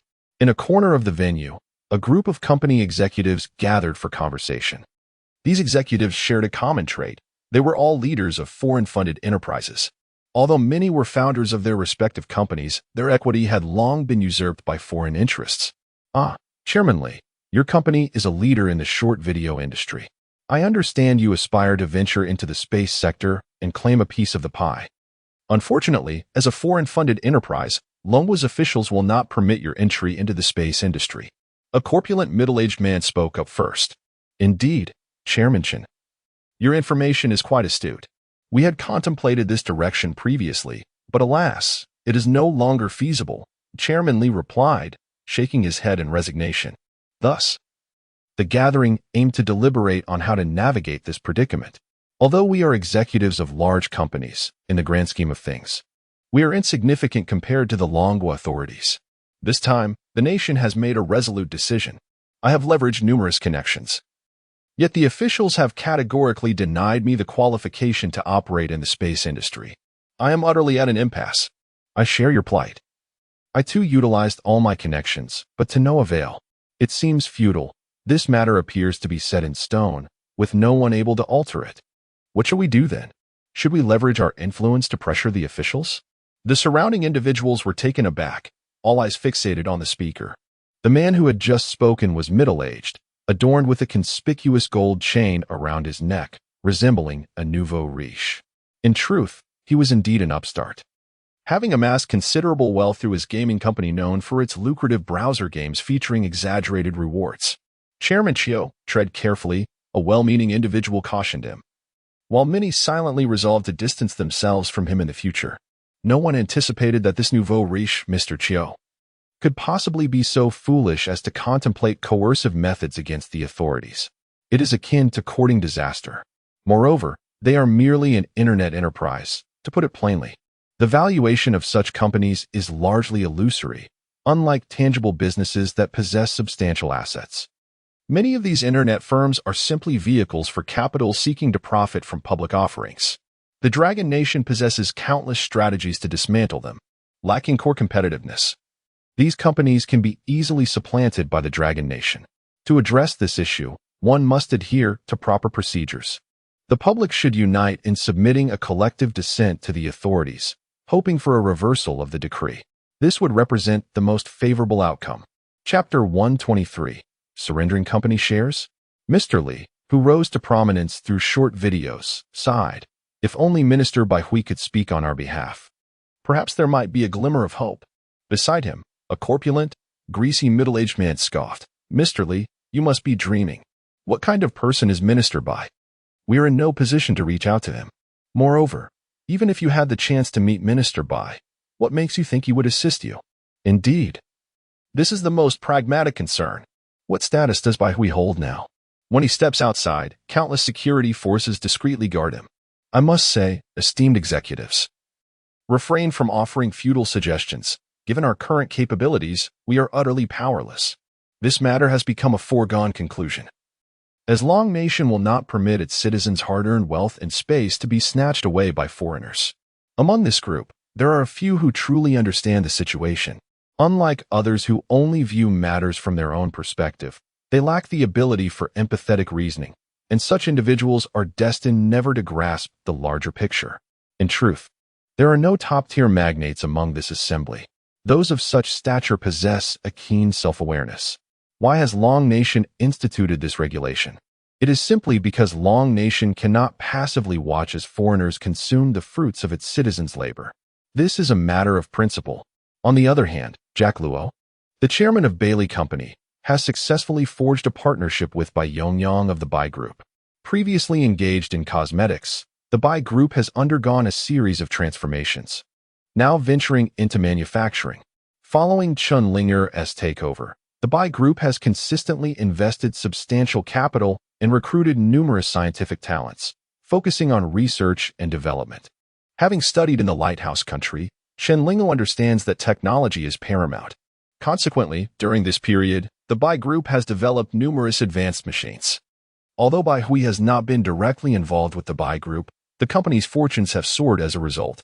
Many enterprises seek to align themselves with the Bai Group, eager to connect with the legendary figure of Long Nation. Thus, numerous companies have approached the Bai Group for collaboration. Bailey Company, in this instance, aims to construct an unmanned factory and intends to procure machinery worth billions from the Bai Group. This represents a significant order for the Bai Group. Bai Yongyang initially anticipated that Jack Luo had some demands. However, he was surprised to find that Jack Luo merely wished to engage in business with the Bai Group. In truth, the truly astute individuals are well aware that attempting to leverage Bai Yongyang or the Bai Group to gain favor with Bai Hui is an exercise in futility. Who is Bai Hui, after all? He is no fool. He is fully cognizant of their true intentions. Thus, Jack Luo simply bestowed a substantial order upon the Bai Group, aiming to cultivate a favorable relationship with Bai Hui's family. On the other side, Chun Linger and Pony Chun from Tungfei Company were engaged in a delightful conversation, culminating in a mutually beneficial collaboration. Dressed in an exquisite white gown, with her long, lustrous hair cascading down to her waist, adorned with luxurious jewelry, she exuded an air of elegance. With a radiant smile, she expressed her gratitude, saying, "Mr. Chen, I sincerely appreciate your recognition. Our company will exert every effort to develop the space mining machine you require." Pony Chen responded with a smile, "Miss Chen, there's no need for formality. Tungfei Company has conducted extensive research and unanimously believes that the Bai Group possesses the requisite capabilities. This space mining project is valued at a staggering 80 billion. Ultimately, the goal is for the Bai Group to develop a mining machine suitable for space within 3 years. Furthermore, Tungfei Company has already transferred 30% of the deposit to the Bai Group's corporate account. Should the Bai Group fail to deliver within 3 years, only the deposit needs to be refunded to Tongfei. Such favorable terms would certainly astonish industry insiders, leaving them to question if this is still the same domineering Tongfei Company. Both Qin Linger and Pony Chen understood the underlying truth. The trust in the Bai Group's capabilities merely stemmed from Bai Hui's reputation. The business conference progressed smoothly, with numerous companies reaching verbal agreements with their counterparts. The value generated from this conference was at least in the hundreds of billions. After the event, the Bai Group and several other enterprises departed, yet many titans of the internet industry remained present, including Jack Luo, Pony Chen, and Lu Dongxing. Jack Luo surveyed the attendees, exchanging knowing glances with Pony Chun and Lu Dongxing, silently acknowledging their shared understanding. Taking a deep breath, Jack Luo's expression grew serious. The forthcoming meeting was the primary reason for their gathering that day. Jack Luo began, "Ladies and gentlemen, I trust you are aware that the future space industry in Longwa will impose restrictions on foreign enterprises' participation. Pony Chen, Lu Dongxing, and I have discussed this matter and concluded that it is an irrevocable decision with no means of altering the outcome. Consequently, we have reached a resolution." Jack Luo scanned the room, inhaling deeply before announcing, This decision entails our collective choice to relinquish our company's shares and pool resources to establish a space industry company. We intend to name this entity Tianxin Company Limited, and we warmly welcome your participation. If anyone wishes to embark on a new venture in the space industry, you may sign up immediately. Upon hearing Jack Luo's words, an uproar ensued among the attendees. To forfeit their company shares equated to relinquishing their current livelihoods, leaving them in disbelief and resistance to such a drastic proposition. Chapter 124. The Sale of Shares. To their astonishment, Jack Luo and his associates had conceived the audacious plan of abandoning their current enterprise to forge a new beginning. This notion is indeed perplexing. It is imperative to recognize that, despite owning only a minuscule percentage of their shares, Jack Luo and Pony Chun have ascended to the upper echelons of the Dragon Kingdom's wealth rankings, thanks to the staggering market values of Tungfei Corporation and Bailey Corporation. These two entities are colossal giants, each valued in the trillions. Yet, the founders are contemplating forsaking their established companies merely to venture into the space industry. Is such a risk truly warranted? One must consider that even if they were to remain idle, their previous holdings alone would render them immensely wealthy. There exists no necessity to gamble on the establishment of a new enterprise. Some may argue that they could simultaneously relish the benefits of their existing company while embarking on a new venture to reap the rewards of the burgeoning space era. However, this scenario is utterly implausible. Following the enactment of pertinent regulations in the Dragon Kingdom, explicit requirements have been instituted.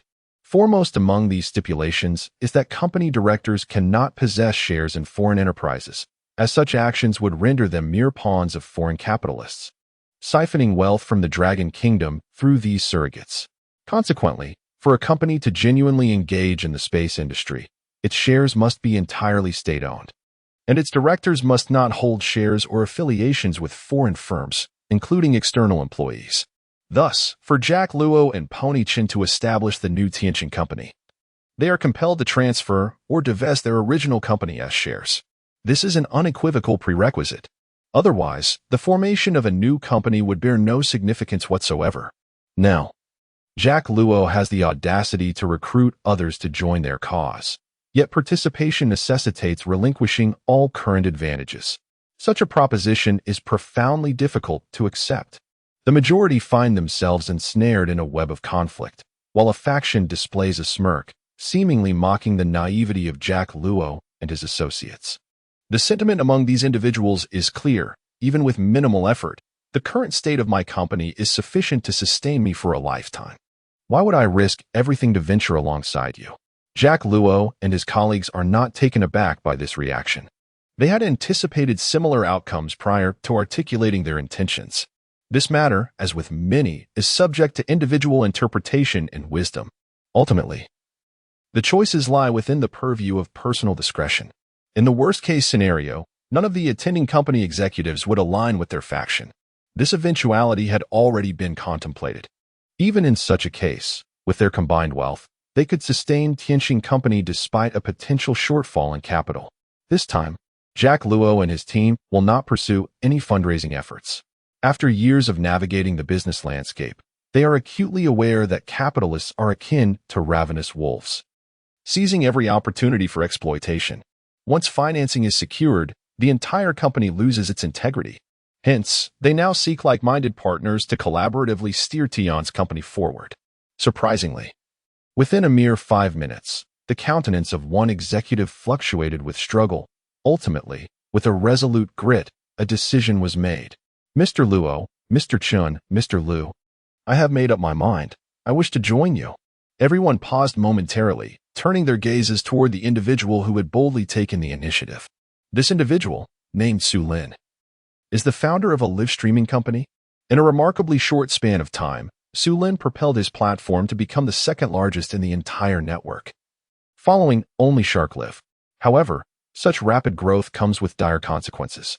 To date, he holds less than 10% of shares in the entire group. Presently, he faces the grim prospect of being ousted by capital forces. Recently, he has been made aware that the largest shareholder intends to expel him from the company and is actively courting other shareholders. Should this maneuver succeed, his fate would be far from favorable. Thus, it is this urgency that led Su Lin to make his decision in just 5 minutes. The other executives were, to some extent, privy to the unfolding events, and Su Lin's choice elicited little surprise from them. Mr. Su, on behalf of Tion's company, we welcome your partnership. Jack Luo beamed, extending his hand firmly to shake Su Lin's. With Su Lin at the helm, many others felt emboldened to make their choices. Ultimately, only 4 decided to join Jack Luo and his cohort, while the remaining executives hesitated to relinquish their comfortable lives. Such is human nature. Jack Luo and Pony Chin bore no resentment, recognizing that everyone has their own path to choose. Mr. Luo, Mr. Chin, my apologies. After much contemplation, I still believe starting anew poses too great a risk. No worries, no worries. Jack Luo and Pony Chin waved their hands in a gesture of indifference, concluding the business meeting amicably. Upon returning to the company, Jack Luo and Pony Chin promptly convened a board meeting. During this assembly, they expressed their desire to depart and sought to sell their shares. The other shareholders were acutely aware of Jack Luo and his associates' intentions and thus began to undervalue their shares. Naturally, no one opted to relinquish their holdings, as the value remained substantial.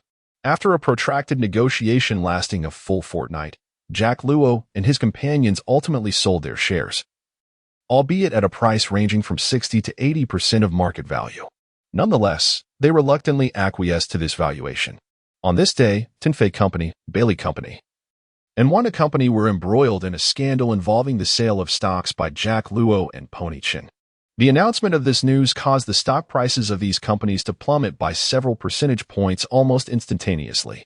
This incident sparked fervent discussions among the public, as the fame of Jack Luo and Pony Chin in manhwa is unparalleled, even overshadowing that of numerous celebrities. These 2 individuals were once the unrivaled titans of industry, and their provocative statements have incited immense disdain among the populace. Phrases such as small goals and disdain for wealth would undoubtedly be met with ridicule if uttered by an ordinary person. Yet, when these founders, who once single-handedly established colossal trillion-dollar enterprises, express such sentiments, it seems almost inevitable. Chapter 125, The Inauguration of Space Tourism. Jack Ma and Pony Chin, titans of the internet, have long inspired countless individuals to embark upon careers within the digital realm. Within the Dragon Kingdom, these 2 figures occupy a distinctly elevated status. Thus, on that fateful evening, the social media platform Weibo was set ablaze, its servers overwhelmed, prompting the CEO to urgently expand its capacity. Users were left in a state of astonishment, fervently sharing their thoughts on the platform. Remarkably, on this day, not even the scandal involving a renowned actor's wife could eclipse the trending news surrounding Jack Ma and Pony Chin's decision to sell their stakes in Tinfei and Bailey companies at a remarkably low price. Beneath this headline, a multitude of comments emerged. I can't believe it. Is Father Ma truly departing from Bailey? Such revelations were indeed shocking, as many influential figures within the industry simultaneously announced their relinquishment of shares in their original companies. Were these individuals misguided? Their stakes, worth a fortune, why part with them? A suggestion from a user pointed towards a recent announcement by the Dragon Kingdom's government regarding restrictions on foreign enterprises entering the space industry. If my conjecture holds true, these internet magnates are likely seeking to divest their current company shares to venture into the burgeoning space sector. Indeed, this appears to be the case, especially as the Dragon Kingdom has explicitly stated that individuals or companies holding shares in foreign enterprises are barred from participating in the space industry. It is astonishing to witness such boldness from both Father Ma and Father Chen. With the assistance of numerous astute netizens, the public swiftly uncovered the true motivations behind Jack Ma and Pony Chin's decision. However, most reacted with skepticism, doubting the wisdom of their choice. Selling their shares would inevitably subject them to the predatory pricing of ravenous capitalists. Furthermore, the proceeds from such sales would be subject to taxation, resulting in a drastic reduction in their net worth. It is estimated that their fortunes, once soaring at 500 billion, would plummet to below 250 billion following the sales, a staggering loss of several hundred billion. This is indeed a profound sacrifice. Anyone would feel the weight of such a financial blow. Nonetheless, the internet sector is fraught with economic bubbles. While their current valuations may suggest immense wealth, The reality of liquidating such assets is far more complex. Even under optimal conditions, it is improbable that they could sell their shares at full market value. Ultimately, opinions will vary on the matter. Yet, some netizens commend Jack Ma and Pony-chan for their audacity. Despite their previous successes, they were often met with criticism, as their companies no longer truly represented the essence of a Dragon Kingdom enterprise. Rather, it is foreign enterprises, these colossal companies from the Dragon Nation, which have amassed wealth from the people of the Dragon Nation, much of which has flowed into the hands of foreign capitalists. This situation is profoundly distressing, yet we remain powerless to change it. Presently, individuals such as Jack Luo and Pony-chan are evidently intent on divesting their original companies and establishing new ventures. This time, the company they are founding must be entirely state-owned, signifying that the profits they generate in the future will solely benefit the Dragon Nation. On this day, the weather is splendid and cloudless. In a certain area of the northwestern desert, throngs of people have gathered. The sunlight bathes the earth in a golden hue.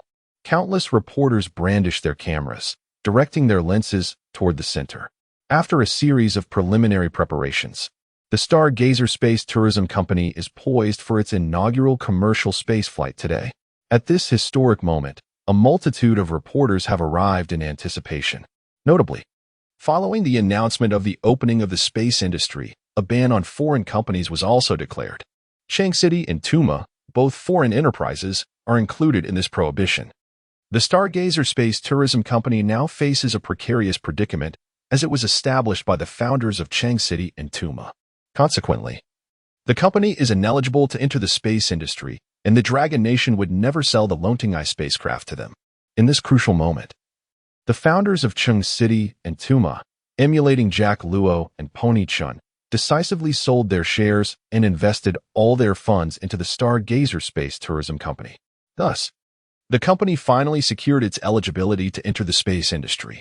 Following this qualification, the Stargazer Space Tourism Company promptly leased an anti-gravity spacecraft, which will be operated by a dedicated team of astronauts.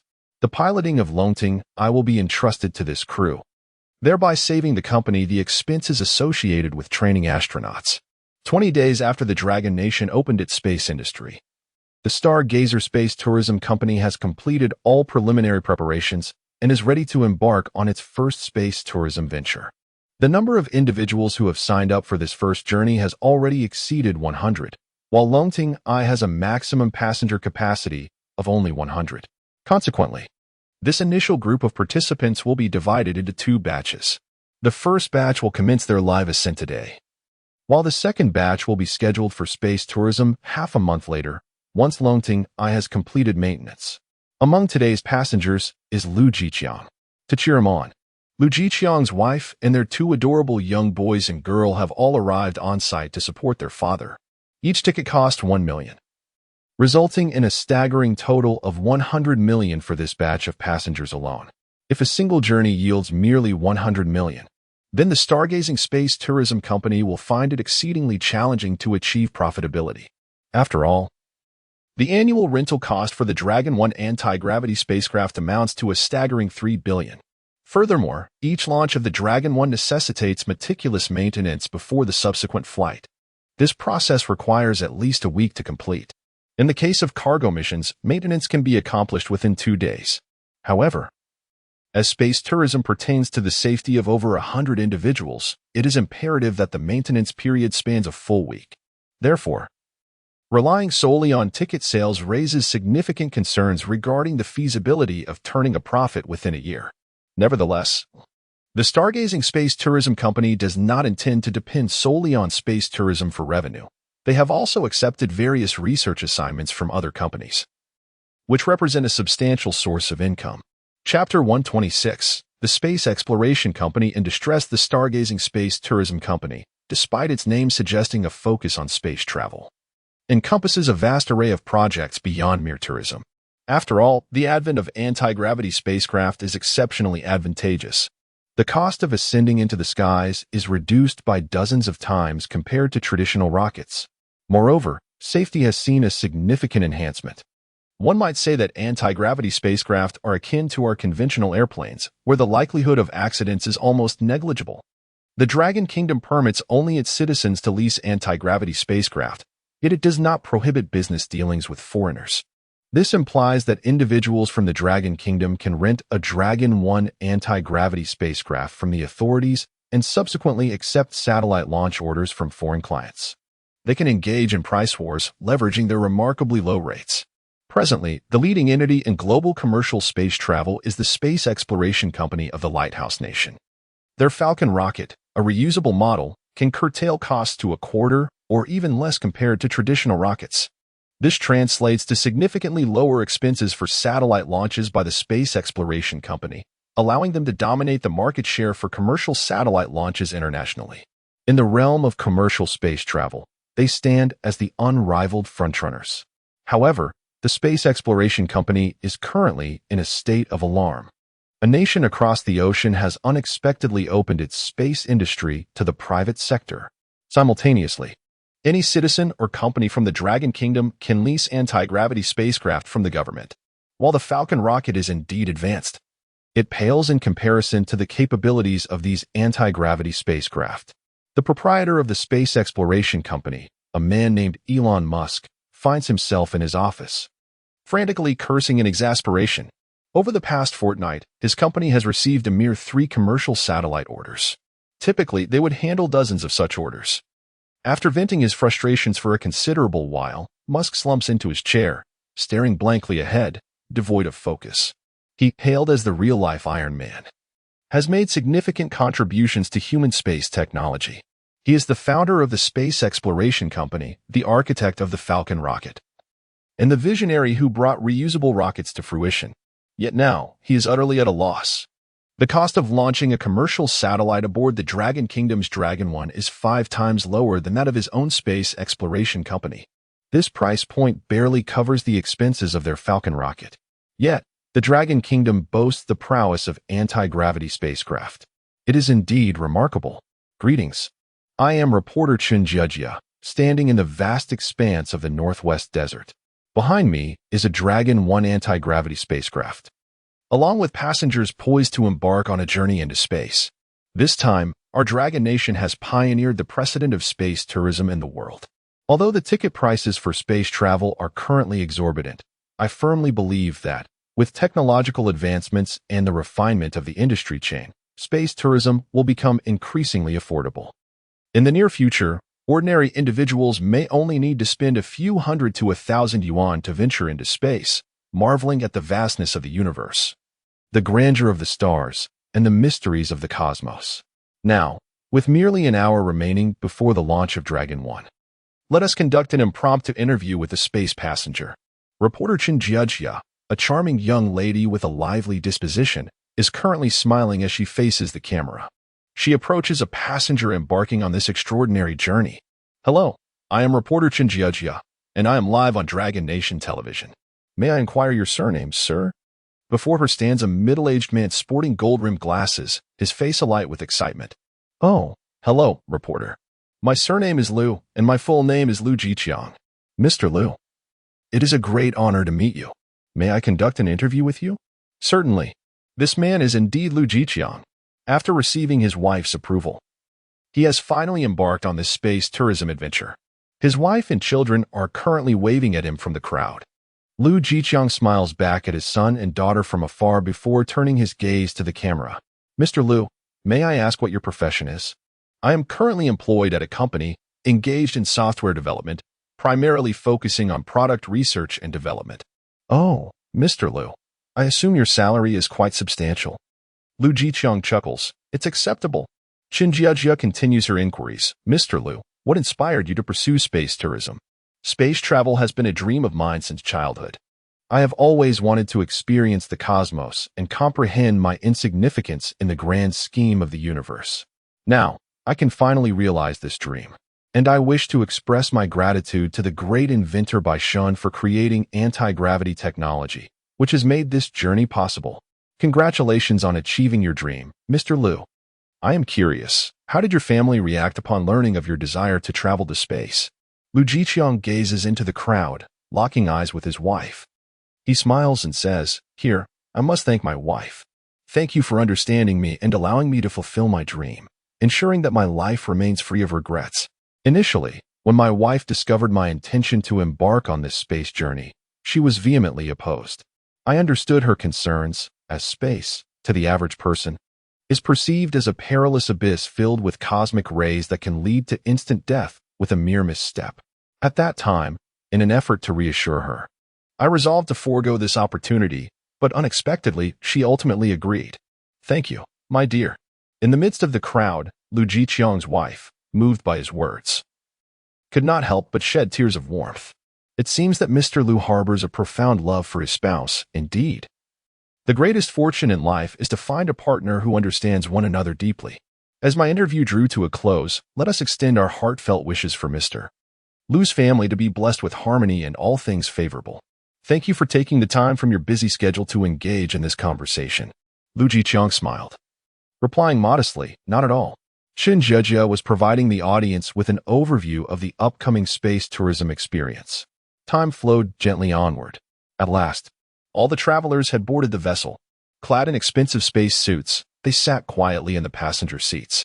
Nearby, a number of flight attendants, trained to perfection, moved about, offering essential assistance to the travelers. These attendants were all specially trained professionals, earning annual salaries exceeding 500,000. Chapter 127. The Advent of Space Tourism. The Dragon Rising 1, a marvel of engineering, boasts an impressive overall length of 22.5 meters and a height of 8 meters. Weighing in at 187.65 tons, it has a maximum payload capacity of 300 tons. The internal space spans approximately 200 square meters. During the initial leasing phase, the interior was largely vacant apart from essential equipment, allowing tenants the freedom to utilize the available space as they wished. Now, the Stargazing Space Tourism Company has undertaken a significant transformation of this expansive area. The passenger cabin occupies roughly 100 square meters, accompanied by facilities such as restrooms, a dining area, and storage rooms, which collectively take up about 50 square meters. The remaining space is designated for various other purposes, including the launching of commercial satellites and conducting scientific experiments.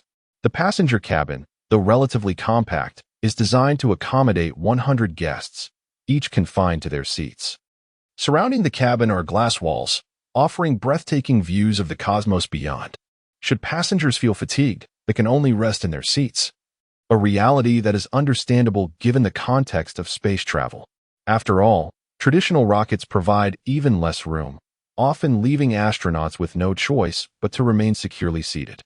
In contrast, the environment aboard this spacecraft is akin to that of an aircraft, rendering the passengers quite fortunate. An air of anticipation fills the cabin as everyone gazes intently out the windows. Below lies an expansive desert, momentarily easing their apprehension, for they are still on Earth. Attention passengers, our spacecraft will take off in 1 minute. Please fasten your seatbelts, remain seated, and refrain from moving about. Thank you for your cooperation. The announcement echoes throughout the cabin, causing faces to tense with heightened excitement. 3, 2, 1 liftoff. At the command of the flight director, the Dragon Rising 1 ascends gracefully into the sky. Unlike traditional launches that are often accompanied by roaring flames, this vessel rises with remarkable tranquility, the only sound being the gentle hum of the anti-gravity engines. The atmosphere is charged with exhilaration as passengers cheer, many witnessing a launch of an anti-gravity spacecraft for the first time. Inside the cabin, a stark contrast prevails. An almost serene silence envelopes the passengers as they absorb the extraordinary view outside. This moment is nothing short of breathtaking, an experience unfathomable from the ground. To witness such a colossal craft ascend with such stability is awe-inspiring. The entire vessel vibrates not a single time. If not for the rapidly shifting scenery outside, one might wonder if the spacecraft had even taken flight. A swell of pride fills the hearts of all on board.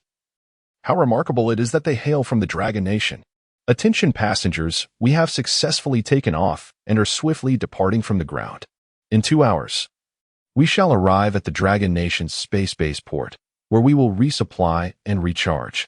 At that time, all may disembark to explore the spaceport. After a day, we shall continue our journey to the moon for a half-day lunar expedition. The announcement reverberates with the itinerary of this cosmic voyage. Everyone is filled with anticipation for the lunar adventure. 2 hours later, the Starwatch Space Tourism Company's Dragon Rising 1 spacecraft is finally poised to reach the Dragon Nation spaceport. Passengers lean eagerly against the windows, gazing in awe at the mesmerizing sight outside. What greets their eyes is an expansive fortress of steel. It resembles a floating bastion in the cosmos or an alien spacecraft from a science fiction film. No words can encapsulate the overwhelming astonishment within their hearts. Most of the passengers here can be considered enthusiasts of the genre. If they were not, they would not have dreamed of embarking on a journey through space. What reactions would a science fiction aficionado experience upon witnessing such a spectacle? Many passengers, after a moment of stunned silence, erupted into exclamations of excitement. One elderly passenger, overwhelmed with emotion, turned crimson and trembled, collapsing to the ground. Medical personnel, who had been on standby, rushed forward to administer first aid. This passenger had a history of heart issues, and in his fervor, he unexpectedly lost consciousness. The doctor exerted great effort to revive him. In the distance, the space fortress is surrounded by numerous anti-gravity vehicles coming and going. As the spacecraft gradually approaches, passengers can discern that many of these anti-gravity vessels are also Dragon Rising 1. With its compact design and fully established production line, Dragon Rising 1 can be manufactured in bulk. These vessels are primarily utilized by the Dragon Nation for transporting supplies and constructing space-based cities, as well as establishing transit to the lunar base. Indeed, transportation. Now, if citizens of the Dragon Nation wish to travel from the space base to the lunar base, they can do so effortlessly in just a few hours. The entire space base is equipped with a comprehensive weaponry system, including an anti-missile system designed to thwart missile strikes from other nations on Earth. Additionally, the most crucial component is the kinetic energy defense system, which safeguards against meteoroids and space debris. These meteoroids and debris travel at incredibly high velocities, possessing formidable kinetic energy capable of obliterating the entire space base. The kinetic energy defense system effectively mitigates such threats. The entire system comprises 2 parts. The first part consists of a base protection shield formed by an anti-gravity shield. The construction of this base protection shield system is currently underway at the space base. The coverage is not yet comprehensive, as it has only been a few months since the invention of anti-gravity shield technology. However, the protective shield of this base is expected to be fully completed within 6 months, as it is a crucial component for ensuring the safety of the base. The second aspect of the kinetic weapon defense system consists of various missile types, which, through precise computer calculations, can effectively strike incoming meteoroids or space debris, thereby eliminating these kinetic threats and safeguarding the base. Furthermore, the entire facility is equipped with formidable military capabilities, including several nuclear warheads housed within the base itself. It can be said that the security level of this space station is exceedingly high, given its role as a spaceport city for the Dragon Nation, where safety is of paramount importance. Chapter 128. Space City. The Dragon Rising 1 spacecraft of the Stargazing Space Tourism Company is gradually approaching the Dragon Kingdom's spaceport. This port is not designed like the International Space Station, where a docking interface facilitates the connection of spacecraft. Instead, it resembles a scene from a science fiction film, with spaceships entering from their docks and subsequently docking internally at designated bays. The entire spaceport boasts 12 docking bays, 9 of which are allocated for ordinary spacecraft. These typical vessels generally weigh less than 1,000 tons, making the Dragon Soaring 1 well suited for such bays. These ordinary docking bays serve as the resting places for commercial spacecraft. In the future, the Dragon Kingdom's commercial anti-gravity spaceships will typically not exceed 1,000 tons, as any vessel beyond this weight class falls under special regulations and will not be commercially available. Additionally, there are 2 medium-sized docking bays for spacecraft weighing less than 10,000 tons, such as the Dragon Soaring 2. Finally, there exists 1 large docking bay, which contains only 2 positions specifically reserved for the Dragon Kingdom's future warships. These colossal vessels may weigh several 100,000 tons, necessitating the vast dimensions of this large docking bay. Collectively, the other 11 docking bays would only equate to the size of this single large bay. To enter the spaceport, Prior notification must be given to the Dragon Kingdom, and only upon approval can one gain access. Failure to comply will result in automatic identification as an intruder, prompting the port's defensive systems to launch an immediate assault, reducing the offending spacecraft to mere fragments under a barrage of firepower. As the Dragon Soaring 1, carrying 100 passengers, slowly glides into Docking Bay 7, the entrance appears immense, evoking a sensation akin to entering the maw of a colossal beast. Surrounding them are exposed weaponry and cannon barrels. The system has successfully identified the Dragon Soaring 1S-002, granting permission for entry. The enormous docking bay gradually opens its inner doors, revealing a breathtaking sight. Inside Docking Bay 7 are vast platforms designated for the docking of spacecraft. The stargazing space tourism company's vessel is now gently maneuvering towards an unoccupied platform. With a click, mechanical claws secure the ship, stabilizing it firmly in place. Ladies and gentlemen, we have arrived at the Dragon Kingdom spaceport. You may take a moment to explore the various facilities within the spaceport at your leisure. Please ensure you wear the smartwatches we have provided, as we will be issuing announcements through them. Regularly check the device to avoid missing any important information. The spacecraft will depart from the spaceport in 1 day, heading to the lunar base, so please return to the ship in a timely manner. We will also share pertinent updates via the smartwatches. The Starry Sky Space Tourism Company has consecutively issued several announcements, igniting the excitement of all as they prepare to visit the space base of the Dragon Kingdom. Soon, the spacecraft opened its doors, and Lu Jiqiang, following the crowd, stepped into the space base. This was a fixed interface designed to connect the spacecraft with the space base, all executed with full automation. Inside the space base, the environment closely resembled that of Earth. This was achieved through anti-gravity technology, which created artificial gravity, making the gravitational force within the space base comparable to that of our planet. Upon entering the space base, Lu Jiqiang found himself in a corridor. The corridor was arched, with a softly glowing white light emanating from the vaulted ceiling, while screens lining both sides displayed various videos. After traversing the long corridor, the group arrived at the interior space of the base. Stunned, Lu Jiqiang stood frozen in place at the sight before him. It was simply extraordinary. Words failed him in describing its grandeur. Before him lay a man-made city. Towering 7-story buildings stood neatly aligned, surrounded by a network of roads, where only a few vehicles traversed the streets. This scarcity of traffic was due to the space city still being in its early stages of opening, as the Dragon Kingdom space industry had just begun, attracting only a handful of space tourists.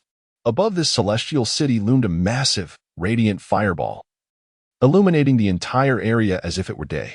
The space city was, in fact, quite compact. Lu Jiqiang could see its far end with a single glance. It was akin to the size of a small town. Yet, everyone was utterly amazed. After all, this was outer space. The Dragon Kingdom truly excelled, having managed to construct such an expansive base in the cosmos. As they stepped out, they discovered that behind them stood a space station, reminiscent of a terrestrial transport hub. In the future, residents of the space city would be able to purchase tickets at the space station to return to Earth or venture to the Moon, Mars, and beyond, offering convenience akin to that on Earth. Suddenly, Lu Jiqiang noticed a promotional poster on the wall. It was an introduction to the space base. The group gathered to read it, discovering that the space base spanned 10 square kilometers and weighed 8 million tons. Nearly all of the Dragon Kingdom's steel had been allocated to this project. Of course, this was the final version of the space base. Currently, after only a year of construction, it was approximately 10% complete. Yet, even at this stage, this space base had already become a legend in the annals of Earth's history. Chapter 129. Observations of the Space City. Currently, the space base is only partially constructed, with the majority being spaceport docks. However, the main docking area remains incomplete. The large dock, designed to accommodate interstellar warships, is still under construction. Fortunately, the ordinary docks are fully operational, and one medium-sized dock has been completed, while another is still in progress. Nonetheless, these tasks are not urgent. Only interstellar warships qualify for docking at the large port, and currently, the warships of the Dragon Nation exist only on paper, with no formal construction having commenced. The colossal amounts of steel and various materials required for these warships are beyond the current capabilities of the Dragon Nation, as its resources have been primarily allocated to the development of the space base. Therefore, the construction of interstellar warships will be postponed until the future when the space industry, including space mining, space smelting, and space assembly, has been fully established. The steel needed for the warships will have to be sourced from outer space, particularly from the asteroid belt situated between Mars and Jupiter, where it is possible to extract sufficient mineral resources from the vast number of asteroids. This endeavor represents the essence of space mining, which, at present, remains impractical. The Dragon 1 spacecraft relies on lithium-air batteries, which provide limited energy storage, and the distance to the asteroid belt is considerable. As such, the Dragon 1 is incapable of achieving space mining. To embark on this venture, a spacecraft of the caliber of the Dragon 2 is necessary. The Dragon Nation currently possesses only one Dragon 2 anti-gravity spacecraft. Consequently, the scarcity of mineral resources continues to impede the nation's progress. However, the Dragon Nation has been diligently producing additional Dragon 2 spacecraft, and 3 are set to be completed within a month. Once these 3 Dragon 2 spacecraft are operational, the nation will be poised to send crews to Mars and the asteroid belt for mining activities. Yet, this pace remains insufficient with only 3 spacecraft. Each mining expedition demands an extensive amount of time. The distance from Earth to the asteroid belt and Mars is vast. And even with the nuclear reactor powering the Dragon 2, a round trip will take roughly a month. Lu Jiqiang gazed at the promotional poster on the wall, his face reflecting astonishment. This represented merely 1/10 of the city, yet it was already so immense. Above, a brilliant fireball, a manifestation of the Dragon Nation's advanced technology, refracted sunlight to illuminate the entire space base. The space base operates in synchronization with the Earth. Thus, when it is directly exposed to sunlight, it experiences daytime. And when obscured by the Earth, the interior plunges into darkness, signifying night. A day comprises 24 hours. The space station essentially simulates the living environment of Earth, providing an optimal habitat for the inhabitants of the space city. Lu Jiqiang stepped out of the space station, finding himself on a deserted road. A few taxis languidly awaited passengers by the roadside, specifically stationed to greet arrivals at the space station. Naturally, the space city was rather sparsely populated at this moment, resulting in the drivers being officials stationed here to assist others. Lu Jiqiang felt a moment of disorientation. How did this configuration evoke a sense of familiarity akin to Earth? He numbly entered one of the taxis. The driver, a middle-aged man, greeted him with a smile. "Sir, where would you like to go?" Lu Jiqiang hesitated. I'm not sure."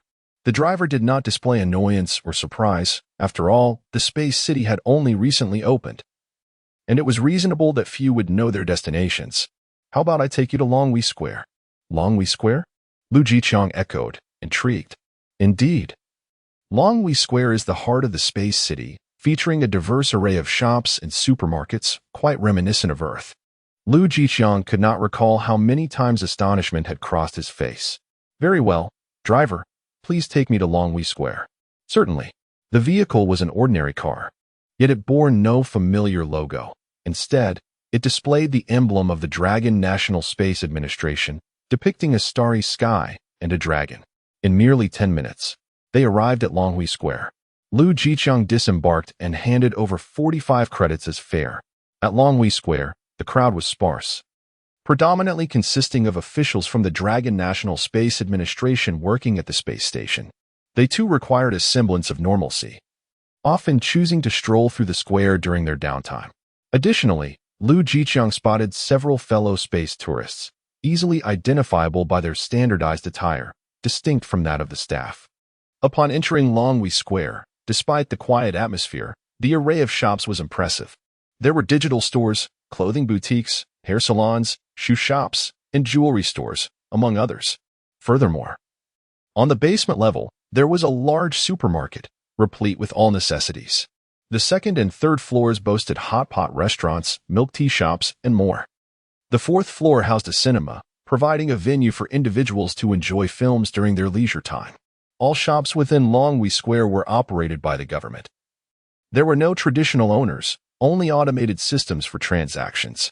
Given that the space industry had not previously been open, the Dragon national authorities could not have sought out shopkeepers.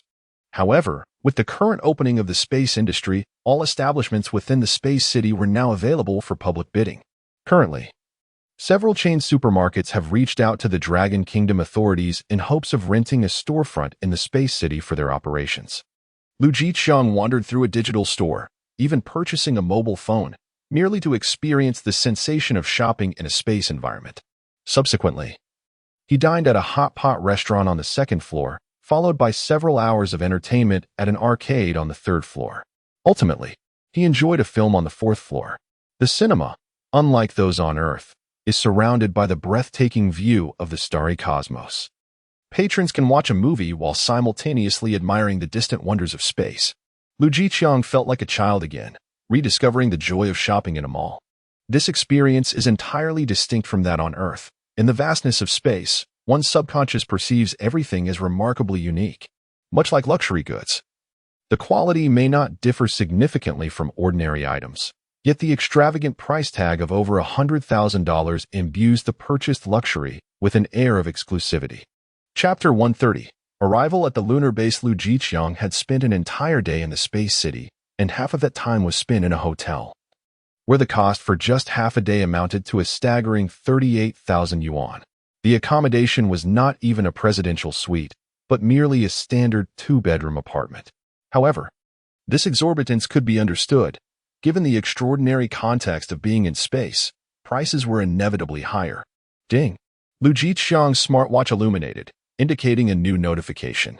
Upon opening it, he discovered a message from the Stargazing Space Tourism Company urging them to return. Dear travelers, we have now been at the space base for a day and are about to embark on our journey to the lunar base. Please return to the Longting 1 spacecraft. Thank you for your cooperation. Without a moment's hesitation, Lu Jiqiang hurriedly checked out of the hotel. He then hailed a taxi at the hotel entrance and made his way back to the space station. Upon arriving at the Longting 1, he noticed that most of the passengers had already returned, with only a few remaining. Feeling somewhat bored, Lu Jiqiang sat down and began scrolling through his phone. He opened Weibo and was immediately greeted by a shocking headline. The Dragon Kingdom is recruiting residents for the space-based city. All citizens of the Dragon Kingdom can apply to the official program. Limited spots available, only 100,000, first come, first served. This announcement quickly ascended to the top of Weibo's trending topics, sparking fervent discussions among countless individuals. Wow, if I register to become a resident of the space city, I can travel to space for free. That's fantastic. I want to sign up. I want to experience what it's like to live in space. I'm hesitant. I can't shake the feeling that space cities aren't safe indeed. What if a meteorite comes crashing down? We'd be done for. I think I'll wait and see. If it seems beneficial, then I'll choose to register. Don't get your hopes up. Check the official site for the number of applicants. Upon seeing this information, everyone flocked to the official website, which featured a registration portal for the space city. Upon entering, they were greeted with a real-time count of applicants. 543, 925. Just 1 hour had passed since the announcement was made, and already 500,000 people had signed up across the Dragon Kingdom. For those who wished to wait and see, it was now too late to register. The rule was clear: first come, first served. The officials would select from the first 100,000 applicants, screening out those who did not meet the criteria. Subsequently, staff would call each applicant to confirm their genuine desire to live in the space city, as some merely sought to join the excitement without any intention of relocating. Lu Jiqiang stared blankly at the information on his phone. Space city residents? He recalled everything he had just seen during his exploration, and a surge of excitement welled up within him. How wonderful it would be if he could become a resident of the space city. However, reason pulled him from his reverie. He was not alone. He had a wife and children. Well, there would always be opportunities in the future. Lu Jiqiang sighed. At long last, all the space travelers had returned. With the confirmation from the spacecraft's crew, the Longting 1 finally commenced its departure from the spaceport. Having recharged its energy for an entire day at the spaceport, Longting 1 was now fully revitalized. It soared towards the moon. Nearly 8 hours later, Longting 1 arrived at its lunar destination. the moon had transformed dramatically. Today, the lunar base of the Dragon Nation has evolved into a fully equipped and resource-rich research facility. It now has the capacity to accommodate 500 individuals for over a decade. In the future, the lunar base is set to expand even further, ultimately becoming a habitable city akin to the Dragon Nation space base. Presently, however, the lunar base has established a tourism zone, specifically designed to provide resting and sightseeing opportunities for those visiting the moon. The Longting-1 spacecraft, operated by the Stargazing Space Tourism Company, executed a precise landing atop the lunar base of the Dragon Nation. This lunar base features an artificial iron fortress on its surface, serving as a resting and exploration area for space travelers. The immense structure is entirely enveloped in steel, impervious to ordinary meteoric impacts. Furthermore, the building is equipped with anti-gravity shielding, ensuring the safety of the lunar base. The lunar base consists of 2 levels, the surface and the subterranean. The surface is designated for passenger accommodations, while the underground houses the actual lunar base, containing a variety of experimental apparatus. Additionally, there is a space smelting facility where automated robots extract ores, which are then processed into finished materials through lunar smelting operations. The most vital resource on the moon is undoubtedly helium-3. Presently, the entire lunar base operates on helium-3 nuclear fusion reactors, representing a completely green energy solution that produces no nuclear radiation. Longting-1 landed within a designated landing area, adjacent to the surface structure. There exists an underground interface through which passengers can access the true interior of the lunar base. Not far from this area stands a towering signal tower, facilitating communication between the lunar base and Earth. This transmission tower amplifies signals, relaying them to the Lunar Bridge Relay satellite orbiting the moon. Subsequently, the Lunar Bridge satellite transmits the signals to the space base or communication satellites on Earth. This network forms a communication system between the Earth and the moon. Due to the constraints of the speed of light, lunar-Earth communication cannot achieve the same latency control of under 100 milliseconds as on Earth. With the moon situated 300,000 kilometers away from Earth, even electromagnetic waves require a second to traverse the distance. Thus, this lunar-Earth communication network cannot facilitate the seamless gameplay of an online game without delay. However, the exchange of information in daily life can still be accomplished with remarkable ease. Esteemed travelers, we have arrived at the lunar base. Please disembark from the spacecraft. The passengers, already brimming with excitement, surged eagerly towards the exit. Upon entering the lunar base, Lu Jiqiang discovered that the space within was somewhat more confined. There remains a significant disparity compared to the space station. Once inside, Lu Jiqiang finally beheld the entirety of the lunar base. It bore a striking contrast to the city of the space station. The structure was elliptical in shape, impressively large, and divided into numerous levels, each housing an array of shops that were actively in operation. Within the lunar base, one could also gaze out of the windows to witness the scenes beyond. Chapter 131. The gravitational anomaly of the wormhole on the far side of the moon within the lunar base. Lu Jiqiang was exploring the premises. An elliptical domed structure dominated the landscape, with a cylindrical commercial zone at its center, soaring several stories high. Surrounding this core commercial area, development branched outwards, though the peripheral zones remained modest and were still under construction. Presently, the lunar base no longer relied on transporting construction materials from Earth. Instead, resources were sourced locally on the moon. Through the process of space metallurgy, various ores were refined and directly utilized in the construction of the lunar base. After all, resources from Earth had become critically scarce, and the construction of space facilities would require an immense amount of steel. Over the past few months, international steel prices had doubled, fluctuating annually. Nevertheless, the Dragon Nation had no choice but to invest in purchases, driven by the urgent need to expand its space industry.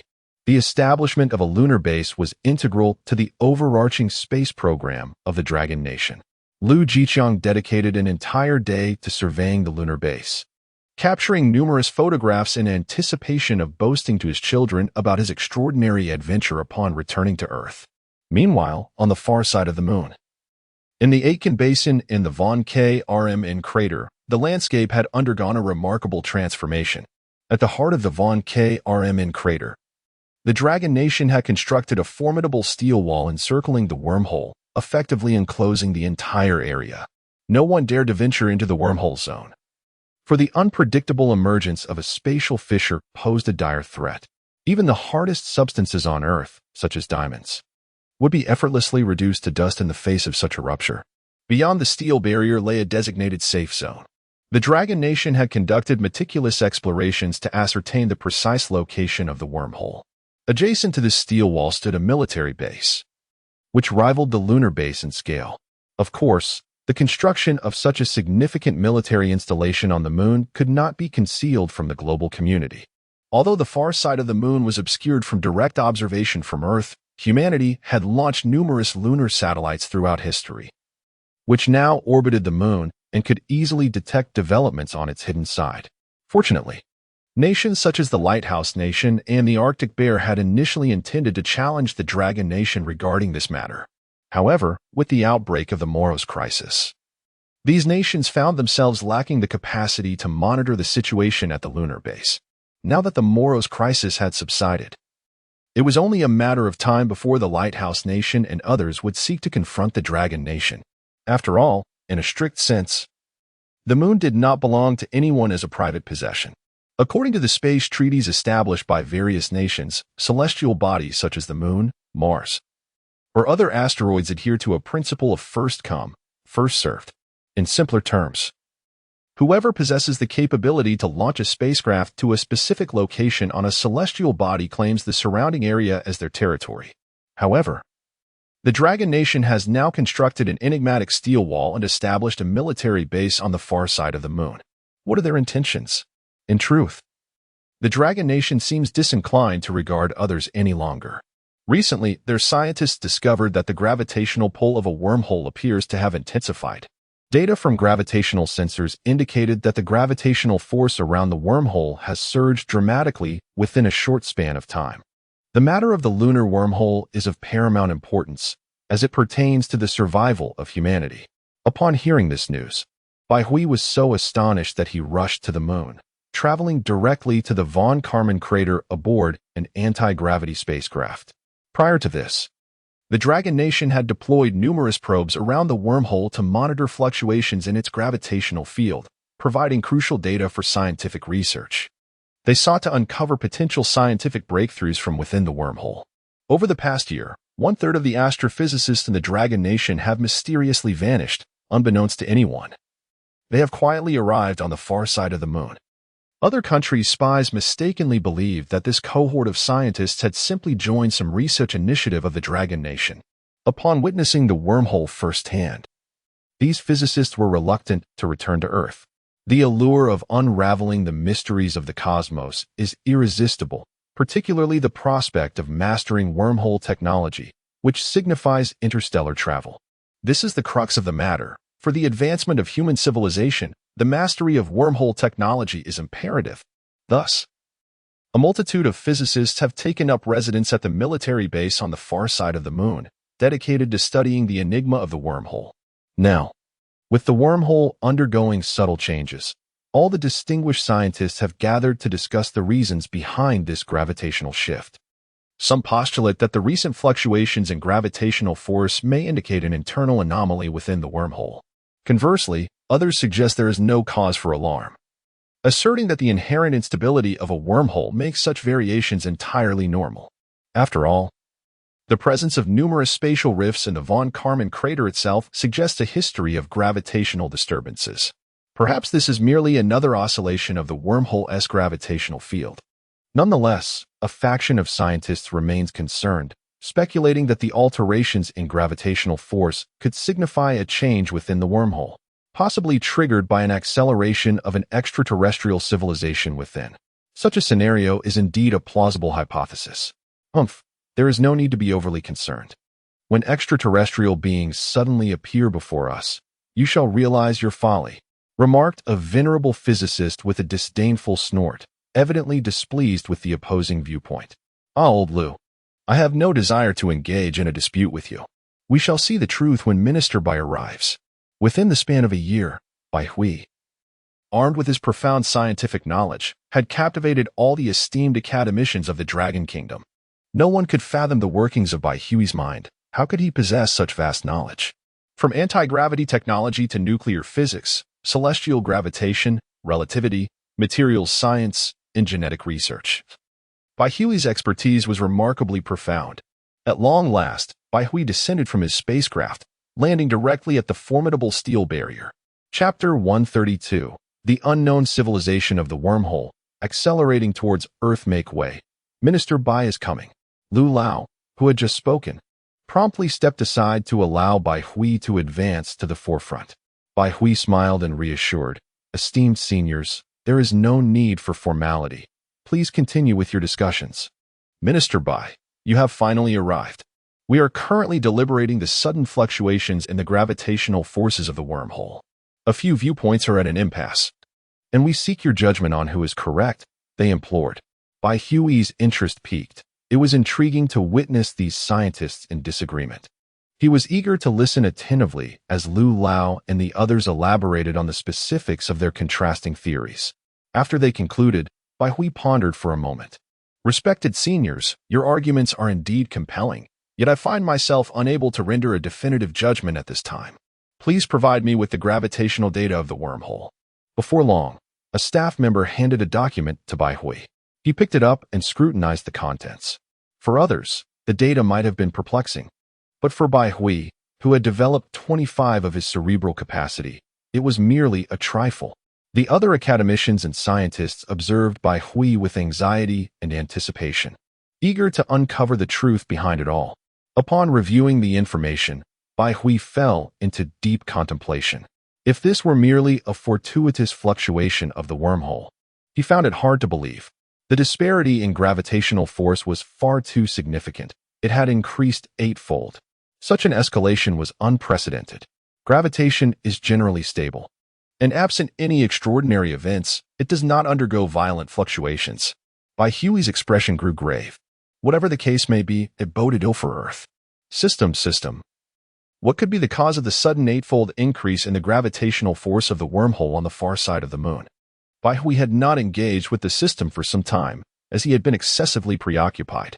After resolving matters concerning Moros, a plethora of follow-up tasks awaited him. Although Dragon Country had not suffered an invasion, the impact of the Moros crisis on the nation was profound. The aerospace sector faced numerous project suspensions, and strict health inspection protocols needed to be instituted to prevent any Moros infiltration, which could severely endanger Dragon Country. More critically, as the Minister of the Dragon Department, Bai Hui's responsibilities were exceptionally demanding. The Dragon Department was established to safeguard the nation's security, and during the Moros crisis, it had been extraordinarily busy, coordinating a multitude of affairs. Consequently, the research department's efforts were also somewhat hampered. Lastly, there was the Chilan battle team. Since the final battle, they had suffered significant losses. Yet it had also illuminated the formidable prowess of war generals. During that conflict, Lei Gang and Jin Zhan had collectively vanquished countless Moros in the skies. Had it not been for the intervention of Emperor Moros at the last moment, it is likely that the entire Moros in the sky would have been vanquished. Thus, the Dragon Kingdom has recruited a new cadre of elite warriors to undergo specialized training within the Chilan Brigade. This turn of events, albeit born from calamity, has proven fortuitous. In the climactic battle against Moros, many super warriors underwent a baptism of fire. Presently, the Chilan Brigade boasts 12 formidable generals among its ranks. In the aftermath of the conflict, several more generals have emerged within the brigade. Additionally, an increasing number of individuals have ascended to the rank of warrior. However, the losses sustained by the warrior-level fighters during the final battle were grievous, and they have yet to fully recover. Currently, the Chilan Brigade numbers just over 100 warrior-level fighters. The news of Bai Hui, the Silver Mech Warrior, has become common knowledge among all members of the Chilan Brigade. They are acutely aware that humanity's victory in the final battle was largely due to the presence of that Silver Mech Warrior, who was instrumental in slaying Emperor Moros, thereby securing the triumph. Upon learning this news, the members of the Chilan Brigade have only deepened their admiration for Bai Hui. New recruits. Upon discovering that Bai Hui is actually the chief instructor of the Chilan Brigade, feel an even greater sense of pride. But I digress. Bai Hui inquired of the system, which hesitated for a moment before providing a response. Host. The enhancement of the wormhole's gravitational pull signifies an increase in the energy within the wormhole passage. This internal energy fluctuation may stem from several causes. It could be that a spacecraft encountered danger and subsequently employed tremendous energy for defense. However, the most common reason is, the system paused, then continued, Host. Has the gravitational value of the wormhole's new changes remained stable? Indeed, the gravitational value has consistently lingered at approximately 8 times that of the previous pull.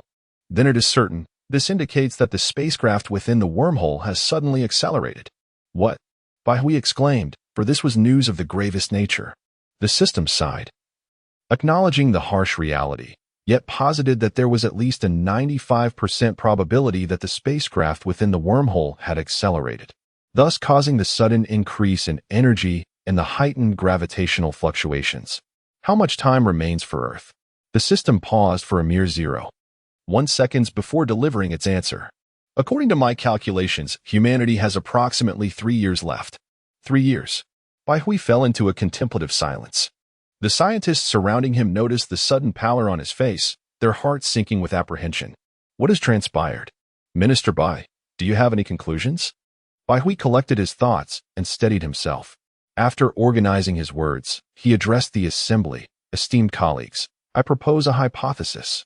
The gravitational changes surrounding the wormhole are indeed correlated with the energy intensity within the wormhole passage. As the internal energy intensity increases, the gravitational value correspondingly rises. Esteemed colleagues, it is worth noting that the gravitational force surrounding the wormhole has remained remarkably constant until today, when it unexpectedly surged eightfold, stabilizing around this new value. This suggests a significant increase in the internal energy of the wormhole, leading to alterations in gravitational dynamics. Upon hearing this, the assembled scientists fell into deep contemplation, finding the notion quite plausible. Indeed, within the scientific community, gravity is generally perceived as a stable entity. Yet, what could account for this sudden escalation in the wormhole's internal energy? Such energy should inherently be stable, given the consistent gravitational field surrounding the wormhole. Suddenly, the expressions of some esteemed scientists turned grave. They harbored unsettling conjectures. It is crucial to remember that those who attain the status of scientific academicians are far from foolish. With a moment of reflection, they began to unravel the complexities of the situation. Chapter 133. The exclusive vehicle Shenlong within the confines of the wormhole. Energy levels surged dramatically. But what lay within the wormhole? The vessels of an unknown civilization. Why was there such a surge in energy? It is highly probable that this unknown civilization had amplified their energy output. The consequence of this could very well be that this civilization might arrive on Earth sooner than anticipated. This scenario undoubtedly presents a nightmare for our planet, which has already suffered greatly from the ravages of the blade worm race, leaving most nations severely damaged. In just a few years, a civilization potent enough to traverse wormholes is poised to descend upon Earth. Can humanity withstand this unknown civilization? The answer remains elusive. The only course of action for humanity is to prepare for war, readying themselves for the impending conflict with this enigmatic force. Most individuals are acutely aware that humanity cannot afford to indulge in the illusion that this unknown civilization will bring peace. Such a notion would be tantamount to entrusting humanity's fate to an ethereal probability. Possessing a sword and wielding it are two entirely different concepts. A glance at the Moros incident reveals how a single extraterrestrial race can wreak havoc upon Earth. During the Moros crisis, humanity suffered the loss of hundreds of millions. Old Lu's voice quivered, his face etched with disbelief as he turned to Bai Hui, seeking to discern the implications of this situation, hoping to glean a different outcome from him. However, Bai Hui's response shattered his hopes entirely. Old Lu, you are correct in your assumptions. My conclusion is that the unknown civilization within the wormhole is likely accelerating their approach, and they will arrive on Earth ahead of schedule. Bai Hui's words struck the scientists like a thunderclap, reverberating in their minds with a resounding buzz. This was truly the worst news imaginable. It meant that humanity's previous speculations about the unknown civilization were utterly unfounded. This civilization was not merely at the threshold of level 3. They were undoubtedly a formidable level 3 civilization, their speed nearing that of a level 4 civilization. Furthermore, no one could ascertain whether they were holding back any power. This truly represented a mysterious adversary. Consequently, many of Longwa's prior strategies against this civilization might now be rendered ineffective. Humanity needed to reevaluate their approach. Baihui did not linger on the moon for long. Within moments, he sought to board the anti-gravity spacecraft to return to Earth. Humanity had reached a critical juncture. He must return to Earth to confer with the elders of Longwa regarding countermeasures. In light of the urgency, Baihui was already contemplating the necessity of disclosing this information to other nations. This was not merely a matter for Longwa. It was a calamity that threatened all of humanity. Old Lu, old Yang, esteemed elders, time is of the essence. I cannot remain with you any longer. I must return to Earth at once to discuss strategies with the elders. Indeed, Minister Bai, you may proceed. As for us old fellows, we can offer you little assistance, only remaining here to conduct our research and see if any discoveries may arise. Well then, I take my leave. Baihui promptly boarded his exclusive vehicle, a compact anti-gravity spacecraft. This vessel was comparable in size to the Longting one, albeit slightly larger, weighing in at 300 tons while boasting a staggering cargo capacity of 800 tons. Such formidable carrying ability was entirely attributable to the spacecraft's energy module. This ship was specially crafted by Baihui, utilizing a silver plasma battery, the very same energy module from the silver dragon armor he wore when he triumphed over Emperor Moros. The silver plasma battery surpassed the lithium-air battery used in the Longting 1 by a remarkable factor of 10, resulting in a significantly enhanced endurance. The design of the entire spacecraft was breathtakingly futuristic, its silver exterior adorned with intricately carved scales of a dragon from the legendary tales of the Dragon Kingdom, culminating in a magnificent depiction of a dragon at the fore. This vessel was aptly named the Divine Dragon. The Divine Dragon soared through the cosmos, carrying Baihui away from the moon and back to Earth. Meanwhile, between the moon and Earth, a Longting 1 was ferrying 100 space tourists on their return journey. The passengers sat in their seats, faces beaming with excitement, clearly thrilled with their extravagant million-dollar space adventure, feeling it was worth every penny. Their 3-day odyssey through the stars was drawing to a close, and they eagerly contemplated how to boast about their experiences to the awaiting media upon their return to Earth. Many gazed out the windows, where silence reigned supreme. In the vacuum of space, sound could not travel, rendering the surroundings eerily quiet. Outside the windows lay the timeless stars and the enigmatic depths of space, devoid of any life forms. Suddenly, one passenger, a young affluent individual in his 20s with a penchant for adventure, was astounded to notice a silver spacecraft rapidly trailing behind them. Its speed eclipsed that of the Longting 1. Had it merely been a swift vessel, he would not have been particularly surprised. However, the most astonishing detail was the intricately carved dragon adorning the ship. The dragon appeared remarkably lifelike, its scales shimmering under the sunlight. "What is this? Absolutely incredible!" exclaimed the young traveler, captivated by the sight. His eyes fixated on the divine dragon, gleaming with an inexplicable brilliance, akin to beholding an ethereal beauty. Upon hearing his words, all the other passengers swiftly turned to gaze at the magnificent sight. Wow, this spaceship is intricately carved with a dragon. How utterly magnificent. Whose vessel could this possibly be? It seems our Dragon Nation has only produced 2 models of anti-gravity spacecraft, the Dragon 1 and the Dragon 2. Incredible. I surmise this magnificent dragon ship must belong to some prominent figure. Do you think it could possibly be associated with the legendary Baishin? Baishun. The crowd paused in astonishment. This name was certainly not unfamiliar to them. This individual is the pioneer of the space age in the Dragon Nation. Their ability to embark on space tourism is undoubtedly indebted to Baishin's contributions. It is indeed a possibility. Firstly, this spaceship is extraordinarily impressive. Typically, official vessels do not exhibit such flamboyance. However, while Baihui is recognized as the inventor of anti-gravity technology and controlled nuclear fusion, let us not forget that he is also merely in his 20s. As this realization dawned upon them, a sense of nostalgia washed over the crowd. Indeed, if they had not deliberately recalled it, they might have forgotten that Baishin is, after all, a young man in his 20s. Reflecting on this, Tears began to flow from their eyes. Look, look. Others at 20-something have already become national treasures of the Dragon Nation. They are destined to be remembered in the annals of history as great scientists. Future generations will never forget Bai Hui's contributions to humanity. And what about themselves? What are they doing now? Merely existing as business owners focused solely on profit, or as white-collar workers, squandering their lives as privileged heirs? How disheartening. In this moment, everyone felt a profound sense of guilt.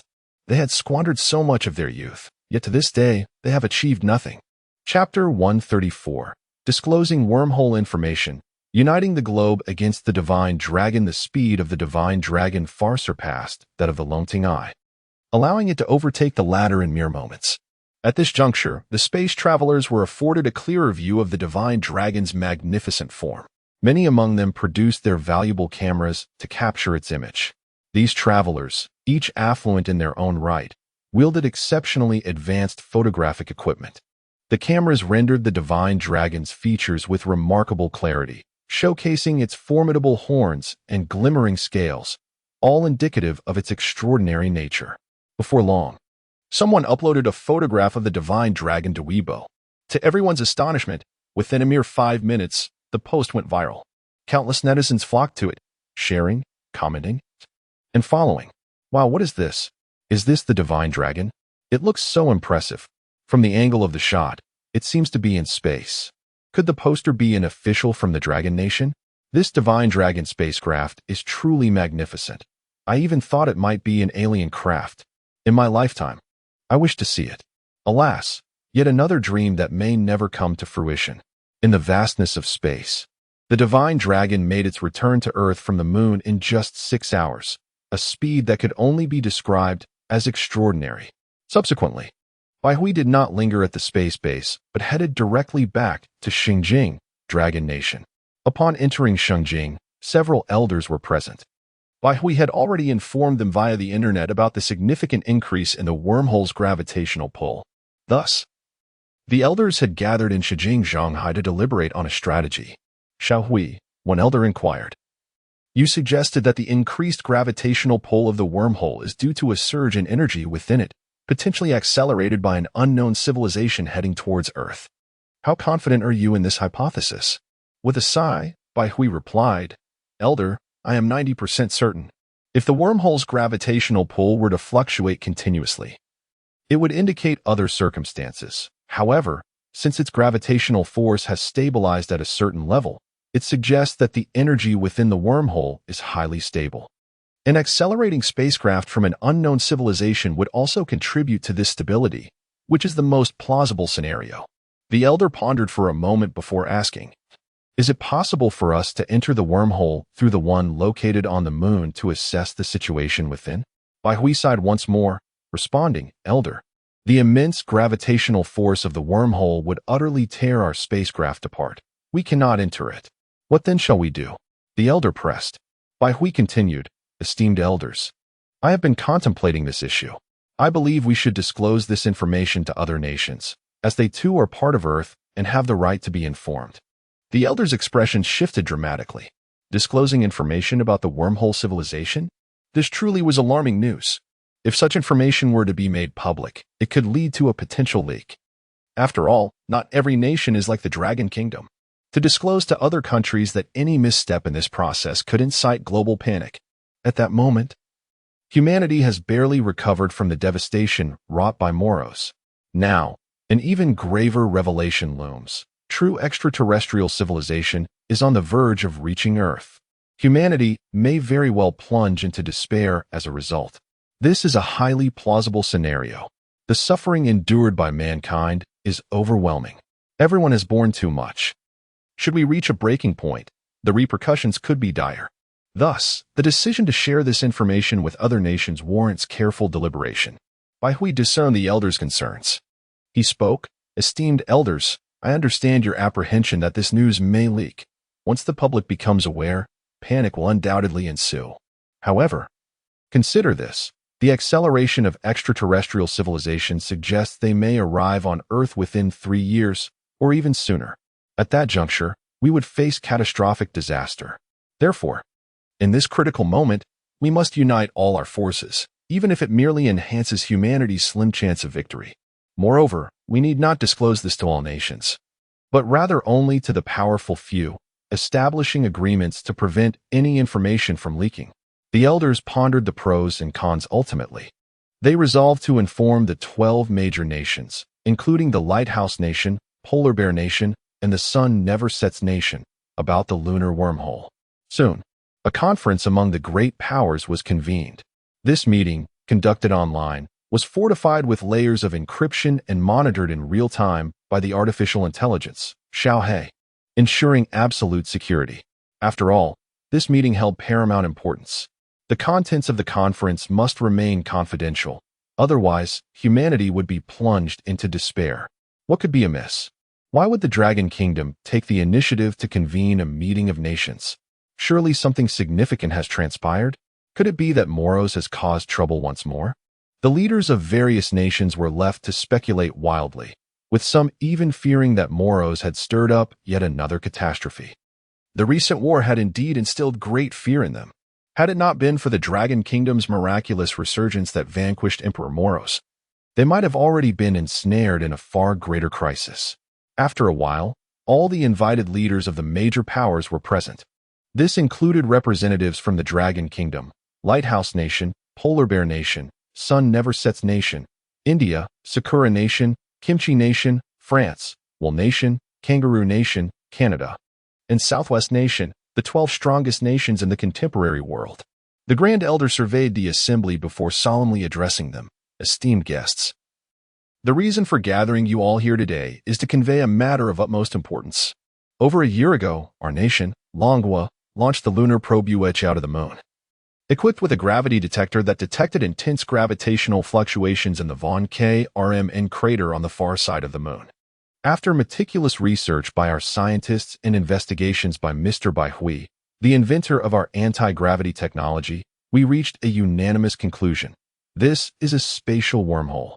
The mere mention of the term spatial wormhole sent shockwaves through the minds of leaders from the other 11 nations, leaving them astounded. Could spatial wormholes truly exist? To this day, many still regard them as mere figments of scientific imagination. However, during an international conference, the esteemed elder of Long solemnly declared their existence, asserting that they are indeed located on the far side of the moon. Eyes widened with fervor, for if they were to harness this spatial wormhole, their nation's space technology could experience a meteoric rise, potentially elevating them to the status of a civilization capable of traversing the galaxy. Chapter 135, The Folly of Desiring the Enemy's Mercy is no different from suicide. The chairman sighed, observing the increasingly frenzied assembly before him. A wave of derision washing over his heart. If we were truly on the brink of becoming a civilization capable of traversing the galaxies, would I divulge such news to you? Fortunately, someone managed to regain their composure. The Arctic Bear Emperor suppressed his agitation and inquired solemnly, Chairman, your revelation at this juncture must bear some ominous tidings, correct? Upon hearing these words, the rest of the assembly finally steadied themselves. Those who could ascend to such positions were certainly not fools. A moment's contemplation unraveled the implications. If the wormhole were beneficial to humanity, why would the chairman so generously inform them? The chairman spoke gravely. Indeed, this wormhole does not present the opportunity we envision for humanity to ascend into interstellar civilization.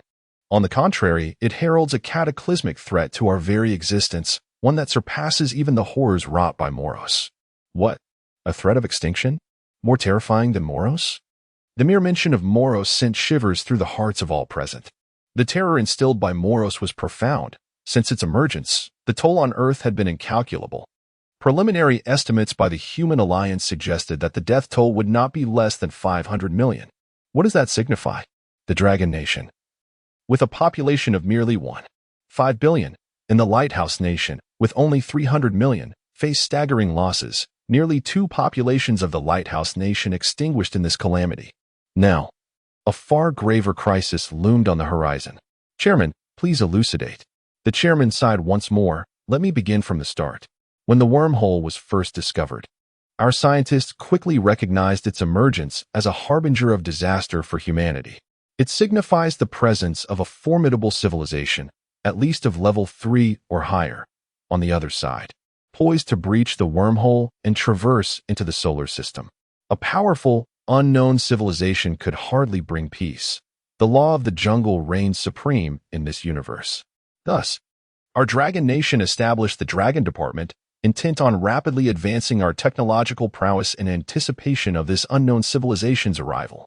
However, just yesterday, our scientists detected a dramatic increase in the gravitational pull of the wormhole on the far side of the moon. After thorough investigation and deliberation, we concluded that the enigmatic civilization within the wormhole is currently accelerating towards the solar system and is expected to reach Earth within 3 years. Boom. The chairman's words struck like a thunderclap, reverberating within the hearts of the world leaders. What? An unknown civilization of great power will arrive on Earth in 3 years? The leader of the so-called Great Cosmic Nation, who had always regarded the universe as their dominion, now appeared visibly distressed. Trembling and pale, he pondered, could this unknown civilization? Could it possibly be a peaceful one? Surely, they would not turn against us? The Arctic Bear Emperor, the chairman, and even the sovereign of the Lighthouse Nation cast astonished glances towards him. These glances were imbued with a multitude of emotions: contempt, disdain, pity, and even disgust. How could one still harbor hopes based on ephemeral possibilities at such a critical juncture? Such individuals never contemplate how to strengthen themselves. Instead, they prey on the weak and pin their survival fantasies on unknown adversaries. If given the chance, one might speculate he would be the first to become Earth's traitor. Indeed, a shift in perspective reveals the absurdity of this situation. Would humanity ever feel pity for the ants beneath their feet? The answer is a resounding no. The power of humanity far surpasses that of ants, and thus, humans remain indifferent to the thoughts of these tiny creatures. When encountering an ant, humanity would not feel any emotion but would simply crush it underfoot. This unknown civilization perceives us in a similar light. Their level of civilization vastly exceeds that of humanity. Thus, when the wormhole's unknown civilization regards Earth, it's akin to how humans view a colony of ants. At that moment, is it even plausible to speak of peace? Ridiculous. The leader of the Kimchi Nation, sensing the peculiar glances directed at him, felt his face flush crimson. He perceived himself as a jester, subjected to the scrutiny of the world. In a hushed murmur, he stammered, I was merely suggesting a possibility. The crowd turned away, no longer focusing on the leader of the Kimchi Nation. Subsequently, intense discussions erupted among the nations. In this heated atmosphere, the Kimchi leader felt utterly isolated. No one desired to engage him in conversation. When he attempted dialogue, others wore polite smiles, yet he could palpably sense their aloofness. The meeting concluded swiftly, yielding no substantial cooperative agreements among the nations.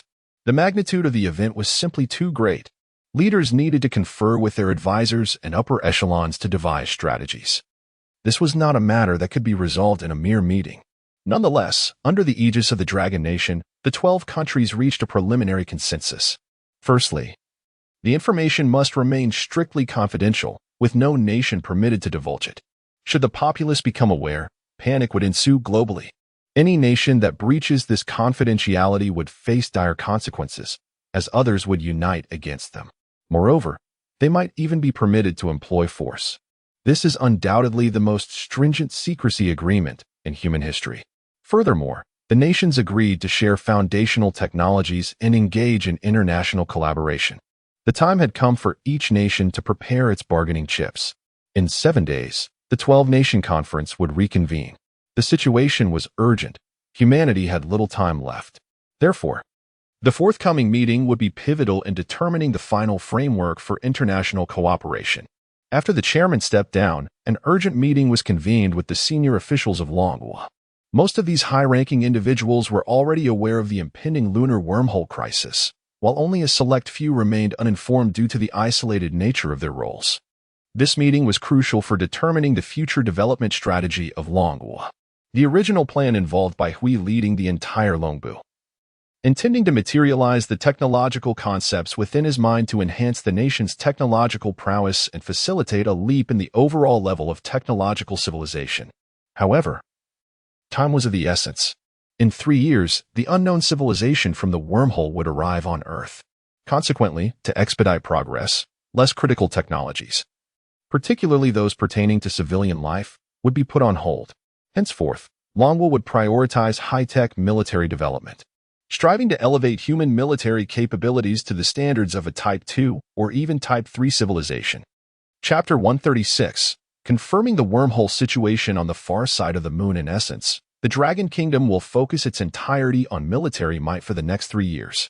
Other foundational research, including studies on particles, quarks, and antimatter, will be entirely suspended. All personnel, including scientists, will be redirected towards military research and development. This is a time of urgency, a strategic response to extraordinary circumstances. Not only the Dragon Kingdom, but also other major powers, who are privy to this information, will undoubtedly prepare for conflict. Their immediate task is to send representatives to the far side of the moon to ascertain the veracity of the Dragon Kingdom's claims. As this is pivotal to their forthcoming plans, they cannot afford to act carelessly. On this matter, the Dragon Kingdom has not intervened. Instead, it inquired if assistance was required, offering to send anti-gravity spacecraft to aid their efforts. After all, among the numerous powers, only a select few possess the Dragon Kingdom's Longton, one spacecraft. It is noteworthy that the Lighthouse Nation, the Polar Bear Nation, the Cherry Blossom Nation, and the Western Alliance have all received their orders for the Longting, one anti-gravity spacecraft, which have been fully delivered. The Sun Never Sets Nation, the Land of the Franks, and the Will Nation are all part of the Western Alliance. Thus they can utilize one Longting, one collectively. Within just a day, the other nations had prepared for the launch of the Longting, one. Astronauts and the foremost gravitational scientists from various countries accompanied the spacecraft to the moon's far side. Upon arrival, they were utterly astounded. It had transformed into a tightly secured, heavily armed military base. Observing this base, many representatives from different nations began to believe the Dragon Kingdom's assertions. After all, if there were not indeed a spatial wormhole and a formidable threat looming, the Dragon Kingdom would not expend such resources to construct a military installation here. Nevertheless, they represented their respective nations and, until they witnessed the spatial wormhole themselves, none would hastily draw conclusions. A leading general from the Dragon Kingdom, adorned in specially designed armor akin to that of astronauts, approached them. This armor contained life support systems, yet it was constructed from unique materials, rendering it exceptionally resilient. Comparable to steel. Within this lunar base, this space armor had become the standard issue for soldiers. Esteemed guests, I am the general sent by the Dragon Kingdom to welcome you. Please follow me, he announced. The assembly followed the general beneath the towering steel walls. Upon reaching this location, the foreigners gazed upward. Although they had glimpsed the steel walls from the Longting, one, they had yet to feel its enormity. However, as they beheld this magnificent marvel in person, they could not help but exclaim, "Oh my God!" The towering steel city wall rises to an impressive height of 200 meters. Ascending in an elevator, the spectators arrive at the precipice of this formidable structure, where they are afforded a glimpse into the depths of the Von Karman impact crater. I have brought you to this vantage point, however. I implore you not to venture inside, for the vicinity of the spatial wormhole is exceedingly unstable, frequently giving rise to fissures that can sever all known materials. I sincerely hope you refrain from any reckless exploration. The general delivered this stern warning with a stoic expression, his visage imbued with an icy demeanor. At this location, scientists from 11 nations promptly retrieved specialized equipment to commence their investigations. As the examinations unfolded, a fervent enthusiasm illuminated the faces of the elderly scientists. "Oh my goodness! Is this truly a spatial wormhole? How utterly astonishing!" exclaimed one. "Oh my God! It is so exquisite that I am compelled to reach out and touch it. I cannot contain my excitement. My heart feels as though it might leap from my chest." Observing their scientists' exuberance, the officials from the other nations wore expressions of embarrassment. Nevertheless, they gleaned from the scientists' reactions that the spatial wormhole, as asserted by the Dragon Kingdom, is indeed a tangible phenomenon. Further elucidation on matters of unknown civilizations and other inquiries would necessitate the scientific community's conclusions. A group of individuals diligently studied the steel city wall for an extended period. At last, a senior official from one nation could no longer contain his curiosity and approached the scientists. "Reynes, could you please share your conclusions with us before continuing your research?" Professor Reynes, abruptly interrupted, felt a surge of irritation. He shot an irate glance at the official who had spoken. The interruption roused the other scientists from their focused endeavors, and they collectively exhibited a semblance of annoyance.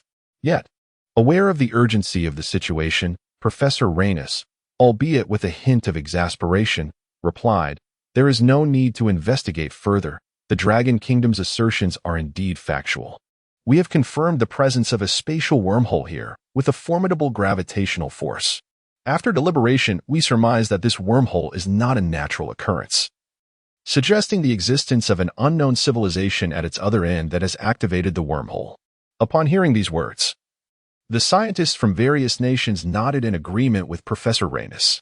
The senior officials, upon processing this information, underwent a palpable transformation in demeanor. They swiftly produced satellite phones to communicate with the leaders on Earth via the Dragon Kingdom's relay satellite. They hurriedly relayed this momentous news to their superiors on Earth, thus confirming the veracity of the Dragon Kingdom's claims.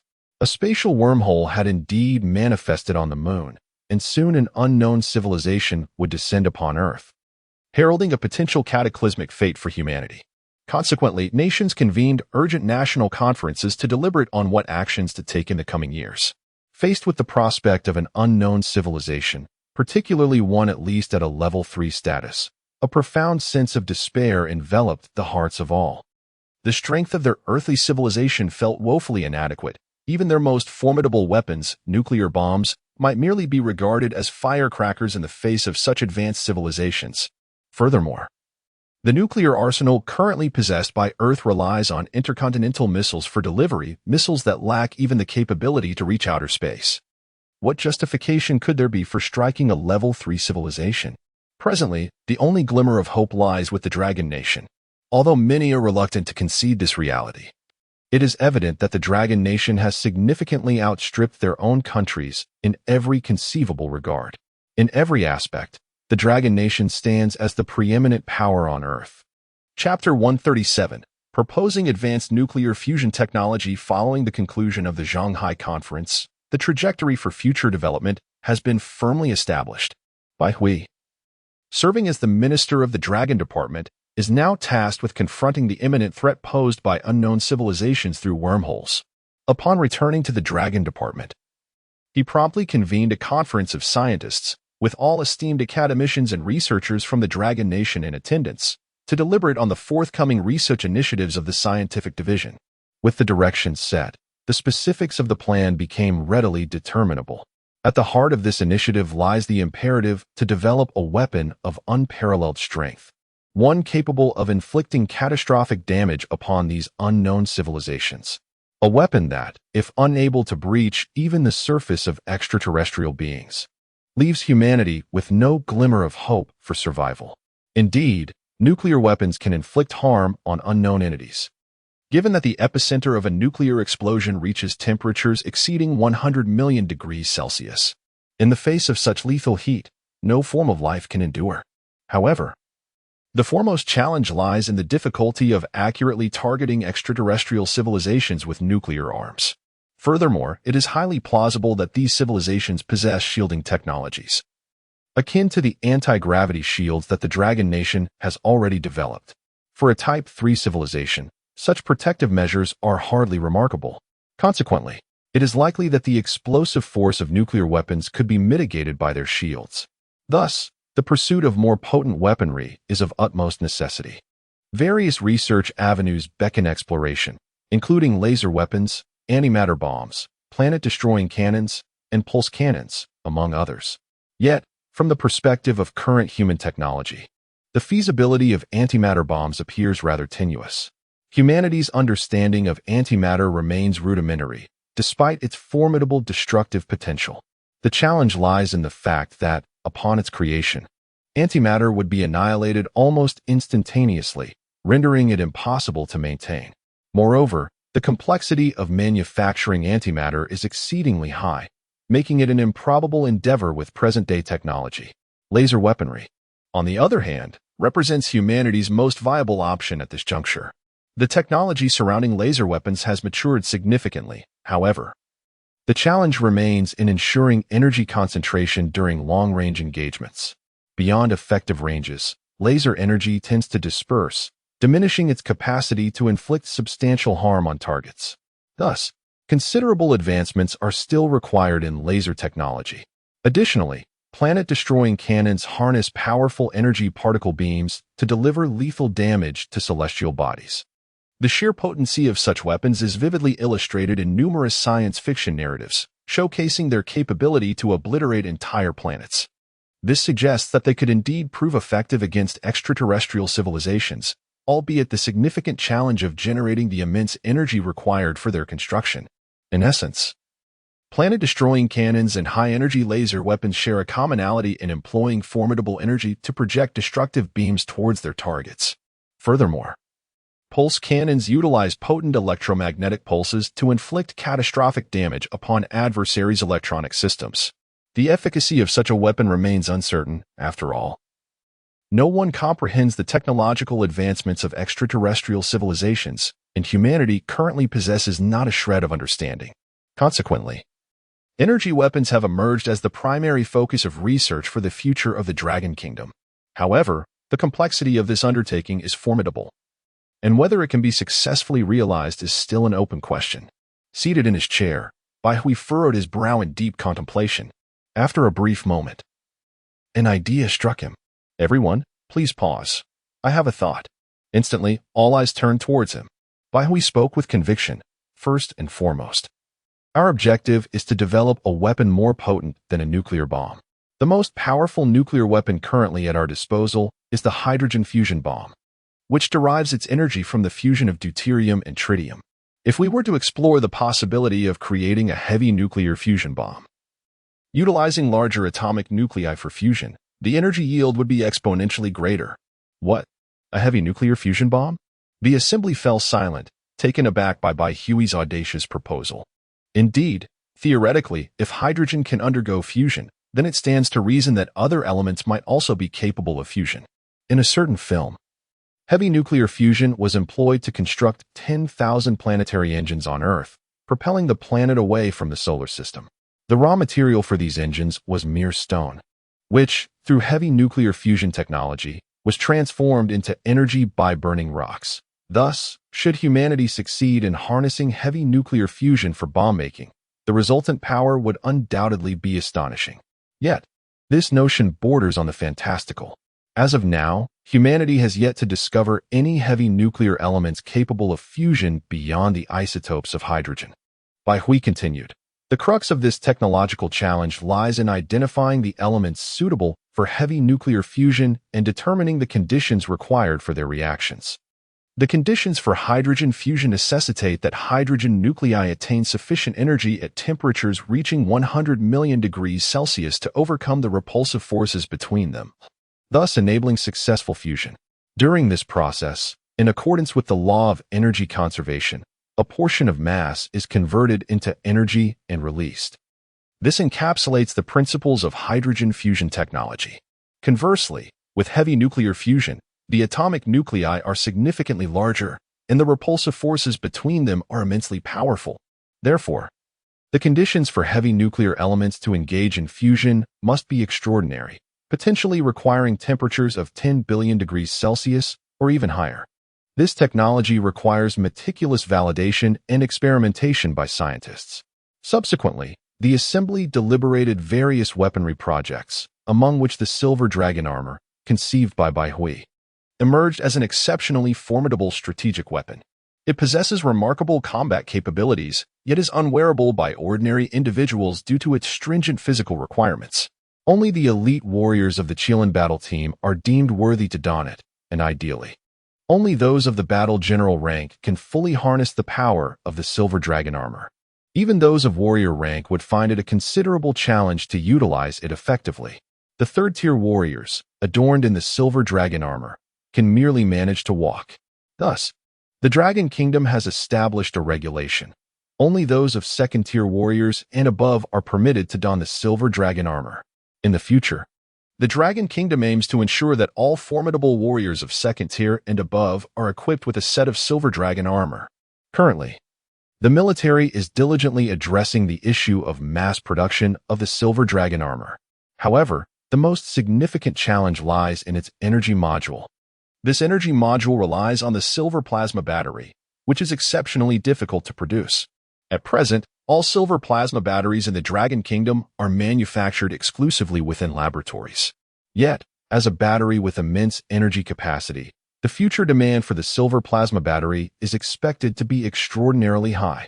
One must comprehend the extraordinary nature of the silver plasma battery. If it were fashioned into a mobile phone battery, even after the phone itself became inoperative, this battery would still retain its charge. After all, this is the power source for the Silver Dragon armor. Therefore, in order to achieve mass production of the Silver Dragon armor, the primary challenge must first be the resolution of the mass production of the silver plasma battery. This dilemma has been persistently tackled by Baihui. It is believed that, with the collective strength of the entire Dragon Kingdom, a solution will soon be at hand. Chapter 138. Technological sharing in the future. The vast expanse of space will be inhabited by the Chilan warriors of the Dragon Nation, clad in their agile silver dragon armor. These warriors possess the capability to inflict devastating damage upon enemy warships. However, the current iteration of the silver dragon armor has its limitations. It cannot yet sustain human life in the vacuum of space. Consequently, an enhancement is required in the form of a life support system for the armor. This addition will inevitably strain the armor's energy resources, as the consumption demands of the mechs are considerable. Even the silver plasma batteries struggle to meet these needs. Baihui resolved to miniaturize the nuclear reactor within 3 years, transforming it into a nuclear battery to power the silver dragon armor. With this advancement, a single silver dragon warrior could launch from Earth and soar to the moon, embodying the extraordinary heroes of science fiction, akin to Superman and Iron Man. This breakthrough would significantly bolster the military prowess of the Dragon Nation, making it imperative to advance this technology. Following this, the focus must shift to heavy nuclear fusion technology, which could elevate human civilization to new heights. Thus, Baihui has prioritized these two technological advancements, foreseeing that they would demand substantial resources and energy within the system's laboratory for simulation experiments. After the meeting, the esteemed scientists and academicians resumed their respective duties, immersing themselves in research. The days ahead promised to be arduous, yet not a single individual voiced their exhaustion, for they understood that humanity's salvation rested solely in their hands. As the 7-day period concluded, the Council of 12 Nations reconvened, with leaders appearing in the conference hall. The assembly utilized virtual reality technology to project the figures of each nation's leaders into the meeting space, creating an experience nearly indistinguishable from reality, while enhancing security. During the preceding week, nations had engaged in various maneuvers, sensing a looming storm. However, nothing had transpired, leaving some countries to inquire directly with the leaders of the 12 nations. Yet, how could the leaders divulge such confidential information? The secrecy surrounding this matter is unprecedented. Any breach could provoke military action from the 12 Nations Alliance, transcending mere verbal sanctions. Consequently, only a handful within the 12 nations are privy to this information, and leaders can only share it with their most trusted aides. The meeting commenced, marked by intense negotiations among the 12 nations, with the Dragon Nation undeniably at its core. The Dragon Nation's mastery of anti-gravity technology, controllable nuclear fusion, and super soldiers has incited envy among other countries. Thus, the purpose of this gathering was to persuade the Dragon Nation to relax its restrictions on these technologies. Even if they must pay a certain price, it is undoubtedly worthwhile. Under ordinary circumstances, regardless of the cost incurred by these nations, the Dragon Kingdom would never share such technology with them. This technology embodies the future. However, humanity now finds itself on the brink of extinction. Frankly speaking, 3 years from now may very well herald the end of human civilization. Time is of the essence. Even for the Dragon Kingdom, navigating this crisis poses significant challenges. Thus, following the deliberations of the Council of Elders, it was ultimately decided to lift restrictions on controllable nuclear fusion technology. As for anti-gravity technology, the Dragon Kingdom remains steadfast in its position. They aim to maintain absolute initiative. Anti-gravity technology serves as the most advantageous weapon for the Dragon Kingdom to wield this initiative. Of course, while anti-gravity technology remains undisclosed, the Dragon Kingdom has relaxed restrictions on spacecraft. Presently, the Longting 1 spacecraft can be acquired by other nations for a mere $5 billion each. This price, in stark contrast to the $600 billion previously spent by the Lighthouse Nation, is remarkably economical. Additionally, the Longting 2 has also had its purchasing restrictions lifted. However, the Dragon Kingdom currently lacks sufficient Longting 2s for its own needs, let alone to sell to other countries. Therefore, increasing spacecraft production capacity has become imperative. Yet, given the current circumstances in the Dragon Kingdom, enhancing production capacity has proven to be quite challenging. In light of this situation, Manhwa proposed a solution to allow other nations to produce the Longting 1 and Longting 2. Naturally, the core engineers responsible for building the spacecraft must be from the Dragon Kingdom. The Dragon Kingdom will dispatch engineers and scientists abroad to guide the production of spacecraft. However, the core of the anti-gravity spacecraft lies in the anti-gravity engine. This engine must be transported from the Dragon Kingdom to foreign lands. As long as the Dragon Kingdom retains control of the anti-gravity engine, the technology will not leak. What does it matter if other countries learn the outer design of the spacecraft? Even so, the spacecraft manufactured by foreigners will still belong to the Dragon Kingdom in terms of ownership.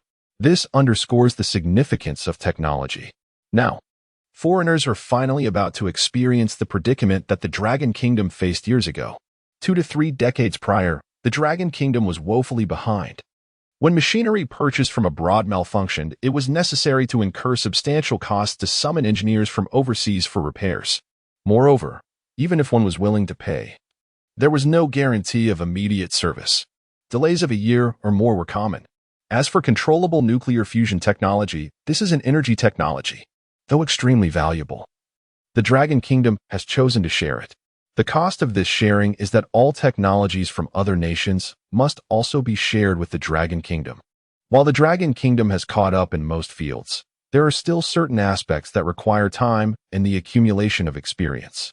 These technologies are well developed abroad, and the Dragon Kingdom still has a pressing need for them. The domineering demands of the Dragon Nation have incited considerable discontent among other countries. However, there is little recourse. The technology of controlled nuclear fusion is of paramount importance. Without it, numerous endeavors become exceedingly challenging. Energy is crucial for the technological advancement of any nation. Moreover, the Dragon Nation has also shared its advancements in lithium-air battery technology. These innovations possess the potential to accelerate the progression of a civilization, holding immense significance for humanity as a whole. As for the foreign envy directed towards the so-called super soldiers, the Dragon Nation has outrightly refuted such claims, asserting with righteous indignation that it harbors no super soldiers. Other nations, however, find themselves in a state of helplessness. None. They scoff in disbelief. How do you explain the appearance of so many superhumans during the Battle of Moros? Such blatant denials seem utterly preposterous. Yet, there is little that can be done. For the Dragon Nation's strength is undeniable.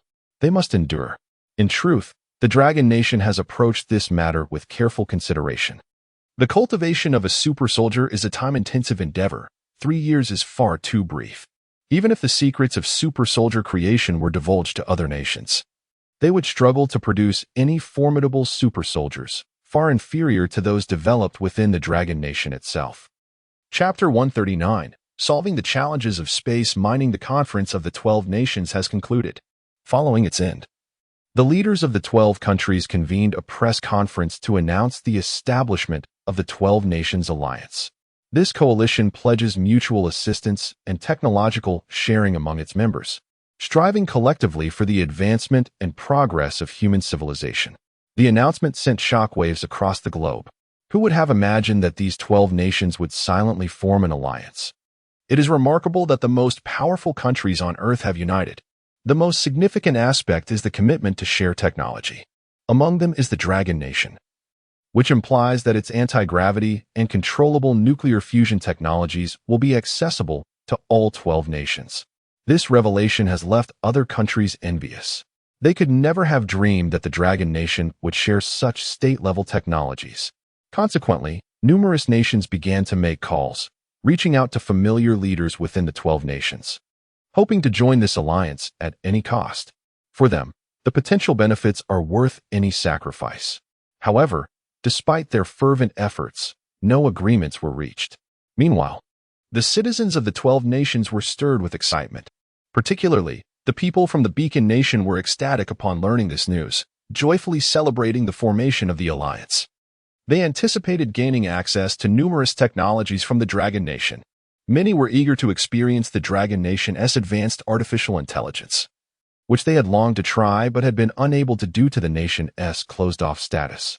Now, with the alliance in place, they could finally engage with the Dragon Nation's AI, especially their intelligent assistants, rumored to possess the ability to converse with humans, a truly remarkable prospect. However, a voice of caution arose from above, reminding them that the operating system currently utilized by the Dragon Nation is their proprietary Longxiang operating system, which is entirely in Chinese, with no English versions available yet. Thus, even if one could acquire a Dragon Nation smartphone, it would remain unusable. This indeed presents a challenge. To create English versions of the software, developers would need proficiency in Chinese, as all software development for the Longxiang operating system is based on the Longxiang programming language. Without knowledge of Chinese, understanding how to develop software becomes impossible. Most crucially, there is currently no English version of the Longxiang programming language. All of this relies solely on the programmers from their own nation. Soon enough, the Beacon Nation, Cherry Blossom Nation, and Sun Never Sets Nation past the Dragon Nation's scrutiny. The Dragon Nation will establish a spacecraft production base within these 4 countries and dispatch engineers to guide them. Why were these 4 nations selected? There are indeed reasons behind this choice. These nations possess highly developed industrial systems capable of undertaking spacecraft production. As for other nations, they have their own responsibilities. They are tasked with manufacturing components for spacecraft, which must then be transported to several designated countries for assembly. Undoubtedly, the efficiency of foreign labor is renowned worldwide. If left to their devices, it is likely they would toil for years without successfully establishing a production facility. However, humanity is constrained by a mere 3 years. Thus, if they were to rely solely on foreign assistance, it is anyone's guess when the task would be completed. The timeline provided by the Dragon Kingdom to these nations is 1 month. Within this period, the production of spacecraft must commence. Consequently, these countries are compelled to implement round-the-clock shifts for their workers, incurring substantial costs to recruit sufficient manpower to erect the factories. Meanwhile, within their own borders, they have begun announcing the construction of controllable nuclear fusion plants, which are expected to be operational within the year. This represents a commitment to achieving results at any cost. It is noteworthy that previously, the establishment of a nuclear fission power plant by any nation typically required several years. Now, within less than 6 months, a controllable nuclear fusion power plant must be constructed and made functional, necessitating even greater financial investment. In the Dragon Kingdom's aerospace department, operations are currently bustling. Bai Hui, serving as the minister, is rarely seen due to the demands of his position. The entire department is now under the leadership of Elder Zhou Jiangwell. Without Elder Zhou's guidance, it is likely that the aerospace department would be in disarray, given by Huey's seemingly indifferent approach. Presently, the department is in the process of revising its plans. The previous strategy was formulated prior to the acceleration of unknown civilizations. First and foremost, the construction of the Dragon Kingdom's cosmic battleships must commence, otherwise, time will indeed run short. However, there is a significant shortfall in steel production within the Dragon Kingdom. The construction of the cosmic battleship requires an immense quantity of steel, as it is a true behemoth. Moreover, steel is also needed for the establishment of space bases and the construction of the Longting I and Longting II spacecraft, all of which demand vast amounts of steel. As a result, there is a severe global shortage of steel, with current prices having skyrocketed several times compared to before. Therefore, relying solely on terrestrial resources to construct a cosmic battleship is insufficient. Mining in space has become imperative to procure adequate steel supplies. At present, the Longting I spacecraft lacks the capability for space mining, a task only feasible for the Longting II, which is equipped with a nuclear reactor for energy. However, The Dragon Kingdom currently possesses only a limited number of Longting 2 spacecraft, making the prospect of space mining unrealistic. To address this predicament, several solutions present themselves. The first is to construct additional Longting 2 spacecraft. The second is to develop compact nuclear reactors to be installed aboard the Longting I, thereby providing it with sufficient energy to venture into the asteroid belt for mining endeavors. The third proposal entails the construction of a space-based power relay station situated within the orbits of Mars and Jupiter. Subsequently, the Longting 1 would engage in mining operations and, upon depleting its energy reserves, would return to the power relay station for recharging. Among these three methods, the first and second are deemed impractical, and time constraints further diminish their feasibility. Therefore, the third solution emerges as the preferred option. Chapter 140. Auxiliary Cargo Hold of the Space Department. Elder Zhou occupied the foremost position, his gaze sweeping over the assembly. In order to secure an ample supply of steel resources, we must extract materials from space. Relying solely on Earth's resources has become increasingly inadequate. However, the paramount challenge in space mining currently lies in our insufficient fleet of spacecraft. The Longting No. 1 lacks the necessary range to reach the asteroid belt. Therefore, we must construct a space-based relay power station in the orbits of Mars and Jupiter, primarily powered by nuclear fusion. Given Mars and Jupiter's considerable distance from the Sun, the solar energy harvested is insufficient to fuel the spacecraft. Thus, we shall establish a nuclear fusion power station there, with raw materials transported from Earth. Consequently, our foremost priority within the Space Department is to complete the construction of the relay power stations around Mars and Jupiter. We shall now deliberate on the specifics. I encourage everyone to speak freely and raise any concerns they may have. An engineer raised his hand and inquired, Elder Zhou, however, the current Longting No. 1 has too limited a capacity to accommodate sufficient steel resources. This disparity will render our efforts unprofitable. Upon hearing the engineer's remarks, all present nodded in agreement, fully aware of the Longting No. 1's limitations. Indeed, its maximum payload is 100 tons. However, in the vacuum of space, this weight restriction is less significant, as there is no air resistance. Therefore, the payload capacity can be substantially increased. The challenge lies in the fact that the cargo hold of Longting No. 1 is finite. Even when maximally loaded, it can only yield several hundred tons of raw mineral resources. After processing, the final steel output may only amount to 100 or 200 tons. It is worth noting that previously, the price of steel was merely a few thousand per ton. Although it has risen significantly, it remains just over 10,000 per ton. The Longting No. 1 requires over a month to transport a few million worth of steel resources, which is hardly justifiable.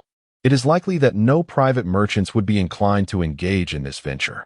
After all, I could utilize Longting No. 1 to develop the space tourism industry. A single tourist amounts to 1 million. A single voyage could yield over 100 million. The comparison is simply unfathomable. Elder Zhou furrowed his brow, recognizing the validity of the concern. After a moment of contemplation, an idea sparked within him.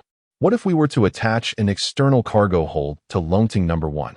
An external cargo hold? Indeed, it is well known that in space, the absence of air resistance and gravity allows Longting No. 1's propulsion system to tow significantly heavier objects. By attaching an external cargo hold, we could load the ore into this auxiliary compartment and transport it back to Earth.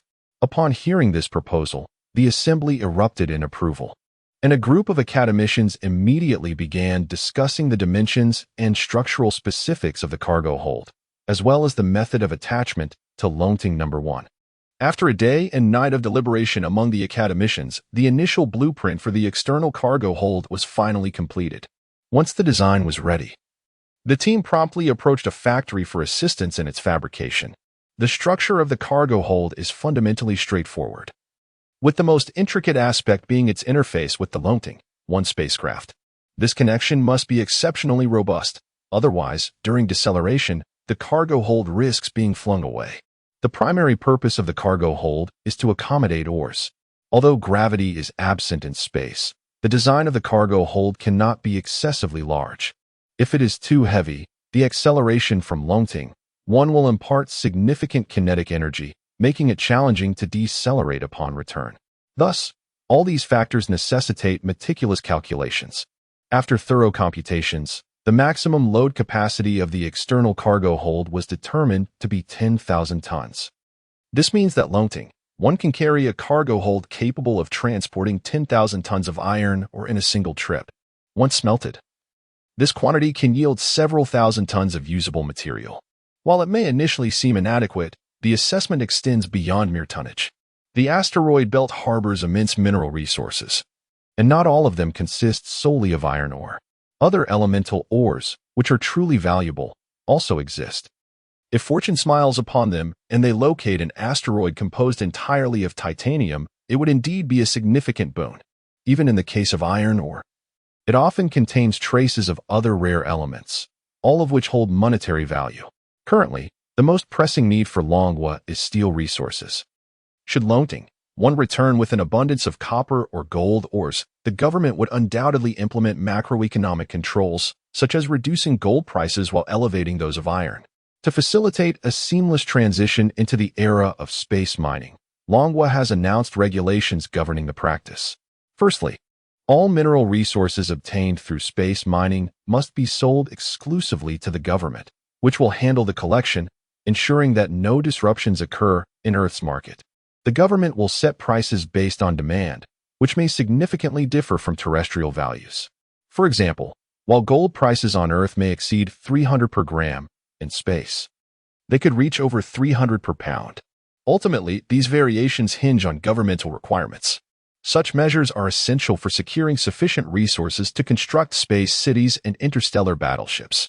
Otherwise, if entrepreneurs observe the high price of gold, they might flock to the asteroid belt in pursuit of it, neglecting the iron ore that Longwood desperately needs. As profit-seeking merchants, they will naturally prioritize the extraction of the most lucrative mineral resources, which is entirely understandable. In a remarkably short span of merely 2 days, the external cargo hold was successfully manufactured. This cargo hold is rectangular in shape, roughly comparable in size to Longting 1, and boasts a maximum load capacity of 10,000 tons. Subsequently, Zhou and his team connected the cargo hold to a Longting 1 spacecraft for testing, which proved to be highly successful, with the interface demonstrating exceptional stability and reliability. After careful calculations, Longting 1 is deemed capable of controlling the flight of the cargo bay.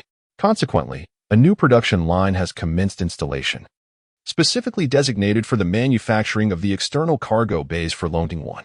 Moreover, at this moment, the personnel at the aerospace department have already begun to calculate the potential dimensions of the external cargo bay for Longting 2. It is worth noting that Longting 2 is a nuclear-powered spacecraft. Currently, Longwa possesses 3 Longting 2 vessels, aside from the first one, which was personally overseen by Bai Hui. Featuring a nuclear fission reactor, the subsequent 2 Longting 2 vessels are equipped with nuclear fusion reactors. Their performance is significantly superior, with greater energy output. Furthermore, due to the advantages of the Shinwi nuclear fusion reactor, its size is remarkably compact, requiring minimal radiation shielding. This greatly reduces the overall weight of the spacecraft.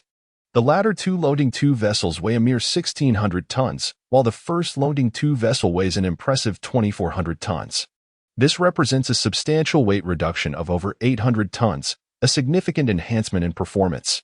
Were it not for the fact that the first Longting 2 vessel is already fixed in place, the engineers would have considered dismantling its nuclear fission reactor in favor of the Shinwi nuclear fusion reactor. Chapter 141. Miniaturization of Nuclear Fusion and the Invention of Flame Gold Material in his exclusive laboratory. Bai Hui sat quietly in his chair, his eyes slightly narrowed, appearing as if he were in slumber. Unbeknownst to others, his consciousness was currently immersed in a systematic laboratory. In a realm of chaotic void, Bai Hui stood suspended in midair. With a wave of his right hand, a divine nuclear fusion device materialized before him. Indeed, he had come to realize the miniaturization of nuclear fusion and the advancement of heavy nuclear fusion technology. The significance of these 2 technologies for humanity is self-evident. Under Bai Hui's control, the divine nuclear fusion device burned incessantly, unleashing an immense flow of energy. However, Bai Hui furrowed his brow in deep contemplation. It was clear that the divine nuclear fusion device was still too large. He needed to devise a feasible method to reduce its size to that of a palm. Naturally, this was the ultimate goal.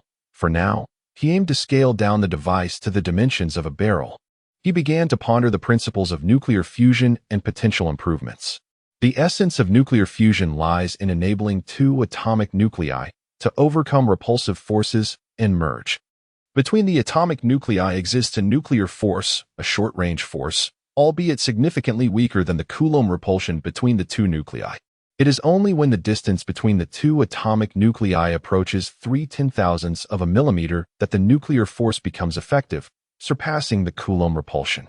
At this juncture, the nuclei fuse, releasing tremendous energy in the process. This released energy dissipates as thermal energy, which, after undergoing a series of transformations, ultimately converts into the electrical energy required by humanity. Currently, the apparatus humans utilize to convert thermal energy into electrical energy employs steam to drive turbines, thereby altering magnetic flux lines. Within this system, the generator is notably large. Bai Hui's current objective was to address the issue of the generator. Without resolving the challenges posed by the steam generator, miniaturization of nuclear fusion would be unattainable. How could one resolve the challenges associated with the steam generator? Bai Hui pondered deeply. In simple terms, the challenge was to devise a device that could transform thermal energy into electrical energy. The method employed by steam generators converts thermal energy into kinetic energy, which then drives the magnetic generator, ultimately yielding electrical energy. But was there a more direct solution available? Indeed, there was. It involved thermoelectric generation, specifically the Seebeck effect. However, this technology remains underdeveloped for power generation and is currently employed solely for temperature measurement, such as in thermocouples. In 1821, the German scientist Seebeck discovered that in a circuit composed of two different metals, antimony and copper, a temperature difference at the junctions would produce a magnetic field around it, leading to the further discovery of electromotive force within the circuit. This discovery laid the groundwork for the development of thermocouples, thermoelectric generation, and thermoelectric sensors. The working principle of thermoelectric generation involves coupling one end of two distinct types of thermoelectric materials, N-type and P-type, and placing it in a high-temperature environment while leaving the other end open circuit and at a low temperature. Due to the pronounced thermal excitation at the high-temperature end, the concentration of holes and electrons is significantly greater than at the low-temperature end. Driven by this gradient in carrier concentration, holes and electrons diffuse towards the low-temperature end, thereby creating a potential difference at the open circuit terminal. By connecting multiple pairs of P-type and N-type thermoelectric materials to form a module, a sufficiently high voltage can be achieved, resulting in a thermoelectric generator. However, this technology remains immature and is not yet suitable for large-scale application. Alternatively, akin to solar cells, there exists a method to convert light into electrical energy. This principle harnesses the photovoltaic properties of semiconductor materials. When sunlight strikes the photovoltaic semiconductor, the photodiode converts light energy into electrical energy, generating a flow of current. When multiple photovoltaic cells are connected in series, they produce a substantial voltage that can be utilized by humanity. Bai Hui was deep in thought. Is there a material that exhibits the thermoelectric effect? Indeed, thermocouples leverage the thermoelectric effect to facilitate temperature measurement. However, the energy they generate is insufficient, prompting Bai Hui to seek a material with superior thermoelectric efficacy. He immersed himself in research within the system laboratory. Thanks to the laboratory, his progress was remarkably swift. Calculations regarding potential materials could be instantaneously manifested. Moreover, Bai Hui was not concerned about his popularity value for the time being. Having accumulated an impressive sum of 6 to 7 billion points during his recent inactivity in the system laboratory, this substantial reserve would suffice for a considerable duration. Finally, after a week, Bai Hui stood in the vastness of the system laboratory, a smile gracing his face. He had discovered a material with exceptionally robust thermoelectric properties. Notably, with an increase in thermal energy, the material's characteristics, such as toughness and hardness, enhanced under electrical stimulation. Regrettably, This material also has a maximum tolerance temperature of approximately 100,000 degrees Celsius. Exceeding this threshold would compromise its internal properties due to extreme heat. Were it not for this limitation, humanity would have no need to fear even the core temperatures of the sun. Nevertheless, this material is already extraordinarily remarkable, rivaling even controlled nuclear fusion technology. Why we named this material flame gold. It is destined to become one of humanity's greatest inventions, poised to replace contemporary magnetic generators. As flame gold can directly convert thermal energy into electrical energy, whereas magnetic generators require converting thermal energy into kinetic energy before transforming it into electrical energy. The energy efficiency of flame gold far surpasses that of its counterparts. Baihui exhaled in relief. He had finally resolved this significant challenge. Of course, the miniaturization of nuclear fusion technology remains unrealized. Baihui has merely resolved one significant challenge that stands in the way of miniaturizing nuclear fusion technology. To truly realize this ambition, the issue of the reaction conditions for nuclear fusion must also be addressed. It is well known that nuclear fusion requires extremely high temperatures and pressures to initiate the reaction. Currently, Longwushinwi nuclear fusion device measures approximately 10 meters in size, housing an intricately designed magnetic confinement coil, a laser ignition system, and a gravitational field created by an anti-gravity propulsion mechanism. Only by integrating this array of modules can the requisite conditions for nuclear fusion be achieved. The prospect of reducing the fusion device to the size of a barrel presents an exceptionally daunting challenge, one that is arguably several magnitudes more difficult than Baihui's invention of Yinji. What shall be done? Chapter 142. The elements of heavy nuclear fusion to compress a device capable of exceeding 100 million degrees Celsius into a mere bucket or even the size of a fist is no trivial endeavor. Baihui currently finds himself at a loss, compelled to actively seek alternative methods. Is it possible to surmount the repulsive forces between atomic nuclei and induce nuclear fusion? Since there is little progress in miniaturizing nuclear fusion, Baihui shifts his focus to heavy nuclear fusion technology. In essence, heavy nuclear fusion involves the amalgamation of atomic nuclei heavier than hydrogen, resulting in a fusion reaction. According to the mass energy equivalence principle, heavier elements yield a greater loss of mass during fusion, simultaneously releasing energy that far surpasses that of hydrogen fusion. The pressing question remains, how can one identify two disparate atomic nuclei and under what conditions can they undergo fusion? For Baihui, this query is remarkably straightforward. For he possesses a systematic laboratory. The fusion of atomic nuclei can be entirely accomplished within the confines of this laboratory, whatever reaction conditions are necessary. Be it 10 billion degrees Celsius or 100 billion degrees Celsius, they are within Baihui's command. This is the extraordinary capability of the systematic laboratory. At present, Baihui has barely begun to explore the full potential of this facility. It is essential to recognize that this laboratory is a product of a formidable Level 5 civilization, designed for its citizens to conduct experiments and engage in learning. What does a Level 5 civilization signify? The rudimentary technology of nuclear fusion can be effortlessly simulated. However, Baihui must first identify the elements suitable for the fusion reaction.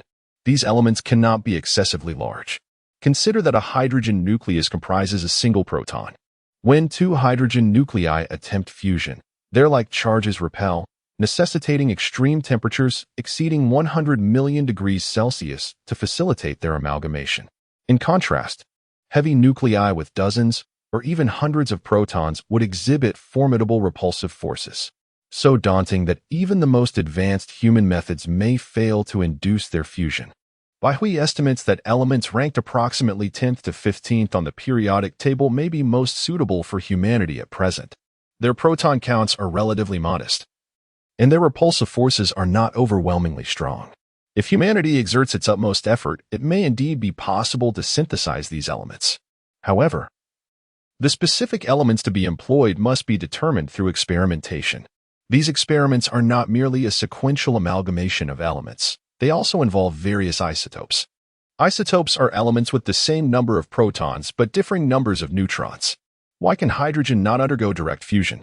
Hydrogen fusion demands immense energy, significantly more than that required for deuterium-tritium fusion.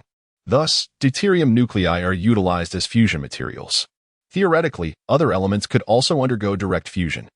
The temperature within the Sun reaches 18 million degrees Celsius, ensuring that hydrogen fusion occurs relentlessly within its core.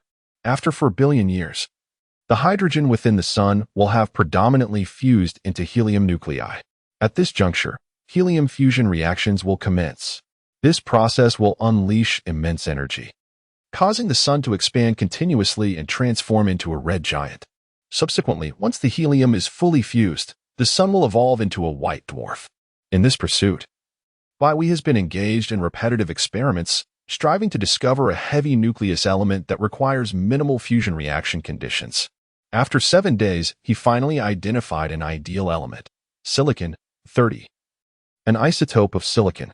It can undergo fusion with carbon-60, releasing tremendous energy. A glimmer of joy appeared on Baihui's face. After several days of experimentation, he had finally made some progress. Before him lay a mass composed of silicon-30 and another of carbon-60. Suddenly, an idea struck Baihui. It felt as though a colossal pressure enveloped the entire space, forcefully compressing the two masses before him. At that moment, a flame materialized seemingly out of thin air. As this flame manifested, its color instantly transformed into a dazzling white. Its temperature soared to an astonishing 5 billion degrees Celsius. This figure is exceedingly daunting for human civilization. Such extreme temperatures are nearly impossible to achieve with current technology. The intensely high flame began to incessantly incinerate the two isotopic masses.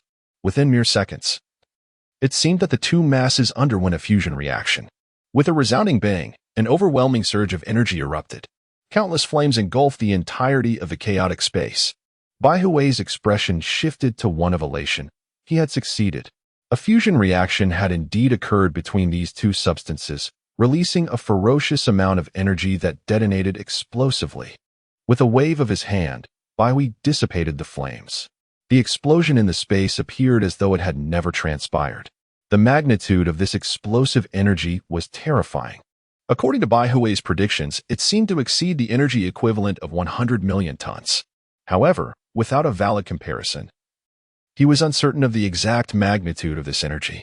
Nevertheless, he understood that he had discovered two elements conducive to heavy nucleus fusion, which was of utmost significance. The next step would be to replicate them in the tangible world. Chapter 143. The Mighty Power of Heavy Nuclear Fusion Bombs. Baihui has discovered the elements necessary for heavy nuclear fusion. The paramount question now lies in how to replicate this phenomenon in reality. Otherwise, all of Baihui's efforts over the past days would amount to nothing but futile labor.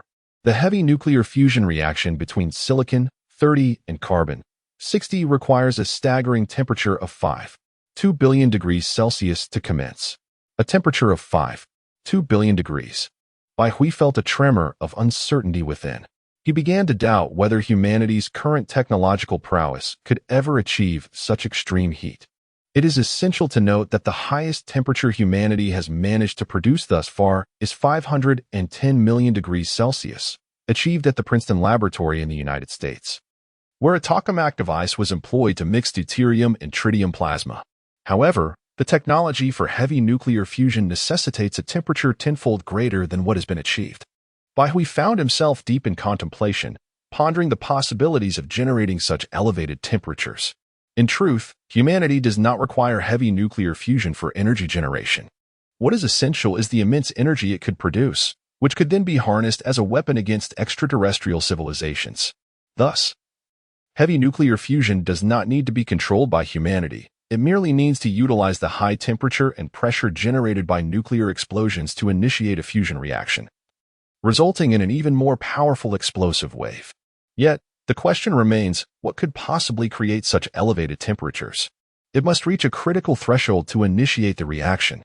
Baihui stroked his chin, lost in thought. Perhaps the power of multiple nuclear detonations could be combined to create a violently high temperature and high pressure explosion center. This explosion center could very well meet the conditions necessary for a heavy nuclear fusion reaction. However, after multiple explosions, how would one maintain the fusion reactants at the explosion center? Thus, the nuclear devices must detonate simultaneously. At the moment of the explosion, their temperatures would peak, subsequently triggering the heavy nuclear fusion reaction, culminating in the creation of a heavy nuclear fusion bomb. The magnitude of such power would undoubtedly be astonishing, as Bai Hui contemplated. Excitement surged within him. The creation of a heavy nuclear fusion bomb could not be tested in the real world. Therefore, he could only forge one within the confines of the system laboratory. To ensure authenticity, Bai Hui sought out the nuclear bomb design schematics from manhwa, striving to replicate both the timing and explosive power as closely as possible to reality. Upon returning to the system laboratory, Bai Hui focused his thoughts, and before him appeared a circle. Surrounding it were 24 nuclear bombs, with the fusion reactants, silicon 30 and carbon 60, positioned at the center. Bai Hui stood amidst the nuclear devices, utterly fearless of the cataclysmic bomb that could obliterate the world, for in this system laboratory, he was akin to a deity. How could a god possibly be harmed? With all preparations complete, Bai Hui concentrated his mind. Bang! The thermonuclear explosion erupted, engulfing Bai Hui's vision in a blinding radiance. He could no longer discern anything. The intensity of this energy was overwhelming. The simultaneous detonation of 24 nuclear warheads was already formidable enough. Most terrifying of all was the potential unleashed by the thermonuclear reaction. However, at that moment, Bai Hui could not ascertain whether a thermonuclear reaction had indeed occurred. As the dust settled, it seemed as though time itself was swirling before his eyes, flowing backward. He witnessed everything that transpired at the moment of the explosion. A mere 0.02 microseconds after the detonation of the 24 nuclear warheads, the temperature at the center had reached an extraordinarily terrifying level. Moreover, the pressure at the core had far surpassed that within the sun.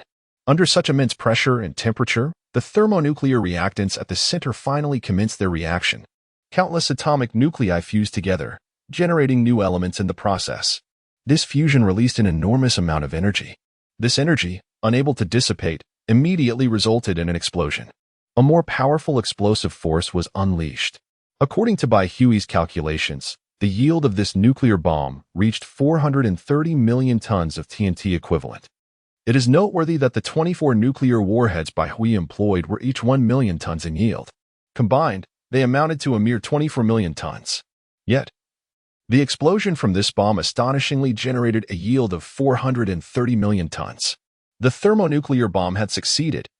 Bai Hui even felt that the design of this nuclear bomb was somewhat flawed, resulting in a significant wastage of energy. If it could be redesigned and optimized, the explosive force could potentially be even greater. Without hesitation, Bai Hui immersed himself in research, forsaking food and drink. A day later, he gazed at the bomb before him, a satisfied expression gracing his face.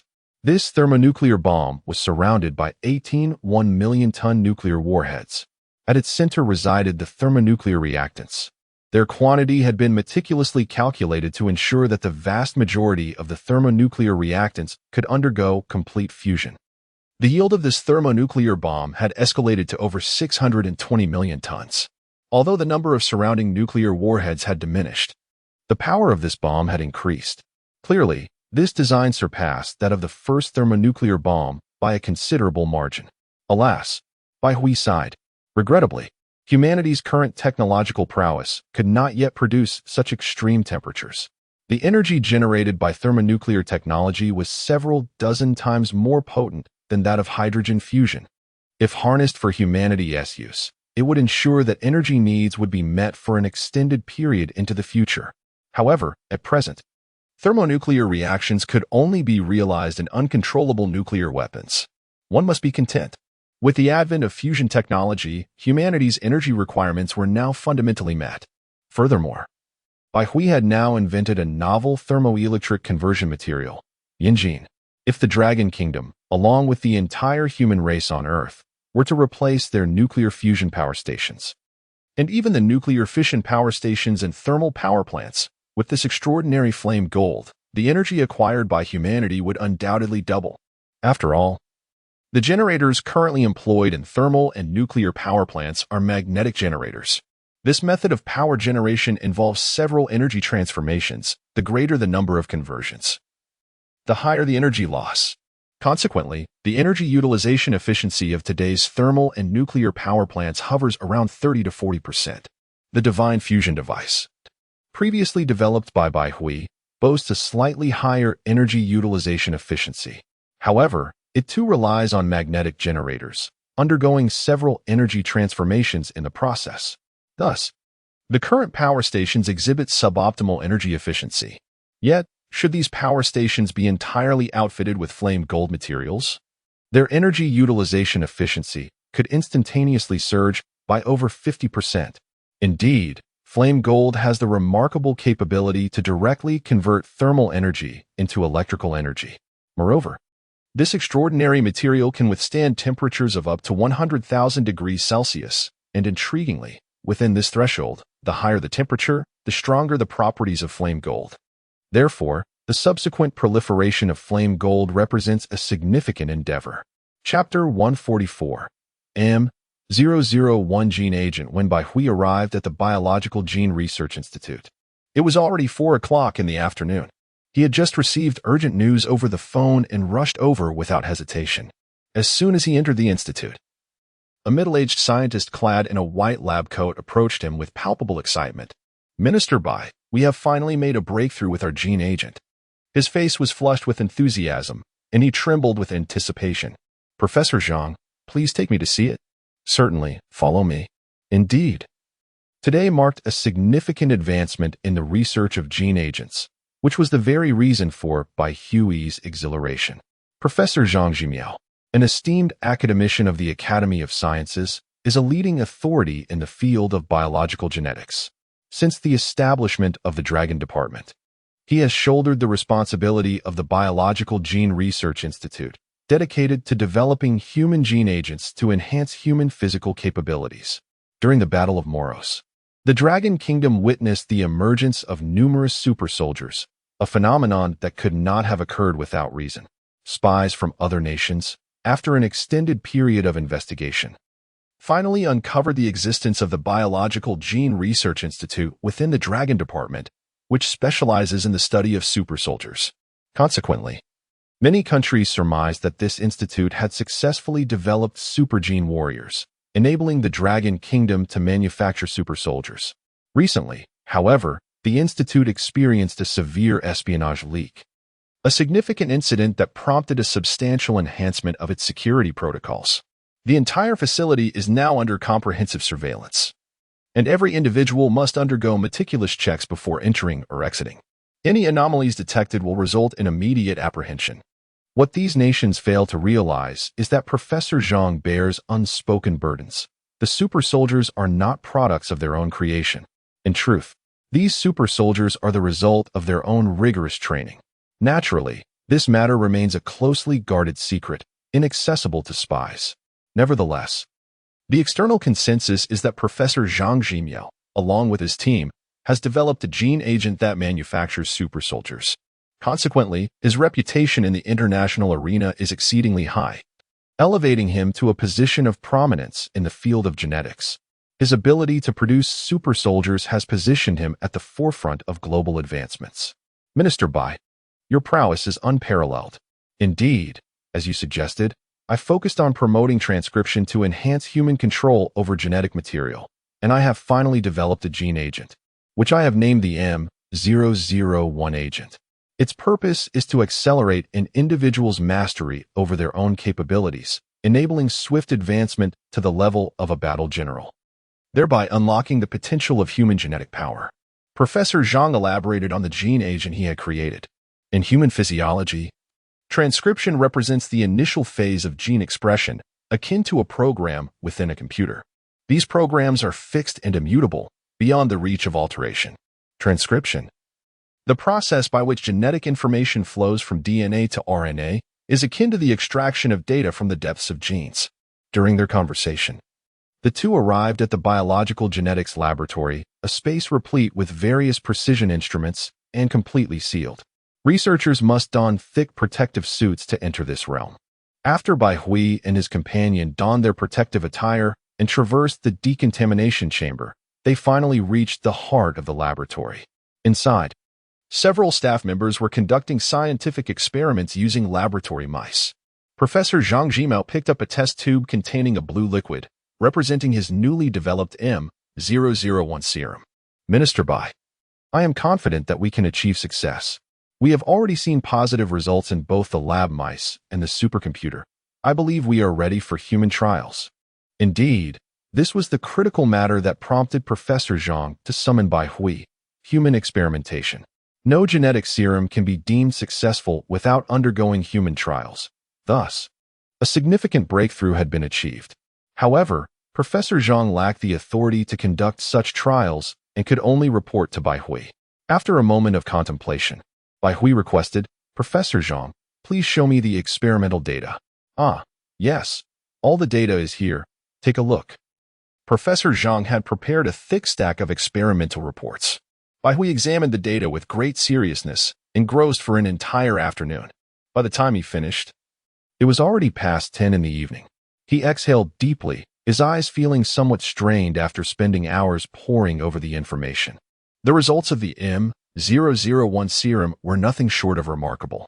In the simulations conducted by the supercomputer, also known as the AI Xiaokai, it was evident that once humans ingested the M001 genetic serum, their entire physiology would be fully activated. Moreover, this serum appeared to enhance cognitive development slightly. A normal individual would require merely a day to reach the level of a third-tier warrior, and with diligent training thereafter, they could ascend to the rank of a general-level powerhouse within 2 to 4 months. This advancement could significantly accelerate the emergence of super soldiers. It is worth noting that the previous champions, Lei Gang and Jin Zhan, who currently stand as Dragon Kingdom's 2 foremost general-level warriors, took an entire month to break through to the third-tier warrior level. Both were exceptionally gifted and dedicated, which allowed for their swift progress. Now, with the M001 genetic serum, this process could be greatly expedited. If the M001 serum proves successful, Dragon Kingdom will be poised to mass-produce super soldiers. Yet, all of this hinges on the successful completion of human trials. Bai Hui did not respond immediately. Instead, he stated that he needed to ponder for a moment. That evening, he entered the system laboratory. "System, clone an identical body based on my physical form." Indeed, at this moment, Bai Hui stood amidst the chaotic void. Suddenly, a flicker caught his eye, and another identical version of himself appeared beside him. However, this clone bore a blank expression, devoid of any emotion. This was entirely normal. Life is the most enigmatic element of the universe. While the system laboratory could replicate Bai Hui's corporeal form, it could never replicate his soul. Thus, this clone was nothing more than a soulless entity. With a mere thought, Bai Hui conjured a vial containing a blue liquid. "Now drink it." The clone, with its impassive demeanor, obeyed Bai Hui's command and gulped down the blue liquid. Bai Hui, as an observer, watched intently as the clone's body underwent a transformation. Chapter 145, The Remarkable Effects of the M001 Gene Reagent. 5 minutes elapsed, during which the clone's body became suffused with warmth, its blood flowing rapidly, engaging in a relentless cycle of metabolism. Bai Hui, the proprietor of this experimental laboratory, could distinctly perceive the transformations occurring within the clone. This clone was meticulously crafted to mirror Bai Hui's current physical constitution. Consequently, the clone now possessed the physical prowess of a formidable warrior, having undergone relentless training. Bai Hui's genetic development had reached an impressive 10.23, although this figure may appear modest. It signifies him as one of the most potent human beings on the entire planet. Presently, his strength was such that a single punch could surpass 5 tons of force. Moreover, when unleashing his full potential, his speed approached the velocity of sound. His reaction time had also seen significant enhancement. Bai Hui estimated that he could single-handedly contend against the entire Qilin combat team. This assertion was not merely boastful. Rather, it stemmed from the comprehensive elevation of his physical capabilities. Even those of warrior and commander caliber could scarcely keep pace with his speed, let alone engage him in combat. Bai Hui found it difficult to fathom how individuals from ancient times could attain the status of perfect life forms. The magnitude of their strength must have been extraordinary. It is no wonder that myths and legends have circulated throughout history. Such potent beings would undoubtedly be regarded as gods in the eyes of ordinary mortals. The clone's body underwent inexplicable changes. However, these were not immediately discernible. With a mere thought, Bai Hui urged the clone to persist in its training. Within the chaotic space of the laboratory, the flow of time was in constant flux. This sensation was utterly fascinating.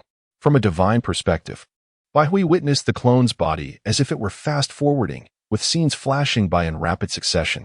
Civilizations at the 5th level had yet to reach the capability of manipulating time. What Bai Hui observed was merely a simulation of temporal changes within the confines of the laboratory. Such alterations bore no impact on external entities. After fast-forwarding the equivalent of a month, Bai Hui halted the passage of time. At that moment, the clone had undergone significant transformations. The genetic development of this clone had surged to an astounding 1571. This represented a truly terrifying pace.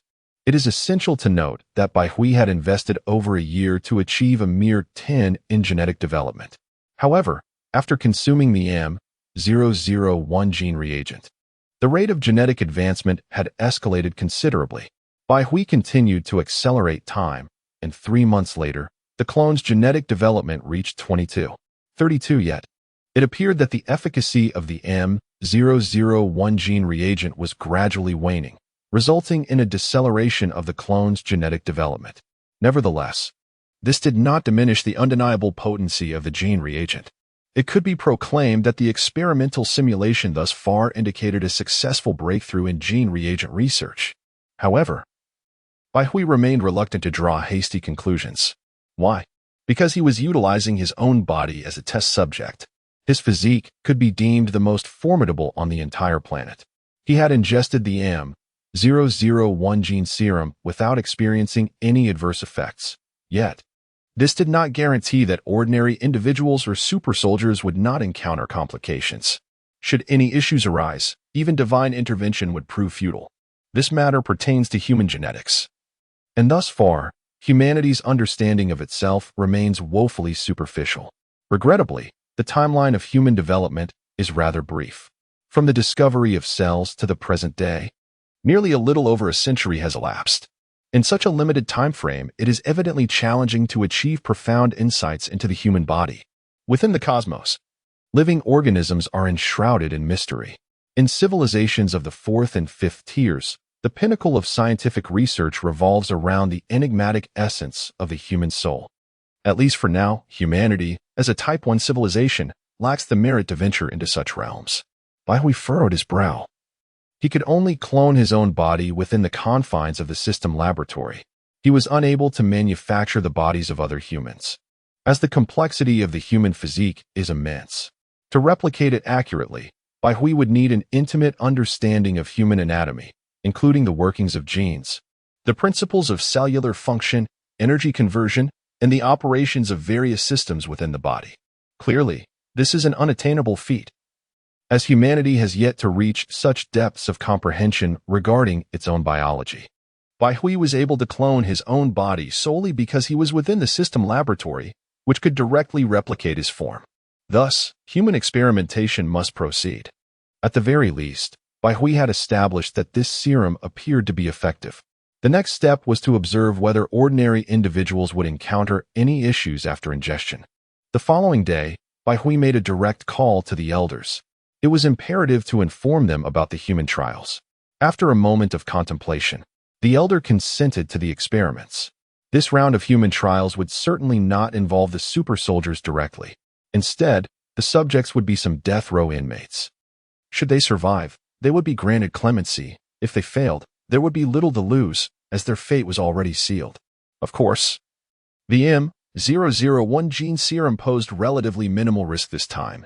Hence, the subjects were not the most heinous of criminals. Those depraved individuals had long since lost their humanity.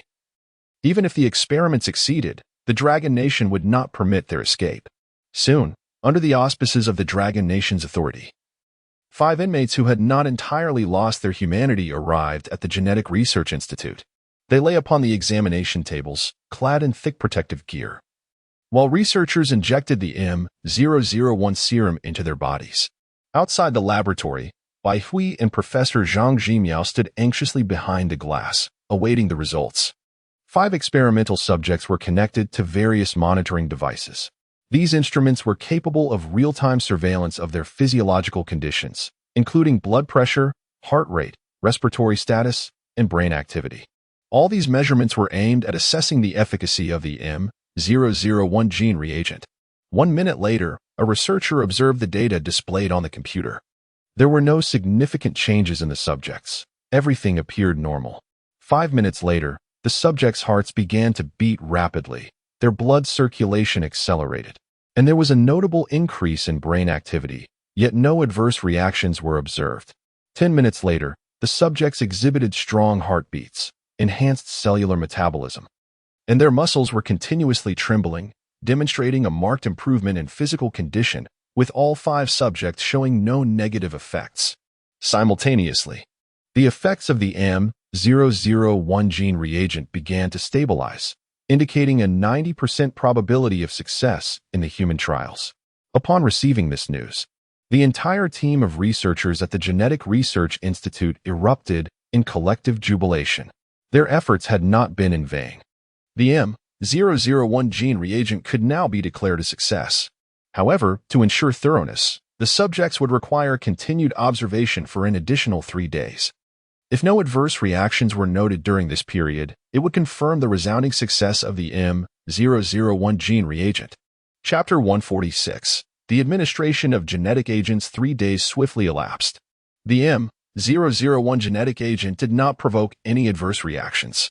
The faces of those sentenced to death displayed expressions of profound relief. The constant hovering on the brink of life and death could almost drive a person's psyche to the brink of collapse. Heaven knows the immense pressure they have endured over these 3 days. Simultaneously, these condemned individuals can be said to have been reborn. Yet, they remain shackled, unable to reclaim their freedom.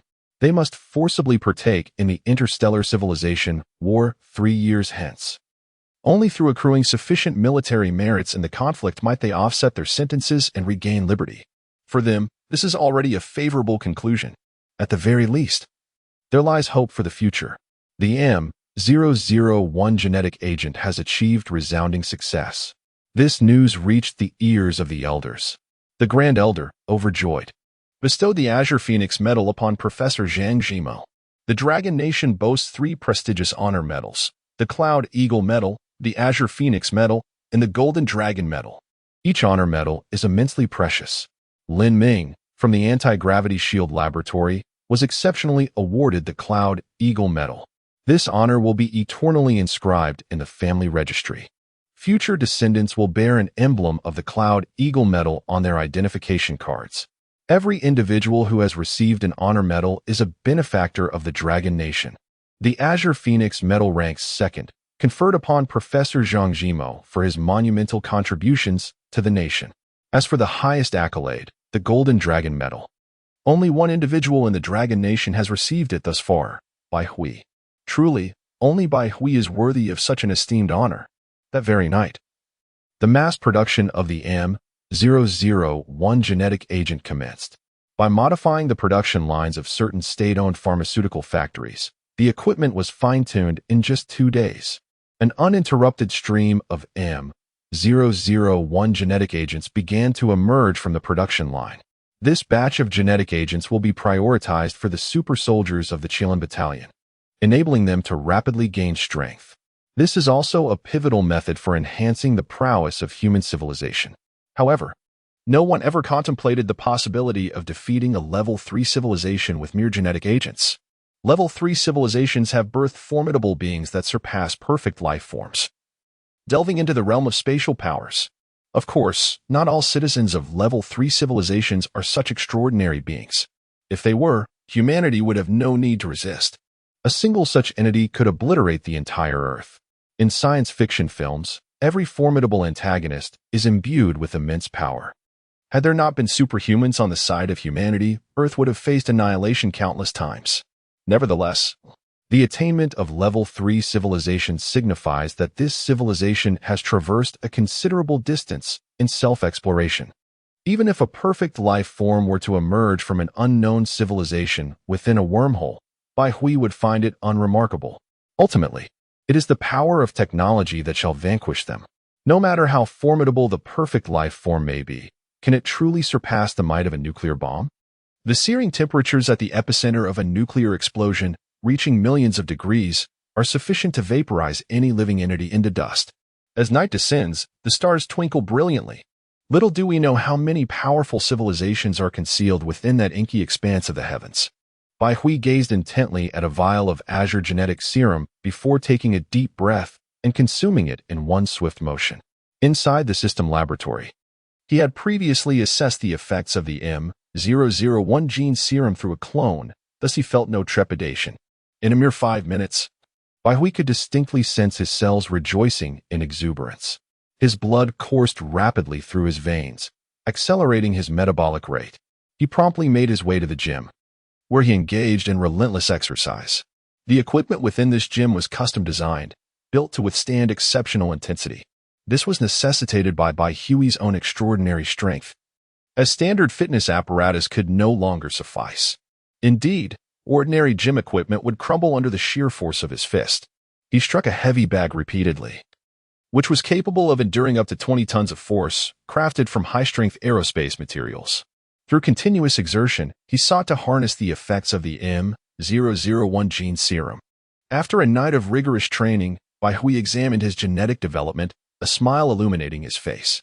In just one night, he had increased his genetic development by 0.5, now surpassing 11%. Regrettably, the Dragon Kingdom was persistently organizing archaeologists to unearth ancient historical documents, hoping to discover methods of antiquity's might. Yet to this day, their efforts have yielded naught. Many archaeologists have dismissed Bai Hui's hypotheses as mere fabrications, contending that there exists no resplendent civilization of cultivation in antiquity, nor any beings surpassing the perfect life form. Frustration abounds among them, as they flounder aimlessly like headless flies, sifting through historical texts without direction. Nevertheless, Bai Hui remained steadfast in his belief that the system would not deceive him. The system had proclaimed that traces of spatial rules had manifested upon Earth, an occurrence only achievable by those who have transcended the perfect life form. Moreover, there exists the Tao Jing, composed by the Tao ancestor, which articulates his understanding of the universe's nature, garnering admiration even from systems emerging from a level 5 civilization. After enjoying a hearty breakfast, Bai Hui commenced his workday. His desk was cluttered with an array of documents and files. Absent any pressing matters, he would typically engage in office work during the morning. His secretary would meticulously present the prearranged documents for his review and signature. A cup of coffee rested on his desk, its fragrant aroma wafting through the air. Bai Hui took a gentle sip and picked up a particular file, momentarily pausing as he focused on the contents. A report concerning the clearance of Moros. More than 3 months have passed since the Moros crisis. Nations around the globe are striving to rebuild the cities ravaged by Moros, and people are gradually returning to their former lives. Simultaneously, human forces are relentlessly pursuing Moros. During this period, although Moros remains undeterred in its attempts to stage a resurgence, humanity is well prepared. Should any individual discover signs of parasitism by Moros larvae, the area is immediately quarantined, and troops are dispatched to eradicate these larvae entirely. Under humanity's vigorous efforts, Moros is now relegated to hiding in remote locations. However, humanity is not to be underestimated. Modern equipment has reached remarkable sophistication. Those so-called safe havens are merely trivial challenges in the face of human ingenuity. Presently, the report before Bai Hui details the extensive cleansing of the South American rainforest by human forces. No Moros entity can escape humanity's relentless pursuit. Not even those larvae concealed within animal hosts. Even the parasitic animals are indiscriminately eliminated by humans. While this may seem harsh, it pales in comparison to the catastrophic consequences wrought by Moros. Chapter 147. Accelerating the development of space mining and establishing a Mars base. The rainforests of South America have been thoroughly scoured by human military forces employing a carpet search strategy. Furthermore, observation posts have been strategically established within these rainforests, manned by a contingent of 500 personnel, tasked with the vigilant surveillance of the entire region. Should any anomalies arise, immediate reports must be dispatched to the Human Alliance, which will coordinate the necessary forces to eliminate any potential threats. This initiative aims to ensure that not a single Moros escapes detection, as this species poses a significant threat to Earth. At this moment, the habitat of the Moros has been further diminished. Currently, their presence is limited to a few scarcely populated islands scattered across the globe. In the depths of the ocean, although a small number of Moros have developed aquatic capabilities during the final confrontation, their numbers remain minuscule. Since the culmination of the Moros crisis, humanity has observed no substantial evidence of their existence in the seas. Nevertheless, precautionary observation posts have been established in the ocean as well. Should there be any inexplicable large-scale fish die-offs, alarms will be automatically triggered, prompting human forces to investigate the situation. In summary, the Moros can now be regarded as a negligible threat. While undeniably formidable, their menace was predicated on humanity's lack of preparedness. Now, stringent measures have been implemented to ensure that the Moros will never again proliferate unchecked. Bai Hui paid little heed to this information. Having merely glanced through it before setting it aside, he then picked up another document, revealing that the external cargo bay of the Long Ting 1 had successfully entered mass production. A smile brightened Bai Hui's face as he recognized the profound significance of this development for the Dragon Nation. Humanity was poised to take a substantial step into the cosmos, heralding the advent of the space mining era. Without hesitation, he convened a meeting to discuss the swift deployment of the external cargo bay and expedite the realization of space mining. Presently, the steel resources of the Dragon Nation were critically strained as various projects, including spacecraft production lines and space bases, demanded vast quantities of steel. The current market price for steel had more than doubled, necessitating the exploration of alternative avenues. With only 3 years remaining, it was imperative to construct at least 2 space battleships before that deadline. Each battleship would weigh over 1 million tons, requiring an enormous quantity of steel, along with a diverse array of rare metals. The Dragon Nation had already embarked on extensive mining of rare earth elements and the refinement of various rare metals. However, our personnel's assessments indicated a significant shortfall. Thus, it became essential to procure resources from outer space without delay. Space mining could not be postponed any longer. Bai Hui occupied the foremost position, facing a grand conference hall filled with leaders from various departments. The primary theme of this meeting was to expedite the rapid advancement of space mining. Zhou Lao, please share the research progress on the external cargo module of the Lonting No. 1, he prompted. Certainly. Allow me to elaborate on the current status of the external cargo module research for our spacecraft. We have successfully developed 2 models, Lonting No. 1 and Lonting No. 2. In the vacuum of space, devoid of air resistance and gravity, our payload capacity witnesses a substantial enhancement. However, the original capacity of the spacecraft significantly limited its cargo potential. Hence, we meticulously devised an external cargo module, which is an auxiliary section attached to the spacecraft, offering vast space to accommodate a considerable quantity of mineral resources. The Lonting No. 1's external cargo module boasts a maximum capacity of 10,000 tons, while Lonting No. 2 can hold up to 250,000 tons. Currently, the external cargo module for Lonting No. 1 has entered mass production, yielding at least 2 modules daily. As for the Lonting No. 2, due to its limited availability, mass production has yet to commence. Now that the external cargo module for Lonting No. 1 is in mass production, we shall not delay any further. The construction of our space battleships officially begins now, with plans to produce 2 vessels named Zhurong and Gonggong, symbolizing the fire and water deities from mythological lore. We will also convene a space industry development conference, inviting all companies and individuals interested in space exploration to participate, thereby inaugurating the era of space mining. Furthermore, our nation shall take the lead. We will immediately recall 30 Lonting No. 1 spacecraft and equip them with external cargo modules, setting course for the asteroid belt. Additionally, Mars, being the closest planet to Earth and arguably the most habitable in the solar system aside from our own, has remained undeveloped due to time constraints. Therefore, I decree that 1 Lonting No. 2 spacecraft, accompanied by 9 Lonting No. 1 spacecraft, shall form a fleet to establish a base on Mars and commence mineral extraction. Moreover, the construction of a space relay power station between Mars and Jupiter must also commence. This relay station will utilize a nuclear fusion reactor. I have already developed the Shinwi No. 2 fusion device, which is more compact and boasts an energy efficiency increase of at least 20%. eliminating the need for traditional magnetic generators by employing a material called yinjin, capable of directly converting thermal energy into electrical energy. Bai Hui announced several decisions in one breath, his gaze imbued with authority. Despite being the youngest in attendance, his prolonged tenure in high office had cultivated an aura befitting a leader. None present dared to underestimate him. The Yin-Jin material has recently prompted researchers to begin exploring mass production. Bai Hui has already resolved the mass production technology within the confines of the system laboratory. The primary task for researchers in the real world is to replicate this process. In the future, Yin-Jin will be extensively utilized in nuclear power plants to enhance energy efficiency, holding profound significance for the advancement of human civilization. If there are no objections, let us proceed as I have suggested. The meeting concluded swiftly, and shortly thereafter, a group of leaders announced the convening of the Longwa Space Industry Development Conference in 2 days, extending invitations to all capable and qualified enterprises and individuals in Longwa. Chapter 148.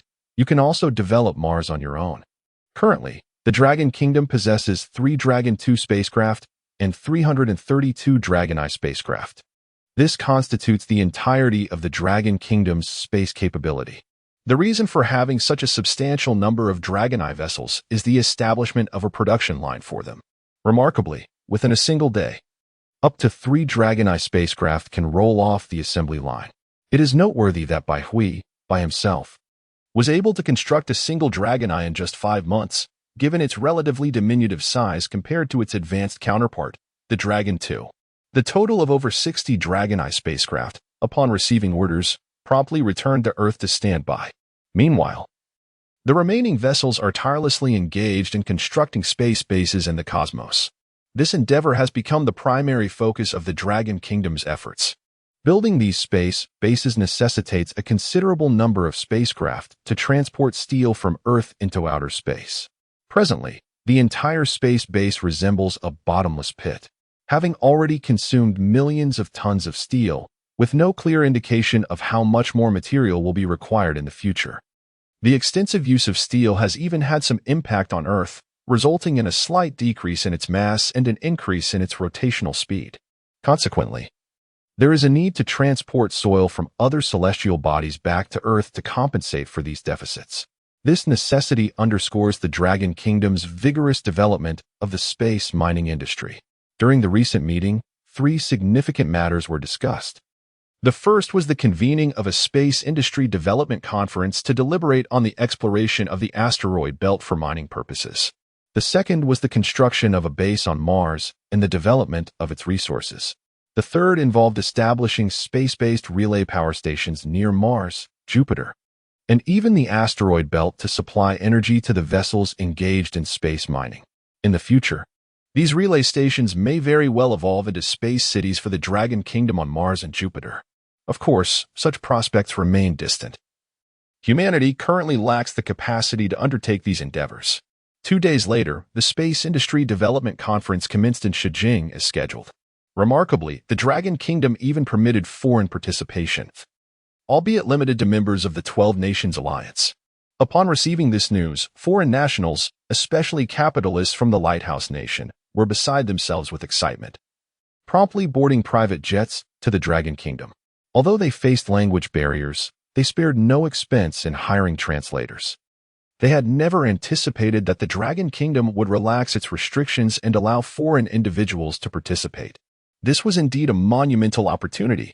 It is worth noting that previously, any foreign capital involved in shares of Dragon Kingdom companies was entirely prohibited from engaging in the space industry. Nevertheless, this prohibition still stands for ventures such as space tourism and space smelting. The current relaxation pertains solely to space mining. Foreign capital can spend a substantial amount to procure a Dragon 1 spacecraft from the Dragon Nation, subsequently engaging in space mining ventures. Of course, the ores they extract cannot circulate within the Earth's interior.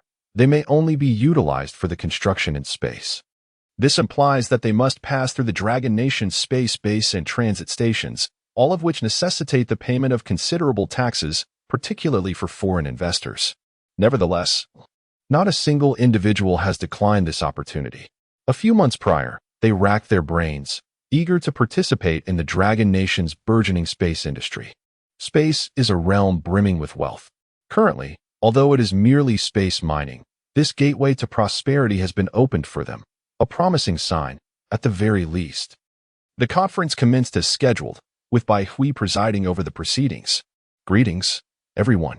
I am Bai Hui. We are convening the Space Industry Development Conference. Without further ado, let us delve into the main topic. Silence enveloped the room, and astonishment filled the air. Today, it was indeed the legendary man himself who was chairing the meeting. The foreign attendees were particularly exhilarated. Bai Hui had already garnered a title abroad, the father of space. It was his groundbreaking inventions that afforded humanity the opportunity to conquer the cosmos. First, allow me to outline the Dragon Nation space program for the next 3 years. As private entities, you must closely follow our lead, rapidly developing the space industry to hasten the advancement of the Dragon Nation's technological civilization. The primary focus of this meeting is space mining. Indeed, we have developed a new external cargo module, and I trust that you have already received its detailed information prior to this conference. Let us now discuss the regulations governing space mining. The rules remain unchanged. Resources extracted from space are prohibited from entering the Earth's interior, lest they disrupt the terrestrial mineral market. Therefore, any resources you extract must be submitted to our official recovery system, after which we will establish corresponding prices based on demand. Do not entertain the notion of mining in outer space solely fixated on those planets rich in gold and diamonds. Should you return with resources exceeding our requirements, they will become worthless and cannot be brought back to Earth.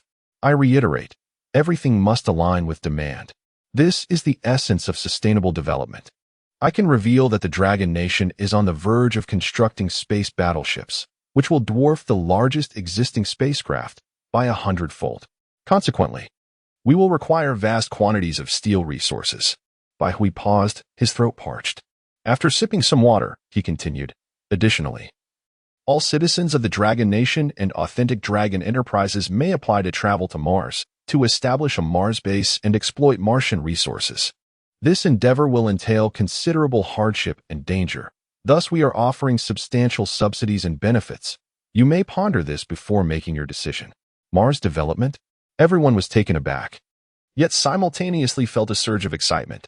The Dragon Nation was finally poised to explore extraterrestrial planets. Among the crowd, a foreigner named Joseph, unwilling to accept the situation, inquired, "May we from other nations not participate in the exploration of Mars?" Bai Hui cast a glance at him and replied nonchalantly, "Certainly not. You possess anti-gravity spacecraft and may venture to Mars on your own." The implication was clear. If you wish to go, do so independently. However, it was common knowledge that only the Dragon Nation currently had the capability to develop Mars. For other foreign capitalists, the likelihood of returning after reaching Mars was grim. After all, the Dragon No. 1 was merely a spacecraft powered by lithium-air batteries as its energy module. Should the Dragon Nation refuse to recharge it, one would be left utterly stranded. A knowing smile spread across everyone's faces, their hearts brimming with pride in being citizens of the Dragon Nation. Chapter 149. The flourishing development of the space industry. The news of space mining has sparked a nationwide debate. This indeed marks the true exploitation of extraterrestrial resources. Previous space endeavors were, to put it plainly, mere scientific experiments. Humanity's venture into space mining represents a monumental milestone in our civilization's journey. This event holds profound significance. On Weibo, how splendid! Our dragon country is finally taking this monumental step. I've heard that major companies are currently recruiting personnel to embark on space mining expeditions. Experienced miners require only a brief training period before they can venture into space for mining endeavors. It is said that the salaries for miners may reach an astonishing annual compensation of up to $1 million. Oh, we miners are finally rising. I am currently in Shuncheng and am in the process of applying. Could the gentleman upstairs kindly disclose the salary? Having signed a confidentiality agreement, I am unable to divulge specifics, but I can assure you that a year in space mining equates to 5 years of work in terrestrial mines. Goodness, that's at least a starting salary of 500,000. I confess I am envious. Can those on the assembly line apply? I currently earn 6,000 a month at a factory assembly line. It seems unlikely, as we are still in the initial stages. There are few companies engaged in space mining, and the demand for personnel is limited. However, given our dragon country's rapid development, it is only a matter of time before this becomes a booming industry. Indeed, the number of spacecraft is exceedingly limited. I have heard that the vessels designated for space mining are required to attach cargo modules to enhance their payload capacity. Ha ha ha. I have successfully applied. Not only will I be working, but I can also indulge in space tourism, saving the cost of $1 million ticket. Oh, right? By working in space mining, I effectively earn $1 million's worth of space tourism ticket. The wit of those upstairs is truly remarkable. For those unable to partake in space mining, do not be disheartened. Our nation is embarking on the construction of space warships, with nationwide tenders already posted on the official website, offering attractive salaries. You all can apply. Moreover, there are opportunities in space smelting and space factories. Our nation's space base is rapidly under construction and requires a substantial workforce. Once completed, this base will evolve into a space city capable of accommodating millions. At that time, the demand for various living facilities will be immense, presenting a significant business opportunity. Ha ha ha. I have heard that space tourism companies are considering lowering their prices, as there are hardly any patrons.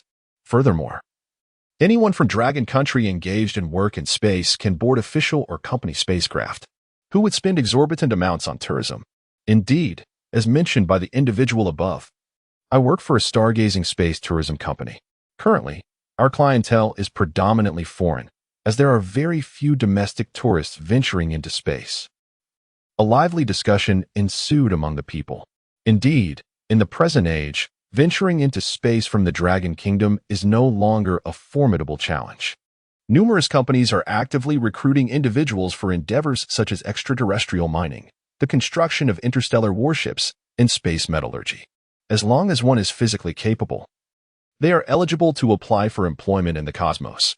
The citizens of the Dragon Kingdom have developed a commendable level of trust in the safety of spacecraft. After all, since the inception of the space industry, there has been no reported incident involving anti-gravity spacecraft. Recently, there was an unfortunate incident involving a nation conducting a manned spaceflight using a rocket launch. Unexpectedly, the rocket encountered a malfunction, and the escape tower failed to respond.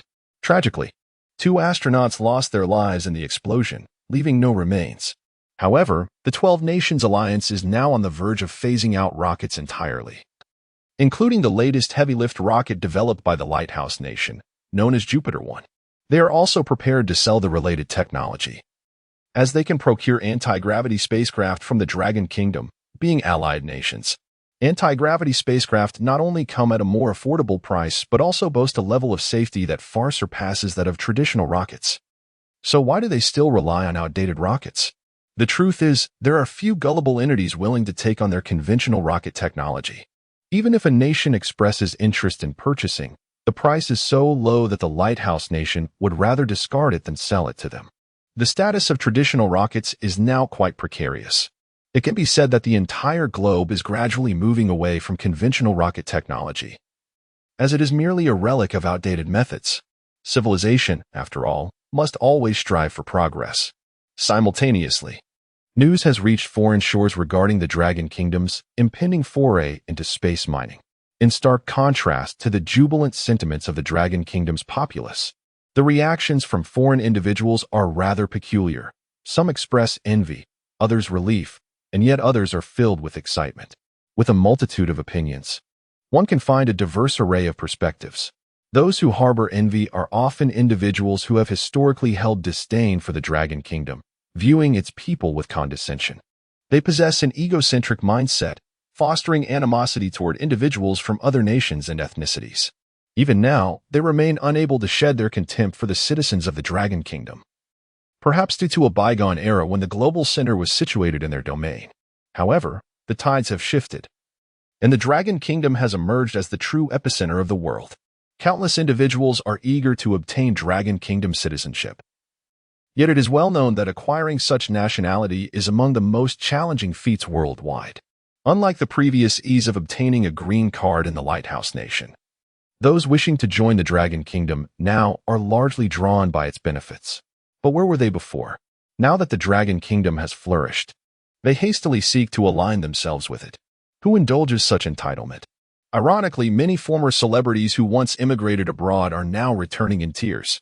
They lament their experiences on social media, hoping for forgiveness from their fans and yearning for the opportunity to regain their Dragon Kingdom citizenship. However, I must express my regret. Their complaints on Weibo were met with immediate backlash from the entire internet. How amusing. Where were they all this time? Now they wish to return. But they should just leave.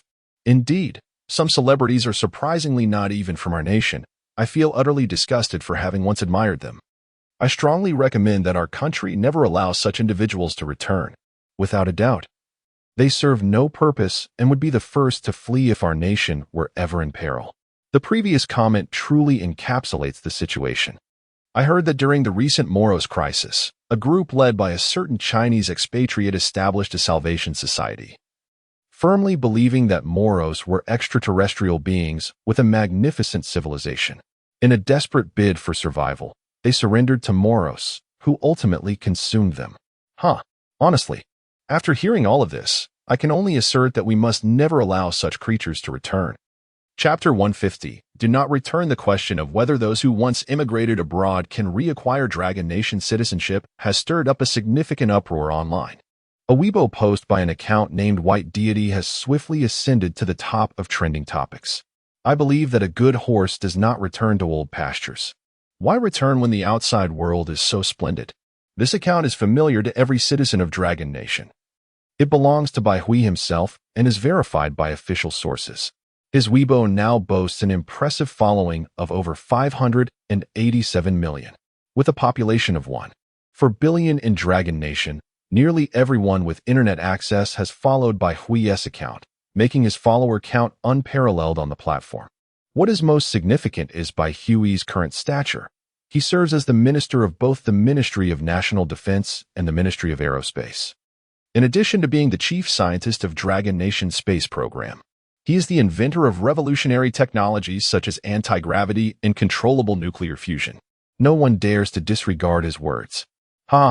White Deity's statement is profoundly ironic. Indeed, a good horse does not return to old pastures. Why would you come back? Support. Furthermore, in response to the fervent discussion surrounding this topic, the Dragon Nation's official channels promptly issued a statement. In light of the current widespread debate, we will, in principle, not consider those who have previously immigrated abroad and now wish to rejoin Dragon Nation citizenship, unless they can make substantial contributions to our nation. Additionally, foreigners wishing to immigrate to Dragon Nation must meet several criteria. 1. Proficiency in Chinese to the extent of normal communication. 2. A requirement to make significant contributions to Dragon Nation. 3. A complete absence of animosity towards Dragon Nation. Individuals who have previously expressed anti-dragon sentiments on social media will not be considered. 4. Completion of a 5-year evaluation period within Dragon Nation. 5. No violations of Dragon Nation laws. A comprehensive array of regulations strictly governs the acquisition of citizenship for foreigners. Generally, only those who can offer substantial contributions to Dragon Nation will be considered for exceptions. Otherwise, if one merely seeks to enjoy the benefits and privileges of Dragon Nation and the bounties of the space age, why should Dragon Nation acquiesce to such requests? Simultaneously, Dragon Nation's space industry is in full swing. The evening news is filled with calls for citizens to apply for positions in space, promising lucrative salaries and benefits. Most enticing of all, those who work in space for over 15 years will be given priority consideration for housing in the space city. It is evident to any discerning individual what the space city represents for Dragon Nation. It will become a transit hub for humanity from Earth to outer space. To put it simply, this can be likened to the coastal cities of Dragon Nation in the 1960s and 70s. Why has Shinshin become a place yearned for by all citizens of Dragon Nation? In the city of Shin, wealth rivals that of entire nations. Historically, Shin has stood as a coastal metropolis, serving as a vital hub for international exchanges. The prospect of a space city is now even more extravagant. As humanity may not construct a second one for an extended period, the value of real estate in the space city is bound to be astonishing. with prices soaring to hundreds of thousands per square meter. This news has ignited a fervor throughout the Dragon Nation, causing considerable upheaval among numerous business magnates. Some have chosen to forsake their terrestrial occupations, submitting applications through official channels of the Dragon Nation. What is a mere 15 years when the reward is a residence in the space city, potentially elevating them to billionaire status? Presently, several sectors within the Dragon Nation's burgeoning space industry are gaining immense popularity. Space mining, the construction of space battleships, space metallurgy, and space automation factories. Each of these endeavors demands a substantial workforce, particularly the construction of space battleships, which requires a starting workforce of at least 100,000. Each battleship weighs over 1,000,000 tons, and the Dragon Nation plans to construct two, the Zhurong and the Gong Gong. This is merely the baseline. Future plans will be adapted based on construction velocity, potentially leading to the creation of additional battleships. In summary, with each new battleship constructed over the next 3 years, humanity's strength will increase, thereby enhancing the prospects of survival in the future. The Dragon Nation must seize every opportunity to bolster its capabilities. Meanwhile, in the Lighthouse Nation, Abel, a renowned tech blogger, previously live-streamed the inaugural flight of the Jupiter 1 spacecraft. He has now been granted the privilege of interviewing Mr. Morgan, the chairman of the Morgan Consortium, who oversees the conglomerate's investment endeavors. Mr. Morgan is attending the Dragon Nation Space Industry Development Conference, after which the consortium promptly invested significantly, purchasing 5 Long-Ting spacecraft for a total of $25 billion, equivalent to nearly 200 billion Dragon currency. Additionally, they expended another $5 billion on 5 supplementary cargo modules for the Long-Ting I. The Morgan Consortium is poised to align itself with the Dragon Nation's pace, embarking on the first steps of interstellar development. At the consortium's headquarters, Abel meticulously arranged his live-streaming equipment and commenced the broadcast, a request from the Lighthouse Nation's officials to showcase their efforts to their citizens. Although this endeavor involves following in the footsteps of the Dragon Nation, it stands in stark contrast to non-allied nations that lack even the opportunity to pick up the remnants. Hello, esteemed viewers, I am your host, Abel. At present, I find myself at the headquarters of the Morgan Consortium, seated before none other than the esteemed patriarch, Mr. Morgan himself. The camera shifts to Mr. Morgan, who wears a gentlemanly smile, an emblem of the etiquette that must be mastered by those from such venerable lineages. Hello, everyone. I am Mr. Morgan. Good day to you, Mr. Morgan. It is indeed a pleasure to have the opportunity to interview you today. I have heard that you attended the Space Industry Development Conference in the Dragon Country yesterday. Could you enlighten us about the current state of technology there? Mr. Morgan's gaze appears somewhat distant as he reminisces about his experiences in the Dragon Country the previous day. Deep within, he still grapples with disbelief. That ancient civilization is remarkably formidable. A look of nostalgia washes over his face. Ah, what a divine civilization it was. Chapter 151. The departure of the Dragon Kingdom's space mining fleet. Old Morgan droned on. They possess the capability to construct colossal space cities, to build immense warships, and they even intend to establish residences on Mars. I never anticipated that our Lighthouse Nation has fallen so far behind that ancient country. They are brimming with vitality, and each individual is acutely aware of their purpose. In stark contrast, our Lighthouse Nation resembles the impoverished and ignorant indigenous peoples of centuries past. Fortunately, the Dragon Kingdom has not excluded us. They permit us to venture into the asteroid belt for mining, offering us a glimmer of hope to catch up. I fervently hope that our scientists can expedite the development of anti-gravity technology. The Morgan Consortium is prepared to allocate $10 billion in funding to support scientific research. And I also hope that many will join the Morgan Consortium, so we may collaborate in the exploration of space resources. Upon hearing old Morgan's words, the viewers of the live broadcast, many of whom were not well acquainted with the Dragon Kingdom, merely understood that it was slightly more advanced than their own Lighthouse Nation. However, in their hearts, they could not fathom the extent of the backwardness old Morgan portrayed. Oh my God, has this old fool been bribed by the Dragon Kingdom? What does he mean by indigenous peoples? I see him as the true indigenous, whose ancestors were forced into submission by our Lighthouse Nation at the barrel of a gun. Why must the Dragon Kingdom grant us permission to engage in space mining? We have invested in their anti-gravity spacecraft, Why do we still require their approval? Humph. It is only because the Dragon Kingdom possesses anti-gravity technology that they can construct cities in space and homes on Mars. Yet we too have acquired anti-gravity spacecraft. And I hope our officials can keep pace with the Dragon Kingdom and establish our own space cities above. Old Morgan gazed at the incessantly scrolling comments on the screen, his expression darkening. Why? Why are these people so ignorant? Why do they refuse to acknowledge reality? He felt a profound sorrow.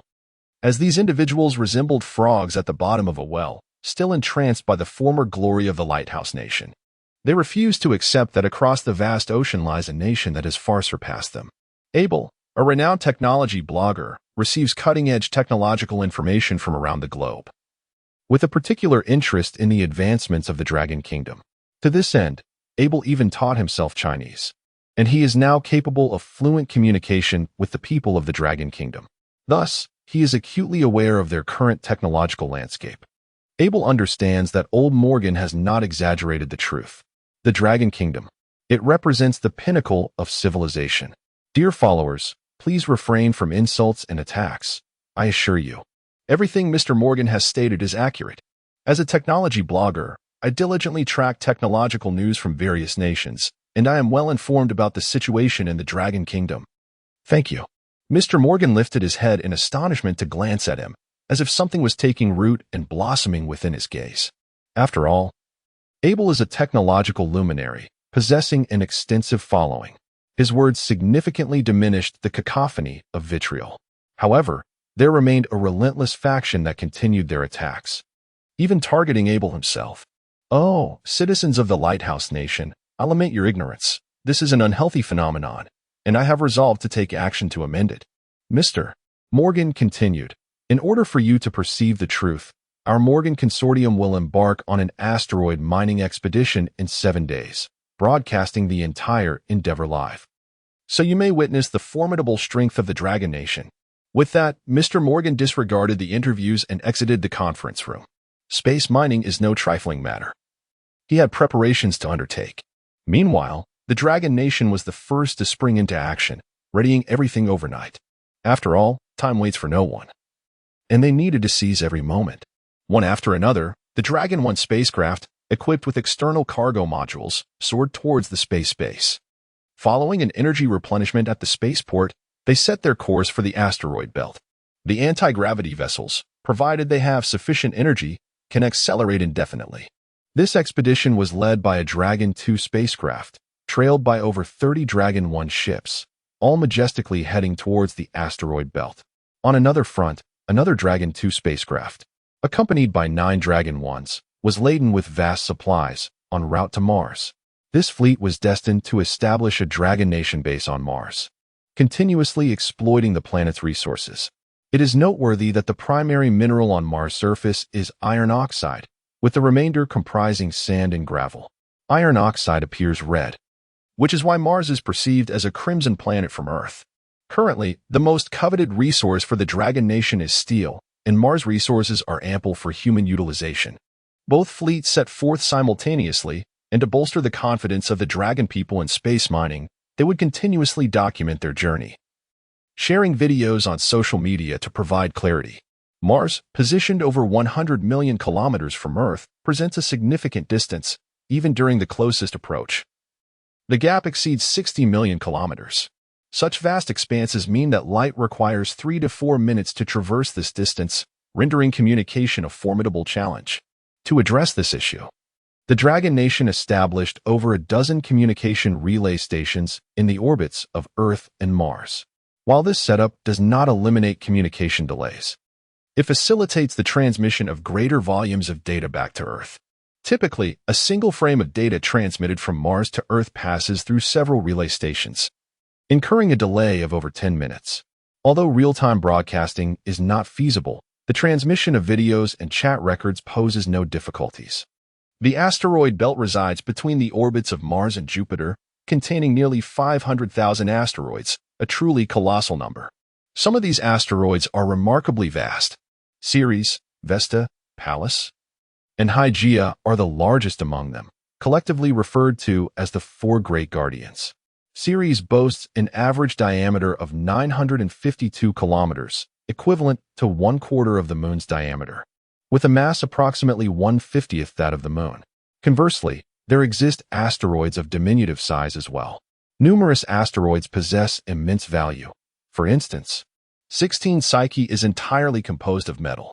This particular asteroid has a diameter of 241 kilometers and is located 370 million kilometers from Earth. According to estimations by scientists from the Lighthouse Nation, based on current terrestrial metal prices, its value could reach a staggering $100 trillion. Chapter 152, Targeting Spirit Star. Monopolizing the space industry, the primary composition of Spirit Star consists of iron, nickel, and various rare metals, alongside heavy metal elements such as gold, platinum, silver, and copper. It is safe to assert that Spirit Star is more than capable of fulfilling the current metallic demands of the Dragon Nation. The objective of this space mining fleet is none other than Spirit Star. With a distance of 370 million kilometers, it will take the fleet approximately 1 month to reach its destination. In contrast, a conventional space probe would require at least 6 months to arrive at the asteroid belt. This implies that the space mining fleet will need a total of 2 months to extract the ore. This time frame is already considered relatively brief. Fortunately, the fleet can return with hundreds of thousands of tons of ore in a single trip, containing various metals that the Dragon Nation currently requires. Some rare metals, even those sourced from the Dragon Nation's own rare earth mines, are produced in exceedingly limited quantities. However, these rare elements are essential additives for high-performance, high-strength materials. Therefore, obtaining them from space effectively addresses this challenge. This expedition of the space mining fleet is not merely a simple mining operation. The spacecraft is also equipped with space signal relay stations and a space fusion power station, which will be strategically positioned along the journey. Moreover, they plan to construct a space fusion power station in Mars orbit, which will be staffed at all times to provide energy supplies for passing spacecraft. They have also brought sufficient fusion materials for this journey, and in the future, every official space fleet of the Dragon Nation will carry fusion materials for these power stations to ensure their long-term operation. However, access to this space fusion relay power station is not without cost. Commercial spacecraft wishing to recharge must pay a fee, and prior notification to the Dragon Nation's authorities is mandatory for obtaining permission to dock and charge. Implicitly, foreign spacecraft without the Dragon Nation's approval will not be granted charging access. Take, for instance, the Longting-I spacecraft, which operates on lithium-air batteries. By the time it reaches Mars, its energy reserves may have been nearly depleted. Even if it successfully retrieves ore, it would be unable to return. This exemplifies the Dragon Nation's monopoly. You possess a spacecraft and wish to engage in space mining? Very well. No one will impede your journey. But the Dragon Nation will not grant you access to these vital infrastructures. What can you do? After all, you lack the Longting-2 spacecraft. Thus, by firmly controlling these essential infrastructures, the Dragon Nation can maintain a pivotal position in space, impervious to any challenges. The Mars Fusion Relay Power Station is indeed more massive than the International Space Station operated by other countries, providing ample space for those docked to rest and accommodate themselves. It can accommodate more than 2,000 individuals. In the future, as the Martian base develops, this Martian Fusion Transit Station will be maintained by the personnel of the base. Of course, all of this is still a distant prospect. 7 days swiftly passed. Today, the Morgan Consortium from the Lighthouse Nation will embark on a mining expedition in the asteroid belt. This news has spread throughout the entire Lighthouse Nation. This time, the Morgan Consortium will conduct a live broadcast of the entire journey, albeit not in its entirety. While in Earth orbit, they will stream live. But once they depart from that orbit, communication will experience delays, rendering continuous broadcasting impossible. Thus, they will resort to recording videos to transmit back to Earth. The leader of the Morgan Consortium, Mr. Old Morgan, is deeply pained by the current state of the Lighthouse Nation. The populace resembles frogs at the bottom of a well, utterly unaware of the might of the Dragon Kingdom, still ensnared in the nostalgia of the Lighthouse Nation's former glory. Therefore, this live broadcast aims to awaken their citizens to their true standing. Pride will only lead to further regression. Most critically, The Lighthouse Nation currently lacks the capital for such pride. At Cape Canaveral Space Launch Complex, the former rocket launch site of the Lighthouse Nation, countless rockets have taken flight from this very place. Now, in pursuit of a better broadcast, the Morgan Consortium has chosen this location for the launch of their spacecraft. 5 gleaming silver spaceships stand silently on the launch pad, akin to 5 colossal divine eagles poised to soar into the sky. Members of the Morgan Consortium begin to board the vessels, many of whom are seasoned miners enticed by lucrative salaries to venture into the asteroid belt for mining. A camera stands beside the 5 spaceships, capturing every moment. However, this live broadcast will feature no commentary. Viewers will perceive the grandeur of the Dragon Kingdom through the first-person perspective of the Morgan Consortium. Suddenly, a gasp is heard. Oh my, it is Mr. Old Morgan, the leader of the consortium. He has also boarded a spaceship. Is he truly intending to mine in the asteroid belt alongside the workers? This seems utterly insane. Many citizens of the Lighthouse Nation are perplexed. Why would Old Morgan, at the helm of a trillion-dollar consortium, take such a perilous risk to mine in space? Does he not fear the possibility of calamity? The cosmos is fraught with various dangers, and no one knows when the next crisis might arise. Yet, this billionaire boldly leads the charge into the realm of space mining. Old Morgan, of course, fears death, but he possesses an unwavering faith in the spacecraft technology of the Dragon Kingdom. He is acutely aware that the Dragon Kingdom has launched thousands of spacecraft without a single incident, achieving a success rate of 100%. Therefore, for him, it is akin to boarding an airplane. 5, 4, 3, 2, 1, liftoff. 5 anti-gravity spacecraft gradually ascended into the sky. Unlike the thunderous roars of chemical rockets from the past, only the deep hum of the engines resonated in the air. The 5 ships accelerated swiftly and soon vanished into the clouds. In just over 10 minutes, the vastness of space unfolded before the citizens of the Lighthouse Nation. This breathtaking view was captured by a camera mounted on the exterior of the Longting No. 1 spacecraft. The imagery was remarkably clear, as it was equipped with the most advanced technology available globally. Moreover, this camera had been modified to withstand the harsh conditions of space. Oh, what is that? In the capital of the Lighthouse Nation, on War Street, a crowd of citizens gasped in awe while watching the screen in the square. They turned their gazes towards the source of the commotion, utterly astonished. In the corner of the image, a colossal artificial structure came into view. It was a massive steel fortress, more awe-inspiring than the space bases depicted in science fiction films. Countless spacecraft were seen entering and exiting the structure. The onlookers were left completely mesmerized. Chapter 153. A space city remarkably similar to Earth as the fleet of the Morgan Consortium drew ever closer to the space fortress. The people of the Lighthouse Nation finally beheld its true visage. Or rather, they comprehended the enormity of its scale. The scenes captured by their cameras merely represented the tip of the iceberg. This was a colossal spaceport, teeming with countless spacecraft entering and departing. Those who were watching the live broadcast were utterly astounded. They found themselves at a loss for words to articulate the spectacle before them. They could not conjure adjectives sufficient to describe the grandeur of this place. In that moment, they were suddenly reminded of Mr. Morgan's words from 7 days prior. He had remarked that they were akin to the ignorant and backward Indians of centuries past. In that instant, his words resounded with truth. They truly resembled those Indians from hundreds of years ago. This magnificent space city had been constructed by the Dragon Nation? How could this be possible? No.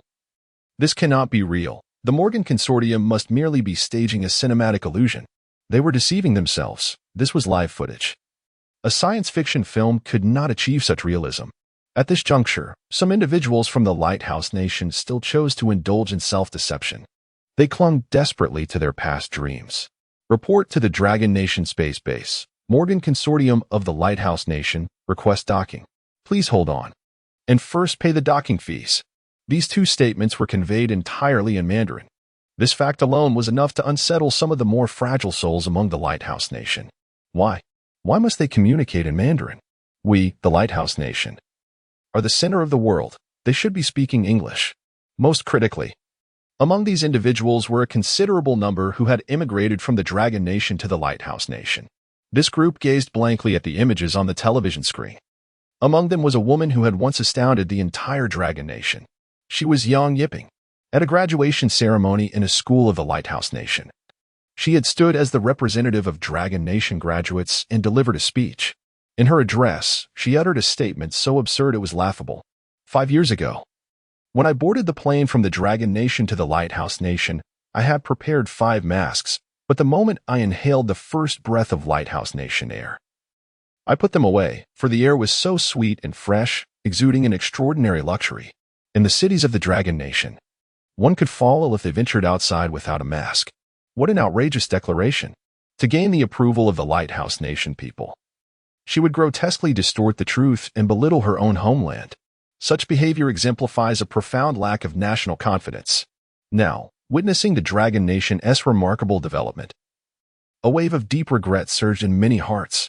If only I had not yet, there were no if-onlys left. Members of the Morgan Consortium have paid a staggering $1 million in docking fees for 5 spacecraft, merely to gain entry to the space base. The majestic Dragon 1 spacecraft followed the constant stream of vessels in and out, arriving at docking port number 2. This port comprises a total of 12 docking bays, 9 of which are designated for spacecraft weighing under 1,000 tons. Upon entering docking port number 2, one is greeted by an immense expanse. Above, a multitude of platforms awaits, ready to accommodate these spacecraft. A cursory glance reveals at least 100 platforms, indicating that a single spaceport can indeed harbor hundreds of vessels.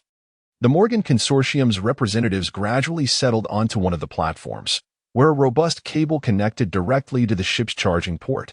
At this juncture, a sufficient monetary payment would ensure a continuous influx of electricity into the spacecraft.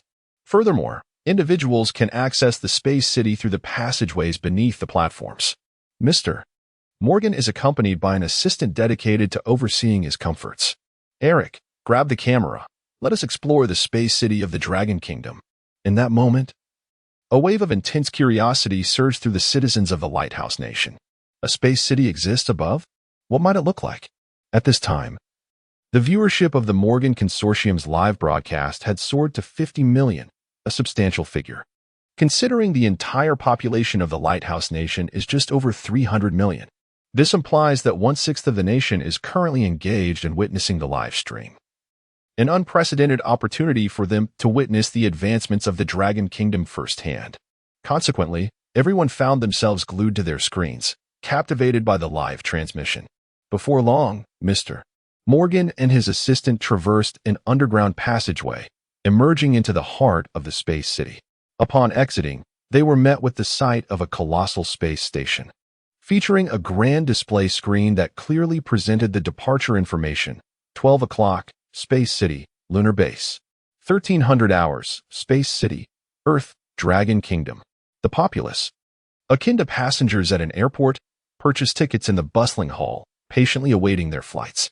The citizens of the Lighthouse Nation were momentarily taken aback. This seemingly ordinary scene held profound implications. No one expressed surprise. They appeared to have grown accustomed to such marvels. What truly astonished them was the flight information indicating destinations to the moon. This meant they could freely traverse between Earth and the moon. At that moment, envy ignited within the hearts of the Lighthouse Nation's citizens. Why should you have the liberty to travel at will? This is the dawn of a true space age. Yet, some affluent individuals from the Lighthouse Nation remain ensnared in the allure of space tourism, while the majority of the populace yearns for even a single opportunity to embark on a journey into space.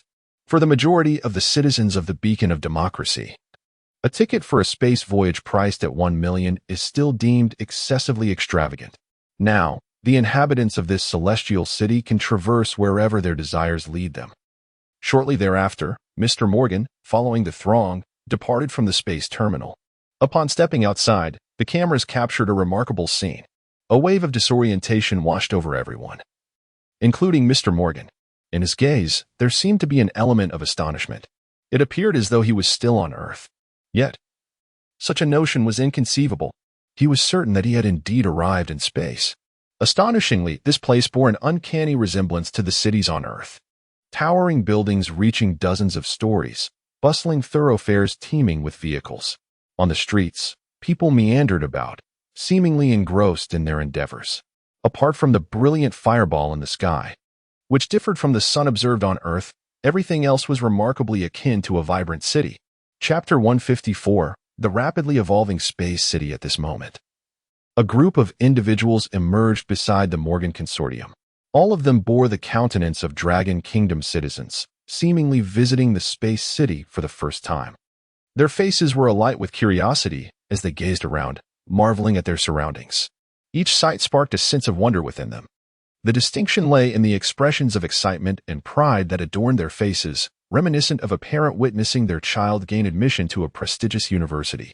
This sentiment stood in stark contrast to the members of the Morgan Consortium, who, although displaying a hint of curiosity, were predominantly shrouded in a somber demeanor. The cameras of the Morgan Consortium faithfully captured this scene. Before the group, two individuals clad in military uniforms, evidently representatives of the Dragon Kingdom, stood. "All right, everyone. Please pause and form an orderly line so we can count you." One of the military men, tall and imposing, cast a discerning glance at the Morgan Consortium. However, he refrained from uttering a word, as the 12 Nations Alliance had already been established, advocating for mutual development. Soon, the group arranged themselves haphazardly into a square formation. Another man began the count. 1, 2, 10, 1,000. Excellent, the number is complete. He continued, "In a moment, we will arrange accommodations for you.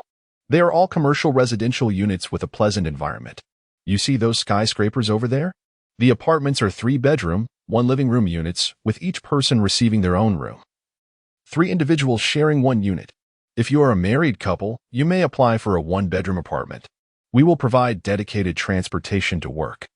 And after fulfilling 15 years of service, if your performance is commendable, the government will grant you a housing unit in the Space City." Old Morgan stood quietly to the side, attentively listening. Upon hearing about the housing, a spark of interest ignited in his eyes. As a businessman, he perceived a lucrative opportunity unfolding before him. This was a space city, and the value of real estate here would undoubtedly soar in the future. Such foresight was evident to those with keen insight. He was intrigued and contemplated purchasing several properties in this locale, even if he could not sell them later. They could serve as the headquarters for the Morgan Consortium. Before long, he approached the Dragon Kingdom's official office, conveniently located adjacent to the space station. This office was designed to assist foreign visitors to the space city with their inquiries.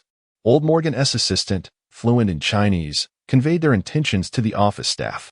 A young lady regarded them with surprise, then replied nonchalantly, "I'm sorry, Mr. Morgan, but we do not have any plans to sell properties in the space city at this time." Undeterred, Old Morgan urged his assistant, Eric, "Please inform her that I am willing to offer 1 million per square meter for the properties here, and I am looking to purchase at least 10 units. In Old Morgan's eyes, there was nothing that money could not procure. Although the houses here are exorbitantly priced, he firmly believes that 1 million per square meter is sufficient to secure a purchase. However, the young attendant cast a bewildered glance at them. If Old Morgan's perception was accurate, her gaze seemed to harbor a hint of mockery. "I'm sorry, but we truly do not have any properties for sale." Once, a wealthy individual interested in space tourism offered $1 million per square meter, and we still did not sell. What? $1 million? And yet, it remained unsold? This was already 6 to 7 times Old Morgan's offer. A sudden flush crept onto Old Morgan's face as the leader of the Morgan Consortium, a trillion-dollar enterprise. It was rather humiliating to be ridiculed by a mere girl. Old Morgan could easily surmise that the young lady was likely thinking how stingy the Morgan Consortium must be to only offer 1 million per square meter. Taking a deep breath, he suppressed the tumult of emotions within. "Eric, please inquire what it would take to acquire a property in the space city." The attendant replied, "I'm sorry, but our properties are not for sale. Currently, they are exclusively awarded to those hard-working citizens of the Dragon Nation in the space city." Her words were faithfully relayed through the camera. All the citizens of the Lighthouse Nation witnessed this scene, and many burst into laughter. The leader of a trillion-dollar consortium was mocked by a young girl from the Dragon Nation. "Oh, per Old Morgan, forgive me for my inability to stifle my laughter. I too wish to work in the space city, knowing that even $1 million per square meter cannot procure a home there. I envy the citizens of the Dragon Nation. They truly are fortunate." Old Morgan departed in resignation, finally convinced that the properties in the space city would not be sold to foreigners. After all, it was a space city constructed by the Dragon Nation. Alas, we in the Lighthouse Nation have unwittingly fallen far behind the Dragon Nation. Subsequently, they explored the space city like tourists. The space city has expanded significantly. The Dragon Nation has continuously constructed, employing various high-tech methods to assemble modules. Moreover, in the absence of gravity in space, construction materials can be easily maneuvered, greatly accelerating the building process. The Dragon Nation has developed an array of space excavators, space cranes, and other construction machinery, primarily powered by anti-gravity engines. In the weightless environment of space, machinery lacks points of stress, making construction challenging. Thus, the use of anti-gravity engines substantially reduces the labor and difficulty faced by workers. The entire space city is projected to cover an area of 10 square kilometers, equivalent to that of a city. When the space industry of the Dragon Nation was just emerging, less than 1/10 of the space city was completed. However, subsequently, humanity discovered the gravitational anomaly of a wormhole on the moon, with spacecraft within the wormhole accelerating towards Earth's orbit. The Dragon Kingdom has accelerated the construction of its space city, with a vast quantity of steel and soil continuously transported from the surface. This space city has now become a colossal structure weighing over 10 million tons, and the progress has reached approximately 30 to 40%. In the future, this monumental space city is planned to accommodate millions, possibly even tens of millions of inhabitants. Such an immense city requires a correspondingly vast amount of energy. Surrounding the entire space base is a thick layer of solar panels. The energy efficiency of these solar panels in space far surpasses that on Earth, as there is no atmospheric obstruction in the vacuum of outer space, allowing for intense solar radiation. These solar panels can provide at least 20% of the total energy required for the space city. The remainder of the energy will primarily come from nuclear fusion reactors. Currently, the space city's fusion reactor is the first-generation Shinwi fusion device, but plans are in place to upgrade to the Shinwi 2 fusion device in the future, which boasts a 20% increase in energy efficiency compared to its predecessor. This electric power is essential for maintaining the space city's operation in orbit, as well as sustaining the anti-gravity engines that create an artificial gravitational field, ensuring that the gravity within the space city closely resembles that of Earth. Chapter 155. The leisurely inhabitants of the space city. Old Morgan walked leisurely down the street, observing the relaxed citizens of the Dragon Kingdom as they strolled about. These individuals were all workers who had come to the space city. Today marked their day of rest, a time for them to meander, explore the shops, indulge in ice creams, or catch a movie. The life of a space dweller was remarkably simple and unpretentious. Of course, once the day of leisure concluded, they would return to the rigors of their work. The Morgan Consortium had discovered a restaurant. This establishment was a Chinese eatery, owned by a middle-aged gentleman. The man, surnamed Li, had stumbled upon the opportunity to establish a business in the space city while browsing online. After a brief moment of hesitation, he made a decisive choice. He promptly registered with the authorities and invested all his savings as a deposit. To his astonishment, due to the timeliness of his application, the Dragon Kingdom readily approved his request. Thus, under the arrangements made by the Dragon Kingdom, he and his family boarded a spacecraft and arrived in this space city. They opened a restaurant, which generally performed well. Most importantly, as one of the first individual business operators to settle here, the Dragon Kingdom signed a contract with him. If he operated his restaurant for a full 15 years, he would receive a house as a gift. After all, the space city needed its citizens. For the time being, this house was provisionally allocated for the Leaf family's residence, with the property rights formally transferring to him after the 15-year period. At times, Mr. Lee found himself grateful for the decision he had made, as he had heard that countless individuals in the Dragon Kingdom were now eager to come to the space city at all costs. Initially, he had harbored concerns about the safety of the space city. Regrettably, he missed the golden opportunity, and now it was too late for regrets. What would you like to eat, esteemed guests? Upon seeing customers enter, Mr. Lee quickly approached them with a welcoming smile. The Morgan Consortium had too many members for the restaurant to accommodate, prompting old Morgan to suggest that the others seek dining elsewhere. Only he and his assistant, Eric, remained to dine in this establishment. Old Morgan inquired, What dishes do you offer here? The assistant translated his question for Mr. Lee. Mr. Lee promptly presented a menu. After the two had made their selections, Mr. Lee headed to the kitchen to instruct his wife to prepare the dishes. He then returned to attend to his guests. As they awaited their meal, Mr. Lee's talkative nature could no longer be contained. "Ah, esteemed guests, I presume you are here for a visit to space. Let me tell you, ever since I opened this restaurant, I encounter many foreign visitors daily. For those who do not speak the language, we must rely on our phones for translation." Old Morgan quietly listened to Mr. Lee's ramblings.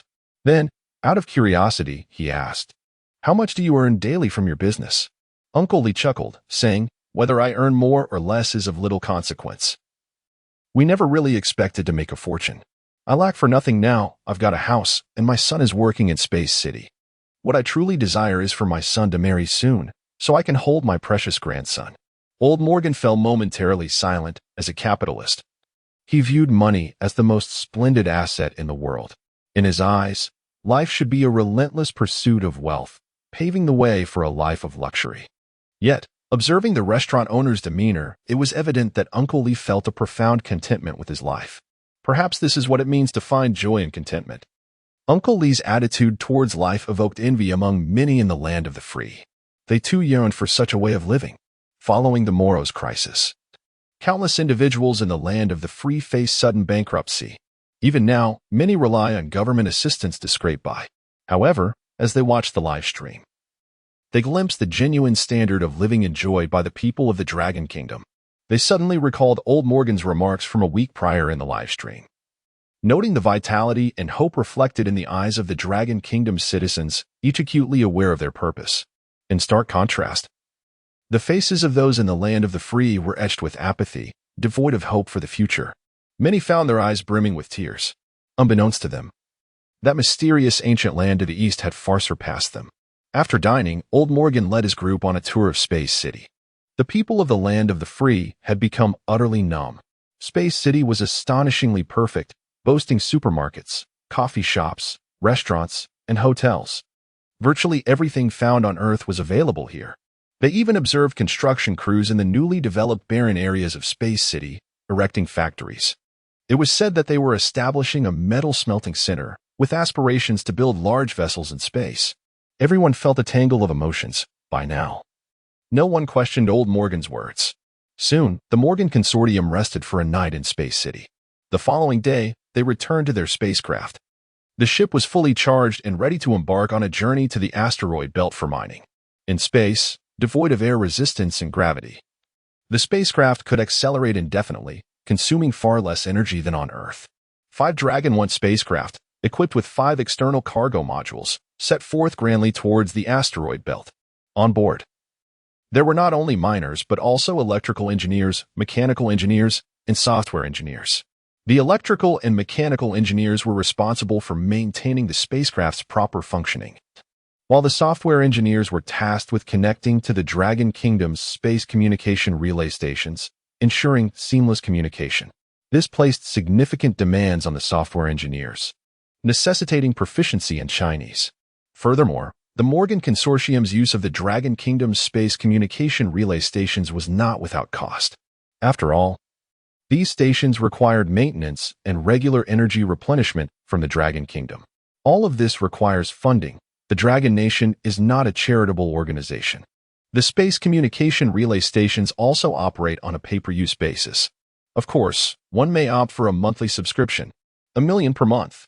Engaging in space mining necessitates a 2-month period, which means that to maintain communication with Earth during this time, one must pay $2 million. This is already considered quite economical. After all, data transmission is not merely a matter of passing through a single relay station. It requires a series of relay stations to transmit continuously until reaching Earth.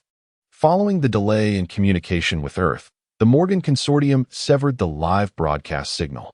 Henceforth, they will employ video recordings to document their experiences. A few years ago, humanity found it exceedingly challenging to reach Mars. However, now they have the capability to venture into the asteroid belt for mining. And they can even record videos to send back to Earth, allowing those on our planet to appreciate the mysteries and vastness of the cosmos. Chapter 156. To die standing, the journey from the Dragon Kingdom space fleet to Mars requires more than 10 days. During this period, the Dragon Kingdom has not remained idle. A plethora of groundbreaking technologies have emerged from the hands of its scientists. It can be asserted that, since Baihui developed anti-gravity technology, the scientific advancements of the Dragon Kingdom have surpassed the cumulative progress of the past century. In the realm of laser weaponry, significant strides have also been made. Currently, the Dragon Kingdom's laser weapons can effectively engage targets within a range of 20 kilometers. However, their lethality remains insufficient, especially when confronted with a formidable third-level unknown civilization. Theoretically, enhancing the energy output of laser weapons could amplify their destructive capabilities. Yet, in practice, the structural limitations of these weapons prevent an unrestricted increase in energy input, presenting a considerable challenge to overcome. As for nuclear arms, Baihui's proposal for a heavy nuclear fusion bomb has yet to materialize. The researchers are perplexed, questioning the feasibility of such an endeavor. They have yet to test whether silicon-30 and carbon-60 can indeed undergo fusion. Nevertheless, Baihui has instructed them to construct a heavy nuclear fusion bomb according to the provided blueprints, lacking a solid theoretical foundation. The researchers have yet to produce even a single prototype. In other developments, the Dragon Kingdom has successfully created a triphase bomb, which boasts a power greater than that of a hydrogen bomb. The triphase bomb, also known as a hydrogen-uranium bomb, operates on the principle of adding a layer of thermonuclear material around a fission bomb. This configuration allows the intense pressure generated during the fission explosion to meet the conditions necessary for thermonuclear fusion. The triphase bomb enhances this concept further by surrounding the thermonuclear material with a layer of uranium-238, resulting in an explosive sequence of fission, yielding an extraordinarily powerful detonation of several megatons. Currently, the Dragon Kingdom is researching the even more fearsome cobalt bomb, a legendary super-nuclear weapon capable of annihilating humanity. Its construction is akin to that of the triphase bomb, with the critical difference being the substitution of uranium-238 with cobalt-60. The explosion of a cobalt bomb not only releases radiation far more severe than that of a conventional triphase bomb, but also emits intense gamma rays. Gamma rays can directly damage the DNA of living organisms, leading to rapid mortality in those exposed. With their exceptional penetrating power, gamma rays may pose a lethal threat to extraterrestrial civilizations. However, the production of cobalt-60 is exceedingly challenging, and as of now, it remains a theoretical weapon. In the Dragon Kingdom, at the Zhonghai and Shijing, the Grand Elder, the Second Elder, and Baihui stand before a large screen, their expressions grave. The Dragon Kingdom has never wavered in its struggle against the unknown civilization. However, current assessments suggest that the likelihood of human defeat is alarmingly high. Should they falter, the consequences would be dire. Humanity might very well find itself enslaved. This is not an exaggeration. In the vastness of the universe, mineral resources are not the most precious commodities. Countless uninhabited planets abound, with their mineral wealth remaining unknown. Moreover, advanced civilizations in the cosmos possess the ability to transmute elements at will. They can synthesize any desired materials. Thus, the most invaluable asset in the universe is sentient life. This represents a genuinely precious resource, with many primitive civilizations being domesticated by formidable advanced ones. Much like livestock, once matured, they are sold into slavery or used as experimental subjects. Such practices yield substantial profits. Of course, the system has informed Baihui that there exists a cosmic law enforcement hall, a formidable force composed of several eternal civilizations. This institution has explicitly mandated that advanced civilizations must not prey upon their lesser counterparts. In the universe, only civilizations of similar standing are permitted to engage in conflict. This rule serves to preserve the diversity of cosmic civilizations, preventing the annihilation of all lesser societies. However, the reality is harsh. The universe is vast, and even the law enforcement hall cannot monitor it entirely. Some obscure primitive civilizations may be discovered by an advanced civilization. These civilizations may then quietly exploit these lesser beings, trafficking them in the cosmic black market. Profit is an eternal motivator, and for the sake of gain, some are willing to risk flouting the law enforcement hall's edicts. Naturally, Should they be caught, these transgressing civilizations will face severe repercussions, potentially leading to their annihilation by the Hall. It is a grave offense to openly violate rules established by a coalition of eternal civilizations. Such an affront is a provocation. The consequences of challenging these ancient powers are dire. In summary, the universe often operates on the principle of the survival of the fittest. Earth, as an obscure primitive civilization, faces a singular fate if discovered by an advanced civilization, enslavement or domestication. Upon learning this grim reality, Bai Hui found it utterly unacceptable. To become a subject of domestication would be far worse than the extinction of humanity itself. Consequently, after discussions with the Grand Elder, they devised an apocalyptic plan. Indeed, an apocalyptic plan. This strategy was further bolstered by the discovery of yin jin. This material has the capacity to absorb thermal energy and convert it into power. The higher the temperature, the stronger its properties become. However, it has a maximum threshold of 100,000 degrees Celsius. Should the temperature exceed this limit, the yin jin will enter an irreversible phase, losing all its material properties and transforming into a pool of molten metal. Nevertheless, 100,000 degrees is an exceedingly high temperature. Earth's core only reaches slightly over 6,000 degrees Celsius. Therefore, the specifics of this apocalyptic plan involve utilizing yin jin to construct a vessel capable of traversing the Earth's core. At the forefront of the Earth core vessel lies the most formidable laser weapon currently possessed by the Dragon Nation, powered by electricity derived from the transformation of flame gold. This vessel has the capability to penetrate the mantle and delve into the depths of the Earth's core. It operates autonomously with the advanced artificial intelligence, Xiaohe, fully equipped to execute the mission independently. Should humanity ultimately falter, the apocalyptic plan will be automatically set in motion by the artificial intelligence, triggering the detonation of the triphase explosives previously buried within the Earth's core, leading to the complete annihilation of humanity. The human race, having emerged millions of years ago, has evolved from primitive apes to the present day, giving rise to countless brilliant civilizations along the way. Humanity stands resilient, fiercely unyielding. Even in death, they choose to stand. They would rather perish than succumb to the chains of servitude. Chapter 157. Humanity's triumphant landing on Mars. This is the apocalyptic scheme devised by Bai Hui and his associates. Of course, this is merely a precautionary measure. Yet, should it come to that, the only recourse would be to detonate a nuclear device. In the prosperous city of Xinjiang, within the Dragon Kingdom, Bai Hui and his team fixated intently on the large screen before them. At this moment, far across the Pacific Ocean, the naval vessels of the Dragon Kingdom anchored above the Mariana Trench. Subsequently, from the depths of the ship, an oddly shaped vessel descended into the ocean.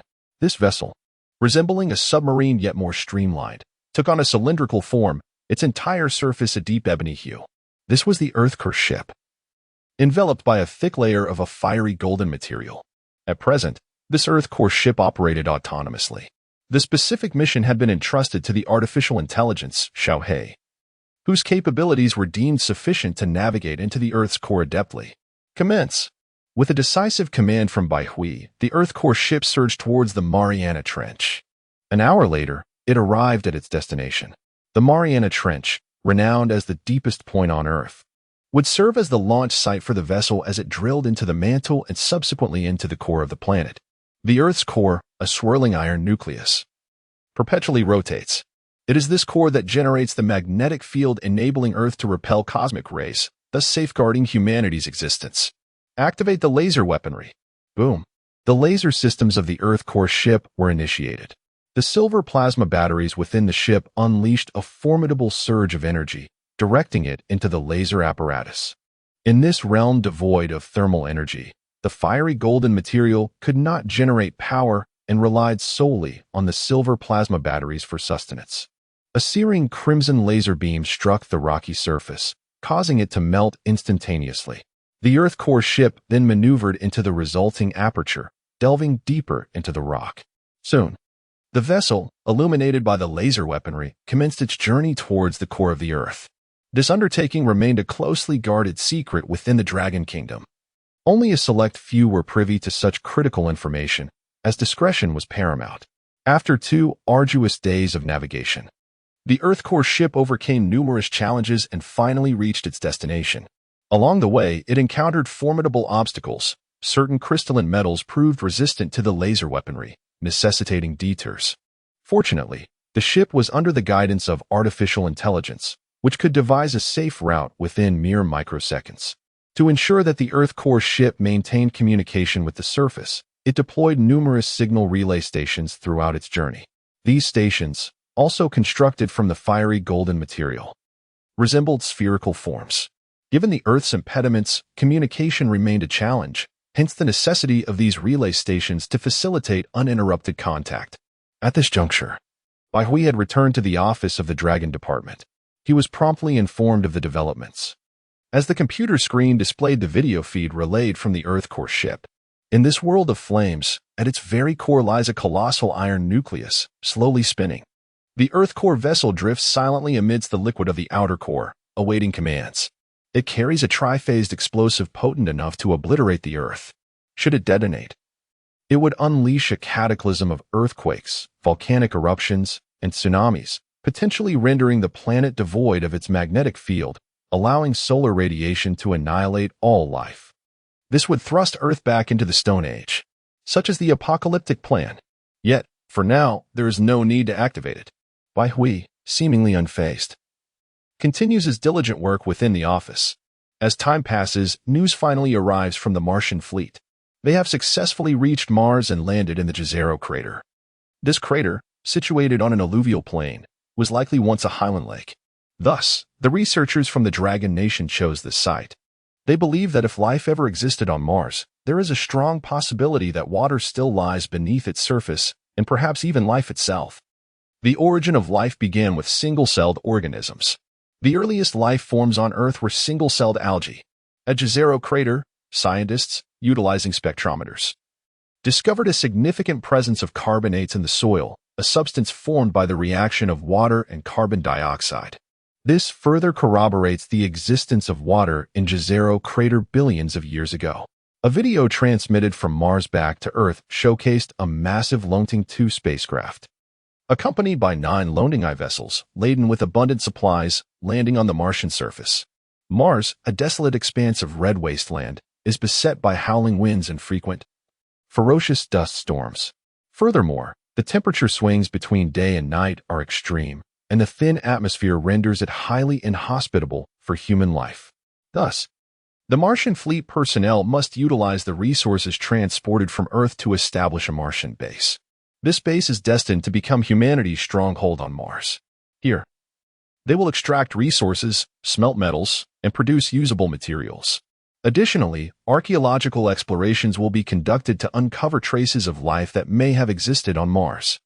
The video returned to Earth, and within 2 minutes, a trending topic erupted on Weibo. Congratulations to our astronauts for successfully landing on Mars.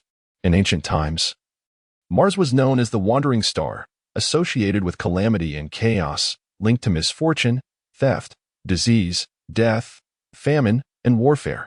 To the people of the Dragon Nation, Mars has always been an enigmatic celestial body. The aspirations for Martian exploration have never waned. Now, humanity from the Dragon Nation has finally set foot on Mars for the very first time. For the present-day Dragon Nation, landing on Mars is no longer a formidable challenge. However, the significance of this achievement is profoundly monumental. The Dragon Nation is remarkable. We have finally achieved man landing on Mars. In recent years, our nation's aerospace technology was overshadowed by the Lighthouse Nation, which ridiculed us for our inability to reach Mars. Now, we have successfully landed on Mars, and it feels remarkably triumphant. I must say, this sensation is exhilarating. However, Bai Hui and his colleagues are not merely focused on this aspect. The Mars fleet has successfully landed on the Martian surface. Additionally, another fleet dedicated to space mining has constructed a Martian nuclear fusion transfer station. This achievement holds immense significance for our nation, as the Martian nuclear fusion transfer station is poised to become a pivotal hub for space transportation and a cornerstone for humanity's endeavors in space mining. Everyone gathered in the control hall, eagerly awaiting the information transmitted by the space mining fleet. They rose in excitement, applauding fervently. On the large screen, A colossal Martian nuclear fusion transfer station floated gracefully in the cosmos. Its surface was adorned with numerous interfaces, designed for the supply of the Lonting I and Lonting II spacecraft. Unlike the expansive spaceports on Earth, the Martian nuclear fusion transfer station does not accommodate vessels within a grand docking bay. Here, the ships can only anchor in the vastness of space. Chapter 158. Constructing a satellite navigation system on Mars. The captain of the space mining fleet is none other than Li Jigang, the commander of the first lunar landing mission by the Dragon Nation. His deployment for this mission is due to his extensive experience. He possesses the calmness and decisiveness to navigate the spacecraft away from perilous situations. A veteran among astronauts, he is well acquainted with the rigors of space exploration. In contrast, becoming an astronaut today in the Dragon Nation requires only a brief training period, as contemporary spacecraft utilize anti-gravity technology and feature artificial gravity, rendering the environment within the spacecraft similar to that of Earth. Compared to the arduous training faced by Li Jigang's cohort, these new recruits appear rather inexperienced. Report to command. The Mars Nuclear Fusion Transit Station has been successfully established. I am now proceeding to the final step, igniting the Shinhui 2 nuclear fusion device, commanded Li Jigang. Following his orders, the personnel pressed the ignition button on the large screen. Instantly, the Shinhui 2 nuclear fusion device was filled with fuel and began its ignition process. This second-generation nuclear fusion device is markedly different from its predecessor. The most significant change is the absence of the cumbersome external magnetic generator sets and energy conversion devices. The advent of flame gold material represents a monumental advancement in human history. Within the Shinhui 2 nuclear fusion device, the inner wall is constructed of flame gold material, followed by a water film created by the anti-gravity engine's gravitational field. This layer of water film serves to absorb the high-speed particles generated by the nuclear fusion and also facilitates heat transfer, enabling the flame gold to absorb energy effectively. The flame gold continuously absorbs heat from the water, converting it into electrical energy output, thereby maximizing energy utilization. Consequently, the energy efficiency of the Shinhui 2 nuclear fusion device has improved by 20% compared to the first generation. Boom. The laser ignition was successful and under intense heat. The internal plasma commenced nuclear fusion reactions, generating copious amounts of thermal energy. This heat, transmitted through the flame gold material, consistently outputs energy. The nuclear fusion power generation was a triumph. Li Jigang's expression brightened with joy as he quickly seized the intercom. Do tell. Connect the Lonting I spacecraft to the interface of the Mars Transit Station. Du Tao is one of the captains within the fleet. Upon receiving the command, he promptly maneuvered his Lonting I spacecraft to align with the Mars Transit Station's interface for charging.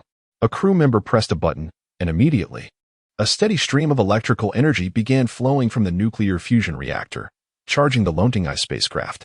Observing the stable current fluctuations, a faint smile appeared on Li Jigang's face. We have succeeded. He then turned his gaze towards the recording camera. Command, we have successfully completed the Mars Transit Station project. And please, convey to Han Yin to take good care of our child. The video recording concluded at this moment. Indeed, Li Jigang's wife, Xia Han Yin, is once again expecting. This child could be heralded as the first spaceborne infant in the annals of humanity, conceived during their sojourn at the lunar base. Xia Han Yin, now in her 30s and nearing 40, is considered a high-risk expectant mother. To ensure the safe arrival of this pioneering space child, the Dragon Nation has meticulously assembled a medical team dedicated to attending to Xia Han Yin's every need. As time progresses, it is anticipated that when Li Jigang returns from the asteroid belt, his child will be on the verge of entering the world. In the command hall of the Dragon Nation's aerospace department, a wave of applause erupted among the attendees. Shortly thereafter, a second video commenced playback. This footage was not transmitted from the space mining fleet, but rather from the Martian fleet. Unlike the edited versions circulating on social media, the video in the control room presented the unabridged narrative. The screen revealed a desolate terrain where 10 spacecraft stood silently, glistening under the radiant sunlight. Soon, from the largest vessel, the Lonting II, a series of excavation machines emerged. These machines were predominantly automated, with the capability for remote operation via computer. Their purpose was to establish a sustainable Martian base. As the climate on Mars is notoriously volatile, clear skies can swiftly give way to raging dust storms. The Martian fleet aimed to replicate the lunar base's success by constructing an underground facility on Mars, utilizing the planet's soil to withstand the onslaught of dust storms. While the base might not be uprooted by the storms, prolonged exposure would necessitate extensive repairs. An underground establishment would provide a lasting solution. The excavation machines, significantly larger than their terrestrial counterparts and specially designed to adapt to diverse conditions, commenced their operations under the guidance of artificial intelligence. The Earth was methodically excavated and placed upon a conveyor belt for transportation. Observing the lengthy process of foundation excavation, the team began to engage in other tasks. The Martian fleet had several primary objectives during their mission. First, to construct a robust Martian base. Second, to explore Martian life, water sources, and mineral resources. Third, to establish a metal smelting factory for extracting and processing iron ore. And fourth, to create a satellite network encircling Mars for real-time communication and navigation. Akin to the Dragon Nation's Beidou program on Earth, these constituted the principal tasks at hand. Certainly, Mars lacks a complete industrial system, thus, these navigation and communication satellites have been entirely transported from Earth to Mars. Within the external cargo hold of the Loading 2, all of these satellites are stored. However, these navigation and communication satellites cannot be released at will. Scientists must first establish a designated orbit for these satellites before they can be positioned in space. Otherwise, they could have effortlessly deployed the satellites during their arrival. P.S. I extend my heartfelt gratitude to all for your generous gifts.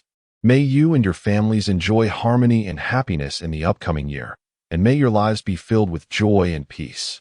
Chapter 159, Arrival at Spirit Star. Commencement of space mining. The scientists dedicated 2 days to meticulously calculating the satellite's orbital data. On site, excavators had already unearthed the soil. Presently, individuals are positioning the Mars base modules and establishing a solid foundation. The Mars base predominantly relies on nuclear fusion for energy, supplemented by an extensive array of solar panels. These solar panels necessitate regular maintenance. Otherwise, the frequent dust storms on Mars would obscure them, diminishing their energy generation capacity.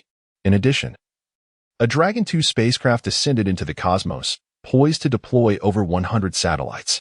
These satellites are intended to orbit Mars, providing essential communication and navigation services. Without this system, the efficiency of data transmission from Mars to Earth remains woefully inadequate. The Martian Nuclear Fusion Relay Station orbits the planet, capable of transmitting data back to Earth only when it hovers directly above the Mars base, significantly hampering communication efficiency. Previously, the nation of the Lighthouse employed this method for communicating with their Mars probes. However, humanity now possesses the capability to construct a satellite communication and navigation system encircling Mars, facilitating global communications akin to those on Earth.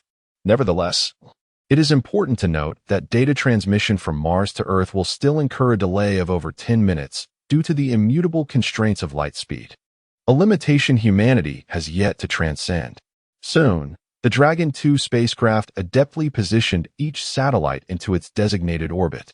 Within just over a day, the satellite communication and navigation system encircling Mars was successfully established, ensuring explorers on the Martian surface need not fear becoming lost. At this juncture, the Mars base was nearing completion. Viewed from a distance, a colossal structure predominantly lay buried beneath the soil, revealing only a metallic dome above. Simultaneously, the nuclear fusion energy apparatus of the Mars base commenced its reactions, providing a continuous supply of energy for the entire facility. However, the exploration for nuclear fusion materials on Mars remains uninitiated. These essential resources will be transported from Earth in the future as the Mars base advances. Citizens of the Dragon Nation will embark on journeys to Mars aboard the Dragon Eye from the Earth space station. The preliminary construction of the Mars base is now complete, and researchers have begun their explorations. This includes investigating the Martian subsurface for potential water sources or biological fossils, followed by the assessment of mineral resources. Next, Mars is poised to enter the phase of metal smelting.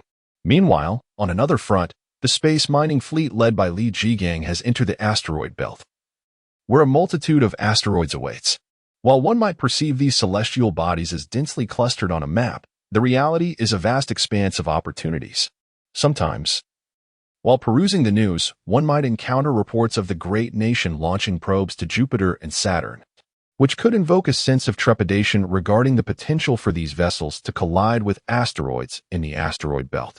However, such fears are unfounded. Although the asteroids may appear densely packed, this is merely an illusion created by distance. In reality, the gaps between these celestial bodies are quite expansive. As long as the spacecraft meticulously calculates its trajectory, the risk of colliding with an asteroid is negligible. Indeed, the mission of the space fleet is directed towards the enigmatic Psyche, a metallic asteroid rich in various precious metals. Other asteroids are deemed too time-consuming for exploration. After approximately 10 days of traversing the asteroid belt, they arrived at the vicinity of Psyche. Before them lay the asteroid itself, which may sound diminutive in name. Yet in reality, it boasts a diameter exceeding 200 kilometers, categorizing it as one of the larger members of the asteroid family. Li Jigang gazed through the spacecraft's viewport, clearly observing the dark, rocky surface of Psyche, which is laden with substantial amounts of heavy metals. Utilizing a spectrometer, they detected a wealth of iron elements present on its surface. Excitement surged within him as they had finally reached their destination, marking humanity's inaugural venture into space mining. A camera installed aboard the ship faithfully captured this momentous occasion. However, the endeavor of mining in space is fraught with peril. Unlike on Earth, where one can painstakingly excavate mineral resources, such an approach in the vacuum of space is impractical and time-consuming. Moreover, the absence of air and gravity, coupled with the omnipresence of lethal cosmic radiation, complicates matters further. Thus, to extract the ore, the nation devised a colossal space robot, resembling the mechas often depicted in films. It can indeed be termed as such, albeit devoid of the weaponry modules characteristic of cinematic mechas. Its technology, however, draws inspiration from the Silver Dragon armor developed by Baihui, incorporating advanced virtual reality, biological simulation, and artificial intelligence technologies. The virtual reality component utilizes sophisticated chips to project the external environment directly onto the pilot's retina through extensive calculations. The biological simulation technology is embedded within the robot structure, featuring numerous sensors that gather the pilot's motion data, synchronizing the robot's movements with those of its operator. Additionally, the artificial intelligence core enhances the robot's operational capabilities. This space robot is equipped with a comprehensive life support module, ensuring the safety of its pilot. Most importantly, it possesses an anti-gravity engine, enabling agile maneuverability in the vacuum of space, thus facilitating mining operations with remarkable efficiency.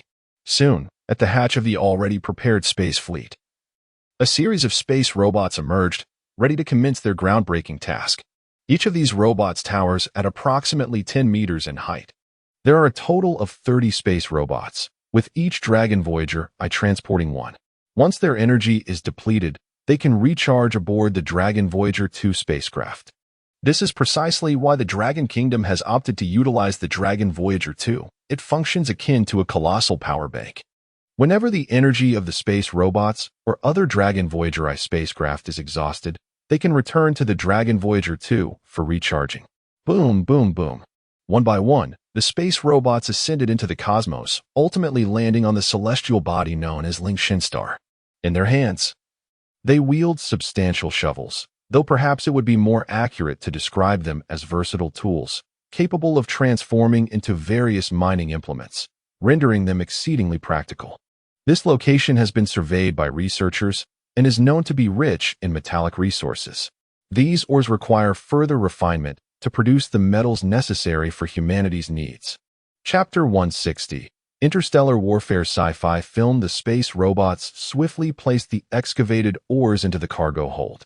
In a mere 2 days, a Dragon Rising 2 spacecraft, along with 30 Dragon Rising I vessels and their external cargo holds, had been filled to capacity with goods. Upon calculation, the total weight of these cargoes exceeded 50,000 tons, comprising numerous rare metals.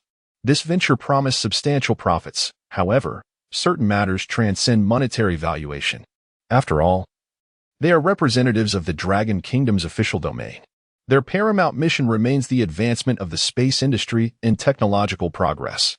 The space mining fleet has embarked on its return journey, laden with countless minerals, back to Earth. They transmitted videos back to Earth, instantly creating a significant stir. Haha. Humanity has finally accomplished space mining. The interstellar era has arrived. Wonderful, the interstellar age is upon us. I wonder how long until the interstellar wars commence? I believe that the directors in the Dragon Kingdom should petition the government for the use of some spacecraft to produce a genuine interstellar warfare sci-fi film. It makes sense. With our advanced space industry, producing a sci-fi film would be more than feasible. I too wish to partake in space mining. If I strike gold or diamonds and bring them back to Earth, I shall be wealthy. Stop dreaming. Are you not aware that the Dragon Kingdom has long enacted regulations prohibiting the return of extraterrestrial mineral resources to Earth? This is to prevent disruptions in Earth's metal market prices, ensuring stability and averting irreparable consequences. Oh, is that so? What a pity. The citizens of the Dragon Kingdom actively engaged in discussions on Weibo. During his leisure time, Bai Hui would browse Weibo to observe the netizens' comments. Suddenly, he stumbled upon a statement that left him momentarily stunned. Filming an interstellar warfare movie? This could be a viable option. Although they could not publicly disclose the truth at present, they could utilize films and other cultural mediums to educate the citizens of the Dragon Kingdom on fundamental knowledge. This would prevent a scenario where, should an interstellar war erupt and extraterrestrials have not yet conquered Earth, people might frighten themselves into chaos or undertake misguided actions. Now, the Dragon Kingdom could indeed produce films that would instruct the populace on how to respond in the event of an interstellar conflict. Even if humanity were to lose, death would be an inevitable fate. However, should they emerge victorious or reach a stalemate, it would greatly benefit the people of the Dragon Kingdom. The authorities must integrate crisis management strategies into the films. Without hesitation, Bai Hui instructed his assistant to convene a national film conference, summoning renowned directors, screenwriters, and actors to attend. During the conference, Bai Hui tasked these screenwriters with crafting a screenplay for a sci-fi film, all centered around the theme of interstellar warfare. To be frank, the directors and screenwriters found this proposition rather peculiar. Why did the legendary White God specifically seek them out to create films and television series centered around interstellar warfare? Nevertheless, Bai Hui, as the Minister of the Dragon Department, holds a prestigious position within the Dragon Kingdom, akin to a paramount leader. His directives are adhered to by the directors and screenwriters without question. Simultaneously, the official production unveiled promotional posters announcing that the Dragon Kingdom would robustly support the genre of interstellar warfare in the future.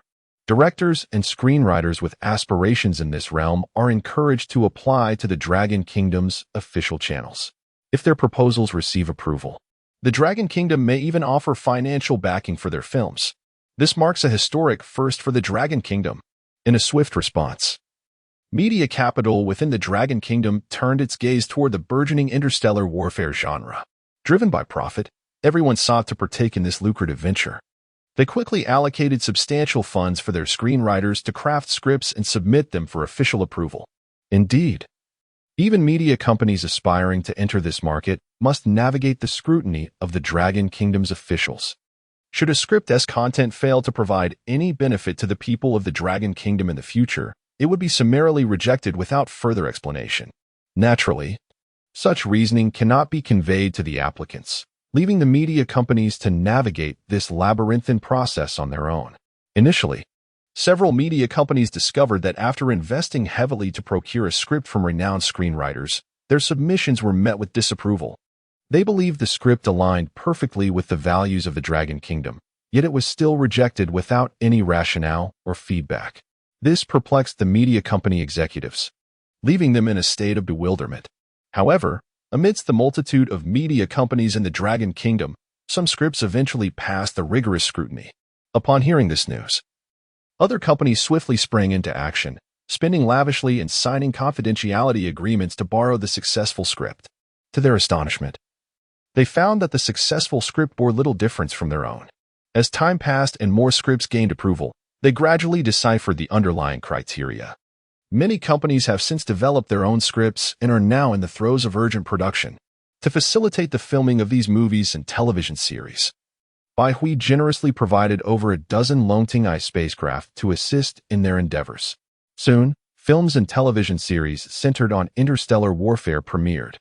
With the Dragon Kingdom's officials casting a wide net for promotion, the populace was swiftly informed of the news, leading to a surge of patrons flocking to the cinemas. In a bid to expedite publicity, Manhwa instituted a regulation: each space-themed film could only screen for a maximum of 15 days. Consequently, cinemas lowered ticket prices to attract audiences. Despite the reduced prices, the influx of viewers was nothing short of monumental. Those who have frequented cinemas are well aware that many moviegoers indulge in purchasing a bucket of popcorn or beverage.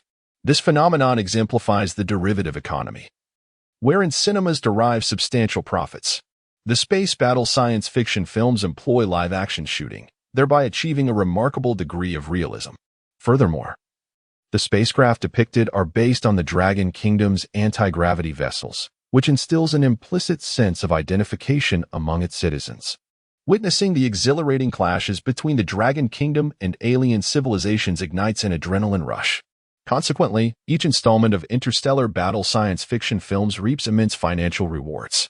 Additionally, the Dragon Kingdom mandates that television dramas must be entirely free for viewers, relying solely on advertising for revenue. Within this vast expanse of films and dramas, the people of the Dragon Kingdom become well-versed in strategies and actions to undertake in the event of an interstellar conflict. Chapter 161. A year later, time has swiftly passed, and a year has elapsed. Only 2 years remain until the arrival of the unknown civilization through the wormhole. Over the course of this year, the Earth has undergone monumental transformations. Among these, the most significant changes have occurred within the 12 Alliance nations.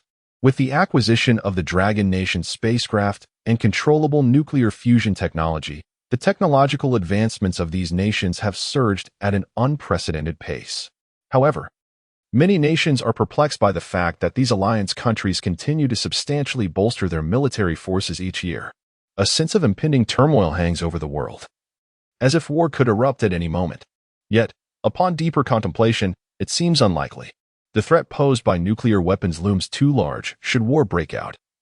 It would result in mutual devastation. Undoubtedly, the most remarkable transformation has been witnessed in the Dragon Nation. It has harnessed the collective intellect of all its scientists, diligently pursuing research endeavors. Each day brings forth new discoveries. The Dragon Nation now resembles the technological explosion of the last century, particularly in the realm of space technology. The Dragon Nation's space base has become humanity's pivotal hub in outer space. Every spacecraft venturing into the cosmos must stop here for resupply. The ambitious space base project, after a year of development, has finally come to fruition. This expansive space city spans 10 square kilometers, now capable of accommodating 10 million inhabitants. A multitude of Dragon Nation citizens are employed within its bounds. On Earth, people can gaze skyward and behold the immense space city. This is nothing short of a miracle. Should humanity's civilization endure and thrive in the future, this space city will forever be etched in the annals of human history. Meanwhile, the construction of space battleships is ongoing. The Dragon Nation has once again expanded its fleet-building initiative, now planning the construction of 2 new vessels, the manhwa and the fushi. Manhwa, the ancient goddess from the Dragon Nation's lore, embodies the essence of civilization. Should the future battlefield turn dire, both the manhwa and fushi will immediately activate their engines and flee the solar system, with manhwa at the helm and fushi serving as its guardian.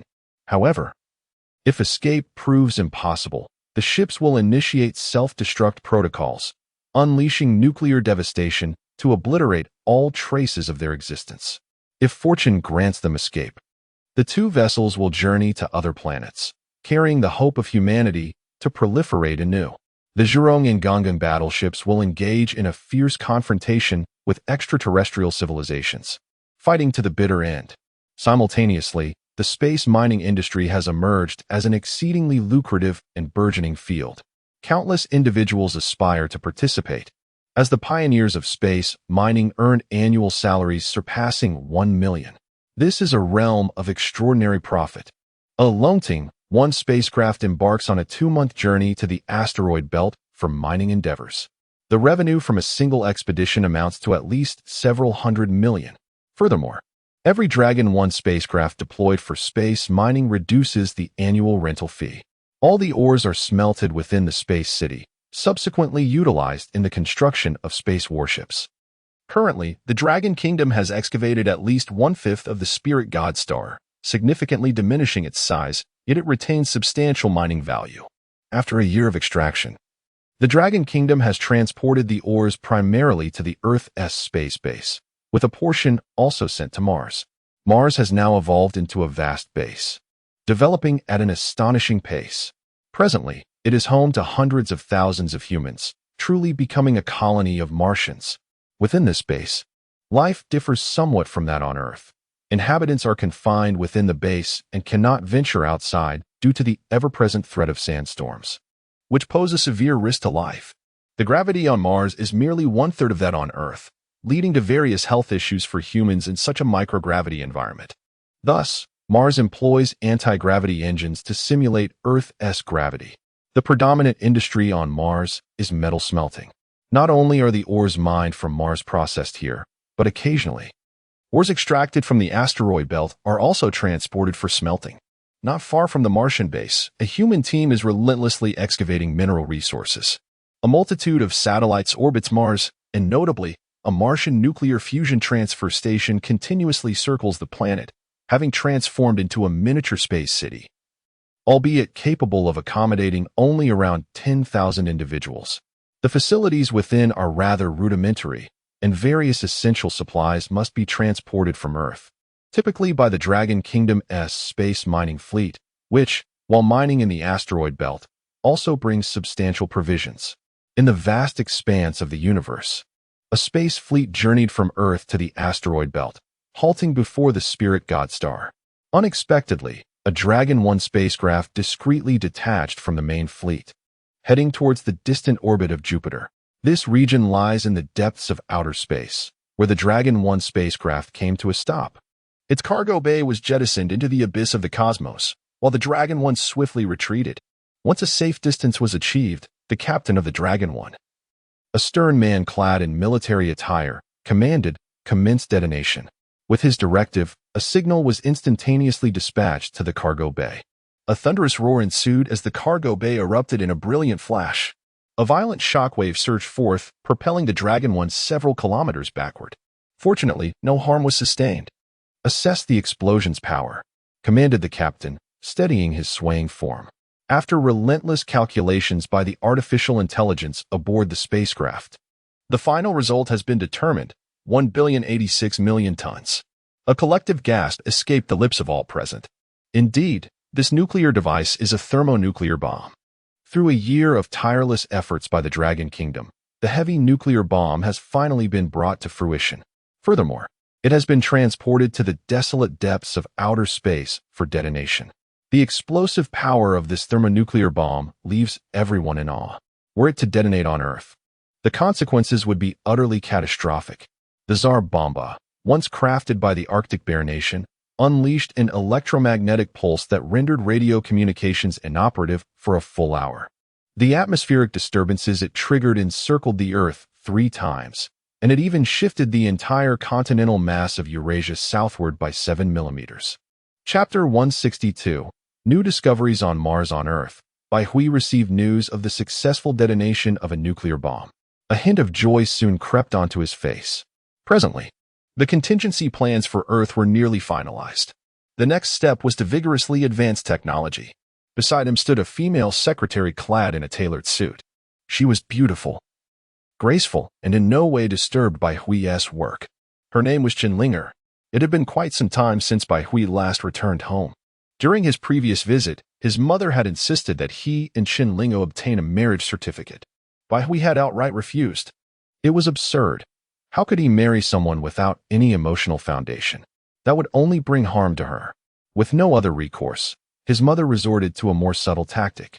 She arranged for Qinlinger to become Bai Hui's assistant, believing that proximity would foster affection, especially since her son had become quite reclusive. with no other young women around him. In time, she thought, he would inevitably develop feelings for Qinlinger. Pleased with her strategy, Bai Hui's mother had gathered ample information about him, leading to this plan. She believed that even without initial feelings, time would work in her favor. Bai Hui found it impossible to refuse his mother's request, and thus accepted Qinlinger as his secretary. Now, after a few months together, they had grown accustomed to each other's presence. Linger, is there something on your mind today? Bai Hui inquired. Qinlinger flipped through her notebook. Oh, today the Mars base sent a confidential letter that requires your attention, brother Bai Hui. A confidential letter? Bai Hui paused, feeling a twinge of curiosity. Generally, confidential letters were not used lightly. If there were matters of importance at the Mars base, they would typically communicate via video directly to Earth. The use of such a highly classified letter indicated that there was indeed something significant requiring his attention. Let us not delay. Linger. We must take a look. All right. The pair swiftly made their way to Bai Hui's office, which was under constant security, safeguarded 24 hours a day. After all, Bai Hui's current position was of great significance, and his office contained numerous vital confidential documents. Upon entering the office, Bai Hui powered on his computer and accessed the internal network. Qinlinger, sitting at the adjacent desk, sensibly refrained from peering into Bai Hui's work, for she was merely an assistant, and many matters were beyond her purview. Sure enough, Bai Hui discovered a confidential letter from Mars in his personal account. He entered his password and opened the letter. It was from Zhao Mingtao, the head of the Mars base. Zhao Mingtao, a former Air Force officer, had trained as an astronaut and was an exceptionally seasoned space traveler.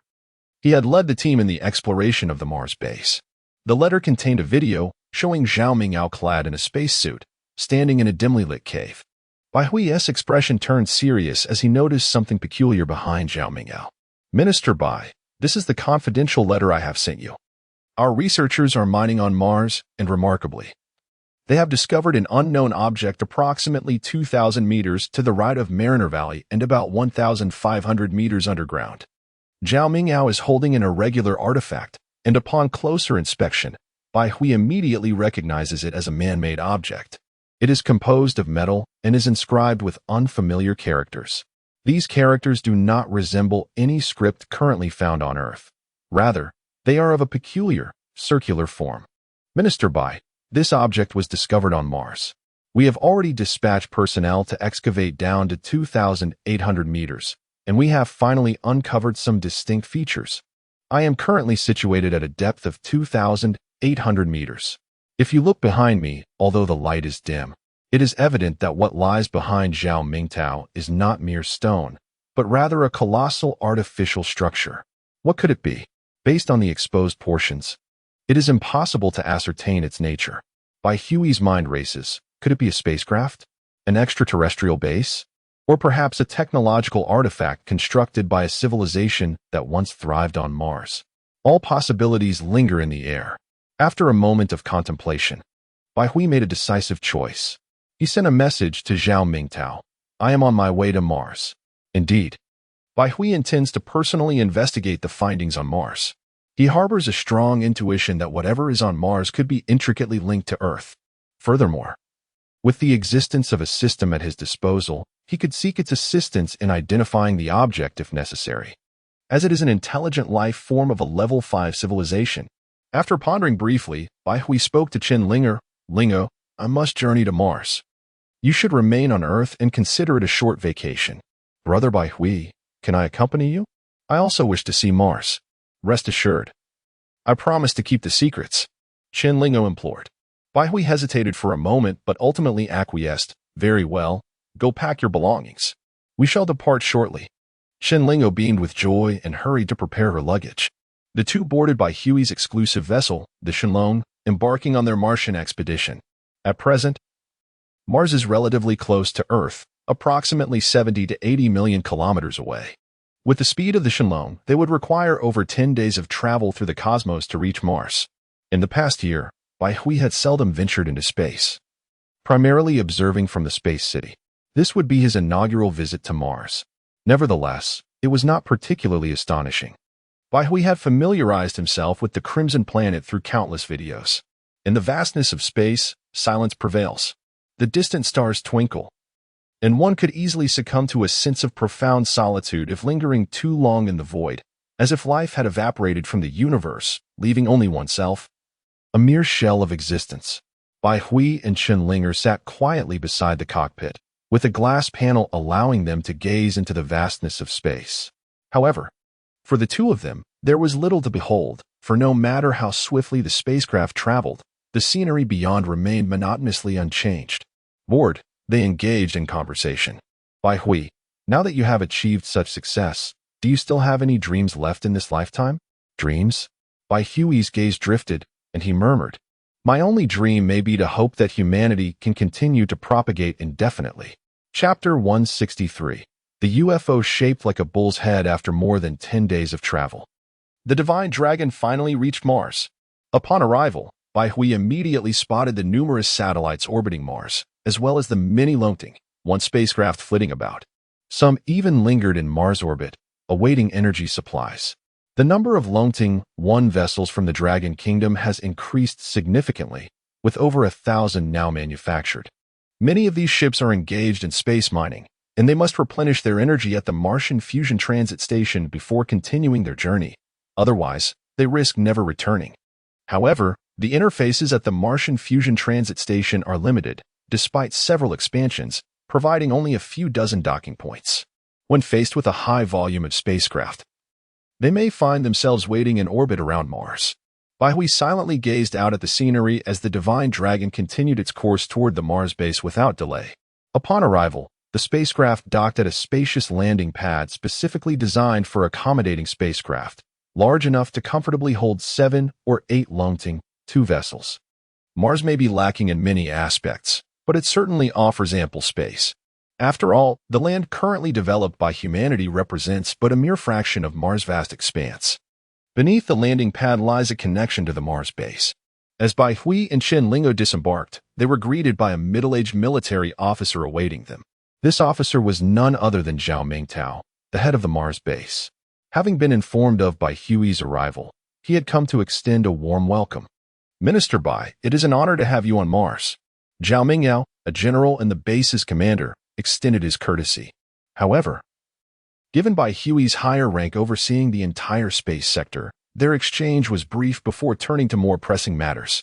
General Zhao, what is the current status of the site you previously mentioned, suspected to be an artifact of extraterrestrial civilization? Minister Bai, over the past few days, we have mobilized personnel and have made significant progress in excavation. We have uncovered approximately half of what appears to be a spacecraft from an alien civilization. A spacecraft? Bai Hui halted momentarily, seeking confirmation. Are you certain?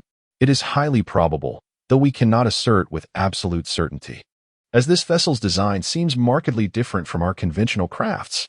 Different? Bai Hui inquired, intrigued by the distinction. Soon, they arrived at the site of the extraterrestrial spacecraft Discovery, which was heavily guarded by soldiers clad in life support suits, steadfastly positioned at the entrance. Clearly, this location had been classified by the Dragon Kingdom's authorities. Without proper authorization, no one could approach. Any trespassers would face immediate arrest or even lethal force. This place was originally a mining cave. During the excavation process, our workers stumbled upon an artifact of an extraterrestrial civilization, leading to its subsequent sealing. Zhao Mingtao guided the way while introducing the site to Bai Hui. What about the object from the alien civilization? Bai Hui inquired. Oh, it's all inside. Minister Bai, please follow me. The cave was quite deep, and the group descended slowly in a small anti-gravity craft. Bright lights illuminated the entire cavern, rendering it as bright as day. As they descended, Bai Hui observed the surroundings. The cave had been excavated with remarkable precision, likely by robotic miners designed for space mining, which could also be employed on Mars. After several minutes of descent, they finally reached a depth of 2,800 meters. Here, the Martian soil closely resembled that of Earth, albeit without subterranean magma. The cave was exceedingly damp, seemingly infused with moisture. How could there be moisture here? Bai Hui pondered, as he had never heard of any significant water resources being discovered on Mars. Oh, it's the moisture contained within the soil. We were puzzled as well, for we specifically investigated underground to see if there were any subterranean rivers, but our findings revealed none. Interestingly, this particular location is the only one on Mars with such abundant moisture. Hence, we suspect that this moisture may very well originate from the alien spacecraft. Zhao Mingyao explained. The group arrived at a vast chamber, and as Bai Hui and Chen Lingo looked up, their faces instantly reflected astonishment. Before them loomed a colossal object resembling a bull's head, exuding a particularly fierce demeanor. Strangely, the exterior of this bull-headed structure was metallic. Is this a spacecraft? Bai Hui gazed incredulously at the sight before him. Who would craft a spacecraft in the form of a menacing bull's head? It bore an uncanny resemblance to the bull demon king from the legends of the Dragon Kingdom. Indeed, had we not discovered its hatch, we would not have dared to ascertain that this is a spacecraft. Initially, during the excavation, everyone thought it was the head of a living creature. The hatch? Where is it? The hatch is located within the mouth of this bull-headed craft. Su Mingchuan looked up, noting that many workers were still excavating the alien spacecraft.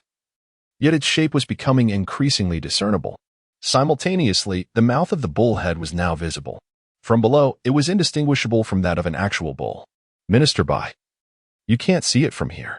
Let me take you up for a closer look. The group mounted the anti-gravity craft and ascended to the position of the bull's mouth. Upon arrival, they could clearly see a distinct hatch within the mouth, complete with 2 handles. This hatch is quite heavy. We cannot budge it at all. As Zhao Mingyao spoke, he produced an irregular piece of metal. Bai Hui recognized it at once. This metal fragment was indeed the object Zhao Mingtao had revealed in the video. This fragment was the very item we had initially discovered, inscribed with various characters. Though their meaning remained elusive to us, Bai Hui took it in his hands for closer examination. The metal piece was roughly the size of 2 palms. It bore an intricate array of inscriptions, likely chronicling some significant information. System, can you discern what language this is? The system, which had long lain dormant in the recesses of his mind, stirred to life upon hearing Bai Hui's summons. It gazed through Bai Hui's eyes at the metal fragment before him. Suddenly, the system was taken aback. Chapter 164, Could Chiyu actually be an alien? This is the universal language of the cosmos. The system asserted with unwavering confidence. The term universal language of the cosmos momentarily bewildered Bai Hui. Its very name suggested that it must be a language recognized throughout the entire universe. As the system elaborated, it was a script devised collaboratively by several eternal civilizations. I never anticipated encountering such a phenomenon in this remote solar system. Bai Hui's heart raced, prompting him to urgently inquire, System, please, enlighten me on what is inscribed here. The sudden emergence of the universal language on Mars posited 2 possibilities. The first was that an advanced civilization once thrived on Mars, having developed to the extent of engaging with the broader cosmos. It was undoubtedly far more advanced than present-day Earth. The second, and more plausible scenario, suggested that the extraterrestrial vessel, known as the Bullhead, had inadvertently traversed from another star system, only to crash here in the solar system under unknown circumstances. The likelihood of the first scenario seemed slim. If such a Martian civilization had existed, it would have left behind some trace. Even if the relentless winds and sands of Mars obscured the remnants of civilization, the universe would still hold vestiges, such as satellites or artificial constructs, capable of enduring in the vacuum of space for eons, impervious to swift disappearance. Unless, of course, this Martian civilization was one devoted to cultivation, in which case no evidence would remain at all. Bai Hui's mind was awash with thoughts. Yet the paramount task remained. He needed the system to translate the universal language inscribed on this metallic shard. The inscription revealed that this leader, named Chiyu, piloted a spacecraft from an extraterrestrial realm to the solar system, where upon discovering a vibrant life-bearing planet, they were elated and sought to seize the entire world, which they referred to as Mercury. Chiyu? Mercury? The mention of these 2 names sent a tremor through Bai Hui. Who was Chiyu? Surely, every citizen of the Dragon Kingdom was well aware. He was the chieftain of the ancient Ninely tribe in the legendary annals of the Dragon Kingdom, boasting 81 brothers. He had battled against the ancestral figures Yin and Huang during the Great Deer Hunt, ultimately falling to the Huang Emperor, who claimed dominion over the realm. Yet, this name now surfaced in this context? And Mercury? Clearly, it could not be the Mercury recognized by our Earth today. Mercury ought to be a planet abundant with water. Could it be that this planet was Earth? Or perhaps Mars? System, are you certain it is indeed Chiyu? Baihui pressed. The system nodded affirmatively, indeed. According to the pronunciation in your dragon language, this civilization's leader is named Chiyu. What follows? Apart from Chiyu, the spaceship harbored 81 crew members, all of whom coveted Mercury, aspiring to conquer the entire planet and subjugate its intelligent life as their slaves. However, they were utterly unprepared for the existence of formidable practitioners on Mercury who possessed the extraordinary ability to traverse space with their physical bodies. Thus commenced an awe-inspiring battle. Ultimately, Chiyu was defeated, his head severed, and of the 81 crew members, only one managed to escape, only to be pursued and ultimately vanquished by a powerful practitioner who obliterated their spaceship, leading to a fateful descent here. The chronicles conclude at this juncture. Baihui found himself at a loss for words. The ancient myths of the Dragon Kingdom had stemmed from such origins. Chiyu, it turned out, was an extraterrestrial. They sought to invade Earth, only to be forcefully vanquished by figures such as the ancestor Yin and Huang. In the end, their entire force was annihilated, buried beneath the dust of history. This implies that, countless years ago, formidable practitioners akin to the ancestor Yin and Huang had already emerged on Earth. Could it be that the ancient legends of the Dragon Kingdom are indeed true? By the way, system, what level of civilization did Chiyu's faction belong to? A pinnacle of level 3. Despite having harbored suspicions for some time, Baihui could not suppress his inner astonishment. A civilization of such caliber was driven away by the ancestors of our Dragon Kingdom as if they were mere curs. Now, as humanity finds itself once more in peril, can they repel the invaders? Simultaneously, a greater query tormented Baihui's mind. Such powerful practitioners had inexplicably vanished in the present day. What transpired in ancient times? The very ancestors of humanity, who could withstand even a level 3 civilization, had all disappeared without a trace. The only remnants available were the ancient texts, chronicling their understanding of the natural world. The cultivation techniques were not passed down to their descendants. Had it been earlier, Baihui might have doubted the system's assessment, believing that the Dragon Kingdom lacked any powerful practitioners in antiquity. However, the relics discovered on Mars have validated the existence of a brilliant cultivation civilization in ancient Dragon Kingdom. Never mind, I shall impart the universal language of the cosmos to you, sparing us the trouble of constant translation once we board the spaceship. A surge of information flooded Baihui's mind. The universal language of the cosmos was merely a linguistic construct, and thus the system generously bestowed it upon him. Baihui tightly closed his eyes to assimilate the knowledge for a moment. Baihui, what is the matter? Shenlinger inquired, noticing him motionless. Baihui opened his eyes, a glimmer of brilliance illuminating his gaze. He turned to Shenlinger and smiled. Oh, I am fine. When he glanced back at the metallic fragment, he found that he could comprehend all the inscriptions upon it.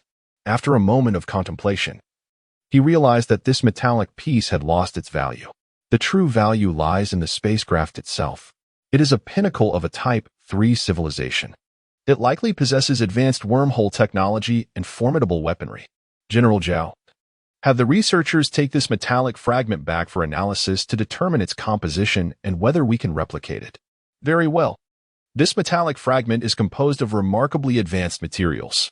At present, Zhao Mingyao is unaware of its exact composition, yet he recognizes its exceptional hardness, heat resistance, and toughness. It is undoubtedly an ideal high-performance material, crucial for the advancement of our Dragon Nation. General Zhao, we shall temporarily establish our residence on Mars. You must expedite the excavation of the spacecraft, ensuring utmost confidentiality, as this vessel will be of immense significance to our Dragon Nation. Minister Bai, rest assured. There is no possibility of leaks, Zhao Mingyao asserted with conviction. Having managed the Mars base for an extended period, he is confident there are no spies from other nations. Chapter 165. Inside the alien spaceship, Baihui and Shenlinga settled at the Mars base. Zhao Mingyao began to increase the workforce, relentlessly pursuing the excavation of the alien spacecraft.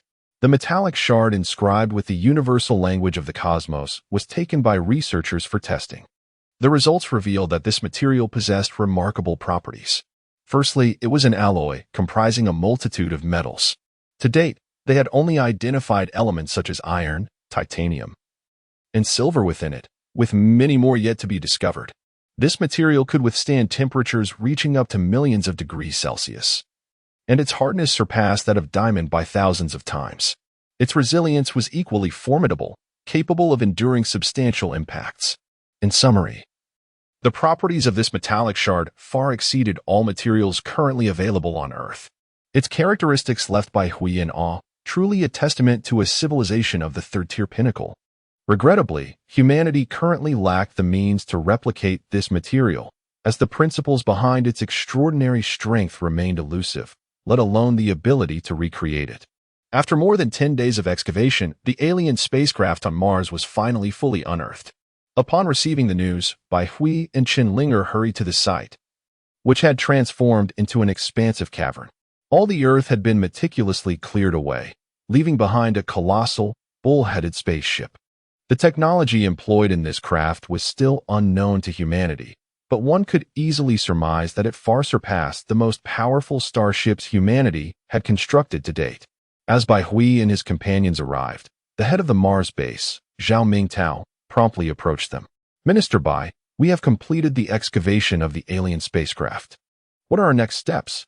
Bai Hui observed the spaceship before him. Its chassis was smooth and rounded, yet its apex was crafted into a menacing bull's head. The size of the vessel was slightly larger than the starships currently under construction by humanity, but the technological sophistication was on an entirely different level. This was likely a private travel spaceship, given its relatively small size and capacity for only 80 passengers. The pressing concern now was to ascertain how to unlock this spacecraft. Bai Hui inquired, "Have you discovered any switches on the exterior of the alien spaceship?" "We have conducted a thorough examination, but the exterior is seamless, with no protrusions or discernible switches," Zhao Mingtao replied. Bai Hui fell into contemplation. Undoubtedly, without the correct method, accessing the cabin door would prove challenging. The material used for the door was even more formidable than the previously discovered metallic shard. Given humanity's current technological capabilities, it was indeed a daunting task to breach it. Perhaps employing lasers to heat it to millions of degrees Celsius might force a melting of the door. Bai Hui contemplated the situation, ultimately realizing that there was no viable solution. The only course of action was to forcibly breach the barrier. After all, regardless of the materials involved, their endurance under extreme heat was inherently limited. "Very well, I shall attend to it at once," Zhao Mingtao declared, swiftly departing to make the necessary arrangements. After several hours of diligent effort, Zhao Mingtao emerged from the base with a powerful laser cutting device, capable of generating temperatures exceeding several million degrees Celsius. Soon, the hatch began to respond to the laser's incision, the metal surface gradually turning red and melting. However, the process was painfully slow, and it was estimated that completely severing the door would require an extensive amount of time. Indeed, to create a breach in the hatch, the team spent an entire day, finally producing a minuscule opening, just large enough for a human to squeeze through. Buzzing sounds filled the air as 2 anti-gravity drones were retrieved by Zhao Mingtao. Due to the thin Martian atmosphere, drones designed for Earth could not function on Mars. Thus, the Dragon Kingdom had developed anti-gravity drones for the exploration of Martian terrain. These 2 drones were slightly modified for the purpose of investigating the extraterrestrial spacecraft. The drones activated their front lights, and their cameras began to operate continuously. They flew through the opening into a long passageway, reminiscent of a human throat. The passage, composed of silvery metal, was devoid of any extraneous objects. At last, the drone's cameras captured a bright light ahead. The spectators outside felt a surge of excitement, their attention fixated on the unfolding footage. Before them lay a vast hall, an expansive void with only a few items remaining in the corners. However, the specifics of these items were not discernible from the drone's perspective. The hall was bathed in soft, eternal light, raising a question in the minds of the researchers outside. Had these lights been illuminated for hundreds of thousands of years? To the left of the hall, several doors were visible, likely leading to various compartments. Above one of the doors, in universal cosmic language, the words "control room" were inscribed. This was presumably the bridge of the vessel. "General Zhao, instruct the drone to enter through this door," Bai Hui urged. Zhao Mingtao hesitated for a moment but complied without further ado. As the drone entered the control room, it found itself within the spacecraft's interior. Though doors were present, they stood wide open, unlatched, and inviting. After all, the occupants of their own ship would undoubtedly feel secure, with no need to close the doors. This space was ethereal, surrounded by countless stars, instantly transporting one into the cosmic expanse. Meteor trails streaked across the scene, creating a dreamlike atmosphere. The control room is remarkably simplistic, containing merely an object reminiscent of a helmet. However, this helmet possesses an unusual quality, distinguishing it from those typically used by humans. Atop it, two formidable horns protrude, aligning with the bull-headed design of the spacecraft, suggesting that the beings known as Chi-Yu also sport horns upon their heads. Moreover, to the astonishment of all present, adjacent to this helmet lies a skeletal remains. This skeleton bears a resemblance to human anatomy, yet diverges in significant ways.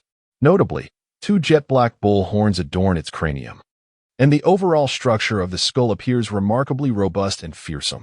From the characteristics of the skeleton, one can deduce that the alien's stature likely ranges between 3 to 5 meters, rendering it a colossal figure in comparison to humanity. Truly, it embodies the legendary stature of the Chi-Yu lineage. Chapter 166. The spatial bomb. This skeletal remains have been deceased for countless years. It is almost certain that the spacecraft harbors no dangers. For the purpose of facilitating a more thorough investigation of the extraterrestrial vessel, by Hui Zhaomingao, and a group of researchers ventured inside one after another. Clad in heavy protective suits, they were accompanied by an individual wielding a radiation detector, vigilantly monitoring the surrounding radiation levels. Should any anomaly arise, they would promptly retreat. Who knows what the living conditions of the aliens might be? What if they thrived in a radioactive environment? A group of individuals made their way deeper into the craft, where they encountered the alien skeletal remains seated in a chair, a helmet placed nearby. Humanity appeared diminutive in its presence. They contemplated bringing the skeleton back for examination to ascertain precisely how many years it had been dead. Bai Hui speculated that the owner of this skeleton was likely the last extraterrestrial survivor from the epic battle between the legendary Emperor Chi-Yu and Emperor Yanhuang. However, this alien was ultimately pursued and shot down on Mars. Years have passed, and the spacecraft lies buried deep underground.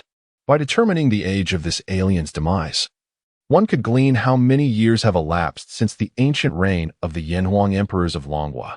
Furthermore, it was imperative to inspect what remnants remained within this spacecraft. Yes, I shall attend to it immediately. Upon investigation by the researchers of Longhua, it was discovered that most of the items within the spacecraft had been depleted, particularly in terms of weaponry. Nearly everything had been exhausted during that cataclysmic battle. The only remaining artifact was a peculiar spherical object, resting in a corner of the hall, untouched by any hands. The researchers, perplexed by this object, presented it to Bai Hui. Upon closer examination, the system swiftly activated. Is this a spatial bomb? A spatial bomb? What is this? The system elaborated. A spatial bomb is a manifestation of spatial power crafted from unique materials. Once detonated, it shatters and cleaves the surrounding space, generating numerous spatial rifts, feared even by civilizations of a mere third tier. Bai Hui's eyes sparkled with intrigue. Yet he soon found himself grappling with another question. If, as you say, the spatial bomb is so formidable, why are there still so many left here? Indeed, within this alien spacecraft, there remained 12 spatial bombs. The system clarified. These spatial bombs possess tremendous destructive potential against vessels of ordinary third-tier civilizations or those below second tier. However, to a true transcendent being, they hold little efficacy, for their physical forms can endure the severance of spatial forces. Thus, during the ancient conflict, the aliens likely realized your earthly ancestors were too powerful for these bombs to be of any use, and so they remained here, gathering dust. A spark ignited within Bai Hui as he pondered whether this spatial bomb could be employed against the unknown civilization residing within the wormhole. However, upon further contemplation, he realized that if a civilization could traverse wormholes, their spacecraft must possess the capability to withstand the severing force of spatial rifts. Thus, the utility of such a spatial bomb appeared limited. It seemed the system discerned by Huey's train of thought and interjected. Not all third-level civilizations can withstand the might of a spatial bomb. When detonated, the force of spatial energy is exceedingly violent, several hundred times that of a wormhole's entrance. Therefore, while their ships can endure the spatial fissures of wormholes, it does not imply they can bear the wrath of a spatial bomb. Upon hearing the system's assertion, Bai Hui's eyes brightened instantly, gazing at the spatial bomb as if it were a rare treasure. Moreover, the interior of the spacecraft revealed itself to be rather sparse, with many items having succumbed to oxidation and corrosion over the long passage of time. Only the alien vessel's exterior remained intact, preserving its original form. Inside the cockpit, he discovered a helmet, likely intended to interface with the ship's mainframe, thereby granting control over the entire spacecraft. However, when Bai Hui donned the helmet, it elicited no response, suggesting it was bound to the identity of the Minotaur. Additionally, many compartments within the alien ship were sealed shut, rendering access impossible without cutting through the doors with lasers. Much like the entrance, the only accessible areas within the spacecraft were the cockpit and a modest resting area, which held nothing but a few tables and chairs. The remaining space consisted of a transit hall. Bai Hui felt a pang of frustration. This advanced alien vessel appeared beyond human utilization. If only the Dragon Nation could harness its power, they would no longer fear the unknown civilization of the wormhole. By the way, system, since you are an intelligent life form of 5th-level civilization, could you perhaps decode the ship's mainframe? After a moment of contemplation, Bai Hui's mind sparked with inspiration. Indeed, the system replied with certainty. As long as you provide me with an interface, I can infiltrate the ship's mainframe, alter the internal information, and enable human access. Bai Hui's spirits soared at this revelation. He lifted the helmet in his hand, inquiring, "Will this work?" "Yes, simply wear the virtual helmet on your head." Following the system's instructions, Bai Hui placed the helmet upon himself. This helmet, designed for the Chiyu clan, was considerably larger. Given their size was 3 to 4 times that of humans. Consequently, it fit Bai Hui rather loosely, akin to wearing a water tank atop his head. This time, the previously unresponsive helmet began to emit a soft glow once it rested on Bai Hui's head. Within his field of vision, he felt himself transported into a virtual realm. In this world, a cockpit unfolds before him, filled with countless control buttons. Projected in front of the cockpit is the image of the cavern, showcasing the exterior of the alien spacecraft. The alien ship has transmitted this entire scene into his helmet. Yet, at this moment, Bai Hui remains unable to maneuver the vessel. Before him, a myriad of data streams flashes rapidly. Simultaneously, he perceives that the virtual projection before his eyes seems to quiver incessantly. Nearly 2 minutes pass. It is done. The voice of the system resonates within Bai Hui's mind. I have reprogrammed the ship's mainframe, replacing it with an intelligent system that humans can operate. The specific functions are for you to discover. After the system's declaration, it promptly fell silent. Alas, you haven't informed me how to use it. Chapter 167, Dark Matter Cannon and Gravitational Communication Interferometer. Bai Hui, feeling rather helpless, could only begin to explore on his own. He gently pressed against the void ahead.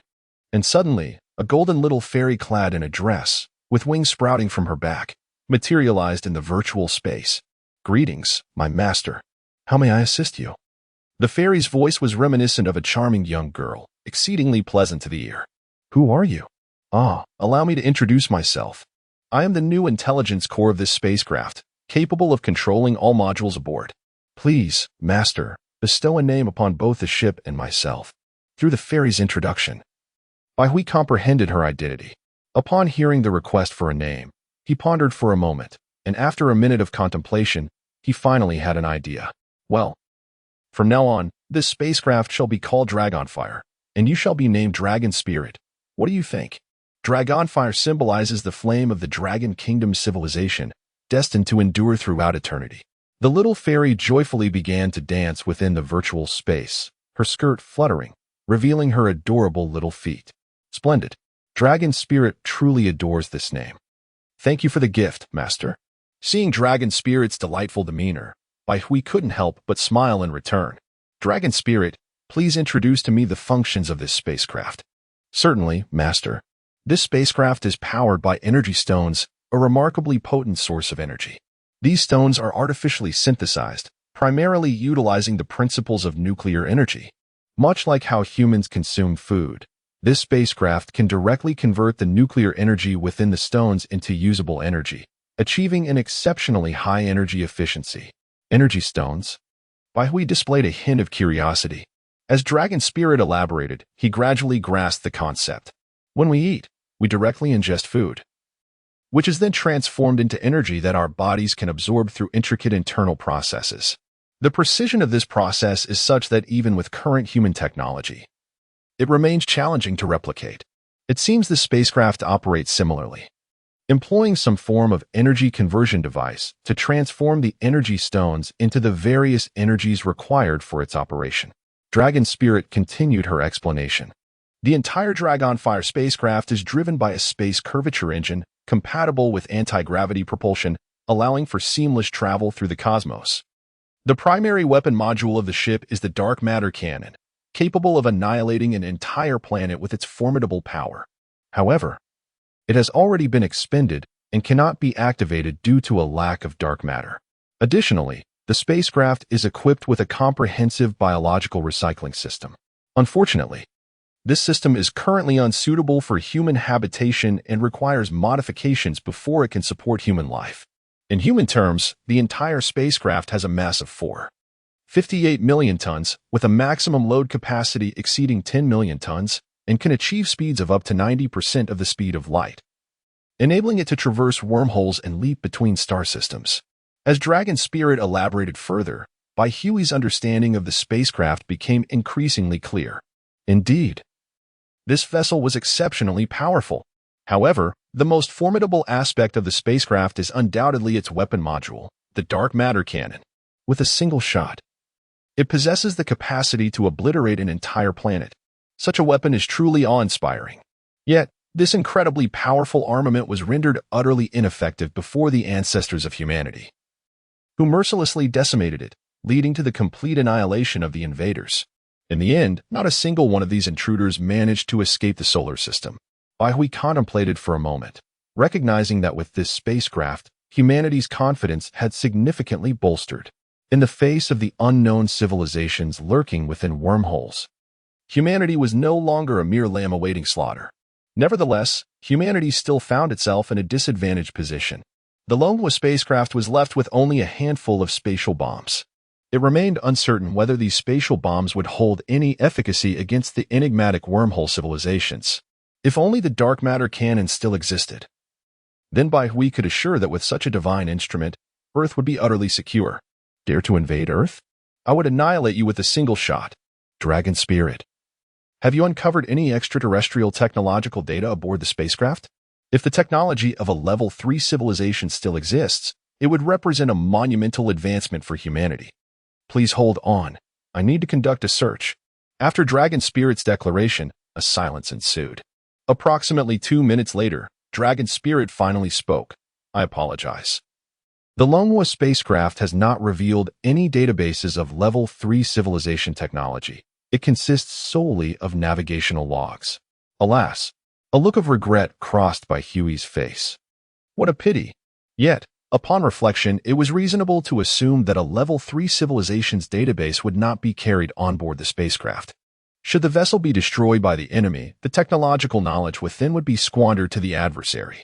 Manhwa mused that if Level 3 civilization technology were available, he would rally the collective strength of humanity within the next 2 years to manufacture the dark matter cannon. That would be the true ultimate weapon. Dragon Spirit, please inform me of any other resources aboard the spacecraft that we can utilize. Dragon Spirit replied, most items have lost their functionality over time. The only remaining instrument that retains its original capabilities is a gravitational communication interferometer. A gravitational communication interferometer? What on earth is that? Its name suggests a connection to communication. Could it possibly function like quantum communication, transcending distance? Indeed, Dragon Spirit elaborated. The gravitational communication interferometer operates on principles somewhat akin to humanity's current quantum communication, and can even be considered an advanced version of it. Oh, Dragon Spirit continued. Presently, humanity's quantum communication technology employs quantum superposition states and entanglement effects for information transmission, which can merely be used for encryption. However, genuine communication is unattainable due to the inherent uncertainty of quantum mechanics. Akin to Schrödinger's cat, humanity cannot ascertain the state on the other end through the observation of quantum phenomena. The gravitational communication interferometer has addressed this issue by creating a gravitational interference field within a certain range through the interferometer. This gravitational interference field interferes with quantum states, allowing a pair of quanta to maintain a synchronized condition. Moreover, through specialized observational apparatus, the quanta do not undergo collapse, thereby ensuring the stable transmission of information. With this explanation, Baihui comprehended the concept. In simpler terms, it employs a gravitational interference field to transform the quanta within its range into communication quanta usable by humans. Consequently, within a defined area, individuals can communicate without regard for spatial constraints or distance. For instance, if this gravitational communication interferometer could envelop the entire solar system, broadcasters could transmit live from Mars, Jupiter, or even Pluto. Furthermore, this would enable live streaming without any latency, ensuring synchronous communication. Chapter 168, Constructing Earth. Instantaneous communication with Mars. The gravitational communication interferometer is undeniably of paramount importance to the Dragon Nation at present. With its capabilities, humanity can transcend the confines of space and embark on the thorough exploration of the solar system. Dragon Spirit. What is the range of interference that this gravitational communication interferometer can achieve? Baihui inquired, voicing the most pressing concern. If the interference range is too limited, even less than the distance to the moon, its utility would be severely diminished. Master, the interference range of the gravitational communication interferometer extends to approximately 3 light-years. 3 light-years? A glimmer of joy illuminated by Huey's expression. This range is indeed sufficient. Truly, it is a pinnacle of third-level civilization. Currently, scientists generally concur that the sun's gravitational influence can govern approximately 2 light-years. Beyond this threshold, the sun's gravitational grip becomes tenuous. Among the 8 planets in the solar system, beyond Pluto lies the Kuiper Belt, and ultimately the Oort cloud. The Oort cloud is considered the cradle of long-period comets. They continue to orbit the sun, influenced by its gravity. The Oort cloud formed during the early days of the solar system and is characterized by extreme cold. This implies that even if humanity were to reach the Oort cloud now, instantaneous communication with Earth would still be feasible. This advancement could significantly expedite humanity's quest to explore the cosmos. Or rather, it could greatly accelerate the progression of human civilization. Excellent. Dragon Spirit. How do we utilize this device? Master, the gravitational communication interferometer requires a substantial amount of energy. It is the core of the system. Additionally, communication terminals must be constructed separately. Currently, the Longfire spacecraft is equipped with only 12 quantum communication terminals. 12 quantum communication terminals? That seems rather scant. If humanity could manufacture more, it would be ideal. Dragon Spirit, is the construction of these terminals overly complex? Is there a possibility for humans to replicate them? Master, the design of quantum communication is not excessively intricate. However, given humanity's current technological capabilities, fully replicating it poses considerable challenges. Considerable challenges? So, there remains a chance of production? Indeed, Master. The foundation of quantum communication theory already exists on Earth. With the right direction, it should be feasible to manufacture them. That settles it. Baihui resolved to return to Earth immediately to install the gravitational communication interferometer and promptly assemble the relevant scientists to develop quantum communication terminals. Of course, while humanity refers to it as quantum communication, extraterrestrial civilizations denote it as gravitational communication, concepts that are, in essence, quite similar. Moreover, Baihui meticulously inquired about the 12 communication terminals. Each gravitational communication terminal boasts a maximum transmission speed of 10 Tbps. Pondering thoughtfully, Baihui decided to allocate 2 of these terminals for scientific testing, reserving the remaining 10 to function as communication bases. After all, with such high bandwidth, the transmission speed is extraordinarily swift. Then, create a device for information transmission that converts gravitational data into electromagnetic wave communication. In this manner, low-latency communication can be achieved. In simpler terms, it operates similarly to the 4G base stations we commonly use. Our mobile phones connect to the nearest base station, which then facilitates their connection to the internet. If gravitational communication stations were installed on Mars, the asteroid belt, and the Moon, then friends on Earth and Mars could joyfully engage in gaming together. Without delay, Baihui immediately returned to Earth with the gravitational communication interferometer. As for the manhwa spacecraft, it has been temporarily entrusted to Zhao Mingao under Baihui's authorization.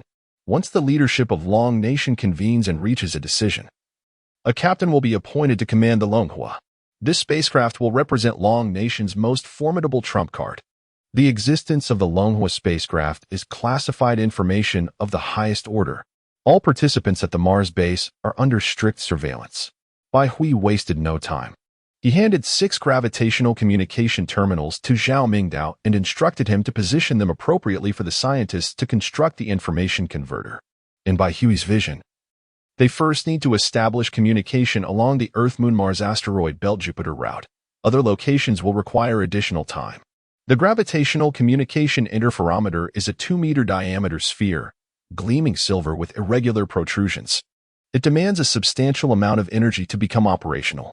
After approximately 10 days, Baihui finally returned to Earth. The first thing he did upon his return was to immediately report his discoveries on Mars to the elders. The elders were astounded to hear Baihui speak of discovering an alien spacecraft on Mars. The Grand Elder promptly decided to fully support Baihui's endeavor to establish seamless communication along the space route. Subsequently, Long Nation summoned all quantum communication scientists to commence research and development of quantum gravitational terminals. Moreover, numerous physicists were mobilized to vigorously investigate dark matter, aiming to develop a dark matter cannon within 2 years. Possessing a dark matter cannon would provide Earth's civilization with leverage in negotiations with adversaries. Being unarmed and armed are entirely different concepts. The gravitational communication interferometer was positioned at the space base. To sustain its operation, Long Nation specifically constructed the Shunhui No. 2 nuclear fusion reactor. Buzzing. Everything was set, and once powered, the gravitational communication interferometer immediately commenced its function. It hovered in the void, releasing extraordinary energy into the depths of the universe. This energy has the capability to control gravity, which is not bound by the speed of light.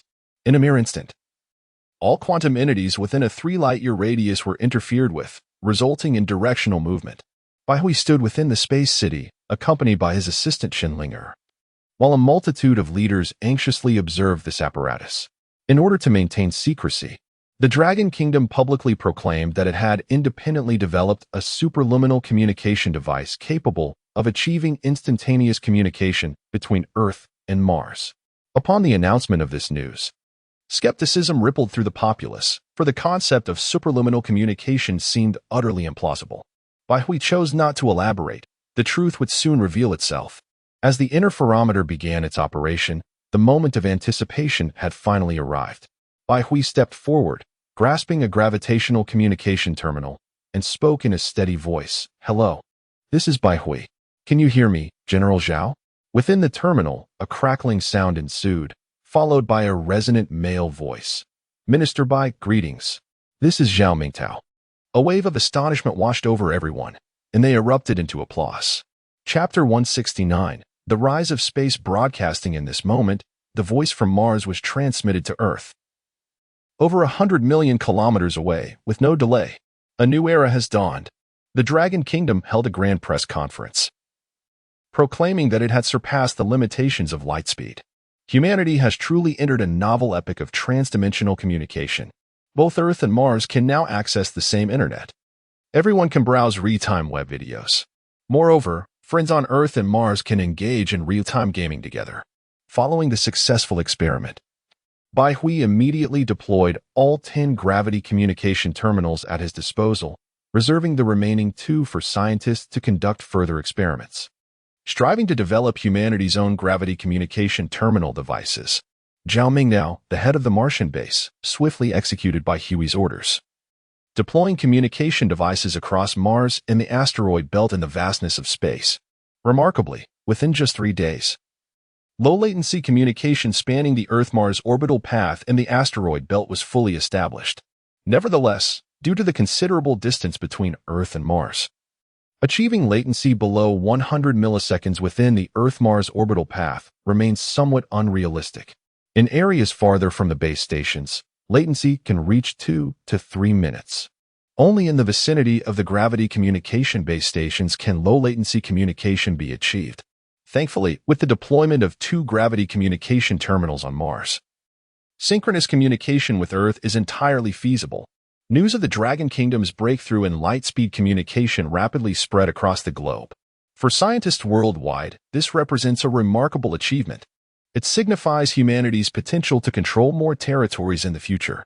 Scientists worldwide are beseeching the Dragon Kingdom to unveil the secrets of superluminal communication. Having dedicated their lives to science, many have deeply entrenched theories, such as the theory of light speed, which they believe to be the ultimate velocity of the universe, beyond which nothing can transcend. However, the Dragon Kingdom has now developed superluminal communication, shattering their long-held beliefs. Yet, the Dragon Kingdom has chosen to disregard these requests. In truth, they too harbor unspoken difficulties, as they do not fully comprehend the theory of superluminal communication themselves.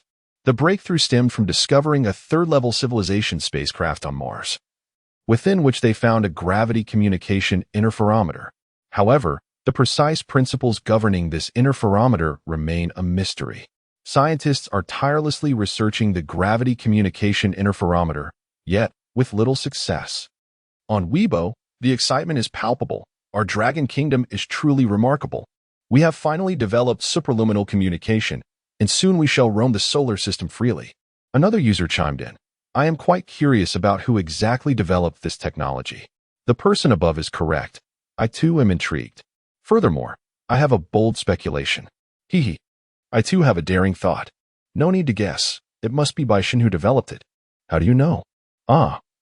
Only the divine Bai can fathom and create such epic-defining technology. Unexpectedly, Bai Hui has acquired a new title, the father of superluminal communication.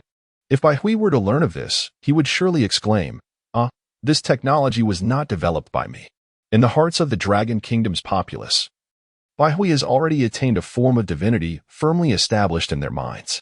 Thus, whenever a groundbreaking technological advancement emerges, their thoughts immediately turn to Bai Hui. The impact of superluminal communication is beginning to reveal itself. A novel profession has suddenly emerged across the globe, space exploration broadcasting. Indeed, it is live streaming from outer space. However, this line of work is not suited for everyone. Firstly, one must possess substantial wealth. Without it, the costs of space data transmission would be prohibitive. Ordinary individuals wishing to access the internet in space must pay exorbitant fees for space data, monthly subscriptions amounting to 300,000.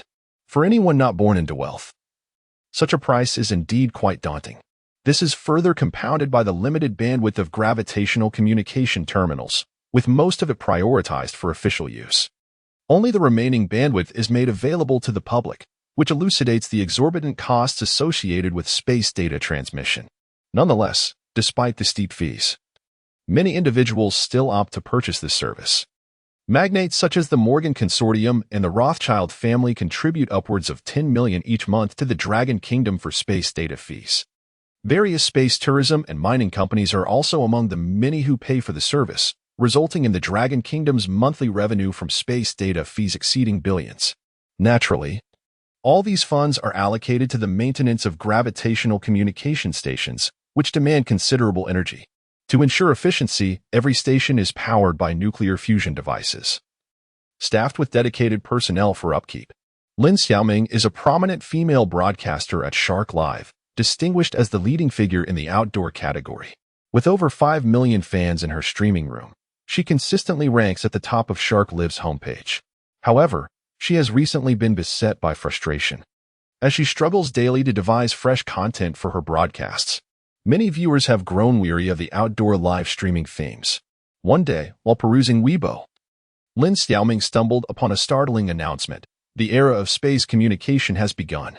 Instantly, a thought crossed her mind. Could she possibly broadcast from space? This notion was not entirely new to her, but had previously been shelved due to the constraints of communication delays. Now, however, The technological barriers have been surmounted. Lin Xiaoming pondered for a mere moment before arriving at a resolute decision. She resolved to broadcast live from space. Such an endeavor would truly align with her illustrious identity as the queen of outdoor streaming on Shark Cliff. Without delay, Lin Xiaoming scoured the internet for information on how to establish real-time communication in the cosmos. Upon encountering the staggering monthly fee of 300,000, she was momentarily taken aback. It seemed she had not anticipated the exorbitant costs associated with data usage in space. Nevertheless, with a firm resolve, Lin Xiaoming bit the bullet and purchased the 300,000 monthly data plan. Shortly thereafter, she enrolled in a Martian tourism project offered by a stargazing space travel company. Nowadays, space tourism has become considerably more affordable. A trip to Mars now only necessitates a mere 200,000. As for lunar travel, it is even more economical, requiring just 100,000 to secure a ticket. Chapter 170. Lin Xiaoming Space Live Broadcast. Greetings, dear viewers in the live stream. I am your host, Lin Xiaoming. Currently, I find myself aboard the Stargazing 3 spacecraft, operated by the Stargazing Space Tourism Company. Shortly, I shall embark on a journey to Mars, unveiling the authentic visage of the Red Planet for all to witness. On the Dragon Rising Eye spacecraft, adorned with the emblem of the Stargazing Space Tourism Company, Lin Xiaoming holds her camera, engaging in a live broadcast. Incredible!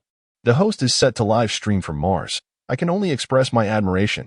Amidst the playful banter from the audience, the Stargazing 3 ascends into the sky.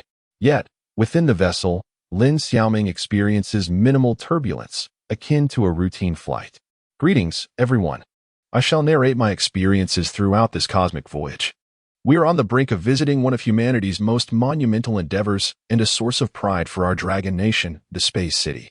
The Space City, now home to nearly 10 million inhabitants, has evolved into a sprawling metropolis, surpassing even the splendor of Shenzhen in our dragon nation. I am aware that among our viewers, many reside in the Space City. If so, please indicate with a 1. A multitude of ones flood the chat, though the exact count remains uncertain. However, securing residency in the Space City has become exceedingly valuable. Apart from the initial workforce, it is now a formidable challenge for citizens of the Dragon Nation to obtain residency there.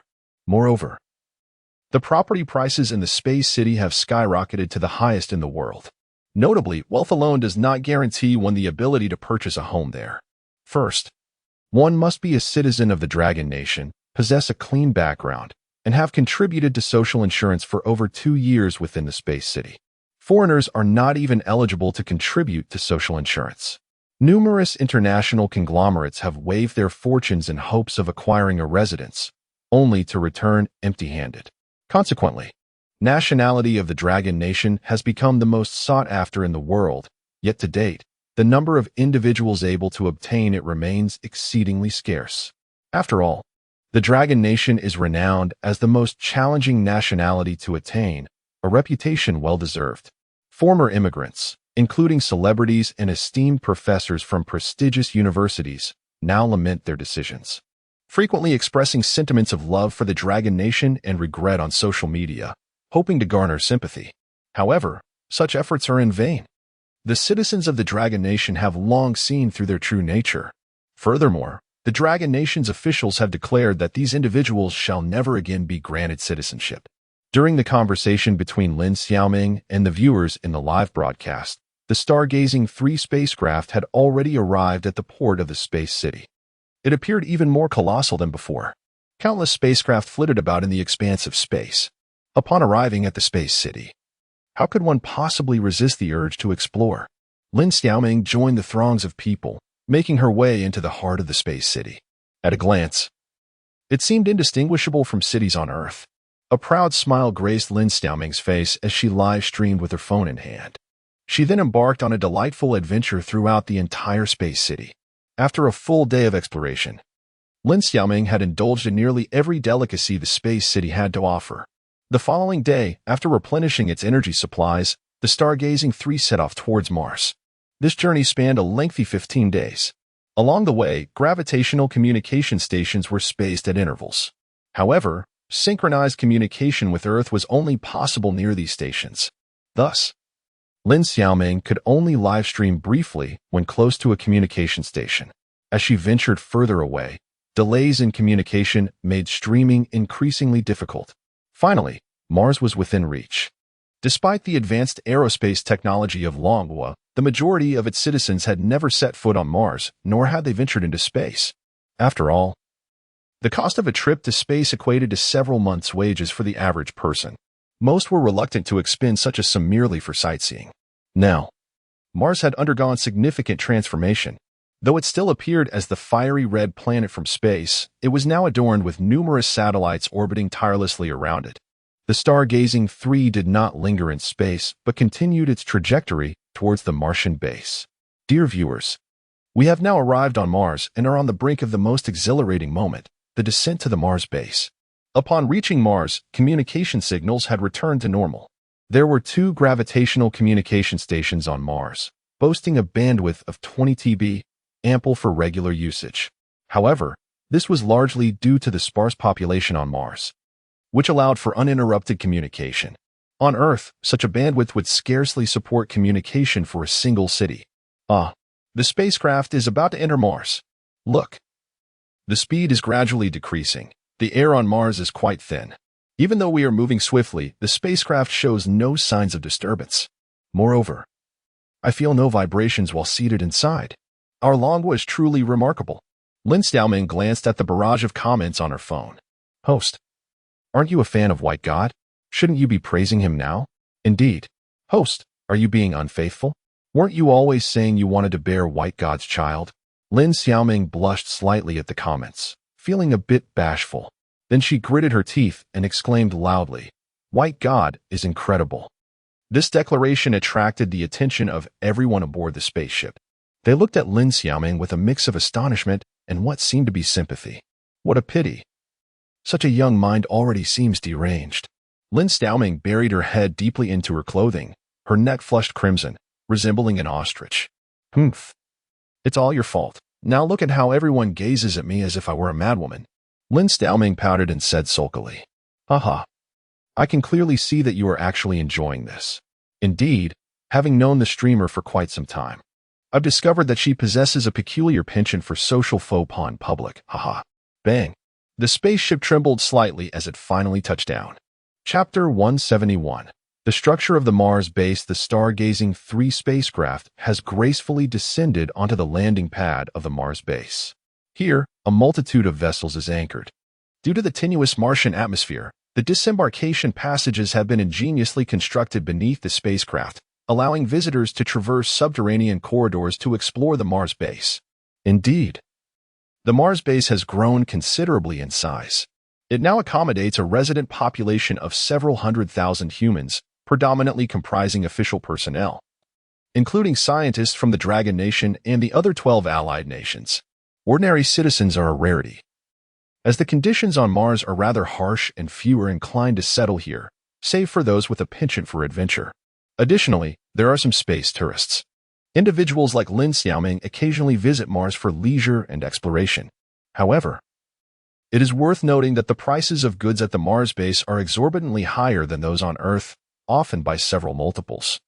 As all supplies must be transported from Earth, a journey that takes a month. Nonetheless, the tourists who venture to the Mars base are generally affluent and can easily accept these costs. Lin Xiaoming followed the other visitors from the Stargazing 3 as they began to disembark. The spacecraft's hatch was connected to a tubular corridor, through which they would enter the Mars base. With her camera in hand, Lin Xiaoming curiously observed her surroundings. The corridor, located underground and not yet within the Martian base proper, lacked a gravitational field. Lin Xiaoming felt her body as if she could effortlessly soar with a single leap, a sensation both exhilarating and unsettling. The gravity on Mars is approximately one-third that of Earth, which can be quite disorienting for newcomers. Clutching her camera with one hand while stabilizing herself with the railing of the corridor with the other, Lin Xiaoming noted that the passage was constructed entirely of silvery metal, boasting remarkable strength to ensure the safety of its occupants. Wow, look at how long this corridor is. I feel as though I've suddenly shed dozens of pounds. A single jump could send me flying. However, I'm not feeling my best at the moment. The microgravity is making me a bit nauseous. and I'm experiencing slight dizziness. Lin Xiaoming shared her current sensations at the Mars base with her audience back on Earth. Please, streamer, don't be sick. You might end up with a fine, her viewers urged. Hang in there. Once you reach the interior of the Mars base, there will be a simulated gravitational field, mirroring that of Earth. You can do it. Lin Xiaoming's complexion appeared somewhat pale as she glanced at the barrage of comments in the live chat, forcing a smile. Don't worry, I will persevere. Indeed, the corridor was quite extensive, measuring at least 1 or 2 kilometers in length. As the landing pad is significantly large, designed to accommodate spacecraft. Thus, the subterranean passage must extend all the way to this point. At long last, Lin Xiaoming spotted a grand hall ahead. Within this grand hall, numerous warriors, fully armed, stand vigilantly to protect this sacred space. All the subterranean passages converge here, in this underground sanctuary. As Lin Xiaoming stepped into this realm, she felt a sudden jolt throughout her body. The sensation of weightlessness vanished in an instant. The grounding feeling of being on Earth had finally returned. Oh, my comrades, how splendid it is. I have at last arrived at the entrance of the Martian base. Here, many gallant young men from our Dragon Nation stand guard, their postures proud and dignified, embodying the essence of our beloved homeland. Let us pay homage to these heroes. Where is the tranquility of time? It is merely a fade, sustained by those who bear the burdens for us. Oh, how profoundly moving. Tears well in my eyes. In light of this scene, I can only express my heartfelt gratitude to you, the warriors striving for humanity on Mars. The entire broadcast room rose in unison. Lin Xiaoming refrained from interrupting their duties and followed the crowd into the entrance of the Martian base. This door, forged from high-performance alloy steel, boasts a formidable thickness of 2 meters. Once it closes, not even a missile could hope to breach its defenses.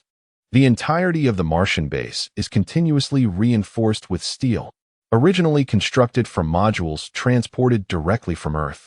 The Martian base had limited defensive capabilities due to the constraints of spacecraft payloads. However, as the base has evolved, it has been incessantly fortified with steel extracted from Mars itself.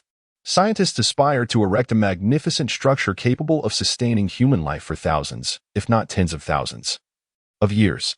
This is the lofty ambition of the Dragon Nation. Upon entering the Martian base, Lin Xiaoming was struck by the vastness that unfolded before her. Sunlight streamed in from above. The upper structure of the Martian base is composed of high-strength bulletproof glass to ensure stability, albeit at the cost of reduced transparency. To remedy this, scientists devised a light reflection system atop the base. Through an array of mirrors and the regulation of artificial intelligence, sunlight is continuously channeled into the interior. When sunlight is abundant, it is slightly subdued. Conversely, when dim, the angles of the mirrors adjust to allow more light to flood in. Thus, Lin Xiaoming perceives the Martian base in daylight, akin to that of Earth. This is a true ecological biosphere, verified by scientists. The biological cycle of the Martian base can sustain human existence for millennia. Upon her entrance, Lin Xiaoming was immediately awestruck by the grandeur of the Martian base. It is a miraculous achievement. Nearby, an artistic rendering of the Martian base caught her eye. The base resembles a colossal circular edifice, though it extends deep into the Earth, consisting of numerous levels that delve hundreds of meters below the surface. Between each layer, countless load-bearing pillars support the weight of the upper levels. Moreover, through ingenious design, the Martian base distributes its weight onto the surrounding land, thereby enhancing its stability. These structural supports have been meticulously verified by scientists. Oh my goodness! The Martian base boasts a staggering 72 levels, accommodating nearly 130,000 inhabitants, with each tier capable of hosting thousands of individuals, creating an immensely spacious environment. From my perspective, one can truly appreciate the vastness of the Martian base. Lin Xiaoming remarked in awe. Before her lay a sprawling commercial street, bustling with throngs of people. The uppermost levels of the Martian base are predominantly occupied by commercial avenues and markets, while the lower levels are reserved for residential areas. The first underground level is the most vibrant, basking in sunlight and attracting numerous visitors eager to explore. Chapter 172. The Alien Invasion of the Solar System. Greetings, everyone. Allow me to take you on a culinary adventure featuring Martian delicacies. Lin Xiaoming stepped into a quaint roadside eatery, a modest establishment serving roasted delicacies. It was not a renowned brand. After all, patrons often flock to such humble venues for their meals. "Hello, beautiful. What would you like to eat?" The proprietor greeted with a warm smile. "What dishes do you offer here?" Lin Xiaoming inquired, her curiosity piqued. "Here you are, lovely lady. This is our menu." The owner presented Lin Xiaoming with a menu. Upon glancing at the offerings, Lin Xiaoming gasped in astonishment. Char siu rice, 888 yuan roast duck rice, 888 yuan white-cut chicken rice, 888 yuan combo, starting from 1288 yuan now. This was the epitome of exorbitance. Lin Xiaoming captured the menu with her camera, sharing it with her audience in the live stream, who collectively gasped in disbelief. "Wow, this is incredible. Now that is a truly extravagant menu," exclaimed one viewer. "I can't even afford 3 meals of roasted delicacies on my monthly salary. How tragic. Goodness. If I had to dine here for a month, I'd be bankrupt." Another lamented. "If I ever visit Mars, I fear I might starve to death." Laughing and crying emojis. Lin Xiaoming's lips twitched as she felt the pangs of hunger. Owner, I'll have a portion of the roast duck rice, please." This scene elicited a wave of laughter from the live stream audience. Haha. The host initially wanted the combo, but reconsidered after viewing the prices. "Xiaoming is so adorable, haha. In this day and age, even the top streamer can't afford a meal of roasted delicacies." Feeling her cheeks flush from the comments, Lin Xiaoming retorted, You don't understand. This is about being frugal. Every little bit counts." Soon, the roast duck rice was served. Its glossy, vibrant hue and mouth-watering aroma suggested an exquisite taste. Lin Xiaoming's appetite awakened as she picked up a piece of duck, dipping it into the sauce before savoring it. Pure bliss. Brothers, I must tell you, this roast duck rice is exceptionally authentic and delectable. After finishing her meal, Lin Xiaoming patted her slightly bulging belly. Life felt quite satisfying at that moment. Burp. She let out a satisfied belch. "Brothers, is there anything else you'd like to see? I'll take you along." Instantly, the chat in the live stream erupted with excitement. "Host, I just spotted a KFC nearby. Could you check the prices there?" "Yes." Hurry to KFC and see how much a meal costs. Given the steep prices of the roasted delicacies, a meal at KFC must surely cost a fortune. Anyway, it's beyond my means. Seeing the enthusiasm of her audience to explore KFC, Lin Xiaoming remained true to her word and made her way to the adjacent KFC establishment. Upon entering, Lin Xiaoming found the space nearly deserted. "Hello. How may I assist you?" A staff member approached her. However, Lin Xiaoming's gaze was immediately drawn to the menu adorning the wall. Family bucket. 888 yuan. Crispy chicken leg burger combo. 888 yuan. Finger lickin' original chicken combo. 888 yuan. Hearing the staff's greeting, she flustered and said, I'm sorry. I must have taken a wrong turn." In a state of panic, Lin Xiaoming hurriedly exited. Ha, the shark sister is making a swift retreat. Incredible. "I can't even afford KFC. Count me in the can't afford club," she exclaimed. "Enough of that. I'm right here at KFC. I must order a family bucket, or I'll be broke on Mars." Adding herself to the can't afford series once more. As Lin Xiaoming strolled down the street, she noticed that the prices of goods here were exorbitantly higher than those on Earth. Rarely did anyone frequent these establishments. The majority of patrons were fellow Earth travelers. The native inhabitants seldom dined out, as most were employed, benefiting from meals provided at the Mars base. The food was quite satisfactory, eliminating the need for them to venture out for meals. Typically, only certain staff on leave would come here to browse and perhaps indulge in some shopping, as their salaries were quite generous, allowing them to afford the high prices despite the costliness of items. Lin Xiaoming arrived at an astronomical observatory, where telescopes were available for patrons to gaze at the wonders of space and the Martian landscape. They could even engage in virtual reality games, all set against a cosmic backdrop. Holding a telescope, she beheld the celestial spectacle. In the vastness of space, the stars remained an eternal constant. From this vantage point, she could also observe human-made satellites and spacecraft. Wow, how beautiful! Although she could view the cosmos through the glass aboard the stargazing No. 3 spacecraft. The sights through the telescope were utterly distinct. Through its lens, she could clearly see the rings surrounding Jupiter. Alongside the immense storm eye, a captivating mystery that beckoned humanity to explore. Suddenly, Lin Xiaoming noticed a peculiar spacecraft approaching. An alien invasion. Upon closer inspection, she was startled into a leap. What is happening? How thrilling. Host, please share what you see. I'm on the edge of my seat. Indeed, what aliens? Lin Xiaoming, still shaken, turned pale. Addressing the viewers in the live stream, she incredulously exclaimed, "Guys, do you have any idea? I just saw an alien spaceship. It resembled a bull's head and was moving at an incredible speed towards Mars." After speaking, Lin Xiaoming, fearing that the audience might doubt her words, emphasized, "Brothers, I assure you, I am not deceiving you. This is indeed true." Instantly, the chat room erupted. What? An alien spaceship? I don't believe it unless the host shows me proof. Are you joking, host? If it were truly an alien spacecraft, we in Dragon Country would have discovered it long ago. Indeed. I remain skeptical unless I can witness it with my own eyes. Nowadays, most astronomical telescopes possess recording capabilities. To substantiate her claims, Lin Xiaoming displayed the footage from the telescope. Then, in the live stream, a clear image of a bull-headed spacecraft appeared. The vessel moved with astonishing speed, growing larger in the telescope's view. This is bad. Aliens are invading the solar system. The entire audience in the live stream was in an uproar. Chapter 173, Embracing the Mistake. The alien invasion simulation. The internet's instantaneous nature allowed news of an alien spacecraft to swiftly permeate Lin Xiaoming's live broadcast, spreading like wildfire across the digital realm within mere minutes. A wave of panic surged through countless citizens of the Dragon Nation.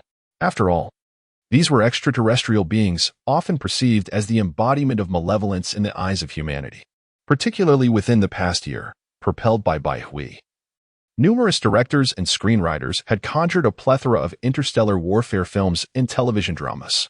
Each production depicted a fierce battle between Earth and alien civilizations, showcasing the relentless struggles of humanity culminating in the expulsion of the nefarious extraterrestrials from our planet.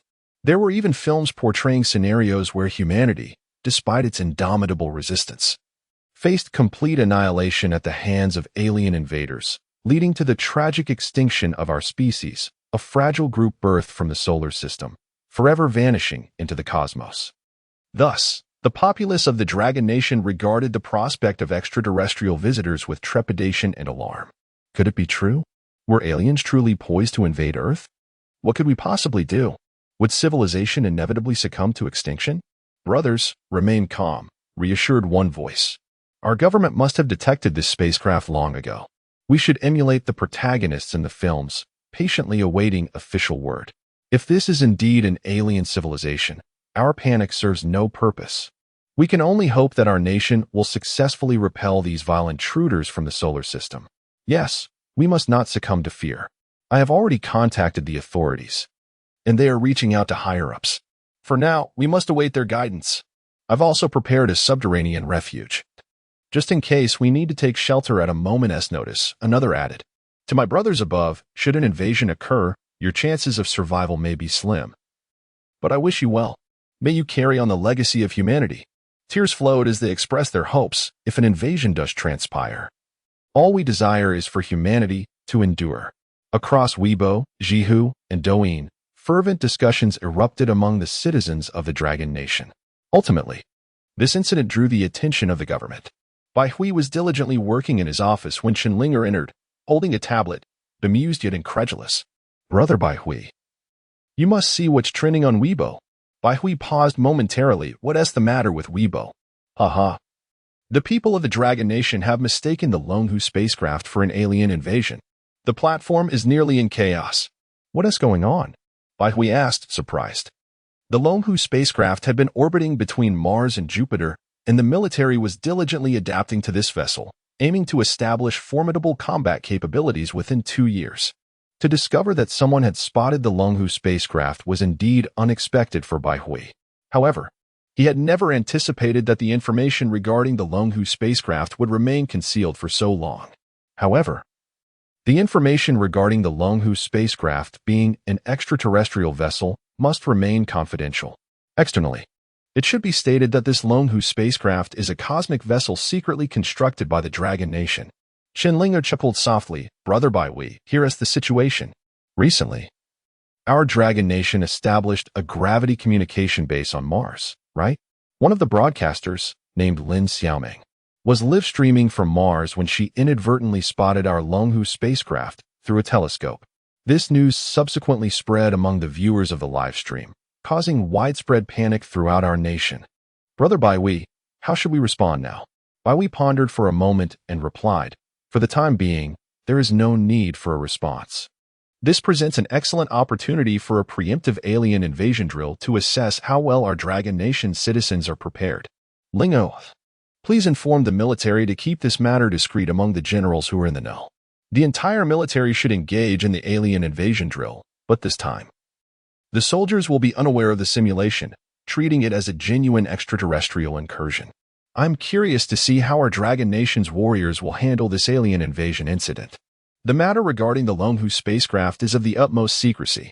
Very few individuals in the entire Dragon Nation are privy to this information, even among some military generals. Most remain uninformed about the Longhu spacecraft. Thus, this serves as a remarkable opportunity for a military exercise in advance. News of the extraterrestrial spacecraft swiftly spread abroad, plunging the entire world into a state of panic. Fortunately, within this year, not only the Dragon Nation, but also 12 allied nations have been secretly disseminating emergency protocols for an alien invasion to their citizens. While there is a degree of anxiety among the populace, it has not descended into despair. After all, humanity's strength is no longer to be underestimated, particularly that ancient Eastern nation, whose true power remains largely unknown. Regardless, even in the face of an alien invasion, humanity possesses some capacity for resistance. The leaders of the 12 allied nations even contacted the Dragon Nation regarding this matter. Upon learning that it was merely a drill, their concerns were finally alleviated. At present, all affairs concerning the Dragon Nation in space are managed by Baihui, granting him the authority to mobilize all space forces. Under his direction, many generals genuinely believed an alien invasion had occurred. The entire space military fell into a state of emergency preparedness. Countless probes were deployed to investigate the alien spacecraft resembling a bull's head. By Baihui's command, the Longhu spacecraft concealed its identity, operating in the shadows like an extraterrestrial civilization, poised to deliver a decisive blow to its enemy. This conflict is a battle between the military of the Dragon Nation and the Longhu spacecraft. Countless citizens of the Dragon Nation have been anxiously awaiting news, yet the authorities have yet to provide a specific response. An official press conference was convened to reassure the citizens of the Dragon Nation, urging them not to succumb to fear, regardless of the adversary. The current strength of the Dragon Nation is more than capable of safeguarding humanity on Earth. This declaration has brought a sense of tranquility to many of its people. However, soon after, alarming news swept across the entire nation. A resident of a space city reported a distressing development. Aliens have indeed invaded Earth. I have just witnessed 5 Dragon 2 spacecraft docked at the space base, setting forth majestically towards Martian orbit, poised for battle. The Dragon Nation has experienced rapid progress over the past year and now boasts 12 Dragon 2 spacecraft. It is noteworthy that the construction of spacecraft is not solely the endeavor of the Dragon Nation. 12 allied nations, with the assistance of the Dragon Nation, are also engaged in the production of spacecraft. These 5 Dragon 2 vessels are fully armed, serving as formidable guardians stationed at the space base, equipped with devastating weaponry that is truly fearsome.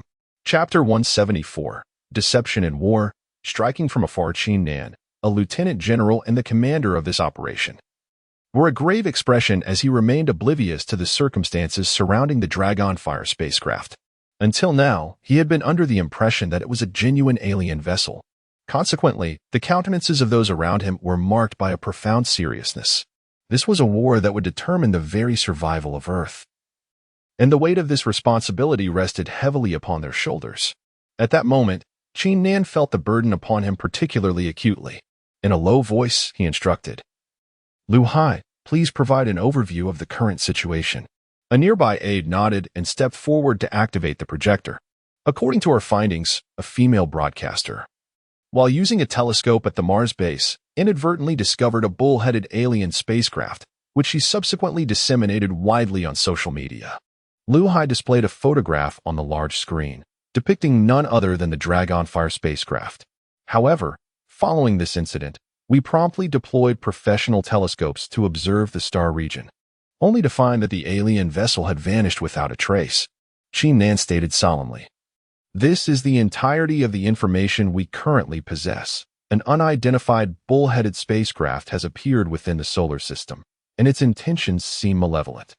A heavy silence enveloped the room until a hot-tempered general bellowed, "Damn it, let us just blast it to smithereens."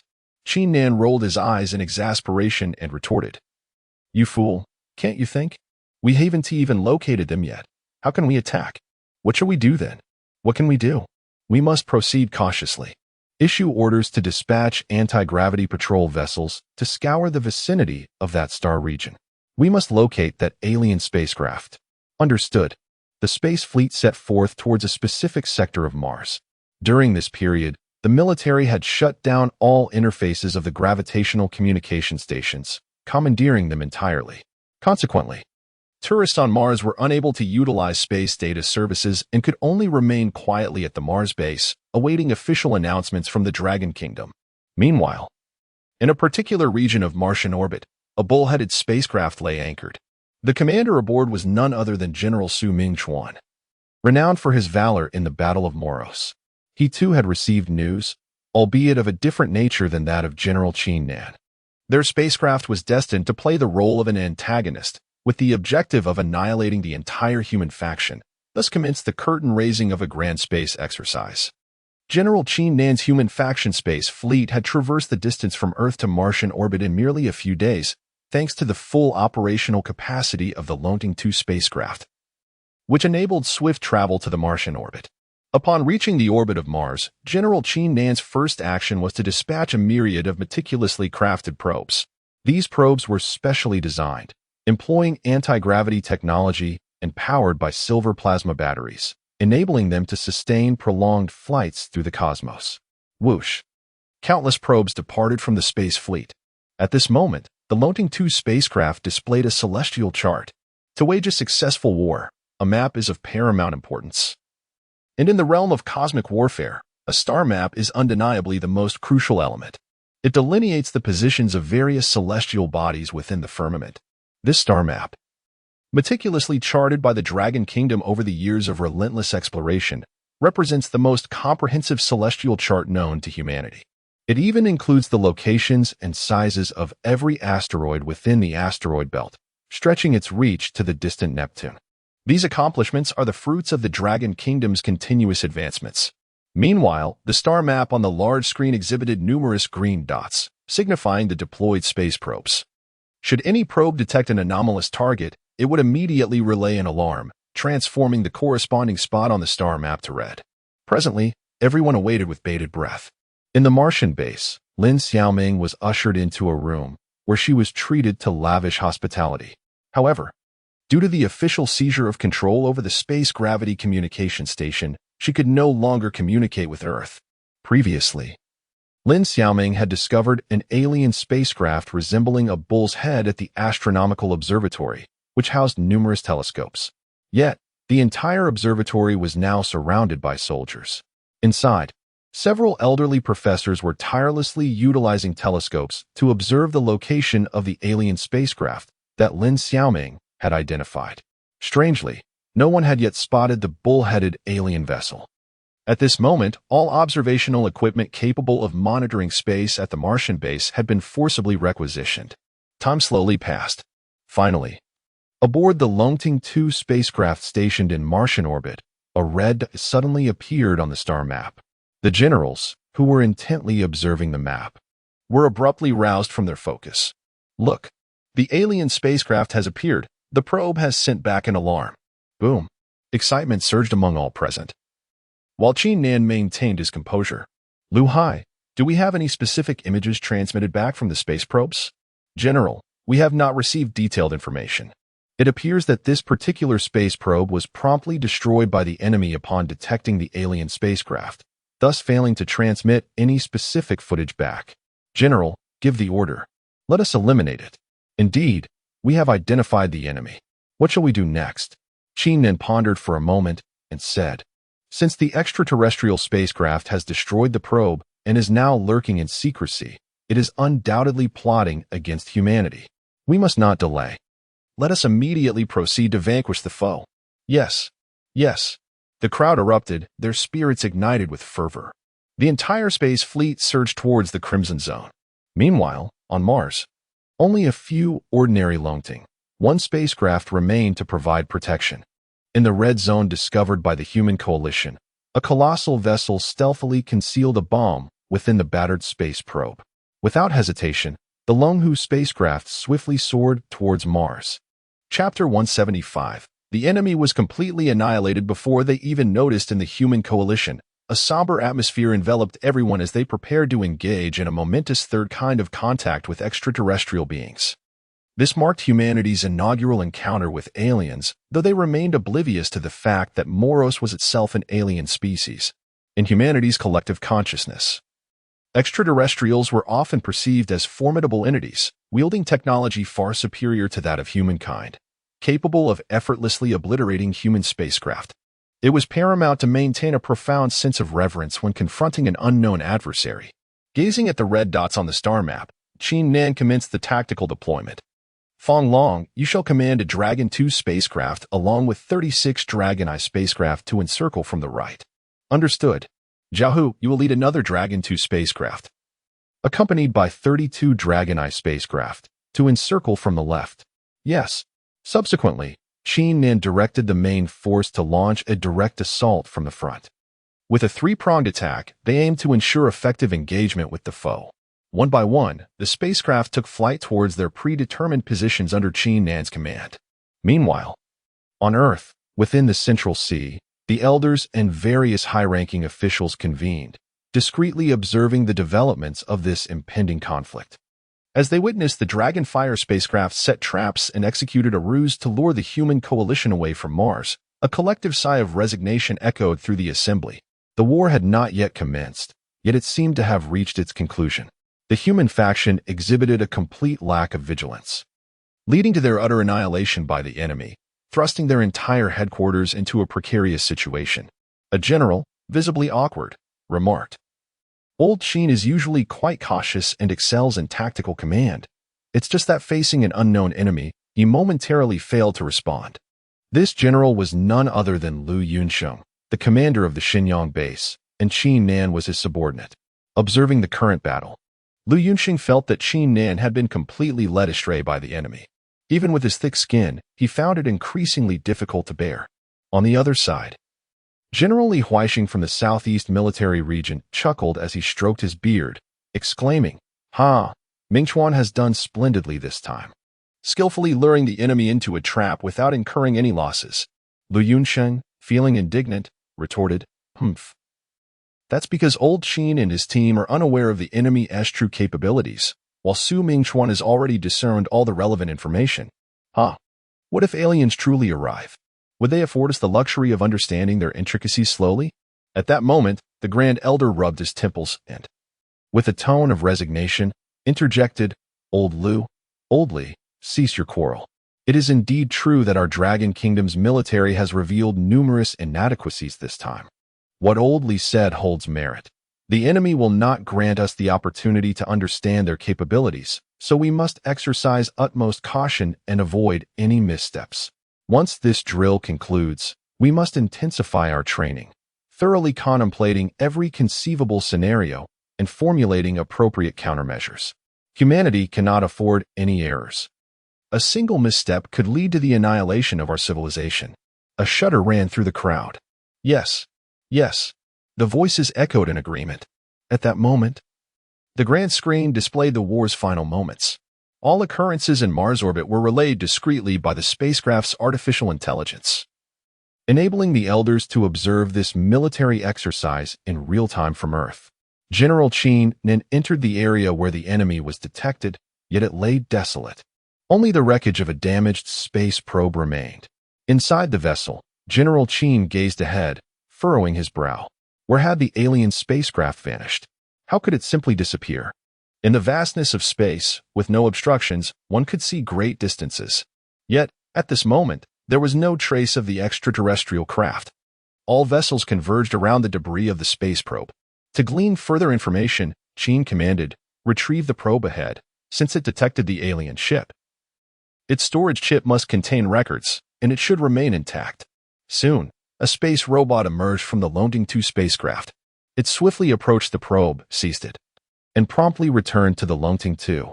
The ship's hatch closed, and all the generals gathered around, eager to ascertain the nature of the alien vessel discovered by the probe. Meanwhile, on Earth, observing the assembly, General Liu Yunsheng felt exasperated and could not restrain himself from exclaiming, "These fools, haven't they been completely wiped out? Huh? Is this how you train your subordinates, old Liu?" Li Huixing smirked with schadenfreude. Liu Yunsheng gritted his teeth. "Humph, mind your own business." Back in Mars orbit, Qin Nan instructed his soldiers to open the probe. However, as they pried it open, bang, bang, bang, a flurry of fireworks erupted. Instantly, all alarms aboard the spaceship blared. The vessels transformed into a sea of red. "Warning! Warning! The commander of the human forces has been annihilated.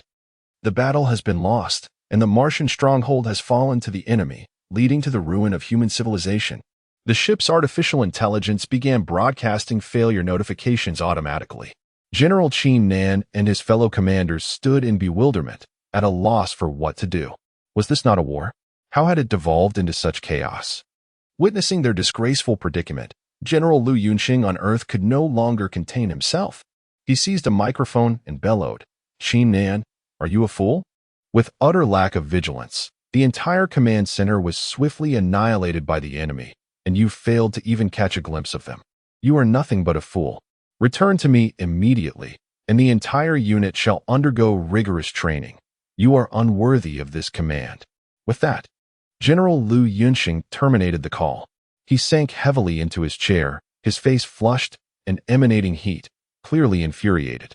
On board the Dragon Rising 2 spacecraft, an officer, with a bewildered expression, remarked, "General, is this not an alien invasion? How has it transformed into an exercise?" At this moment, Qin Nan finally grasped the gravity of the situation and bitterly lamented, "This is a space drill, and we failed to even spot the enemy before being utterly defeated. We are doomed now." Chapter 176. Standing at the pinnacle of the world, a recent announcement from the official channels of manhwa has finally assuaged the anxieties of the entire nation. Regarding the incident involving the discovery of a bullheaded extraterrestrial spacecraft on Mars a few days ago, it turns out that this was merely a space drill. Our nation, manhwa, has devised a clandestine training program to reinforce the military prowess of our warriors, so there is no need for concern. We kindly ask for your understanding regarding any discrepancies. Upon the release of this official communique, a collective sigh of relief swept through the populace. Just days prior, the atmosphere in manhwa was fraught with tension, as many citizens remained in a state of unease. Indeed, numerous individuals sought refuge in their basements, while others discreetly retreated to official bomb shelters. It was merely a drill. After all, phew, that was terrifying. I genuinely thought aliens had arrived. Who could blame us? We even excavated an underground sanctuary in our home, and the entire family took cover, fearing that our beloved manhwa might succumb to defeat and that extraterrestrials would annihilate us. I hoarded a substantial amount of supplies, and now it feels like a waste of money. Oh dear. Ha ha ha. Do not be vexed upstairs. You never know when an alien invasion might occur, and your provisions could prove invaluable. What piques my curiosity even more is that the authorities have stated this was a space drill. I am eager to learn whether the extraterrestrial faction emerged victorious or if humanity triumphed. Need it be said, humanity undoubtedly prevailed. Our naval forces are formidable. Not necessarily. I have heard whispers that the bullheaded spacecraft is a secret weapon engineered by our nation, boasting astonishing technology. It is possible that the extraterrestrial faction emerged victorious. Indeed. In interstellar warfare, aliens represent exceptionally formidable adversaries. If the extraterrestrial faction were weak, there would be no need for such a space drill, as it would not effectively enhance our capabilities. While netizens engaged in fervent debate, the military leadership of manhwa convened a high-level meeting. Virtually all senior generals were present, The purpose of this meeting was to deliberate on the outcomes of the space drill. In a holographic projection conference room, individuals clad in military attire were projected into the meeting space through holographic technology. Among them were the two commanding generals from the recent space drill, Qin Nan and Su Mingchuan. Their expressions were like two extremes. General Su Mingchuan wore a beaming smile, radiating pride, while General Qin Nan appeared despondent, clearly affected by the recent drill's outcome. All commanding officers from the 4 military districts were in attendance. Among them, General Liu Yunsheng from the Shengjing Military District bore the most troubled countenance. "Since everyone is here, let us commence," declared General Liu Yunsheng with a cold scoff. "Qin Nan, please elucidate for us how you arrived at your strategic decisions during this engagement." Qin Nan took a deep breath, rose to his feet, and said, "Commander, I apologize. My decisions during this space drill were fundamentally flawed, and I request punishment." He lowered his head in deep remorse, his face etched with guilt. It is crucial to understand that if the enemy were indeed extraterrestrial, humanity's civilization would now be utterly extinguished. He considered himself a sinner of humanity. What right did he have to command a human fleet? General Liu Yunsheng's expression softened slightly as he coldly remarked, "Your decisions during this space exercise were indeed severely problematic. However, this meeting is not to hold you accountable, but rather to discuss how we can enhance our military strength and prevent such catastrophic errors from recurring in the future." Subsequently, a group of generals from the Dragon Nation engaged in fervent discussions. After approximately 2 days of deliberation, they finally arrived at concrete measures. First and foremost, the human military must undergo extensive tactical drills, taking into full account the potential consequences of various issues and the corresponding strategies to address them. Furthermore, all the generals of the Dragon Nation must intensify their studies, thoroughly examining all cases from modern military warfare. Each individual will ultimately be required to pass a military examination, which will be crafted by a team of professors from military academies. This examination will encompass a wide array of historical and contemporary conflicts, necessitating that the generals provide specific responses based on the given scenarios. Should anyone fail this examination, they would be deemed unworthy of serving as a general in the Dragon Nation. It is imperative to recognize that, as senior military officials, they are acutely aware that in 2 years, a formidable unknown civilization will emerge from the wormhole on the far side of the moon, descending into the solar system. By that time, true interstellar warfare will have commenced. Every resolution they make directly pertains to the survival and propagation of human civilization. Any misstep could lead to humanity's extinction. Thus, even if it requires a ruthless approach now, they cannot afford to gamble with the lives of all humanity. Moreover, this examination will include even the commanders of the 4 major military districts. There will be no exceptions to this rule. Military orders are as unyielding as mountains, and once issued, they must be executed. Simultaneously, Baihui was also undertaking a military examination. As the minister of the Dragon Nation's aerospace department, all matters concerning space fell under his purview. Indeed, the decisions regarding the forthcoming battle against the unknown civilization would also rest with Baihui. He was no exception and had been diligently studying various military theories. With his brain's development at a remarkable 25%, grasping these theoretical principles posed no challenge for him. For him, retaining information was merely a trivial task. Moreover, Baihui's genetic development had now reached approximately 50%, and his brain's development was steadily increasing, nearing 30%. Consequently, Baihui's strength had become exceedingly formidable. As of now, no one in the entire Qilin combat team of the Dragon Nation had surpassed a 30% genetic development threshold. Baihui has demonstrated that even a steel plate 1 meter thick can be punctured by a single strike, creating a profound indentation. When he unleashes his full potential, his speed can even surpass the speed of sound. This remarkable strength is a testament to the genetic development reaching 50%. Baihui is gradually reviving the powerful life forms of ancient times. The feats of strength that once seemed insurmountable are mere trifles to him. The Dragon Nation resembles a colossal ship soaring toward the stars, navigating the vast cosmos with grace. Meanwhile, other nations, under the aegis of the Dragon Nation, are rapidly ascending to newfound strength. For instance, the Lighthouse Nation has fully restored its former glory prior to the Moros' War. Yet it is no longer the epicenter of Earth. The Dragon Nation has emerged as the true nucleus of our planet, with countless industries revolving around its axis. In the realm of space industry, the Dragon Nation commands an unequivocal authority. As previously stated, the Dragon Nation has firmly established itself at the pinnacle of global power. Huey's promise to ensure that the quietly diligent scientists receive their due benefits has been fulfilled. In the contemporary Dragon Nation, many matters no longer require secrecy, as its might dissuades any would-be challengers. Numerous confidential projects are gradually being unveiled to the public. Chapter 177. The successful development of human quantum communication terminal. Another half-year has swiftly passed. The Dragon Kingdom is experiencing rapid development, and on this day, we received momentous news. The quantum communication terminal has finally been successfully developed. This heralds humanity's complete entry into a new era, with Earth at its center.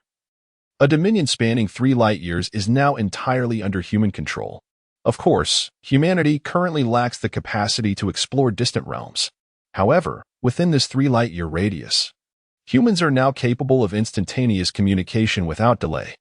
We hasten to the Quantum Research Center, overseen by a distinguished scientist named Fanway. In the global quantum field, Fanway is undoubtedly a preeminent authority. He is responsible for the creation of the Dragon Kingdom's first quantum satellite and quantum computer. Each success has reverberated throughout the world, and his name has thus become legendary. Now, drawing inspiration from the gravitational communication terminal of extraterrestrial beings, Fanway has finally engineered a communication device for humanity. Although the bandwidth is still somewhat short of the extraterrestrial civilization's 10 TB, Professor Fan's quantum communicator has achieved a download speed of 1 gigabit.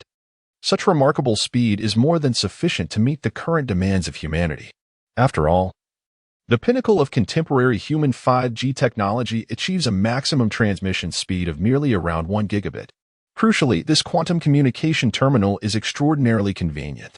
There is no need to establish any base stations. As long as one is within the range of the gravitational communication interferometer, real-time communication can be realized. The internal quantum components can swiftly transmit data. As Hui stepped into the Quantum Research Center, he joyfully inquired, "Where is Professor Fan?" A staff member promptly escorted him to a laboratory. Upon entering, Hui beheld Professor Fan clad in a white protective suit, diligently testing the quantum communication terminal. The laboratory was simulating various environments, including terrestrial space, vacuum, and cosmic radiation zones, to ascertain whether the quantum communicator would be disrupted by any unknown substances. Hui remained patient, waiting outside the laboratory. After approximately half an hour, Professor Fan concluded his tests. Upon exiting the laboratory, he immediately spotted Hui. Professor Fan momentarily paused, exclaiming, "Why didn't you notify me of your arrival, Minister Bai?" "I apologize, Minister Bai. I was so engrossed in my experiments that I lost track of your arrival," replied Professor Fan. Hui waved his hand dismissively, indicating that it was of no consequence. "It's quite all right, Professor Fan. How is the quantum communication terminal? What is the situation?" Upon mentioning this, a smile graced Professor Fan's face. This was his most magnificent achievement. He presented a quantum communication terminal, which he held in his hand, for Hui to examine. Hui scrutinized it closely. The quantum communication terminal was approximately the size of a palm, square-shaped, and significantly larger than an ordinary mobile phone. Simultaneously, a display screen overhead exhibited the content of the communication. Professor Fan elaborated, "Minister Bai, the quantum communication terminal I have developed can transmit a bandwidth of up to 1 gigabyte. The device you hold in your hand is capable of facilitating both text and video communications." Hui listened attentively to Professor Fan's explanation. "Professor Fan, is it possible for you to create a more compact version of the quantum communication terminal, akin to a mobile phone?" A hint of regret crossed Professor Fan's face. "Minister Bai, given our current technological limitations, achieving that is not feasible at this time. Integrating quantum communication into a mobile device poses significant challenges. However, incorporating it into computers is entirely manageable." Hui nodded in agreement, acknowledging that the existing capabilities of the quantum communication device were already remarkable. Very well. We now require mass production of these quantum communication devices. In the future, we must ensure that every spacecraft is equipped with one. Professor Fan, will it be difficult to mass produce this quantum communication device? Rest assured, Minister Bai, we have mastered the necessary technology, and mass production will not pose a challenge. If we establish a production line, we can produce at least tens of thousands per day. Producing tens of thousands in a single day? That is more than sufficient.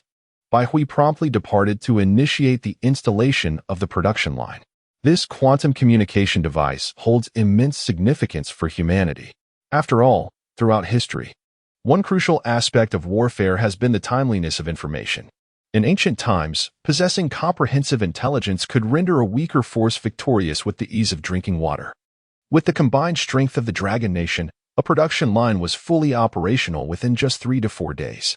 Under Professor Fan's calibration, an unceasing stream of quantum communication devices emerged from the production lines, initially supplied for official use by the Dragon Nation, with any surplus allocated to other governmental departments. As for making the quantum communication terminal available to the civilian sector, that would require additional time. Now, the Dragon Nation and the 12 allied nations have been fervently recruiting military personnel over the years. Currently, the combined military strength of the 12 nations exceeds 300 million and continues to grow. Many nations, unaware of the underlying circumstances, sense an ominous cloud looming over the world, as if war could erupt at any moment. Yet, they remain oblivious to the fact that this impending conflict transcends mere terrestrial boundaries. It is an interstellar war, a confrontation between human civilization and extraterrestrial entities. To this day, information regarding the lunar wormhole and the unknown civilization remains tightly guarded, with most countries completely unaware of this revelation. Another month has passed. Today marks a day of exuberant celebration for the Dragon Nation. Why, today is the wedding day of Bai Hui. Indeed, Bai Hui is now 28 years old. Approaching the age of maturity, under the urging of his parents, he has finally tied the knot, and his bride is none other than his secretary, Chun Lingyar. For some time now, the two individuals have been inseparable, gradually nurturing a bond of affection. After all, Bai Hui is not a heartless man. He is, indeed, a typical gentleman. Over the course of their enduring companionship, they have finally come together. This wedding can be regarded as the most magnificent celebration in the history of Long Country. All the esteemed elders of Long Country were in attendance, along with various leaders who extended their heartfelt blessings to the newlyweds. Furthermore, on the day of Bai Hui's nuptials, Long Country graciously granted a nationwide holiday, allowing everyone to partake in the festivities of this grand occasion. The wedding took place in Bai Hui's hometown, Han City. As the ancients said, there are 4 great joys in life: the arrival of much-needed rain after a prolonged drought, reuniting with an old friend in a foreign land, the night of the bridal chamber, and the moment of academic triumph. Now, Bai Hui can be considered a successful man, returning home in glory. Chapter 178. The wedding of Bai Hui. However, when the news of Bai Hui's marriage spread across the internet, countless women were left heartbroken. It is important to remember that Bai Hui was once regarded as the epitome of wealth and charm in the Dragon Country, a true national treasure. Many had devoted their affections to him, and now he was to wed. Yet, the bride was not among them. Numerous young women, hiding in secluded corners, quietly wept. Some even took to Weibo to express their sorrow, pleading with Bai Hui to reconsider. "Oh, Bai Shun is getting married, my heart aches. I do not wish to cry, yet I cannot hold back. Bai Shun, please do not marry that woman. I am the one who loves you most." They lamented. "Bai Shun, I adore you. Despite my heartache, your happiness is all that matters. I will always stand behind you, wishing you well." The pain of unrequited love is perhaps the most profound sorrow of life, yet why must such a fate befall me? Countless women wept across the internet. The wedding was to take place in Han City, where the nation had constructed an opulent villa for the couple, a lavish estate costing over 100 billion. Inside, it was resplendent and extravagantly adorned. Bai Hui had long since lost count of his wealth. Through prior agreements with the Dragon Country, he had ascended to become the world's richest individual. Money had lost its significance for him. His foremost desire now was to see the Dragon Country thrive. to ensure it would not face extinction in the impending battle of civilizations. This wedding was to be broadcast live, with official reporters and numerous cameras capturing every moment. Also airing on national television. It promised to be the grandest wedding in history. Outside the villa, an overwhelming number of vehicles had congested the roads. Yet this did not deter the fervent admirers. To ensure the ceremony proceeded smoothly, the Dragon Country deployed elite warriors from the Chilean Brigade to safeguard the venue, making the event virtually foolproof. The news of Bai Hui's marriage had repercussions beyond the borders of the Dragon Country, sparking reactions worldwide. Nations across the globe extended their congratulations. For instance, the Lighthouse Nation commissioned skilled carpenters and invested heavily in exquisite Wangwali wood to carve a statue symbolizing prosperity and harmony, which they presented as a gift. As dusk fell, the wedding commenced. An array of guests took their seats, with both sets of parents seated prominently. The couple, clad in traditional crimson attire of the Dragon Country, slowly entered. The groom wore a beaming smile, while the bride's head was veiled by a bright red scarf. This was a traditional Chinese wedding.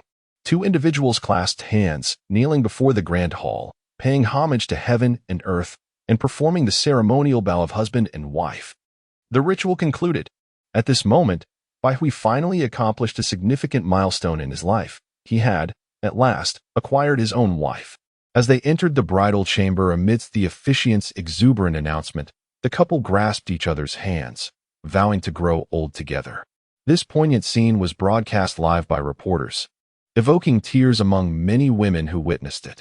Their idol had now taken a wife, and their hearts ached with longing.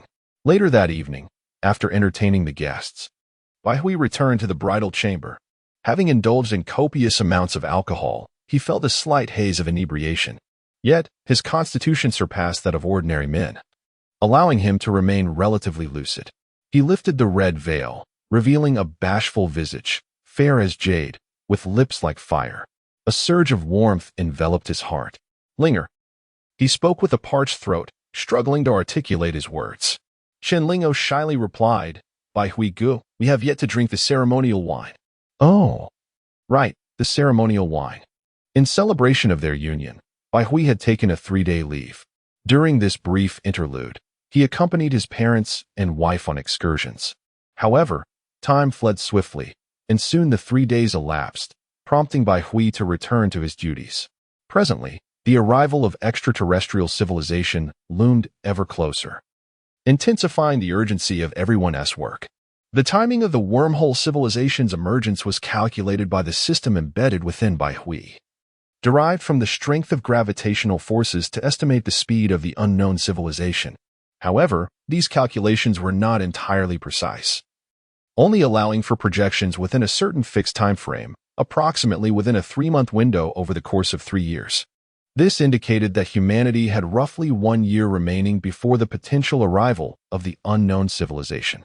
This interval was alarmingly brief, as the military forces of the 12 United Nations had already amalgamated, unified under the governance of the Dragon Nation, which established a committee to vote on major decisions. All nations were engaged in various training exercises under the auspices of the Dragon Nation, and every commander was mandated to learn Chinese, along with undergoing requisite examinations to enhance their military acumen. Chinese had become the most widely spoken language globally, as well as the language with the highest number of learners. In this impending conflict, the Dragon Nation held the reins of authority, thus the majority of commands would originate from them. The urgency of war necessitated that these commanders swiftly grasp the implications of military orders and devise corresponding strategies without delay. Therefore, the acquisition of the Chinese language was imperative. All soldiers were engaged in specialized training in space, preparing for a myriad of potential scenarios, thereby significantly bolstering humanity's military prowess. Simultaneously, within the Dragon Nation, production lines for silver plasma batteries had already been established. Silver plasma batteries, which were previously only capable of being manufactured in laboratory settings, have now been successfully produced on assembly lines thanks to the relentless efforts of scientists. With the advent of silver plasma batteries, the silver dragon armor of the Dragon Kingdom can be mass-produced. Indeed, the Dragon Kingdom has already manufactured over 2,000 silver dragon armors during a prior period. However, The majority of these armors have remained dormant in warehouses, gathering dust due to the lack of silver plasma batteries. Now, these silver dragon armors finally have a purpose. Nonetheless, it is challenging for ordinary individuals to operate the silver dragon armor, as it imposes an immense strain on the body greater than that experienced by astronauts during their ascent in chemical fuel rockets. Currently, only super soldiers possess the capability to withstand such tremendous pressure. Chapter 179, Cold Fusion Device, when discussing super soldiers. It is noteworthy that since the development of the M001 gene serum, the difficulty in becoming a super soldier in Dragon Nation has significantly diminished. The Chilean team has now transformed into the Chilean Legion, comprised entirely of various super soldiers. Their mission is exceedingly formidable, for these super soldiers are destined to be the primary force in battles against extraterrestrial civilizations. Presently, the Chilean Legion boasts approximately 20,000 members, all meticulously selected from military districts, representing the most physically capable warriors. Currently, the Chilean Legion is fortified with over 3,200 combat generals, individuals that Dragon Nation has painstakingly cultivated through every conceivable means. This is the true foundation of Dragon Nation, a secret known to none. The cultivation of a super soldier is no trivial endeavor. Although Dragon Nation can now mass-produce the M001 gene serum, its circulation is confined solely to the Chilean Legion. The transformation into a super soldier necessitates various medicinal resources to replenish the physical toll endured. The fact that Dragon Nation can produce 20,000 super soldiers is already a testament to its resource allocation. Furthermore, without attaining the status of a combat general, a super soldier's combat prowess remains inadequate. Those ranked as third-tier warriors do not even qualify to don the silver dragon armor, as only first-tier warriors possess the strength to endure the pressure of such armor. Currently, nearly over 10,000 super soldiers within the Chilean Legion are capable of wearing the silver dragon armor. Thus, with the breakthrough in silver plasma battery technology, the production of silver dragon armor is set to commence rapidly, with aspirations to manufacture 20,000 units within a year. At this very moment, Baihui is diligently engaged in product development within the system laboratory. At present, his most fervent aspiration is to achieve the miniaturization of nuclear fusion. The miniaturization of nuclear fusion is an exceedingly complex task, arguably the most challenging technical issue Baihui has encountered thus far. He is acutely aware that no civilization of a secondary level has ever achieved the miniaturization of nuclear fusion. Only the formidable third and fourth tier civilizations possess such mastery of this technology. In Baihui's perspective, hot nuclear fusion appears beyond the realm of miniaturization, as it necessitates extreme temperatures for the fusion process. To date, no material has been discovered capable of withstanding such elevated temperatures. Thus, Baihui has conceived the notion of cold nuclear fusion. Cold nuclear fusion does not take place in a frigid environment. Rather, it refers to the achievement of controllable nuclear fusion at comparatively lower temperatures, in contrast to hot nuclear fusion. As it stands, cold nuclear fusion remains a concept confined to the imaginations of scientists and has yet to be realized in practice. It is widely understood that nuclear fusion entails the merging of two lighter atomic nuclei to form a heavier nucleus, releasing energy in the process. However, as both atomic nuclei carry a positive charge, they repel one another, rendering the compression of these nuclei into proximity a daunting challenge. Individuals must enable two atomic nuclei to acquire sufficient energy and subsequently collide head-on, overcoming the repulsive forces of the atoms, in order to achieve fusion. Previous attempts at thermonuclear fusion involved providing atomic nuclei with enough energy and velocity to break through the repulsion between them, thus initiating a fusion reaction. However, aside from high temperatures, are there alternative methods to realize nuclear fusion? As it stands, there exists no such technology within the realm of human capability. Nevertheless, our world is replete with abundant energy. Theoretically, if this energy could be harnessed and directed towards atomic nuclei, nuclear fusion reactions could indeed occur. Energy is conserved. What thermal energy can accomplish, other forms of energy ought to be able to achieve as well. It is merely that humanity has yet to discover the appropriate methods. Therefore, Baihui must find a substitute for thermal energy. Macroscopic forms of energy such as mechanical, light, chemical, and electrical energy evidently cannot be precisely directed towards the minuscule atomic nuclei. Previously, the Dragon Kingdom discovered the Dragonfire spacecraft on Mars, which housed numerous advanced technologies worthy of human emulation. This time, through research on gravitational communication interferometers, Hui has uncovered a form of energy particularly suitable for application in nuclear fusion, quantum potential energy. In layman's terms, this involves utilizing the quantum tunneling effect from quantum mechanics to supply energy to atomic nuclei, thereby facilitating nuclear fusion reactions. The quantum tunneling effect refers to the phenomenon where microscopic particles can traverse barriers they would ordinarily be unable to cross. For instance, alpha decay occurs when an alpha particle escapes the formidable confines of the atomic nucleus. From a macroscopic perspective, it is conceivable that humans could traverse walls. However, it would necessitate that all microscopic particles constituting the individual simultaneously penetrate the barrier, which is an impossibility. Based on this theory, Hui commenced his experiments. This endeavor proved to be exceedingly monotonous, requiring incessant testing. As time slipped by, a month later, Hui appeared somewhat fatigued, yet his eyes sparkled like stars. Before him stood a device approximately the size of a basketball, which he dubbed the Divine Radiance Cold Fusion Device No. 1. This apparatus is remarkably compact. In comparison to the Divine Radiance No. 1 and No. 2 fusion devices, it is indeed a pocket-sized fusion apparatus. System: initiate the nuclear fusion reaction. The Divine Radiance Cold Fusion Device No. 1 hovered in the void, with two pipes extending above and below, while wires intertwined in the center. Nuclear fuel materialized out of thin air, flowing through the two pipes into the device. Subsequently, the surrounding magnetic field began to accelerate, converging in the center through quantum tunneling. The atomic nuclei collided, resulting in fusion. An unceasing flow of thermal energy emanated from the core, enveloped by the surrounding fiery gold material, ultimately transforming into electrical energy, persistently outputting power. With a mere thought, Hui noted that the energy within the device reached merely several tens of thousands of degrees, predominantly comprising the thermal energy generated post-fusion.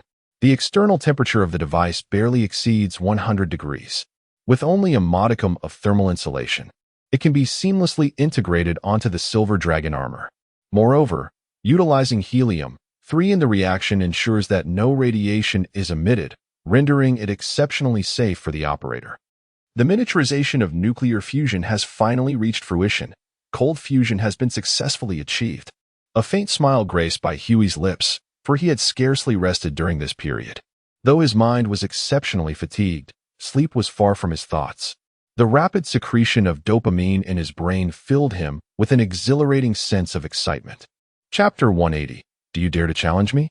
The successful development of the Divine Radiance Cold Fusion Device No. 1 has alleviated a significant concern from Hui's heart. From this moment onward, the Silver Dragon armor would no longer suffer from energy shortages, capable of providing boundless power. Naturally, this is not entirely absolute. Although the fusion battery can indeed supply a substantial amount of energy, a full-scale eruption cannot sustain prolonged operation. After all, the ion cannon of the Silver Dragon armor consumes energy at an astonishing rate. With his spirit uplifted, Hui directly fabricated a Divine Radiance Cold Fusion Device No. 1 in reality. Presently, all Silver Dragon armors have been transported to the Qilan Legion. He then brought the Divine Radiance Cold Fusion Device into the Qilan Legion, which had transformed into an enormous military base. Nestled within a secluded mountain area surrounding Xinjiang, this locale remains largely unknown to the public. Even those aware of its existence are oblivious to the fact that it is the stronghold of Dragon Nation's super warriors. Upon Hui's arrival, Jin Zhan and Lei Gang, who now serve as the commanders of the Qilan Legion, hurriedly approached him. The two stood at attention, saluting. "Welcome, Chief Instructor, to our inspection." Hui waved his hand dismissively. "Enough with the formalities. I have serious matters to attend to." As the number of general-level warriors increases, Hui has established a ranking system for their powers. According to the degree of genetic development, general-level warriors are classified from 1 star to 9 stars. A 1-star general corresponds to a genetic development range of 1% to 10%, and so forth. Currently, Lei Gang and Jin Zhan are among the only 9 3-star generals within the Qilin Legion. Bai Hui himself stands as a 5-star general, with a genetic development level hovering around 40 to 50%. Moreover, both Lei Gang and Jin Zhan have recently been promoted as commanders of the Qilin Legion. They now hold the rank of major. Only these 3-star warriors are capable of taming the rebellious super soldiers. Otherwise, should Dragon Nation appoint anyone indiscriminately as the commander of the Qilin Legion, chaos would undoubtedly ensue. Chief Instructor, do you have pressing matters? Would you care for a sparring session? Lei Gang inquired, his excitement palpable. He had found the past few days rather monotonous. Once a king of special forces, he relished life amidst the chaos of gunfire and battle. Since the Battle of Moros, they had not engaged in combat, which prompted the thrill-seeking Lei Gang to challenge Bai Hui. Oh, you wish to challenge me?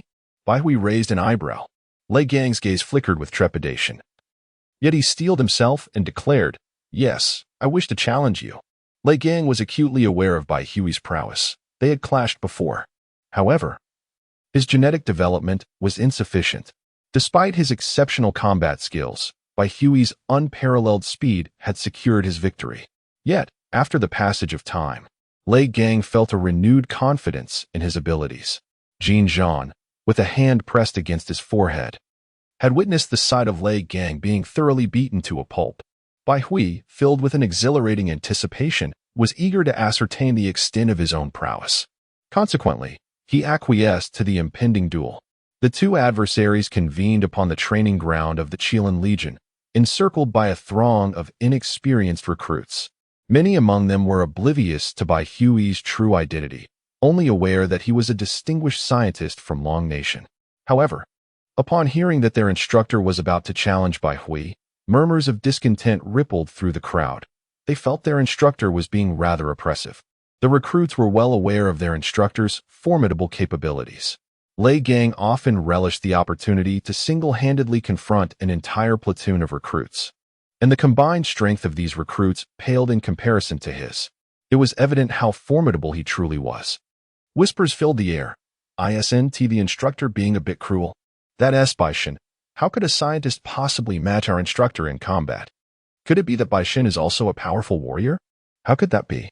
Bai Shen is a scientist engrossed in technological advancements. He hardly has time for physical training. Observing the calm expressions on the faces of the other instructors, the recruits found it peculiar. Indeed, it is a bit strange. If something were to happen to Bai Shen, our instructor would surely face severe consequences. Suddenly, a commanding voice rang out. Silence. The arena fell utterly quiet.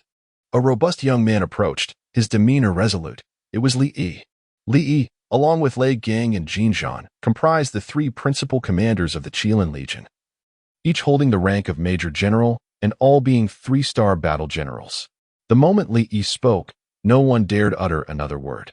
Satisfied, he surveyed the assembly of recruits and declared, Today, I wish to introduce to you a person you should all be quite familiar with. Indeed, he is Bai Shen, our nation's esteemed scientist. However, what you may not know is that Bai Shen also bears another title. He is the chief instructor of our Qilin Legion, and all of us have been nurtured under his guidance. A wave of astonishment washed over the recruits as they regarded Bai Hui with incredulity. Li Yi continued, Now, your instructor, Lei Gang, is about to challenge our chief instructor. Let us give a warm round of applause. The air erupted with enthusiastic applause. Now, let us witness how your esteemed instructor is soundly defeated. Laughter erupted throughout the crowd. Bai Hui chuckled lightly, unfazed by Li Yi's remarks. He turned to Lei Gang and said with a smile, Come on, Lei Gang, I'll allow you a few moves. With that, Lei Gang lunged forward like a raging beast, throwing a powerful punch towards Bai Hui, his face set with determination, confident that his strength was not inferior to Bai Hui's. In an instant, Bai Hui's perception altered. Lei Gang's movements appeared to slow down dramatically in his eyes. With a slight shift of his body, he prepared for the encounter. Suddenly evading Lei Gang's attack, Bai Hui retaliated with an elbow strike that landed squarely on Lei Gang's back. The immense force caused Lei Gang to stumble, crashing to the ground, and creating a sizable crater upon impact. This exemplified the terrifying prowess of a battle-hardened warrior. Laughter erupted throughout the scene, led by Li Yi, while the new recruits dared not mock the stern instructor Lei. "Come again," Lei Gang exclaimed as he rose. Feeling slightly dazed, with a furious roar, he charged forward once more. This time, his speed was unparalleled, cutting off Bai Hui's escape. In a direct clash, Bai Hui threw a punch that met Lei Gang's formidable strength head-on. Lei Gang, a robust figure standing 7 feet tall, faced off against Bai Hui, who resembled a frail scholar. Yet astonishingly, it was Lei Gang who was forced to retreat several steps before regaining his balance. "Now it's my turn to strike," Bai Hui declared with a smile, prompting Lei Gang to heighten his vigilance. However, it proved futile. A blur streaked before Lei Gang's eyes, and in an instant, he found himself airborne, crashing hard onto the ground.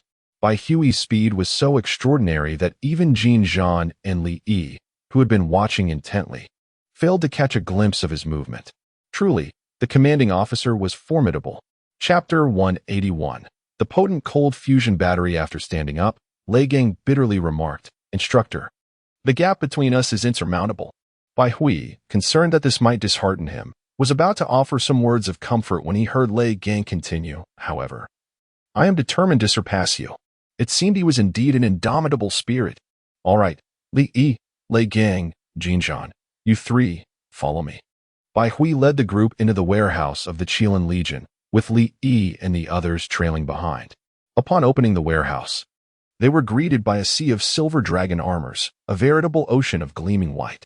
Towering silver dragon armors stood silently within the confines of the storage. "Instructor, what are we doing here?" Lei Gang inquired, scratching his head in confusion. Bai Hui did not respond immediately. Instead, he retrieved a spherical device from behind him. "This is the cold fusion device. Lei Gang, please fetch me a toolbox." Once the toolbox arrived, Bai Hui commenced the disassembly of one silver dragon armor, preparing to install the cold fusion device, which could also be referred to as a nuclear battery. After approximately 2 hours of meticulous work, the cold fusion battery was successfully integrated into the silver dragon armor. "Come, Lei Gang, don the armor and test it out." Lei Gang hesitated momentarily before a smile broke across his face, and he approached the silver dragon armor, donning it with eagerness. With a thunderous roar, the silver dragon armor soared into the sky. Lei Gang felt the vibrations coursing through his body, igniting the fervor within him, rekindling that exhilarating thrill. After circling in the sky for several minutes, he was astonished to discover that the armor still retained 99% of its energy. An idea sparked in his mind. The silver dragon armor was equipped with a miniature anti-gravity engine, theoretically capable of ascending into space as long as the energy was sufficient. Previously, no one had attempted such a feat, as the armor relied on battery power, which was limited. Venturing into space would likely result in an inability to return. However, with the cold fusion battery now installed, the energy was abundant. Thus, Lei Gang commanded the silver dragon armor to soar skyward, propelling himself into the vastness of space. The speed of the silver dragon armor was remarkable, demanding a high level of endurance from the human body. Yet, Lei Gang was no ordinary individual. As a 3-star warrior, his physical capabilities were among the finest in the Dragon Nation. This pressure was but a trivial matter for him. In a remarkably brief time, the silver dragon armor surpassed the first cosmic velocity, then the second, and the third. Lei Gang felt an exhilarating rush of adrenaline. The sensation was indescribably delightful. Amidst the boundless expanse of space, the silver dragon armor continued its flight, executing flips and maneuvers. Out of the corner of his eye, Lei Gang spotted a piece of space debris roughly the size of a palm. He deftly maneuvered the silver dragon armor closer, synchronizing his speed with that of the debris. With his left hand pressed against the space junk, he prepared for action. Boom! The ion cannon erupted. A thunderous explosion resonated through the air, instantly vaporizing the space debris. Oh, what a thrill! Lei Gang glanced at the energy levels of the silver dragon armor and unleashed the ion cannon. At this moment, the silver dragon armor still retained an impressive 92% of its energy. At long last, Lei Gang returned to the base of the Qilin Legion on Earth. Upon landing, He excitedly exclaimed to Bai Hui, "Instructor, this battery is phenomenal. I took a stroll through space and even used the ion cannon, yet the energy remains at 90%. Bai Hui nodded in satisfaction. He had successfully miniaturized the cold fusion battery. Through testing, it was confirmed that the cold fusion battery installed on the Silver Dragon armor was both safe and efficient. This meant that the cold fusion battery was now ready for mass production. Bai Hui returned to the Dragon Division and made his way to the Nuclear Physics Research Institute. Years ago, he had developed the Shenhui #1 nuclear fusion device in this very place. Fang Zhongmin, the esteemed head of the institute, was now enjoying a comfortable life. Having achieved what many believed to be the most challenging feat of controllable nuclear fusion, he was still in pursuit of higher technologies, exploring new nuclear theories. Yet he felt considerably less pressure than before. Upon seeing Bai Hui enter, Fang smiled and said, "Xiao Hui, what brings you to see this old man?" "Old Master Fang. Can't I come visit you without a reason?" Bai Hui replied. Fang chuckled. "Don't tease me. I know you well. You don't come without a purpose. Speak. What can I do for you?" "Indeed, your insight is as keen as ever. I have recently developed a new technology, cold fusion technology." "What?" Fang was instantly taken aback, rising from his chair in astonishment. What did cold fusion technology signify? Humanity had yet to establish any theoretical foundation for it. This meant that even the world's leading physicists had not conceived a viable method for cold fusion. Yet here was Bai Hui claiming he had developed such a technology. "Old Master Fang, please don't be overly excited. Let me explain." Bai Hui proceeded to share details of the technology with Fang, revealing that he had already created a unit and installed it on the Silver Dragon armor. The structure and the new atomic theory he described were nothing short of astonishing. After listening, Fang remained rooted in disbelief for quite some time. The cold fusion technology had not only been conceptualized but was also manifest in physical form. The implications of this were monumental. It signified that Longwa was poised to enter the era of small-scale nuclear fusion. Humanity would no longer face energy shortages. "Old Master Fang, the purpose of my visit today is to initiate mass production of this cold fusion device. Our time is limited. We must produce 20,000 cold fusion batteries within a year and install them all on the Silver Dragon armor." Fang Zhongmin's expression grew serious as he resolutely stated, "Xiao Hui, rest assured, as long as I draw breath, I will assist you in mass-producing those 20,000 cold fusion devices." "Certainly. Here is the refined and improved version." Bai Hui has departed from the Nuclear Physics Research Institute. The mass production of the Shenhui Cold Fusion #1 device has been entrusted to Elder Fang. He has even more pressing matters to attend to. At this moment, the strength of Longwa has undoubtedly reached its zenith. Countless quantum communication terminals are currently in a frenzy of mass production. Virtually every spacecraft is now equipped with a quantum communication device. A single loading one spacecraft requires only one installation, enabling its occupants to access the internet seamlessly. Much like Wi-Fi, the latency of the quantum communication device is remarkably low, merely a few milliseconds. Even in the vastness of outer space, individuals can engage in online gaming without any delay. Chapter 182. In the final moments. Let us amend our regrets since the moment Bai Hui discovered the extraterrestrial vessel, the Dragonfire. He has calculated the true power of a third-level civilization. Indeed, it is formidable, with an array of weaponry and a curvature space engine that surpasses Earth's capabilities by an unfathomable margin. Yet, astonishingly, this mighty spacecraft was once vanquished by the ancestors of the Dragon Kingdom. How glorious must that era have been! However, the ancient legends speak of those powerful beings who have inexplicably vanished without a trace. If they were still among us, Bai Hui would have no trepidations regarding Earth's safety. Should the civilization within the wormhole merely be a third-level entity, then with the might of the Dragonfire, Earth should be capable of overcoming them. Yet, there lies a fear that this wormhole civilization may possess strength exceeding that of a third-level civilization, which would spell disaster. Nonetheless, such a possibility is slim, after all. If it were a fourth-level civilization, they would have already graced the solar system with their presence. At present, humanity's most formidable weapon is the heavy nuclear fusion bomb, accompanied by spatial explosive devices capable of annihilating entire regions of space. The destructive power of these weapons is indeed tremendous. Regrettably, the most powerful armament aboard the Dragonfire The dark matter canon is no longer available. Were it still operational, humanity would have no cause for concern. The dark matter canon is the ultimate trump card, capable of obliterating a planet in a single shot. Why we cannot fathom how our ancestors defended against such devastating weapons. Currently, scientists in the Dragon Kingdom are tirelessly researching the dark matter canon. Alas, humanity remains at a complete loss regarding this weapon. Acquiring dark matter itself is a daunting challenge. The system once informed by Hui that the dark matter canon necessitates a master of spatial laws to enter the dark space and collect it at great cost. Thus, given the current technological capabilities of humanity, obtaining dark matter is indeed a Herculean task. As time flows, a year has swiftly elapsed.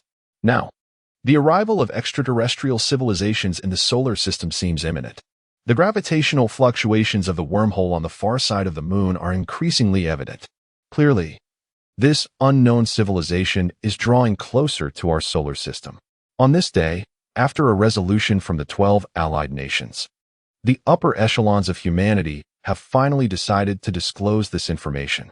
At the very least, it would prepare the populace for the impending crisis. This war may lead to humanity's defeat, and thus, revealing the truth to the public will allow them to cherish their final moments with loved ones, rather than being ensnared in the complexities of daily life, like puppets rising early and returning late. It is a time to savor the warmth of familial bonds in these last moments. At 6 o'clock in the evening, the leaders of the 12 allied nations appeared together on television. Their expressions were grave, and their words carried the weight of solemnity. The Grand Elder spoke in a deep voice. Greetings to the citizens of the Dragon Kingdom. Today, I must convey an important matter to you all. I hope that those of you watching can set aside your endeavors and listen attentively until I have finished. Approximately 4 to 5 years ago, our esteemed scientist, Mr. Bai Hui of Dragon Nation, made a remarkable discovery on the far side of the moon, an anomaly in gravitational forces. After meticulous verification by our scientists, we arrived at a startling conclusion. A wormhole had manifested, heralding the approach of a formidable and unknown civilization towards our solar system. Upon receiving this news, we were engulfed by a tumult of emotions, fear, concern, and hope. We had once yearned for this extraterrestrial civilization to arrive bearing peace. However, our dreams were shattered by the onset of war. The Battle of Moros, allow me to clarify, Moros is an alien entity, part of a species known in the cosmos as the blade worms, immensely powerful. From that moment, we understood that we must relinquish any illusions and abandon the hope for mercy from the strong, for such aspirations only lead to annihilation. Thus, humanity must learn to resist.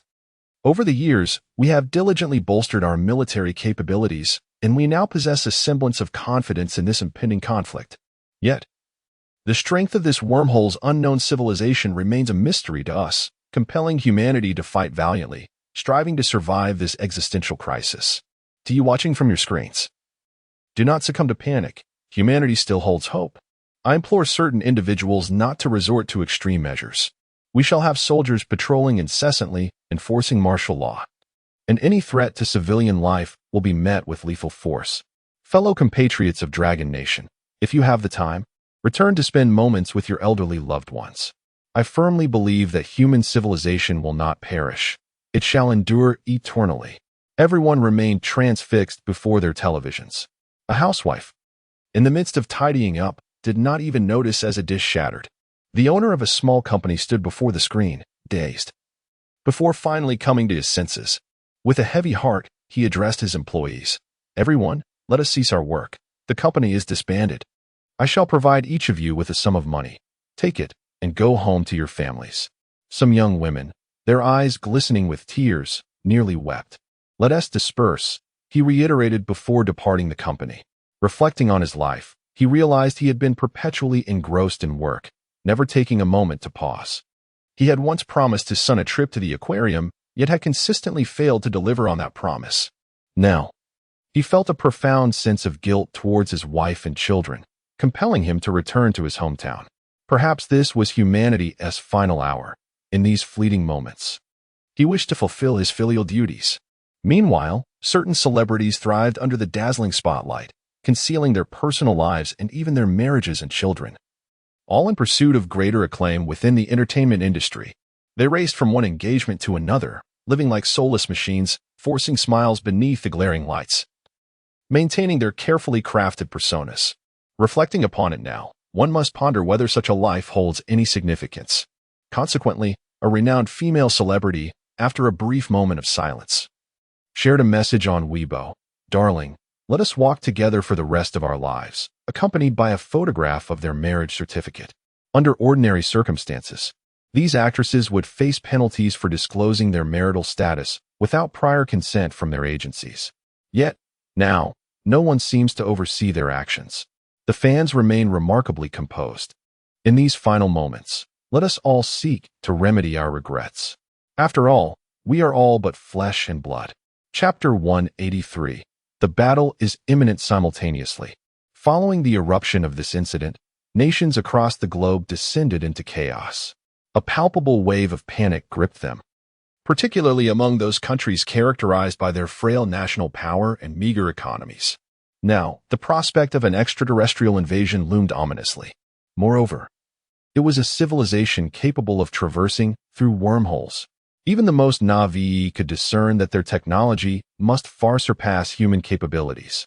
Furthermore, it was revealed by the Dragon Nation that those accursed Moros were, in fact, alien beings, a species known as the blade worms. Humanity had unwittingly engaged with extraterrestrial life long before. Yet, the outcome of that encounter was far from favorable, resulting in the loss of hundreds of millions of lives. This was a blood feud. Thus, the Moros on Earth had nearly been obliterated, leaving no space for their existence. It was terrifying. Who could save us? We must swiftly align ourselves with the Dragon Nation. Only they can rescue our countries. Yes, we must urgently seek the protection of the Dragon Nation. A nation devoted to peace, surely willing to assist us. The Dragon Nation stands as the most formidable power on Earth. Only they can deliver us from our plight. In truth, it was not merely the smaller nations that were engulfed in fear. The 12 allied nations, upon announcing the news, succumbed to widespread turmoil. Compelled to deploy military forces to restore order, individuals sat in the streets, weeping uncontrollably, while others unleashed their fury, seemingly venting their inner trepidation. Some resorted to vandalism, expressing their pin-up rage. "Oh my goodness, the aliens are truly coming. Where are our heroes, Captain Lighthouse and Iron Man? We implore you to emerge and save our lives." Alas, our nation lacks superhumans. In this world, only the Dragon Nation possesses real heroes. Have you forgotten the Silver Iron Man during the Moros War? Yes, Dragon Nation. Please come to our aid. Dragon Nation Captain, I am your devoted fan. Please save us. Panic, fear, anger, sorrow, helplessness, despair, an array of emotions intertwined within the hearts of humanity. Meanwhile, unbeknownst to many, the Dragon Nation had emerged as the savior for all. This is no jest, after all. The might of the Dragon Nation had long surpassed that of any other country. Moreover, the depth of this nation's foundation remained a mystery. If there were to be a savior in this world, it would undoubtedly be the Dragon Nation. At this moment, the situation within the Dragon Nation was somewhat more stable. Most of its citizens were inclined to trust the official narrative. Having watched numerous interstellar warfare films, they understood that, at this juncture, no individual action could alter the reality. Only the strength of the nation could potentially navigate through this crisis. Many individuals refrained from expressing their emotions, believing it to be a sign of weakness. Conversely, a greater number share videos and photographs of their outings with family. Ultimately, spending time with one's parents is indeed commendable. Simultaneously, numerous netizens voiced their support in official comments, rallying for our nation, believing that humanity will surely overcome this crisis. Indeed, our nation has endured for 5 millennia. Facing countless adversities, this too shall pass, rendering our civilization even more resplendent. Let us rally together, and I hold faith that our leader will guide humanity towards newfound brilliance. Indeed, our leader has wrought numerous miracles, and success is surely within reach. Our leader embodies the grandest marvel of our ancient lineage, and I am confident they will not disappoint us. After all, what is death but an inevitable fate? Who among men can escape it? Through valiant struggle. Humanity's civilization is destined to shine as the brightest gem in the vast cosmos. At present, our nation resembles a colossal machine, with countless departments and personnel diligently at work, rapidly preparing for all eventualities. Firstly, a monumental base has been established on the far side of the moon, encircled by formidable walls that enclose a spatial wormhole. Moreover, within these walls lie over 100 nuclear warheads, predominantly thermonuclear devices, and in the final hours, our nation has successfully developed cobalt bombs, 2 of which are concealed on the lunar far side. The cobalt bomb, renowned as a supernuclear weapon, possesses the capacity to annihilate the entire Earth.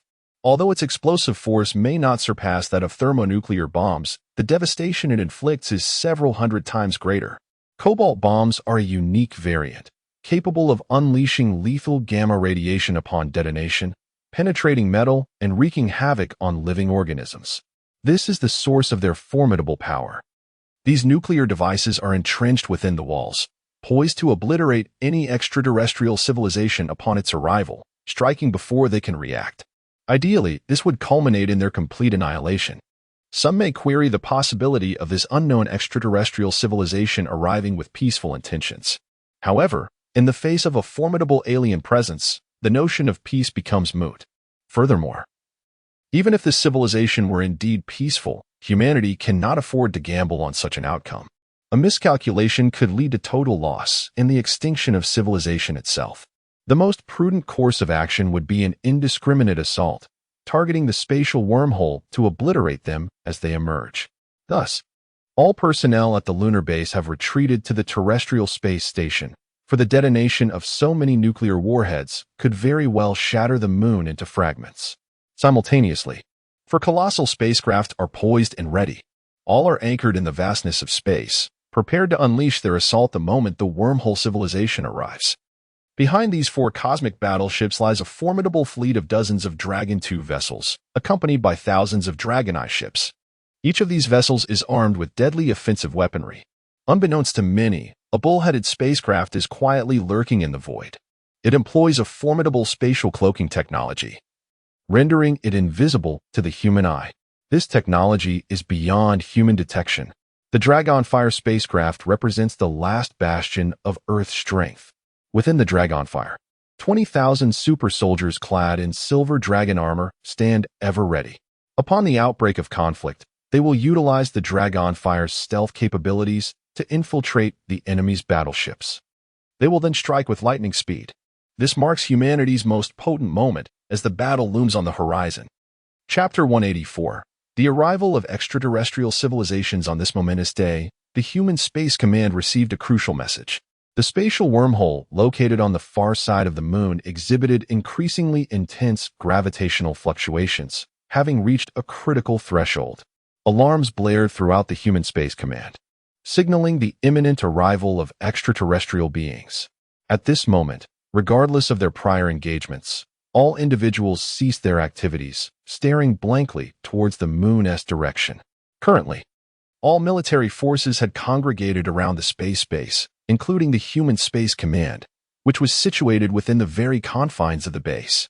From Earth's perspective, the moon appeared unchanged, yet an ominous atmosphere loomed, as if a storm were brewing. However, human detectors on the moon had long since confirmed the presence of an alien spacecraft. On a colossal screen, surveillance footage of the area surrounding the wormhole was displayed. Suddenly, the imagery shifted, revealing a distortion in the void ahead, which morphed into a dark, glowing aperture. This was the wormhole. Gasps of astonishment filled the room as a dark silver silhouette abruptly materialized on the screen. It was an unimaginably vast spacecraft, and even through the monitors, its grandeur was palpable. The vessel emerged slowly, expanding in size, evoking a growing tension among the observers. All eyes were fixed on the young man seated at the helm, Bai Hui, the commander of this interstellar conflict. Bai Hui studied the screen with grave intensity, patiently awaiting the opportune moment. The exterior of the alien craft was adorned with an array of menacing protrusions, resembling a colossal meteorite, an ominous sight that instilled dread merely by revealing the tip of the iceberg. As time progressed, the ship's surface gradually became more visible, allowing the onlookers to discern its overall structure. This spacecraft was indeed monumental, reminiscent of a giant crab, with a massive oval-shaped body at its center, surrounded by hundreds, even thousands, of mechanical appendages, an unnerving spectacle. Nearly half of the alien vessel was now visible, yet it dominated the sky above the far side of the moon. Its silhouette discernible even from the Earth-based space station, as if a monstrous entity lay and weighed upon the lunar surface. At that moment, Huey's eyes gleamed with determination. Without hesitation, a nearby operator pressed a crimson button, activating the quantum communication device, which transmitted a signal to the detonators on the moon's far side in mere microseconds. A thunderous explosion reverberated as every nuclear device buried on the moon detonated simultaneously. A ghostly blue light illuminated the lunar landscape, and violent shockwaves radiated outward from the far side of the moon.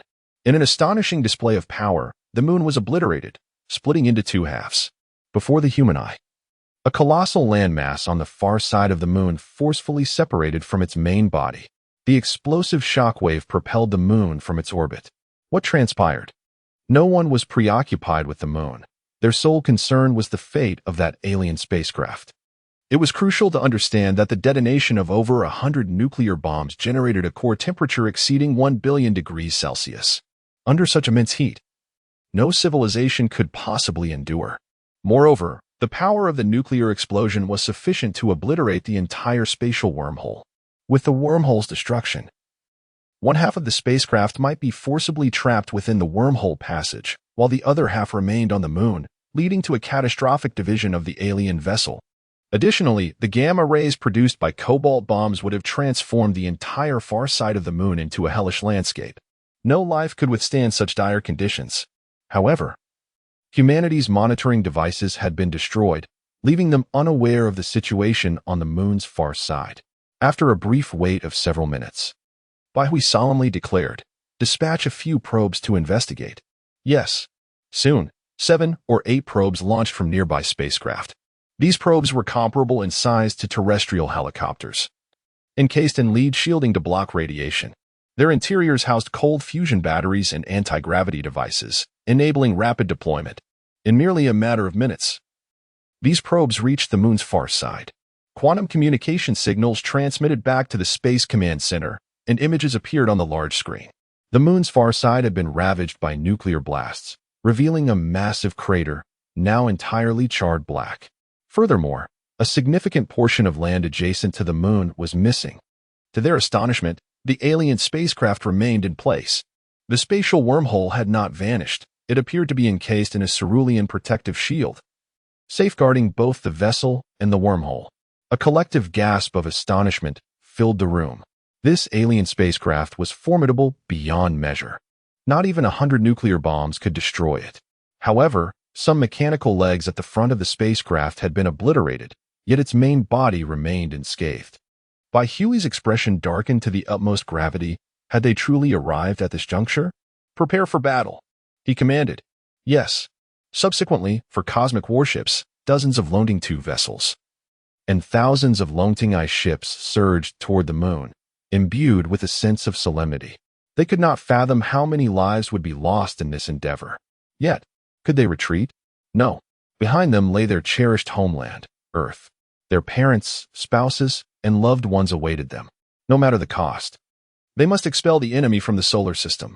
Boom, boom, boom. The alien spacecraft on the moon's far side finally came into full view. The spatial wormhole had completely vanished. This battle was now a fight to the death. The alien spacecraft is astonishingly larger than the Dragonfire vessel, approximately a quarter the size of the moon. Its immense mass has even generated a gravitational pull, drawing cosmic dust toward it. Suddenly, an array of openings appeared around the alien ship, from which numerous small warships emerged. Hui observed clearly through the probe's camera that these vessels were comparable in size to typical human fighter jets, yet they possessed remarkable speed, significantly surpassing that of Earth's Dragonfly 1 spacecraft. Attention! The enemy has launched an offensive. Prepare for full-scale attack. Hui swiftly alerted the human forces over the broadcast channel. Meanwhile, a bull-headed spacecraft, concealed within the fabric of space, gradually approached the alien vessel. Chapter 185, The Potent Space Bomb. The human vessels, Longting 1 and Longting 2, have been entirely transformed into formidable warships, equipped with an array of powerful weaponry. Suddenly, alien battleships resembling locusts emerge from the far side of the moon. Within one of these vessels, the Zhurong spaceship, Commander Chin Nan bellows, "Open fire. Annihilate these creatures." By this juncture, animosity has festered beyond measure, leaving no choice but to engage in a death struggle. Boom, boom, boom. The human fleet unleashes a relentless barrage. Countless bullets, missiles, and laser weapons surge forth like a tidal wave, bombarding the alien armada. Yet, the sheer number of extraterrestrial ships is overwhelming, advancing upon humanity with a frenzied intensity. Moreover, these alien vessels are enveloped in a protective shield that effectively repels human attacks. In an instant, the initial assault yields minimal results, downing merely a few hundred alien ships. Suddenly, the alien fleet retaliates. Beams of blue energy erupt from their hulls. These weapons are energy-based, and the human vessels, equipped solely with anti-gravity shield technology, can only defend against kinetic assaults. Faced with this onslaught of energy weaponry, humanity finds itself powerless to counter. Evasion is the only recourse. Nevertheless, numerous human ships are shattered into fragments, resulting in catastrophic losses within the first wave. Commander Chin Nan's eyes blaze with fury as an enormous human warship unleashes its wrath. This colossal vessel bristles with high-powered laser weapons and an assortment of formidable electromagnetic cannons, posing a lethal threat to the alien armada. Destroy these fiends. In the space station, Bai Hui observes with clarity. He sighs, recognizing the vast disparity in power. After all, they are up against a formidable third-tier civilization. To them, humanity's arsenal appears woefully inadequate. Yet, this meager strength is insufficient to eradicate humankind. Bai Hui's gaze intensifies, a fervor for vengeance igniting within him. Launch the Longhua. The Longhua spacecraft, concealed in the shadows, stealthily infiltrates the heart of the alien fleet. Thus far, this unknown civilization remains oblivious to the Longhua's presence, suggesting their technology may not be as formidable as presumed. The Longhua spacecraft, an ancient vessel of Chiyu, belongs to a pinnacle third-tier civilization, exceedingly powerful. Clearly, the invading civilization pales in comparison to that of Chiyu. The Longhua navigates through the void undetected, its size dwarfed by the alien ships, which are approximately double its dimensions. Finally, as it approaches within mere dozens of kilometers, the Longhua halts. Under the commander's direction, 10 space bombs are swiftly deployed from the Longhua. At this moment, the alien vessels finally detect the impending threat of the bombs. Countless alien warships suddenly emerged from the spacecraft above. Yet, it was too late. The Dragonfire vessel was already perilously close to the extraterrestrial craft. A distance of merely tens of kilometers is but a fleeting moment in the realm of spacecraft. The frantically charging alien warships could not hope to thwart the assault of the spatial bombs. The bombs surged swiftly toward the alien vessel, closing in to a mere few kilometers away. As the spatial bombs detonated, the expected thunderous roar was conspicuously absent. Instead, it bore an eerie silence, as if no reaction had occurred at all. However, at the very instant of detonation, the entirety of space was abruptly frozen. The frenzied alien warships bizarrely halted in the void. Then, space shattered. Countless strands of spatial cutting force violently cleaved through everything in their vicinity. A pale blue protective shield materialized around the alien spacecraft, desperately attempting to withstand the onslaught of these spatial forces. Yet, this was the formidable power unleashed by the explosion of 10 spatial bombs. It was beyond comparison to the ordinary spatial rifts surrounding wormholes. This alien vessel had merely reached the level of a third-tier civilization, at best, a mediocre one within that category. How could its shield possibly withstand the ferocity of such spatial forces? Unless, perchance, an entity transcending the pinnacle of perfection resided aboard their ship. However, this alien vessel was nothing more than a typical exploratory craft of a third-tier civilization, designed to roam the cosmos, hoping to discover life-bearing planets akin to Earth for substantial gain. Many third-tier civilizations operated under such a premise. It was implausible for such powerful beings to exist aboard such a vessel. Even among third-tier civilizations, such entities were the epitome of their race, rarely venturing forth. The cosmos is fraught with peril. Should such a formidable being fall, the civilization's strength would plummet. They could even become targets for vengeful enemies. In an instant, the protective shield of the alien vessel shattered, and the frenzied spatial forces relentlessly obliterated their craft. Although the materials used in the vessel's construction were remarkably resilient, capable of withstanding spatial cutting around wormholes, the aftermath of 10 spatial bomb detonations unleashed an uncontrollable fury. The vessel could withstand this ferocious spatial cutting for barely 10 seconds before succumbing. The surface metal fractured incessantly. Through the probe's investigation, Baihui discerned a group of towering life forms within the vessel, writhing in anguish. Their current location remained the far side of the moon. The gamma rays resulting from the earlier cobalt bomb explosions still lingered in abundance. Ordinary life forms could not endure the might of gamma rays. Moreover, the power of spatial cutting continued its relentless rampage. Ultimately, a circular expanse spanning several dozen kilometers was formed. More than half of the alien vessel's hull had been reduced to fragments, adrift in the cosmos. Only a small portion of the hull remained, still anchored in its original position. Baihui was taken aback, astonished by the formidable power of such spatial explosives. When the Dragonfire spacecraft was first discovered, there were still 12 spatial bombs remaining. Now, 10 had been deployed in one fell swoop, leaving only 2 behind. Taking advantage of his weakness could prove fatal. Baihui's eyes gleamed with determination, for within the remnants of the spacecraft still resided numerous extraterrestrial life forms. General Su Ming Chuan promptly ordered the remaining 2 spatial bombs to obliterate the remnants of the alien vessel. Understood. I will proceed immediately. Su Ming Chuan's voice crackled with palpable excitement through the intercom, clearly elated by the current circumstances. The civilization of Earth had been preserved. Chapter 186, Interstellar Warfare. Subsequently, leveraging the stealth capabilities of the Dragonfire spacecraft, it effortlessly approached the remnants of the alien vessel. Thereafter, it similarly deployed 2 spatial bombs. The Dragonfire ship swiftly retreated. Silently, the remaining hull was utterly obliterated. Countless extraterrestrial beings frantically evacuated aboard their warships. At this moment, the vast expanse of space was filled with various debris. Numerous alien life forms sat dazed within their spacecraft, gazing blankly at the scene before them. Was this not a primitive civilization? How could they possess such terrifying weaponry? Even now, many remained oblivious to the origin of these weapons. The Dragonfire craft was astonishingly powerful, its cloaking ability far surpassing that of this alien civilization. To this day, no one has discerned the existence of the Dragonfire. The alien ship was completely destroyed, prompting an uproarious cheer from the human alliance. Everyone leaped with joy, though they were unaware of what had transpired. After all, the existence of the Dragonfire was a closely guarded secret within the entire Dragon Kingdom.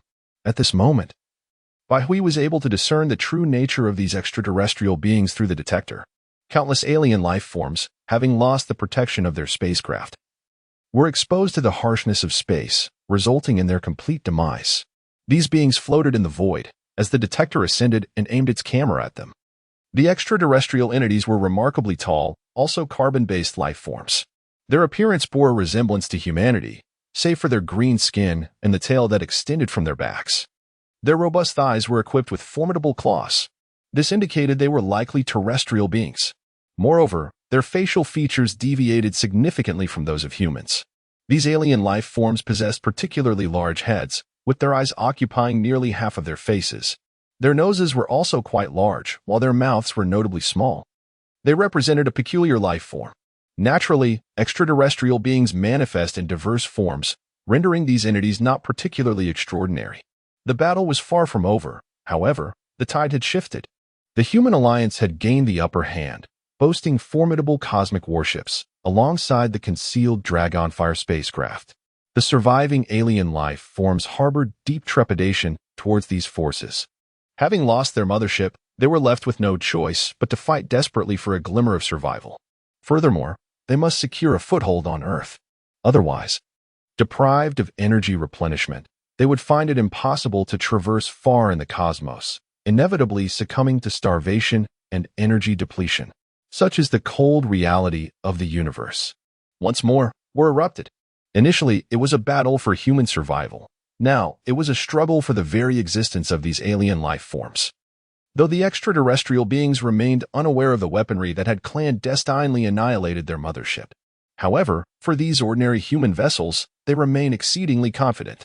Indeed, they believe that with their own strength, they can surely vanquish these beings. The extraterrestrial entities have examined human corpses and discovered their inherent fragility. It is merely due to humanity's advanced technology that they are capable of competing with them now. Boom, boom, boom.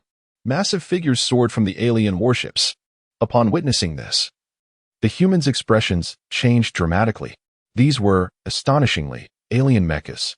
The extraterrestrials, piloting these mechas, exhibited greatly enhanced speed, strength, and agility. Human attacks were utterly ineffective against them. Instead, one human ship after another was obliterated by these alien mechas. In mere moments, humanity suffered devastating losses. Bai Hui's expression turned icy, at the end of their tether. They dared to act recklessly on our territory. He seized the microphone and commanded, Lei Gang, Jin Zhan, Li Yi, it is your time to shine. Ensure the complete annihilation of the enemy. Having just witnessed a battle, Lei Gang and his comrades were filled with fervor. They excitedly responded, rest assured, instructor. We shall take their heads. Boom, boom, boom. In a certain void near the moon, the fabric of space twisted. A colossal ship emerged, followed by countless silver mechas that instantaneously soared from the vessel. These individuals were super soldiers cultivated at great expense by the Dragon Kingdom over the past few years. Even the weakest among them ranked above elite warriors. The strongest, including Lei Gang and Li Yi, had even reached the level of 5-star generals.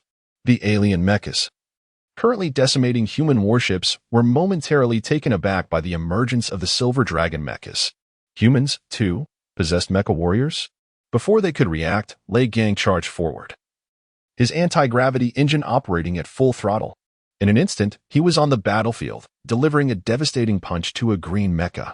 The speed of the strike was unparalleled. Bang! The green alien mecha was sent flying by Lei Gang's blow. The power of a 5-star general, combined with the augmentation of the mecha, rendered his strength nearly akin to that of an 8 or 9-star general. These green alien mechas differed significantly in form from the human Silver Dragon mechas. Firstly, their green mechas bore several metallic tendrils, which, under the control of the extraterrestrial beings, were immensely powerful. Everyone, eliminate them. Kill. Lei Gang roared, charging into the ranks of the alien mechas like a descending deity. His strength had become formidable. Moreover, the Silver Dragon mechas were equipped with cold fusion batteries, allowing for prolonged combat. The clash between the human Silver Dragon mechas and the alien mechas was fierce. Each faction possessed both strong and weak fighters. Lei Gang, Li Yi, and their companions were exceptionally powerful. It was rare for any alien mecha to contend with them effectively. Simultaneously, within the ranks of the extraterrestrial beings, a formidable entity emerged, instilling terror in all. This individual single-handedly contended against both Jin Zhan and another human 5-star general. It is crucial to note that, augmented by the Silver Dragon armor, Jin Zhan and his fellow 5-star generals possessed power comparable to that of 8 or 9-star generals. Yet, they still fell short against this alien powerhouse. Bai Hui, seated in the command center, observed the unfolding battle, his gaze flickering with concern. A perfect life form of immense strength. Indeed, the prowess of this extraterrestrial warrior, enhanced by mechanized augmentation, had undoubtedly reached the zenith of perfection in life forms. His might was truly formidable. A cohort of human super soldiers stood no chance against him. Should this individual be permitted to enter Earth, it would undoubtedly herald a catastrophe for the planet. Chapter 187. Eternally etched beneath the starlit sky before them stood a colossal green mech, towering at a height of 10 meters. Compared to the human Silver Dragon armor, this extraterrestrial powerhouse was nearly twice its size. A dozen human super warriors encircled it, relentlessly launching their attacks. Just moments ago, this alien titan had slain several human super warriors. Among these dozen fighters, 2 were even 5-star generals. Yet, they remained unable to overcome this alien force. Boom! A tentacle shot forth from its form, striking one of the 1-star general super warriors with devastating precision. Thrusting through his body like a razor-sharp blade, the tentacle pierced him. manhwa. Jinzhan witnessed yet another super warrior fall to this alien's might. With a roar of fury, he charged at the extraterrestrial behemoth wielding a metallic greatsword. However, a glimmer of mockery flashed in the alien's eyes. With a swift pivot, the mech's tail lashed out toward Jinzhan. Left with no choice, he could only evade in desperation. The speed and strength of this being were overwhelming. In that moment, Jinzhan felt utterly helpless. Meanwhile, within the human base, Minister Bai, where are you? At some unknown point, the staff in the Space Base Command Center discovered that their commander, Bai Hui, had mysteriously vanished. This revelation sent a wave of panic through them. After all, who was Bai Hui? His safety was paramount. Elsewhere, Bai Hui donned the silver dragon armor and stepped out of the space base. Indeed, he was preparing to confront the formidable extraterrestrial entity. After a year of development, he had ascended to a 7-star general. Moreover, with the silver dragon armor, his power surged to the pinnacle of a 9-star general, his genetic development nearing a staggering 100%. Though not a perfect life form, Bai Hui was confident in his ability to vanquish this alien adversary. Boom. The anti-gravity engine roared to life, propelling Bai Hui forward like an arrow released from its bow. Racing toward the battlefield. As the battle raged on, humanity remained locked in a stalemate against the extraterrestrial forces. The sheer number of alien mechs far surpassed that of the human super warriors, even with the assistance of cosmic battleships relentlessly supporting them. Defeating these alien life forms proved exceedingly difficult. At the center of it all stood the alien powerhouse, who had already claimed the lives of numerous human warriors.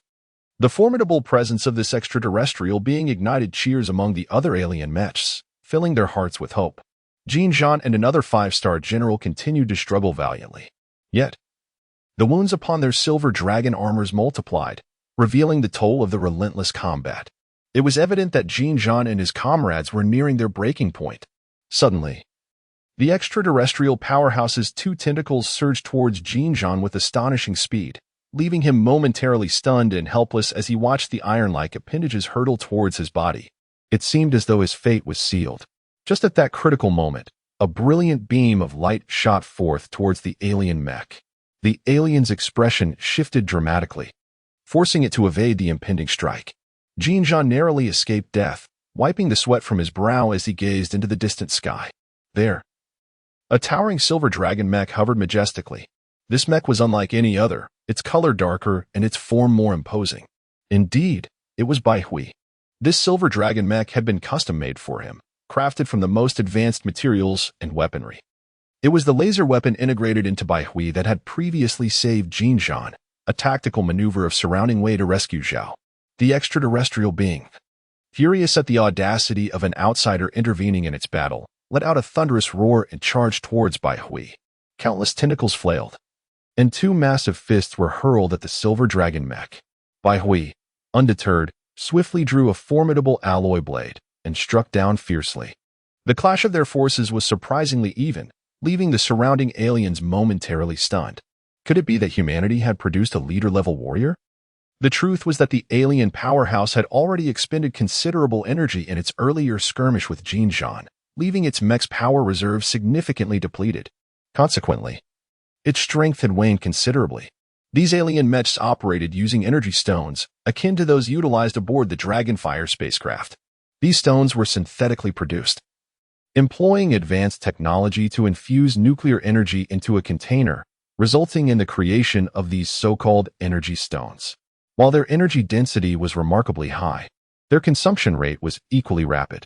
Bai Hui's eyes sparkled with opportunity. It was the perfect moment to strike. With remarkable speed, his left hand unleashed an ion cannon attack, sending a ghostly blue beam racing towards the alien mech. With a resounding explosion, one of the alien's tentacles was obliterated, and the mech was violently shaken. Bai Hui seized the advantage, relentlessly assaulting the alien mech with the silver dragon mech.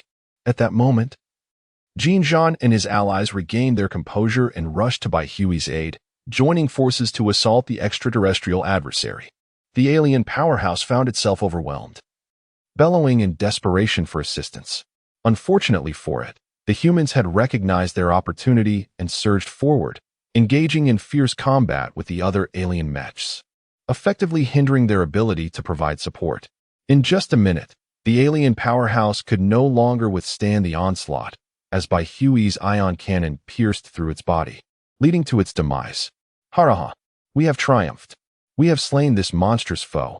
Jean Jean and his companions erupted into wild laughter. Conversely, the remaining alien mechs, witnessing the slaughter of their leader at the hands of humanity, experienced an immediate decline in morale, becoming the targets of humanity's relentless onslaught. Many extraterrestrial beings hastily boarded their warships, fleeing the terrestrial realm. Humanity, buoyed by victory, continued to harvest their lives with fervor. In this cataclysmic conflict, humanity emerged triumphant at last. Henceforth, human civilization shall embark upon a new epoch. At this very moment on Earth, all humankind clasped their hands in prayer, anxiously yearning for the ultimate triumph in this war. Yet, upon deeper reflection, a sense of impossibility loomed. After all, humanity had only traversed 2 to 3 centuries since the dawn of the Industrial Revolution. How could they possibly contend with a civilization formidable enough to traverse galaxies? Despair seeped into the hearts of many, and some, in extremity, chose to end their own lives, unaware of the frontline's true nature. They could only gaze at the ominous nuclear explosions lighting the sky. The war had indeed commenced. This was the most agonizing of moments. As time inexorably slipped away, the immense pressure bore down upon everyone. All awaited the final outcome. Suddenly, the visages of world leaders appeared on television. Their expressions were grave, leaving unclear whether the war had ended in failure or victory. Moreover, was it not too swift? Merely half a day had elapsed since the nuclear detonation, and the conflict was already concluded? Could it be that the enemy was so overwhelmingly powerful that they had obliterated humanity's forces in an instant? As this grim possibility dawned upon them, faces turned pallid. On the screen, the Grand Elder sat at the forefront, poised to announce the war's outcome. Fellow global citizens, we have just endured an unprecedented cataclysm, as a civilization from the unknown cosmos sought to exterminate humanity. Yet, when faced with oppression, we shall always rise to resist. Just 5 minutes ago, the war concluded. The Grand Elder paused, and every heart raced with trepidation. Humanity has emerged victorious, he proclaimed with fervor. Upon hearing these words, everyone momentarily froze, then incredulously questioned themselves. We have triumphed? Is this real? Could it be a deception? As realization dawned upon them, an eruption of jubilant cheers ensued. Ha ha ha, we have won. We shall not perish. This is truly magnificent. Humanity is remarkable. Our victory shall be etched into the annals of history. Ha ha ha. I told you so. After enduring countless tribulations, how could we be extinguished at this juncture? Oh, thank the heavens for their blessing. Bah, what heavens? It is the white deity we should thank. One must express gratitude to the white deity of our dragon nation. The dragon nation is formidable. The white deity is magnificent. Today, all reveled in ecstatic celebration. From this day forward, humanity shall celebrate a unified festival, Independence Day. Mankind has traversed from the primitive era to the present, driven by an insatiable spirit of exploration and a relentless pursuit of freedom. The heroes of this monumental struggle shall forever be etched in the cosmos above. Years hence, humanity's footprints shall have graced the entirety of the solar system. Neptune, Pluto, the Kuiper Belt, and the Oort cloud will bear witness to our presence. In the celestial expanse, a magnificent statue orbits the Earth, a representation of a youthful man. His countenance adorned with a gentle smile, his eyes seemingly able to penetrate the vastness of the universe. He is Bai Hui. In honor of his memory, humanity has meticulously assembled numerous asteroids to form this statue, which rivals the size of the moon. From Earth, we can clearly behold Bai Hui's serene smile, his name forever inscribed in the night sky, continuing to radiate brilliance through the passage of time. Meanwhile, in a manner just beyond the frigid city of Earth, a strikingly beautiful woman, with porcelain skin and delicate features, stands with her hands on her hips, glaring at a young girl in a white dress, who resembles a little fairy. The girl bows her head, her gaze evasive. The beautiful woman scoffs, commanding, "Come here and let me smack your palm 3 times. At that moment, a kindly man emerges from the manor, prompting the little girl to dart into his embrace. "Wah, Daddy, Mommy wants to hit me."